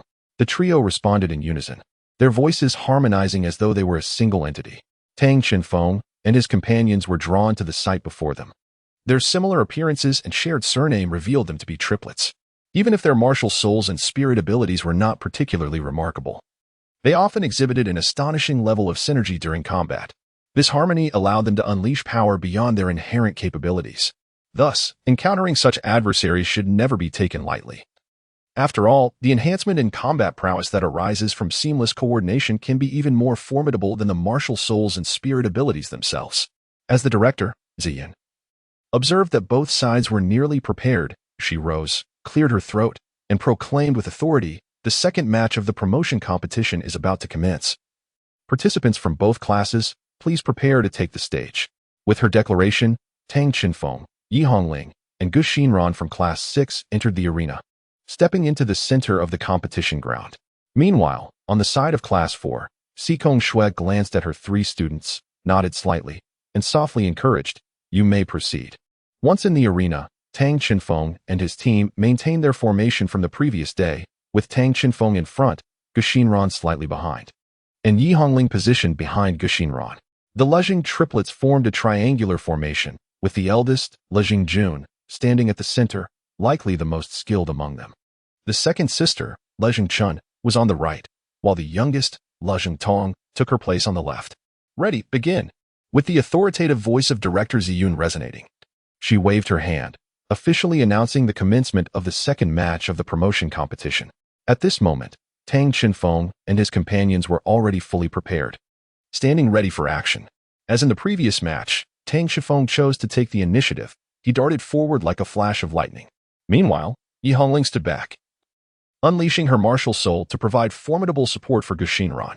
With Yi Hongling as assistance, Gu Xinran's purple-blue flower martial soul experienced a tremendous enhancement, transforming into an impenetrable fortress of layered metallic blossoms. Simultaneously, the Lujing triplets released their soul rings, and the audience was taken aback, not due to their strength, but rather the opposite. To their astonishment, all three sisters, including the leading Lejing Jun, displayed a configuration of one white and one yellow soul ring. Externally, they appeared unchanged, and their martial souls remained indiscernible, making them seem less impressive than the competitors from Class 5. But was this truly the case? As Tang Shifeng surged towards the students of Class 4, an inexplicable sense of foreboding washed over him. This sudden premonition startled him, causing his charging steps to involuntarily slow. Without hesitation, he executed a sharp stop and skillfully leapt sideways. Almost instantaneously, three thick, pointed stone pillars erupted from the ground like sharp spears, piercing the earth with ferocity. Meanwhile, a thick layer of ice crystals rapidly formed on the previously level ground, exuding an intensely chilling aura. An elemental control-type martial soul.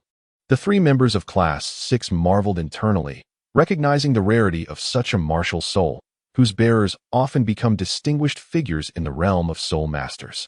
The fact that all three opponents possessed elemental control martial souls was astonishing. "He actually evaded it," exclaimed Lu Zhengjun, the leader of Class 4, in surprise. The two companions beside her were equally taken aback. They had believed that this strike would surely hit Tang Shifeng, but they had not anticipated his remarkable alertness and agility, enabling him to sense the impending danger and react in time. She furrowed her brow slightly, gaining a newfound respect for Tang Qinfeng's capabilities. On the viewing platform, Ziyan watched the trio and sighed inwardly. Elemental martial souls were indeed relatively rare, and given that they were triplet sisters, they ought to have been placed in the elite nurturing class. However, reality had barred them from entering that prestigious group. In truth, the Luzheng sisters possessed mutated martial souls, which endowed them with unique characteristics and potential. Despite all having elemental martial souls, they exhibited different martial soul traits. A rare occurrence indeed. Yet, their family circumstances were not affluent. Their parents could hardly afford the expenses required for acquiring advanced soul spirits. Thus, they could only initially purchase 3 10-year soul spirits as a starting point, and with the support of the primary academy, they ultimately succeeded in acquiring 300-year soul spirits before formally graduating. Nevertheless, as everyone had witnessed, the overall strength of the sisters' soul spirits was significantly below that of their peers. Although they possessed formidable martial souls, the lack of sufficiently powerful soul spirit support severely constrained their abilities. They might have had the opportunity to advance in rank, but the overall caliber of this year's cohort was exceptionally high, leading to an unprecedented level of competition. Ultimately, they regrettably found themselves halted at Class 4, just missing the class of their aspirations. Back on the competition arena, the match continued with tension, faced with the overwhelming elemental bombardment from their opponents. Tang Qifeng felt a growing sense of anxiety. He strove to evade their attacks, yet each successful escape was swiftly followed by a barrage of further assaults. The Earth Element Controller relentlessly conjured towering stone pillars from the ground, obstructing Tang Qinfeng's advance. These barriers forced him to expend considerable energy to avoid them, thus slowing his progress.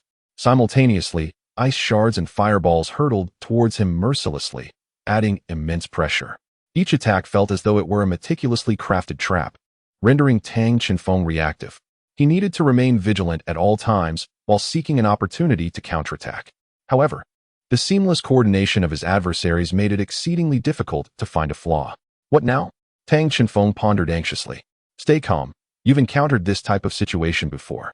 A gentle female voice resonated in his mind. Sister Baixing.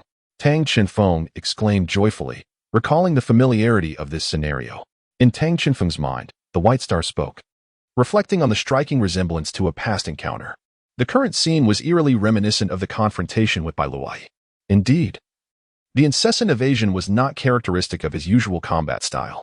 With this thought, Tang Qinfeng ceased to dodge and stood his ground.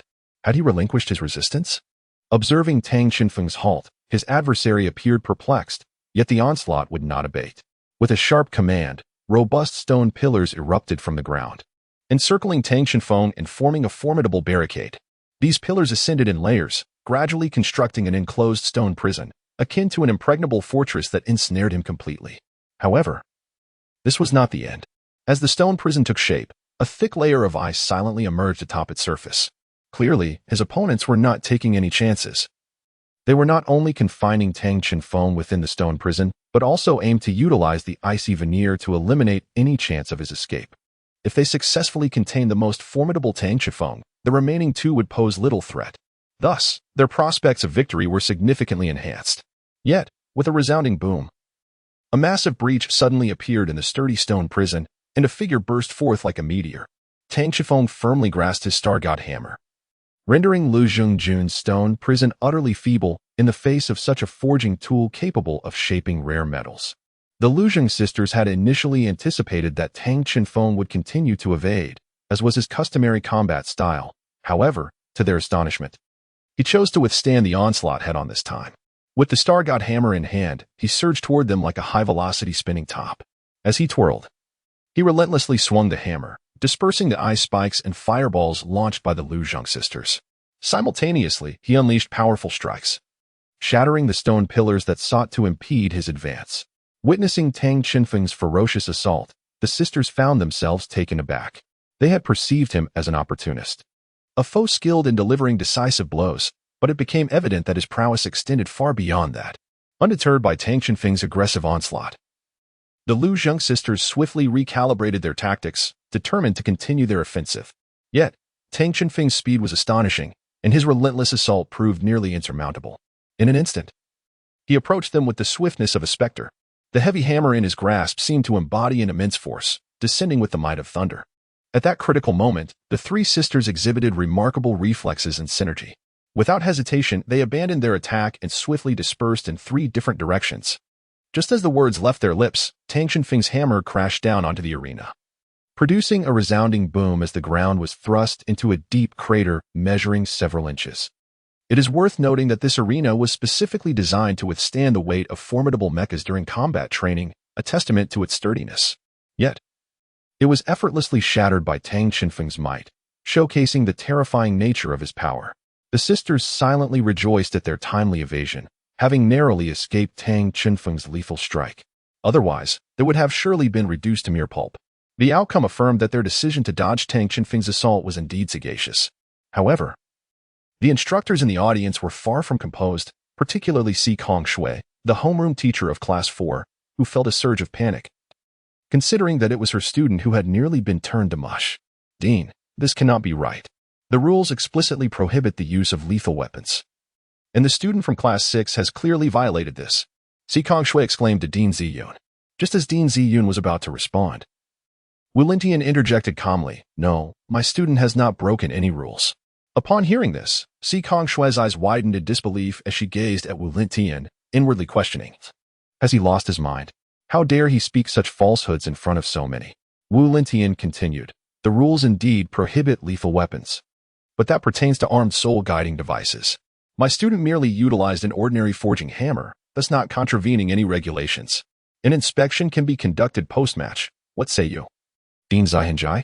Wu Lintian's words astonished everyone present, prompting them to turn their gaze towards Zaihanjai, eager to hear the esteemed former dean's response. After a brief silence, Zaihanjai nodded and stated, "Indeed, there has been no violation of the regulations. Let us continue watching." Upon hearing this, the audience erupted in murmurs. Many felt that Wu Lintian's justification was rather tenuous, yet there seemed to be no apparent issue, as the rules did not explicitly categorize a forging hammer as a lethal weapon. Meanwhile, on the arena floor, the leading Lu Zhengjun shouted to her two companions, "Execute Plan B." As she spoke, the brilliance of her soul rings radiated intensely, seemingly channeling all her soul power. Columns of stone, even more colossal than before, erupted from the ground, encircling Tang Shenfeng. The remaining Lu Zhenchun and Lu Zhengtong swiftly maneuvered around Tang Shenfeng, heading directly towards Yi Hongling and Gu Sinan. At that moment, Tang Shenfeng realized that something was amiss. He attempted to intercept the two, but found himself ensnared by Lu Zhengjuan's binding, unable to break free.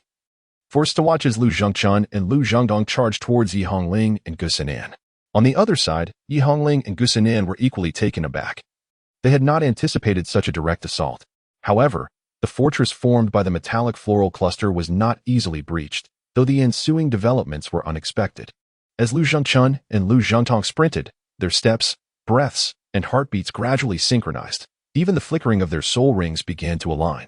Simultaneously, the elements of fire and ice coalesced around them, rendering them embodiments of these two opposing forces.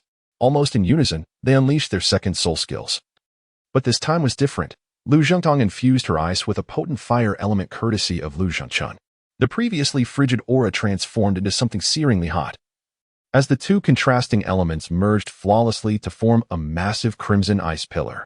"Onward, blazing ice," Lu Zhengchun called out, her voice resonating across the battlefield.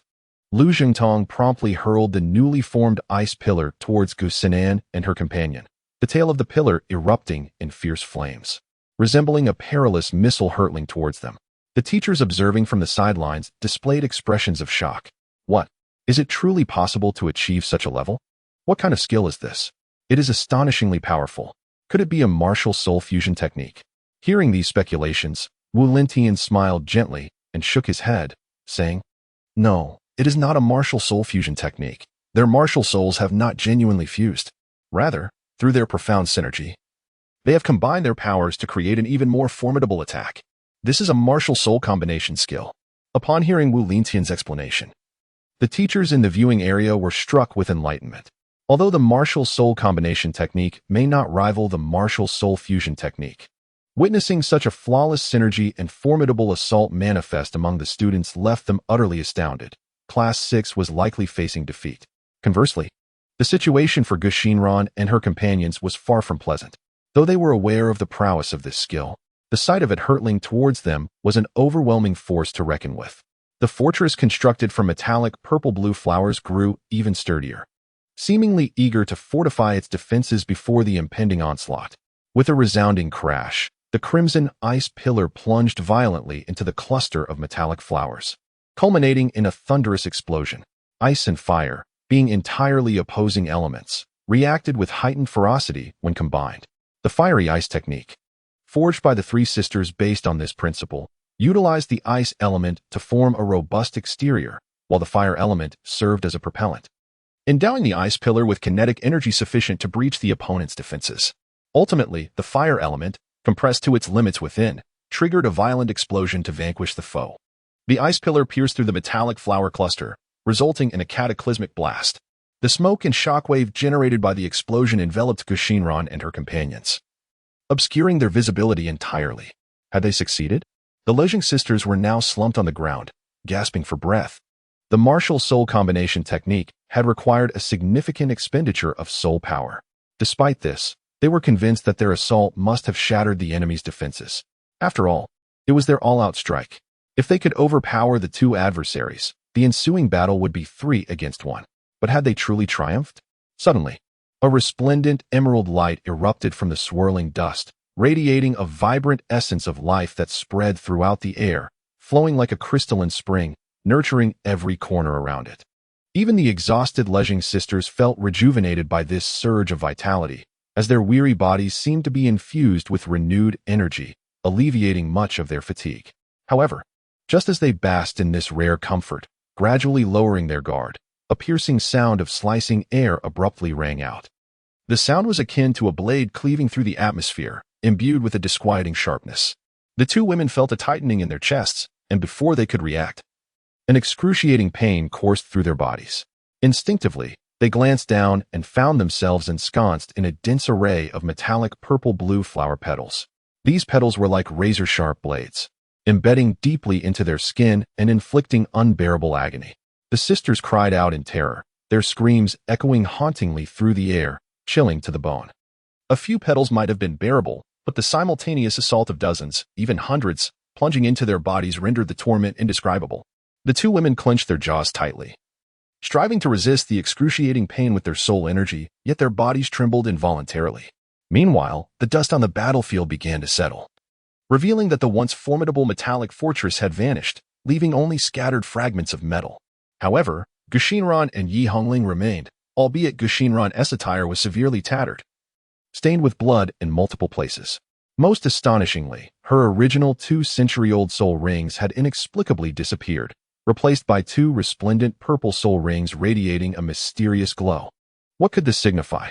It implied a monumental enhancement of Guxinran's power, as her soul rings had transformed into those of a millennium. Just moments ago, as the flaming ice pierced through the metallic cluster, Guxinran reacted with remarkable swiftness, unhesitatingly positioning herself in front of Yi Hongling and immediately unleashing a greater number of purple-green flowers. These flowers formed a formidable barrier, endeavoring to shield Yi Hongling from the impending attack. However, the current situation was starkly distinct from their previous simulated training. This was genuine combat, where every movement could inflict real harm. Guxinran was acutely aware of this, yet she stood resolute, knowing that this was the only way to safeguard the one behind her. Yi Hongling, too, comprehended the gravity of the situation, daring not to exhibit any negligence. He poured forth all his soul energy, continuously infusing an abundant source of life energy into Guxinran's being. This potent support facilitated the evolution of Guxinran's soul spirit, dramatically amplifying her strength in an instant. Moreover, due to Yi Hongling's unwavering support, the potency of Guxinran's soul abilities was significantly augmented. The once fragile purple-green flowers had grown more resilient and sharp. They danced through the air, exuding a breathtaking brilliance. Under their onslaught, Lu Zhongchun and Lu Jingtong found themselves devoid of any capacity to retaliate. Meanwhile, on the other side, with a series of resounding crashes, the colossal stone prison formed by stone pillars had been rendered severely damaged under Tang Shenfeng's hammer, and Lu Zhongjun's collapse occurred even faster than anticipated, as she had succumbed to the exhaustion of her soul energy. At this moment, the 3 Luzheng sisters were utterly bereft of any power to fight back. Stop. The match is over. Class 6 has emerged victorious, exclaimed Dean Ziyun. We won. We have triumphed once more. At this moment, Gu Xinran was nearly elated to the point of leaping with joy. From the moment they faced the formidable Class 4, they were up against true powerhouses within the academy. Yet, they emerged victorious, which speaks volumes of their capabilities. Moreover, her spirit had also undergone a remarkable enhancement, an exhilarating development indeed. Meanwhile, Yi Hongling did not remain idle. As soon as the competition concluded, she immediately unleashed her soul abilities to tend to the two severely injured girls. After all, this was merely an internal academy competition, not a life-and-death struggle. Thus, Yi Hongling could not possibly abandon them in their time of need. They also wished to leave a favorable impression on the other instructors. However, the competition was not entirely over. According to the regulations, Class 6 had already achieved 2 consecutive victories, allowing the opposing team to choose the format for the next round. Consequently, the teachers and students of Class 3 deliberated amongst themselves, ultimately deciding on their course of action. Chapter 82. The Rules of Mecha Combat Based on Past Experiences. Subsequent classes typically did not take much time to make their selections and would often opt for Soul Master battles. However, this time was markedly different. Not only the students of Class 3, but even those from Class 2 gathered to discuss the matter together. The students and teachers of Classes 2 and 3 engaged in a thorough discussion regarding Class 6's astounding performance, which left them utterly astonished. Within the entire grade, aside from the bottom-ranked Classes 5 and 6 in the top-tier Class 1, the strengths of Classes 2, 3, and 4 were remarkably comparable. In fact, the Luzhing triplets from Class 4 possessed extraordinary abilities. Their placement in Class 4 could be attributed to issues related to their spirits, as their inherent strength was evident. Yet, even with such formidable prowess, they had still faced defeat. Moreover, everyone in the audience witnessed that during the recent match, Gu Xinran's spirit had evolved, transforming into a millennium-level spirit and significantly enhancing her power. It appeared that the strengths of the other 2 participants had yet to be fully revealed, leading to speculation that the students from Class 6 had devoted themselves entirely to the Soul Master battle, which accounted for their formidable strength. Thus, from various perspectives, the likelihood of winning through Soul Master combat seemed increasingly bleak. Rather than pursue that path, it would be wiser to explore the realm of mecha combat. Perhaps they could reclaim their standing. After much deliberation, the head teacher of Class 3 ultimately decided to report to the principal. Principal, we have chosen to engage in mecha combat for the upcoming matches. The principal nodded slightly, indicating his acceptance of this choice. However, seated in the viewing area, Zi Hengyue's eyes widened with excitement. He had always been particularly invested in mecha battles, and now the moment he had been waiting for had finally arrived. Following the confirmation of this decision, the upcoming matches for the next 2 days were officially designated as mecha combat. Anticipation swelled among the spectators, especially those with a keen interest in mecha. Yet, surprisingly, the first person to leave the viewing area was none other than Wu Lentian. Typically, he would be the last to depart, but today he hurried away, appearing somewhat anxious. Could it be that he felt nervous about the impending mecha battles? Once Yi Hongling had completely treated the 3 sisters from Class 4, they finally descended from the competition stage. However, as they stepped down, they unexpectedly encountered a familiar yet surprising figure, Wu Lentian, since he had taken on the role of a hands-off manager. This marked the first occasion he had actively sought them out. You all heard what was said on stage, did you not? Wu Lentian addressed the students below with a grave expression. Tang Shifeng stepped forward, exuding confidence as he addressed Wu Lentian. Rest assured, teacher. Do you truly fear that we might fall short in the mecha battles? Wu Lentian's lips curled into a satisfied smile as he nodded slightly in approval. His gaze swept across the group, imbued with a touch of authority and determination, as he spoke slowly. Naturally, I do not worry about the outcome, for this is not a daunting task for you. However, this competition holds profound significance, since students from other classes wish to challenge us in our area of expertise. They must be made to taste defeat. Therefore, I expect you to secure a resounding and flawless victory. Otherwise, the intensity of your future training will undoubtedly double. Teacher, you need not worry. We will never bring shame upon you, Guo Xinyan replied, a hint of awkwardness flashing across her face as she forced a smile. Fully aware of her limited prowess in piloting mechas and her inability to contribute significantly in such a competition, Wu Lentian smiled faintly, nodding in affirmation once more. Then, with a serious expression, he cautioned, however, I must remind you that the mecha battles on campus often involve special rules, which will only be revealed on the day of the competition to test your adaptability. So, do not let me down. With that, Wu Lintian departed, having come merely to offer his guidance, which was certainly better than neglecting them entirely. Hongling, thank you, Guo Xinyan exclaimed suddenly, embracing Yi Hongling from behind as soon as Wu Lintian left. Thanks to you, my spirit has evolved into a millennium spirit, and my spirit rings have evolved as well. I had never even dared to dream of this before. No need for thanks, Yi Hongling replied with a smile. Guo Xinyan then released her hold. So, where will you go next? You should avoid battles during the period right after your spirit has evolved, Tang Qinfeng remarked. Well, I will likely remain in the dormitory to stabilize my cultivation, Yi Hongling pondered for a moment before responding. Guo Xinyan smiled, a glimmer of confidence in her eyes. Moreover, according to the plan, it seems I won't have the chance to participate in the upcoming mecha battles or the subsequent spirit master battles. Nevertheless, I will keep a close watch on the progress of the competition. Yi Hongling nodded in understanding. Indeed, you have completed your task and can now take some well-deserved rest. Guo Xinyan took a deep breath, feeling the surge of spirit power within her, and a smile graced her lips. I will return to the dormitory to stabilize my recently enhanced cultivation. See you tomorrow. With that, she waved goodbye to Yi Hongling and made her way back to the dormitory. As Yi Hongling watched Guo Xinyan's retreating figure, a warm feeling welled up within her. She knew that this experience not only facilitated Guo Xinyan's growth, but also deepened their friendship. As for the challenges that lay ahead, everyone was filled with anticipation. She firmly believed that as long as they worked together, they would undoubtedly achieve even greater success. Tang Qinfeng gently patted her shoulder and suggested, "Let us seek out Bai Luoyi to discuss the forthcoming mech battle." Meanwhile, within the confines of the academy building, in Wu Lintian's office, he sat before his desk. Unbeknownst to him when he had returned, shortly thereafter, another individual stormed in with palpable fury, Dean Ziyan, her face etched with discontent and urgency. Upon entering, she immediately confronted Wu Lintian, exclaiming, "Wu Lintian, did you happen to see the message I sent you? I dispatched a soul guide communication 2 days ago, and you have yet to respond." Startled by her outburst, Wu Lintian looked up, a confused expression adorning his face. Oh, my apologies.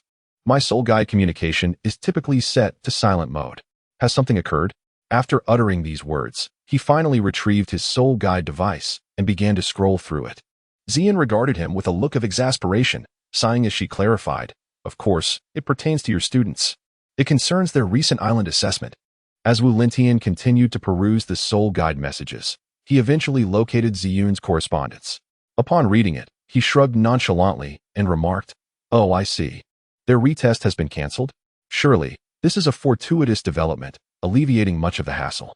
Hearing his response, Ziyun felt a wave of resignation wash over her. She shot him an incredulous glare and elaborated, "Indeed, but the issue lies in the fact that their assessment has not been entirely annulled. Rather, it has been transformed into other competitions." She then sent him a new message via the soul guide. Wu Lintian scrutinized the screen, where a notification read, "The All Cloud City Soul Master Campus Exchange Competition. Has it truly reached this juncture? The retest has been supplanted by a competition?" he queried, frowning in perplexity. "Yes, precisely. A prior notice indicated that all students from the ground must participate, not only my students, but your 3 as well," Ziyun explained. Wu Lintian furrowed his brow, contemplating the gravity of the situation. He began to strategize on how to navigate this unexpected competition. However, his attention was abruptly diverted by an earlier message. "You still expect us to partake in this?" Wu Lintian inquired of Ziyun, his tone laced with surprise and amusement. "That depends on your students' performance in the mech battle over the next couple of days," Ziyun replied. Wu Lintian allowed a confident smile to grace his lips, assuring her, "Then you shall eagerly anticipate their performance tomorrow." Time swiftly passed, and the day of the competition arrived. The venue remained the same as before, yet it now boasted additional equipment, including a vast projector capable of rendering video imagery in 3-dimensional projections upon the competition stage. Connected to the projector were 6 simulation pods situated below, for it was still premature for these students to pilot actual mechs. Thus, the simulation cabins remained their optimal choice. Through the connection of a 3-dimensional projector, the audience is able to witness the simulated mech battle from an aerial perspective, an experience rendered perfectly. The viewing area is filled to capacity, even more bustling than the previous day's Spirit Master competition. For the residents of Cloud City, piloting mechs may not be particularly popular. Yet observing others engage in mech combat offers an entirely different thrill. The fervor and excitement of the spectacle evoke a sensation distinct from that of the Spirit Master battles.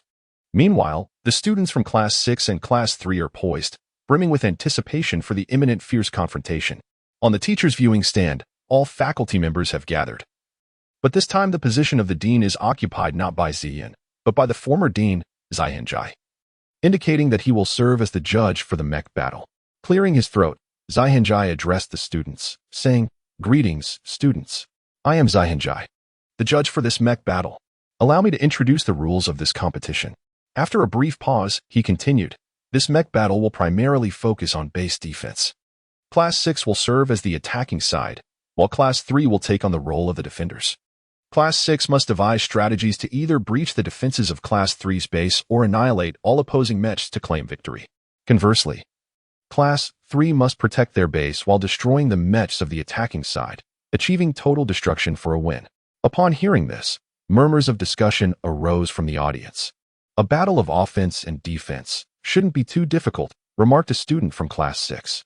"These are merely the basic rules. There are special provisions as well," Zaihenjai clarified.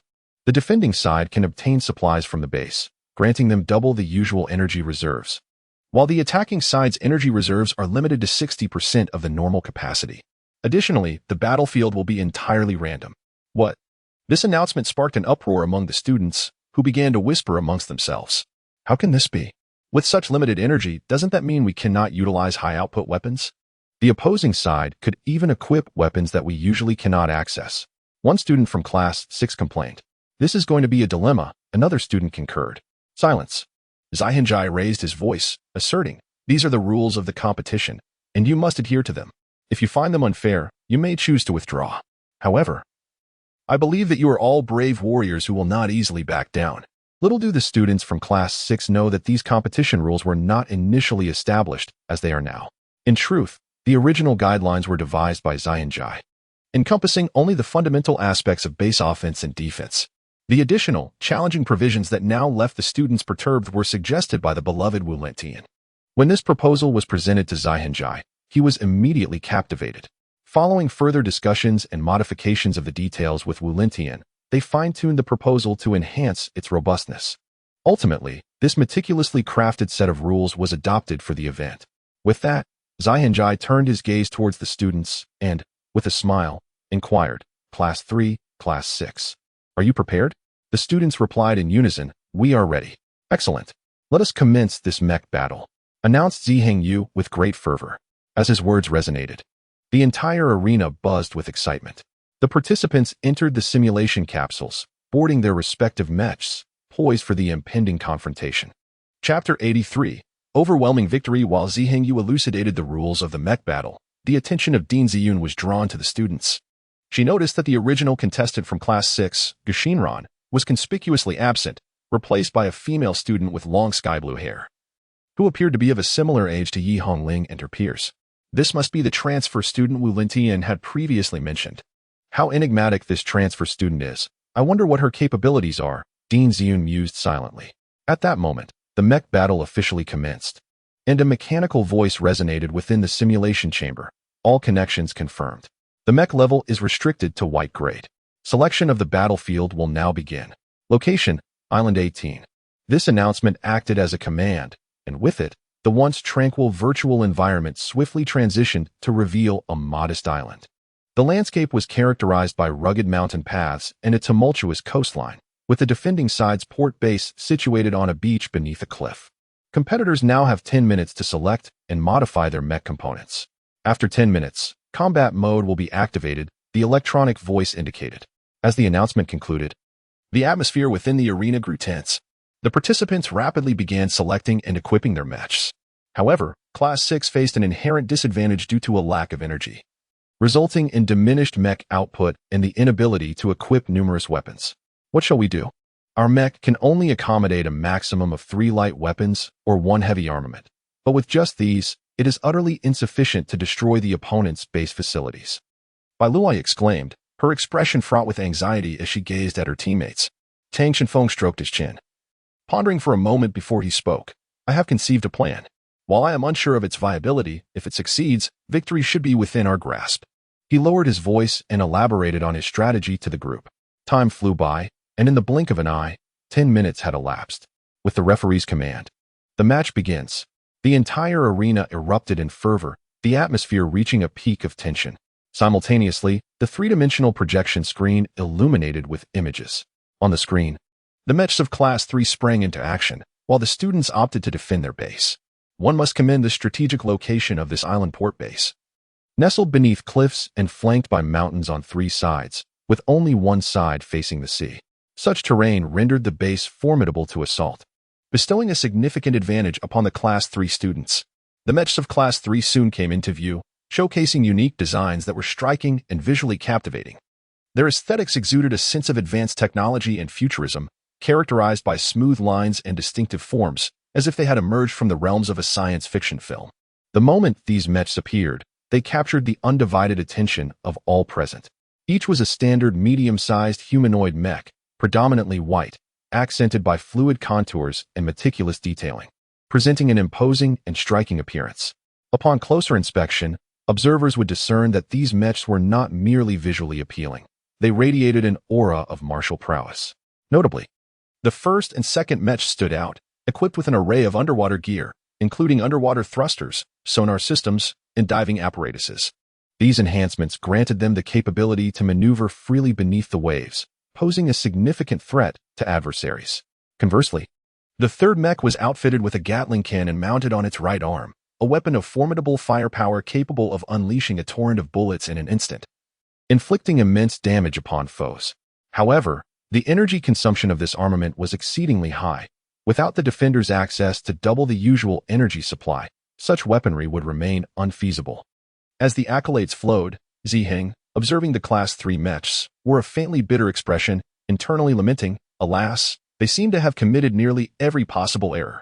He was acutely aware that these 3 mechs harbored numerous flaws, though they had gone unnoticed by the others. The students of Class 3 piloted their mechs to the port dock, yet the mechs of Class 6 were conspicuously absent from the battlefield, as if they had vanished entirely. "Why aren't they coming out?" one Class 3 student queried. "Perhaps they are intimidated. If I were the attacking side, I would hesitate as well." Unbeknownst to the Class 3 students, a lens hidden beneath the waves was observing them closely, gradually drawing nearer.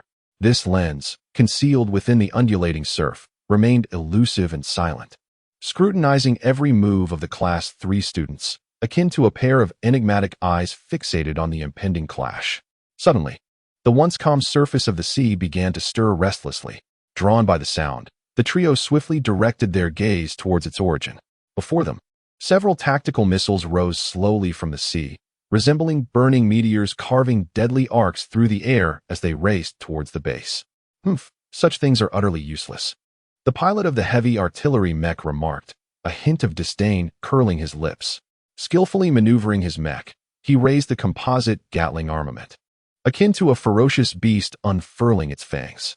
With a cacophony of gunfire, a torrent of searing beams erupted like rain, striking the incoming missiles with precision. In an instant, the missiles detonated mid-air, transforming into fiery explosions and debris that cascaded into the ocean below. Meanwhile, a submersible unit prepared to dive in search of the enemy. However, just as it was about to submerge, a series of piercing alarms filled the cockpit. The sudden cacophony heightened everyone's tension as they turned their eyes to the radar screen, which displayed a flashing red dot rapidly approaching. "The enemy is closing in." "When did this happen?" the pilot exclaimed in astonishment. They had assumed the enemy was still far away, only to discover that it was now almost upon them, leaving them bewildered and incredulous, as no prior signs had indicated such proximity. In a rush, he aimed the mech's quad torpedo launcher towards the direction indicated on the radar. Yet, in that instant, the mech, which had been concealed beneath the water, abruptly leapt into the air. Observing this, Unit 1 hastily fired all torpedoes simultaneously, but perhaps due to panic, none found their mark. In a moment of instinct, he drew the mech's shield, but it was too late. The airborne mech descended like a meteor, crashing forcefully onto his own mech. The immense impact left him disoriented and at a loss. At that juncture, the spectators finally had the opportunity to behold the true visage of the 6th Squad's mech for the first time. Its appearance was grotesque, reminiscent of a blue crab with 2 legs. The mech's arms were exceptionally elongated, now exerting a firm grip on the head of the submersible unit, with two crisp cracks. The head of the submersible mech was crushed into countless fragments. It's a specialized aquatic mech. Unit 1's comrades recognized the ambush, launching 3 torpedoes towards the specialized mech. However, an unexpected turn of events unfolded. The adversary brazenly lifted the incapacitated Unit 1, using it as a shield against the oncoming assault. The 3 torpedoes mercilessly pierced Unit 1's chassis, utterly annihilating it. Damn it! Unit 3 seethed in fury, raising the composite armament to unleash a sweeping barrage. Yet just then, the waters at the dock side stirred once more. With a splash, a deep blue figure emerged from the surface, a mech strikingly reminiscent of a frogman. The mecha's hands were equipped with 2 fully heated electric combat claws, radiating an intense glow. In an instant, it lunged towards Mecha 3. Plunging a claw into its right chest, and with a powerful tug, it brutally tore away the right half of the machine along with its arm. Mecha 3 shook violently as alarms blared from its systems. The pilot, in a state of disbelief, watched in horror as their machine was ripped apart. Witnessing this, Mecha 2 felt a surge of apprehension. However, pressed for time, the pilot had no opportunity to retrieve additional weaponry. With no other choice, he resorted to using the last remaining harpoon from his harpoon gun, thrusting it swiftly at the opponent. Yet, the amphibious mecha seemed to have anticipated this move. It struck first with lightning speed. In a heartbeat, Mecha 2's arm was severed into 3 pieces, and the harpoon gun clattered to the ground. Mecha 2 hastily retreated, seeking distance from the enemy to employ other weapons and equipment in the fight. Just then, a crimson dagger pierced the cockpit from behind without warning. This sudden assault caught everyone off guard. The dagger originated from the 3rd mecha of Team 6, a uniquely designed and strikingly impressive machine devoid of a head, with its monitor positioned on its chest, lending it an odd appearance. This mecha exhibited astonishing speed and agility, successfully maneuvering from beneath the sea to strike Mecha 2 from behind with a lethal blow. After dispatching Mecha 2, it did not pause. Swiftly, it retrieved a disposable Iron Fist rocket from its back and accurately aimed it at Mecha 3, which had lost its right half. With a thunderous explosion, the battlefield erupted in sound as Mecha 3 was engulfed in a violent blast, debris scattering in all directions. The spectacle was utterly staggering, signaling the inevitable outcome of the battle. At that moment, an electronic notification echoed, defending mecha units annihilated, attacking force victorious.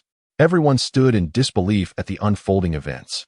From the moment Team 3 and Team 6 engaged, less than 30 seconds had passed before Team 3 was completely obliterated. How could this be? Eyes widened in astonishment, as if attempting to penetrate the surreal scene before them. Perhaps it was inappropriate to refer to it as a confrontation, for Team 6 mecha had not suffered a single scratch, achieving a crushing victory. Such an outcome was hard to accept. They had anticipated a fierce battle. Yet the disparity was staggering. Meanwhile, the instructor of Team 3, seated in the observation area, wore a grim expression, clearly dissatisfied with the results of this match. Despite their class typically focusing on soul master combat, he possessed a certain degree of understanding regarding mechs within this academy, characterized predominantly by them. He quickly discerned the underlying issues. The first mech was evidently designed for underwater combat, but had become encumbered by an excessive arsenal, rendering it sluggish in aquatic environments. Even more regrettable was the fact that this mech had never even been afforded the opportunity to enter the water. As for the third mech, although it boasted formidable composite weaponry and remarkable firepower, it lacked any semblance of defense, resembling a fragile glass cannon. The most perplexing aspect was that the second mech not only perfectly inherited all the flaws of the first, but also utilized a chassis intended for cosmic mechs, rendering it utterly ill-suited for underwater conditions. Such a decision was indeed baffling. Wait a moment, your mech should be limited to 60% power output. So where did you procure tactical missiles with energy equipment? The leader of Class 3 emerged from the simulation cockpit and directly confronted Tang Shifeng and his team.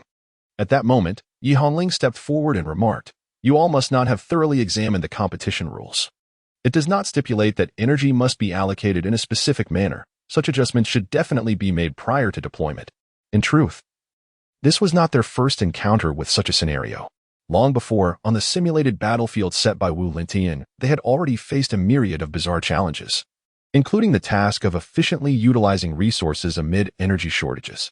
Therefore, during the preparatory phase before the battle commenced, they had begun to experiment with the rational allocation of energy for their mechs. Ultimately, after careful consideration, Yi Hongling took on the most critical responsibility, securing a remarkable 90% of the energy allocation.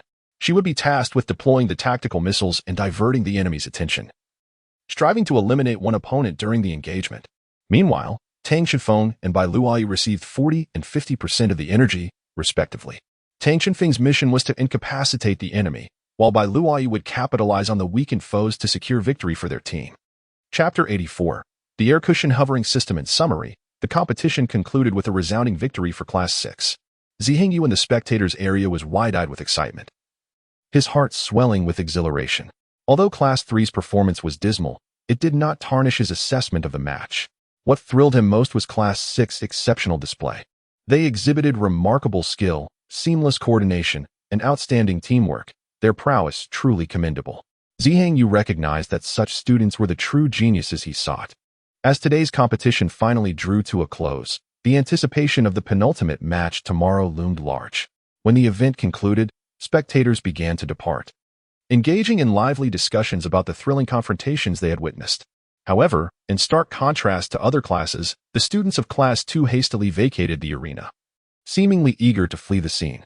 Perhaps they were regretting their decision to align with Class 3 in choosing mech combat against Class 6.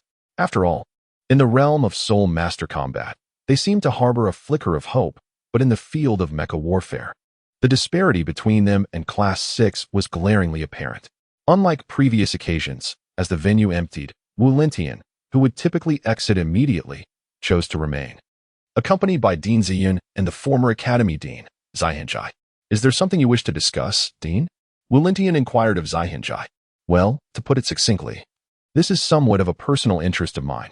You must be aware of the upcoming Soul Master Academy exchange competition, Zaihenjai replied. Although it is labeled as a Soul Master competition, it encompasses a variety of other events as well. I hope you can represent our academy in one of these events. Wait, Father, only 2 teams can officially represent the academy in the competition. The team from the intermediate department should be the elite Class 1, Ziyan interjected hastily. Upon hearing his daughter's words, Zaihenjai smiled wryly and explained, My dear, please refrain from interrupting. I am not referring to the Soul Master events, but rather to the mecha competitions in the intermediate department. Among Class 1, there are very few who can operate mechas as adeptly as the students of Class 6. While it may seem a bit late to mention this now, I believe that Class 1 possesses the strength to substitute for the advanced department in the Soul Master competition. Frankly speaking, it is unlikely that anyone in the advanced department could defeat Class 1. For any academy, the quantity and quality of its students are paramount. However, St. Luo Soul Master Academy has languished in the lower tier of academy rankings for years, indicating a degree of fluctuation in both faculty quality and student caliber, resulting in instability. The Soul Master Exchange competition represents not merely an ordinary contest, but a splendid opportunity to showcase the Academy's strength and secure additional resources for both faculty and students. This year, St. Luo welcomed a remarkable cohort of new students, brimming with talent and potential, particularly noted in Class 1 and the rapidly advancing Class 6. Nevertheless, the Academy still grappled with a scarcity of faculty and student resources, leaving one to ponder whether this might be the last cohort of exceptionally gifted students. As the Dean, Zaihenjai was acutely aware of the gravity of the situation. He understood that to alter the current state of affairs, decisive action was imperative. The upcoming Soul Master Exchange competition undoubtedly presented him with an exceptional opportunity. Zaihenjai yearned to leverage this event to secure greater resources for the Academy. He firmly believed that achieving outstanding results would attract more faculty and students, thereby providing a better learning environment and development opportunities. Furthermore, excelling in multiple events would enhance the Academy's reputation and visibility, drawing in more talented students to enroll. Consequently, Zaihenjai resolved to have Wu Lintian, skilled in mecha warfare, lead Class 6 alongside Ziyun's Class 1 in the competition. He firmly believes that with the strength of these 2 classes, they will undoubtedly shine in the competition. However, a trace of concern lingers in his heart. If the intermediate department participates in the advanced department's competition, the competitors from other academies will typically be 3 to 5 years older, and he wonders if such a considerable disparity in cultivation can truly be compensated by talent. Zhihengyue feels uncertain. No problem at all, Wu Lintian readily replied. Upon hearing his response, a satisfied smile graced the dean's face. However, I have another suggestion regarding the Academy Exchange competition. Would the dean be willing to hear it? Wu Lintian continued. Oh, pray tell, the dean responded with keen interest, his eyes sparkling with curiosity and anticipation. Wu Lintian took a deep breath and slowly said, after the Academy's promotion competition concludes, we could proceed in this manner. Meanwhile, Tang Shifeng and his companions were walking back to their dormitory, engaged in lively conversation and laughter, their spirits buoyant. After all, they had just emerged victorious from an intense battle, which filled them with a profound sense of satisfaction and pride. Hey, do you think we should train a bit more in the simulation room? Although we triumphed in the previous battle, the next competition will still be entirely random. And I believe we should prepare further, Yi Hongling suddenly suggested, her eyes brimming with expectation and determination. Well, I'm not particularly worried about that. My greater concern lies with the final match the day after tomorrow. Xue Linger and her team are undoubtedly stronger than we anticipate. And perhaps continuing the simulated Soul Master battles would be more beneficial, Bai Luoi chimed in, her tone tinged with apprehension. At the mention of the simulated Soul Master battles, the image of the destructive sword immediately surfaced in the minds of the trio, leaving a profound impression due to its terrifying destructive power. They understood well that to overcome such formidable opponents, greater effort and time must be dedicated to training. Just as they fell into contemplation, a familiar voice suddenly called from behind, training for us is futile, you 1T win. The three turned to see the Ice and Snow Sisters standing there, their presence as chilling as winter itself, with the speaker being Xue Mingbing. She appeared as carefree as ever, a smug smile gracing her lips, a manifestation of her confidence. Beside her, Xue Tianbing pulled her back with an apologetic tone. We were merely passing by, she insisted on eavesdropping. Her voice carried a hint of exasperation, clearly embarrassed by Xue Mingbing's behavior. Upon hearing Xue Tianbing's words, Xue Mingbing pouted in discontent. I was just curious. What were you all discussing here? Her eyes sparkled with mischief and curiosity. Xue Tianbing shook her head in resignation. You always have to know everything. Can't you learn a thing or two from Linger? Her tone was imbued with a hint of indulgence and helplessness. Xue Lingo stood quietly to the side, her expression indifferent, her gaze as frosty as the winter's chill, seemingly indifferent to the unfolding events. However, her eyes remained fixated on Tang Shifeng, revealing that he remained her primary focus. She recalled his earlier words with clarity. Just wait, Xue Linger said to Tang Shifeng, her voice brimming with provocation and confidence. You are destined to lose in the competition the day after tomorrow. Tang Shifeng turned his head to gaze at Xue Linger, a flicker of disdain crossing his eyes, his lips curving into a subtle smirk. Rest assured. I am waiting for you, he stated, his voice calm and resolute, imbued with an unwavering determination. The two locked eyes, their gazes sparking with intensity, as if a fire ignited between them. The atmosphere around them thickened with tension, palpable enough that those nearby could not help but cast curious glances in their direction. Xue Lingo fixed her eyes firmly on Tang Shifeng, her expression revealing a fierce fighting spirit. She understood that this contest was not merely a test of strength, but a battle for dignity and honor. She was determined to emerge victorious, to showcase her prowess, and to ensure that everyone recognized her as the most formidable contender. Tang Shifeng appeared remarkably composed, his gaze betraying a profound sense of confidence and serenity. He harbored unwavering faith in his own abilities as well as in the synergy of his team. Fully prepared, he awaited the impending challenge with resolve. Regardless of the obstacles that lay ahead, he was determined to exert every effort in pursuit of victory. They all understood that the forthcoming encounter would be a fierce confrontation. The competitor who could perform at their utmost in the match would likely emerge as the ultimate champion. The outcome of this contest would significantly impact their reputation, standing, and resource allocation within the academy. Thus, none dared to be complacent. They must all commit wholeheartedly to achieving triumph. However, before that, they needed to resolve the remaining mech battle. The next day's mech competition was set to commence, with rules mirroring those of the previous match. The offensive team comprised 3 members from Class 6, while the defensive side consisted of students from Class 2. The audience was already filled with academy students, and the teachers in the observation area were equally present. Yet, unlike previous occasions, the atmosphere in the observation area bore a distinct quality. After all, no one had anticipated that the seemingly weakest Class 6 would emerge as the dark horse in this competition, having achieved an unbroken string of victories. Wu Lintian, the homeroom teacher of Class 6, had also become a focal point among the faculty. Seated comfortably, A faint smile graced his lips as he reflected on his Class S performance, particularly the remarkable progress made by students long deemed underperformers, a significant breakthrough indeed. Meanwhile, within the competition arena, students from both classes had entered the simulation pods, marking the commencement of yet another mech battle. As the match began, the mechanical electronic voice within the pods reverberated, announcing the competition rules and venue selection. All connections were confirmed, with the mech grade limited to white level. The battlefield was designated as Site 37, a desert. As the announcement concluded, the entire arena transformed into a shimmering expanse of gold, with endless sand swirling in the wind. At the center stood a formidable military base, serving as the stronghold for the defending team. This harsh desert environment demanded heightened control and stability from the mechs, simultaneously complicating the battle. Contestants settled into their simulation pods, observing their surroundings through virtual screens. They needed to swiftly acclimate to this unfamiliar terrain and devise strategies informed by the landscape's features. In such conditions, tactics, skill, and teamwork assumed critical importance. The students had to fully harness their abilities and collaborate closely with their teammates to secure victory in this intense mech confrontation. Before long, the students from Class 2 began to arrive at the desert base, piloting their mechs as they gradually emerged from the stronghold. 3 mechs stood out remarkably, each with its unique specialization.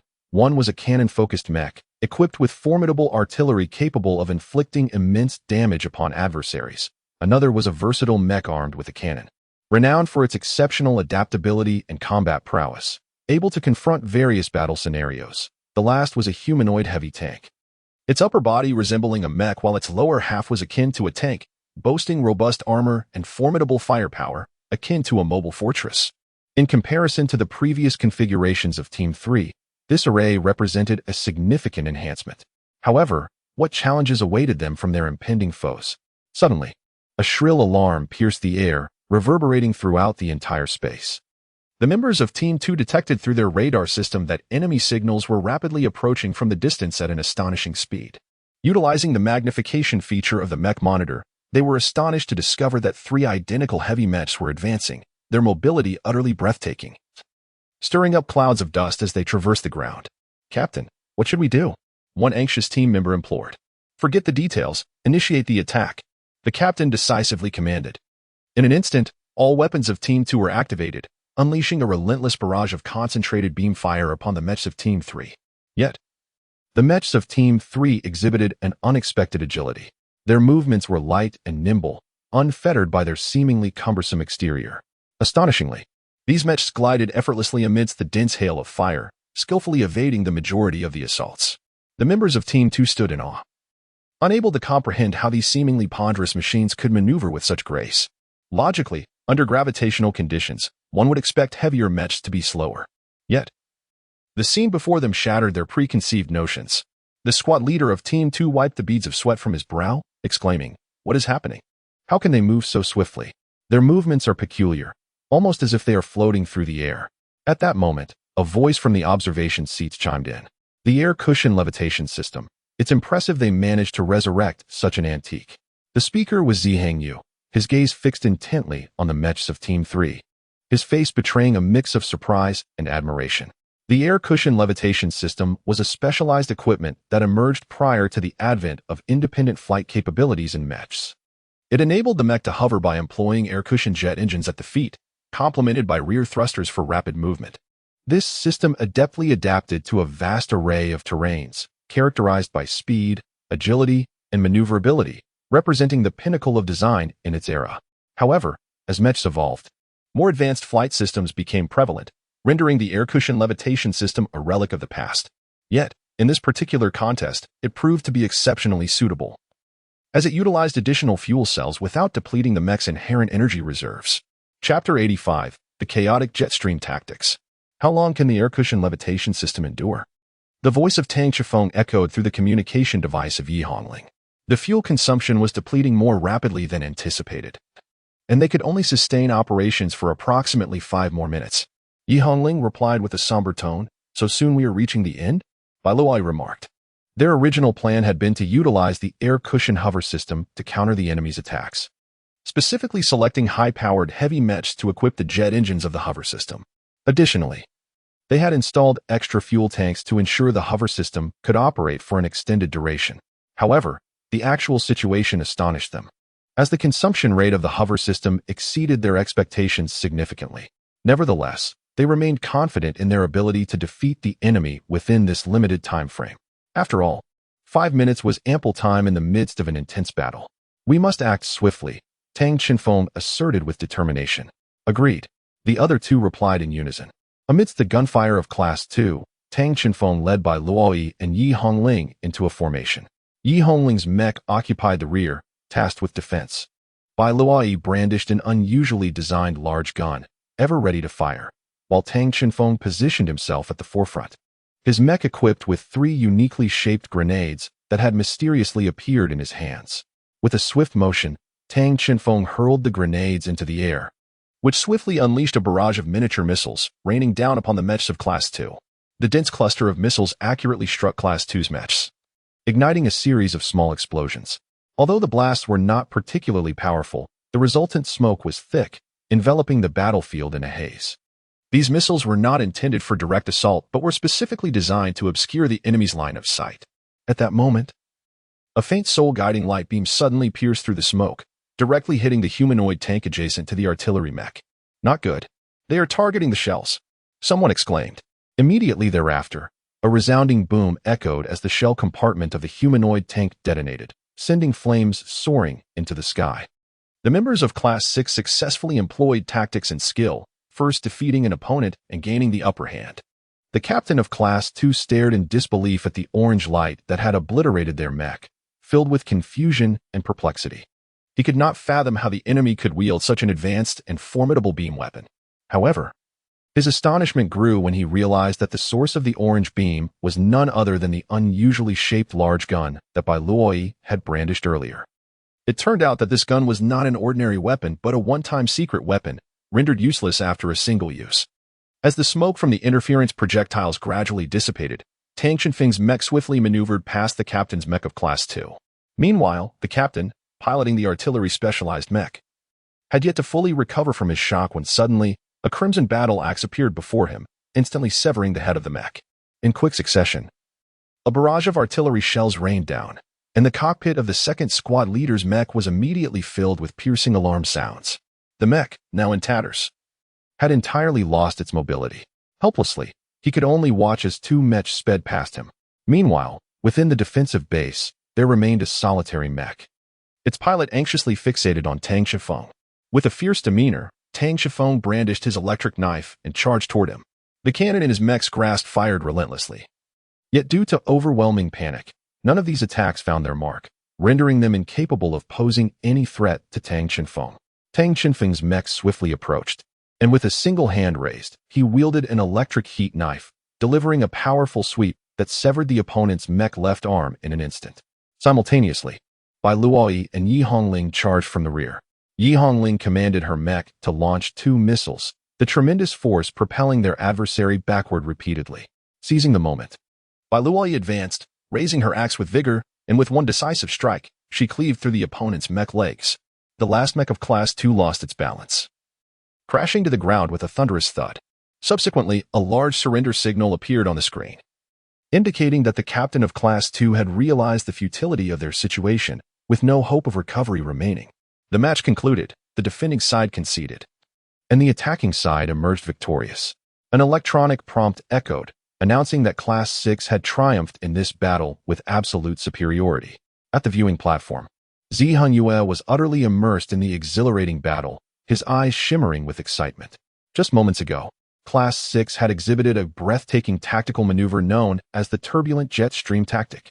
This strategy necessitated a remote heavy artillery mech to work in close coordination with 2 melee mechs. Initially, the long-range mech unleashed a fierce barrage of firepower, drawing the enemy's attention. Thereafter, the 2 melee mechs, positioned at the forefront, swiftly advanced to confront the enemies, dispatching them one by one. From a distance, these 3 mechs appeared to merge into a singular entity, resplendently launching an assault upon their foes with unparalleled might and velocity. This unique combat technique, dubbed the jet stream assault, not only demanded seamless cooperation among the pilots but also required exceptional operational skills for flawless execution. Today, Many mech military academies have even designated this tactic as a crucial component of their students' graduation examinations. However, Zi Hingyue could hardly have anticipated witnessing such an exquisite strategy unfold within his own academy. At this moment, he was filled with exhilaration, harboring great hopes for Class 6's performance, which only strengthened his resolve. From this point onward, Class 6 had effectively claimed the title from Class 2. With the next challenge looming against Class 1, led by Dean Ziyan, the only team in the entire competition capable of posing a threat to Tang Shenfeng and his comrades. In the viewing area, Class 2's homeroom teacher looked at Wu Lintian with a sense of resignation, managing a faint smile as he remarked, "Congratulations, Teacher Wu. Your students indeed possess remarkable strength. I concede that we have been outmatched." His tone carried a hint of disappointment and reluctance, yet he could not deny the reality. Wu Lintian responded with a smile, saying, "Not at all, we are merely fortunate." He then glanced at Zi Hengyue, whose eyes sparkled with enthusiasm and with a slight smile. He gently inquired, "Dean Zi Hengyue, what are your thoughts on my previous proposal? Shall we begin preparations?" Realizing his earlier exuberance was somewhat inappropriate, Zi Hengyue quickly masked his excitement, returning to his customary seriousness. He cleared his throat, concealing the tumult within, and replied, "Well, it appears that executing part of it is indeed feasible now. In that case, granting you access to some resources in advance is also viable. Little Zi, what do you think?" Having spoken, Zi Heng turned to look at Zi Yun beside him. Zi Yun smiled gently and nodded in agreement. She softly remarked, "No problem. My students have little interest in these matters. They focus more on practical combat and cultivation." After the conclusion of the 2 matches, the subsequent classes would still retain the right to choose their combat style. Ultimately, the defending team would naturally be Class 1 of the Intermediate Division, who are indeed the rightful first in their grade. It is said that their class boasts 2 members of the Four-Ring Soul sect. And among the competitors are familiar faces to Tang Shifeng, the Ice and Snow Trio, the undisputed strongest combination in the Intermediate Division. Rumor has it that they have yet to suffer a defeat in Soul Master battles, thus it was only fitting for them to choose a Soul Master contest. However, as they stepped onto the stage to make their selection, Tang Shifeng was taken aback to discover that the leader of the team was not the eldest sister, Shui Tianbing. Nor was it Shui Mingbing. It was, in fact, Schwellinger. This unexpected turn of events plunged him into deep contemplation. Could it be that Schwellinger was the true leader of Class 1? Coupled with previous speculations, Tang Shifeng found himself lost in a whirlpool of thoughts. At that moment, Schwellinger suddenly turned her gaze towards him, their eyes meeting instantaneously. Though it was but a fleeting moment, Tang Shifeng could sense that Schwellinger was silently conveying a message through her gaze. "You are doomed." Tang Shifeng was taken aback, hastily diverting his gaze, murmuring to himself, "Even disregarding other factors, this young lady's tenacity and holding grudges exceeds my expectations." Schwellinger's gaze pierced through Tang Shenfeng's heart like a sharp sword, sending a chill coursing through him. He realized he needed to contemplate additional strategies. Ultimately, the final round was designated as a Soul Master battle, but to allow the previously competing students to better showcase their abilities, the dean decided to schedule this last match for the day after tomorrow. After speaking, the dean and the other instructors descended from the observation platform, heading in a specific direction. Meanwhile, Wu Lintian approached the competition stage. The students from Class 6 gradually departed from the arena, marking a flawless conclusion to today's events. With the final match set for the day after tomorrow, just as Tang Shenfeng and the others stepped off the stage, they encountered Wu Lintian. Chapter 86. Long time no see, Teacher Zhao. Tang Shifeng and his companions had just stepped off the stage when they were greeted by Wu Lintian, who was accompanied by Gu Xinran. Wu Lintian smiled at them, then clapped his hands and remarked, "Well done, you have not disappointed my expectations." Tang Shenfeng and others shared a modest smile, and then Tang Shenfeng inquired, "Thank you for your kind words, teacher, but this is merely the beginning. By the way, does Teacher Wu have anything to discuss today?" At that moment, Gu Xinran interjected, "Allow me to elaborate on this matter." Stepping forward with a smile, Gu Xinran addressed Tang Shenfeng and the others. "In fact, it was Teacher Wu who persuaded the dean. And now the dean has granted us permission to utilize the college's forging room and a series of other facilities ahead of schedule." Upon hearing this, Tang Shenfeng and his companions' eyes brightened, their excitement palpable. Initially, these resources were exclusive to the advanced department, and after inquiring with Wu Lintian about the possibility of early access, Tang Shenfeng learned that they would only receive such an opportunity if they won the college competition. Yet now, the chance had been granted. Wu Lintian further remarked, This will enable you to better prepare for the upcoming competition. Moreover, the college's facilities are exceptionally advanced and can significantly aid in accelerating your growth and strength. Tang Shifeng and others expressed their heartfelt gratitude, fully aware that this was a rare opportunity that must be seized. Wu Lintian nodded in satisfaction before stating, however, "That is not possible at the moment." "Ah, why not?" "Teacher Wu, we have both the blacksmith and designer badges," Yi Hongling inquired, her eyes reflecting a hint of confusion. Wu Lintian smiled and elucidated, "You must understand that within Yunzong City exists a completely independent system. To access the resources of secondary professions, you must undergo institutional certification. In other words, you all need to accompany me to the Blacksmith Association for a specialized assessment." "I see," Tang Shifeng thought to himself, a look of realization crossing his face. It dawned on him that he had yet to visit the Blacksmith Association in Yunzong City. Curiosity surged within him as he contemplated this revelation. "Are there others among you who have already obtained secondary profession badges but have not yet completed the institutional certification in Yunzong City?" Guxinran asked, scanning the group as if searching for those yet to finalize their certification. Among the three, Bai Luoyi raised her hand and said, "Teacher Wu, I also need to undergo the certification assessment. My secondary profession is Mecha Maintenance Technician at level 3. It was entirely reasonable for Bai Luoyi to require a certification assessment, given her demonstrated capabilities that suggested she was adept in various areas. While her choice of certification and maintenance surprised some, upon reflection, it made sense. An excellent maintenance technician must master a myriad of skills and knowledge to address various types of equipment malfunctions and maintenance needs. Thus, it was only fitting that Bai Luoyi was well suited for this role. A maintenance technician? And at level 3? I had thought you would pursue design." Gu Xinran remarked with mild astonishment. Bai Luoyi smiled slightly and replied, "I'm not skilled in design, nor in forging. I have merely dabbled in other areas. But I excel in mineral identification and can always select the finest materials." Wu Lintian nodded in acknowledgement. For a team, having a member adept in mineral identification is invaluable, as it aids in selecting superior materials that enhance the quality and performance of their equipment. "Prepare yourselves today. The Dean and I need to discuss matters with the Blacksmith Association. We will take you there tomorrow," Wu Lintian concluded before turning to depart. Tang Shifeng gazed at the receding figure of Wu Lintian, a surge of anticipation swelling within him. The profession of a blacksmith was not unfamiliar to him, as he had another mentor, Zhao Gabua, from Haidon Academy.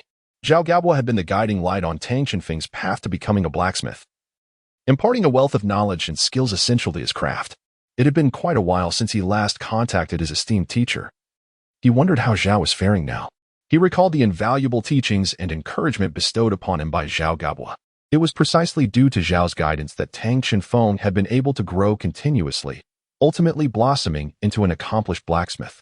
Perhaps his mentor was presently at the Blacksmith Association. There was a chance he might encounter him again. A sense of excitement filled his heart. He resolved to reach out to Zhao Gabua that very day to inform him of his impending journey to the Blacksmith Association for further studies. Additionally, he wished to express his heartfelt gratitude for Zhao's unwavering support and assistance. Furthermore, Tang Shifeng thought of Grandpa Yi and Grandma Ling, who were likely residing in a place recommended by Zhao Gabua.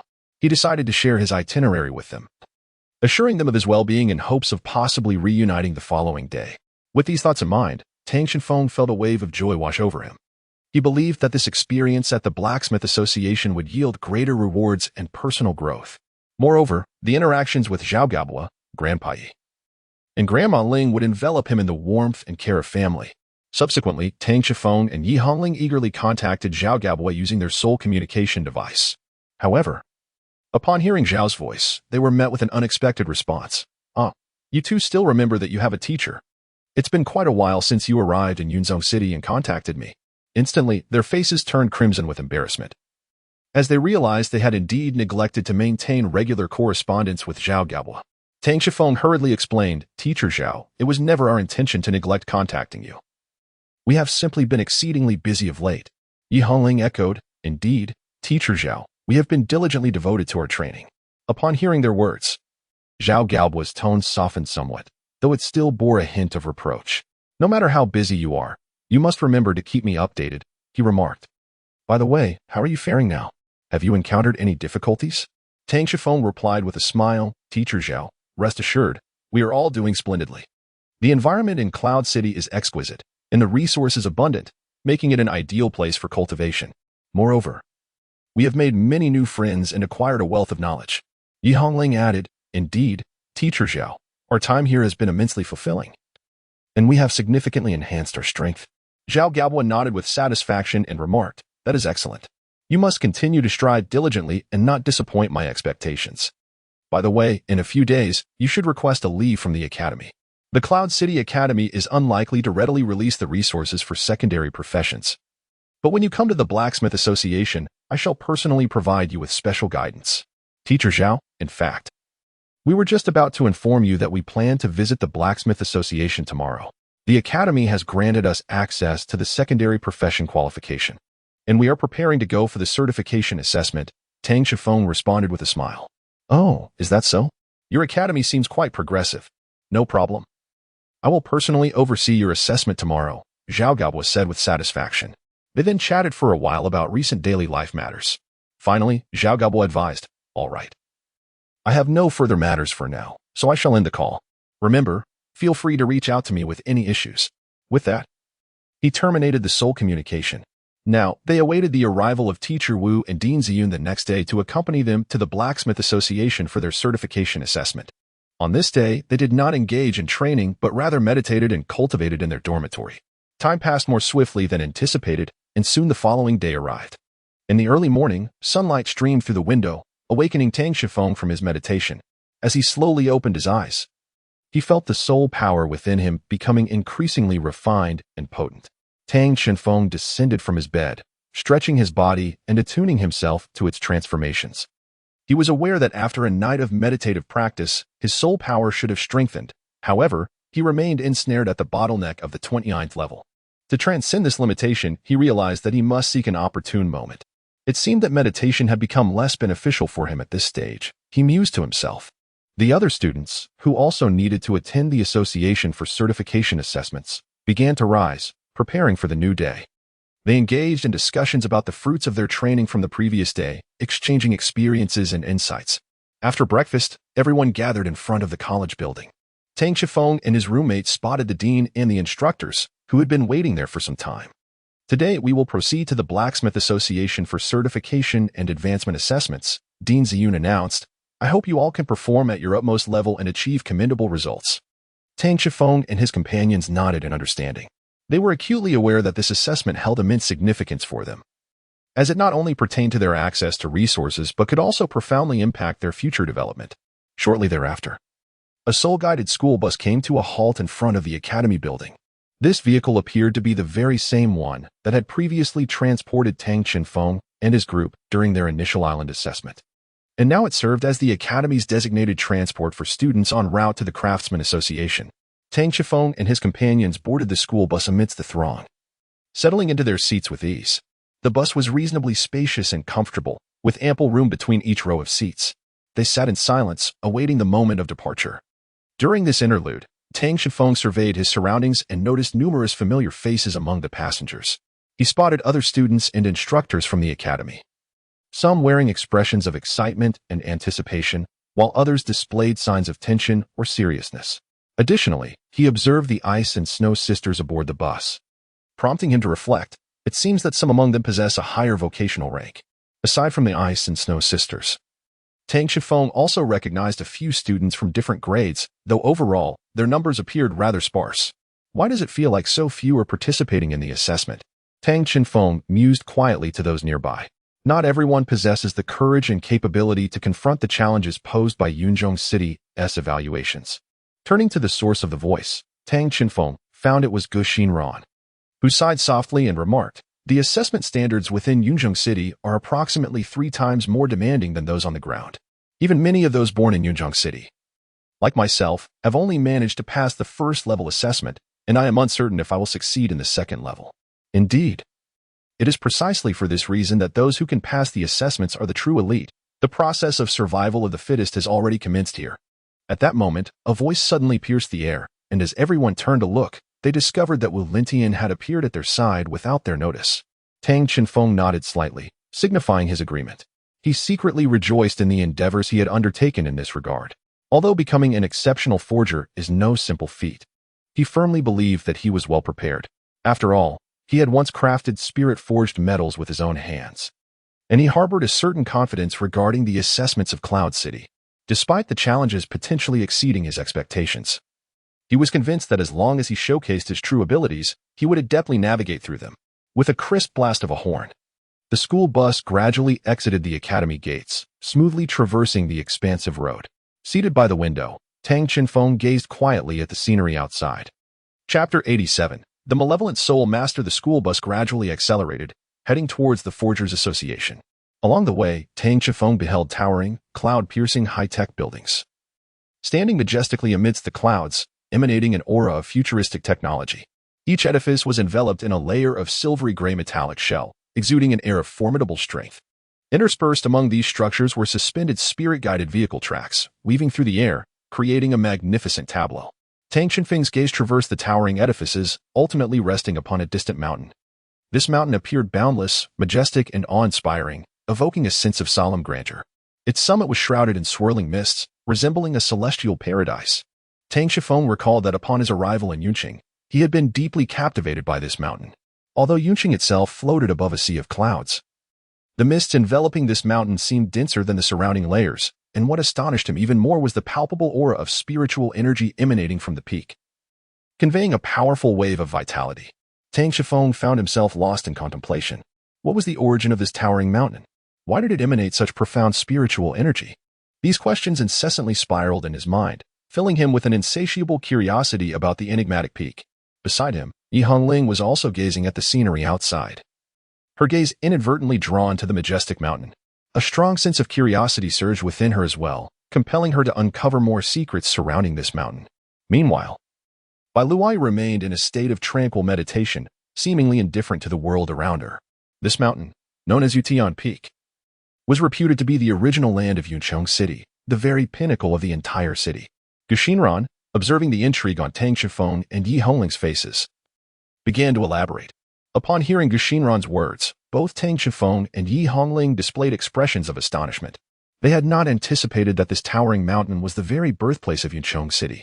From what they understood, Yunzong City had not always been as vast as it was now. It had gradually expanded piece by piece to form its current scale, with Yutian Peak serving as the original fragment of that puzzle. With a smile, Guxinran continued her explanation. Yutian Peak is not only the heart of Yunzong City, but also the very foundation upon which the city stands. Here, nearly all lands and structures radiate outward, creating a unique layout. Prominent institutional edifices such as the federal government, the Church of Life, and our destination, the Forge Masters Association, stand tall upon it. Even more astonishing is that the individuals residing on Yutian Peak are renowned figures within the city, including some legendary beings. Additionally, specialized private educational institutions and resource allocation mechanisms are established here. It is rumored that the heads of the great families are nearly all god-level powerhouses, making Yutian Peak a nexus of the planet's mightiest forces. At this revelation, Yi Hongling's eyes widened with curiosity as she inquired, "Is it truly that impressive?" Guxinran, have you ever ascended Yutian Peak to see it for yourself? Guxinran gently shook her head, a hint of a resigned smile gracing her lips as she replied, "Do not harbor such fanciful thoughts. Yutian Peak is part of the upper echelon of Yunzong City, a place not accessible to just anyone. Only those from prominent families or individuals who have made significant contributions to Yunzong City are deemed worthy of entering that coveted realm. Ordinary people like us, residing in the mid-tier region, can merely gaze at that peak from a distance, dreaming and yearning in our hearts." Tang Chenfeng, intrigued, asked, "Mid-tier region? Does that mean Yunzong City has a lower tier as well?" Guxinran scratched her head, a touch of embarrassment evident as she confessed, "I'm not quite sure about that. Most of what I know comes from hearing the elders in my family mention it. I have never seen what the so-called lower tier looks like myself. Perhaps it truly exists, but who can say for certain?" With a shrug, she indicated her lack of knowledge. It seemed there were many mysteries within Yunzong City yet to be unraveled. Just then, a gentle voice resonated directly within Tang Chenfeng's mind. Tang Chenfeng was momentarily taken aback, but quickly regained his composure. "Sister Baixing, is something the matter?" Ever since arriving in Yunzong, Baixing had seldom made direct appearances in the outside world. She typically communicated with him through the depths of his spiritual sea. Perhaps she had not anticipated that the long-cherished sanctuary of soul masters was, in fact, a realm distinctly stratified by hierarchy, albeit more concealed than the world above. A hint of amusement lingered in Baixing's voice. Tang Chenfeng fell silent for a moment before slowly articulating, I must admit I am somewhat astonished, yet I find it comprehensible. After all, such phenomena exist everywhere. With a chuckle, Bai Xing interjected, Oh, little one, do not be so solemn. However, your swift acceptance of this reality does take me by surprise. Tang Chenfeng replied earnestly. I merely believe that having arrived here, one must adapt to the prevailing rules. Moreover, I am confident that with diligent self-improvement, there will come a day when I can ascend to a higher position. Indeed, Bai Xing nodded approvingly. I have faith that you will certainly achieve it. I must take my leave now. What were you discussing? As soon as Bai Xing departed, Wu Lintian's voice echoed through the air. Nothing much. Just some matters I was previously unaware of, Tang Chenfeng responded candidly. Oh, what are these unknown matters? Pray tell, Wu Lintian inquired with curiosity. Thus, Tang Chenfeng recounted the information that Guxinran had just shared with him. Upon hearing this, Wu Lintian nodded and remarked, Guxinran speaks the truth. Yunzong City is indeed divided into 3 hierarchical systems.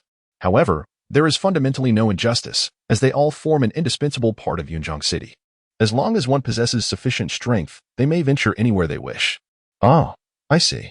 It appears my knowledge has been quite limited, Tang Chenfeng realized with enlightenment. Well, the Blacksmith Association will be arriving shortly. Prepare yourself, Wu Lintian advised. Boom. At that moment, an ear-splitting explosion reverberated ahead on the soul-guided track. The school bus screeched to a halt. The deafening sound instantly roused all aboard the vehicle. What is happening? Someone exclaimed. It seems there has been an explosion up ahead. Another replied. Wu Lintian furrowed his brow, a sense of foreboding rising within him. He stood, approached the window, and peered outside. There, on the road ahead, several soul-guided energy vehicles were engulfed in flames, billowing thick smoke. The surrounding crowd was in a state of panic, fleeing in all directions, and chaos reigned. What is the situation? Wu Lintian queried the bus driver. I'm not sure, but it appears something has fallen from above, causing the explosion, the driver replied, nervously gripping the steering wheel. Upon hearing the driver's words, the passengers leaned curiously toward the window.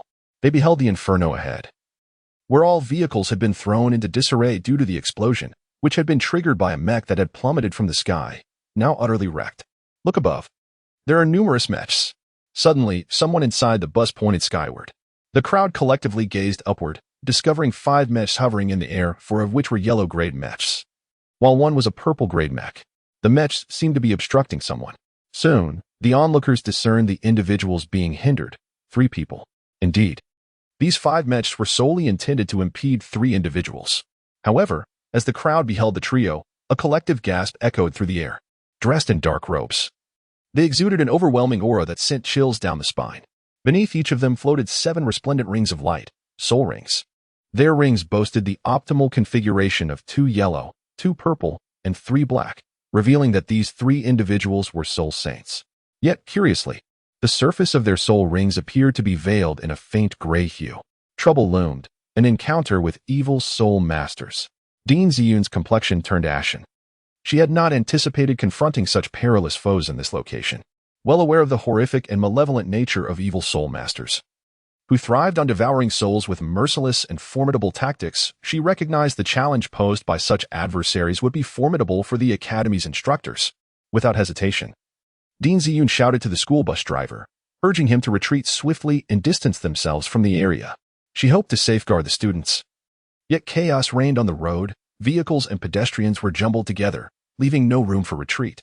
Just then, a thunderous crash resonated, followed by another mech plummeting from the sky.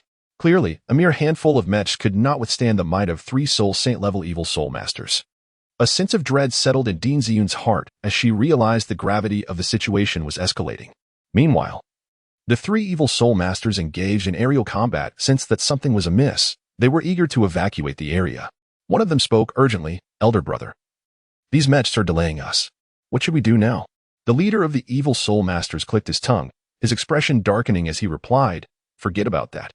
Let's eliminate these nuisances quickly and leave before those 2 fellows dare to approach. There are too many people below. The mechs cannot fire indiscriminately. We should take a few hostages to apply pressure and find an opportunity to depart immediately. No sooner had he finished speaking than he and the other 2 evil soul masters dove downwards. Coincidentally, the school bus carrying Tang Chenfeng and others was directly beneath them, likely to become their target. At that moment, A golden light materialized into a protective barrier, propelling the three assailants away. The leading evil soul master, confronted by this obstruction, shouted, "Who goes there?"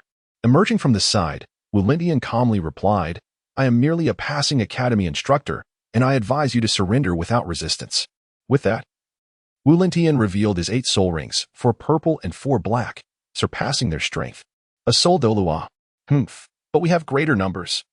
Though the leader of the evil soul masters was taken aback by Wu Lintian's prowess, he remained undaunted, confident in their advantage with 3 soul saints on his side.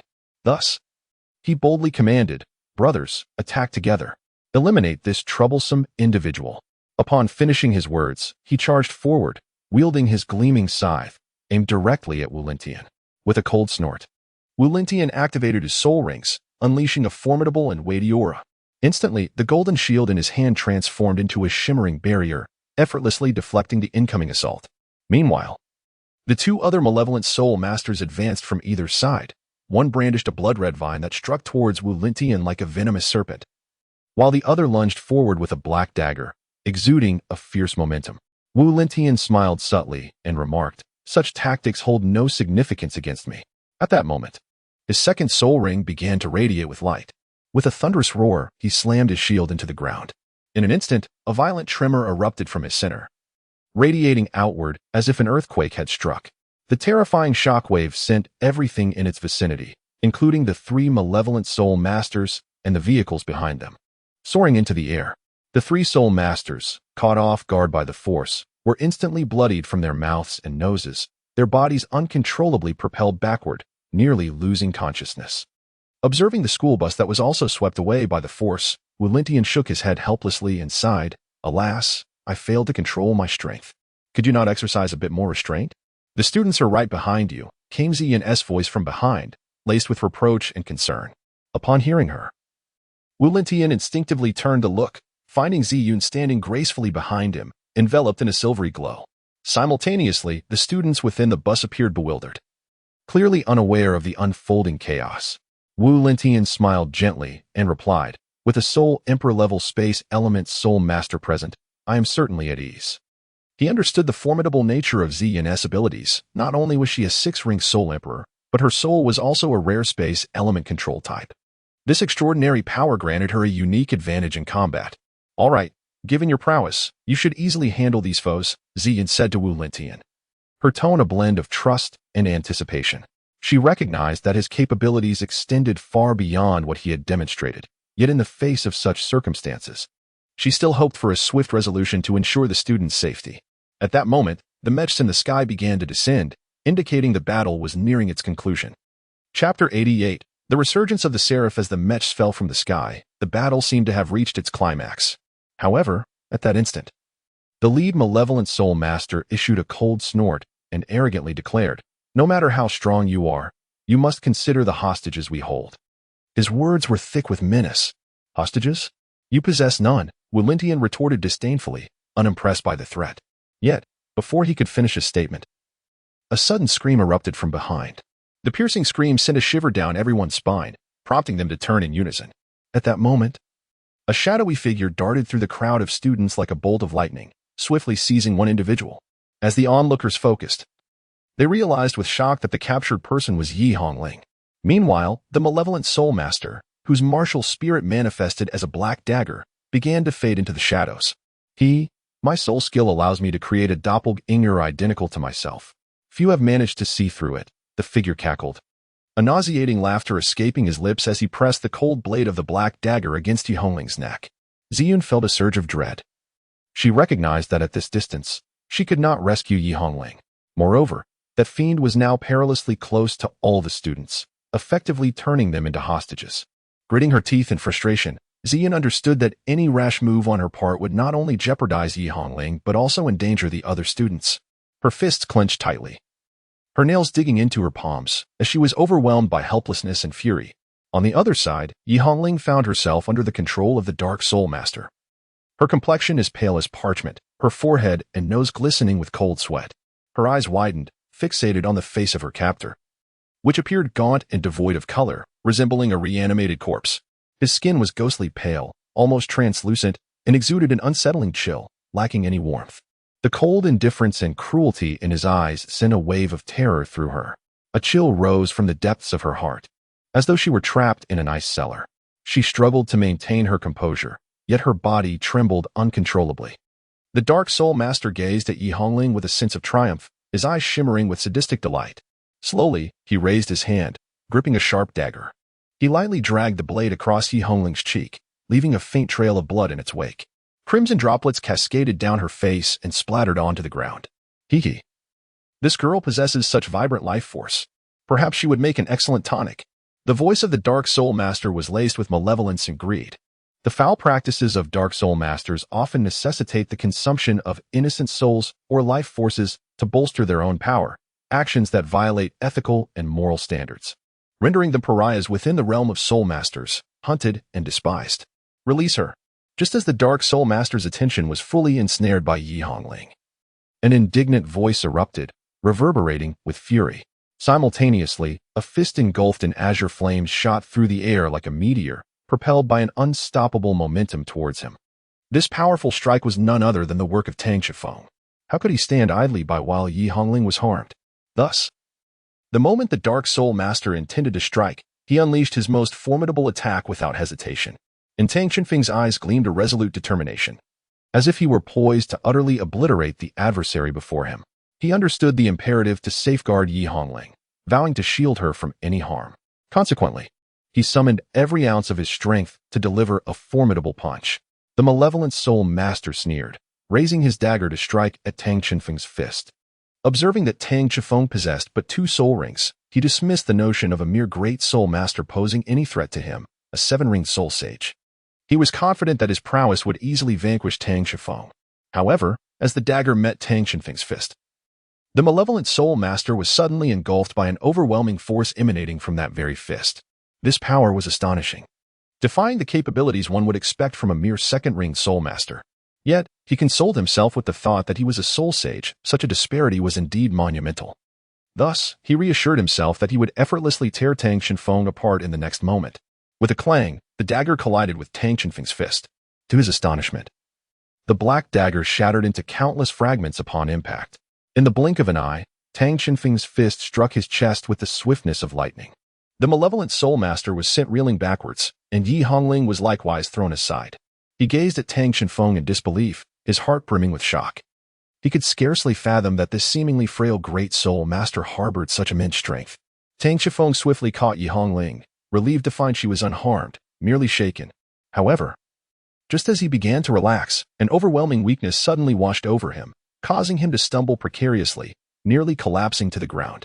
In that moment, he noticed tendrils of black smoke emanating from his arm, accompanied by excruciating pain.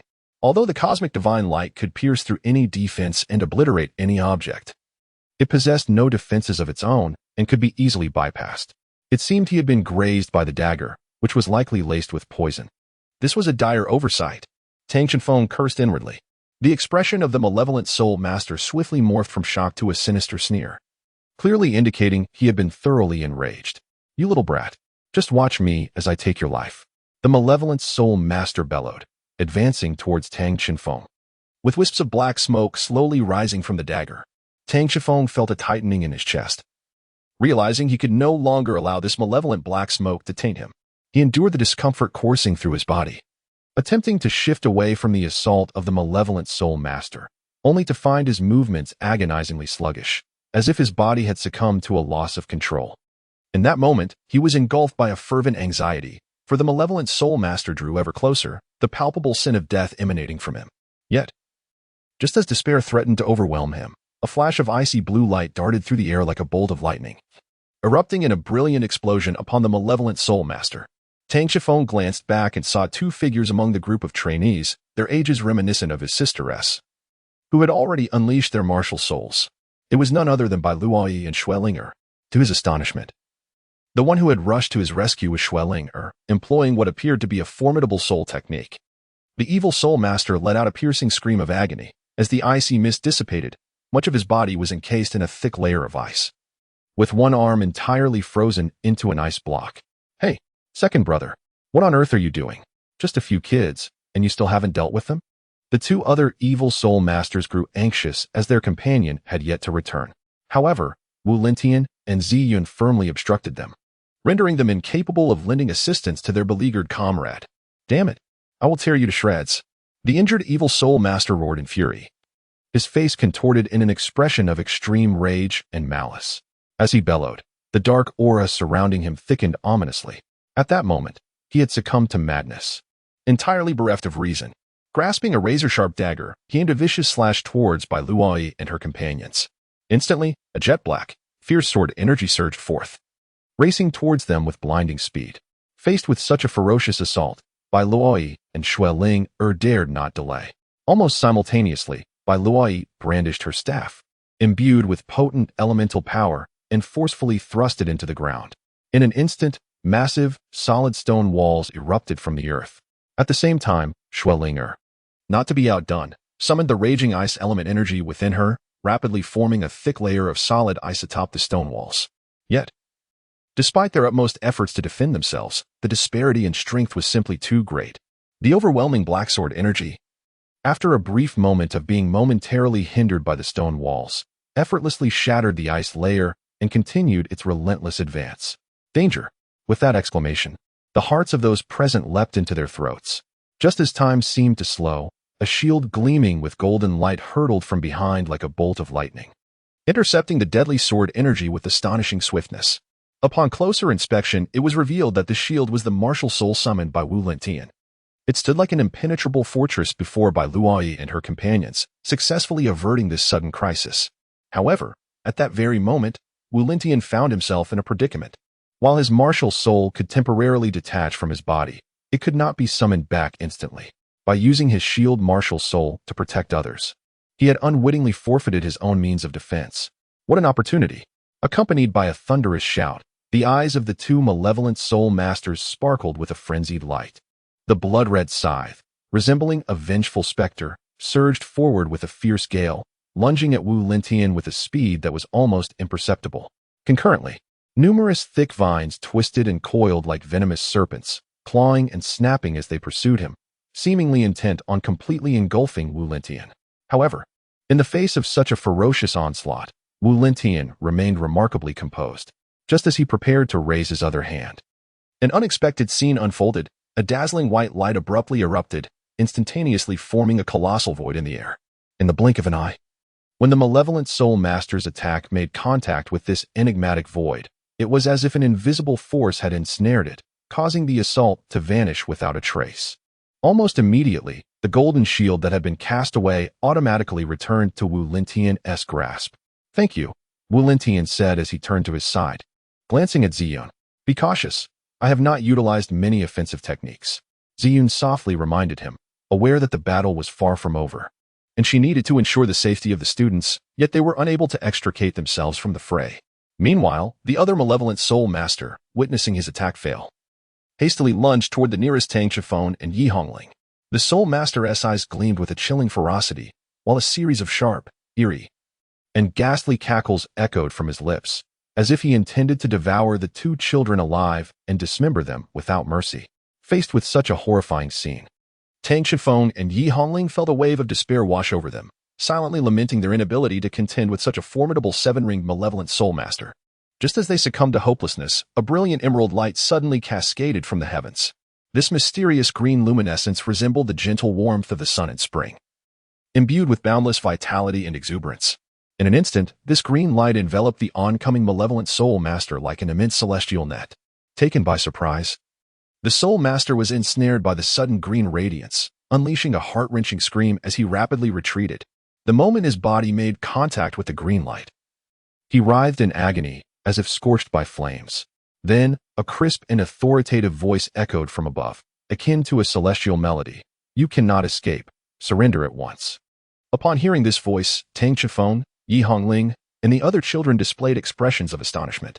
In particular, Tang Chiffon and Yi Hongling exchanged glances, their faces alight with joy. "It's Grandma Ling," Tang Chiffon exclaimed with delight, having recognized the voice's owner, a surge of hope welling within him. Yi Hongling's eyes brimmed with tears of excitement. She had not anticipated encountering her at such a perilous moment. She quickly called out, "Grandma Ling, we are here. Please come and save us." As Yi Hongling's cry resonated through the air, It felt as though the entire world had been shaken to its core. The emerald green light in the sky hesitated for a brief moment. Then, in the next instant, that breathtakingly stunning emerald glow plummeted to the earth with the speed of a brilliant shooting star, landing precisely between the two individuals and the malevolent soul master. Accompanied by the dazzling radiance that suddenly descended, the two figures recognized the identity of the newcomer. Indeed, it was someone they knew all too well. She lowered her voice and spoke softly to Tang Chenfeng, reassuring him, "Do not worry, I shall expel the poison at once." With that, a rich green halo emanated from her palm, which she gently placed upon Tang Chenfeng's arm. In an instant, the black murky energy entwined around his limb dissipated like mist before a gentle breeze, vanishing without a trace. Immediately thereafter, Ling Wei turned sharply to confront the wicked soul master, unleashing a furious roar. "How dare you lay your hands on my children?" 9 soul rings ascended from beneath her feet, while the once vibrant light began to transform. It gradually shed its refreshing gentleness, morphing into a blazing, fiery scarlet hue, akin to a raging inferno. At that moment, the holy angel underwent a metamorphosis, emerging as a blazing seraph. In that instant, the softness had vanished from Ling Wei's countenance, replaced by a fierce intensity. Her beautiful, captivating eyes seemed to ignite with twin flames, directed at the wicked soul master. The blazing seraph, radiant as a sun, instantly captured the attention of everyone present. However, amidst this spectacle, only the 3 malevolent soul masters wore expressions of grave concern, their tension palpable. Though they possessed the cultivation level of 7-ringed soul saints, they were acutely aware that to confront this formidable title Douluo was akin to throwing an egg against a stone, let alone the fact that they were now facing Ling Wei in her wrathful seraph form. Moreover, witnessing Ling Wei's profound concern for the 2 children only deepened their internal despair. It became evidently clear that they had truly encountered a formidable adversary. What they had initially thought to be a rather unique mission had unexpectedly entangled them with such terrifying entities. In that fleeting moment, the fear which they had intended to instill now enveloped their own hearts. With no alternative left, they realized that should this mission fail, returning to their organization would only mean enduring unimaginable torment and punishment. Therefore, they resolved to fight back. The leading malevolent soul master's visage twisted grotesquely, bloodshot eyes wide with desperation, and he suddenly bellowed at the top of his lungs. At that very moment, a shocking spectacle unfolded. A thick, inky, dark flame erupted from his body, enveloping him entirely in its eerie embrace. At this moment, everyone present could distinctly sense the overwhelming soul power within the malevolent soul master, surging forth with a ferocity akin to a volcanic eruption, escalating at an astonishing rate. Not only that, but another companion who had accompanied him on this mission was experiencing a similar phenomenon. Purple Yun, observing this unsettling spectacle from the sidelines, was overtaken by a visage of sheer terror. With a tremulous voice, she murmured, "Oh heavens! They are willing to consume their life force in exchange for a dramatic surge in soul power, even if it means dragging others down with them." This situation has become exceedingly precarious. Even the formidable Duke of the title Douluo may find himself at a loss.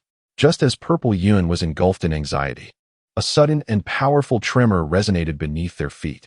The ground, seemingly unable to bear the weight, cracked open, fissures spreading like a spider's web. Following this, an earth-shattering dragon's roar echoed through the skies, instilling fear in all who heard it. From the depths of the chasms ascended several colossal dragons, their massive forms commanding awe, each exuding an unparalleled pressure. What was even more striking was the figure that stood resolutely atop the foremost dragon. This person radiated a natural aura, dazzling with the brilliance of 9 resplendent soul rings. "Do not fear, as long as we are here. No one shall lose their life save for the most sinister of soul masters." Upon hearing these words, Tang Chenfeng and Yi Hongling felt a surge of joy in their hearts. Surely, with Grandma Ling's presence, Grandpa Yu would not be far behind.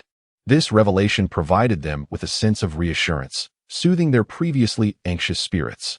Stop posturing and swiftly eliminate these malevolent soul masters.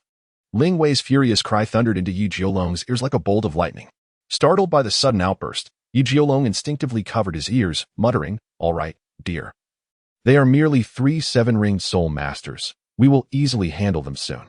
However, his words were abruptly cut short, as if an invisible hand had grasped him tightly. The reason for his abrupt silence was simple, as Yi Jiolong followed the direction of Ling Wei's stance. He was horrified to discover that the two individuals she was fiercely protecting were none other than his beloved children. The mirth that had adorned his face moments ago vanished instantaneously, replaced by a mask of rage and ferocity, veins bulging ominously on his forehead and neck, as if ready to burst. "You vile wretches! How dare you harm my children? Today shall mark your demise." Yunzong bellowed, his eyes aflame with fury. His teeth clenched in a menacing growl. His voice was imbued with a terrifying intent to kill and a profound fury at this moment. Yunzong appeared far more fearsome than the three evil soul masters before him. The trio, now consumed by despair and dread, likely never imagined they would find themselves in such a dire predicament. Had they merely faced a single adversary, despite the heavy toll it would demand, they would still cling to a sliver of hope for escape. Yet, the grim reality was that they were now encircled by two foes, their avenues of retreat irrevocably sealed. Alas, since they were doomed regardless, it would be better to fight with all their might. The leader of the evil soul masters gritted his teeth, his eyes gleaming with resolute determination. He raised high the scythe in his grasp, exuding a sinister aura, and charged at Yunzong like a frenzied beast. As he burned his own life force, his soul power surged to its zenith, transforming his blood-scythe martial soul into a colossal weapon. Towering at the height of two men, from afar, it appeared as though the legendary Grim Reaper had descended upon the world, instilling terror in all who beheld it. Simultaneously, the blood-red thorns clutched tightly by another evil soul master underwent a startling transformation. The once slender thorns now thickened, their sharp barbs glinting menacingly. In the face of this overwhelming onslaught, Yunzong merely curled the corners of his mouth into a serene smile, as if the unfolding chaos was nothing more than a trivial farce. With such feeble capabilities, it was akin to striking a rock with an egg. Before his words could fully dissipate, he pressed his palms together and struck forcefully against the ground. Instantly, the earth quaked violently, and massive wooden dragons erupted from the soil in response. They emitted thunderous roars, their presence formidable and unstoppable, as the terrifying giant scythe and the blood-red thorns drew near. Seemingly intent on devouring everything in their path, countless densely packed thorns ensnared the enormous body of the wooden dragon like venomous serpents, sending shivers down one's spine. Subsequently, the chilling scythe, glinting with a bone-chilling light, swung violently towards the wooden dragon. Yet, with a resounding crash, when the lethal scythe struck the wooden dragon's body, it produced a crisp, melodious sound, akin to metal clashing. Simultaneously, the once menacing scythe was unexpectedly repelled by an insurmountable force, flung away with tremendous vigor. This exemplifies the insurmountable chasm that exists between different tiers of strength. Although they dared to sacrifice their life force to attain that fleeting yet seemingly formidable surge of power, such strength ultimately proved to be as ephemeral and illusory as a mirage. In stark contrast to those who have forged their way to the pinnacle of power through relentless trials and tribulations, they were worlds apart. In that moment, Yunzong exclaimed, "Wood dragon formation." As his voice echoed, a brilliant emerald light erupted from the wooden dragon, radiating with a dazzling luminosity. This light surged forth like a tumultuous green tide, swiftly enveloping every inch of its form. The blood thorns, which had once been tightly entwined around the dragon's body, were now reduced to ashes as if they had encountered a roaring inferno, shattering and dissipating into nothingness. 9 colossal dragons surged forth with the force of a cataclysm, aligning closely together to form an impregnable cage that ensnared the two malevolent soul masters within. These dragons shimmered with a profound emerald glow, reminiscent of blazing green flames, mercilessly scorching the imprisoned evil soul masters. Meanwhile, on the opposite side of the battlefield, the fierce combat was approaching its climax. Ling Wei's sacred angelic martial spirit possessed an innate power to suppress the vile souls of the evil soul masters, akin to a natural nemesis.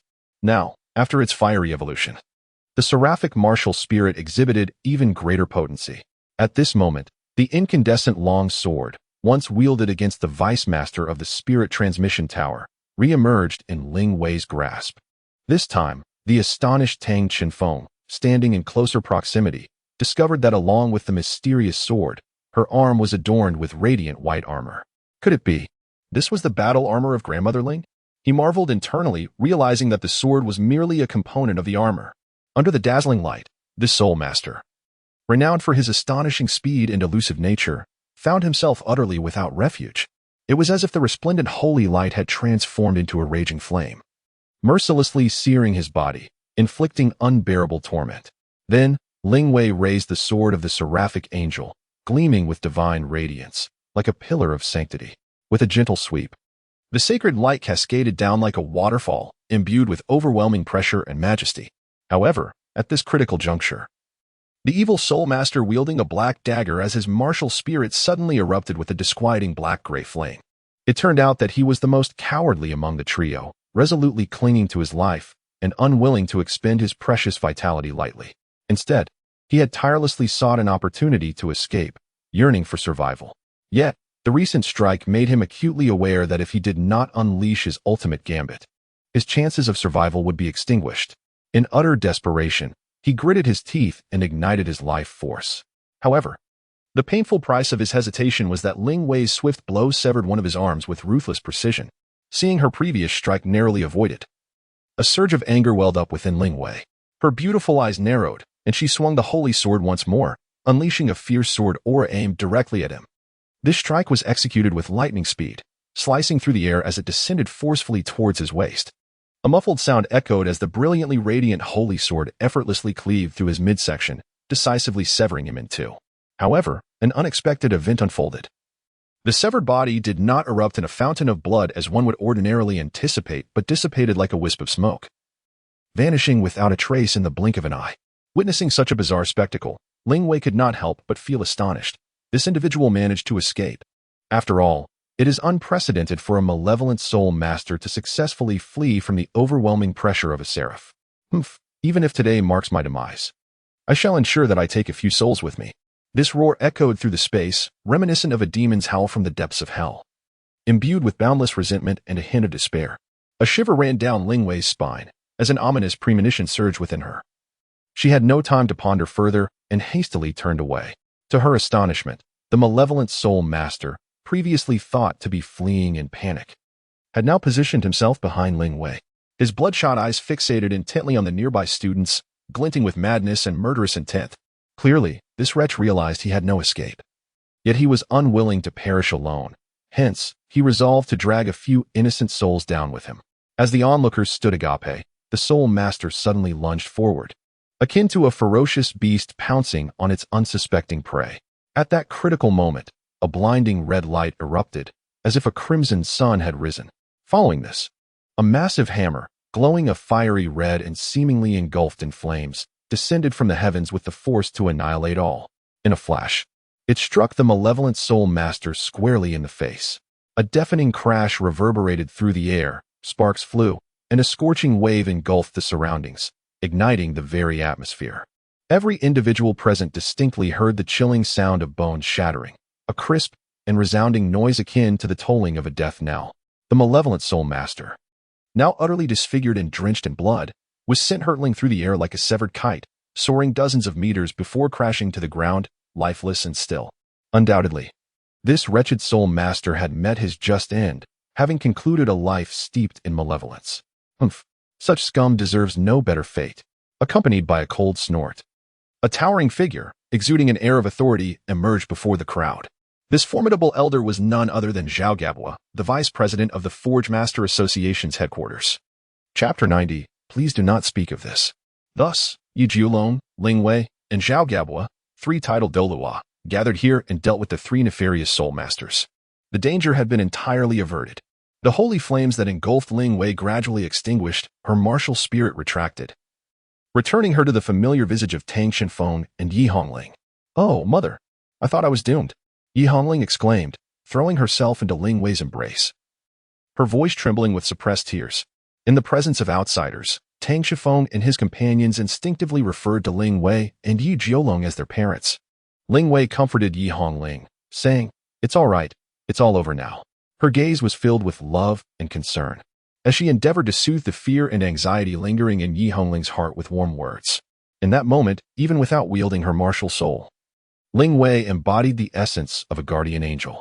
Just then, Yi Jiulong approached slowly, ultimately standing beside Tang Xinfeng, his eyes brimming with admiration as he spoke. "Xinfeng, you truly are my remarkable child.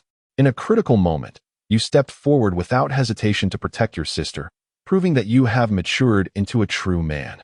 As soon as he finished speaking, Yi Jiulong extended his broad, powerful hand to gently pat Tang Xinfeng's slightly slender yet resolute shoulder.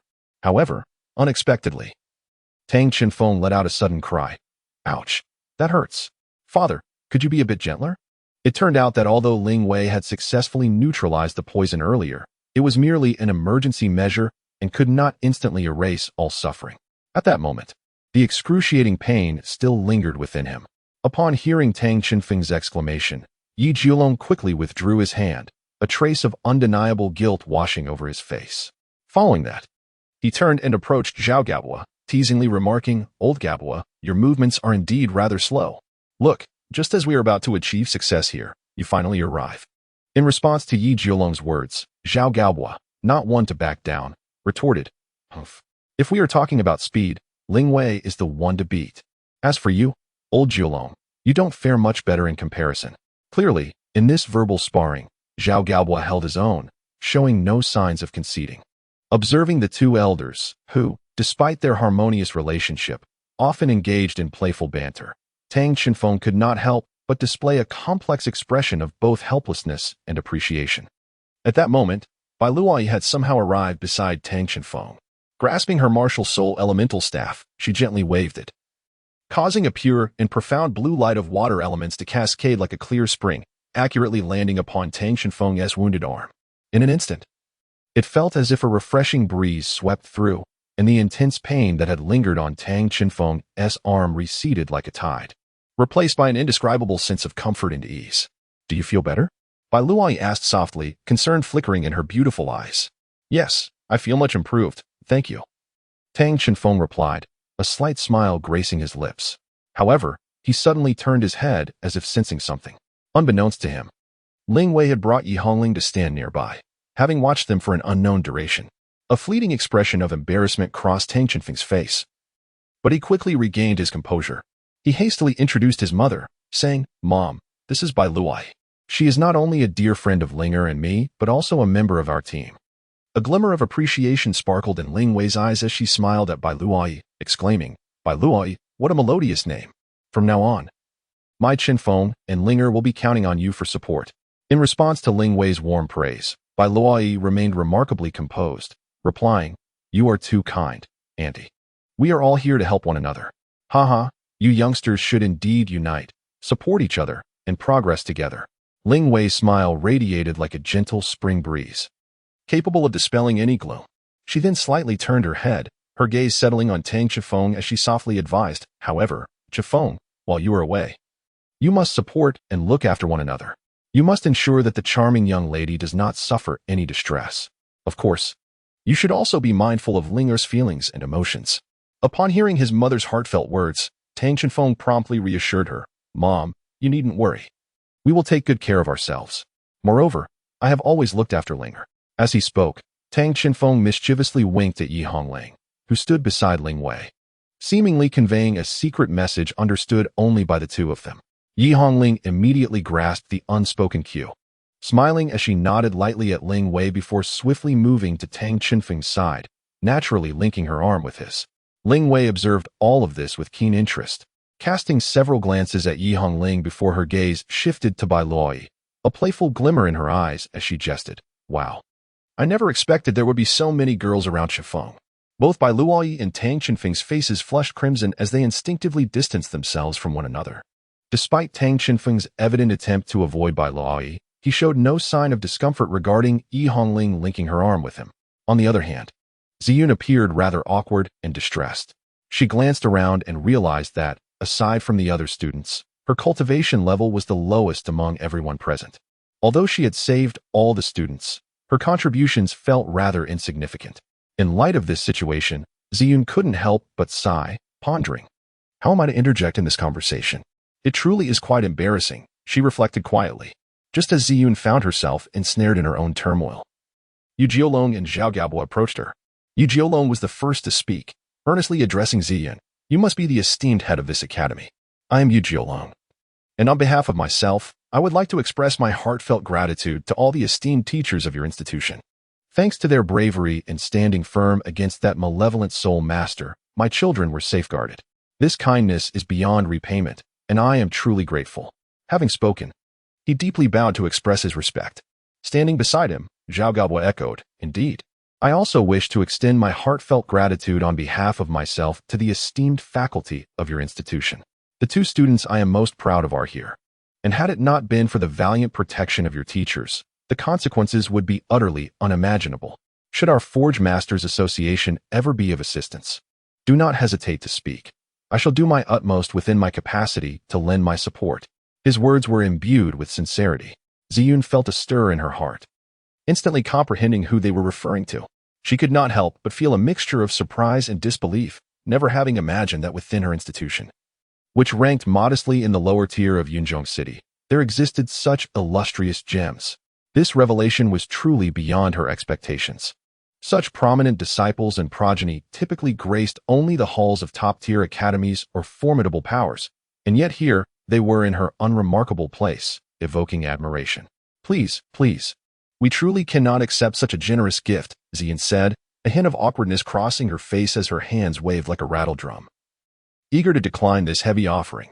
But before she could finish her sentence, a voice suddenly interjected. All right, then we shall not be polite. We will graciously accept this generous gift. The speaker was none other than the unexpectedly appearing Wu Lintian. Hey, could you perhaps be more mindful of your demeanor? You must realize that before us stand two highly respected and extraordinarily powerful figures. Ziyin anxiously tugged at the sleeve of the person beside her, lowering her voice to caution him. However, Wu Lintian seemed unfazed by her tugging, instead grinning broadly and responding nonchalantly. Oh, come now, Director Ziyin, do not be so tense. I am well aware of the esteemed individuals present, but consider this.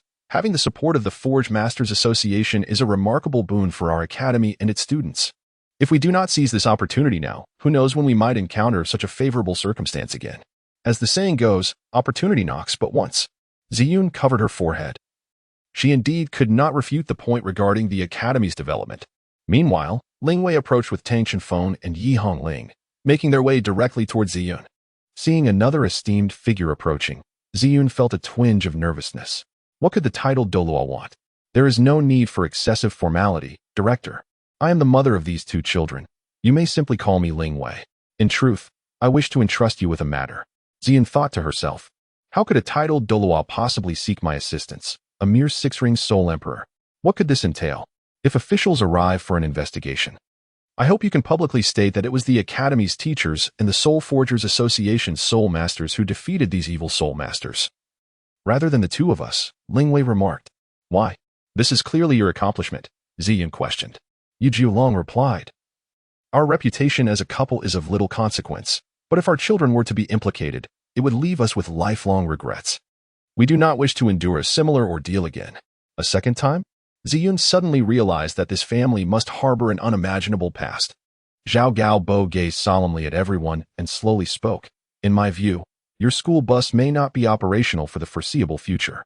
Since the destination is the Soul Forgers Association, allow me to arrange for a vehicle to pick you up directly. This would be far more efficient. Moreover, the personnel from the Tiando department will arrive shortly. At that time, we can explain the entire situation to them, thus preventing future complications. Upon hearing the unfamiliar term Tiando department, Yi Hongling couldn't help but feel puzzled and curiously inquired, what is the Tiando department? Beside her, Wu Lintian explained. The Tiando department is a specialized team responsible for maintaining order and enforcing laws. They are not only the enforcers in this city, but also hold various other roles and responsibilities beyond it. Given the severe nature of this evil soul master incident, it is likely that high-ranking officials are among those who will be arriving. At that moment, as if by a shared intuition, a voice emerged from the side. You must be Zhao Gaobo, the vice president of the Soul Forgers Association. Could you kindly elaborate on the specific circumstances? Before the words had fully settled, three figures appeared suddenly, like phantoms, to one side, clad in purple cloaks. Their distinctive insignia made it clear that they were indeed the individuals from the Tiando department as Zhao Gaobo had mentioned. Without hesitation, Zhao Gaobo recounted the entire sequence of events in detail. Simultaneously, the Academy's teachers, Ziyun and Wu Lintian, underwent thorough questioning. In response, they calmly narrated the events as they unfolded, artfully omitting any mention of Yi Jiulong and Ling Wei, as if that portion of the story had never transpired. Ultimately, the version of the tale that emerged portrayed Zhao Gaobo and the Academy's teachers as united in their valiant struggle against the malevolent soul masters. The remaining mech pilots were also interrogated, Yet for reasons unknown, they too refrained from revealing the truth, echoing the accounts of Zhao Gaobo and the others. In the end, the three members of the Tiando department did not pursue further inquiries. They swiftly implemented stringent security measures at the scene and appropriately retrieved the three remains belonging to the evil soul masters. Upon completing their tasks, arrangements were made to ensure the safe departure of all present from the site. Indeed, it was a ruthlessly efficient approach, yet it spared them from considerable hassle. I have contacted the association. The designated vehicles should arrive shortly. Let us wait a moment, Zhao Gaobo whispered. While awaiting the arrival of the special transport, Tang Chenfeng and Yi Hongling set out to find Shui Ling Air, intending to express their gratitude in person. However, despite their entreaties, Shui Ling Air steadfastly refused to show herself, hiding firmly behind Shui Tianbing and Shui Mingbing. At that moment, she appeared much like a young girl of merely a decade, a stark contrast to her former self. In the end, they had no choice but to have Shui Tianbing convey their heartfelt thanks on their behalf. During this interval, Gu Xian Ran approached them, expressing her profound gratitude. Yet, she discreetly inquired of Tang Chenfeng, "You are not, perchance, young scions or young ladies from some esteemed family, here to experience life, are you?" Her words elicited both laughter and disbelief, leaving Tang Chenfeng and the others amused as they endeavored to clarify their situation. Not long passed before the vehicle dispatched by the association arrived punctually as promised. As the imposing vehicle approached, the expressions of all within the academy turned to one of sheer astonishment. This vehicle was colossal, resembling a titanic beast looming before them. It gleamed with a dazzling silver sheen, as if enveloped in a mysterious metallic exterior, rather than a conventional wheeled structure. It employed an advanced soul guide array suspension drive system, allowing it to traverse various complex terrains with ease. Most striking was the roof, which featured an exceptionally spacious helipad, upon which several formidable mechas belonging to the association were parked in an orderly fashion. Observing this behemoth, onlookers could only exclaim, "This is no mere vehicle. It is clearly a fully equipped, formidable mobile combat platform." Its overwhelming presence and awe-inspiring aura were impossible to overlook. As everyone boarded the vehicle, they discovered a decently sized lounge within. While the furnishings were modest and not particularly luxurious, they were far more comfortable than those of a school bus, perfectly accommodating the academy students. "Quickly, let us get the mechas loaded up. Move with efficiency. We are departing shortly," Yu Jiaolong shouted from an elevated platform, addressing the few remaining mechas below. His voice resonated like a bell, clearly reaching the ears of every mecha pilot. Upon hearing the command, the pilots sprang into action, skillfully maneuvering their mechas onto the helipad. Returning inside, Tang Chenfeng, who had been observing everything with keen interest, asked, "Father, why do these mechas seem to obey your commands so readily? They appear to listen to you quite well." In response to Tang Chenfeng's inquiry, Yi Jiolong smiled gently and replied, "Ah, my dear child, it is not solely my influence. They also heed your mother's commands." Ling Wei, standing beside him, gracefully took over the conversation, explaining, "Zhifeng, while we live carefree under the auspices of your teacher Zhao, your father and I believe we ought to contribute in some way. Thus, we have decided to apply to the Blacksmith Association as guards." "Really? You two are serving as guards?" Tang Chenfeng exclaimed, his eyes widening in astonishment. "Indeed. Your parents have nearly become the association's emblem." Zhao Gaobo interjected with a chuckle.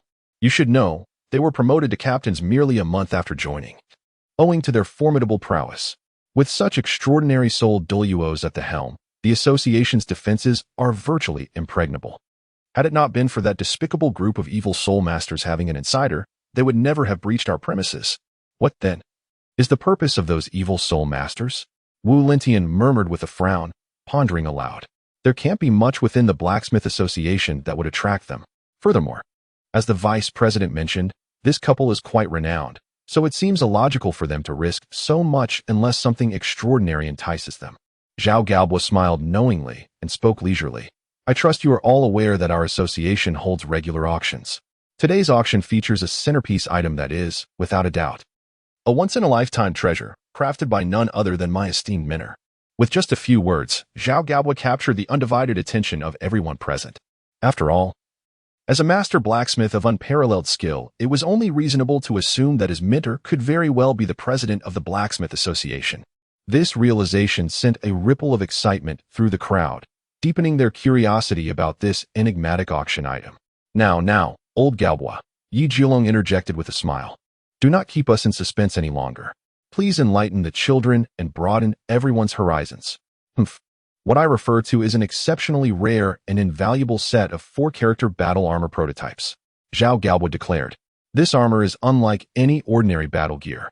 Typically, battle armor is meticulously designed to meet the specific requirements of its user, but this particular set is extraordinary. It possesses the remarkable ability to transform based on the user's actual needs, almost as if it were imbued with life. Even more astonishing is that once it is removed from its previous user, it can be seamlessly utilized by other soul masters, making it a truly versatile piece of armor. Zhao Galbo stated with pride radiating from his face. His words instantly stunned everyone present. The crowd was left speechless, their faces reflecting disbelief. It is no wonder. The 4-character battle armor is not something that can be crafted casually. It requires the expertise of a master craftsman. Naturally, such a figure would not be found among those nefarious soul masters. Thus, they are unable to possess such formidable 4-character battle armor. A versatile set of battle armor like this indeed holds immense allure for those wicked soul masters, as Wu Lintian elucidated with a look of sudden understanding. Immediately after, Zhao Jiaober remarked, of course, we must express our gratitude to my friends for successfully safeguarding this remarkable versatile battle armor. I recall that at the auction, no fewer than dozens of ill-intentioned soul masters appeared. Had it not been for my dear friends Yu Jiulong and Ling Wei stepping forward to turn the tide, this invaluable piece of armor would surely have fallen into the hands of others. As he spoke, Zhao Jiaober's gaze involuntarily drifted towards Yi Jiulong and Ling Wei, his eyes brimming with gratitude. However, in recent times, those wicked soul masters have grown increasingly rampant and unrestrained. 10 years ago, after the bloody turmoil instigated by the evil heart sect was successfully quelled, these vile soul masters vanished, as if they had evaporated from the world. Yet now, they have resurfaced with even greater ferocity, which is indeed alarming. Yu Jiulong furrowed his brows tightly, his once handsome visage now shrouded in deep concern. His lips moved slightly, whispering something, yet each word bore the weight of gravity. Simultaneously, his strong hands involuntarily clenched into fists, trembling slightly. Reflecting on the past, that particular day was undoubtedly a haunting pain for this couple. Whenever memories surged forth, the heart-wrenching agony would engulf him like a tidal wave, nearly suffocating him. At that moment, Zhao Jiaober gently raised his hand, tenderly patting Yi Jiulong's shoulder, and softly reassured him, let those heart-wrenching memories rest quietly in the depths of your heart. After all, life must continue to move forward. Look, the children's destination is approaching. It's time to gather your emotions and prepare to disembark. As he opened the door, the headquarters of the Craftsman Association lay before them. Chapter 92, Headquarters of the Craftsman Association. As the group from the academy stepped out of the vehicle, their eyes were immediately captivated by the breathtaking sight before them.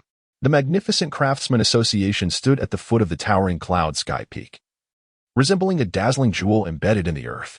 Even more astonishing was the protective soul-guiding shield that surrounded the association. Through the transparent barrier, one could clearly see the vast and boundless space within.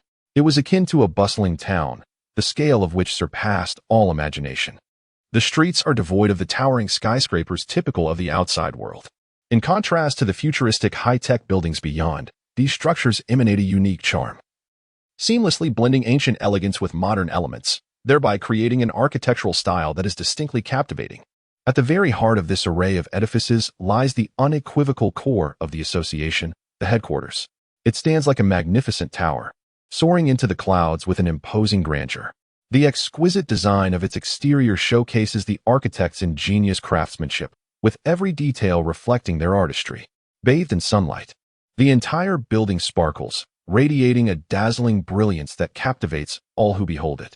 As one gazes further, the true marvel of the cloud peak comes into view, ascending into the heavens. This sight is indeed extraordinarily surreal. It is worth noting that the city in the clouds already floats above the clouds, yet astonishingly, wisps of clouds continue to drift atop the peak. As we draw nearer to experience it firsthand, we realize that these seemingly ordinary clouds are anything but mundane.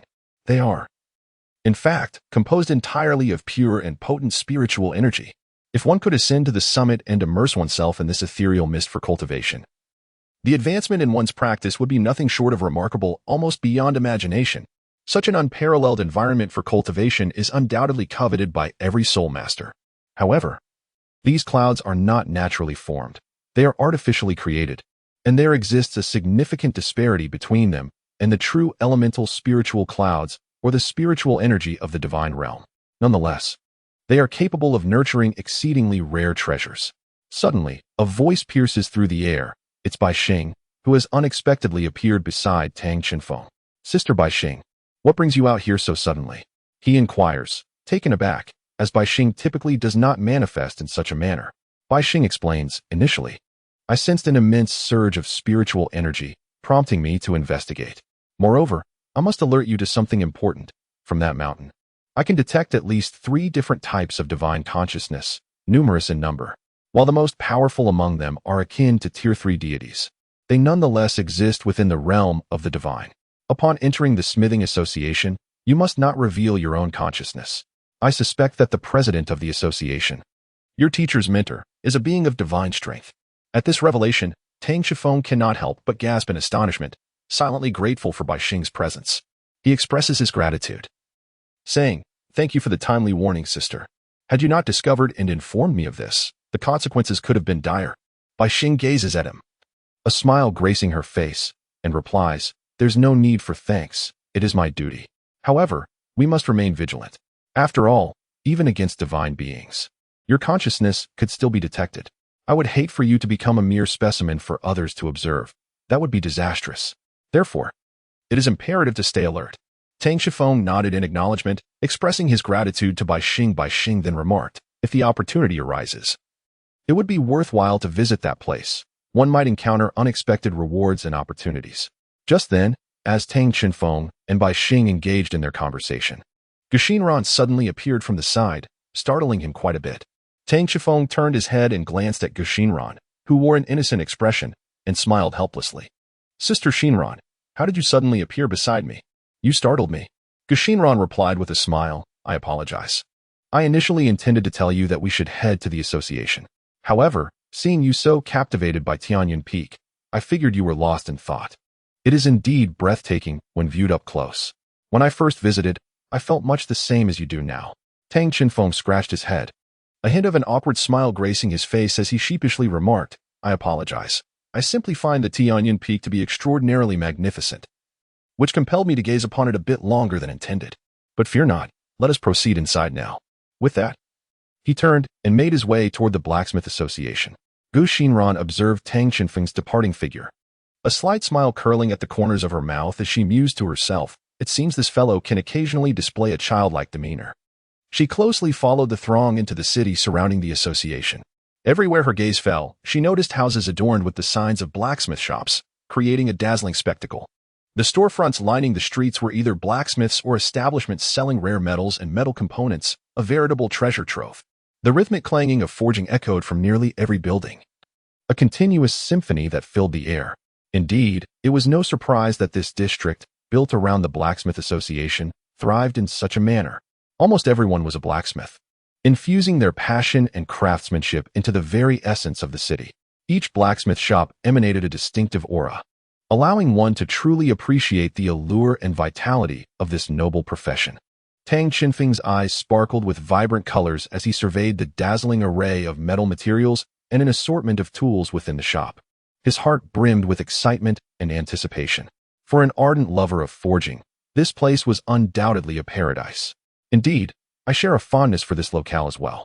Although Bai Xing manifested in this world merely as a projection of spiritual energy, she still perched on Tang Qinfeng's shoulder, wearing a contented smile. "Bai Xing, you seem particularly fond of being outdoors today," Tang Qinfeng inquired with curiosity.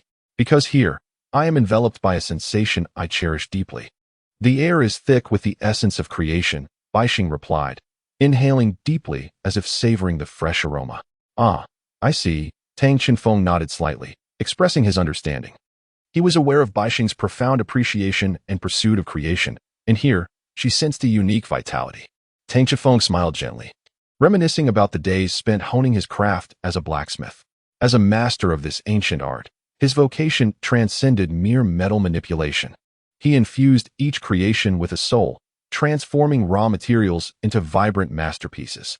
In those bygone days, Bai Xing often stood by his side, offering unwavering encouragement and support. Each completed work brought them unparalleled satisfaction and joy. However, due to various circumstances within the academy, Tang Shenfeng had not devoted himself to his craft in quite some time. He couldn't help but worry whether his skills had diminished, for the art of forging demands relentless practice and refinement to maintain one's proficiency.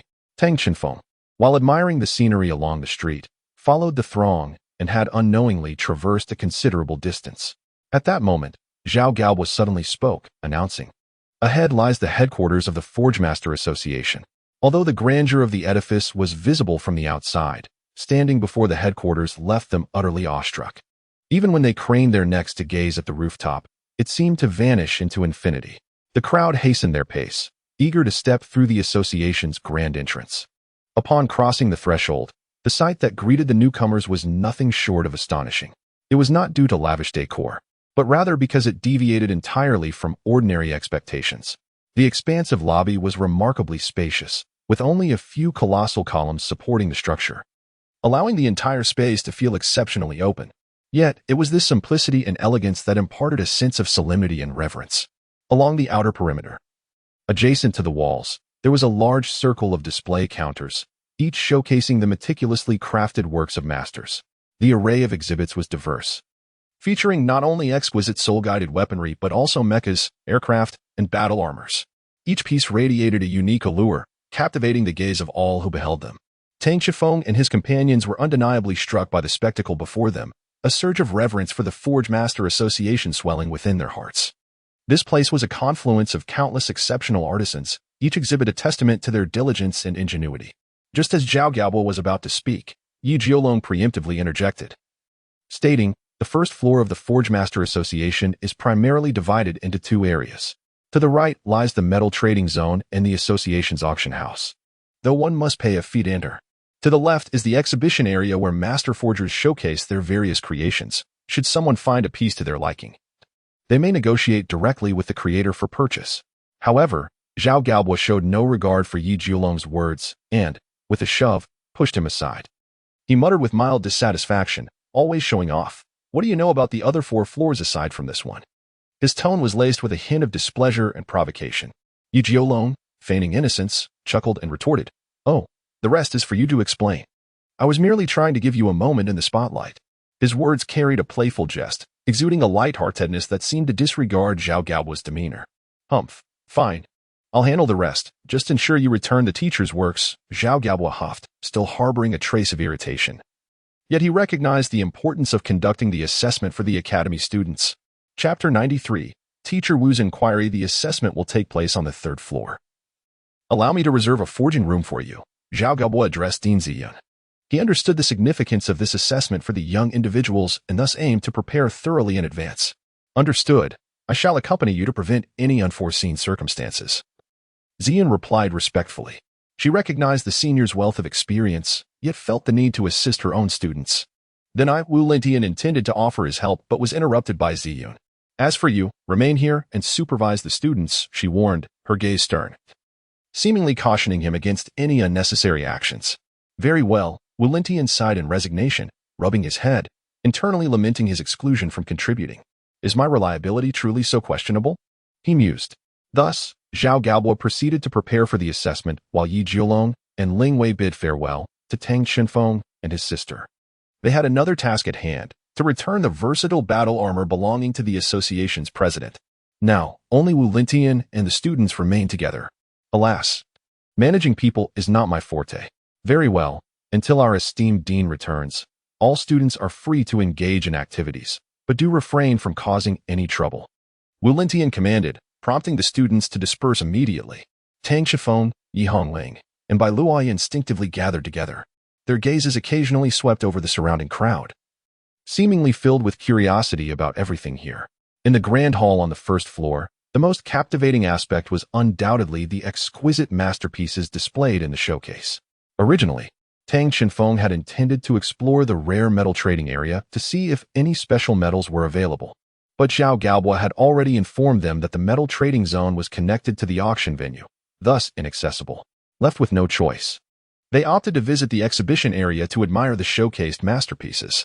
The 1st floor hall bustled with people, exuding a vibrant atmosphere. The exhibition area also attracted many visitors, including numerous soul mentors from various regions. However, in Cloud City, the status of soul-guided weapons was relatively low, with most individuals more focused on battle armors and soul master weapons.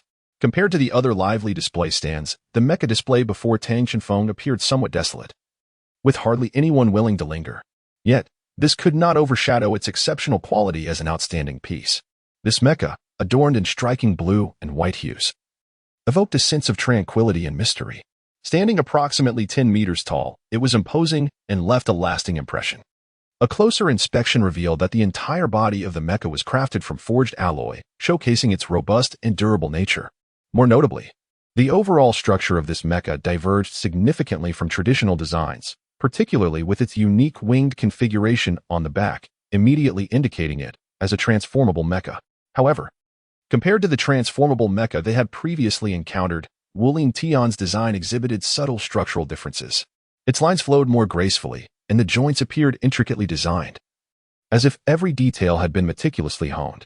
As this was a three-stage transformable mecha, although its exterior might not reveal much, there was a significant simplification in its internal framework, differing notably from Tang Chenfeng's own.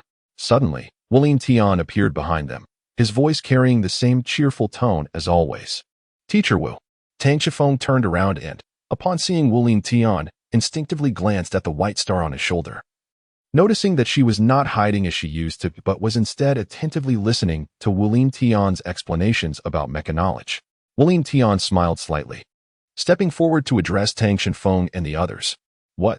Did you not expect to see me here?" His gaze lingered momentarily on Tang Chenfeng before settling on the mecha. "What do you think of this mecha?" he inquired. "As for the structure, I must admit I don't fully understand it yet, but from its appearance, the materials used in its forging are quite impressive. The outer armor appears to be entirely composed of forged components, and the internal materials should be even more precious, at least qualifying it as a black-level mecha," Tang Chenfeng assessed. Meanwhile, Yi Hongling approached the mecha, scrutinizing it closely. She observed the joints and connections of the mecha, as well as the internal wiring layout. However, despite the rare three-segment transformation structure, as Master Wu mentioned, the internal design seemed to be simplified. While this could save costs and reduce the frequency of malfunctions, it rendered the overall structure significantly more fragile. Yi Hongling pointed out the issues at hand.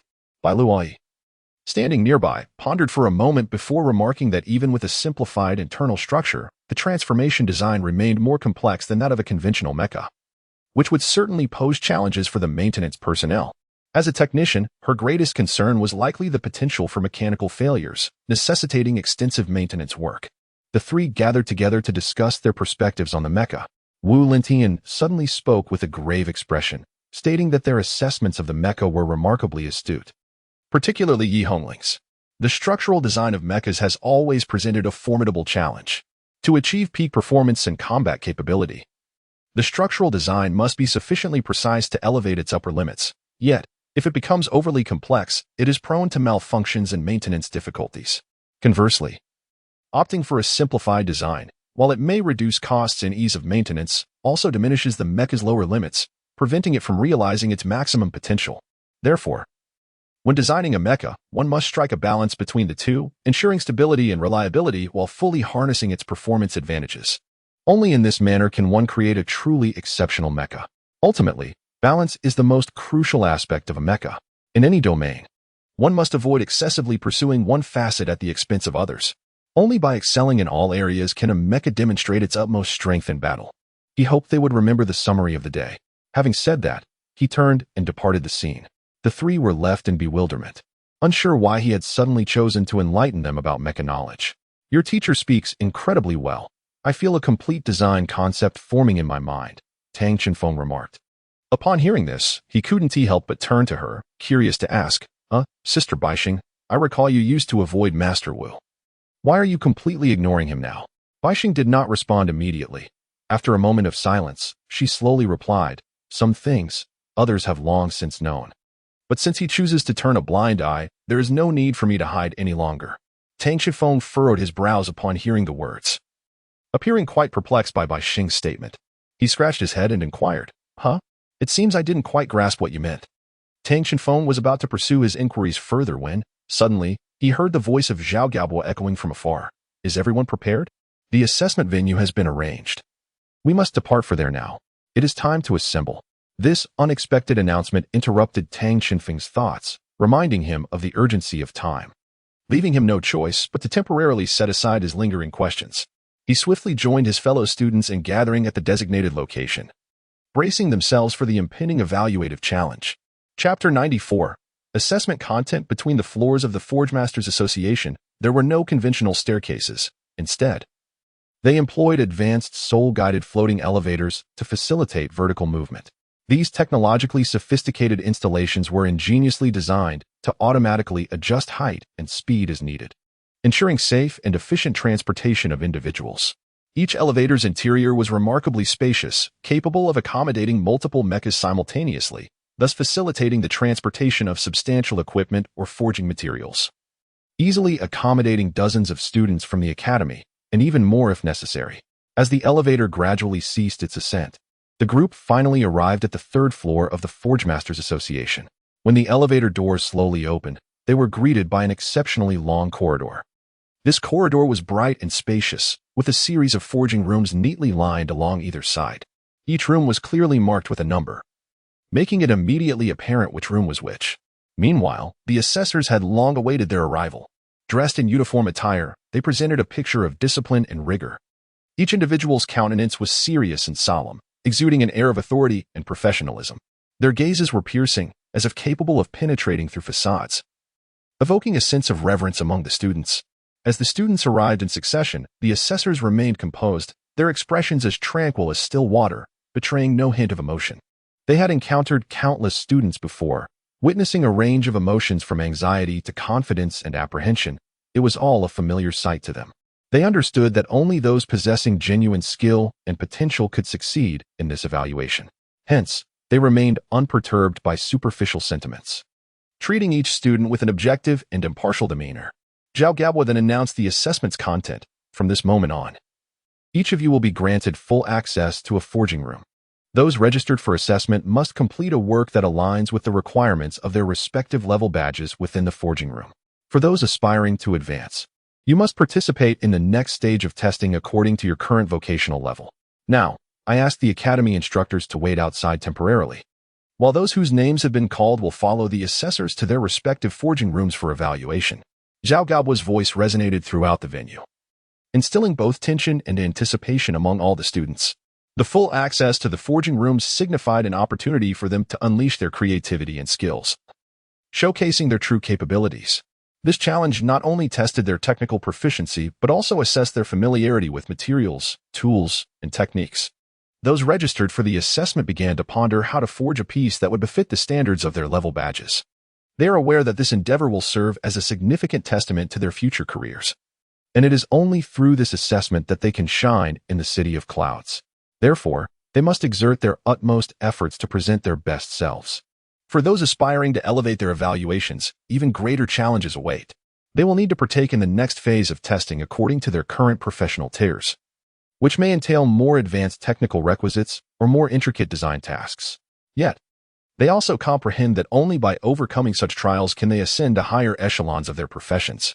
Ziyan and Wulin Tian stand aside, acutely aware of the significance of this assessment for the students, eagerly anticipating their growth and progress. As the evaluators lead the students into the forge, only Tang Qinfeng, Yi Hongling, and Bai Luoyi remain outside. Their evaluator is none other than Zhao Gaobo, the individual most familiar to the Tang siblings, who, as promised, will personally oversee their registration assessment. Zhao Gaobo approaches them, his sharp gaze scrutinizing the three, and he slowly begins. I have heard from your instructor that the three of you collaborate seamlessly within the academy, having yet to suffer defeat in either mecha combat or soul master battles. His tone carries a hint of admiration. Then, with a shift in his discourse, Zhao Gaobo continues, coincidentally, it appears that each of you corresponds to one of three distinct subprofessional types. This revelation surprises me, yet simultaneously inspires a new idea. I have decided on a whim to have the three of you undertake a project together as part of your assessment. His gaze sweeps across each individual, seemingly gauging their reactions. Looking at the trio before him, Zhao Gaobo feels an overwhelming sense of anticipation. He recognizes that these three are exceptionally gifted individuals, having exhibited remarkable performance within the academy.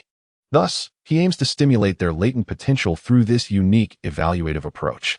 Tang Chenfeng, Yi Hongling, and Bai Luoyi exchanged a glance, their eyes shimmering with excitement. Having always operated as a cohesive unit, they were no strangers to collaborative assessments. Yet, they understood that the difficulty of this particular evaluation would surpass any they had previously encountered. They were tasked with completing a project within a limited time frame, showcasing their individual expertise and teamwork capabilities. Zhao Gabwa led them into a uniquely designed forge, the interior of which was considerably more spacious than it appeared from the outside, surpassing any forge they had ever seen. The equipment seemed notably advanced. Zhao Gabwa remarked, "In this assessment, you will function as a trio, and thus your task will be correspondingly challenging. A straightforward method to gauge a team's proficiency is to observe their mecha construction process, which is your assessment goal, collaboratively producing a core component suitable for a yellow-grade mecha, all within the stipulated time. Failure to meet the deadline or complete the task will result in your inability to pass this assessment. Is that clear?" "Understood." Tang Chenfeng, Yi Hongling, and Bai Luoyi were not daunted by the stringent requirements. Rather, they responded in unison, their spirits evidently invigorated. "Very well, let us commence." At Zhao Gao's command, the trio sprang into action. After a brief discussion, they quickly divided their tasks. Yi Hongling, as the designer, bore the crucial responsibility of conceptualizing the core's appearance and structure. Immersed in boundless imagination, she began drafting the blueprint for the mecha core. After considerable contemplation, she finally discovered a breakthrough in inspiration and commenced her drawing. Zhao Gabwa observed quietly from the side, his gaze fixed on the rapidly evolving blueprint, revealing a subtle appreciation. As an experienced craftsman, he recognized the challenge of producing a high-quality design within such a short span, yet Yi Hongling appeared to be rising to the occasion. Her technique was both adept and imaginative, her design concepts crystal clear, evoking admiration. The pencil in her hand danced across the paper like a lively sprite, sketching exquisite patterns. At times, her brow furrowed in concentration. At others, her lips curled into a smile, clearly captivated by this enchanting realm of design. With each stroke of her brush, the mecha core's design took shape, divided into two segments. The external structure, crafted from robust materials to ensure stability during combat, and the core matrix, relatively open, featuring streamlined guiding patterns that were more simplistic than standard cores. This approach offered advantages, ensuring stable power output while reducing processing time, though it was not without its inherent risks. Due to the overly simplistic nature of the core matrix, the energy transmission process incurs greater losses. Therefore, it is imperative to exercise utmost caution in material selection, ensuring that only high-quality materials are utilized to compensate for this shortcoming. However, for Tang Chenfeng, this challenge is hardly formidable. Provided with sufficient resources, he is capable of fabricating the finest met core materials. At this moment, Tang Chenfeng has already commenced heating the smelting furnace and is in the process of selecting premium metal ores to construct the core's main body, while simplifying the matrix. The core necessitates enhanced conductivity, making the choice of materials critically important. Tang Chenfeng has resolved to employ forged alloys, specifically selecting mithril, known for its exceptional soul energy conductivity, and blue copper, which amplifies soul energy, to create this alloy. Typically, forging an alloy requires specific recipes to be obtained. However, since Tang Chenfeng crafted the stellar divine crystal, Zhao Gaobo has consistently encouraged him to explore and experiment independently, compelling Tang Chenfeng to accumulate experience through repeated trials. After extensive and relentless efforts, he has indeed succeeded in deciphering several unique alloys, one of which he has named Azure Blue Copper. This alloy boasts a breathtaking appearance, radiating an enchanting pale blue-green hue, reminiscent of a dreamlike beauty. More importantly, Azure Blue Copper exhibits remarkable performance, particularly in terms of energy conductivity, achieving an astonishing rate of 150%. Before him, on the workbench, lay several pieces of rare metals, among which were a few promising specimens of blue copper and mithril. Just as Tang Chenfeng was about to place two commendable pieces of mithril and blue copper into the smelting furnace, he was suddenly halted by Bai Luoyi. "Wait, you should use this as well," Bai Luoyi interjected abruptly. Tang Chenfeng looked at her in confusion as she picked up a small piece of glossy black stone from the nearby shelf and handed it to him. "What is this?" Tang Chenfeng inquired with curiosity. Bai Luoyi explained, "This is another type of rare metal. When combined with blue pregnant copper and secret silver during the forging process, It enhances the effect. Give it a try. Tang Shifeng took the stone, examining it closely. It appeared rather unremarkable, yet it emanated an air of mystery. This mineral is. Are you certain about this? Tang Shifeng inquired with a hint of doubt. Bai Luoyi nodded affirmatively. Indeed, it is the one. Tang Shifeng could not help but feel astonished, for he recognized that this was no ordinary stone. It was a weathered dark star crystal, a rare metal with which he was quite familiar, as the core of his celestial forging hammer was also crafted from dark star crystal and starlight iron. However, the dark star crystal itself was more akin to a fragile crystal, its properties inherently brittle, making it seemingly unsuitable for forging under normal circumstances.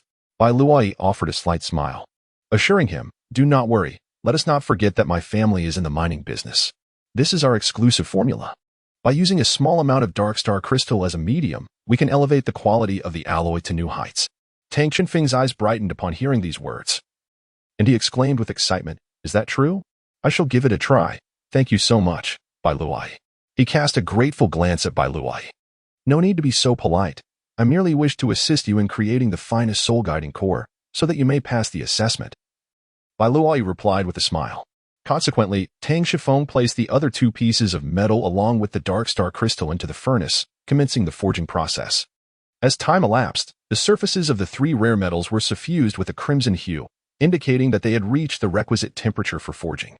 Tang Shifeng took a deep breath, his gaze unwavering, as if he were channeling all his strength into this singular strike. He then abruptly swung his arm, the motion flowing with the grace of a gentle stream.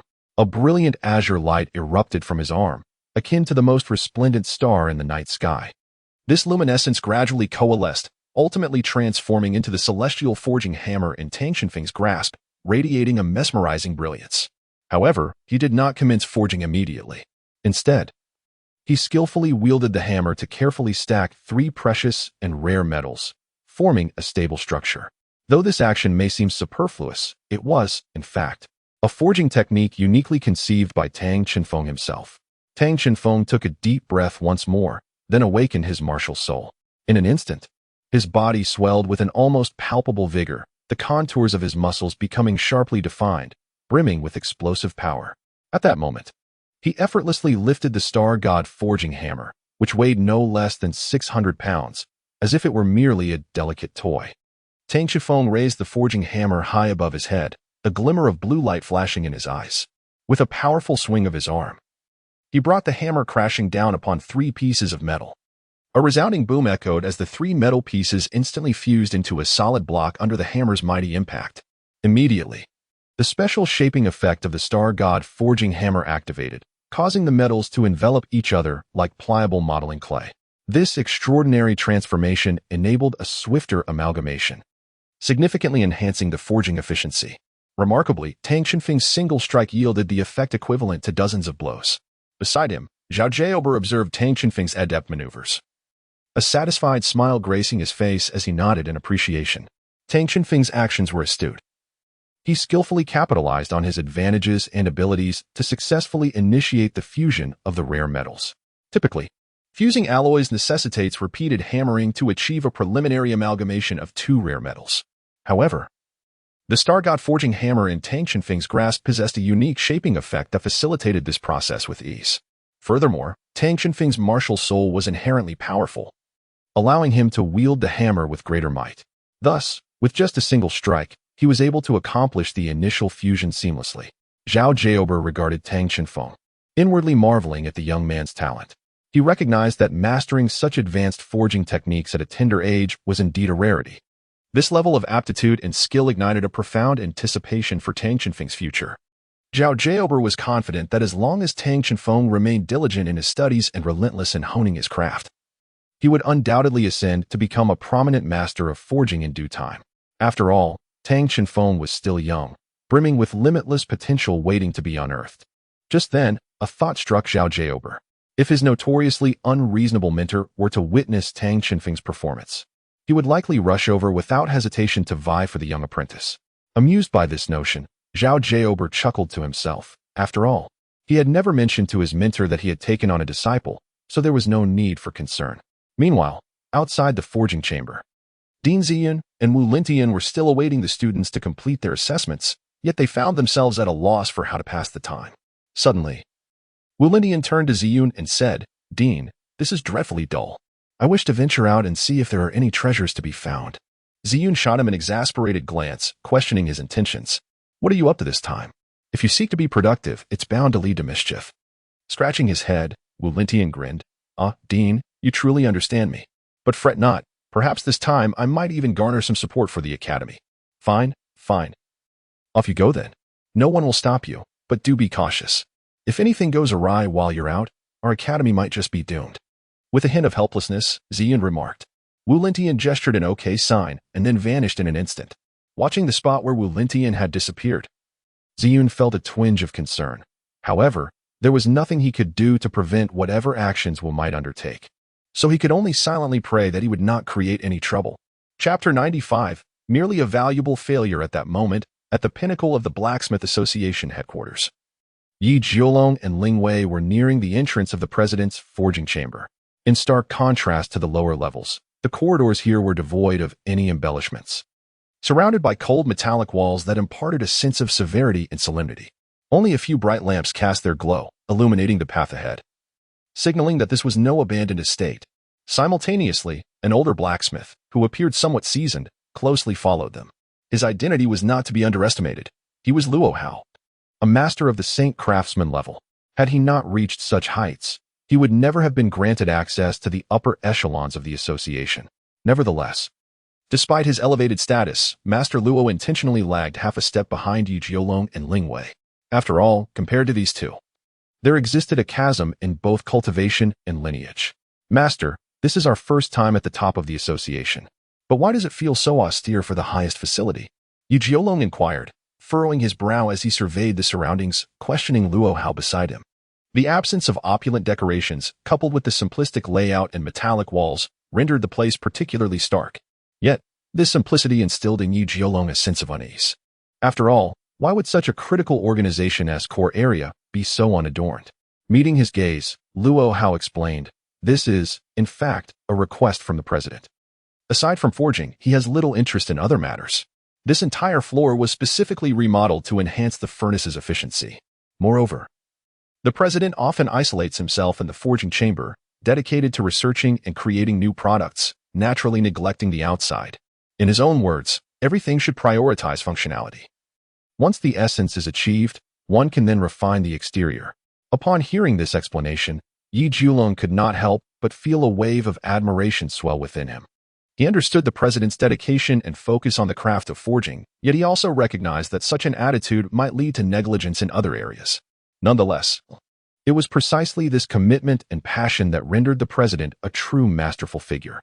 "Then, I suppose this is our first encounter with the president of the Blacksmith Association.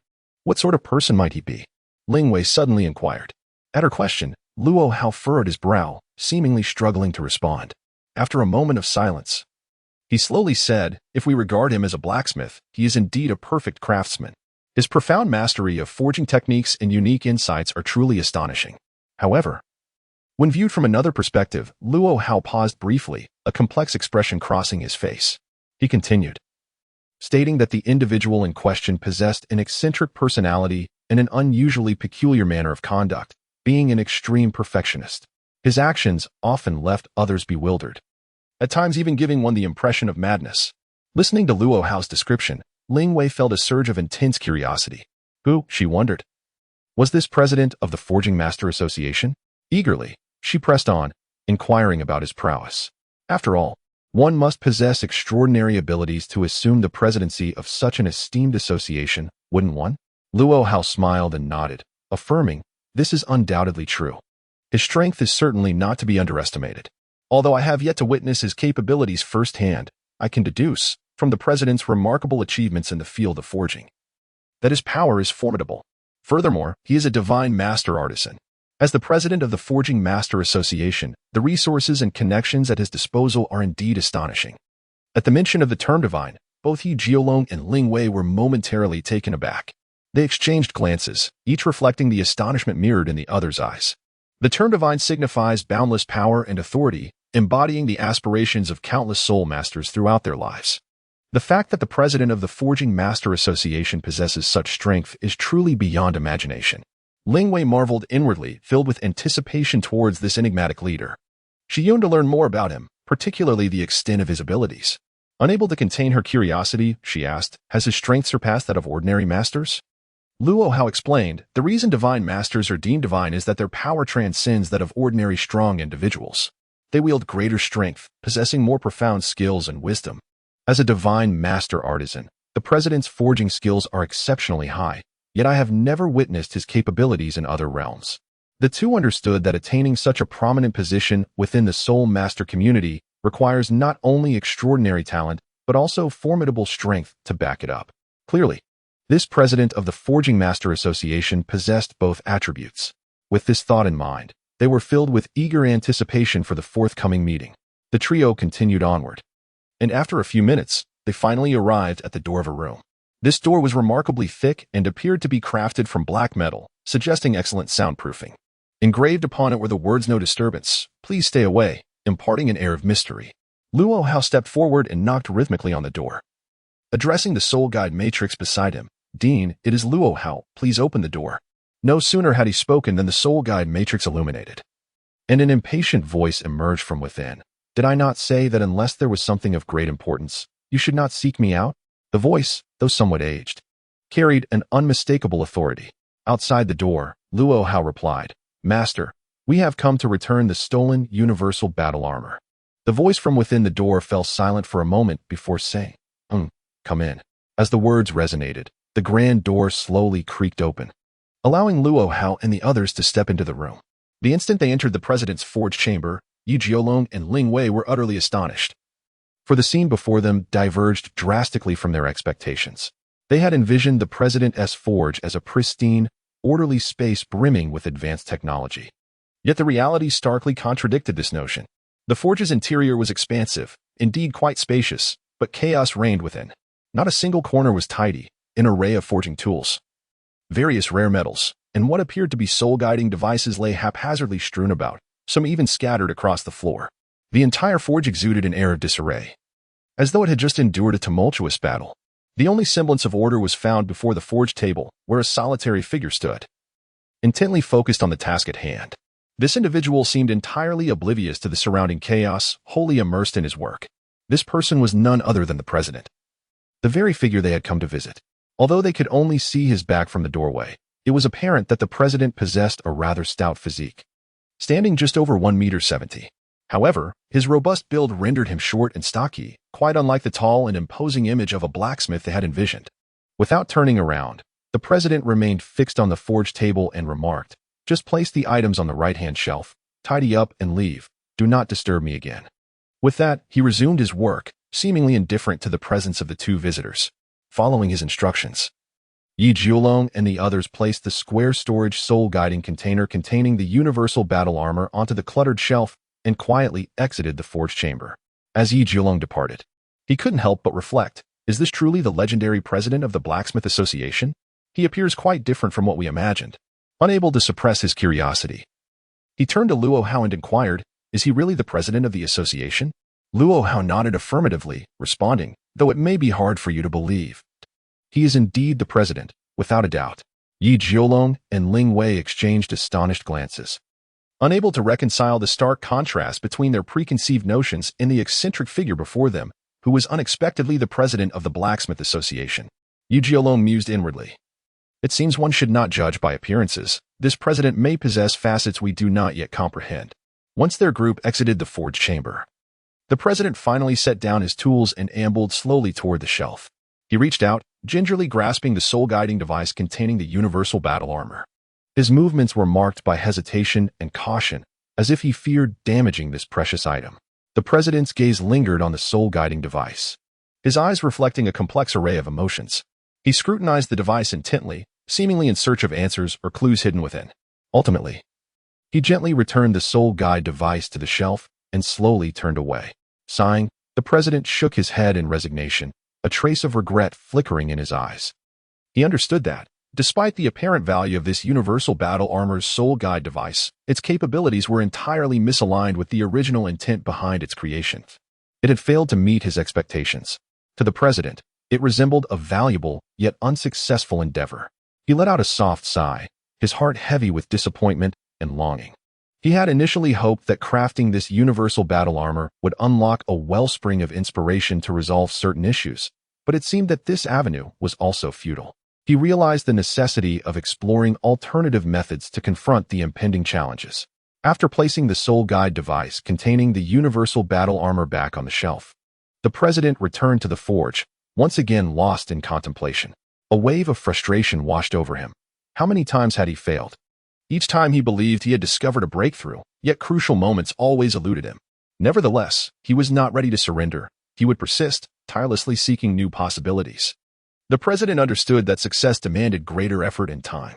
He resolved to approach the problem from a more fundamental perspective, reevaluating the current technologies and the alloy formulas. Searching for potential flaws.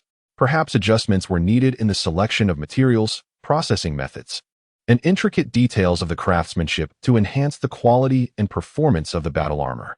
While the president continued to ponder, an unfamiliar voice suddenly resonated from behind him. Though merely a 3/10 likeness, it does possess certain characteristics. You must be aware of the consequences of clandestinely crafting soul armor. Don't you, President Huiyin? Startled, the president turned abruptly to find a figure clad in a golden cloak, their face obscured by a black mask revealing only a quarter of their visage. This towering individual emanated an aura of mystery and authority. The president felt a jolt of surprise. He had never encountered this person and had no inkling as to why they had appeared here. Yet he recognized the significance of the golden cloak. Chapter 96. The mysterious power of the Douluo department in the enchanting realm of Cloud City. Countless powerful soul masters reside. However, even in such a wondrous place, one cannot escape the presence of unethical individuals and criminals. Some petty thieves and even the most vicious of wrongdoers dare to disrupt the established order. Fortunately, within Cloud City exists an enforcement agency known as the Douluo Department.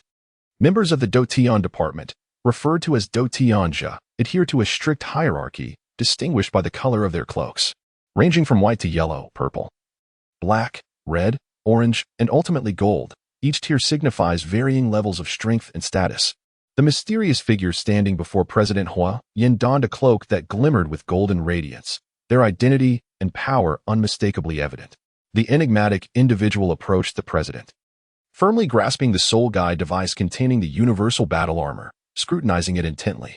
His eyes, obscured by a mask, nonetheless exuded a piercing sharpness reminiscent of a hawk, cold and merciless, as if capable of seeing through all facades. A wave of anxiety surged within the president's heart. He understood that his actions had been detected. The unauthorized creation of soul armor was a grave offense, and if this matter were to come to light, the repercussions would be dire. The expressionless figure regarded Huiyin, calmly stating, "You should be well aware of your transgressions, President Huiyin. The illicit fabrication of soul armor is a serious crime. Did you truly believe you could elude responsibility?" His voice, though not loud, resonated with authority and a sense of impending pressure. Huiyin sighed and replied slowly, "I know, of course I know. Haha. I have spent nearly a decade confined here attempting to replicate a piece of soul armor, only to be discovered." A hint of resignation and despair flickered in his eyes, as if he had already foreseen the fate that awaited him. He continued, "I comprehend the consequences. This is merely my final struggle. Take me away. I have never spoken of this to anyone else. Do not implicate the innocent." His tone was resolute and decisive, suggesting that he was prepared to accept his punishment. After speaking, he quietly awaited the other's response, revealing little in the way of resistance, perhaps because he had anticipated this outcome. In that moment, he appeared weary and haggard, as if he had finally succumbed after a protracted battle. The figure of the fighter revealed a faint smile, seemingly satisfied with the response, and then tossed a storage soul guide into Huiyin's hands. "President Huiyin, I now recognize you as a worthy partner for collaboration." Surprised by this declaration, Huiyin furrowed his brow and asked, "What do you mean by that?" The fighter elucidated, "It means I am on your side. I fully understand your aspirations. The emergence of soul armor heralds the dawn of a new era. If we can create soul armor before that moment arrives, we shall grasp a glimmer of hope." Huiyin sighed once more, inquiring, "So what must be done? I have toiled here for a decade without success." The enigmatic fighter paused thoughtfully before responding, "Indeed. Researching without any foundation is exceedingly challenging, President. You must realize that to craft a 4-character battle armor, one must harness the power of the laws of heaven and earth. Soul armor is, in essence, an augmentation of battle armor that connects with mechas, yet its creation necessitates mastery over these elemental forces. Mastery over the laws of heaven and earth? Such a feat is beyond even the most ordinary divine beings, Hui Yin gasped, eyes wide with astonishment. Precisely. Which is why you need to cultivate someone with such innate talent, but that individual you must seek out yourself. With that, the figure of the fighter suddenly vanished before the door, as abruptly as he had arrived. Ah, wait, senior, Hui Yin exclaimed, hastening towards the entrance and grasping the doorknob with determination, pulling it open with force. As he gazed expectantly out the door, he was met with disappointment, realizing that the enigmatic fighter had vanished without a trace. Outside, only Yunzong, Lingwei, and Luo Hao lingered just a few steps away. A surge of anxiety gripped Hui Yin, compelling him to disregard his composure as he hurriedly approached them, breathless, and inquired, "Did you happen to see anyone pass by here?" Yunzong, Shenming, and Zhongli exchanged glances before shaking their heads in negation, their expressions laden with confusion over Hui Yin's evident agitation. Luo Hao broke the silence, asking, "President, what has happened? Why the sudden inquiry?" Hui Yin furrowed his brow, pondering deeply. Could it be that no one had witnessed the departure of that mysterious fighter? Or had they simply overlooked it? As he contemplated, he suddenly sensed the presence of other faint energies surrounding him. He immediately focused his attention, concentrating his mental force at his brow, initiating a probe with his spiritual perception. As his awareness expanded, he indeed discovered subtle traces along the path. It was a residual mark left by his spiritual awareness. Though minuscule, it was distinctly visible to one as perceptive as Hui Yin. More importantly, this mark appeared to be deliberately placed, seemingly guiding Hui Yin to pursue it. The direction of this trace led directly down to the lower floor. Elation surged within him, and without hesitation, he began to follow the trail. At that very moment, within the assessment area on the third floor of the Blacksmith Association, a cacophony of deafening booms resonated through the space, akin to thunder reverberating in the atmosphere. Tang Xinfeng was wholly engrossed in his forging work, each swing of his hammer imbued with unwavering resolve and boundless strength. At this moment, his alloy forging neared completion. A piece of azure copper, meticulously shaped under his craftsmanship, was nearly finished, yet it fell short of his aspirations. Taking a deep breath, he unleashed a series of powerful strikes upon the azure copper, which, astonishingly, began to separate into three distinct pieces. Under Tang Xinfeng's deft control, they gradually took on the form of the core components of a mech.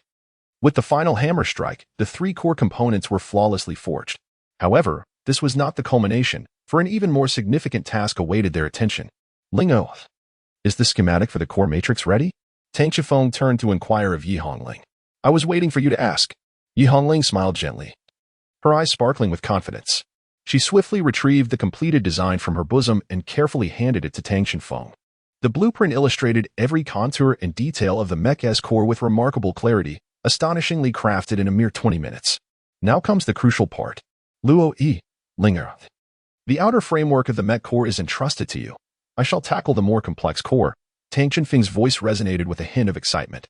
He turned his gaze towards Yi Hongling and Bai Luo, his eyes brimming with trust and anticipation. As his words faded, Tang Xinfeng swiftly retrieved a small silver carving knife from his storage soul guide bracelet. This knife emanated a faint glow, its blade remarkably sharp, seemingly capable of effortlessly slicing through any rigid material. Simultaneously, Yi Hongling and Bai Luo produced their own carving knives, which shimmered with a delicate red light, standing in stark contrast to Tang Xinfeng's blade. To intricately etch the soul guide matrix, specialized carving knives were essential. Generally speaking, ordinary tools could not withstand the formidable energy impact of soul power and were prone to damage. However, the knives in the hands of Tang Xinfeng and his companions were extraordinary, crafted from rare metals of 1,000 tempering level, forged personally by Tang Xinfeng himself. Due to the strong, repelling nature of the metals he forged, Yi Hongling and Bai Luo performed a blood ritual on the knives, binding them to their own bloodlines to circumvent any rejection. These carving knives were not only incredibly resilient and durable, but also capable of conducting the soul power of the soul masters, making the etching of the soul guide matrix a seamless endeavor. Although Yi Hongling and Bai Luo were not as proficient in soul guide technology as Tang Xinfeng, they possessed a fundamental understanding of the matrix etching process. After all, as designers and maintenance specialists, they had inevitably engaged with the etching work to some extent. Nonetheless, the most adept among them remained Tang Xinfeng. His skills had reached an extraordinary level, surpassing others in both speed and precision.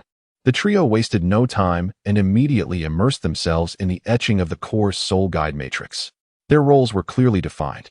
Yi Hongling and Bai Luoyi were responsible for the relatively simple external framework, dividing it into two sections, each undertaking a portion of the task. The most intricate and critical core section was entrusted to Tang Qifeng. Each individual was wholly absorbed in their work, seemingly oblivious to the surroundings. Zhao Jiaober stood quietly to the side, observing the trio's movements and expressions. A smile of satisfaction crept onto his face as he silently commended, "This little team is even more remarkable than I had anticipated. These young individuals are brimming with vitality and creativity, their potential boundless." Outside the forging room, Ziyun had been waiting alone for nearly half an hour.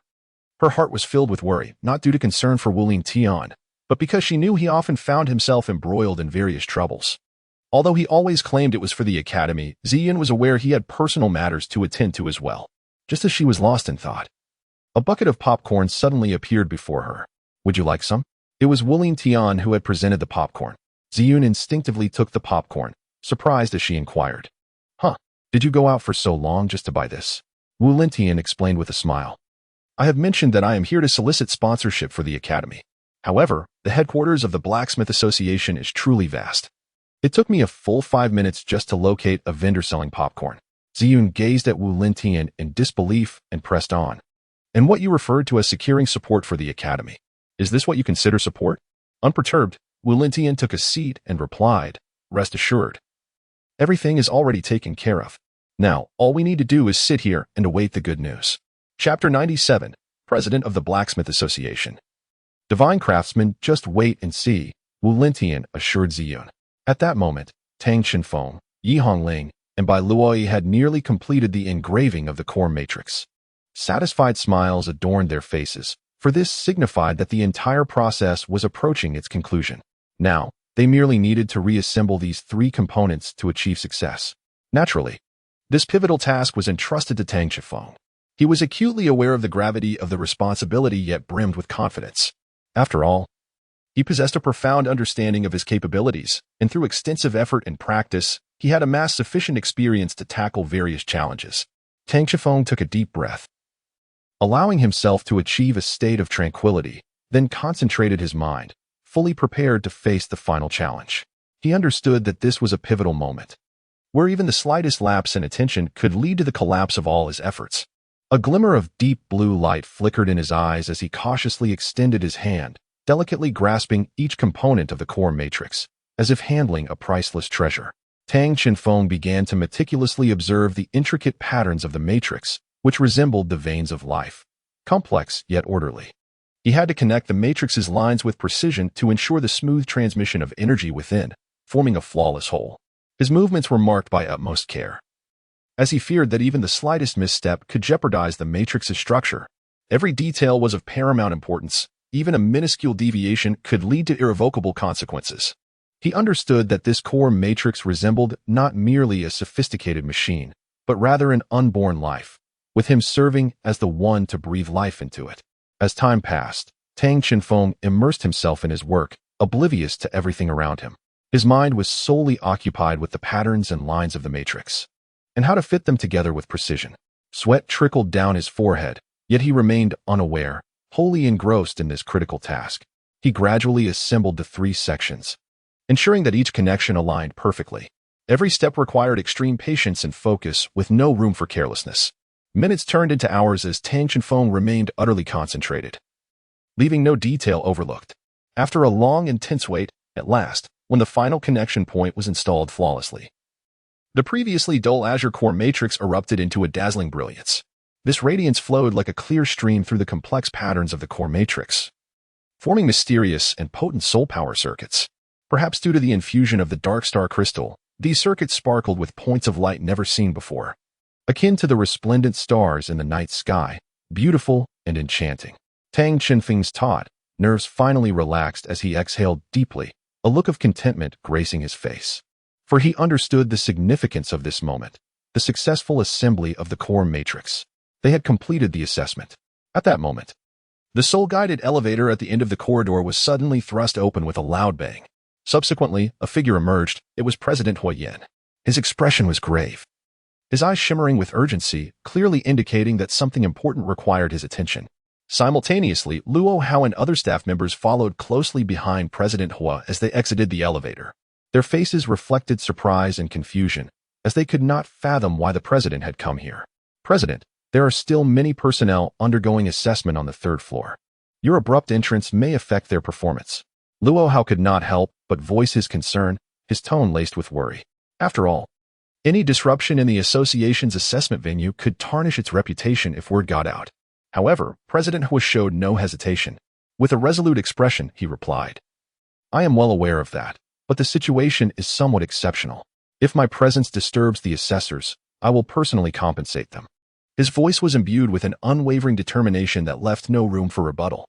Luo Hao was rendered speechless by this declaration, realizing that the president had priorities far more significant than the assessment at hand. Nonetheless, he could not help but feel a sense of concern for the trainees undergoing assessment. However, faced with the chairman's decision, he could only choose to comply. Thus, Huiyin hurriedly made his way to the third floor, leaving Luo Hao behind with a look of helplessness. Inside the forging chamber, Zhao Gaobo was intently examining the newly forged mech core. He vividly recalled the assessment process of Tang Chenfeng and others, fully aware that it was an extraordinarily commendable performance. Although he personally believed that such results required no further commentary, it was imperative, per regulations, to observe the trainees' work and provide written feedback. Indeed, the completion of this core was remarkably high. Not only that, but its overall structure was crafted from on-site forged, top-tier alloy. Moreover, a unique melting and forging formula had been employed, further enhancing the core's performance. Zhao Gaobo nodded in satisfaction and continued his evaluation. The etching of the core matrix was exquisitely detailed, brimming with innovative spirit. Each line, each angle was meticulously designed, showcasing unparalleled craftsmanship. Finally, glancing at the time, Zhao Gaobo could not help but marvel. Within a mere 40 minutes, they had accomplished what ordinarily required 150 minutes. A speed that was astonishing. This submission was nearly flawless, devoid of any blemishes. Inwardly, Zhao Gaobo felt fortunate to witness this assessment firsthand.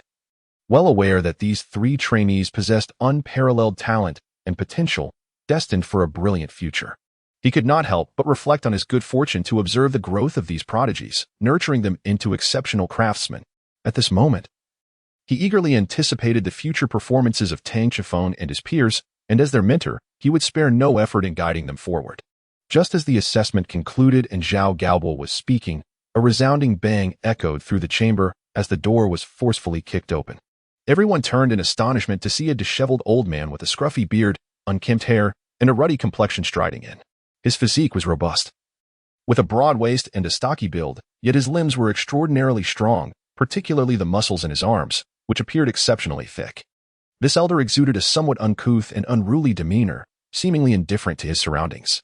His presence cast a tense atmosphere over the forging chamber, prompting Tang Chenfeng and his companions to speculate about his identity and purpose.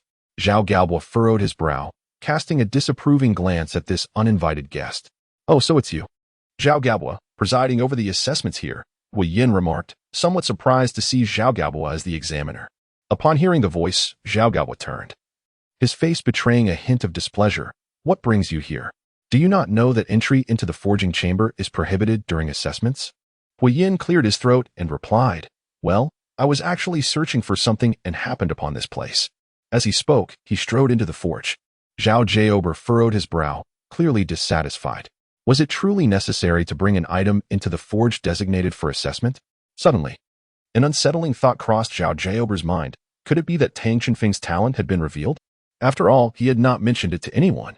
Huiyin smiled faintly, choosing not to respond, but instead turned his gaze toward the students present.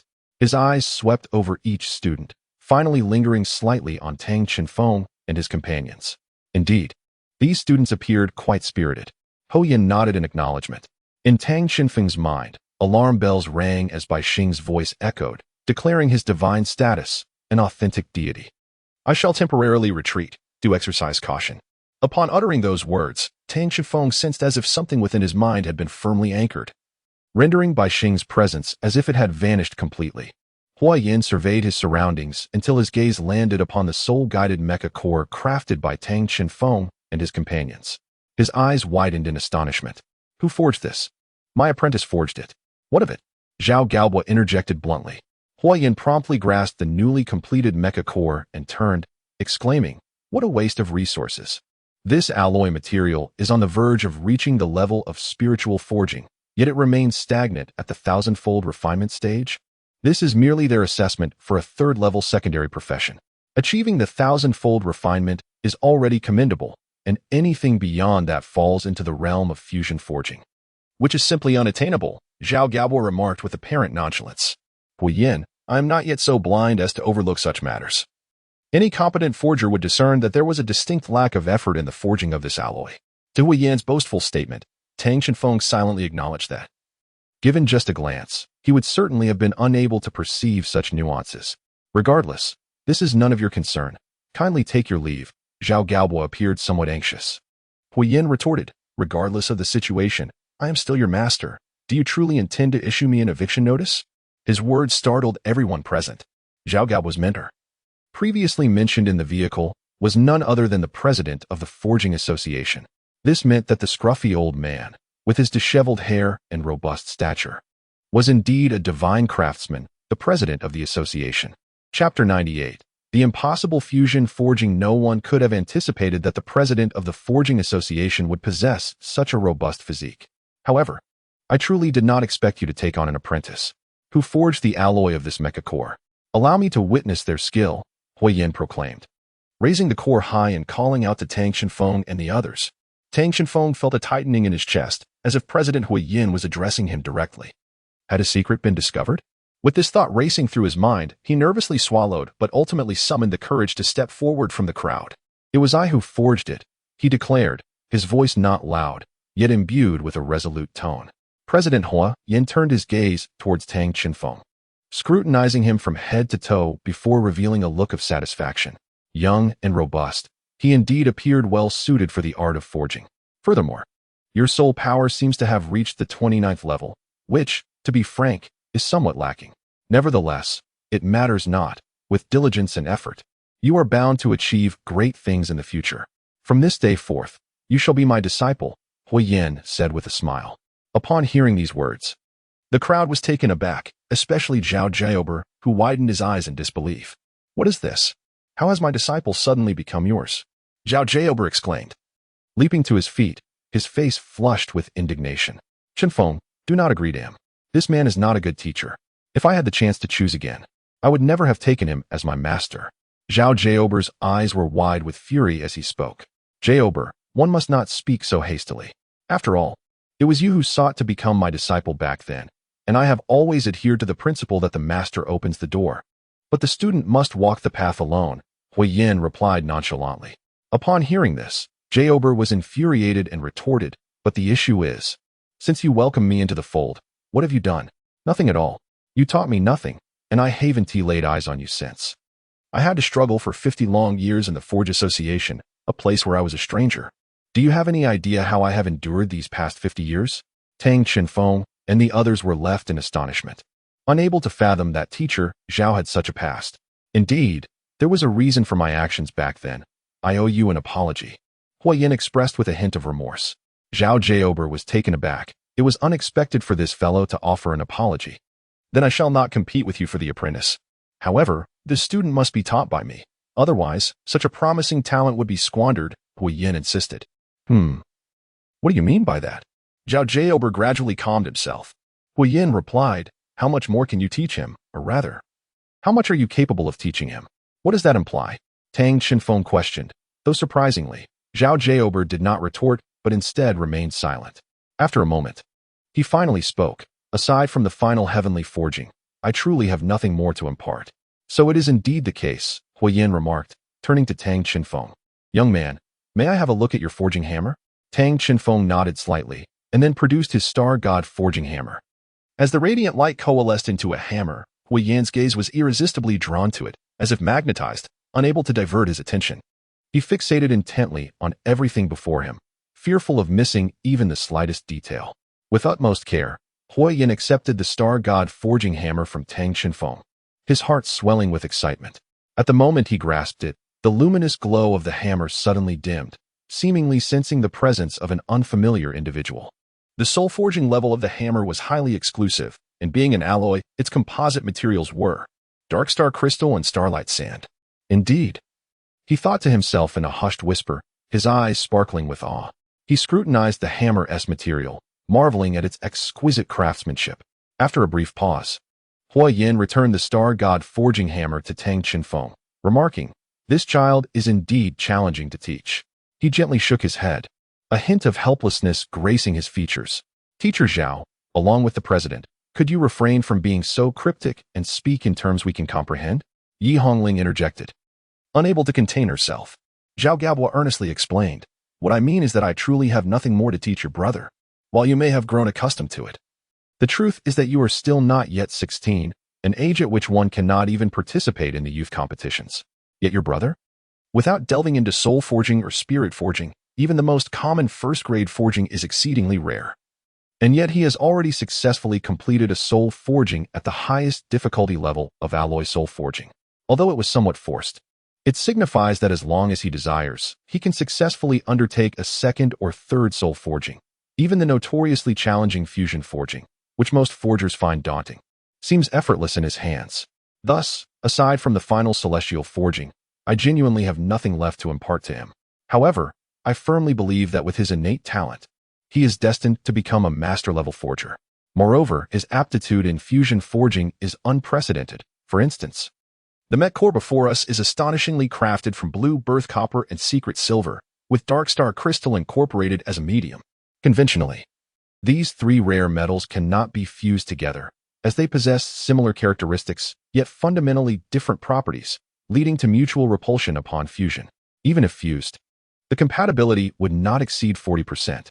Nevertheless, this young man has successfully melded them, creating a wholly new alloy material. This alloy not only retains the advantages of blue birth copper and secret silver, but also embodies the unique properties of dark star crystal. It can be said that such a fusion forging technique is unparalleled in the annals of the Forgers Association. To attribute this solely to the hammer's special effects would be a considerable understatement. By the way, young man, could you allow me to experience your soul power? Wu Yin inquired of Tang Shifeng. Tang Shifeng, naturally reluctant, understood that direct contact with a divine soul master might very well expose his possession of divine consciousness. Yet, he found himself devoid of any legitimate grounds for refusal. Outright rejection would undoubtedly raise suspicion. After the third examination, he ultimately extended his hand, allowing his soul power to manifest. Huayin reciprocated, clasping Tang Qinfeng's hand firmly. Upon their palms meeting, an extraordinary sensation surged within him. He began to concentrate intently on the flow of soul power coursing through Tang Qinfeng's being. However, at the very moment he came into contact with Tang Qinfeng's soul energy, Huayin was suddenly enveloped by an unprecedented tranquility and gentleness. This power seemed to embody boundless tolerance and kindness, vast enough to embrace all things in the universe. The remnants of his earlier excitement were soothed by this tenderness, and his heart gradually regained a sense of calm. What manner of soul power is this? It is remarkably unique. Huayin marveled inwardly, a flicker of confusion and curiosity crossing his gaze. He endeavored to discern any peculiarities within Tang Qinfeng's soul power, yet found it seemingly ordinary, devoid of distinguishing features. Nonetheless, this very impression deepened Huayan's perplexity, just as he was lost in contemplation. A voice, strangely familiar yet foreign, resonated in his ear. It bears almost no traits, yet therein lies its greatest attribute, the power to encompass all, to merge all things. This voice seemed to emanate from a distant void, reverberating directly within Huayan's mind. "Is it you?" He pondered silently. Yet, the voice did not return. Huayin remained rooted in place, quietly reflecting on the words he had just heard. He began to reassess Tang Qinfeng's soul power, striving to unravel its mysteries. Gradually, an understanding dawned upon him. The reason Tang Qinfeng's soul power appeared so unremarkable was its profound inclusivity, capable of accommodating all things and harmonizing them in their optimal state, all while possessing a high energy level. This power transcended the ordinary realm of soul energy, brimming with infinite possibilities. However, this strength served solely Tang Qinfeng. With this realization, Huayan's eyes brightened. He recognized that he may have unearthed the answer, gaining a deeper insight into Tang Qinfeng's soul power. "I have come to understand. Your soul power is the crux. The forging hammer merely serves as a medium to awaken your strength. However, It seems that only I may continue to guide you in this regard. Galbo, what is your perspective? Huiyin remarked with a hint of resignation. I have contemplated this matter, Galbo replied. My focus lies in the art of forging, and I wish to continue mentoring him. Yet, at this stage, this child, Tang Shifeng, is not yet ready to engage with a level of forging beyond soul forging. I have invested considerable time in this area. And though I can forge 4-character battle armor, it pales in comparison to your expertise. Galbo let out a sigh. Huiyin slightly nodded, acknowledging the truth in Galbo's words. Although Tang Shifeng was attempting the soul forging, he had yet to transcend into the soul master realm. Even with ample talent, he could not surpass to the heavenly forging stage due to the limitations of his soul power level. Thus, having Tang Shifeng follow the more skilled Huiyin would undoubtedly benefit his development. Huiyin turned his gaze towards Tang Shifeng, his eyes reflecting a hint of inquiry. Shifeng, what do you think? Would you like to become my disciple? Tang Shifeng slightly lowered his head, his brow furrowed, as if lost in deep contemplation. As the seconds ticked by, he gradually lifted his gaze, a resolute light shimmering in his eyes, as though he had made a firm decision. President Huiyin, I have always yearned to become a formidable blacksmith, as distinguished as yourself. However, I could never forsake Master Zhao in my pursuit of forging mastery. Therefore, I must respectfully decline your kind offer. Upon uttering these words, Tang Shifeng bowed deeply to Huiyin. At that moment, Zhao Galbo, upon hearing Tang Shifeng's response, suddenly erupted into hearty laughter. His laughter was boisterous and unrestrained, as if he took immense pleasure in Tang Shifeng's resolution. Ha ha, Shifeng. It seems my affection for you has not been in vain, Zhao Galbo exclaimed with a smile. However, his expression grew serious as he continued, Yet, you need not make such a difficult choice. The old man's words hold truth. I indeed lack further knowledge and skills to impart to you in the realm of forging. But this does not signify the end of our master-disciple bond. I can still guide your growth in the future. At this moment, a hint of warmth flickered in Zhao Galbo's gaze. But I recall you mentioning that a blacksmith could only have one master, Tang Shifeng said, his brow furrowing in confusion as he looked at Zhao Galbo, seeking clarification. Haha, perhaps he did not reveal to you who established this rule, Huiyin. Standing behind the two, could not help but interject with a chuckle upon hearing Tang Shifeng's question. Eh? Are you suggesting? Tang Shifeng paused, a spark of realization illuminating his mind, as if he had begun to grasp something profound.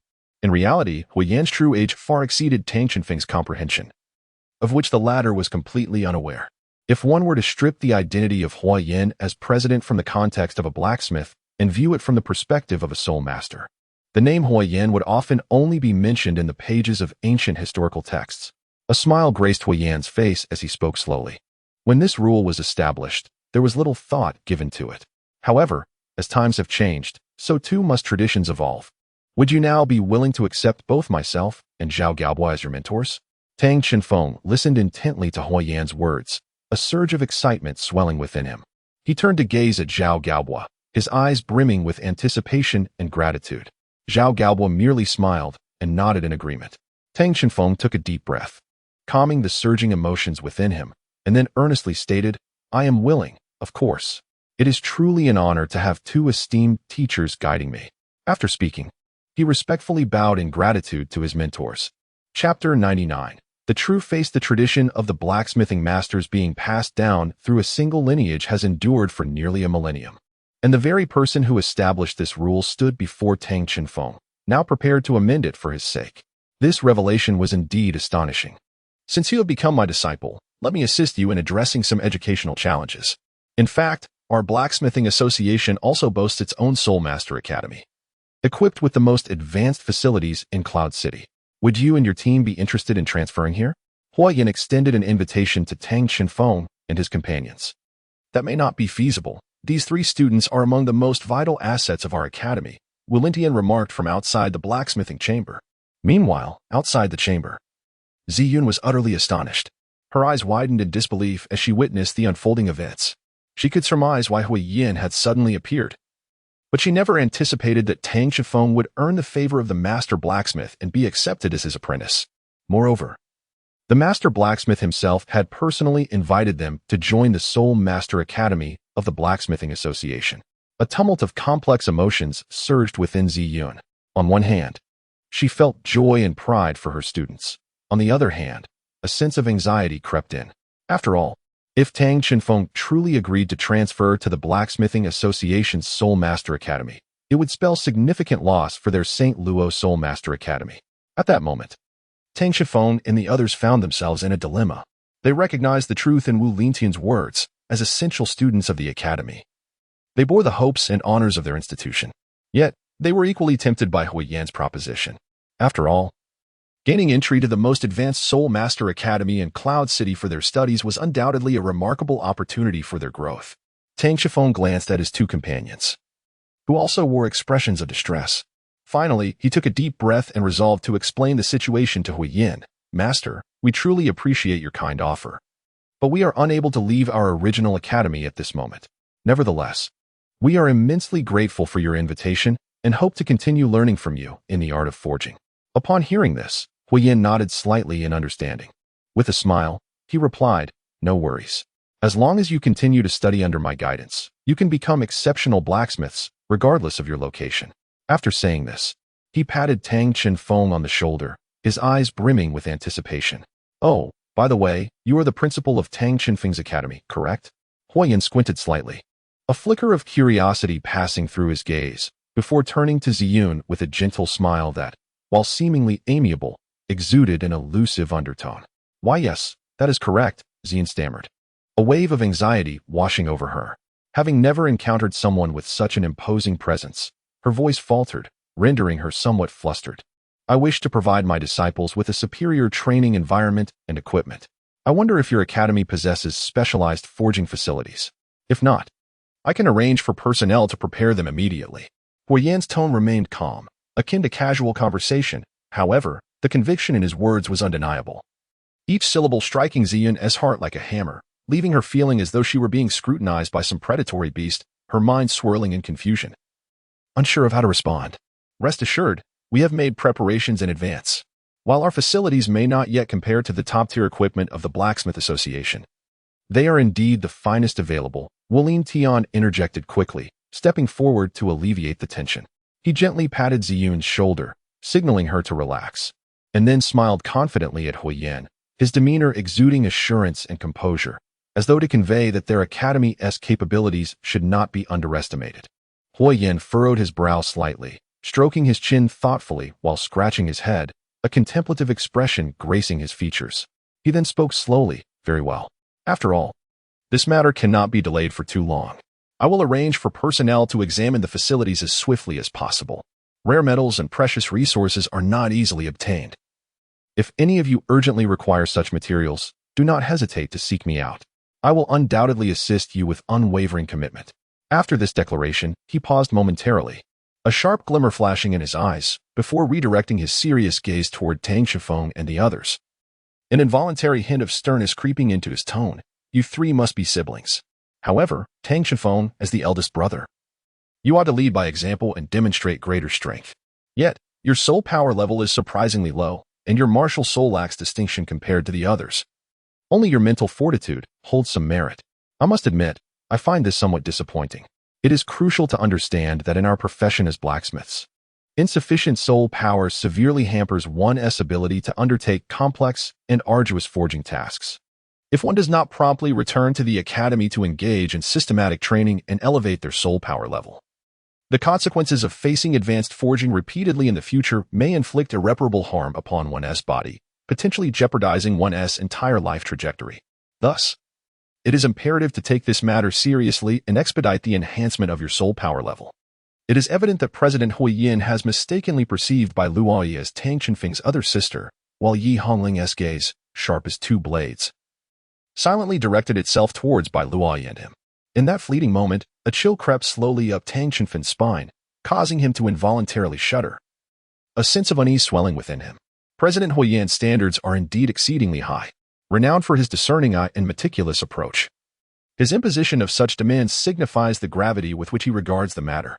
Fortunately, it appears that, as of now, he has not discerned the secrets concealed within Tang Chenfeng. However, this raises a new question. Why do even divine-level powerhouses perceive a sibling-like resemblance between him and Bai Luoyi? Is it merely due to the seemingly inadvertent expressions and gestures they exhibit, or do they genuinely share more than just a slightly similar hair color? Perhaps it is merely an incidental coincidence that has sparked a cascade of perplexing inquiries, leaving Tang Shenfeng somewhat bewildered. At this juncture, an electronic prompt resonated within the forging chamber, indicating that the assessment time for the secondary profession had surpassed its midpoint and urging the evaluators to complete their creations expeditiously. Oh, how swiftly time has flown. Surely your assessments are complete as well. I have other matters to attend to, so I shall take my leave.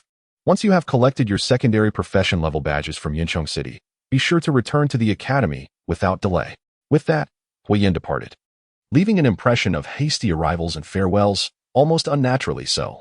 However, Tang Shenfeng and the others failed to notice that Wu Lintian had mysteriously vanished. On the top floor of the Forging Master Association, a silver flash heralded Huiyan's instantaneous arrival in the forging chamber. The manipulation of spatial elements to achieve such instantaneous movement, though not entirely professional, is a trivial feat for a divine-level soul master. Upon Huiyan's appearance, he beheld another figure, adorned in a golden cloak and mask, whose voice, tinged with coldness, remarked, "It seems you are ill-suited for theatrics. Both your entrance and exit lack naturalness. Moreover, that blue-haired girl is certainly not your sister." Huiyan sighed. "Alas, you have been urging me to depart in haste. I can hardly take a proper look, and it is not as if I possess intimate knowledge of your students. Should we not engage in some candor, Teacher Wu Lintian? Oh dear, it took just one meeting for you to discern the truth. Regardless, you are indeed a divine being." The once frigid voice dissipated in an instant, replaced by a rather casual tone of laughter. Had Tang Shenfeng been present, he would have recognized the identity of the speaker. The golden-ranked Dou fighter removed his mask, revealing the face of Wu Lintian. Tang Shenfeng and his companions would never have imagined that their seemingly carefree and mischievous teacher was, in fact, a golden-ranked Dou fighter. Wu Lintian remarked, "There's no helping it. Your entrance was already quite stiff, and I didn't expect your exit to be even more so. However, that is of little consequence. Those who harbor doubts will inevitably confront the truth. Upon returning to the academy, I will discreetly impart knowledge about soul armor and its related information, while the practical aspects will be entrusted to you." With that, Wu Lintian flicked a slender chip from his hand, which Huiyan deftly caught. This diminutive chip contained everything he had yearned for. "I understand, but I have another question. The individuals who accompanied me to Douluo Star know. Two, and the participants of the plan are familiar to me, yet I have no recollection of anyone resembling you. Who exactly are you?" Huiyan's expression grew serious. In response to Huiyan's inquiry, Wu Lintian chuckled, "It's no wonder you asked that. To be honest, I was surprised myself at the quality of my own foundation." He then traced a hand across his face, transforming it into another visage. "Does this appearance seem more familiar now?" In that instant, Huiyan felt as though all the strength had been siphoned from his body, his legs turning as heavy as lead, succumbing to an involuntary weakness. His mind was besieged by a tempest of countless possibilities regarding Wu Lintian. However, the shock of witnessing this alternate visage was something he had never anticipated. The face, both familiar and alien, now appeared eerily enigmatic and mysterious, plunging his thoughts into chaos. "You are still alive? Weren't you supposed to have been eliminated by the Alliance?" Huiyan stammered, his voice betraying an unmistakable blend of terror and confusion. Confronting the figure he thought had long since perished, an indescribable emotion surged within him, causing his words to become increasingly disordered, his usual composure utterly shattered. "Indeed, my survival is nothing short of a miracle. The divine has not forsaken me, and my resolve has only strengthened," Wu Lintian replied with a hint of amusement, seemingly relieved by his own existence, while also probing Huiyan's reaction. Upon hearing this, Huiyan's gaze gradually solidified with determination. He fixed his eyes on Wu Lintian and spoke slowly. "Yes, in that regard, we are alike. But those children, can they truly bear the unknown burdens of their mission? They are still so young, untouched by the trials and tribulations of the world. Can they withstand such a heavy responsibility?" Wu Lintian slightly raised his head, a profound light gleaming in his eyes as he declared, "Their mission is far more significant and weighty than you can imagine. We can no longer treat everything from the past as mere fuel to barter for an uncertain and undoubtedly bleak future. Such so-called noble causes, achieved at the expense of countless lives, are unnecessary. My aim is to carve a new path for the children, even if this journey is fraught with challenges and perils. However, even if the plan you are currently devising were to unfold smoothly, it would still be impossible to face the immense and formidable alliance with composure. If it were not for the pressing circumstances, would you have ventured here alone? So, what subsequent plans do you harbor?" With a face full of confusion, Wu Yin inquired of Wu Lentian. Wu Lentian narrowed his eyes slightly and spoke slowly. Indeed, there is a rough action plan. First and foremost, I must find a trustworthy ally of considerable strength, which is the primary step of my plan. However, to be candid, I am also taking a gamble. Despite my unwavering trust in her, who can guarantee that upon our meeting, she would not betray me to the vast alliance for various reasons? This uncertainty always lingers by my side. Upon hearing this, Hu Yan's eyes widened in disbelief as he exclaimed, "You actually intend to send them to that academy? You must be acutely aware of how terrifying and arduous the entrance assessments there are. It could subject them to unimaginable dangers, potentially leading them to an irretrievable abyss." Wu Lentian gently waved his hand, his expression tinged with helplessness as he replied, "Yet you also understand that, compared to this increasingly barren planet, everything within that academy is 100-fold, even 1,000-fold better. It stands as our final retreat, perhaps the last measure I can take should my gamble fail. Regardless, I must make an attempt. For the future of humanity, even if the path ahead is shrouded in uncertainty and peril, I shall not falter." It is indeed hard to refute. You are correct. In comparison to the Alliance's grand ideals, I am more supportive of your plan. I also appreciate your support. Time is of the essence. I must return before they become suspicious. I will take my leave now. With that, Wu Lentian vanished in an instant. Hu Yan sighed and said, "Has the Alliance truly descended to such a level of inhumanity that it requires a group of children to save it? I hope it is not too late to turn back now." Just then, Hu Yan's gaze fixed on the spot where Wu Lentian had just disappeared. There lay a small note. A surge of curiosity welled up within him as he picked it up. Unfolding the note, he read 3 lines, "By the way, to help my students swiftly enhance their abilities, I selected a few fine items from your collection. Please don't take it too personally." As he read those lines, Hu Yan's expression transformed, his face resembling one who had just consumed an entire bitter gourd, astonished and speechless. Then, disregarding everything else, he swiftly opened the tightly concealed hidden door behind the shelf, akin to a bolt of lightning. Hu Yan plunged inside, and in the dim light, he meticulously examined the collection he had always cherished as his heart's treasures. Each item bore the weight of his years of dedication and affection, and now, to his dismay, 3 pieces had been stealthily taken away. A profound sense of loss enveloped him. He counted each piece of his collection, and indeed, after several recounts, he was astounded to discover that 3 of his hard-earned treasures were truly missing. These were items he had devoted countless hours and energy to acquire, and the ease with which they had been taken felt like a dagger to his heart. "Oh dear, this is a significant loss," he lamented, his voice heavy with regret and helplessness. However, after a brief moment, a thought struck him. After all, these items were intended for his disciples to aid in their growth. So perhaps the loss was too grievous. With that perspective, his spirits lifted slightly, yet the pain of losing his treasures still pricked at his heart. A constant reminder of his anguish, as he muttered to himself, his eyes shimmering with a complex light. Chapter 100. It was time to return after the departure of President Hu Yan. Tang Shifeng and the others began to quietly await the successful conclusion of the association's critical assessment. During this protracted wait, the usually vivacious Wu Lentian suddenly seemed to vanish from sight, leaving no trace behind. However, for the students of Douluo Academy, such abrupt occurrences were not unprecedented. They had gradually grown accustomed to Wu Lentian's sporadic disappearances. At last, with the sound of an electronic notification, the moment of the assessment's conclusion arrived. The atmosphere within the academy shifted dramatically, with some faces radiating uncontainable joy, as if a heavy stone in their hearts had finally been lifted, while others wore solemn expressions, their eyes betraying a hint of sorrow, clearly indicating unexpected outcomes in the assessment.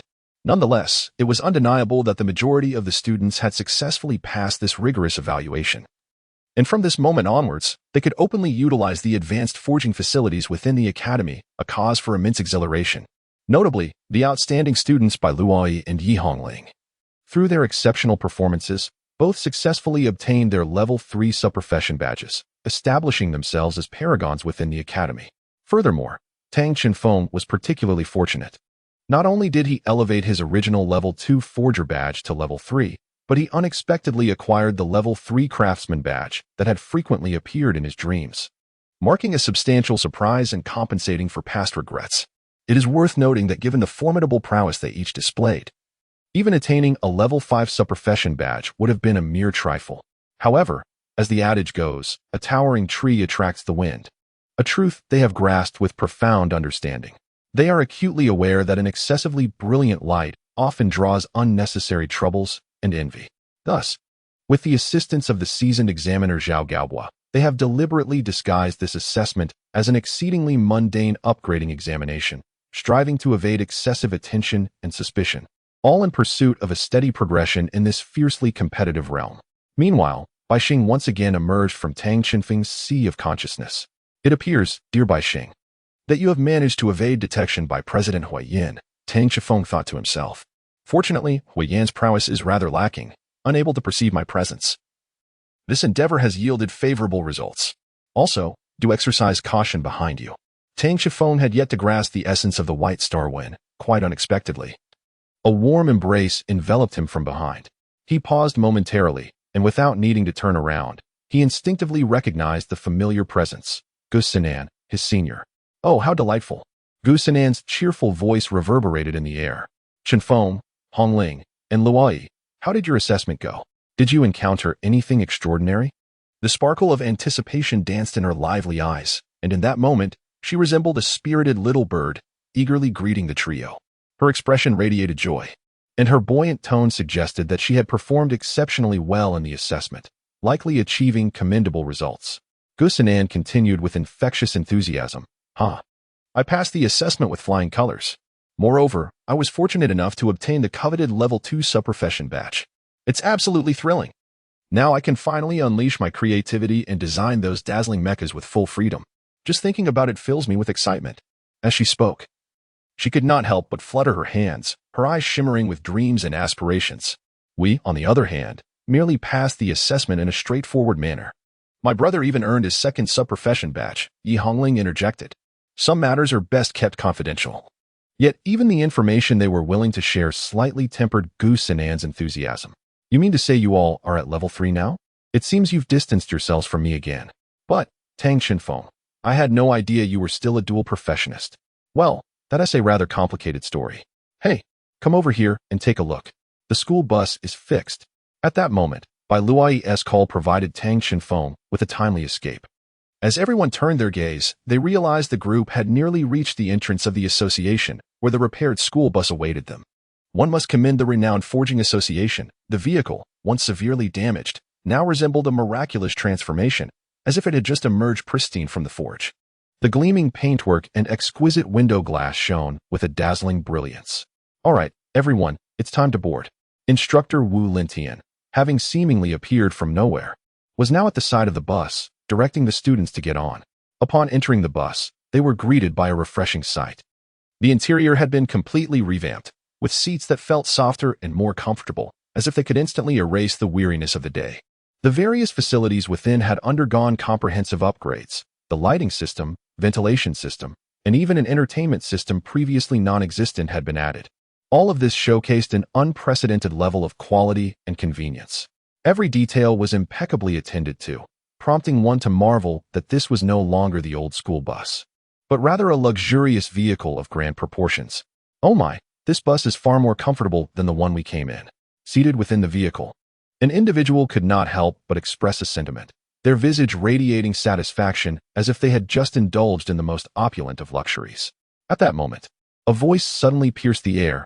Hello, my friends, it seems we meet again. I wonder if you have succeeded in this round of assessments? The group turned to see Xue Tianbing and her companions, while the voice of enjoyment belonged to Xue Meibing, who sat beside her. Bai Luai replied with a smile. All three of us have passed. The entire process was rather smooth. How about you? Xue Tianbing let out a gentle sigh, a hint of resignation gracing her features as she spoke. We too have managed to pass, but alas, only Xue Linger has successfully advanced. With that, she turned her gaze towards the quietly contemplative Xue Linger, who had remained silent, seemingly unaffected by the conversation. Xue Linger sat there, her expression as tranquil as still water, rendering her true thoughts inscrutable. This was indeed astonishing, for one must remember that Xue Linger typically devoted herself entirely to her cultivation, showing no interest in anything else. However, just when everyone anticipated her continued silence, the usually reticent Xue Linger, as frosty as an iceberg, unexpectedly turned her head. Her strikingly beautiful, yet expressionless face bore an air of seriousness, her eyes radiating a chilling intensity as they locked onto Tang Chenfeng. In a cold tone, she declared, "Do not forget, tomorrow marks your demise." Upon hearing these words, Tang Chenfeng and his companion Yi Hongling instantly adopted a grave expression. They certainly would not forget that the final competition awaited them the following day. Moreover, they had witnessed the formidable prowess of the Ice and Snow Trio, which was unparalleled by any other class. This match was undeniably of paramount importance to Tang Chenfeng and his peers. Yet, Tang Chenfeng remained undaunted, reassuringly stating, "Fear not. I have not forgotten, and the outcome remains uncertain." With a derisive scoff, Xuelinga reverted to her customary impassive demeanor. Indeed, Xuelinga was the most haughty peer Tang Chenfeng had ever encountered. His grandparents had once told him that the pride of soul beasts was ingrained in their very essence. Could it be that Xuelinga was truly a transformed soul beast? What are you pondering? As if summoned by the thought, Wu Lintian materialized beside them like a specter, startling Tang Chenfeng, Yi Hongling, and Bai Luoyi, causing them to tremble as their hearts nearly leapt into their throats. "Goodness! Teacher Wu, could you not appear so suddenly and silently? It's frightful," Yi Hongling exclaimed, patting her rapidly rising chest in an attempt to calm herself. Her once vibrant countenance now pale from the shock. Tang Chenfeng was equally shaken, a fine sheen of sweat glistening on his forehead. For reasons unbeknownst to him, Teacher Wu was the only individual capable of instilling a persistent sense of urgency within him. Chenfeng held a profound respect for him, yet often found himself in a state of helplessness. After managing to calm his racing heart, he steadied himself and spoke. "We were contemplating tomorrow's competition, Teacher Wu. When did you arrive?" Wu Lintian smiled faintly, responding with an air of mystery. "Just now. I came to deliver these items to you, almost as if by magic." He produced 3 rectangular boxes, entirely black, seemingly larger than a grown man's palm, easily graspable with one hand. Wu Lintian handed one of the boxes to Tang Chenfeng, then distributed the remaining 2 to Yi Hongling and Bai Luoyi, lowering his voice to caution. "This is a welcoming gift from your teacher, Hua. Please do not disclose it to anyone else." With a playful wink at the trio, he turned and departed, leaving Tang Chenfeng and the others in a state of curious bewilderment as they examined the enigmatic black boxes. Exchanging glances, the trio silently communicated a shared understanding. And with remarkable synchronicity, they carefully stowed the mysterious boxes into their respective storage soul guides. The journey back to the academy was smooth and uneventful, devoid of any obstacles. The sinister evil soul masters seemed to have evaporated from existence, leaving an air of relief among them as they returned unscathed to the academy. As the sun dipped below the horizon and twilight enveloped the sky, they finally reached the familiar campus. Though the skyline of Yunzong City bore no evening glow, the orange sun was distinctly visible. Just before they disembarked, Wu Lintian subtly exchanged a glance with Tang Chenfeng and another companion, a silent cue swiftly grasped by the two. In an instant, the 3 understood one another, and with the storage soul guides containing the black boxes in hand, they dashed away like arrows released from a bow, swiftly disappearing into the crowd, heading straight for their dormitory rooms. Chapter 101. The fusion of spiritual artifacts after bidding farewell at the foot of the dormitory. The 3 hurriedly made their way to their respective rooms, each filled with anticipation. Tang Chenfeng hurriedly sprinted back to his room. Upon entering, he swiftly closed the door and windows, then cautiously surveyed his surroundings, meticulously checking for any presence of others. Once he confirmed that there were no unusual circumstances, he nodded in reassurance and proceeded into the dedicated training room within the dormitory. The reason for Tang Chenfeng's extreme caution stemmed from a recent encounter when the enigmatic Wu Lintian handed him a mysterious black box. At that moment, Bai Xing's voice resonated in his mind, conveying that the contents of this black box could potentially aid him in breaking through the 29th level barrier, thereby successfully advancing to the 30th level. However, it was anticipated that the resultant commotion would be significant, necessitating thorough preparation in advance.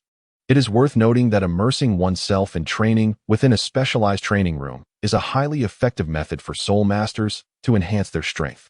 Such rooms are equipped with unique devices that can simulate various training environments, thereby assisting soul masters in their continuous advancement. The training room provided in the academy dormitory spans approximately 10 square meters and is fitted with a rudimentary soul guide protective shield. Should there be considerable noise during the breakthrough process, this protective shield would undoubtedly serve to effectively dampen the sound and minimize the majority of external disturbances. With everything meticulously arranged, Tang Chenfeng took a deep breath, then slowly extended his right hand. gently retrieving the mysterious black box from the soul guide storage bracelet adorning his wrist. Tang Shifeng speculated within himself that the contents of this box must be a treasure of celestial origin capable of significantly enhancing soul power. It stands to reason that the precious treasures in the possession of Yi Hongling and Bai Luai would surely correspond to their unique attributes. What marvel, then, would be destined for him? Filled with a profound curiosity and an inexplicable sense of anticipation, Tang Shifeng held his breath and cautiously extended his hand towards the black box. He first examined the exterior of the box meticulously, noticing that its material had evidently undergone special treatment. The surface was flawlessly smooth, devoid of any imperfections, with each component fitting together with utmost precision, a true embodiment of seamless craftsmanship. Were it not for the delicate golden lock perched atop, he might have been at a loss as to where to initiate its opening. At last, with trembling fingers, Tang Shifeng grasped the golden lock and applied a gentle twist. With a soft click, the box was successfully unlocked. However, just as he was about to unveil the narrow gap of the lid, a strange blackish-purple mist suddenly erupted from the newly opened crevice. This smoke surged forth with alarming intensity, exuding a chilling aura of destruction. Tang Shifeng was taken aback, his instinctive reaction propelling him to leap back a full 2 meters in an instant. Concurrently, the radiant light of the cosmic divine aura emanated from his arm, triggering a potent surge of energy that enveloped the arm he had used to touch the box. The mere initial contact with the ominous black-purple mist was enough to provoke such a fierce response, revealing the terrifying nature of what lay concealed within the box. Tang Shifeng couldn't help but express his doubts. Could this object truly elevate my soul power level rather than hasten my descent into the underworld? As this thought crossed his mind, a bead of cold sweat trickled down his forehead. Surely, it could not be used immediately. Such an item must undergo a series of meticulous processes before it could be employed. However, if only I could closely examine the contents of that box, I would be entirely confident in discovering a flawless solution. With a smile gracing her lips, Bai Xing spoke with unwavering assurance, her words brimming with an unmistakable confidence. Although a sense of foreboding lingered in his heart regarding the contents of the box, under Bai Xing's encouragement, Tang Shifeng ultimately summoned the courage to unveil the mysterious black box, all while activating the formidable protective measure known as the cosmic divine light. As he cautiously opened the black box, a dense, almost tangible purple-black mist erupted forth, rapidly enveloping the surroundings. The moment this mist made contact with the ground, a chilling and piercing hissing sound reverberated through the entire space, sharp enough to pierce one's eardrums. Undoubtedly, this was the terrifying sound of the floor being violently corroded. Fortunately, the purple-black mist did not spread extensively. Under the protection of the cosmic divine light, Tang Shifeng was spared any significant harm. As time slipped by, the purple-black mist gradually dissipated, revealing the hidden object within the black box to the onlookers. The item exhibited an eerie blend of deep purple and black hues, its overall shape resembling a pulsating heart. Upon closer inspection, one could even discern that this peculiar fruit was moving ever so slowly, as if endowed with some unknown vitality. In summary, whether observed from its unique and distinctive structure or the continuous emanation of a devastatingly terrifying aura, it became evident that this extraordinary fruit perpetually exuded an overwhelming sense of physiological discomfort. This sensation felt akin to an invisible hand tightly grasping at one's throat, inducing waves of nausea that surged like a relentless tide, while deep within, an instinctual fear arose. The crimson demon fruit, a truly rare and precious treasure, Bai Xing murmured softly.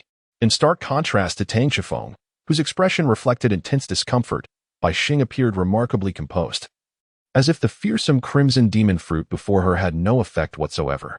Yet, upon closer scrutiny of her gaze, one would detect not fear or disgust, but rather an overwhelming excitement and exhilaration. Bai Xing understood that this so-called crimson demon fruit indeed possessed a value that transcended common perception. Perhaps, in a certain light, it could be considered an exceptionally rare treasure of profound significance. Is it truly edible, Bai Xing? Tang Shifeng inquired, his eyes wide with skepticism as he scrutinized the enigmatic object before him. Just observing that swirling mist, I can hardly fathom how a mere whiff wouldn't lead me straight to the underworld. Bai Xing smiled gently, exuding a sense of assurance as she replied, Do not worry, Shifeng, I have already devised a plan for how to handle it. However, the first step is to procure a container that will not be easily eroded. With that, her captivating gaze turned toward Tang Shifeng. Tang Shifeng scratched his head, pondering briefly before responding, I indeed possess containers that are not easily susceptible to erosion. As soon as he finished speaking, he swiftly raised his arm, and with a gentle wave, a radiant light flashed, revealing a soul-guided storage bracelet adorning his wrist. Subsequently, with a subtle wave of soul power, a cylindrical container gracefully emerged from the bracelet. Although the container appeared unassuming at first glance, a closer inspection would unveil its extraordinary qualities. It was meticulously crafted from a single piece of meticulously refined metal, its surface as smooth as a mirror, gleaming with a faint chilling light. This was a creation Tang Shifeng had previously used for practice, yet its durability was far beyond that of ordinary materials, making it perfectly suited to hold the coveted crimson demon fruit. Moreover, a contrasting treasure of nature was required, one that possessed properties entirely opposite to those of the crimson demon fruit. I recall you have some remaining, the blue gold fruit, he continued. Indeed, Tang Shifeng and his companions had acquired a total of 5 blue gold fruits. However, 2 had been utilized for treating Yi Julong and Ling Wei's past injuries, leaving only 3 in their possession. 2 of these were with Tang Shifeng himself, while the other was safeguarded by Yi Hongling. Gently lifting his hand, Tang Shifeng focused his thoughts, and the bracelet emitted a soft glow. Gradually, a blue gold fruit, radiating an enchanting luster, materialized before him. Remarkably, these fruits had remained quietly nestled within the bracelet for several years, yet appeared as fresh and vibrant as if they had just been plucked from the tree, each imbued with a rich essence of life. You must enter your optimal state to enhance your survival rate, Bai Xing stated solemnly. Wait, Sister Bai Xing, did you just say something alarming? Why survival rate? Tang Shifeng inquired. It is unavoidable. Each leap in rank pushes your limits. Without potent resources and awareness, breaking through your bottleneck is impossible. Every enhancement is a struggle, she explained.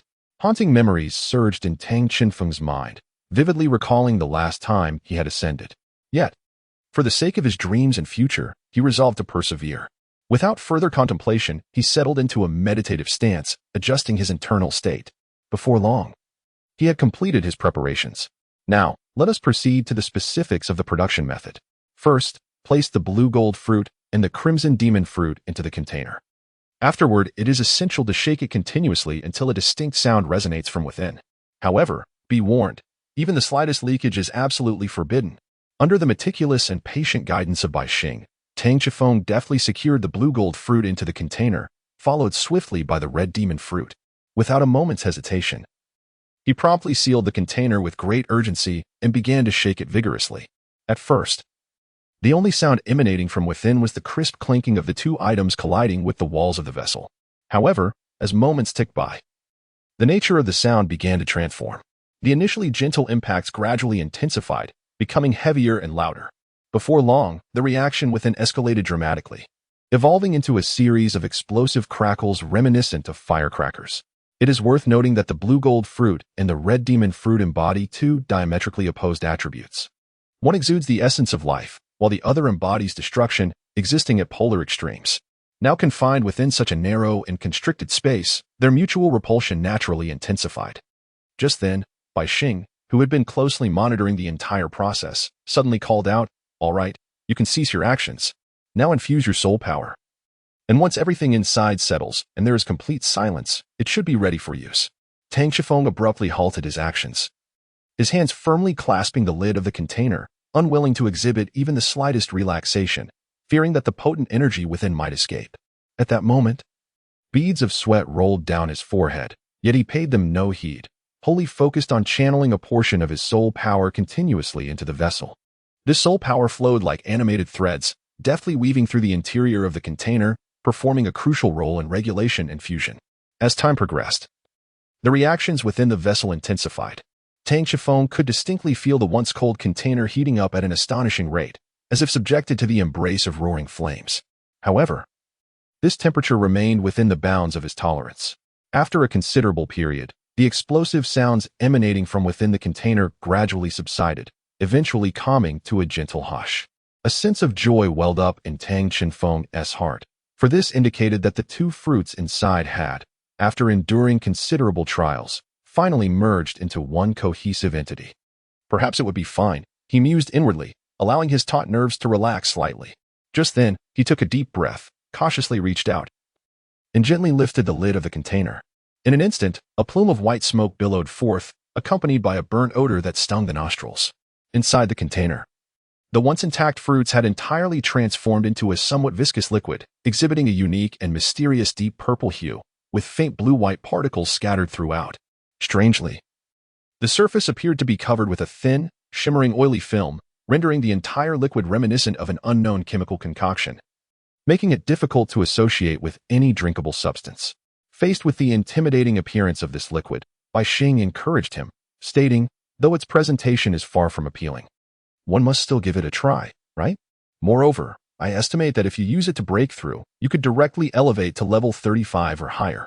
Without needing further persuasion from Bai Xing, Tang Shenfeng was acutely aware that he had no path of retreat if he hesitated out of fear. The precious spiritual materials he had previously expended would be wasted in vain.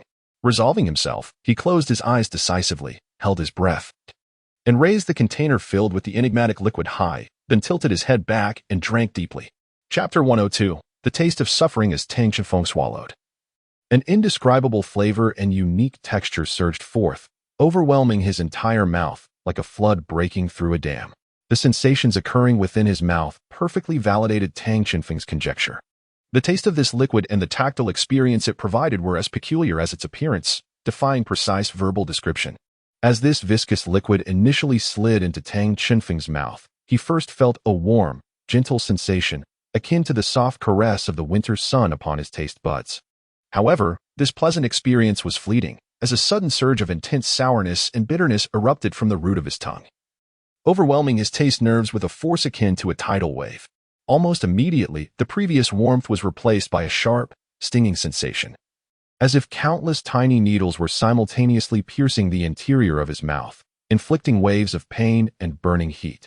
Yet, amidst this tumultuous roller coaster of flavors, all the chaotic sensations miraculously coalesced into a gentle and pleasing sweetness, reminiscent of a spring breeze that invoked joy.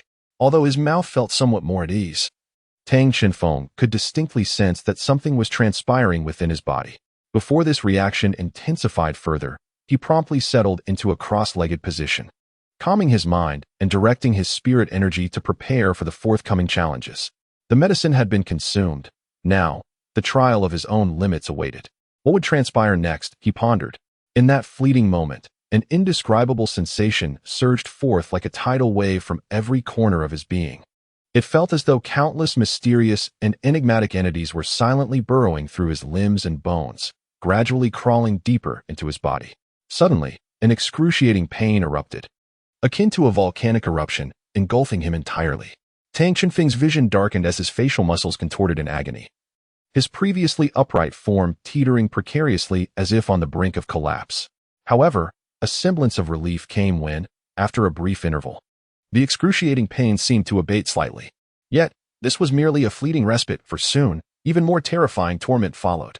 First came a searing sensation, as if thousands of sharp needles mercilessly pierced his flesh. Then, accompanying this was a bone-chilling itch, as though swarms of tiny ants tirelessly roamed within him, burrowing into his very bones and voraciously gnawing at his sinews, as if all the tissues of his body had been violently torn apart. In that moment of despair, Tang Shenfeng realized he had lost nearly all capacity to resist. After enduring such inhumane torment for an extended period, his body had succumbed to a state of utter numbness.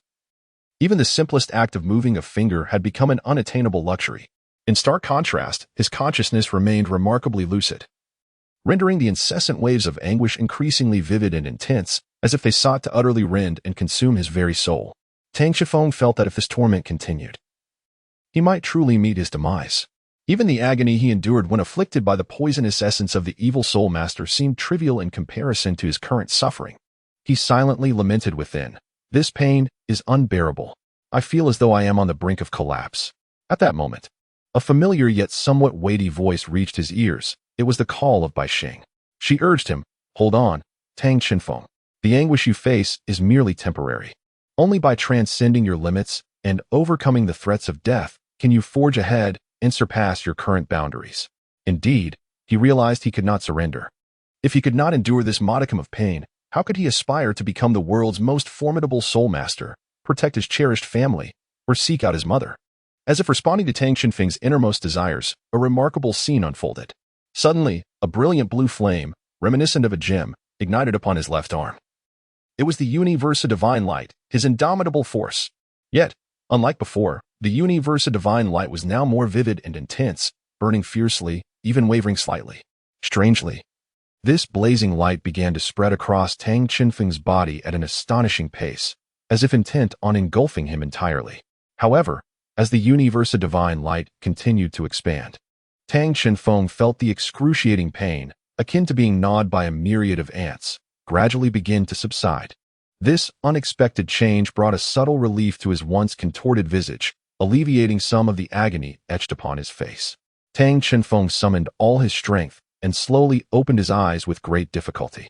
When his gaze first fell upon Bai Xing, he was taken aback to see that her once ethereal figure now appeared significantly more solid, no longer resembling a mere shadow, but rather akin to a tangible and corporeal presence. At that moment, Bai Xing had her eyes tightly shut, her fingers interlaced and resting upon her chest, as if fervently engaged in silent prayer for Tang Qinfeng. From her focused and solemn expression, one could distinctly sense her profound concern and worry for him. An unprecedented sensation surged within Tang Qinfeng's heart like a tidal wave, akin to a mysterious light illuminating the dark recesses of his soul. At that instant, he was astonished to discover that his body, which had felt as though burdened by an immense weight, was gradually regaining sensation. The heavy and debilitating sense of confinement began to dissipate, replaced by a faint yet discernible strength flooding into his limbs. Simultaneously, the excruciating pain that had tormented him to the brink of unconsciousness miraculously lessened significantly.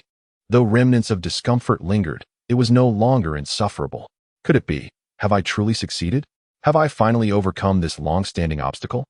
Tang Qinfeng's eyes widened in disbelief as he gazed at his slightly trembling hands, an exhilarating mix of joy and excitement surging within him.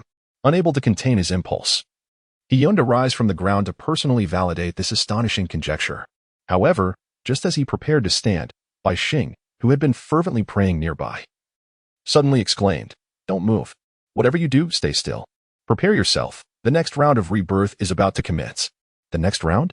Is it starting so soon? Tang Qinfeng's mind lingered in the euphoria of the previous moment, momentarily unable to comprehend. Yet, the effects of the potion afforded him little time for contemplation. Before he could fully grasp the situation, a wave of energy far more violent and tumultuous than before erupted with a deafening force. This powerful impact swept through him like a raging tempest, and in that fleeting yet suffocating moment, Tang Qinfeng felt as though something within him had shattered into countless tiny fragments, each piercing shard inflicting sharp pain deep into his bones. Subsequently, his consciousness seemed to plunge into the depths of the ocean, leaving only an abyss of darkness before him. Chapter 103, Pre-match chatter the following day. The mecha training facility at the academy buzzed with its usual vibrancy. Class 6 was fully engrossed in their mecha piloting training. However, unlike previous days, the mecha hangar, which should have been filled with familiar faces, was now missing three notable figures: Tang Qinfeng, Yi Hongling, and Bai Luoyi. Since their return to the academy the day prior, they had seemingly vanished without a trace. Regarding their whereabouts, Wu Lintian provided an explanation. He informed everyone that these three students appeared to have made a groundbreaking advancement in their cultivation and had requested leave to focus on their studies. Although this reasoning seemed quite plausible, a sense of unease lingered among the crowd. After all, this afternoon marked the academy's final promotion match. If Tang Qinfeng and the others could not return in time to compete, according to the competition rules, Class 6 would be deemed the loser of this crucial contest. However, it was worth noting that those who were genuinely concerned about the outcome of this match were fewer than one might expect. Even if they were ultimately declared defeated in this intense finale, it would not entail any significant loss.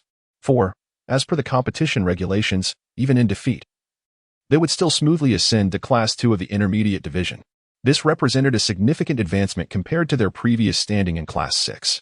Upon entering Class 2 of the Intermediate Division, they would gain access to a wealth of academy resources, including precious cultivation materials, advanced teaching facilities, and guidance from experienced mentors, all of which would lay a more solid foundation for their future growth. In contrast, the students from Class 6 were besieged by a tide of regret. The outcome before them seemed assured, devoid of advantages or disadvantages. Yet, if Tang Qinfeng's team could continue to forge ahead and even triumph over Class 1, it would mark an extraordinary achievement worthy of admiration. Such glory appeared tantalizingly close yet ultimately remained just out of reach, leaving the students of Class 6 with a profound sense of loss. Time passed swiftly, and the morning classes concluded without the three making an appearance. As the midday hour slipped by, still there was no news of them. In the afternoon, as the last promotion match was poised to commence following the conclusion of classes, Gu Xinran stood anxiously before Wu Lintian's desk in his office. "Teacher Wu, is there still no word from Tang Qinfeng and the others?" Gu Xinran's voice betrayed her evident concern and urgency. Wu Lintian lifted his gaze, regarding the visibly anxious student with a calm demeanor, though a subtle flicker of worry glinted in his eyes. "There is little we can do, Xinran. Achieving a breakthrough in cultivation levels is no simple feat. The process can take an extended period. If circumstances are less than favorable, they may not appear today." Upon hearing this, Gu Xinran's expression dimmed, yet she resolutely replied, "But what about the match? We have fought valiantly to reach this final stage, and we are so close to victory. Even if I have to compete alone, I am willing to give it my all." Wu Lintian rose, circumnavigating his desk to stand beside Gu Xinran, gently patting her shoulder in a gesture of comfort. "Xinran, there is no need to rush. Although your current prowess places you among the elite within the academy, your opponents this time are formidable. There are three of them, each possessing strength that surpasses yours. If one were to brave the arena alone, the chances of victory would indeed be exceedingly slim. Let us exercise a modicum of patience and await their arrival. Perhaps they shall make an unexpected entrance shortly." Gu Xinran took a few deep breaths, her tumultuous emotions gradually settling. Just as she parted her lips, poised to utter something further, a familiar and hurried sound of footsteps approached from the distance. Suddenly, a bright and melodious voice rang out. "Apologies, dear teacher. We are late. Surely, we can still make it in time?" The group turned towards the sound, witnessing Yi Hongling dashing forth with fervor, while Bai Luoyi quietly trailed behind her. Strangely, upon seeing Yi Hongling once more, Gu Xinran felt an unfamiliar sensation arise within her heart, as if in the span of a single night, this girl had matured slightly, exhibiting a subtle change from the previous day. "Not too late, not too late. Your timing is impeccable. The final match is about to commence, and had you delayed any longer, Gu Xinran would have been left to face the battle alone," Wu Lintian remarked with a smile, his eyes brimming with warmth and encouragement as he regarded the hastily arriving students. However, at that moment, Wu Lintian's expression suddenly shifted, his brow furrowing as he scanned the crowd and inquired with curiosity, "Where is Tang Qinfeng? Why do I not see him? Was he not meant to accompany you?" Hearing this, Yi Hongling paused, then shook her head in response. "No, I thought my brother had already arrived here." With that, she turned her gaze around, a flicker of concern evident in her eyes. Wu Lintian pondered for a moment before suggesting, "You all proceed to the competition venue. I shall check the dormitory." With that, he exited the office. The remaining trio exchanged glances, each silently grappling with the same apprehensive thought. Would Tang Qinfeng indeed arrive? They were acutely aware that if he did not make it in time, the burden of the impending match would fall solely upon the three of them.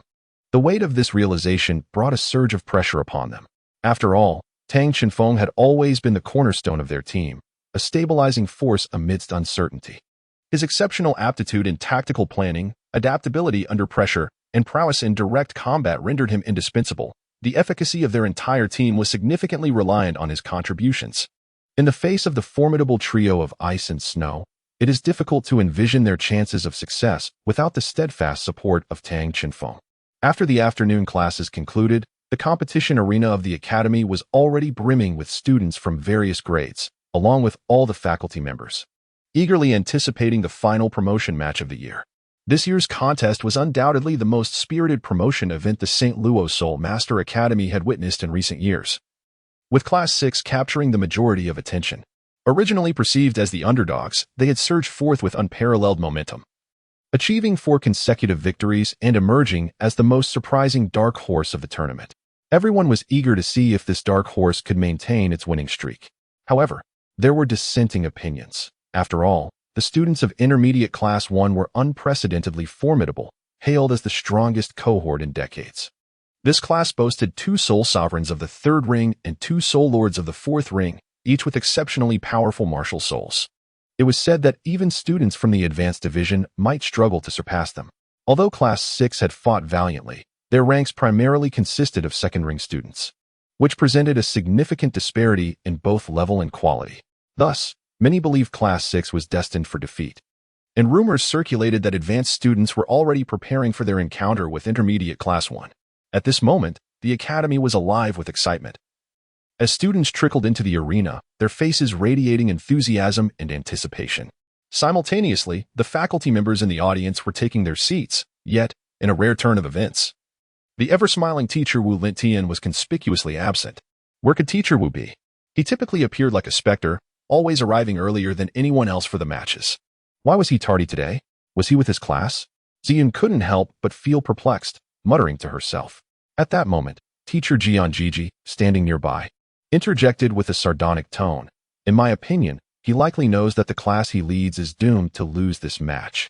So he has chosen to avoid the spectacle altogether. After all, how could a few inept students from Class 6 possibly compete with the class personally instructed by the dean? Despite his words, Jianjiji harbored a deep-seated desire to witness the downfall of Class 6, led by teacher Wu Lintian, as they were thoroughly trounced by Class 1. Ever since his own Class 5 suffered an unexpected defeat at the hands of Class 6, they had been relegated to the bottom tier.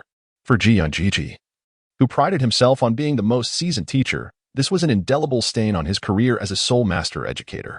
Jianjiji turned to Dean Ziyun and remarked, "But speaking of which, Dean Ziyun, during such crucial moments in important competitions, do you not feel the need to personally motivate your class, to boost their morale? Outline a battle plan, and deliver an impassioned declaration of challenge to inspire their spirits?" Upon hearing this, Dean Ziyun smiled softly and gently shook her head in response. "Actually, I had initially intended to do just that. However, upon closer observation, it became evident that there was no need for such unnecessary actions. For some inexplicable reason, my 3 students displayed an extraordinary level of enthusiasm. It seemed that even in the absence of my encouragement, they were brimming with confidence to face this fierce contest. Therefore, rather than overstepping my bounds, it was far better to allow them to express themselves freely."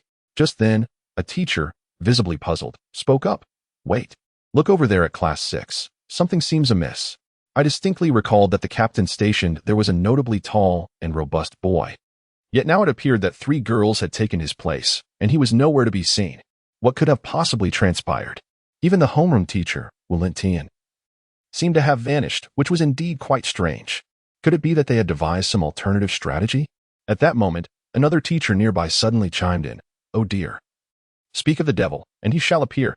Look, he is hastily approaching." Everyone turned to follow the direction indicated by this teacher. Indeed, Wu Lintian was striding quickly towards the observation stand, his athletic figure standing out conspicuously among the crowd, as if a bolt of lightning had streaked by. In no time, he ascended the stand and accurately located his familiar old spot, then settled down with poise. After clearing his throat, Wu Lintian slowly addressed the crowd. "I sincerely apologize, everyone. I encountered a minor issue that delayed my arrival, but rest assured, I have resolved those trivial troubles." He spoke with a relaxed smile. However, standing nearby, Jianjiji did not share this sentiment. With a slight smirk, he remarked sarcastically, "It seems to me, teacher Wu, that you are merely seeking to buy time. Having realized the bleak prospects of victory on your side, and are thus evading reality." Upon hearing this, the smile on Wu Lintian's face remained unperturbed. Instead, he calmly replied, "Ha ha, teacher Ji, do not underestimate my fortitude. My composure is not so easily shaken. Besides, even if our class were to lose this match, it would still be preferable to the fate of your Class 5, wouldn't it? Oh dear, I seem to have misspoken. I meant to say the undoubtedly victorious Class 6. After delivering this quip, Wu Lintian winked at Jianjiji, flashing his signature radiant smile. At that moment, Jianjiji's already displeased expression darkened even further, reminiscent of the sky before an impending storm. He clenched his jaw tightly, his hands instinctively forming fists, as if on the verge of an explosion. Yet ultimately, he suppressed the fury boiling within him, opting to refrain from further debate with Wu Lintian. After casting a fierce glare at his opponent, he fell into a contemplative silence. "All right, everyone, let us calm down. Such discussions before the competition can greatly affect the overall experience. Furthermore, Teacher Wu, has there been a change in your class? I am personally quite eager to see the student named Tang Chenfeng," inquired the former dean, Ziheng. Wu Lintian replied, "That is precisely the minor issue I just resolved. As you can see, he has arrived." Following Wu Lintian's gaze, they beheld an individual, not clad in the school uniform, bursting forth into Class 6 arena. Upon closer inspection, it was none other than Tang Chenfeng. "I apologize, everyone, for my tardiness. I am truly sorry for keeping you waiting. Just as the battle was about to commence, Tang Shifeng hurriedly rushed back, albeit not in his familiar school attire, but in his usual casual wear. "Oh dear, where on earth have you been? Why did you arrive at this time? You've made me quite anxious." Gao Xinran frowned, reproaching him with exasperation. Hearing this, Tang Shifeng quickly displayed an apologetic expression. "I'm sorry, Sister Xinran. I encountered a sudden situation over there, but fortunately, it has been resolved." With that, he took a few gentle breaths, as if still recovering from his recent haste. Prior to this moment, Tang Shifeng had consumed a concoction made from 2 types of fruits, subsequently enduring a series of excruciating pains and formidable trials. These agonies crashed upon him like relentless waves, continuously battering his willpower. Nevertheless, he gritted his teeth and persevered. Ultimately, overwhelmed by the terrifying effects of the potion, Tang Shifeng succumbed to unconsciousness due to physical exhaustion. Fortunately, before losing consciousness, he had successfully absorbed a portion of the potent essence within the liquid. As a result, although Tang Shifeng had lost awareness, the energy within his body began to circulate autonomously with the assistance of Bai Xing. Even in his fainted state, the miraculous potency continued to flow through his meridians, gradually spreading throughout his body.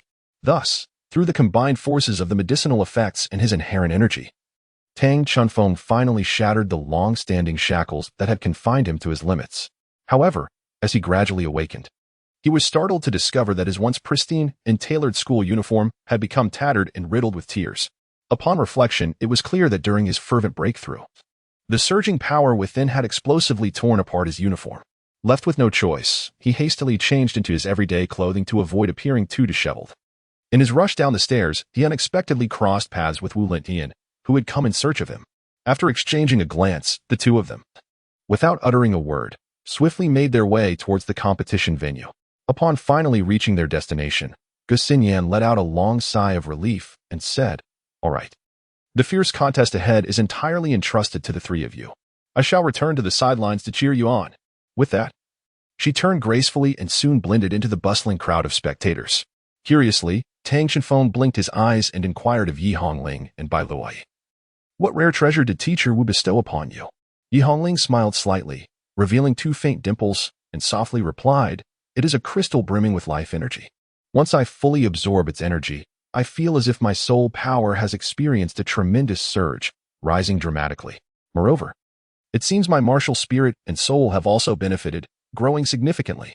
As she spoke, she gently clenched her fist, savoring the burgeoning strength within her. Meanwhile, Bai Luoyi elegantly lifted her hand, pointing to the necklace adorning her fair neck. Embedded in it was a gem radiating with vibrant hues, dazzling like a star in the night sky. She spoke, her lips parting slightly. "This gem is truly remarkable. It greatly enhances my perception of elements. Now, my control over various elemental forces is as effortless as swimming in water, far more adept than before." With that, she slightly closed her eyes, intently attuning herself to the fluctuations of the surrounding elements. Hearing this, Tang Shifeng couldn't help but inwardly lament, wondering why their ascension and strength seemed as simple as eating or drinking, effortlessly acquiring such extraordinary treasures that propelled their prowess forward. Meanwhile, his own desire to elevate a level felt akin to enduring countless trials, a seemingly insurmountable challenge. Unbeknownst to them, there was a subtle, barely perceptible worry in Bai Luoyi's gaze. As the members of Class 6 gathered, Ziyun announced, "Both sides will each send 3 participants to the arena." Bai Luoyi leaned closer to Tang Qinfeng, lowering her voice with concern. "Are you sure about your breakthrough? I sense something amiss with your aura."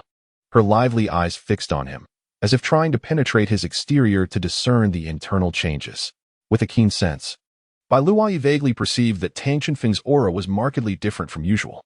In response to her concern, Tang Qinfeng's lips curled into a confident smile as he softly reassured her, "Rest assured, there is absolutely no issue.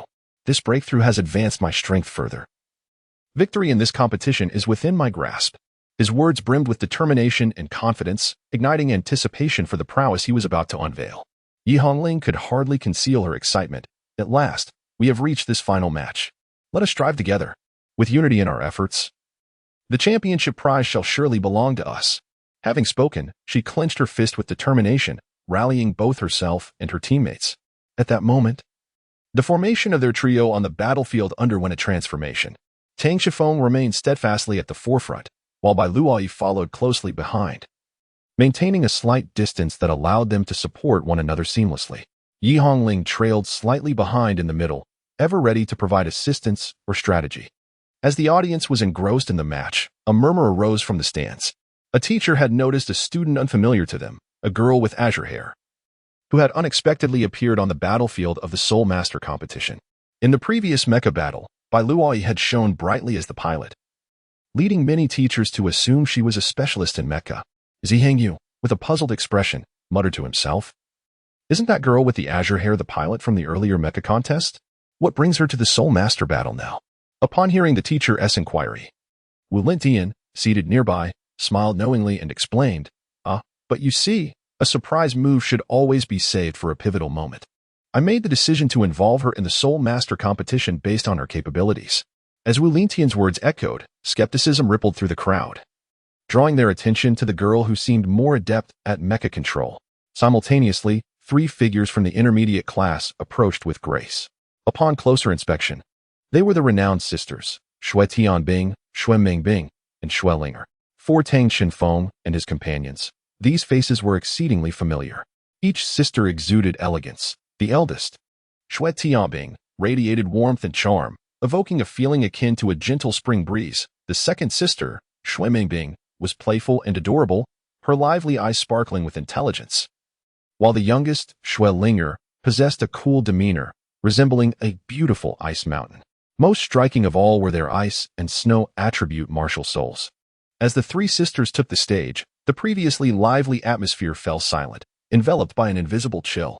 Simultaneously, the temperature around them plummeted visibly, causing shivers to run through the spectators.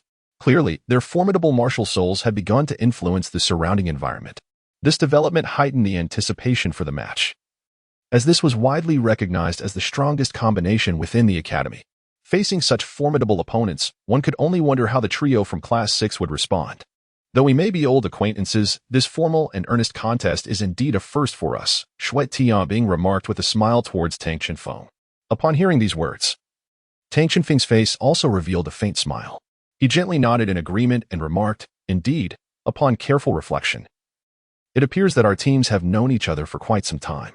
Although we have crossed paths previously, we have never engaged in a formal contest quite like today." Just then, Yi Hongling, who stood at the back, took a step forward. With her hands on her hips, her youthful face radiated confidence and determination as she proclaimed, "But rest assured, my brother and I, along with Luo Yi, will give our all to triumph over you in a fair and honorable manner."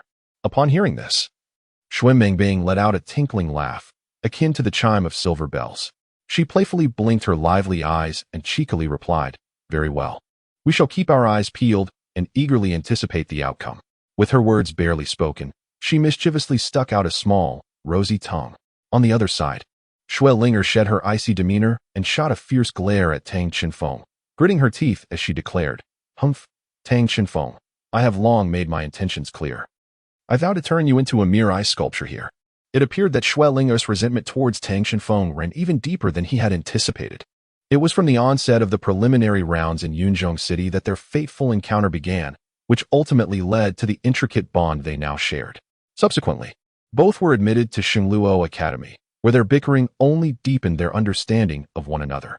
Now, at this very moment, they were finally presented with an opportunity to resolve the myriad grievances that had accumulated since the preliminary rounds. One could not help but feel that this entire sequence of events was somehow preordained, a remarkable twist of fate. At this juncture, the onlookers began to murmur amongst themselves. So they have known each other for quite some time. Their relationship appears rather amicable, someone whispered softly. Ziheng turned to his companion Ziyun, nodding slightly. Ziyun stepped forward, cleared her throat, and commenced her final pre-match address. "Students, although I have reiterated the key points regarding this competition numerous times, I must once again remind everyone. Our Academy's competition upholds the principle of friendship first, competition second. On the field, we must engage in a manner that is respectful, striving to determine a victor without intentionally harming our opponents." As Ziyun's words concluded, a wave of enthusiastic applause erupted throughout the venue. Once the applause subsided, she raised her voice. "Now, both teams, please step back and prepare for the match. The competition officially begins." With her command, the soul rings of both sides immediately became visible. In the area designated for Class 1 of the Intermediate Department, Xue Tianbing's body suddenly radiated with brilliance. As a circle of yellow and two circles of purple soul rings emerged sequentially, encircling her form in a graceful rhythm. Simultaneously, a dazzling ice blue orb appeared before her, exuding an aura of chilling intensity. This is her soul's ice elemental form, its formidable power stemming from the two precious purple millennium soul rings she possesses, while her martial spirit is ice. On the other side, Xue Mingbing equally showcases her astonishing prowess. Behold, two yellow and one purple soul rings rise majestically from beneath her feet, shimmering in a harmonious display, a classic embodiment of the ideal soul ring configuration. Following this, a sphere of azure light quietly materializes, mirroring the ice blue orb. This azure sphere represents her soul, embodying another elemental form, infused with the essence of the wind element. Xue Mingbing's martial spirit is snow. It is important to note that merely possessing the three-ring soul master rank is enough to instill awe and reverence. However, standing before them is the remarkable Xue Linger. She radiates a purple soul ring accompanied by three black ones, a total of 4 soul rings swirling majestically around her, far exceeding the so-called optimal standard. Moreover, Xue Linger is indeed a genuine soul sect powerhouse. Achieving such heights at their tender age marks her as a paragon of genius, rightfully capturing the attention of all. Cold. This word seems to have been custom-tailored as a moniker for the ice and snow trio. Once their astonishing martial spirits are fully unleashed, the influence extends well beyond the confines of the arena. Even the once exuberant and raucous spectators and the solemn observers outside feel a bone-chilling cold surge upon them like a tide. At that moment, the entire arena appears to be engulfed by an overwhelming cold wave, a thick layer of chill enveloping the area like a grand curtain. The temperature plummets at an alarming rate, the icy breath permeating the air, causing involuntary shivers among the crowd. What is most astonishing is the transformation of the previously clear sky, which has quietly undergone a change. Delicate, crystalline snowflakes drift gracefully from the clouds, reminiscent of celestial maidens scattering flowers. These pure snowflakes dance freely in the air, resembling lively little sprites, proudly showcasing their graceful forms. Subsequently, accompanied by the biting cold winds, the snowflakes gently descend to the ground, silently accumulating. In the blink of an eye, a thin layer of snow forms at the sisters' location, transforming the area into a realm solely belonging to ice and snow. This icy world is as exquisite as a dreamlike paradise, emanating an enigmatic aura that captivates the gaze of all. Yet, concurrently, this wintry landscape exudes a potent aggressiveness. The incessantly falling snowflakes and the thickening layer of snow gradually extend towards Tang Chenfeng's direction, an unstoppable force akin to a surging tide. As they advanced a mere meter, the surrounding temperature plummeted, and the chill grew ever more intense, as though intent on freezing everything within this frigid realm. In Chapter 105, the fusion technique of ice and snow martial spirits, the advantage of Class 1 became increasingly pronounced, transforming the environment into their own domain. However, one must not underestimate Tang Shifeng and his companions. At the very moment they revealed their soul rings, the teachers in the audience, aside from Wu Lentian, were all struck with astonishment. The first to take the stage were Tang Shifeng and his sister, who unhesitatingly displayed their respective soul rings. This marked the first occasion that Tang Chenfeng unveiled his personal soul ring to the crowd. In an instant, with his physique expanding dramatically, 3,000-year soul rings radiating purple light gradually emerged. Simultaneously, his once-fitted clothing was forcibly stretched by his rapidly growing form. Remarkably, the special fabric did not tear as ordinary material would. Instead, it elegantly accentuated Tang Chenfeng's powerful musculature, leaving onlookers in awe. His stature continued to swell until it reached approximately 3 meters in height before it finally ceased its ascent. Thus, it became evident that he possessed the rare and formidable original martial spirit. No wonder he wielded such overwhelming and terrifying power. A satisfied expression unconsciously spread across the deeply lined visage of Zi Hengyue. On the opposite side, Yi Hongling stood with her hands clasped before her chest. Suddenly, 3,000-year soul rings shimmering with a violet glow appeared above her delicate form. Concurrently, a colossal emerald tree, towering over 5 meters, materialized as if conjured from thin air, proudly standing behind her. Even more striking was the magnificent, ethereal mandrake flower, resplendent in its grandeur, which stood guard at the base of this life tree. In an instant, a surge of rich, warm life energy swept forth like a roaring tide, banishing all traces of the surrounding chill. After a night of arduous and intense cultivation, Yi Hongling had successfully transcended the 30th level threshold, aided by the mysterious and precious life crystal bestowed upon her by Wu Lintian. This was a height that countless individuals yearned for yet found elusive. She was now capable of standing prominently on the battlefield. The two third-ring soul masters descended upon the arena like brilliant stars, instantly capturing the attention of all present. The dazzling light of their purple soul rings blazed like a consuming flame, impossible to overlook.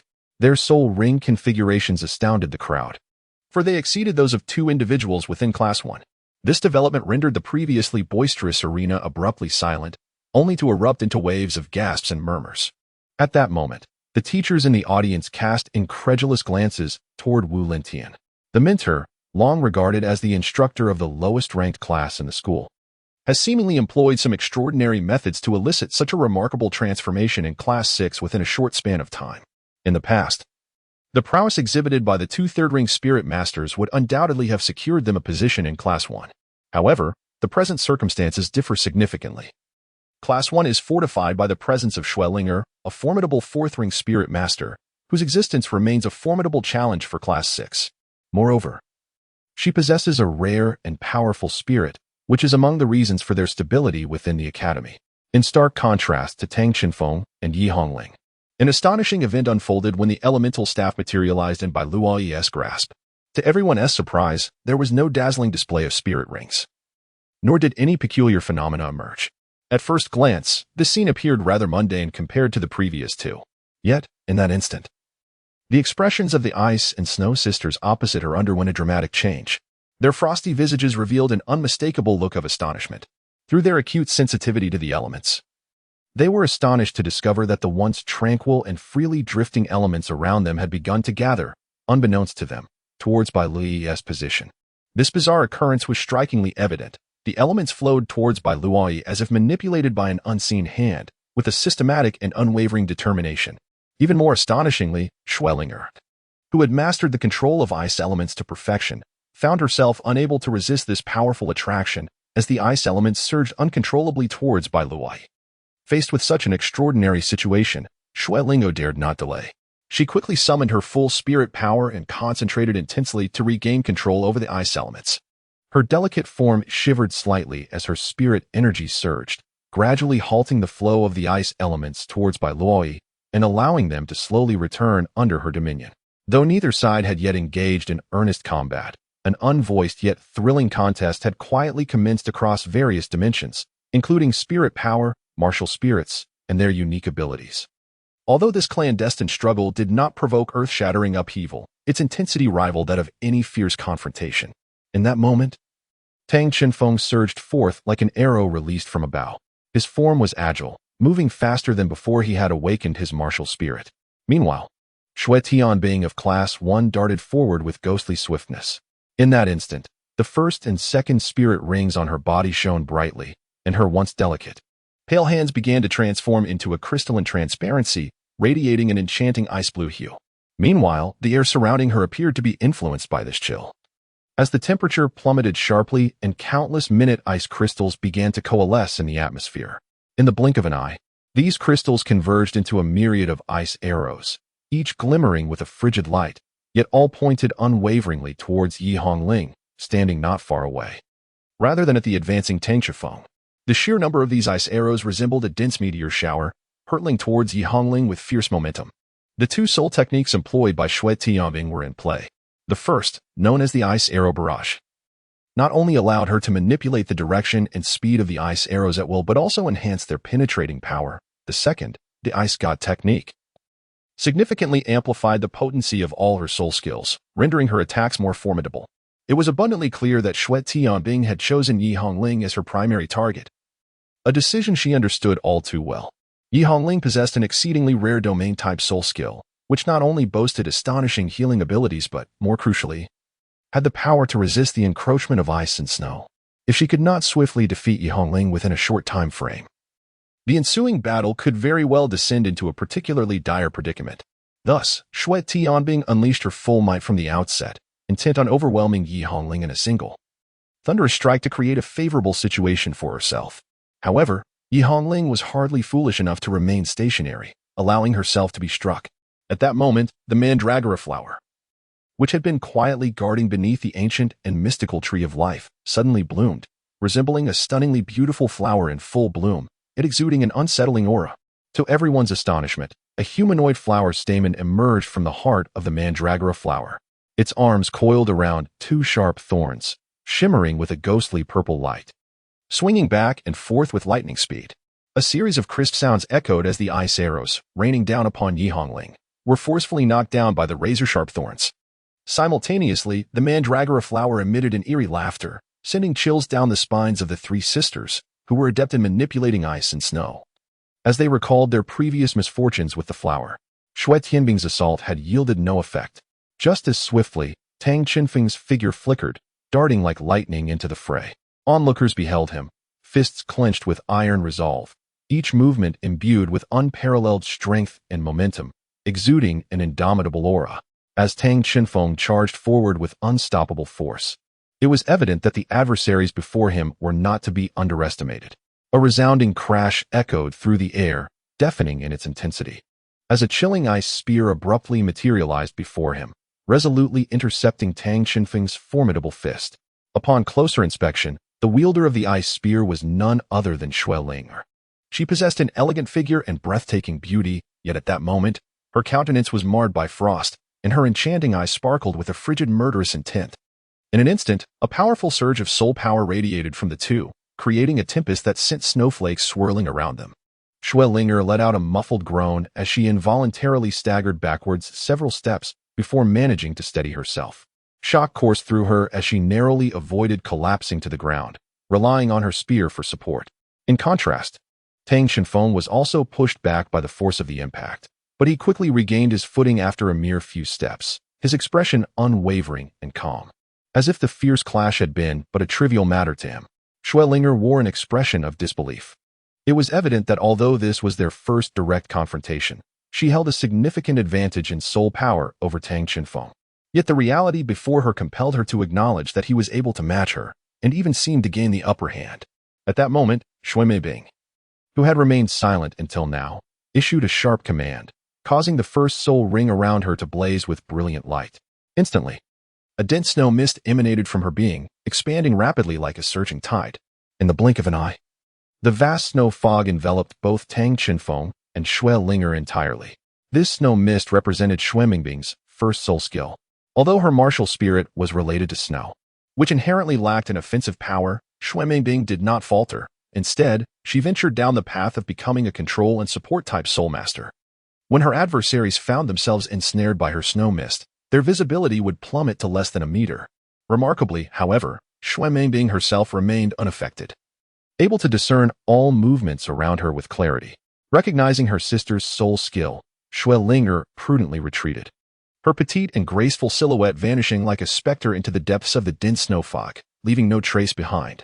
At that moment, all Tang Qinfeng could see was a vast expanse of white, with his sense of direction becoming increasingly muddled. Suddenly, a crisp and piercing crack echoed in his ears. The sound, reminiscent of melodious silver bells, carried with it a lethal threat, approaching him at astonishing speed. Almost instinctively, Tang Qinfeng leaped high into the air, relying on his sharp intuition and swift reflexes. Just as he did, a barrage of glistening, razor-sharp ice spikes erupted violently from the ground where he had just stood, resembling a swarm of ferocious venomous serpents. The ice spikes, sharp and menacing, shimmered with a chilling light. Yet, this was merely the beginning. Soon, countless sharp ice spikes and ice balls materialized in midair, descending upon Tang Qinfeng like a torrential rain. In an instant, the entire space was enveloped by this frigid and perilous ice element, leaving no avenue for escape. This was the first soul technique unleashed by Shui Ling, the ice condensation art. This soul technique enables the wielder to conjure a myriad of ice elements at will, whether on solid ground or in the vast expanse of the air, rendering them incapable of evading its dominion. The ice spear previously held by Shui Linger was, in fact, a byproduct of this formidable soul technique. What appeared to be a simple technique was, in reality, immensely powerful. Its true prowess lay in the ability to generate ice elements out of thin air at any location and launch attacks upon targets. In the current battle with Tang Qinfeng, Shui Linger could not only summon ice spikes from the ground, but also create controllable ice elements in the air to strike.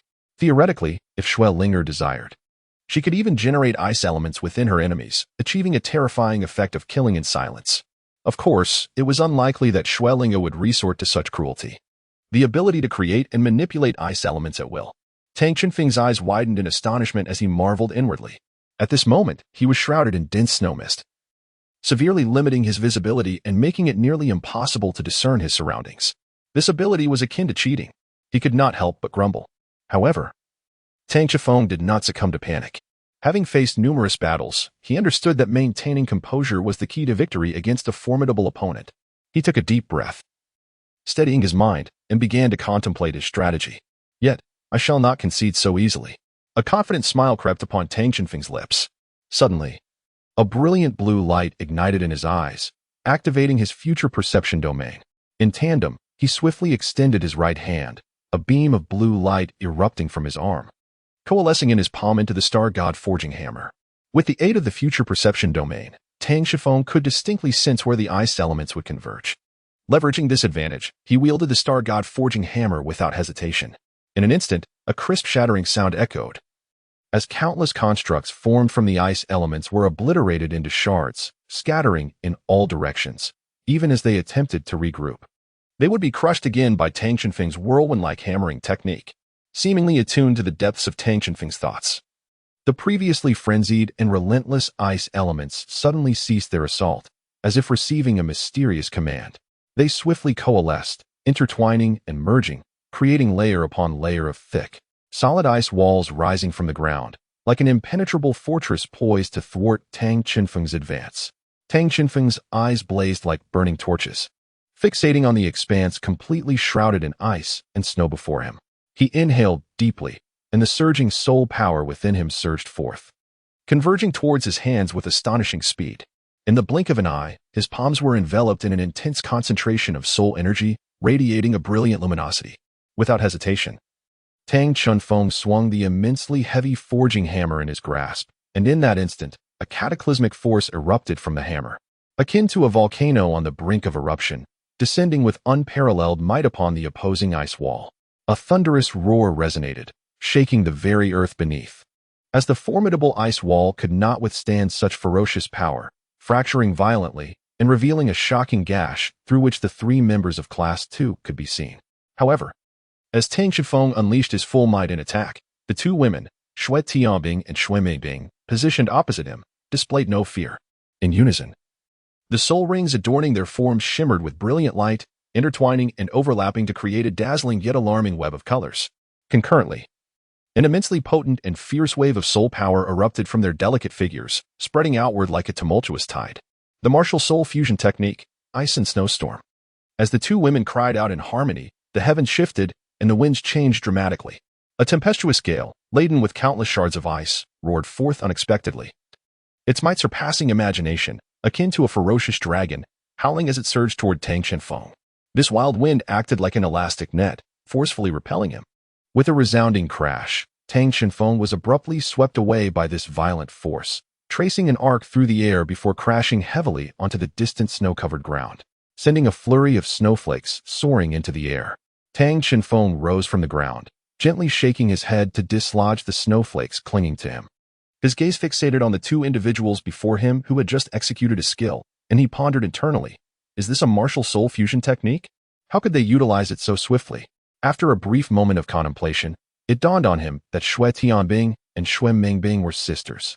Coupled with the remarkable compatibility of their martial souls, it was highly likely that they possessed a formidable fusion technique concealed as their ultimate weapon. The mere thought of this sent a wave of trepidation through Tang Qinfeng. After all, if his conjectures held true, the outcome of this battle would be exceedingly unpredictable. Nevertheless, at that moment, he could only suppress his inner unease and concentrate on preparing for any eventualities that might arise. Chapter 106, The Ice Goddess of Snow Unexpectedly. After employing the martial soul fusion technique, Xue Linger and her companions did not pursue their advantage. Instead, they remained stationary. As time progressed, the blizzard they conjured intensified, the howling winds and swirling snowflakes creating an illusion that threatened to engulf the entire world. Gradually, the storm grew so ferocious that even the figures of the three sisters, Xue Tianbing, were completely swallowed, vanishing without a trace. The surrounding temperature had already plummeted to a chilling degree, yet it now dropped even further. The frigid winds, laden with snow, surged forth, manifesting a powerful ice storm. Even Tang Qinfeng, with his extraordinary physical prowess, found himself struggling against the onslaught, his body gradually succumbing to the encroaching cold, trembling uncontrollably. With no other recourse, Tang Qinfeng gritted his teeth and laboriously retreated from the terrifying influence of the ice storm, stumbling back into the vibrant and warm life domain of Yi Hongling. As he stepped within, a wave of warmth surged through him, as if he had narrowly escaped the clutches of death. However, the sheer might of the ice storm was astonishing. Even Yi Hongling's life domain could not entirely withstand its assault. Under the onslaught of the storm, the light of her life domain flickered uncertainly, threatening to be overwhelmed at any moment. Fortunately, Yi Hongling possessed considerable strength and valiantly resisted with her indomitable will, creating a momentary equilibrium between the two forces. At this juncture, even the spectators seated behind the soul-guided protective barrier began to feel the temperature plummet sharply. The lower-ranking students in the audience huddled tighter in their garments, struggling to fend off the sudden chill. It was worth noting that this was the height of summer, yet snowflakes began to fall from the sky above the audience, leaving all in a state of astonishment. Wow, truly remarkable. These first-class students indeed live up to their reputation, possessing such a formidable martial soul fusion technique. This is nothing short of astonishing. Given the current circumstances, it seems that the sixth-class students are utterly helpless against them. They will likely have no choice but to concede. Seated in the spectators' area, Teacher Ji Yinji wore a slight, somewhat mocking smile as he addressed his companion, Wu Lentian, in a loud voice. In stark contrast to Teacher Ji's seemingly derisive demeanor, Wu Lentian remained composed, turning his head slowly to meet Teacher Ji's gaze with a calm expression, softly replying, "No, you may have misunderstood. In my view, the situation is precisely the opposite. In fact, it is not the students of Class 6 who are truly at a dead end, but rather the 3 students from Class 1. After articulating this observation, Wu Lentian redirected his attention to the arena, evidently confident in his assessment. Employing a blizzard to conceal oneself while simultaneously diminishing the enemy's strength may appear to be a sagacious and steady strategy. However, it diverges significantly from the usual combat style of Schwellinger and her companions. Moreover, such a conservative tactic, rooted in the fusion of martial souls, is exceedingly taxing on soul power. Furthermore, no matter how formidable this blizzard may be, it can ultimately only contend with Yi Hongling's domain of life. Even if it manages to overshadow Yi Hongling, a decisive victory remains elusive under these circumstances. It is inevitable that the 3 from Class 1 will succumb first due to depleting their soul power. Thus, it is certain that Xue Tianbing and her allies must be harboring additional tactics yet to be unveiled. Contemplating this, Tang Qinfeng quickly exchanged a glance with Bai Loi, who immediately grasped his intention. With a gentle wave of her elemental staff, the fire elements that had been dormant surged to life, buzzing as if awakened from slumber. Responding to Bai Loi's call, these fire elements swiftly coalesced, forming an immense fireball in the blink of an eye. This fireball, of vivid crimson, radiated an alarming heat and fervent aura, resembling a blazing sun suspended in the air. Simultaneously, Bai Luai, situated on the battlefield, was astonished to discover that the power of the fire elements had significantly intensified. She pondered internally. Could it be that this enhancement is due to our presence within Yi Hongling's life domain? As this thought crossed her mind, she received further confirmation, as she could distinctly sense the continuous influx of wood elements and life energy pouring into the colossal fireball, rendering it even more powerful and ferocious. At that moment, Xian, seated in the spectators' area, directed her gaze toward Wu Lentian and inquired softly, "Could it be that Bai Luai's martial soul attribute fortuitously possesses a natural counter to Schwellinger and her companions' ice elements?" Yet, in response to Xian's question, Wu Lentian merely smiled, offering no definitive answer. Just then, the massive fireball shot forth like a meteor, hurtling toward the tumultuous blizzard ahead. With a resounding crash, the fireball collided fiercely with the storm. In an instant, flames erupted, and snowflakes spiraled chaotically. The sturdy barrier formed by the intertwining winds and snow was instantly torn apart by this overwhelming force, creating a substantial breach. Through this opening, Tang Qinfeng and the others finally glimpsed the true situation within, amidst the swirling snowflakes. While the sisters Xue Tianbing and Xue Mengbing harnessed their soul powers to conjure a blizzard, Xue Linger gracefully floated within the tempest. Even more captivating were the four soul rings encircling her, emitting an extraordinary icy blue radiance.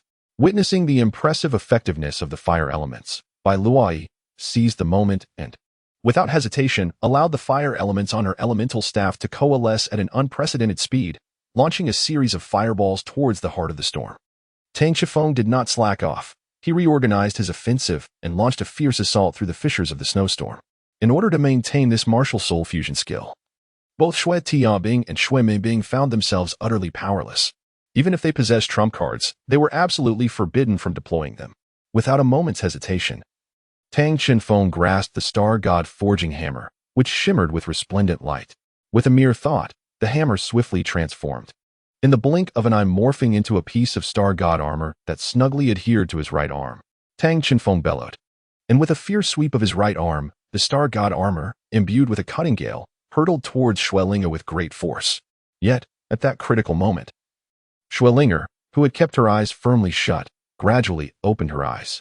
Tang Qinfeng was momentarily taken aback, for he beheld with clarity that Xuelinga's eyes radiated a remarkably pure ice blue hue, reminiscent of the profound depths of glacial seas, cold and enigmatic.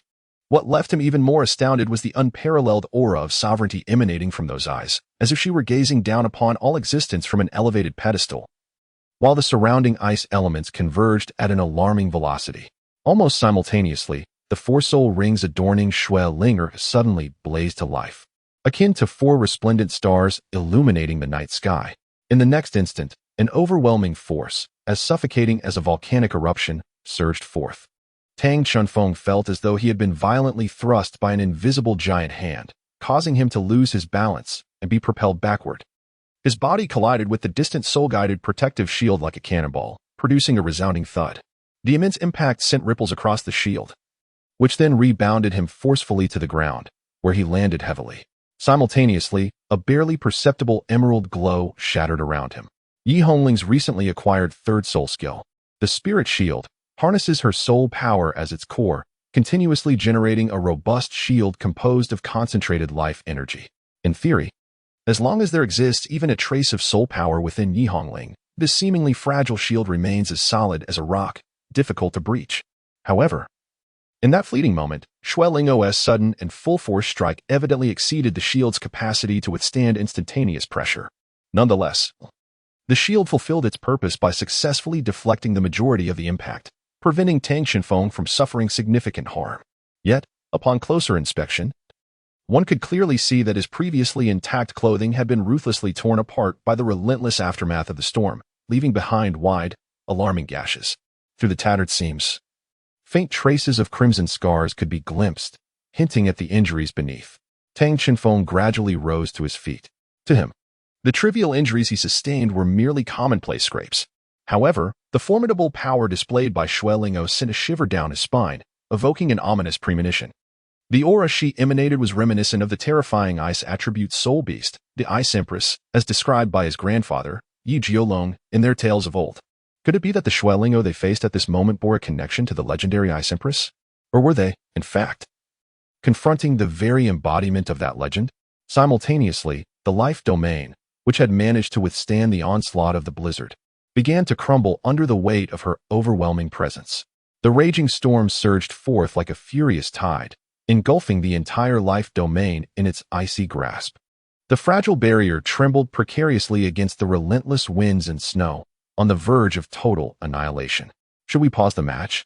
At this moment, several teachers in the observation area could no longer maintain their composure, rising to their feet with expressions of concern etched upon their faces. The astounding power unleashed by Xuelinga had far surpassed the expectations of everyone present. The surrounding blizzard roared like a colossal beast, clawing its way through the entire arena. The swirling snowflakes and biting cold winds intertwined, forming a chilling white veil that obscured the scene, rendering it nearly impossible to discern the happenings within. Upon preliminary assessment, it was clear that Xuelinga's displayed strength had reached the pinnacle of a five-ring Soul King. Such an overwhelming force left not only the contestants, but also the teachers outside the arena in awe. If this continued, the consequences could be dire, potentially leading to severe casualties. Yet, within the arena, shrouded by the blizzard, 3 students from Class 6, despite their dire circumstances, gritted their teeth and showed no signs of surrender. In particular, Yi Hongling, who was striving to maintain the life domain, exerted every ounce of her strength to withstand Xue Ling'er's ferocious onslaught. A muffled grunt escaped her lips as her body trembled slightly. It was evident that the pressure she was enduring surpassed any previous experience. The merciless ice and snow seemed to possess a life of their own, crashing against the life domain she had constructed with relentless force. With each passing second, Yi Hongling felt her defenses crumbling, teetering on the brink of collapse. If the situation continued to deteriorate, it would not be long before she could no longer hold on. Hongling, can you concentrate all your life force on me? I have a way to temporarily resolve this predicament, Bai Luai suddenly said to Yi Hongling. It is possible, but your body may not withstand it. Yi Hongling hesitated. Even with her remaining life force, channeling it all into one person would likely lead to that individual bursting from the strain. Trust me, this may be our only chance to turn the tide. Bai Lui's tone resonated with unwavering determination. Prepare yourself for such words, she declared. Yi Hongling ceased her chatter, channeling her entire soul power as a torrent of vibrant life force surged through the life link into Bai Lui's body. A soft hum escaped Bai Lui's lips, a sound imbued with boundless strength and resolve. Then, an astonishing spectacle unfolded. The elemental staff she grasped began to tremble violently, its form transforming into an even more resplendent version of itself. The staff, along with the 5-colored gemstone bestowed upon her by Wulin Tian, suddenly emitted a dazzling brilliance, akin to the radiant stars in the night sky, instantly illuminating the entire arena. Simultaneously, the soul rings that Bai Lui had meticulously concealed from the world finally unveiled their true essence. For purple 1,000-year soul rings gracefully ascended from around her body, encircling her and signifying her identity as a 4-ringed soul master. Wind, rock, water, fire, shaping myriad forms, returning to the eternal realm of souls. Unleash. With a fierce cry, Bai Lui unleashed an unparalleled energy that erupted around her. In an instant, a mysterious domain shimmering with multicolored light materialized. The radiance emanating from this domain surpassed even that of Yi Hongling's life domain, exhibiting a more aggressive and domineering essence. It resembled an incredibly sharp sword, piercing through the whirling blizzard, forcibly carving out a new space within it. At this moment, the audience, previously obscured by the relentless storm, began to discern the specifics of the battlefield. Their gazes were immediately drawn to Bai Lui's 4 glimmering purple 1,000-year soul rings, and they were left in awe by the power demonstrated by this student. Nearby, Yi Hongling appeared somewhat disheveled. Having sustained her life domain for an extended period while fiercely contending with Xue Ling'er, her mental energy was nearly depleted, leaving her unable to continue concealing her unique green-golden life soul ring. Now, this soul ring was laid bare for all to see, becoming another focal point of the arena. Chapter 107. The Evolution of the Cosmic Divine Light. Bai Lui gripped the elemental staff radiating mysterious light tightly, raising it high. This was the key to turning the tide of battle. Taking a deep breath, she forcefully thrust the end of the staff towards the ground. In that instant, the eternal domain of souls erupted with a blinding brilliance, a light that sliced through the night sky like lightning and cleaved through the raging blizzard ahead, piercing deep into the heart of the icy world with unstoppable momentum. With a resounding crash, the once formidable snowstorm, which had darkened the sky, was instantly shattered by a powerful force. The icy realm, crafted from the fusion of martial souls, crumbled into countless shards of ice and snowflakes that scattered through the air. It was indeed a fascinating domain skill, capable of repelling all external energies. As the snow gradually dissipated, the onlookers were astonished to find that only the lone figure of Xue Ling'er remained on the battlefield of the first class. Both Xue Tianbing and Xue Mingbing had exhausted their soul power and fallen onto the frigid ground, gasping for breath. Turning to the 6th class, the situation was equally dire. Although Bai Lui's eternal domain of spirits wielded tremendous power, it exacted a heavy toll, and now that formidable domain was slowly disintegrating, resembling a grand edifice losing its foundation and on the verge of collapse. At this moment, Bai Lui's complexion was as pale as parchment, her frail form leaning against her elemental staff, collapsing weakly to the ground. Gasping for breath, she managed to utter, "The activation of the eternal domain of spirits requires an immense expenditure of vitality and soul power. My soul power is now completely depleted. Jinfeng, I must rely on you from here on." Just then, a gentle surge of life energy quietly enveloped Tang Shenfeng's battered body. This life energy caressed every wound on him like a tender spring breeze. I'm sorry, brother, this is all I can do for now. Yi Hongling's voice drifted from afar, tinged with profound fatigue, clearly indicating that she too had reached her limit. All right, leave the rest to me, Tang Qinfeng declared with unwavering resolve as he stepped forward, fists clasped, striding purposefully towards the now distant Xuelinger. At that moment, the Xuelinger before everyone was an entirely different entity compared to her former self. She levitated in midair, exuding an elusive aura, as if she had transformed into another being. Ice continually adhered to her garments, gradually forming a layer of crystalline frost that enveloped her like an exquisite gown. This icy attire not only bestowed her with an air of noble elegance, but also added an enigmatic allure. Yet, within this beauty lay an unfathomable danger, deterring anyone from approaching her lightly. Although Xuelingo typically displayed little emotion, her gaze at that moment was undeniably merciless. With an impassive expression, Xuelingo raised her right hand high and then swung it forcefully. In an instant, a dazzling black light surged forth from the black soul ring behind her, followed by the slow emergence of a sword radiating a chilling brilliance. This sword appeared to be forged entirely from ice, its blade shimmering with a fierce glow, as if it possessed the power to sever all things in the world. This time, we will settle both old and new scores. Xuelingo's voice was soft, yet it carried a distinct undertone of lethal intent. Tang Qinfeng exhibited no sign of retreat. He swiftly channeled the soul energy within him, and the star god armor on his arm transformed instantaneously into an enormous forged hammer, grasped firmly in his hand. With unwavering focus on the frost blade held by Xueling, a slight smile graced his lips as he proclaimed, "This is precisely my intention. Today, let us settle this once and for all." Upon uttering these words, an overwhelming aura erupted from his being, sending a powerful pressure radiating outward. With both hands tightly gripping the formidable hammer, he raised it high above his head. His muscles taut, resembling a tiger poised to pounce on its prey, he charged ferociously towards Xueling. However, in the face of such a fierce onslaught, Xuelinger remained completely unperturbed. Her beautiful eyes narrowed slightly, and with a gentle parting of her lips, she let out a cold snort.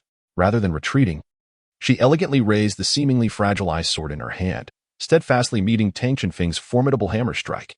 Just as the spectators anticipated the ice sword to shatter instantaneously, a shocking scene unfolded. With a resounding clang, sparks flew, and the ice sword effortlessly withstood the forceful impact of Tang Qinfeng's blow. Not only that, with a subtle flick of her wrist, she gracefully swung the sword, unleashing a tremendous force that forcefully deflected Tang Qinfeng's hammer away. At that moment, the power displayed by Xuelinger left everyone utterly astonished. It was evident that her strength had significantly surpassed that of Tang Qinfeng. Yet, he was not one to concede easily. Upon feeling his hammer being repelled, he did not attempt to reclaim it forcefully. Instead, he harnessed the recoil, propelling himself off the ground, causing both himself and the hammer to whirl rapidly through the air. Surrounded by a powerful airflow, he seemed to merge with the surrounding atmosphere, embodying an unparalleled momentum and thunderous force as he launched another fierce assault on Xuelinger.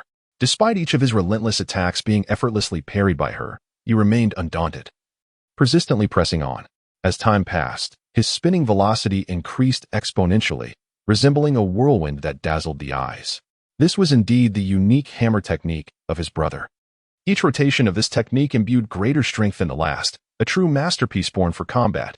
In this moment, Tang Qinfeng had transformed into a frenzied spinning top, wielding the hammer with a ferocious wind, each strike delivering a terrifying power that only intensified. Finally, as he unleashed yet another attack, a cataclysmic force erupted forth. With a thunderous roar, even Xuelingo could not withstand such a ferocious blow. Her form catapulted through the air like a kite severed from its string. Clearly, even the formidable Xuelingo found it challenging to cope with Tang Qinfeng's unparalleled hammer technique. Tang Qinfeng's gaze sharpened, his steps quickening as he charged towards Xuelinger like a tempest. The heavy forging hammer in his hand was raised high, brimming with swirling energy, poised to strike Xuelinger with the force of a thunderbolt. Yet, in the face of such a fierce assault, Xuelinger remained remarkably composed. Her exquisite visage was as serene as a still lake, devoid of any trace of panic.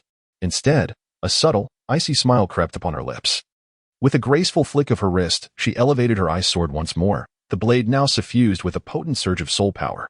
In an instant, the two weapons collided with a deafening clang, producing a sound that seemed to tear through the very fabric of the air. leaving the onlookers in a state of trepidation. Immediately thereafter, an unexpected scene unfolded.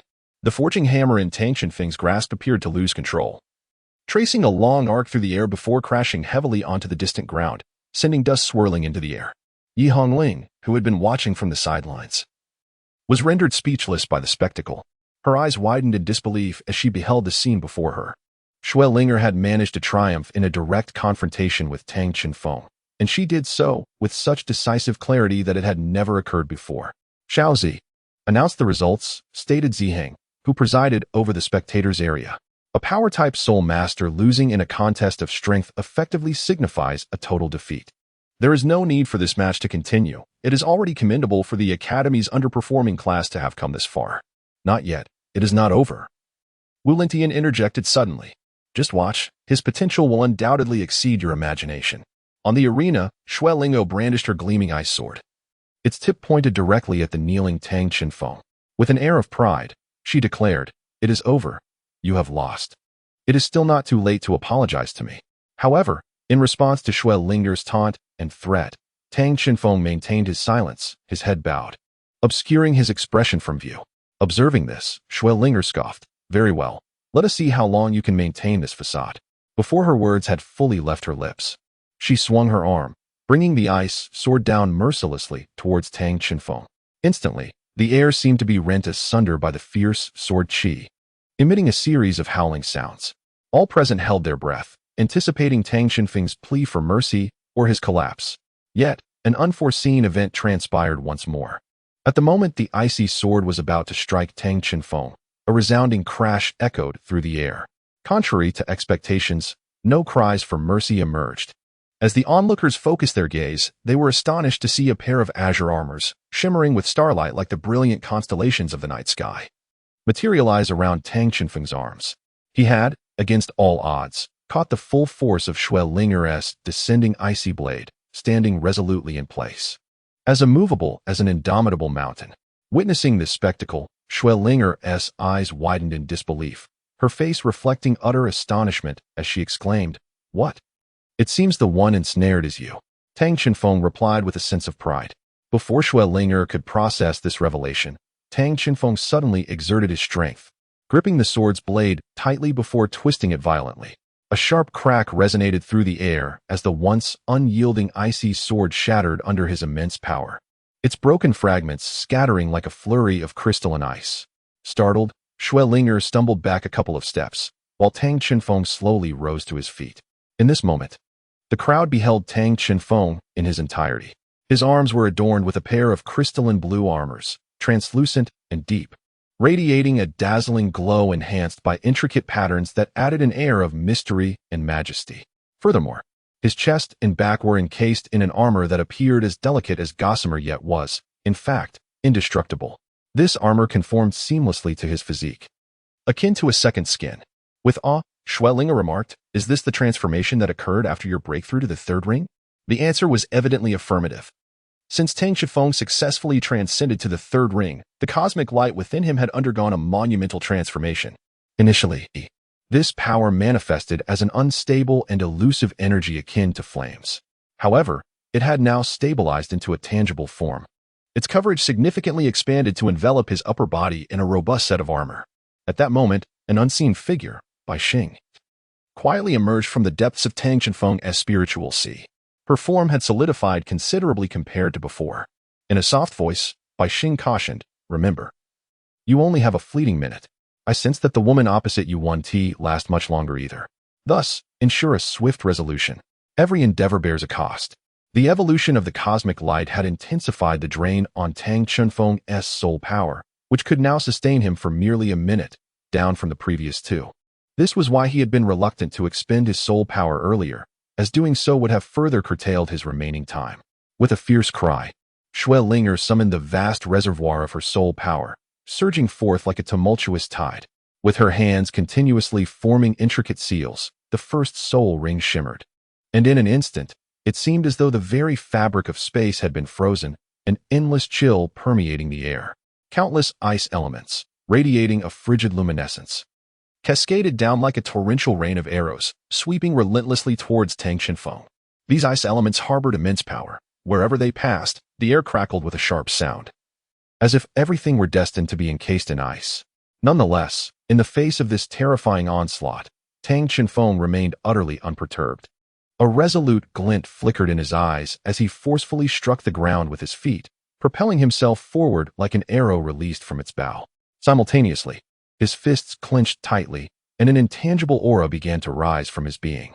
Tang Chenfeng's fists whirled with increasing rapidity, leaving behind a flurry of afterimages in the air, resembling a tempest of unparalleled ferocity. With each strike, a thunderous sound echoed as if he could rend the very fabric of reality. The ice elements that surged towards him were shattered into countless fragments upon contact with his fists, scattering like a myriad of crystalline snowflakes. A few of these ice elements, having narrowly escaped the onslaught of Tang Chenfeng's fists, collided with the armor encasing his body. Yet, astonishingly, as they grazed his skin, they melted instantaneously into wisps of white mist, akin to encountering searing flames, vanishing without a trace. This was the second characteristic of the cosmic divine light that Tang Chenfeng had cultivated, an indomitable resilience. This trait rendered him impervious to any form of attack. In that moment, he resembled a war deity, advancing with unwavering determination, an unstoppable force racing towards Xuelinger. Xuelinger fixed her gaze on the tempestuous onslaught of Tang Chenfeng, her heart tightening involuntarily, anxiety swelling within her like a rising tide. It was crucial to note that sustaining her current formidable form was no trivial feat. It required a continuous influx of pure ice elements. However, the situation had turned dire, as her two elder sisters, who had previously provided her with blizzard support and assisted in absorbing ice elements, had succumbed to exhaustion. Without the powerful blizzard they had conjured, the surrounding ice elements were diminishing at an alarming rate. Xuelinger sensed the shift around her. The once dense aura of ice elements was rapidly thinning. She mentally calculated the rate of consumption, realizing that if this continued, her formidable form could only last for another minute at most. This indicated that the impending attack would likely determine the outcome of their confrontation. Nevertheless, Xuelinger showed no signs of retreat. Taking a deep breath, she concentrated. Summoning her soul power, and her fourth soul ring erupted with dazzling brilliance. In an instant, an unparalleled chill emanated from her, enveloping the surroundings. Fourth soul skill, Imperial Sword, Ice Extremity unmatched. With a commanding shout, a colossal ice sword, translucent and radiating an endless cold, materialized in her hands. This sword appeared even more magnificent than before, with its sword energy extending over 10 meters, shimmering with an icy, piercing light that sent shivers down the spine of anyone who dared to glance at it. At that moment, Xuelinger shouted once more, gripping the gigantic ice sword tightly. And with all her strength, she swung it with ferocity. In an instant, the ice sword resembled a roaring dragon, propelled forward with a chilling and formidable aura, racing towards Tang Chenfeng. Wherever it passed, the air was instantly frozen into countless tiny ice crystals, cascading down like falling snowflakes. In the blink of an eye, the entire space was enveloped by an utterly terrifying chill, a bone-piercing cold that seemed to momentarily halt the flow of time itself. Confronted with such a formidable assault, Tang Chenfeng exhibited no fear. His eyes widened in fury as he bellowed, his right arm's muscles tensing, his fist resembling a blazing meteor streaking through the night sky, unleashed with tremendous force. Simultaneously, his punch was accompanied by a dazzling array of stellar afterimages and a thunderous sonic boom, hurtling directly towards the Imperial Sword in Xuelinger's grasp.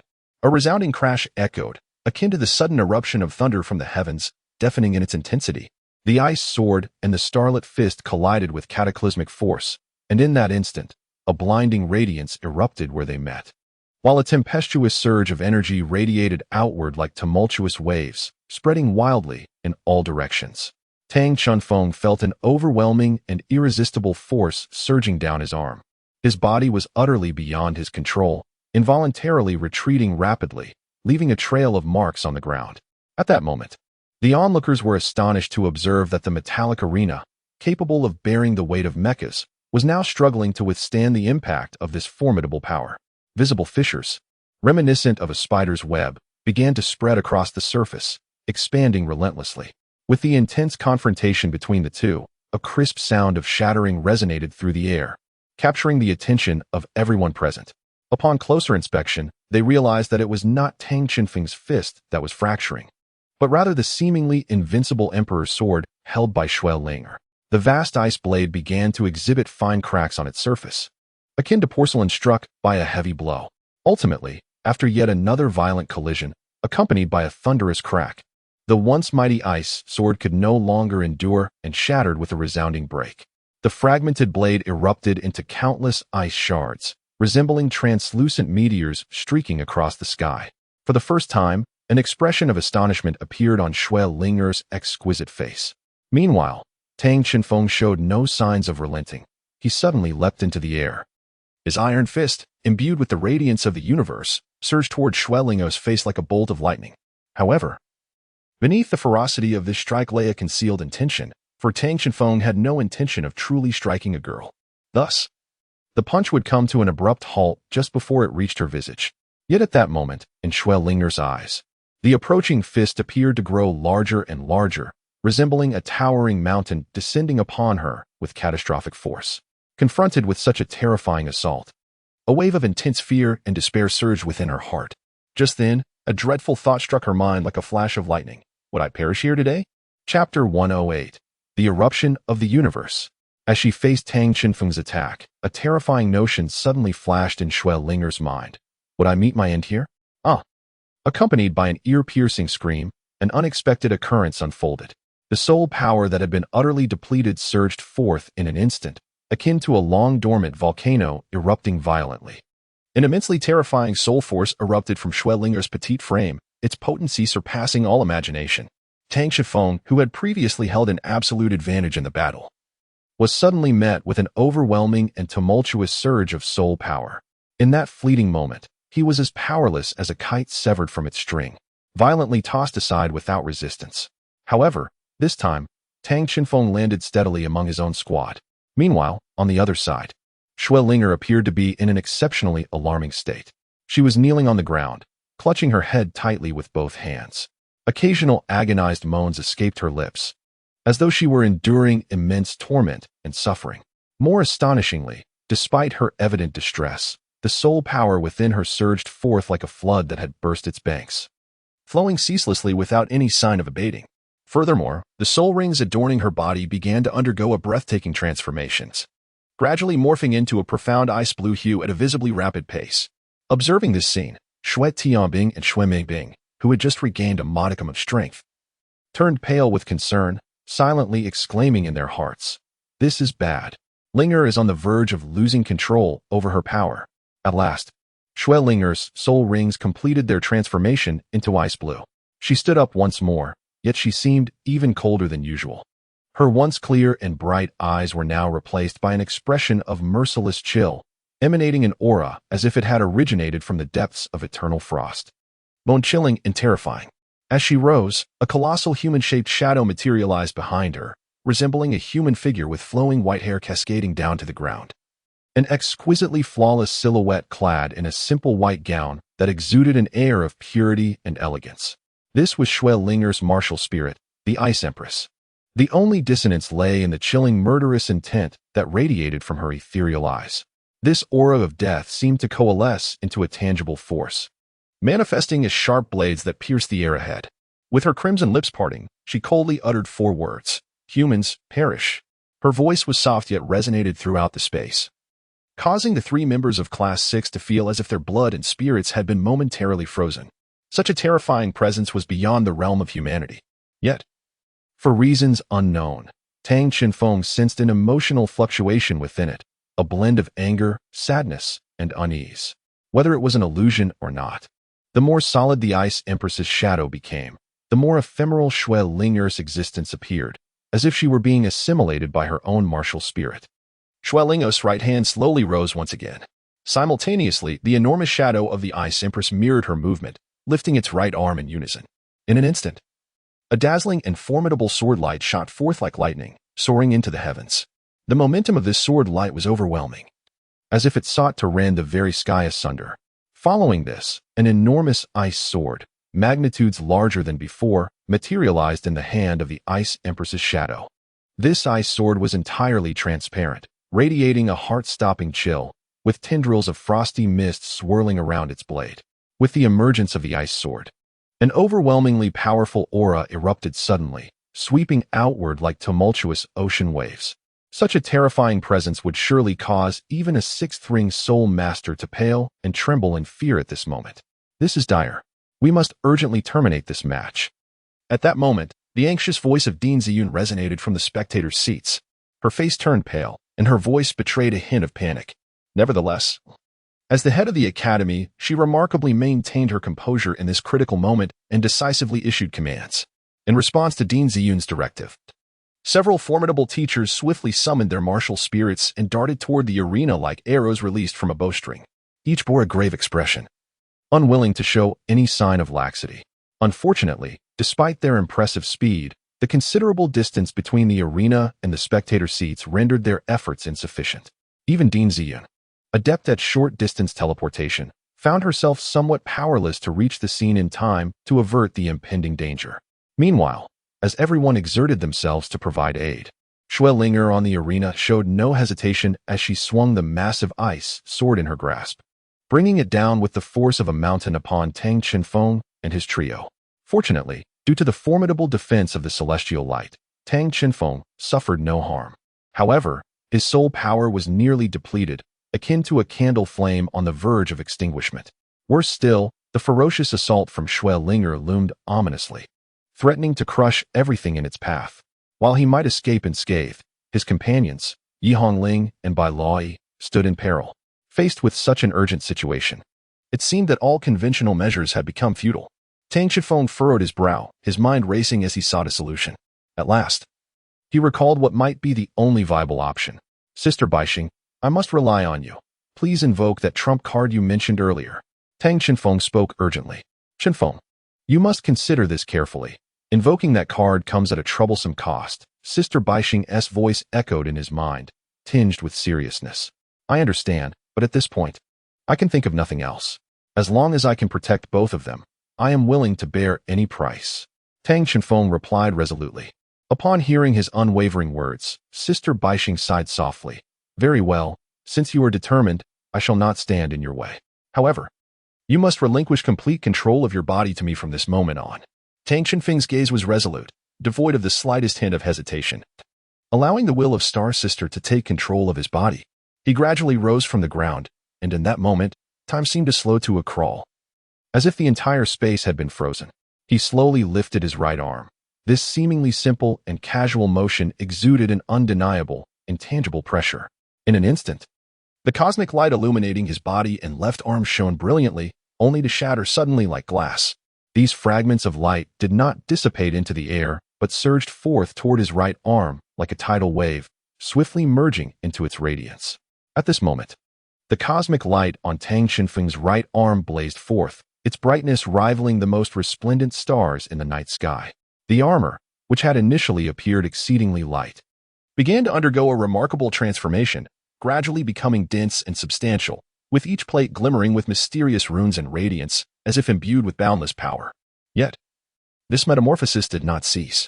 Accompanied by a crisp sound of cracking, the cosmic light on his right arm shattered once more into countless tiny fragments. However, instead of scattering, these shards seemed to be drawn by an unseen force, swiftly converging into the palm of his hand. Ultimately, all the fragments coalesced, forming a white sphere of light no larger than a marble. Tang Chenfeng's gaze was intensely fixed upon the softly glowing orb in his hand, his lips subtly moving as he softly murmured, "Erupt, celestial cosmos." Though his voice was scarcely audible, it seemed to embody boundless magical power. Just as his words fell into silence, the once tranquil white orb ignited with a brilliance so dazzling it was nearly blinding, flooding the surrounding space with a brightness akin to daylight, rendering it almost impossible to keep one's eyes open. Simultaneously, an energy of cataclysmic proportions surged forth, akin to a tumultuous wave, radiating from Tang Chenfeng's position and sweeping outwards with wild ferocity. The air crackled under the weight of this overwhelming force, producing a cacophony of explosive sounds, while the very fabric of space split apart, revealing dark fissures. Yet, in the face of this formidable energy, Linger boldly met it head-on with the ice sword she had previously conjured. In the instant their forces collided, time seemed to freeze. However, mere moments later, the orb, forged from the divine light of the cosmos, unexpectedly unleashed an even more terrifying power. The magnitude of this energy was such that it appeared capable of annihilating the very heavens and earth. This energy rapidly coalesced into a colossal beam, hurtling directly towards Schwellinger. The once formidable and sharp ice sword, now confronted by this immense force, crumbled like fragile glass. In an instant, the ice sword vanished entirely within the blinding radiance, leaving not a trace behind. Faced with this surging energy, Schwellinger snapped back to reality. Her eyes widened in disbelief and terror. The ethereal image of the Ice Queen dissipated into nothingness under the onslaught of this overwhelming force. In that fleeting moment, the tide of battle shifted dramatically as the side that had once held the advantage was suddenly on the brink of defeat. However, this unforeseen turn of events did not seem to bring about substantial change for the teachers observing from the sidelines. The only difference was that the need for rescue had shifted from one side to the other. Nevertheless, time was of the essence, and the teachers remained anxious, for they feared they would be unable to arrive in time to offer assistance. Just as the tension reached its peak, a shadow appeared like lightning in front of the three sisters. Upon closer inspection, it was none other than Wu Lingtian. To everyone's astonishment, his speed was beyond imagination, surpassing that of all the teachers present as he surged into the arena in almost an instant.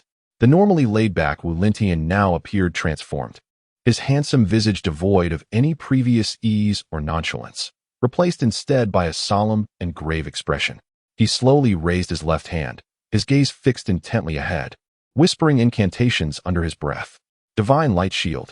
With this deep and resonant exclamation from Wu Lingtian, dazzling beams of light suddenly erupted from his arm. In rapid succession, hexagonal transparent shields darted from his arm like birds taking flight, whirling and intertwining in the air, and in the blink of an eye, they coalesced into a colossal, translucent barrier. Just then, the radiant cosmic divine light descended like a meteor, crashing violently against the freshly formed shield. A thunderous sound erupted as the seemingly fragile barrier underwent a remarkable deformation, as if an invisible giant hand had forcefully kneaded it. Yet, astonishingly, despite its grotesque contortion, the barrier remained steadfast, showing no signs of fracture. Meanwhile, the thwarted cosmic divine light did not relent. Its immense energy surged along the barrier, spreading wildly to the sides. When this energy finally collided with the soul-guided protective shield, the entire structure seemed to tremble. A cacophonous metallic screech pierced the air as the soul-guided shield emitted anguished cries under the onslaught of this terrifying force, its once smooth surface now riddled with countless fine cracks. Quaking violently, as if it would shatter into a multitude of fragments at any moment. However, it was fortunate that this explosive assault could not be sustained for long. Under Wu Lingtian's defense, the once blazing cosmic divine light gradually dimmed, swiftly dissipating into nothingness. Concurrently, the hexagonal transparent shields that constituted the barrier seemed to be drawn by Wu Lingtian's soul power, slowly converging towards his left arm.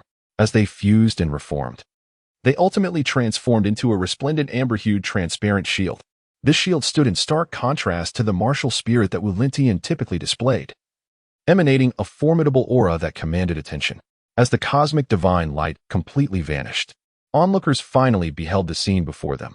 The path ravaged by that violent energy had even melted the robust metallic competition platform, capable of withstanding relentless assaults from powerful mech weaponry, into a pool of molten iron. Moreover, due to Wu Lingtian's successful obstruction of most of the energy impact, this molten iron had formed a striking star-shaped pattern on the ground. At that moment, Tang Qinfeng knelt on one knee like a statue, his body trembling slightly. Gasping for breath, despite the fatigue etched on his face, he could not conceal the victory that radiated from deep within him. Undoubtedly, after this heart-stopping and fierce contest, they had triumphantly claimed the ultimate victory. However, lost in the euphoria of success, Tang Qinfeng remained oblivious to the fact that the astonishing blow he had just unleashed had drained nearly all of his soul power and inflicted significant damage to his precious mental strength. At this very moment, he could no longer conceal the true colors of his soul rings. 3 rings, as dark as ink from a distance, lay bare before the watchful eyes of the crowd. When Tang Qinfeng finally became aware of the astonished and puzzled gazes directed at him, it was too late. He felt a sudden darkness envelop him. The world spun around him, blurring into obscurity. Almost immediately, his body seemed to lose its support, and he collapsed forward. With a muffled thud, Tang Qinfeng fell to the ground, unconscious. It was only at this juncture that numerous teachers hurried onto the competition stage. The scene was chaotic. The condition of both classes was dire. In Class 6, 2 students had already collapsed from exhaustion, while another lay in a deep unconscious state. Class 1 fared no better, their situation mirroring that of Class 6. In a state of frantic urgency, Ziyun rushed to Shui Linger's side, carefully cradling her unconscious form and checking her over. A sigh of relief escaped her lips. Thankfully, it was merely excessive soul power consumption. Meanwhile, the other teachers turned their gaze towards Wu Lintian, their eyes betraying an unprecedented gravity. The brutality of the scene left Wu Lintian, as the mentor, unable to evade responsibility. However, when they caught sight of the powerful shield he held, their anger was swiftly quelled, leaving them with a mix of indignation and silence. For Wu Lintian's displayed prowess exceeded their expectations once more. At this moment, only Zaihanjai stepped forward, addressing Wu Lintian. "Teacher Wu, your student nearly killed 3 of our Class 1 students. The consequences are unimaginable." Faced with this accusation, Wu Lintian's countenance lost its usual joviality, replaced instead by a grave demeanor. He fixed his gaze on the still unconscious Schwellinger, and after a prolonged silence, simply stated, "My student has done nothing wrong." With that, he ceased to speak further, swiftly lifting the equally unconscious Tang Qinfeng, and, along with Yi Hongling and Bai Loi, departed without looking back. Chapter 109. A fall from grace. Gradually, Tang Qinfeng opened his eyes, greeted by an expanse of endless darkness, as if the entire world had been soaked in ink. Just as he began to feel a sense of confusion, a faint light pierced through the blackness, akin to the dawn before sunrise, offering a glimmer of hope. As the light intensified, Tang Qinfeng finally emerged from his state of chaos. He blinked, adjusting to the surrounding illumination, striving to clarify his consciousness. "Awake?" A familiar voice inquired from beside him. Tang Qinfeng turned his head to find Bai Xing looking at him with concern. "Yes, I suppose so. What exactly is happening to me?" Tang Qinfeng rubbed his temples, attempting to recall the events that had transpired earlier. Yet his mind was left with only a haze of indistinct fragments. Bai Xing let out a gentle sigh and elucidated, "Your soul power, mental strength, and physical stamina have all been completely depleted. Your body could not withstand such immense strain, which is why you have succumbed to unconsciousness." As she spoke, she gestured towards Tang Qinfeng's feet with her finger. Tang Qinfeng followed the direction indicated by Bai Xing's finger and looked down, instantly astonished, his mouth agape.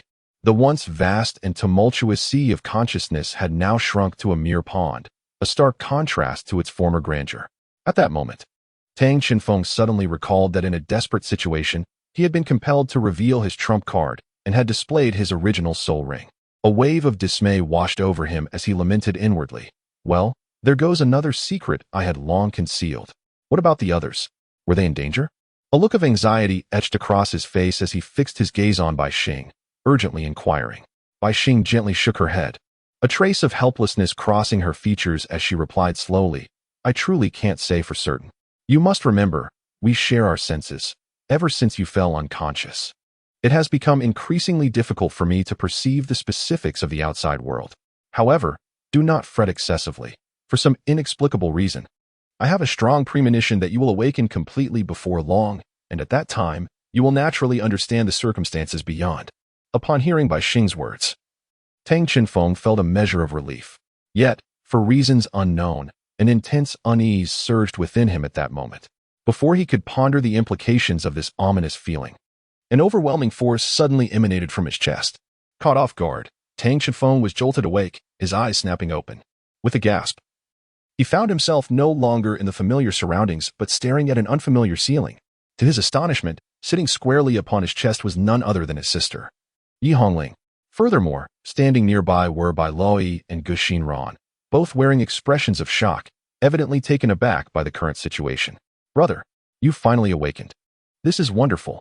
I always believed this method would work," Yi Hongling exclaimed, her voice trembling with excitement, mingled with a hint of lingering worry. "Oh dear sister, could you please get off me? If you keep this up, I fear I shall faint once more," Tang Qinfeng replied with a resigned expression, forcing a smile. At his words, Yi Hongling, as if roused from a dream, hurriedly scrambled off his body. Gu Xinran then stepped forward, her face filled with concern as she asked, "Hongling, Why did you jump on him so directly? Chinfeng, are you really all right? As she spoke, she scrutinized Tang Chinfeng's face and condition with great care. Tang Chinfeng took a deep breath, slowly rising to his feet, and gently shook his head, saying, well, it's not too bad. In fact, I have long grown accustomed to such situations. Although he spoke lightly, beads of sweat were clearly visible on his forehead, indicating that the recent episode was far from trivial. There's no helping it, brother, Yi Hongling softly explained, her lips parting delicately. After you fainted, your injuries had fully healed, yet you stubbornly remained unconscious. I was quite anxious and couldn't think of any other way to awaken you, so I resorted to that method we used before. She lowered her head slightly, fiddling with the hem of her garment, a hint of embarrassment in her demeanor. The young man sighed helplessly, a bitter smile gracing his lips. Ah, my dear sister, you truly evoke a blend of love and fear within me. Please do not torment me like this again. He shook his head, his expression a mix of affection and exasperation. After a moment, as if suddenly recalling something, he hurriedly asked, by the way, how are the others doing? Especially Schwellinger and the others. Surely they weren't harmed by me? His face was etched with worry, and his tone betrayed a profound concern. Bai Luai gently raised her hand, pointing towards the other side of the infirmary, her voice soft as she said, over there. Following her, one could see Schwellinger lying quietly on a pristine hospital bed, resembling a delicate flower in slumber. However, it was evident that her recovery was significantly slower compared to Tang Chinfeng's. Bai Luai continued, after we were brought here, Teacher Wu and Xue Tianbing, along with Xue Mengbing, were quickly summoned. They likely had to address the matters that occurred on the competition stage. She sighed softly. At that moment, Gashinran, who had been silently observing from the side, suddenly took a step forward, scrutinizing Tang Chinfeng from head to toe. After a while, she exclaimed, there is something I must ask the three of you. You have hidden so deeply, especially you, Tang Chinfeng. Achieving a soul power breakthrough to level 31 is one thing, but to possess 3 10,000-year soul rings. Moreover, the ability to conceal such information with mental strength suggests at least a spiritual sea-realm prowess. Tell me, are you perhaps a 100,000-year soul beast that has transformed into human form? As she spoke, Gashinran reached out, gently pinching Tang Chinfeng's somewhat soft cheek. However, Tang Chinfeng seemed unfazed by her intimate gesture. His mind was preoccupied with another matter, his dwindling soul power, now reduced to a mere level 31. Furrowing his brow, he pondered. What is happening? Why does my soul power remain at level 31? I distinctly remember Sister Baixing saying that once I successfully broke through the bottleneck, my soul power should rise to at least level 35. At that moment, the voice of Baixing suddenly emerged from the depths of Tang Chinfeng's spiritual sea. Such is the price to be paid for employing that particular move. Although this technique does not involve a life and death struggle, it undeniably depletes one's soul power level. If used excessively, it is indeed possible for one's soul power to plummet to level 1. Hearing this explanation, Tang Chinfeng could not help but feel a wave of dread wash over him. He promptly replied, in that case, I shall endeavor to refrain from using this technique in the future.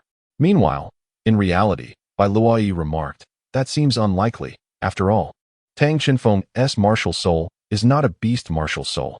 Even 100,000-year soul beast transformation wouldn't be so extreme. Concurrently, all eyes turned towards Schwellinger, whose true identity could be discerned by anyone present who had experienced it. She emanated an aura unmistakably characteristic of a 100,000-year soul beast.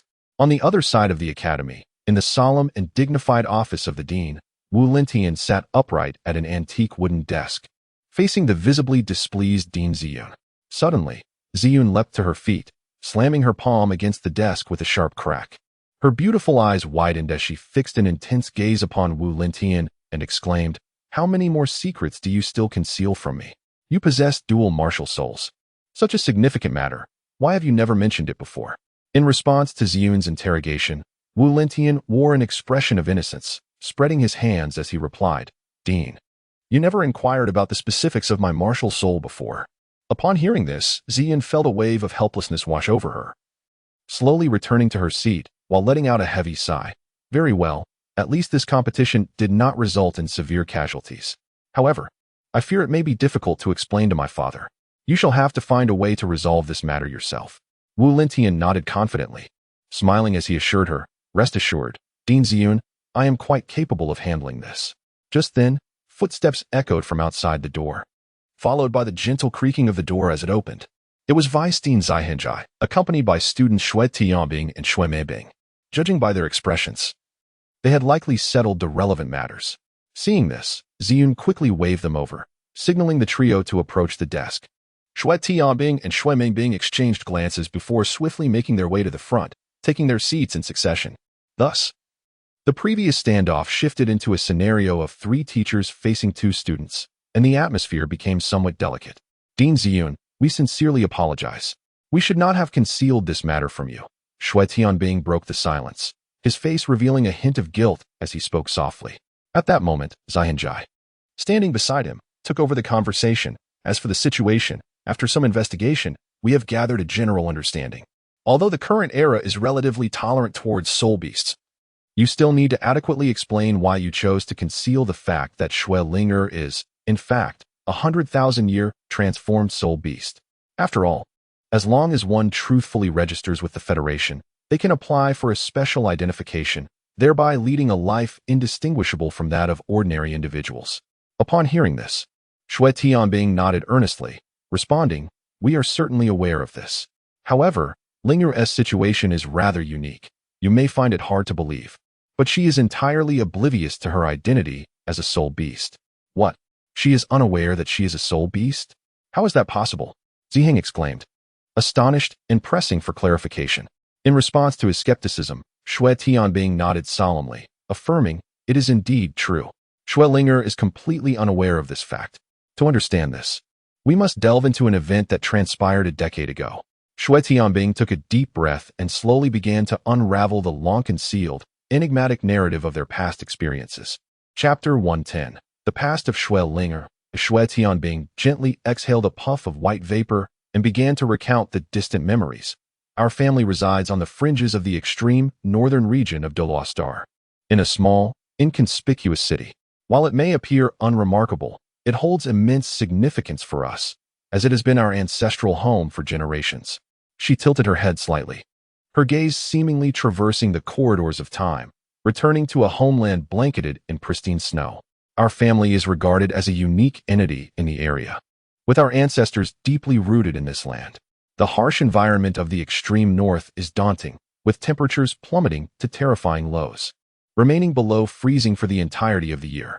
However, perhaps it is precisely this frigid climate, through the relentless passage of time and adaptation, that has forged our family's distinctive martial soul attributes. Nearly every member of our lineage possesses an ice attribute martial soul. These formidable souls bestow upon us the strength to withstand the brutal cold, allowing us to thrive in this icy realm while effortlessly commanding the elements of ice and snow to unleash awe-inspiring powers. At this juncture, Shui Tianbing's eyes sparkled with pride, her emotions unmistakably evident. Moreover, our family bears a vital responsibility to guard the borders. It is essential to note that within the vast expanse of snowfields reside numerous ferocious soul beasts. Should they breach our defenses and invade the city, the consequences would be dire. Yet, over the years, through the indomitable will and unwavering spirit of our family members, we have managed to preserve the tranquility and peace of this small city.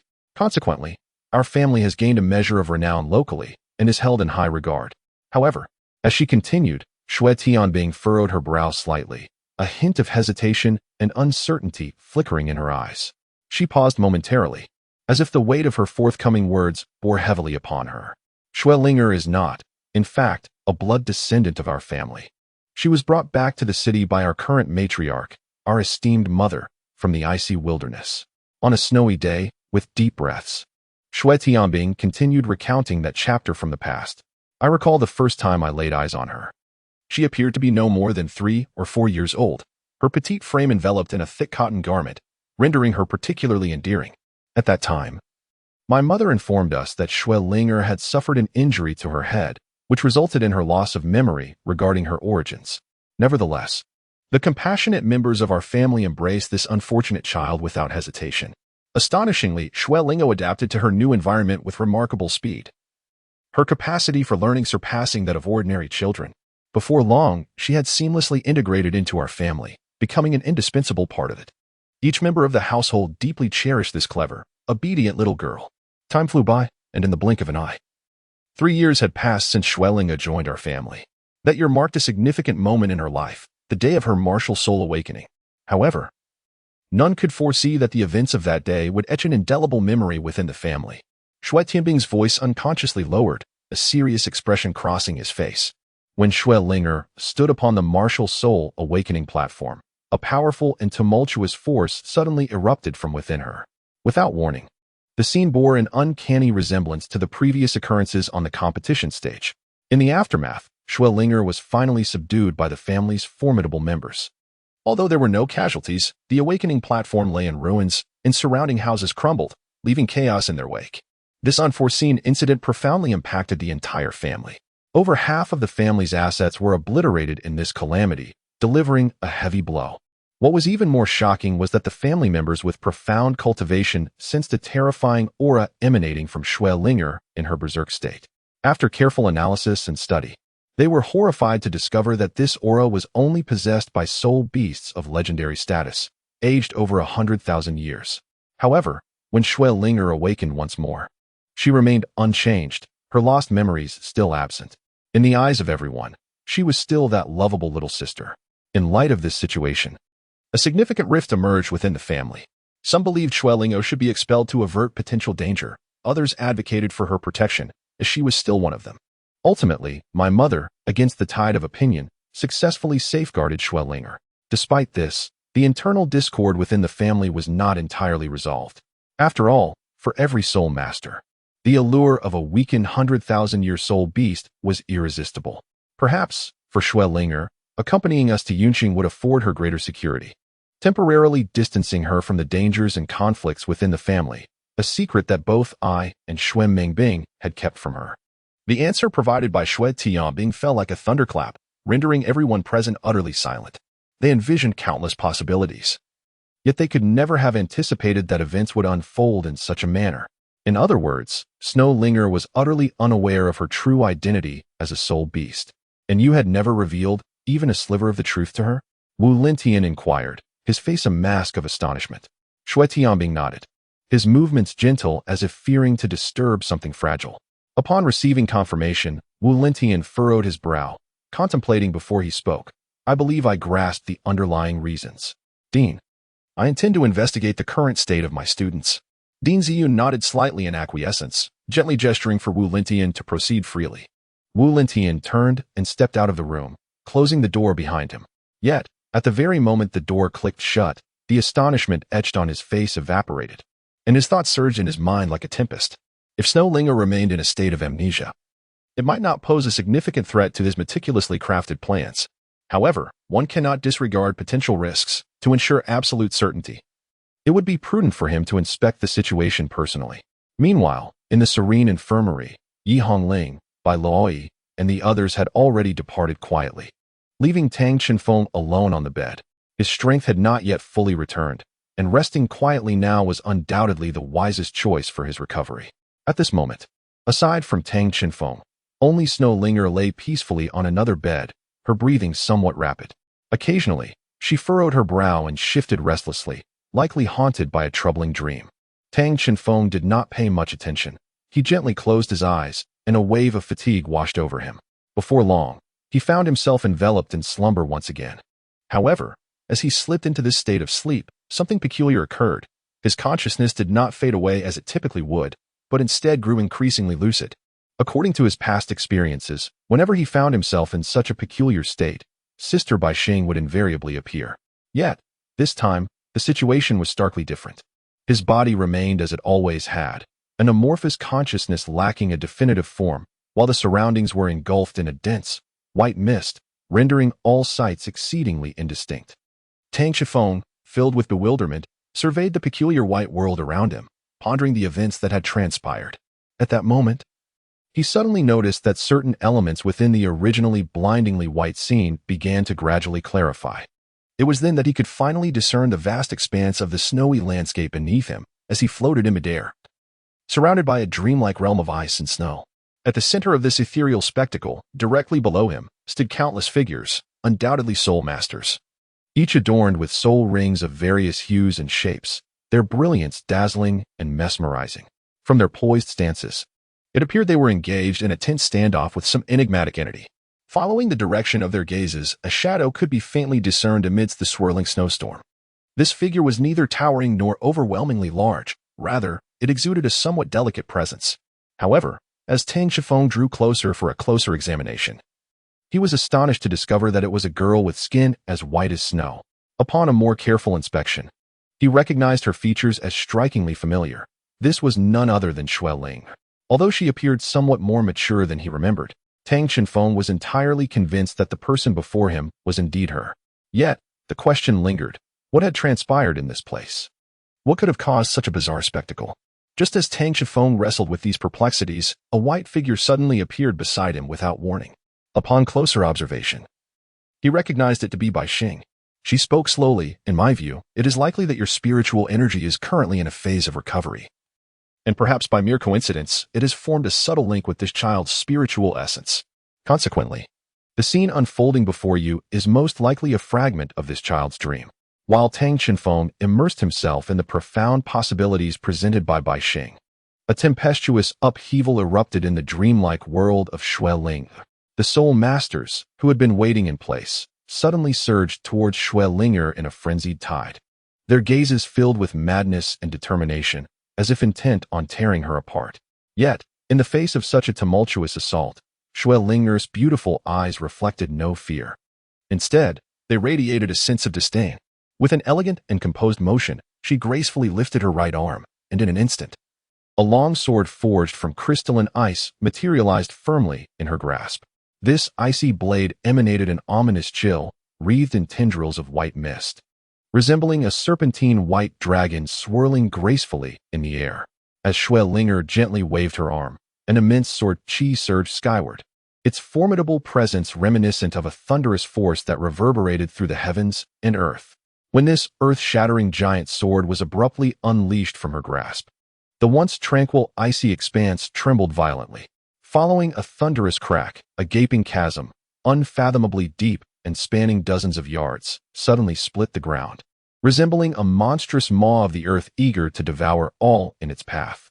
Those brave soul masters who recklessly charged toward Xue Ling found themselves either instantly obliterated by the cataclysmic strike, their bodies disintegrating into countless shards, or were violently hurled away by the overwhelming soul force, crashing heavily to the ground and rendered immobile thereafter.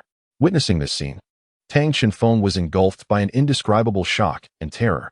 This terrifying technique was all too familiar to him. Not long ago, he had personally experienced its devastating power and had suffered greatly as a result. Yet, what unfolded before him now, in terms of the overwhelming momentum and destructive might, was far beyond anything his memory could conjure. It was difficult to fathom what entity could possibly vanquish such a formidable Xue Linger. However, as Tang Xinfeng's thoughts raced, as if heaven itself had heard his inner voice, a figure cloaked in black, mysterious and ethereal, silently emerged before the scattered crowd. This individual approached like a specter, yet exuded an intangible pressure that instantly silenced the previously tumultuous atmosphere. When the shadowy figure came into Xue Linger's view, a rare expression of gravity and unease crossed her exquisite features. The figure slowly lifted its head, revealing a face largely obscured by shadows, and spoke in a deep, gravelly voice. I am deeply ashamed that my inept peers have provided you with such an unsatisfactory experience. However, it matters not, since they are no match for you. Allow me to personally experience your prowess, Snow Empress.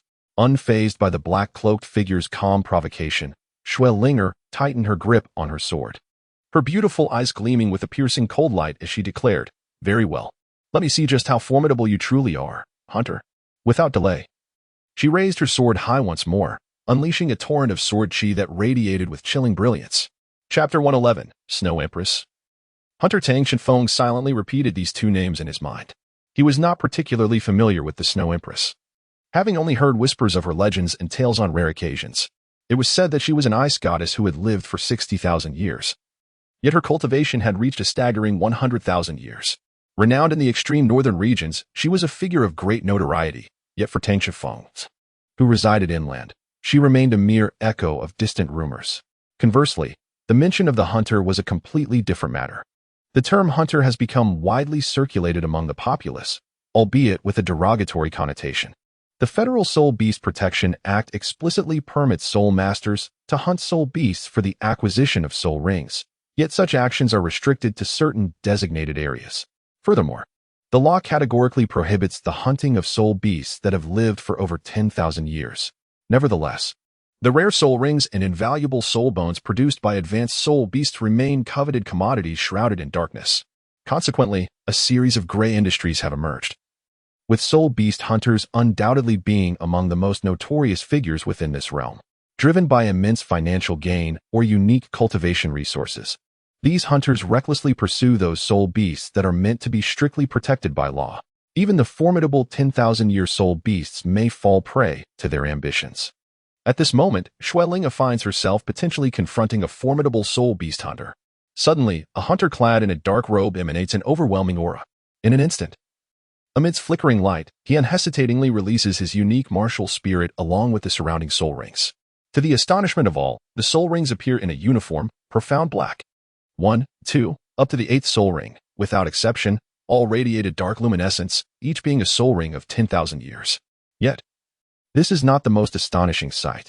Accompanying the emergence of these 8 inky soul rings is a 9th ring, glowing a vivid crimson, a soul ring of 100,000 years, along with the imposing phantom of a black knight.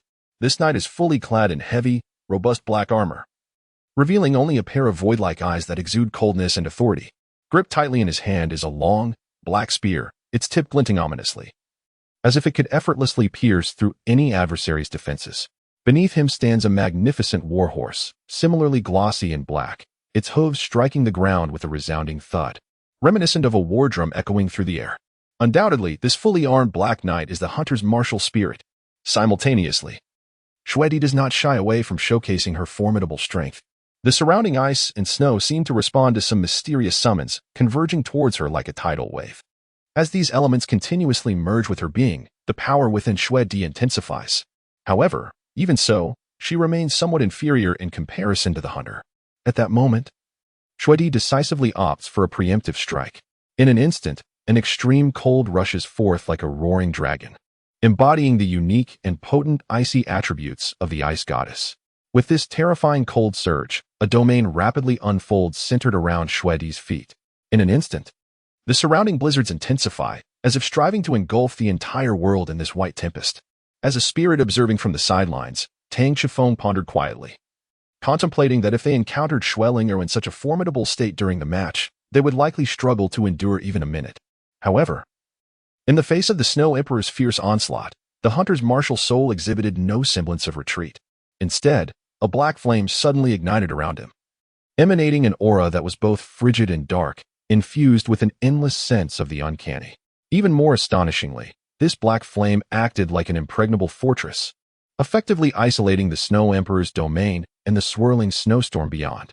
From any vantage point, it was evident that the hunter had firmly subdued the Snow Emperor, clearly indicating that he had come well prepared. The Snow Emperor, wielding her translucent ice sword, stood still, entirely focused on channeling her power into the blade, each surge of energy intensifying the sword's chilling aura. Yet, at this pivotal moment, she appeared relatively vulnerable, as she needed to concentrate all her efforts on executing this formidable attack. The hunter, on the contrary, exhibited remarkable composure, refraining from interrupting the Snow Emperor's charge. Instead, he resembled a mere spectator, silently observing her as she meticulously readied her assault. After a period of anticipation, the Snow Emperor successfully completed her build-up.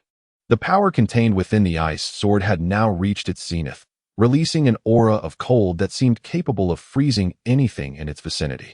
The surrounding space was affected, with a frigid atmosphere permeating the air, causing fine cracks to appear, as if the very fabric of reality might tear apart at any moment. Then, without hesitation, the Snow Emperor swung her ice sword with great force towards the hunter. This devastating strike, imbued with the potential to annihilate, crashed down upon the hunter's martial soul, cloaked in black knightly armor. A sharp sound echoed, as the robust armor was abruptly rent open by the blow. Icy sword energy penetrating through the gash, sending shivers down the spine. However, unexpectedly, in the face of such a ferocious attack, the hunter displayed no inclination to retreat, instead erupting into a wild, mocking laughter. Hee hee ha ha. His laughter reverberated through the air, laced with disdain and derision. Then, With a chilling tone, he declared, "Indeed formidable. But such an assault is still far from sufficient. You think you can slay me? It won't be that easy." As his words faded, black flames suddenly engulfed the knight's armor, swiftly spreading to the massive crack. Under the searing heat, the once shattered armor began to visibly mend, restoring itself at an astonishing pace, as if the previous strike had never transpired. "Ha ha ha. It seems you are utterly incapable of providing me with a true challenge, Snow Emperor. Since that is the case, I must regrettably inform you that I am now inclined to take your life." The words of the hunter were steeped in madness, his laughter echoing ominously around him, sending shivers down the spine. Meanwhile, the once fiercely burning black flames enveloping the dark night seemed to be infused with an immense power, growing ever more ferocious, as if intent on incinerating the entire world. Witnessing the rapidly deteriorating situation, the Snow Empress realized she could no longer remain passive. She quickly brought her hands together in prayer, murmuring incantations, and in an instant, a radiant blue light erupted from her grasp. In the blink of an eye, an astonishingly vast and terrifyingly potent ice element began to coalesce under her command, resembling a colossal meteor descending from the heavens, hurtling with tremendous force towards the hunter. Yet, in the face of such a fierce assault, the hunter merely stood his ground, unfazed, slowly raising an arm. In an instant, a swirling, pitch-black tornado of flames materialized from thin air, swiftly entwining the gigantic ice meteor. A series of sharp, crackling sounds erupted as the seemingly indestructible ice element began to dissolve and disintegrate upon contact with the black flame vortex. Within mere moments, the once formidable ice element had vanished entirely, leaving no trace behind. Moreover, the dark fire tornado did not relent after annihilating the ice meteor. It continued its menacing advance towards the Snow Empress. In the blink of an eye, she was engulfed by the terrifying black fire vortex, and when the flames subsided, only the battered form of the Snow Empress remained, her body seemingly diminished, her once fair skin marred by numerous burns.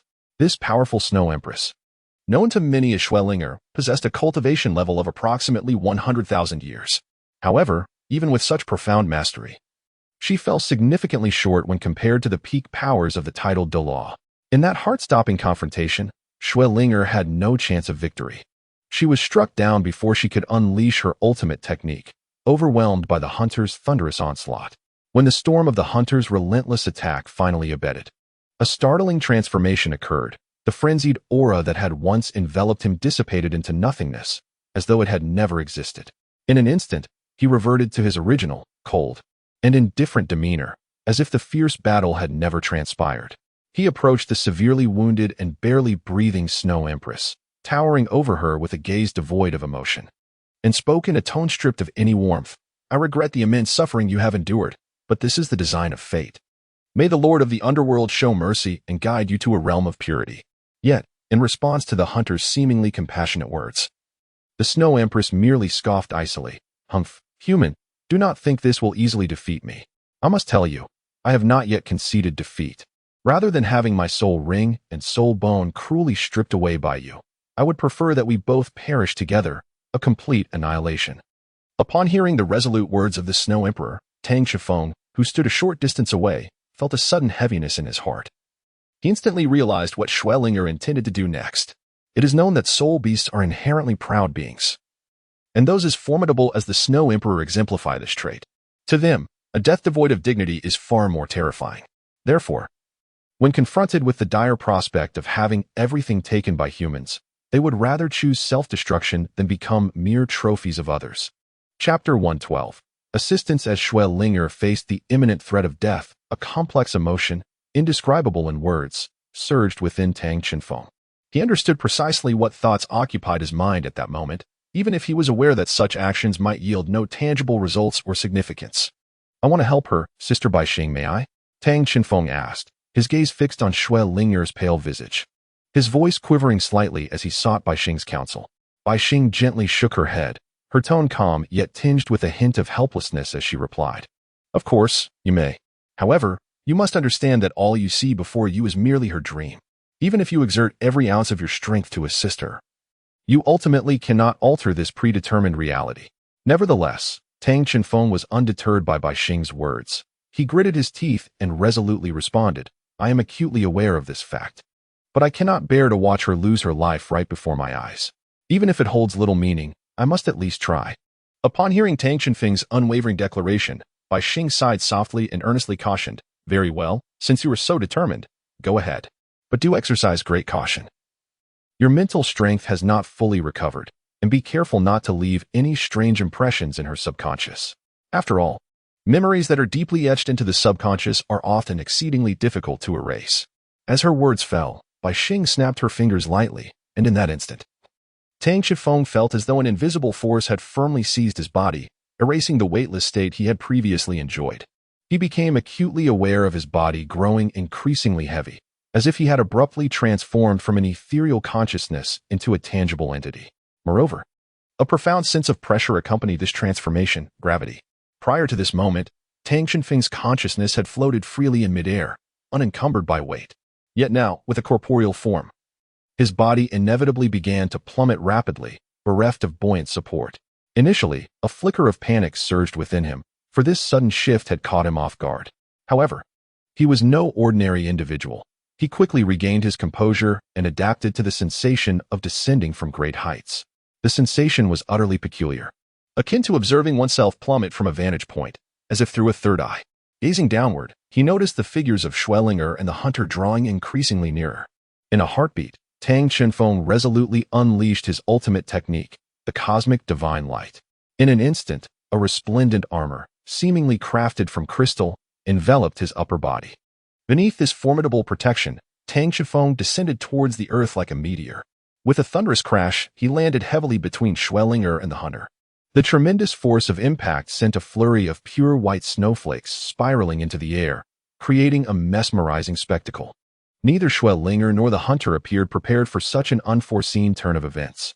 In that fleeting moment, both seemed momentarily stunned and sluggish in their reactions.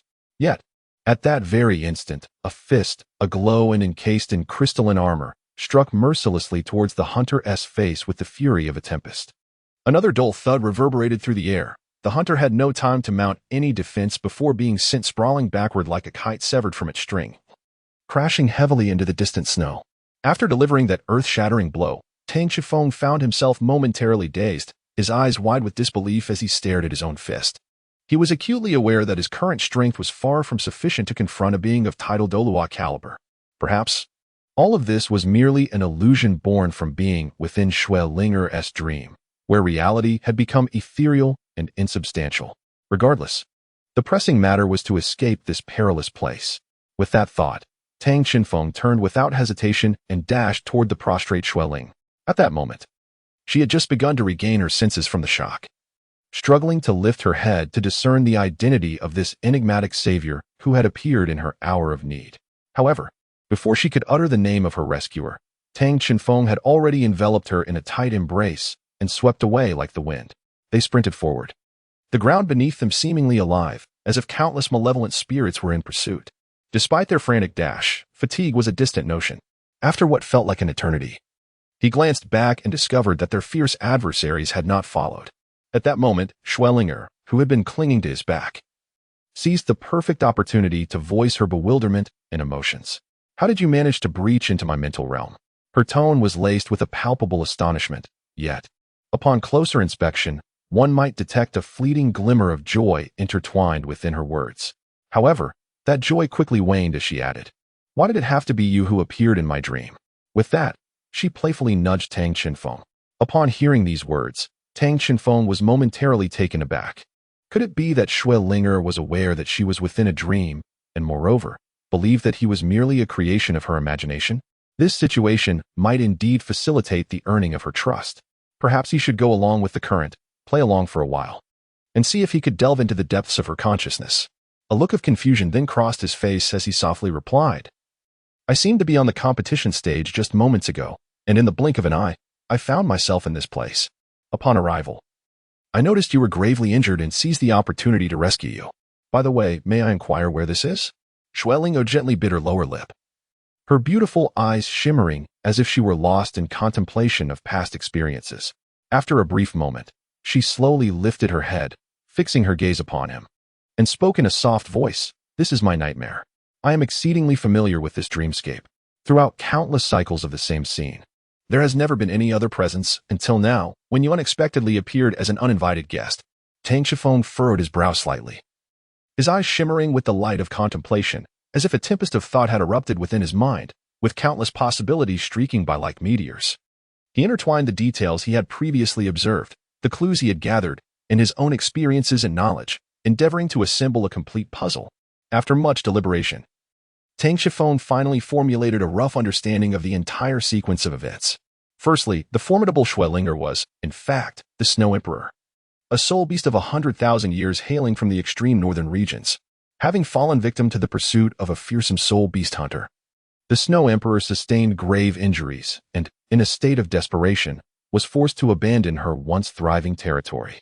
However, faced with the dire threat of death due to her severe wounds, she chose to transform into human form to prolong her existence and ultimately became the well-known Xuelinger. In this light, many questions seemed to find resolution, yet some perplexities remained. For instance, the scene of the recent battle revealed that Xuelinger appeared determined to perish alongside her hunter, embracing a resolve of mutual destruction. Logically, under such circumstances, she should not have contemplated surviving. Moreover, the likelihood of her successful escape was exceedingly slim, even if she miraculously evaded death, having endured such tribulations. She ought to harbor deep-seated hatred and resentment towards humanity. How then could she willingly step into the human world and integrate herself into a new life? What other undisclosed secrets and motives lay hidden beneath the surface? Tang Shifeng felt as though he were shrouded in a thick fog, having glimpsed mere outlines of the truth, yet realizing that the path to clarity would be long and arduous. Meanwhile, as Tang Shifeng engaged in his mental odyssey, Xuelinger, having concluded her explanations, reverted to her icy demeanor and remarked, "Enough. There is nothing here that requires your presence. You may leave now." Tang Shifeng immediately replied, "No, I am determined to assist you. At the very least, I will escort you out of this place." Xuelinger, her tone growing increasingly impatient, retorted, "Why are you so insufferable, even in my dreams, just as you are in reality, always meddling in matters that do not concern you?" Subsequently, Xuelinger spoke to Tang Shifeng in a commanding tone, declaring, "As the sovereign of this spiritual realm, I command you to depart." Tang Shifeng suddenly felt an overwhelming surge of spiritual power assailing him. In this realm of consciousness, Xuelinger reigned supreme, wielding control over all that she deemed manipulable. At this moment, she desired nothing more than for Tang Shifeng to depart immediately. However, despite perceiving the oppressive spiritual energy surrounding him, Tang Shifeng seemed unscathed, possessing the ability to reject its influence. What could be the reason for this? Just then, the melodious voice of Bai Xing resonated once more. "You must understand. This so-called dreamscape is, in essence, a chaotic and highly unstable realm of the mind. In such a peculiar space, the one with the more formidable spiritual force will inevitably exhibit greater prowess. From my perspective, your classmate's spiritual power can never hope to rival your own consciousness. Should she attempt to forcibly expel you, she may very well suffer a backlash." True to Bai Xing's words, when Xuelinger issued her command, an astonishing scene unfolded. Tang Shifeng remained utterly unaffected. In stark contrast, Xuelinger's own mental realm endured a violent upheaval. She staggered back a few steps, clutching her forehead as if struck, while the dreamscape around them twisted grotesquely, as though being mercilessly kneaded by an invisible hand, becoming disordered and fragmented. Amidst the increasingly distorted dream, peculiar phenomena began to surface. The environment morphed back into the original hunting grounds, and the hunter, previously shed from their pursuit, reappeared before them like a specter. However, perhaps due to the dream's instability, his form had become entirely warped, yet his target remained Xuelinger. The distorted Black Knight emerged like a demon from the abyss, unleashing a spine-chilling and terrifying assault. A colossal black dragon of flame roared forth, imbued with inexorable destructive power, resembling a ferocious beast with its gaping maw lunging directly towards Xuelinger. At that moment, Xuelinger, having just endured a fierce backlash of spiritual energy, remained in a daze, her eyes clouded and her body sluggish, clearly unable to evade the impending lethal strike. Desperation gripped Tang Shifeng's heart. He thought urgently, "I must flee once more." Without hesitation, he scooped up Xuelinger, preparing to deploy his agility to escape this perilous situation. However, just as he was about to move, the cunning and agile hunter materialized before him like a wraith. Clutched in the hunter's hand was a spear entwined in black flames, its tip shimmering ominously, as if capable of piercing through any obstacle. In a flash, he thrust the spear forward, aimed directly at Xuelinger and Tang Shenfeng's embrace. At the critical moment, with his keen reflexes, Tang Shenfeng decisively unleashed his ultimate skill, the Celestial Radiance. In an instant, a layer of resplendent armor materialized out of thin air, shimmering brilliantly. Tang Shenfeng abruptly turned, bracing his back against the fierce assault of a long spear engulfed in roaring black flames. With a resounding crash, the powerful impact forced both parties to stagger backward several steps, creating a considerable distance between them. At that moment, Xuelinger, tightly held in Tang Shenfeng's embrace, finally came to her senses. A sudden flush of crimson spread across her previously pale cheeks, quickly enveloping her entire delicate face. Then, in the next instant, as if awakening from a dream, Xuelinger forcefully broke free from Tang Shenfeng's warm and sturdy hold. Her movements were marked by urgency and determination, as if she sought to escape the uncomfortable and embarrassing situation immediately. Witnessing Xuelinger's reckless behavior, Tang Shenfeng could not help but call out anxiously, "Do not run around. It is very dangerous here." His voice was filled with concern and worry, yet at that moment, Xuelinger was too overwhelmed by her embarrassment and anger to heed his words. With her face flushed and her eyes sparkling with indignation, she retorted vehemently, "I do not need you meddling in my affairs." With that, she attempted to distance herself further. Upon witnessing the scene, Tang Shenfeng felt an urgent pang in his heart and hastily attempted to dissuade Xuelinger. However, before he could utter a word, an overwhelming sense of helplessness surged within him, causing his body to tremble uncontrollably. Suddenly, his legs gave way, and he collapsed onto the cold, hard ground with a thud. At that moment, it dawned on him that after a series of intense actions, his once replenished mental energy had likely been entirely depleted. The significant reduction of his spiritual power rendered his existence in Xuelinger's consciousness remarkably frail. Hearing the sound of a heavy object falling behind her, Xuelinger instinctively halted and turned to look. Upon seeing Tang Shenfeng's pale visage as he knelt there, on the verge of collapse, her heart jolted, and her earlier indignation evaporated in an instant. She quickly turned and rushed towards him, eager to uncover the cause of his distress. Meanwhile, the once serene environment began to visibly shift and distort at an alarming rate. Snow and wind cascaded down, the earth trembled violently, and the sky appeared to slowly unravel, plunging the entire world into chaos. Clearly, Xuelinger's dream was on the brink of total collapse.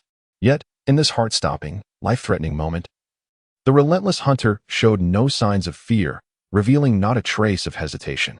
With astonishing speed, he dragged his contorted form towards Xuelinger, like a specter aiming to consume her in one fell swoop.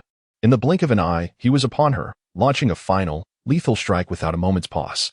The pitch-black spear gleamed ominously, radiating a chilling aura as it lunged directly towards Xuelinger, poised to mercilessly pierce her fragile body. Just as the spear was about to strike, a figure surged forth like lightning, positioning itself in front of Xuelinger. It was none other than Tang Shenfeng. Fearlessly, he spread his arms wide, resolutely shielding her with his own flesh and blood against the deadly thrust. The dark spear, glinting with a sinister light, drove fiercely into Tang Shenfeng's chest. In an instant, blood erupted like a fountain, staining the ground around him. The spear, akin to a ferocious serpent, plunged with blinding speed into his torso, ruthlessly piercing through. An indescribable agony swept over him like a tidal wave, invading every inch of his skin and every nerve with its torment. It felt as though the world had suddenly darkened, collapsing around him in that very moment. This suffering surpassed anything he could have ever imagined. He never anticipated such vivid and intense pain within a dream. With a dull thud, Tang Shenfeng's towering form fell heavily to the ground, akin to a grand edifice stripped of its support. His body convulsed slightly, and his consciousness began to fade. Standing not far away, Xuelinger was taken aback by this sudden turn of events, her face paling in shock and disarray. She widened her eyes, staring blankly at Tang Shenfeng, who lay amidst a pool of blood, momentarily at a loss for what to do. It seemed she was indeed a person of hidden warmth beneath a cold exterior. At least, I suppose I have contributed in some way, Tang Shenfeng thought silently, clinging to the last remnants of his awareness.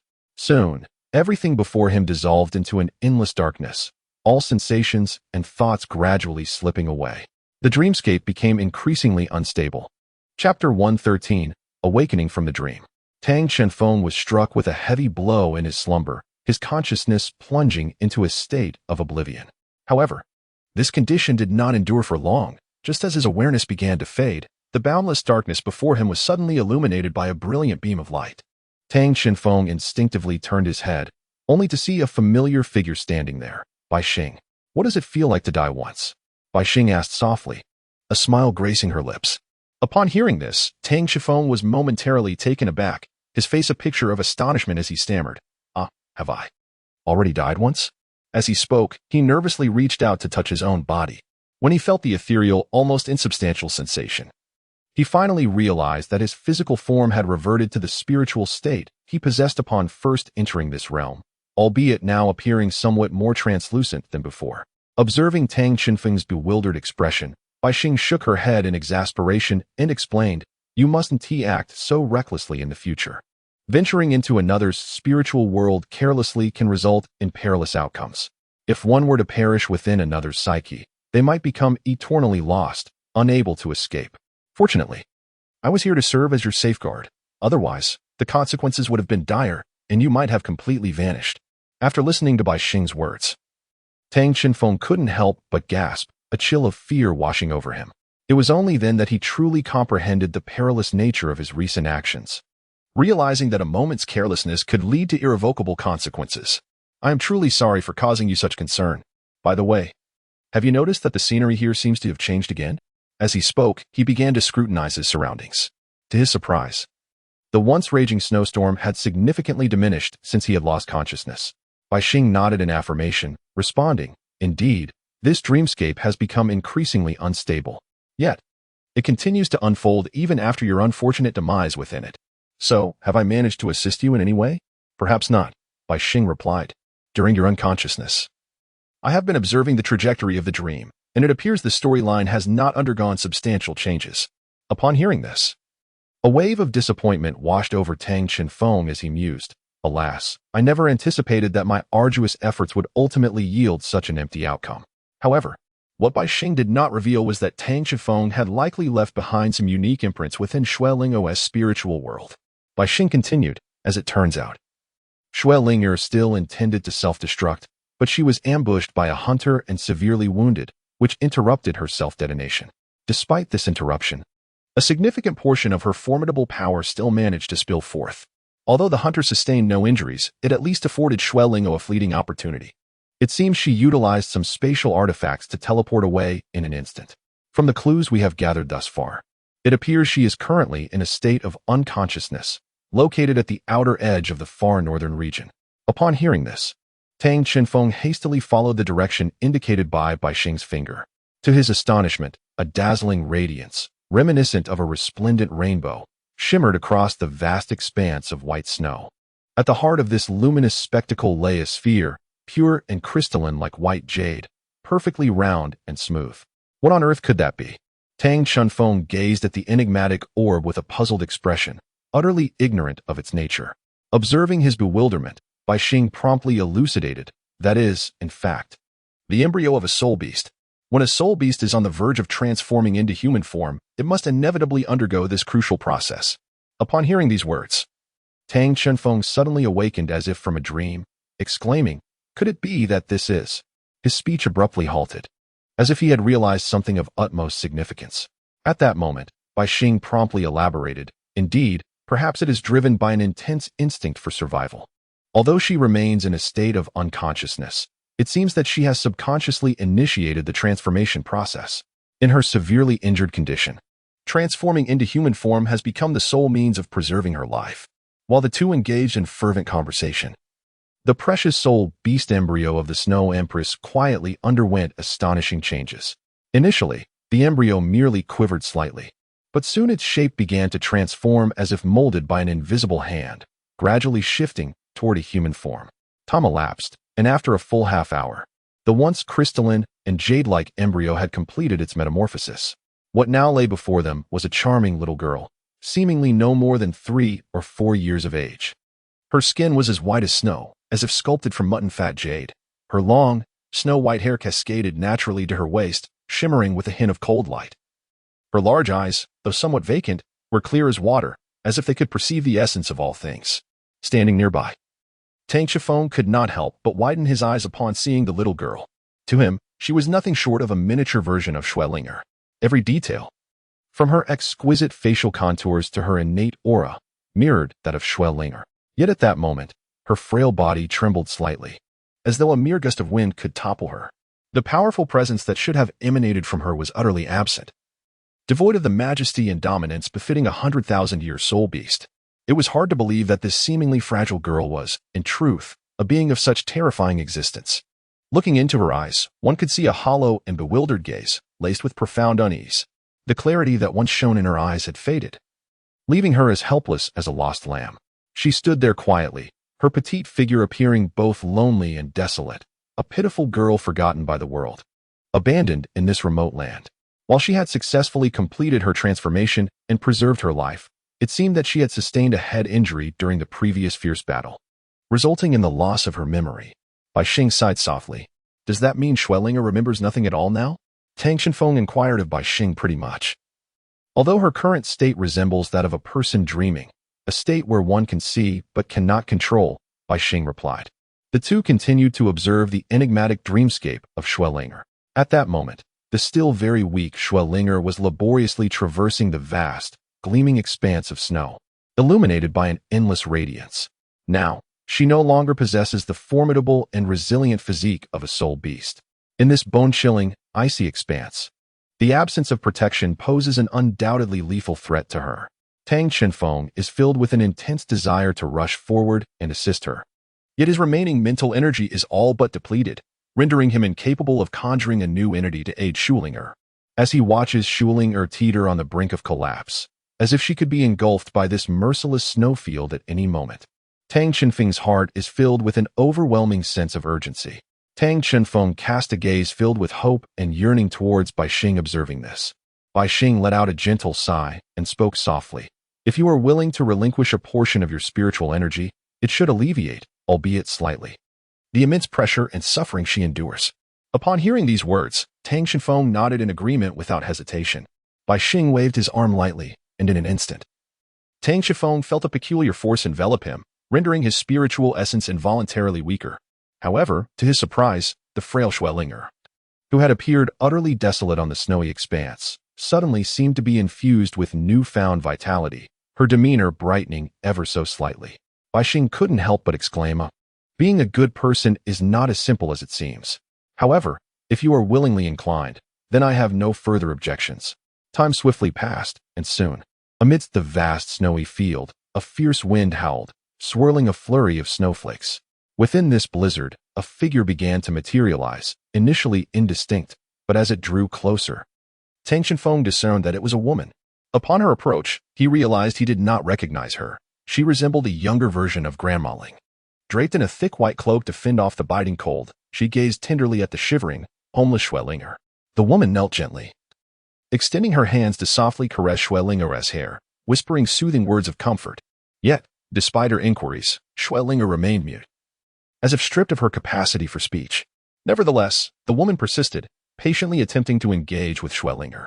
After a series of unfruitful attempts, the woman slowly rose, taking Xuelinger's frostbitten little hand, guiding her step by step out of the frigid snowfield. In the subsequent dream, Tang Shenfeng felt as though he were immersed in an ethereal realm. Gradually, familiar faces began to appear before him, including the young Xue Tianbing and Xue Mengbing. Through his observations within this dream, Tang Shenfeng gained a deeper understanding of this family, and he also learned of the harrowing incident that transpired during Xuelinger's soul awakening. So, this is how it was. Tang Shenfeng mused inwardly, recognizing that while he was aware of Xuelinger being a 10,000-year-old soul beast transformed into human form, he had not anticipated that her journey would be so convoluted and intricate, far surpassing his previous imaginings. This revelation deepened his sympathy for Xuelinger and made him aware that comprehending her past pains and tribulations would be a crucial step towards forging a more profound bond with her. Just as Tang Shenfeng was lost in contemplation, Bai Xing suddenly interjected, "Her dream is on the verge of collapse and can no longer be sustained. It is time for you to return to the real world. The dream is about to awaken." As Bai Xing concluded, the surrounding world began to dissolve into a surreal haze, yet simultaneously felt more tangible than ever. The two individuals stirred from their slumber almost in unison. In that fleeting moment, it seemed as though time itself had come to a standstill, with only their breaths resonating in the stillness of the air. The room in reality lay in serene silence. Just as this extraordinary dream reached its conclusion, they opened their eyes almost simultaneously, their gazes intertwining. Schwellinger furrowed her delicate brows, one slender hand gently resting upon her forehead, her beautiful eyes reflecting a profound anguish. She fixed her gaze intently upon Tang Chifeng, her expression brimming with confusion and astonishment. With her ruby lips slightly parted, she questioned him, her voice quivering with emotion. "How on earth did you trespass into my dream?" Tang Chifeng's heart trembled, yet he feigned composure, attempting to maintain an air of ignorance. He hastily retorted, "What nonsense are you spouting? Are you perhaps haunted by a nightmare?" Schwellinger let out a cold snort, clearly unconvinced by Tang Chifeng's feeble pretense. Her gaze was piercing, locking onto him as she slowly articulated, "Do not attempt to mislead me. I have experienced countless identical scenes in this dream, with never a hint of variation. Yet today, you have inexplicably appeared. Even if all this might not be tangibly real, the impact and backlash on my mental energy are undeniably genuine and beyond question." As Schwellinger's frigid words descended like delicate snowflakes, Tang Chifeng was instantly engulfed by an overwhelming wave of murderous intent, as piercing and relentless as the chill of midwinter. This aura seemed capable of freezing one's very soul, causing Tang Chifeng to shudder involuntarily. At this moment, he understood all too well that the situation had escalated to a point where he had little room left to argue or explain. Confronted by this seemingly fragile yet profoundly powerful and enigmatic woman, any lies or excuses would likely be unmasked in an instant. Tang Chifeng hesitated momentarily, but ultimately steeled himself. Realizing that since he had come this far, further concealment would only exacerbate the situation. It would be far better to lay everything bare and reveal the entire truth. Perhaps it would even lead to a glimmer of hope. Thus, he took a deep breath, raised his gaze to meet the beautiful yet icy eyes of Schwellinger, and slowly spoke. "Very well, I confess that I indeed entered your dream. Within that realm, I witnessed your undisclosed past and the deeply concealed truth of your identity. Moreover, I remember every single dialogue and scene that transpired in that dream vividly." However, as he spoke, Tang Chifeng still avoided addressing certain pivotal topics. Schwellinger appeared utterly unprepared for Tang Chifeng's candid admission, leaving her momentarily stunned. Her previously trembling form, fueled by anger, came to an abrupt halt, and her exquisite visage transformed from shock to an impending fury. Yet, at that moment, the unforgettable image of Tang Chifeng selflessly stepping forward in her dream, shielding her from a fatal shot, flashed through her mind like a bolt of lightning. This sudden recollection swept over her fiery heart like a gentle spring breeze, soothing the once raging flames of her anger, if only slightly. Strange, why do these images keep surfacing in my mind? And why do I feel less angered? Have I formed too deep an impression of him? Schwellinger murmured to herself, cradling her head. Synopsis: he is a child of the stars and the universe. Yet to foster his growth, the cosmos could only send him to the surface, far from the celestial skies. Alongside his companions, he would gaze at the heavens, yearning for his martial soul to possess the ability to carry them into the sky city. Yet unbeknownst to him, his future would transcend the confines of a mere illusory sky, destined for the starry expanse and universe that rightfully belonged to him.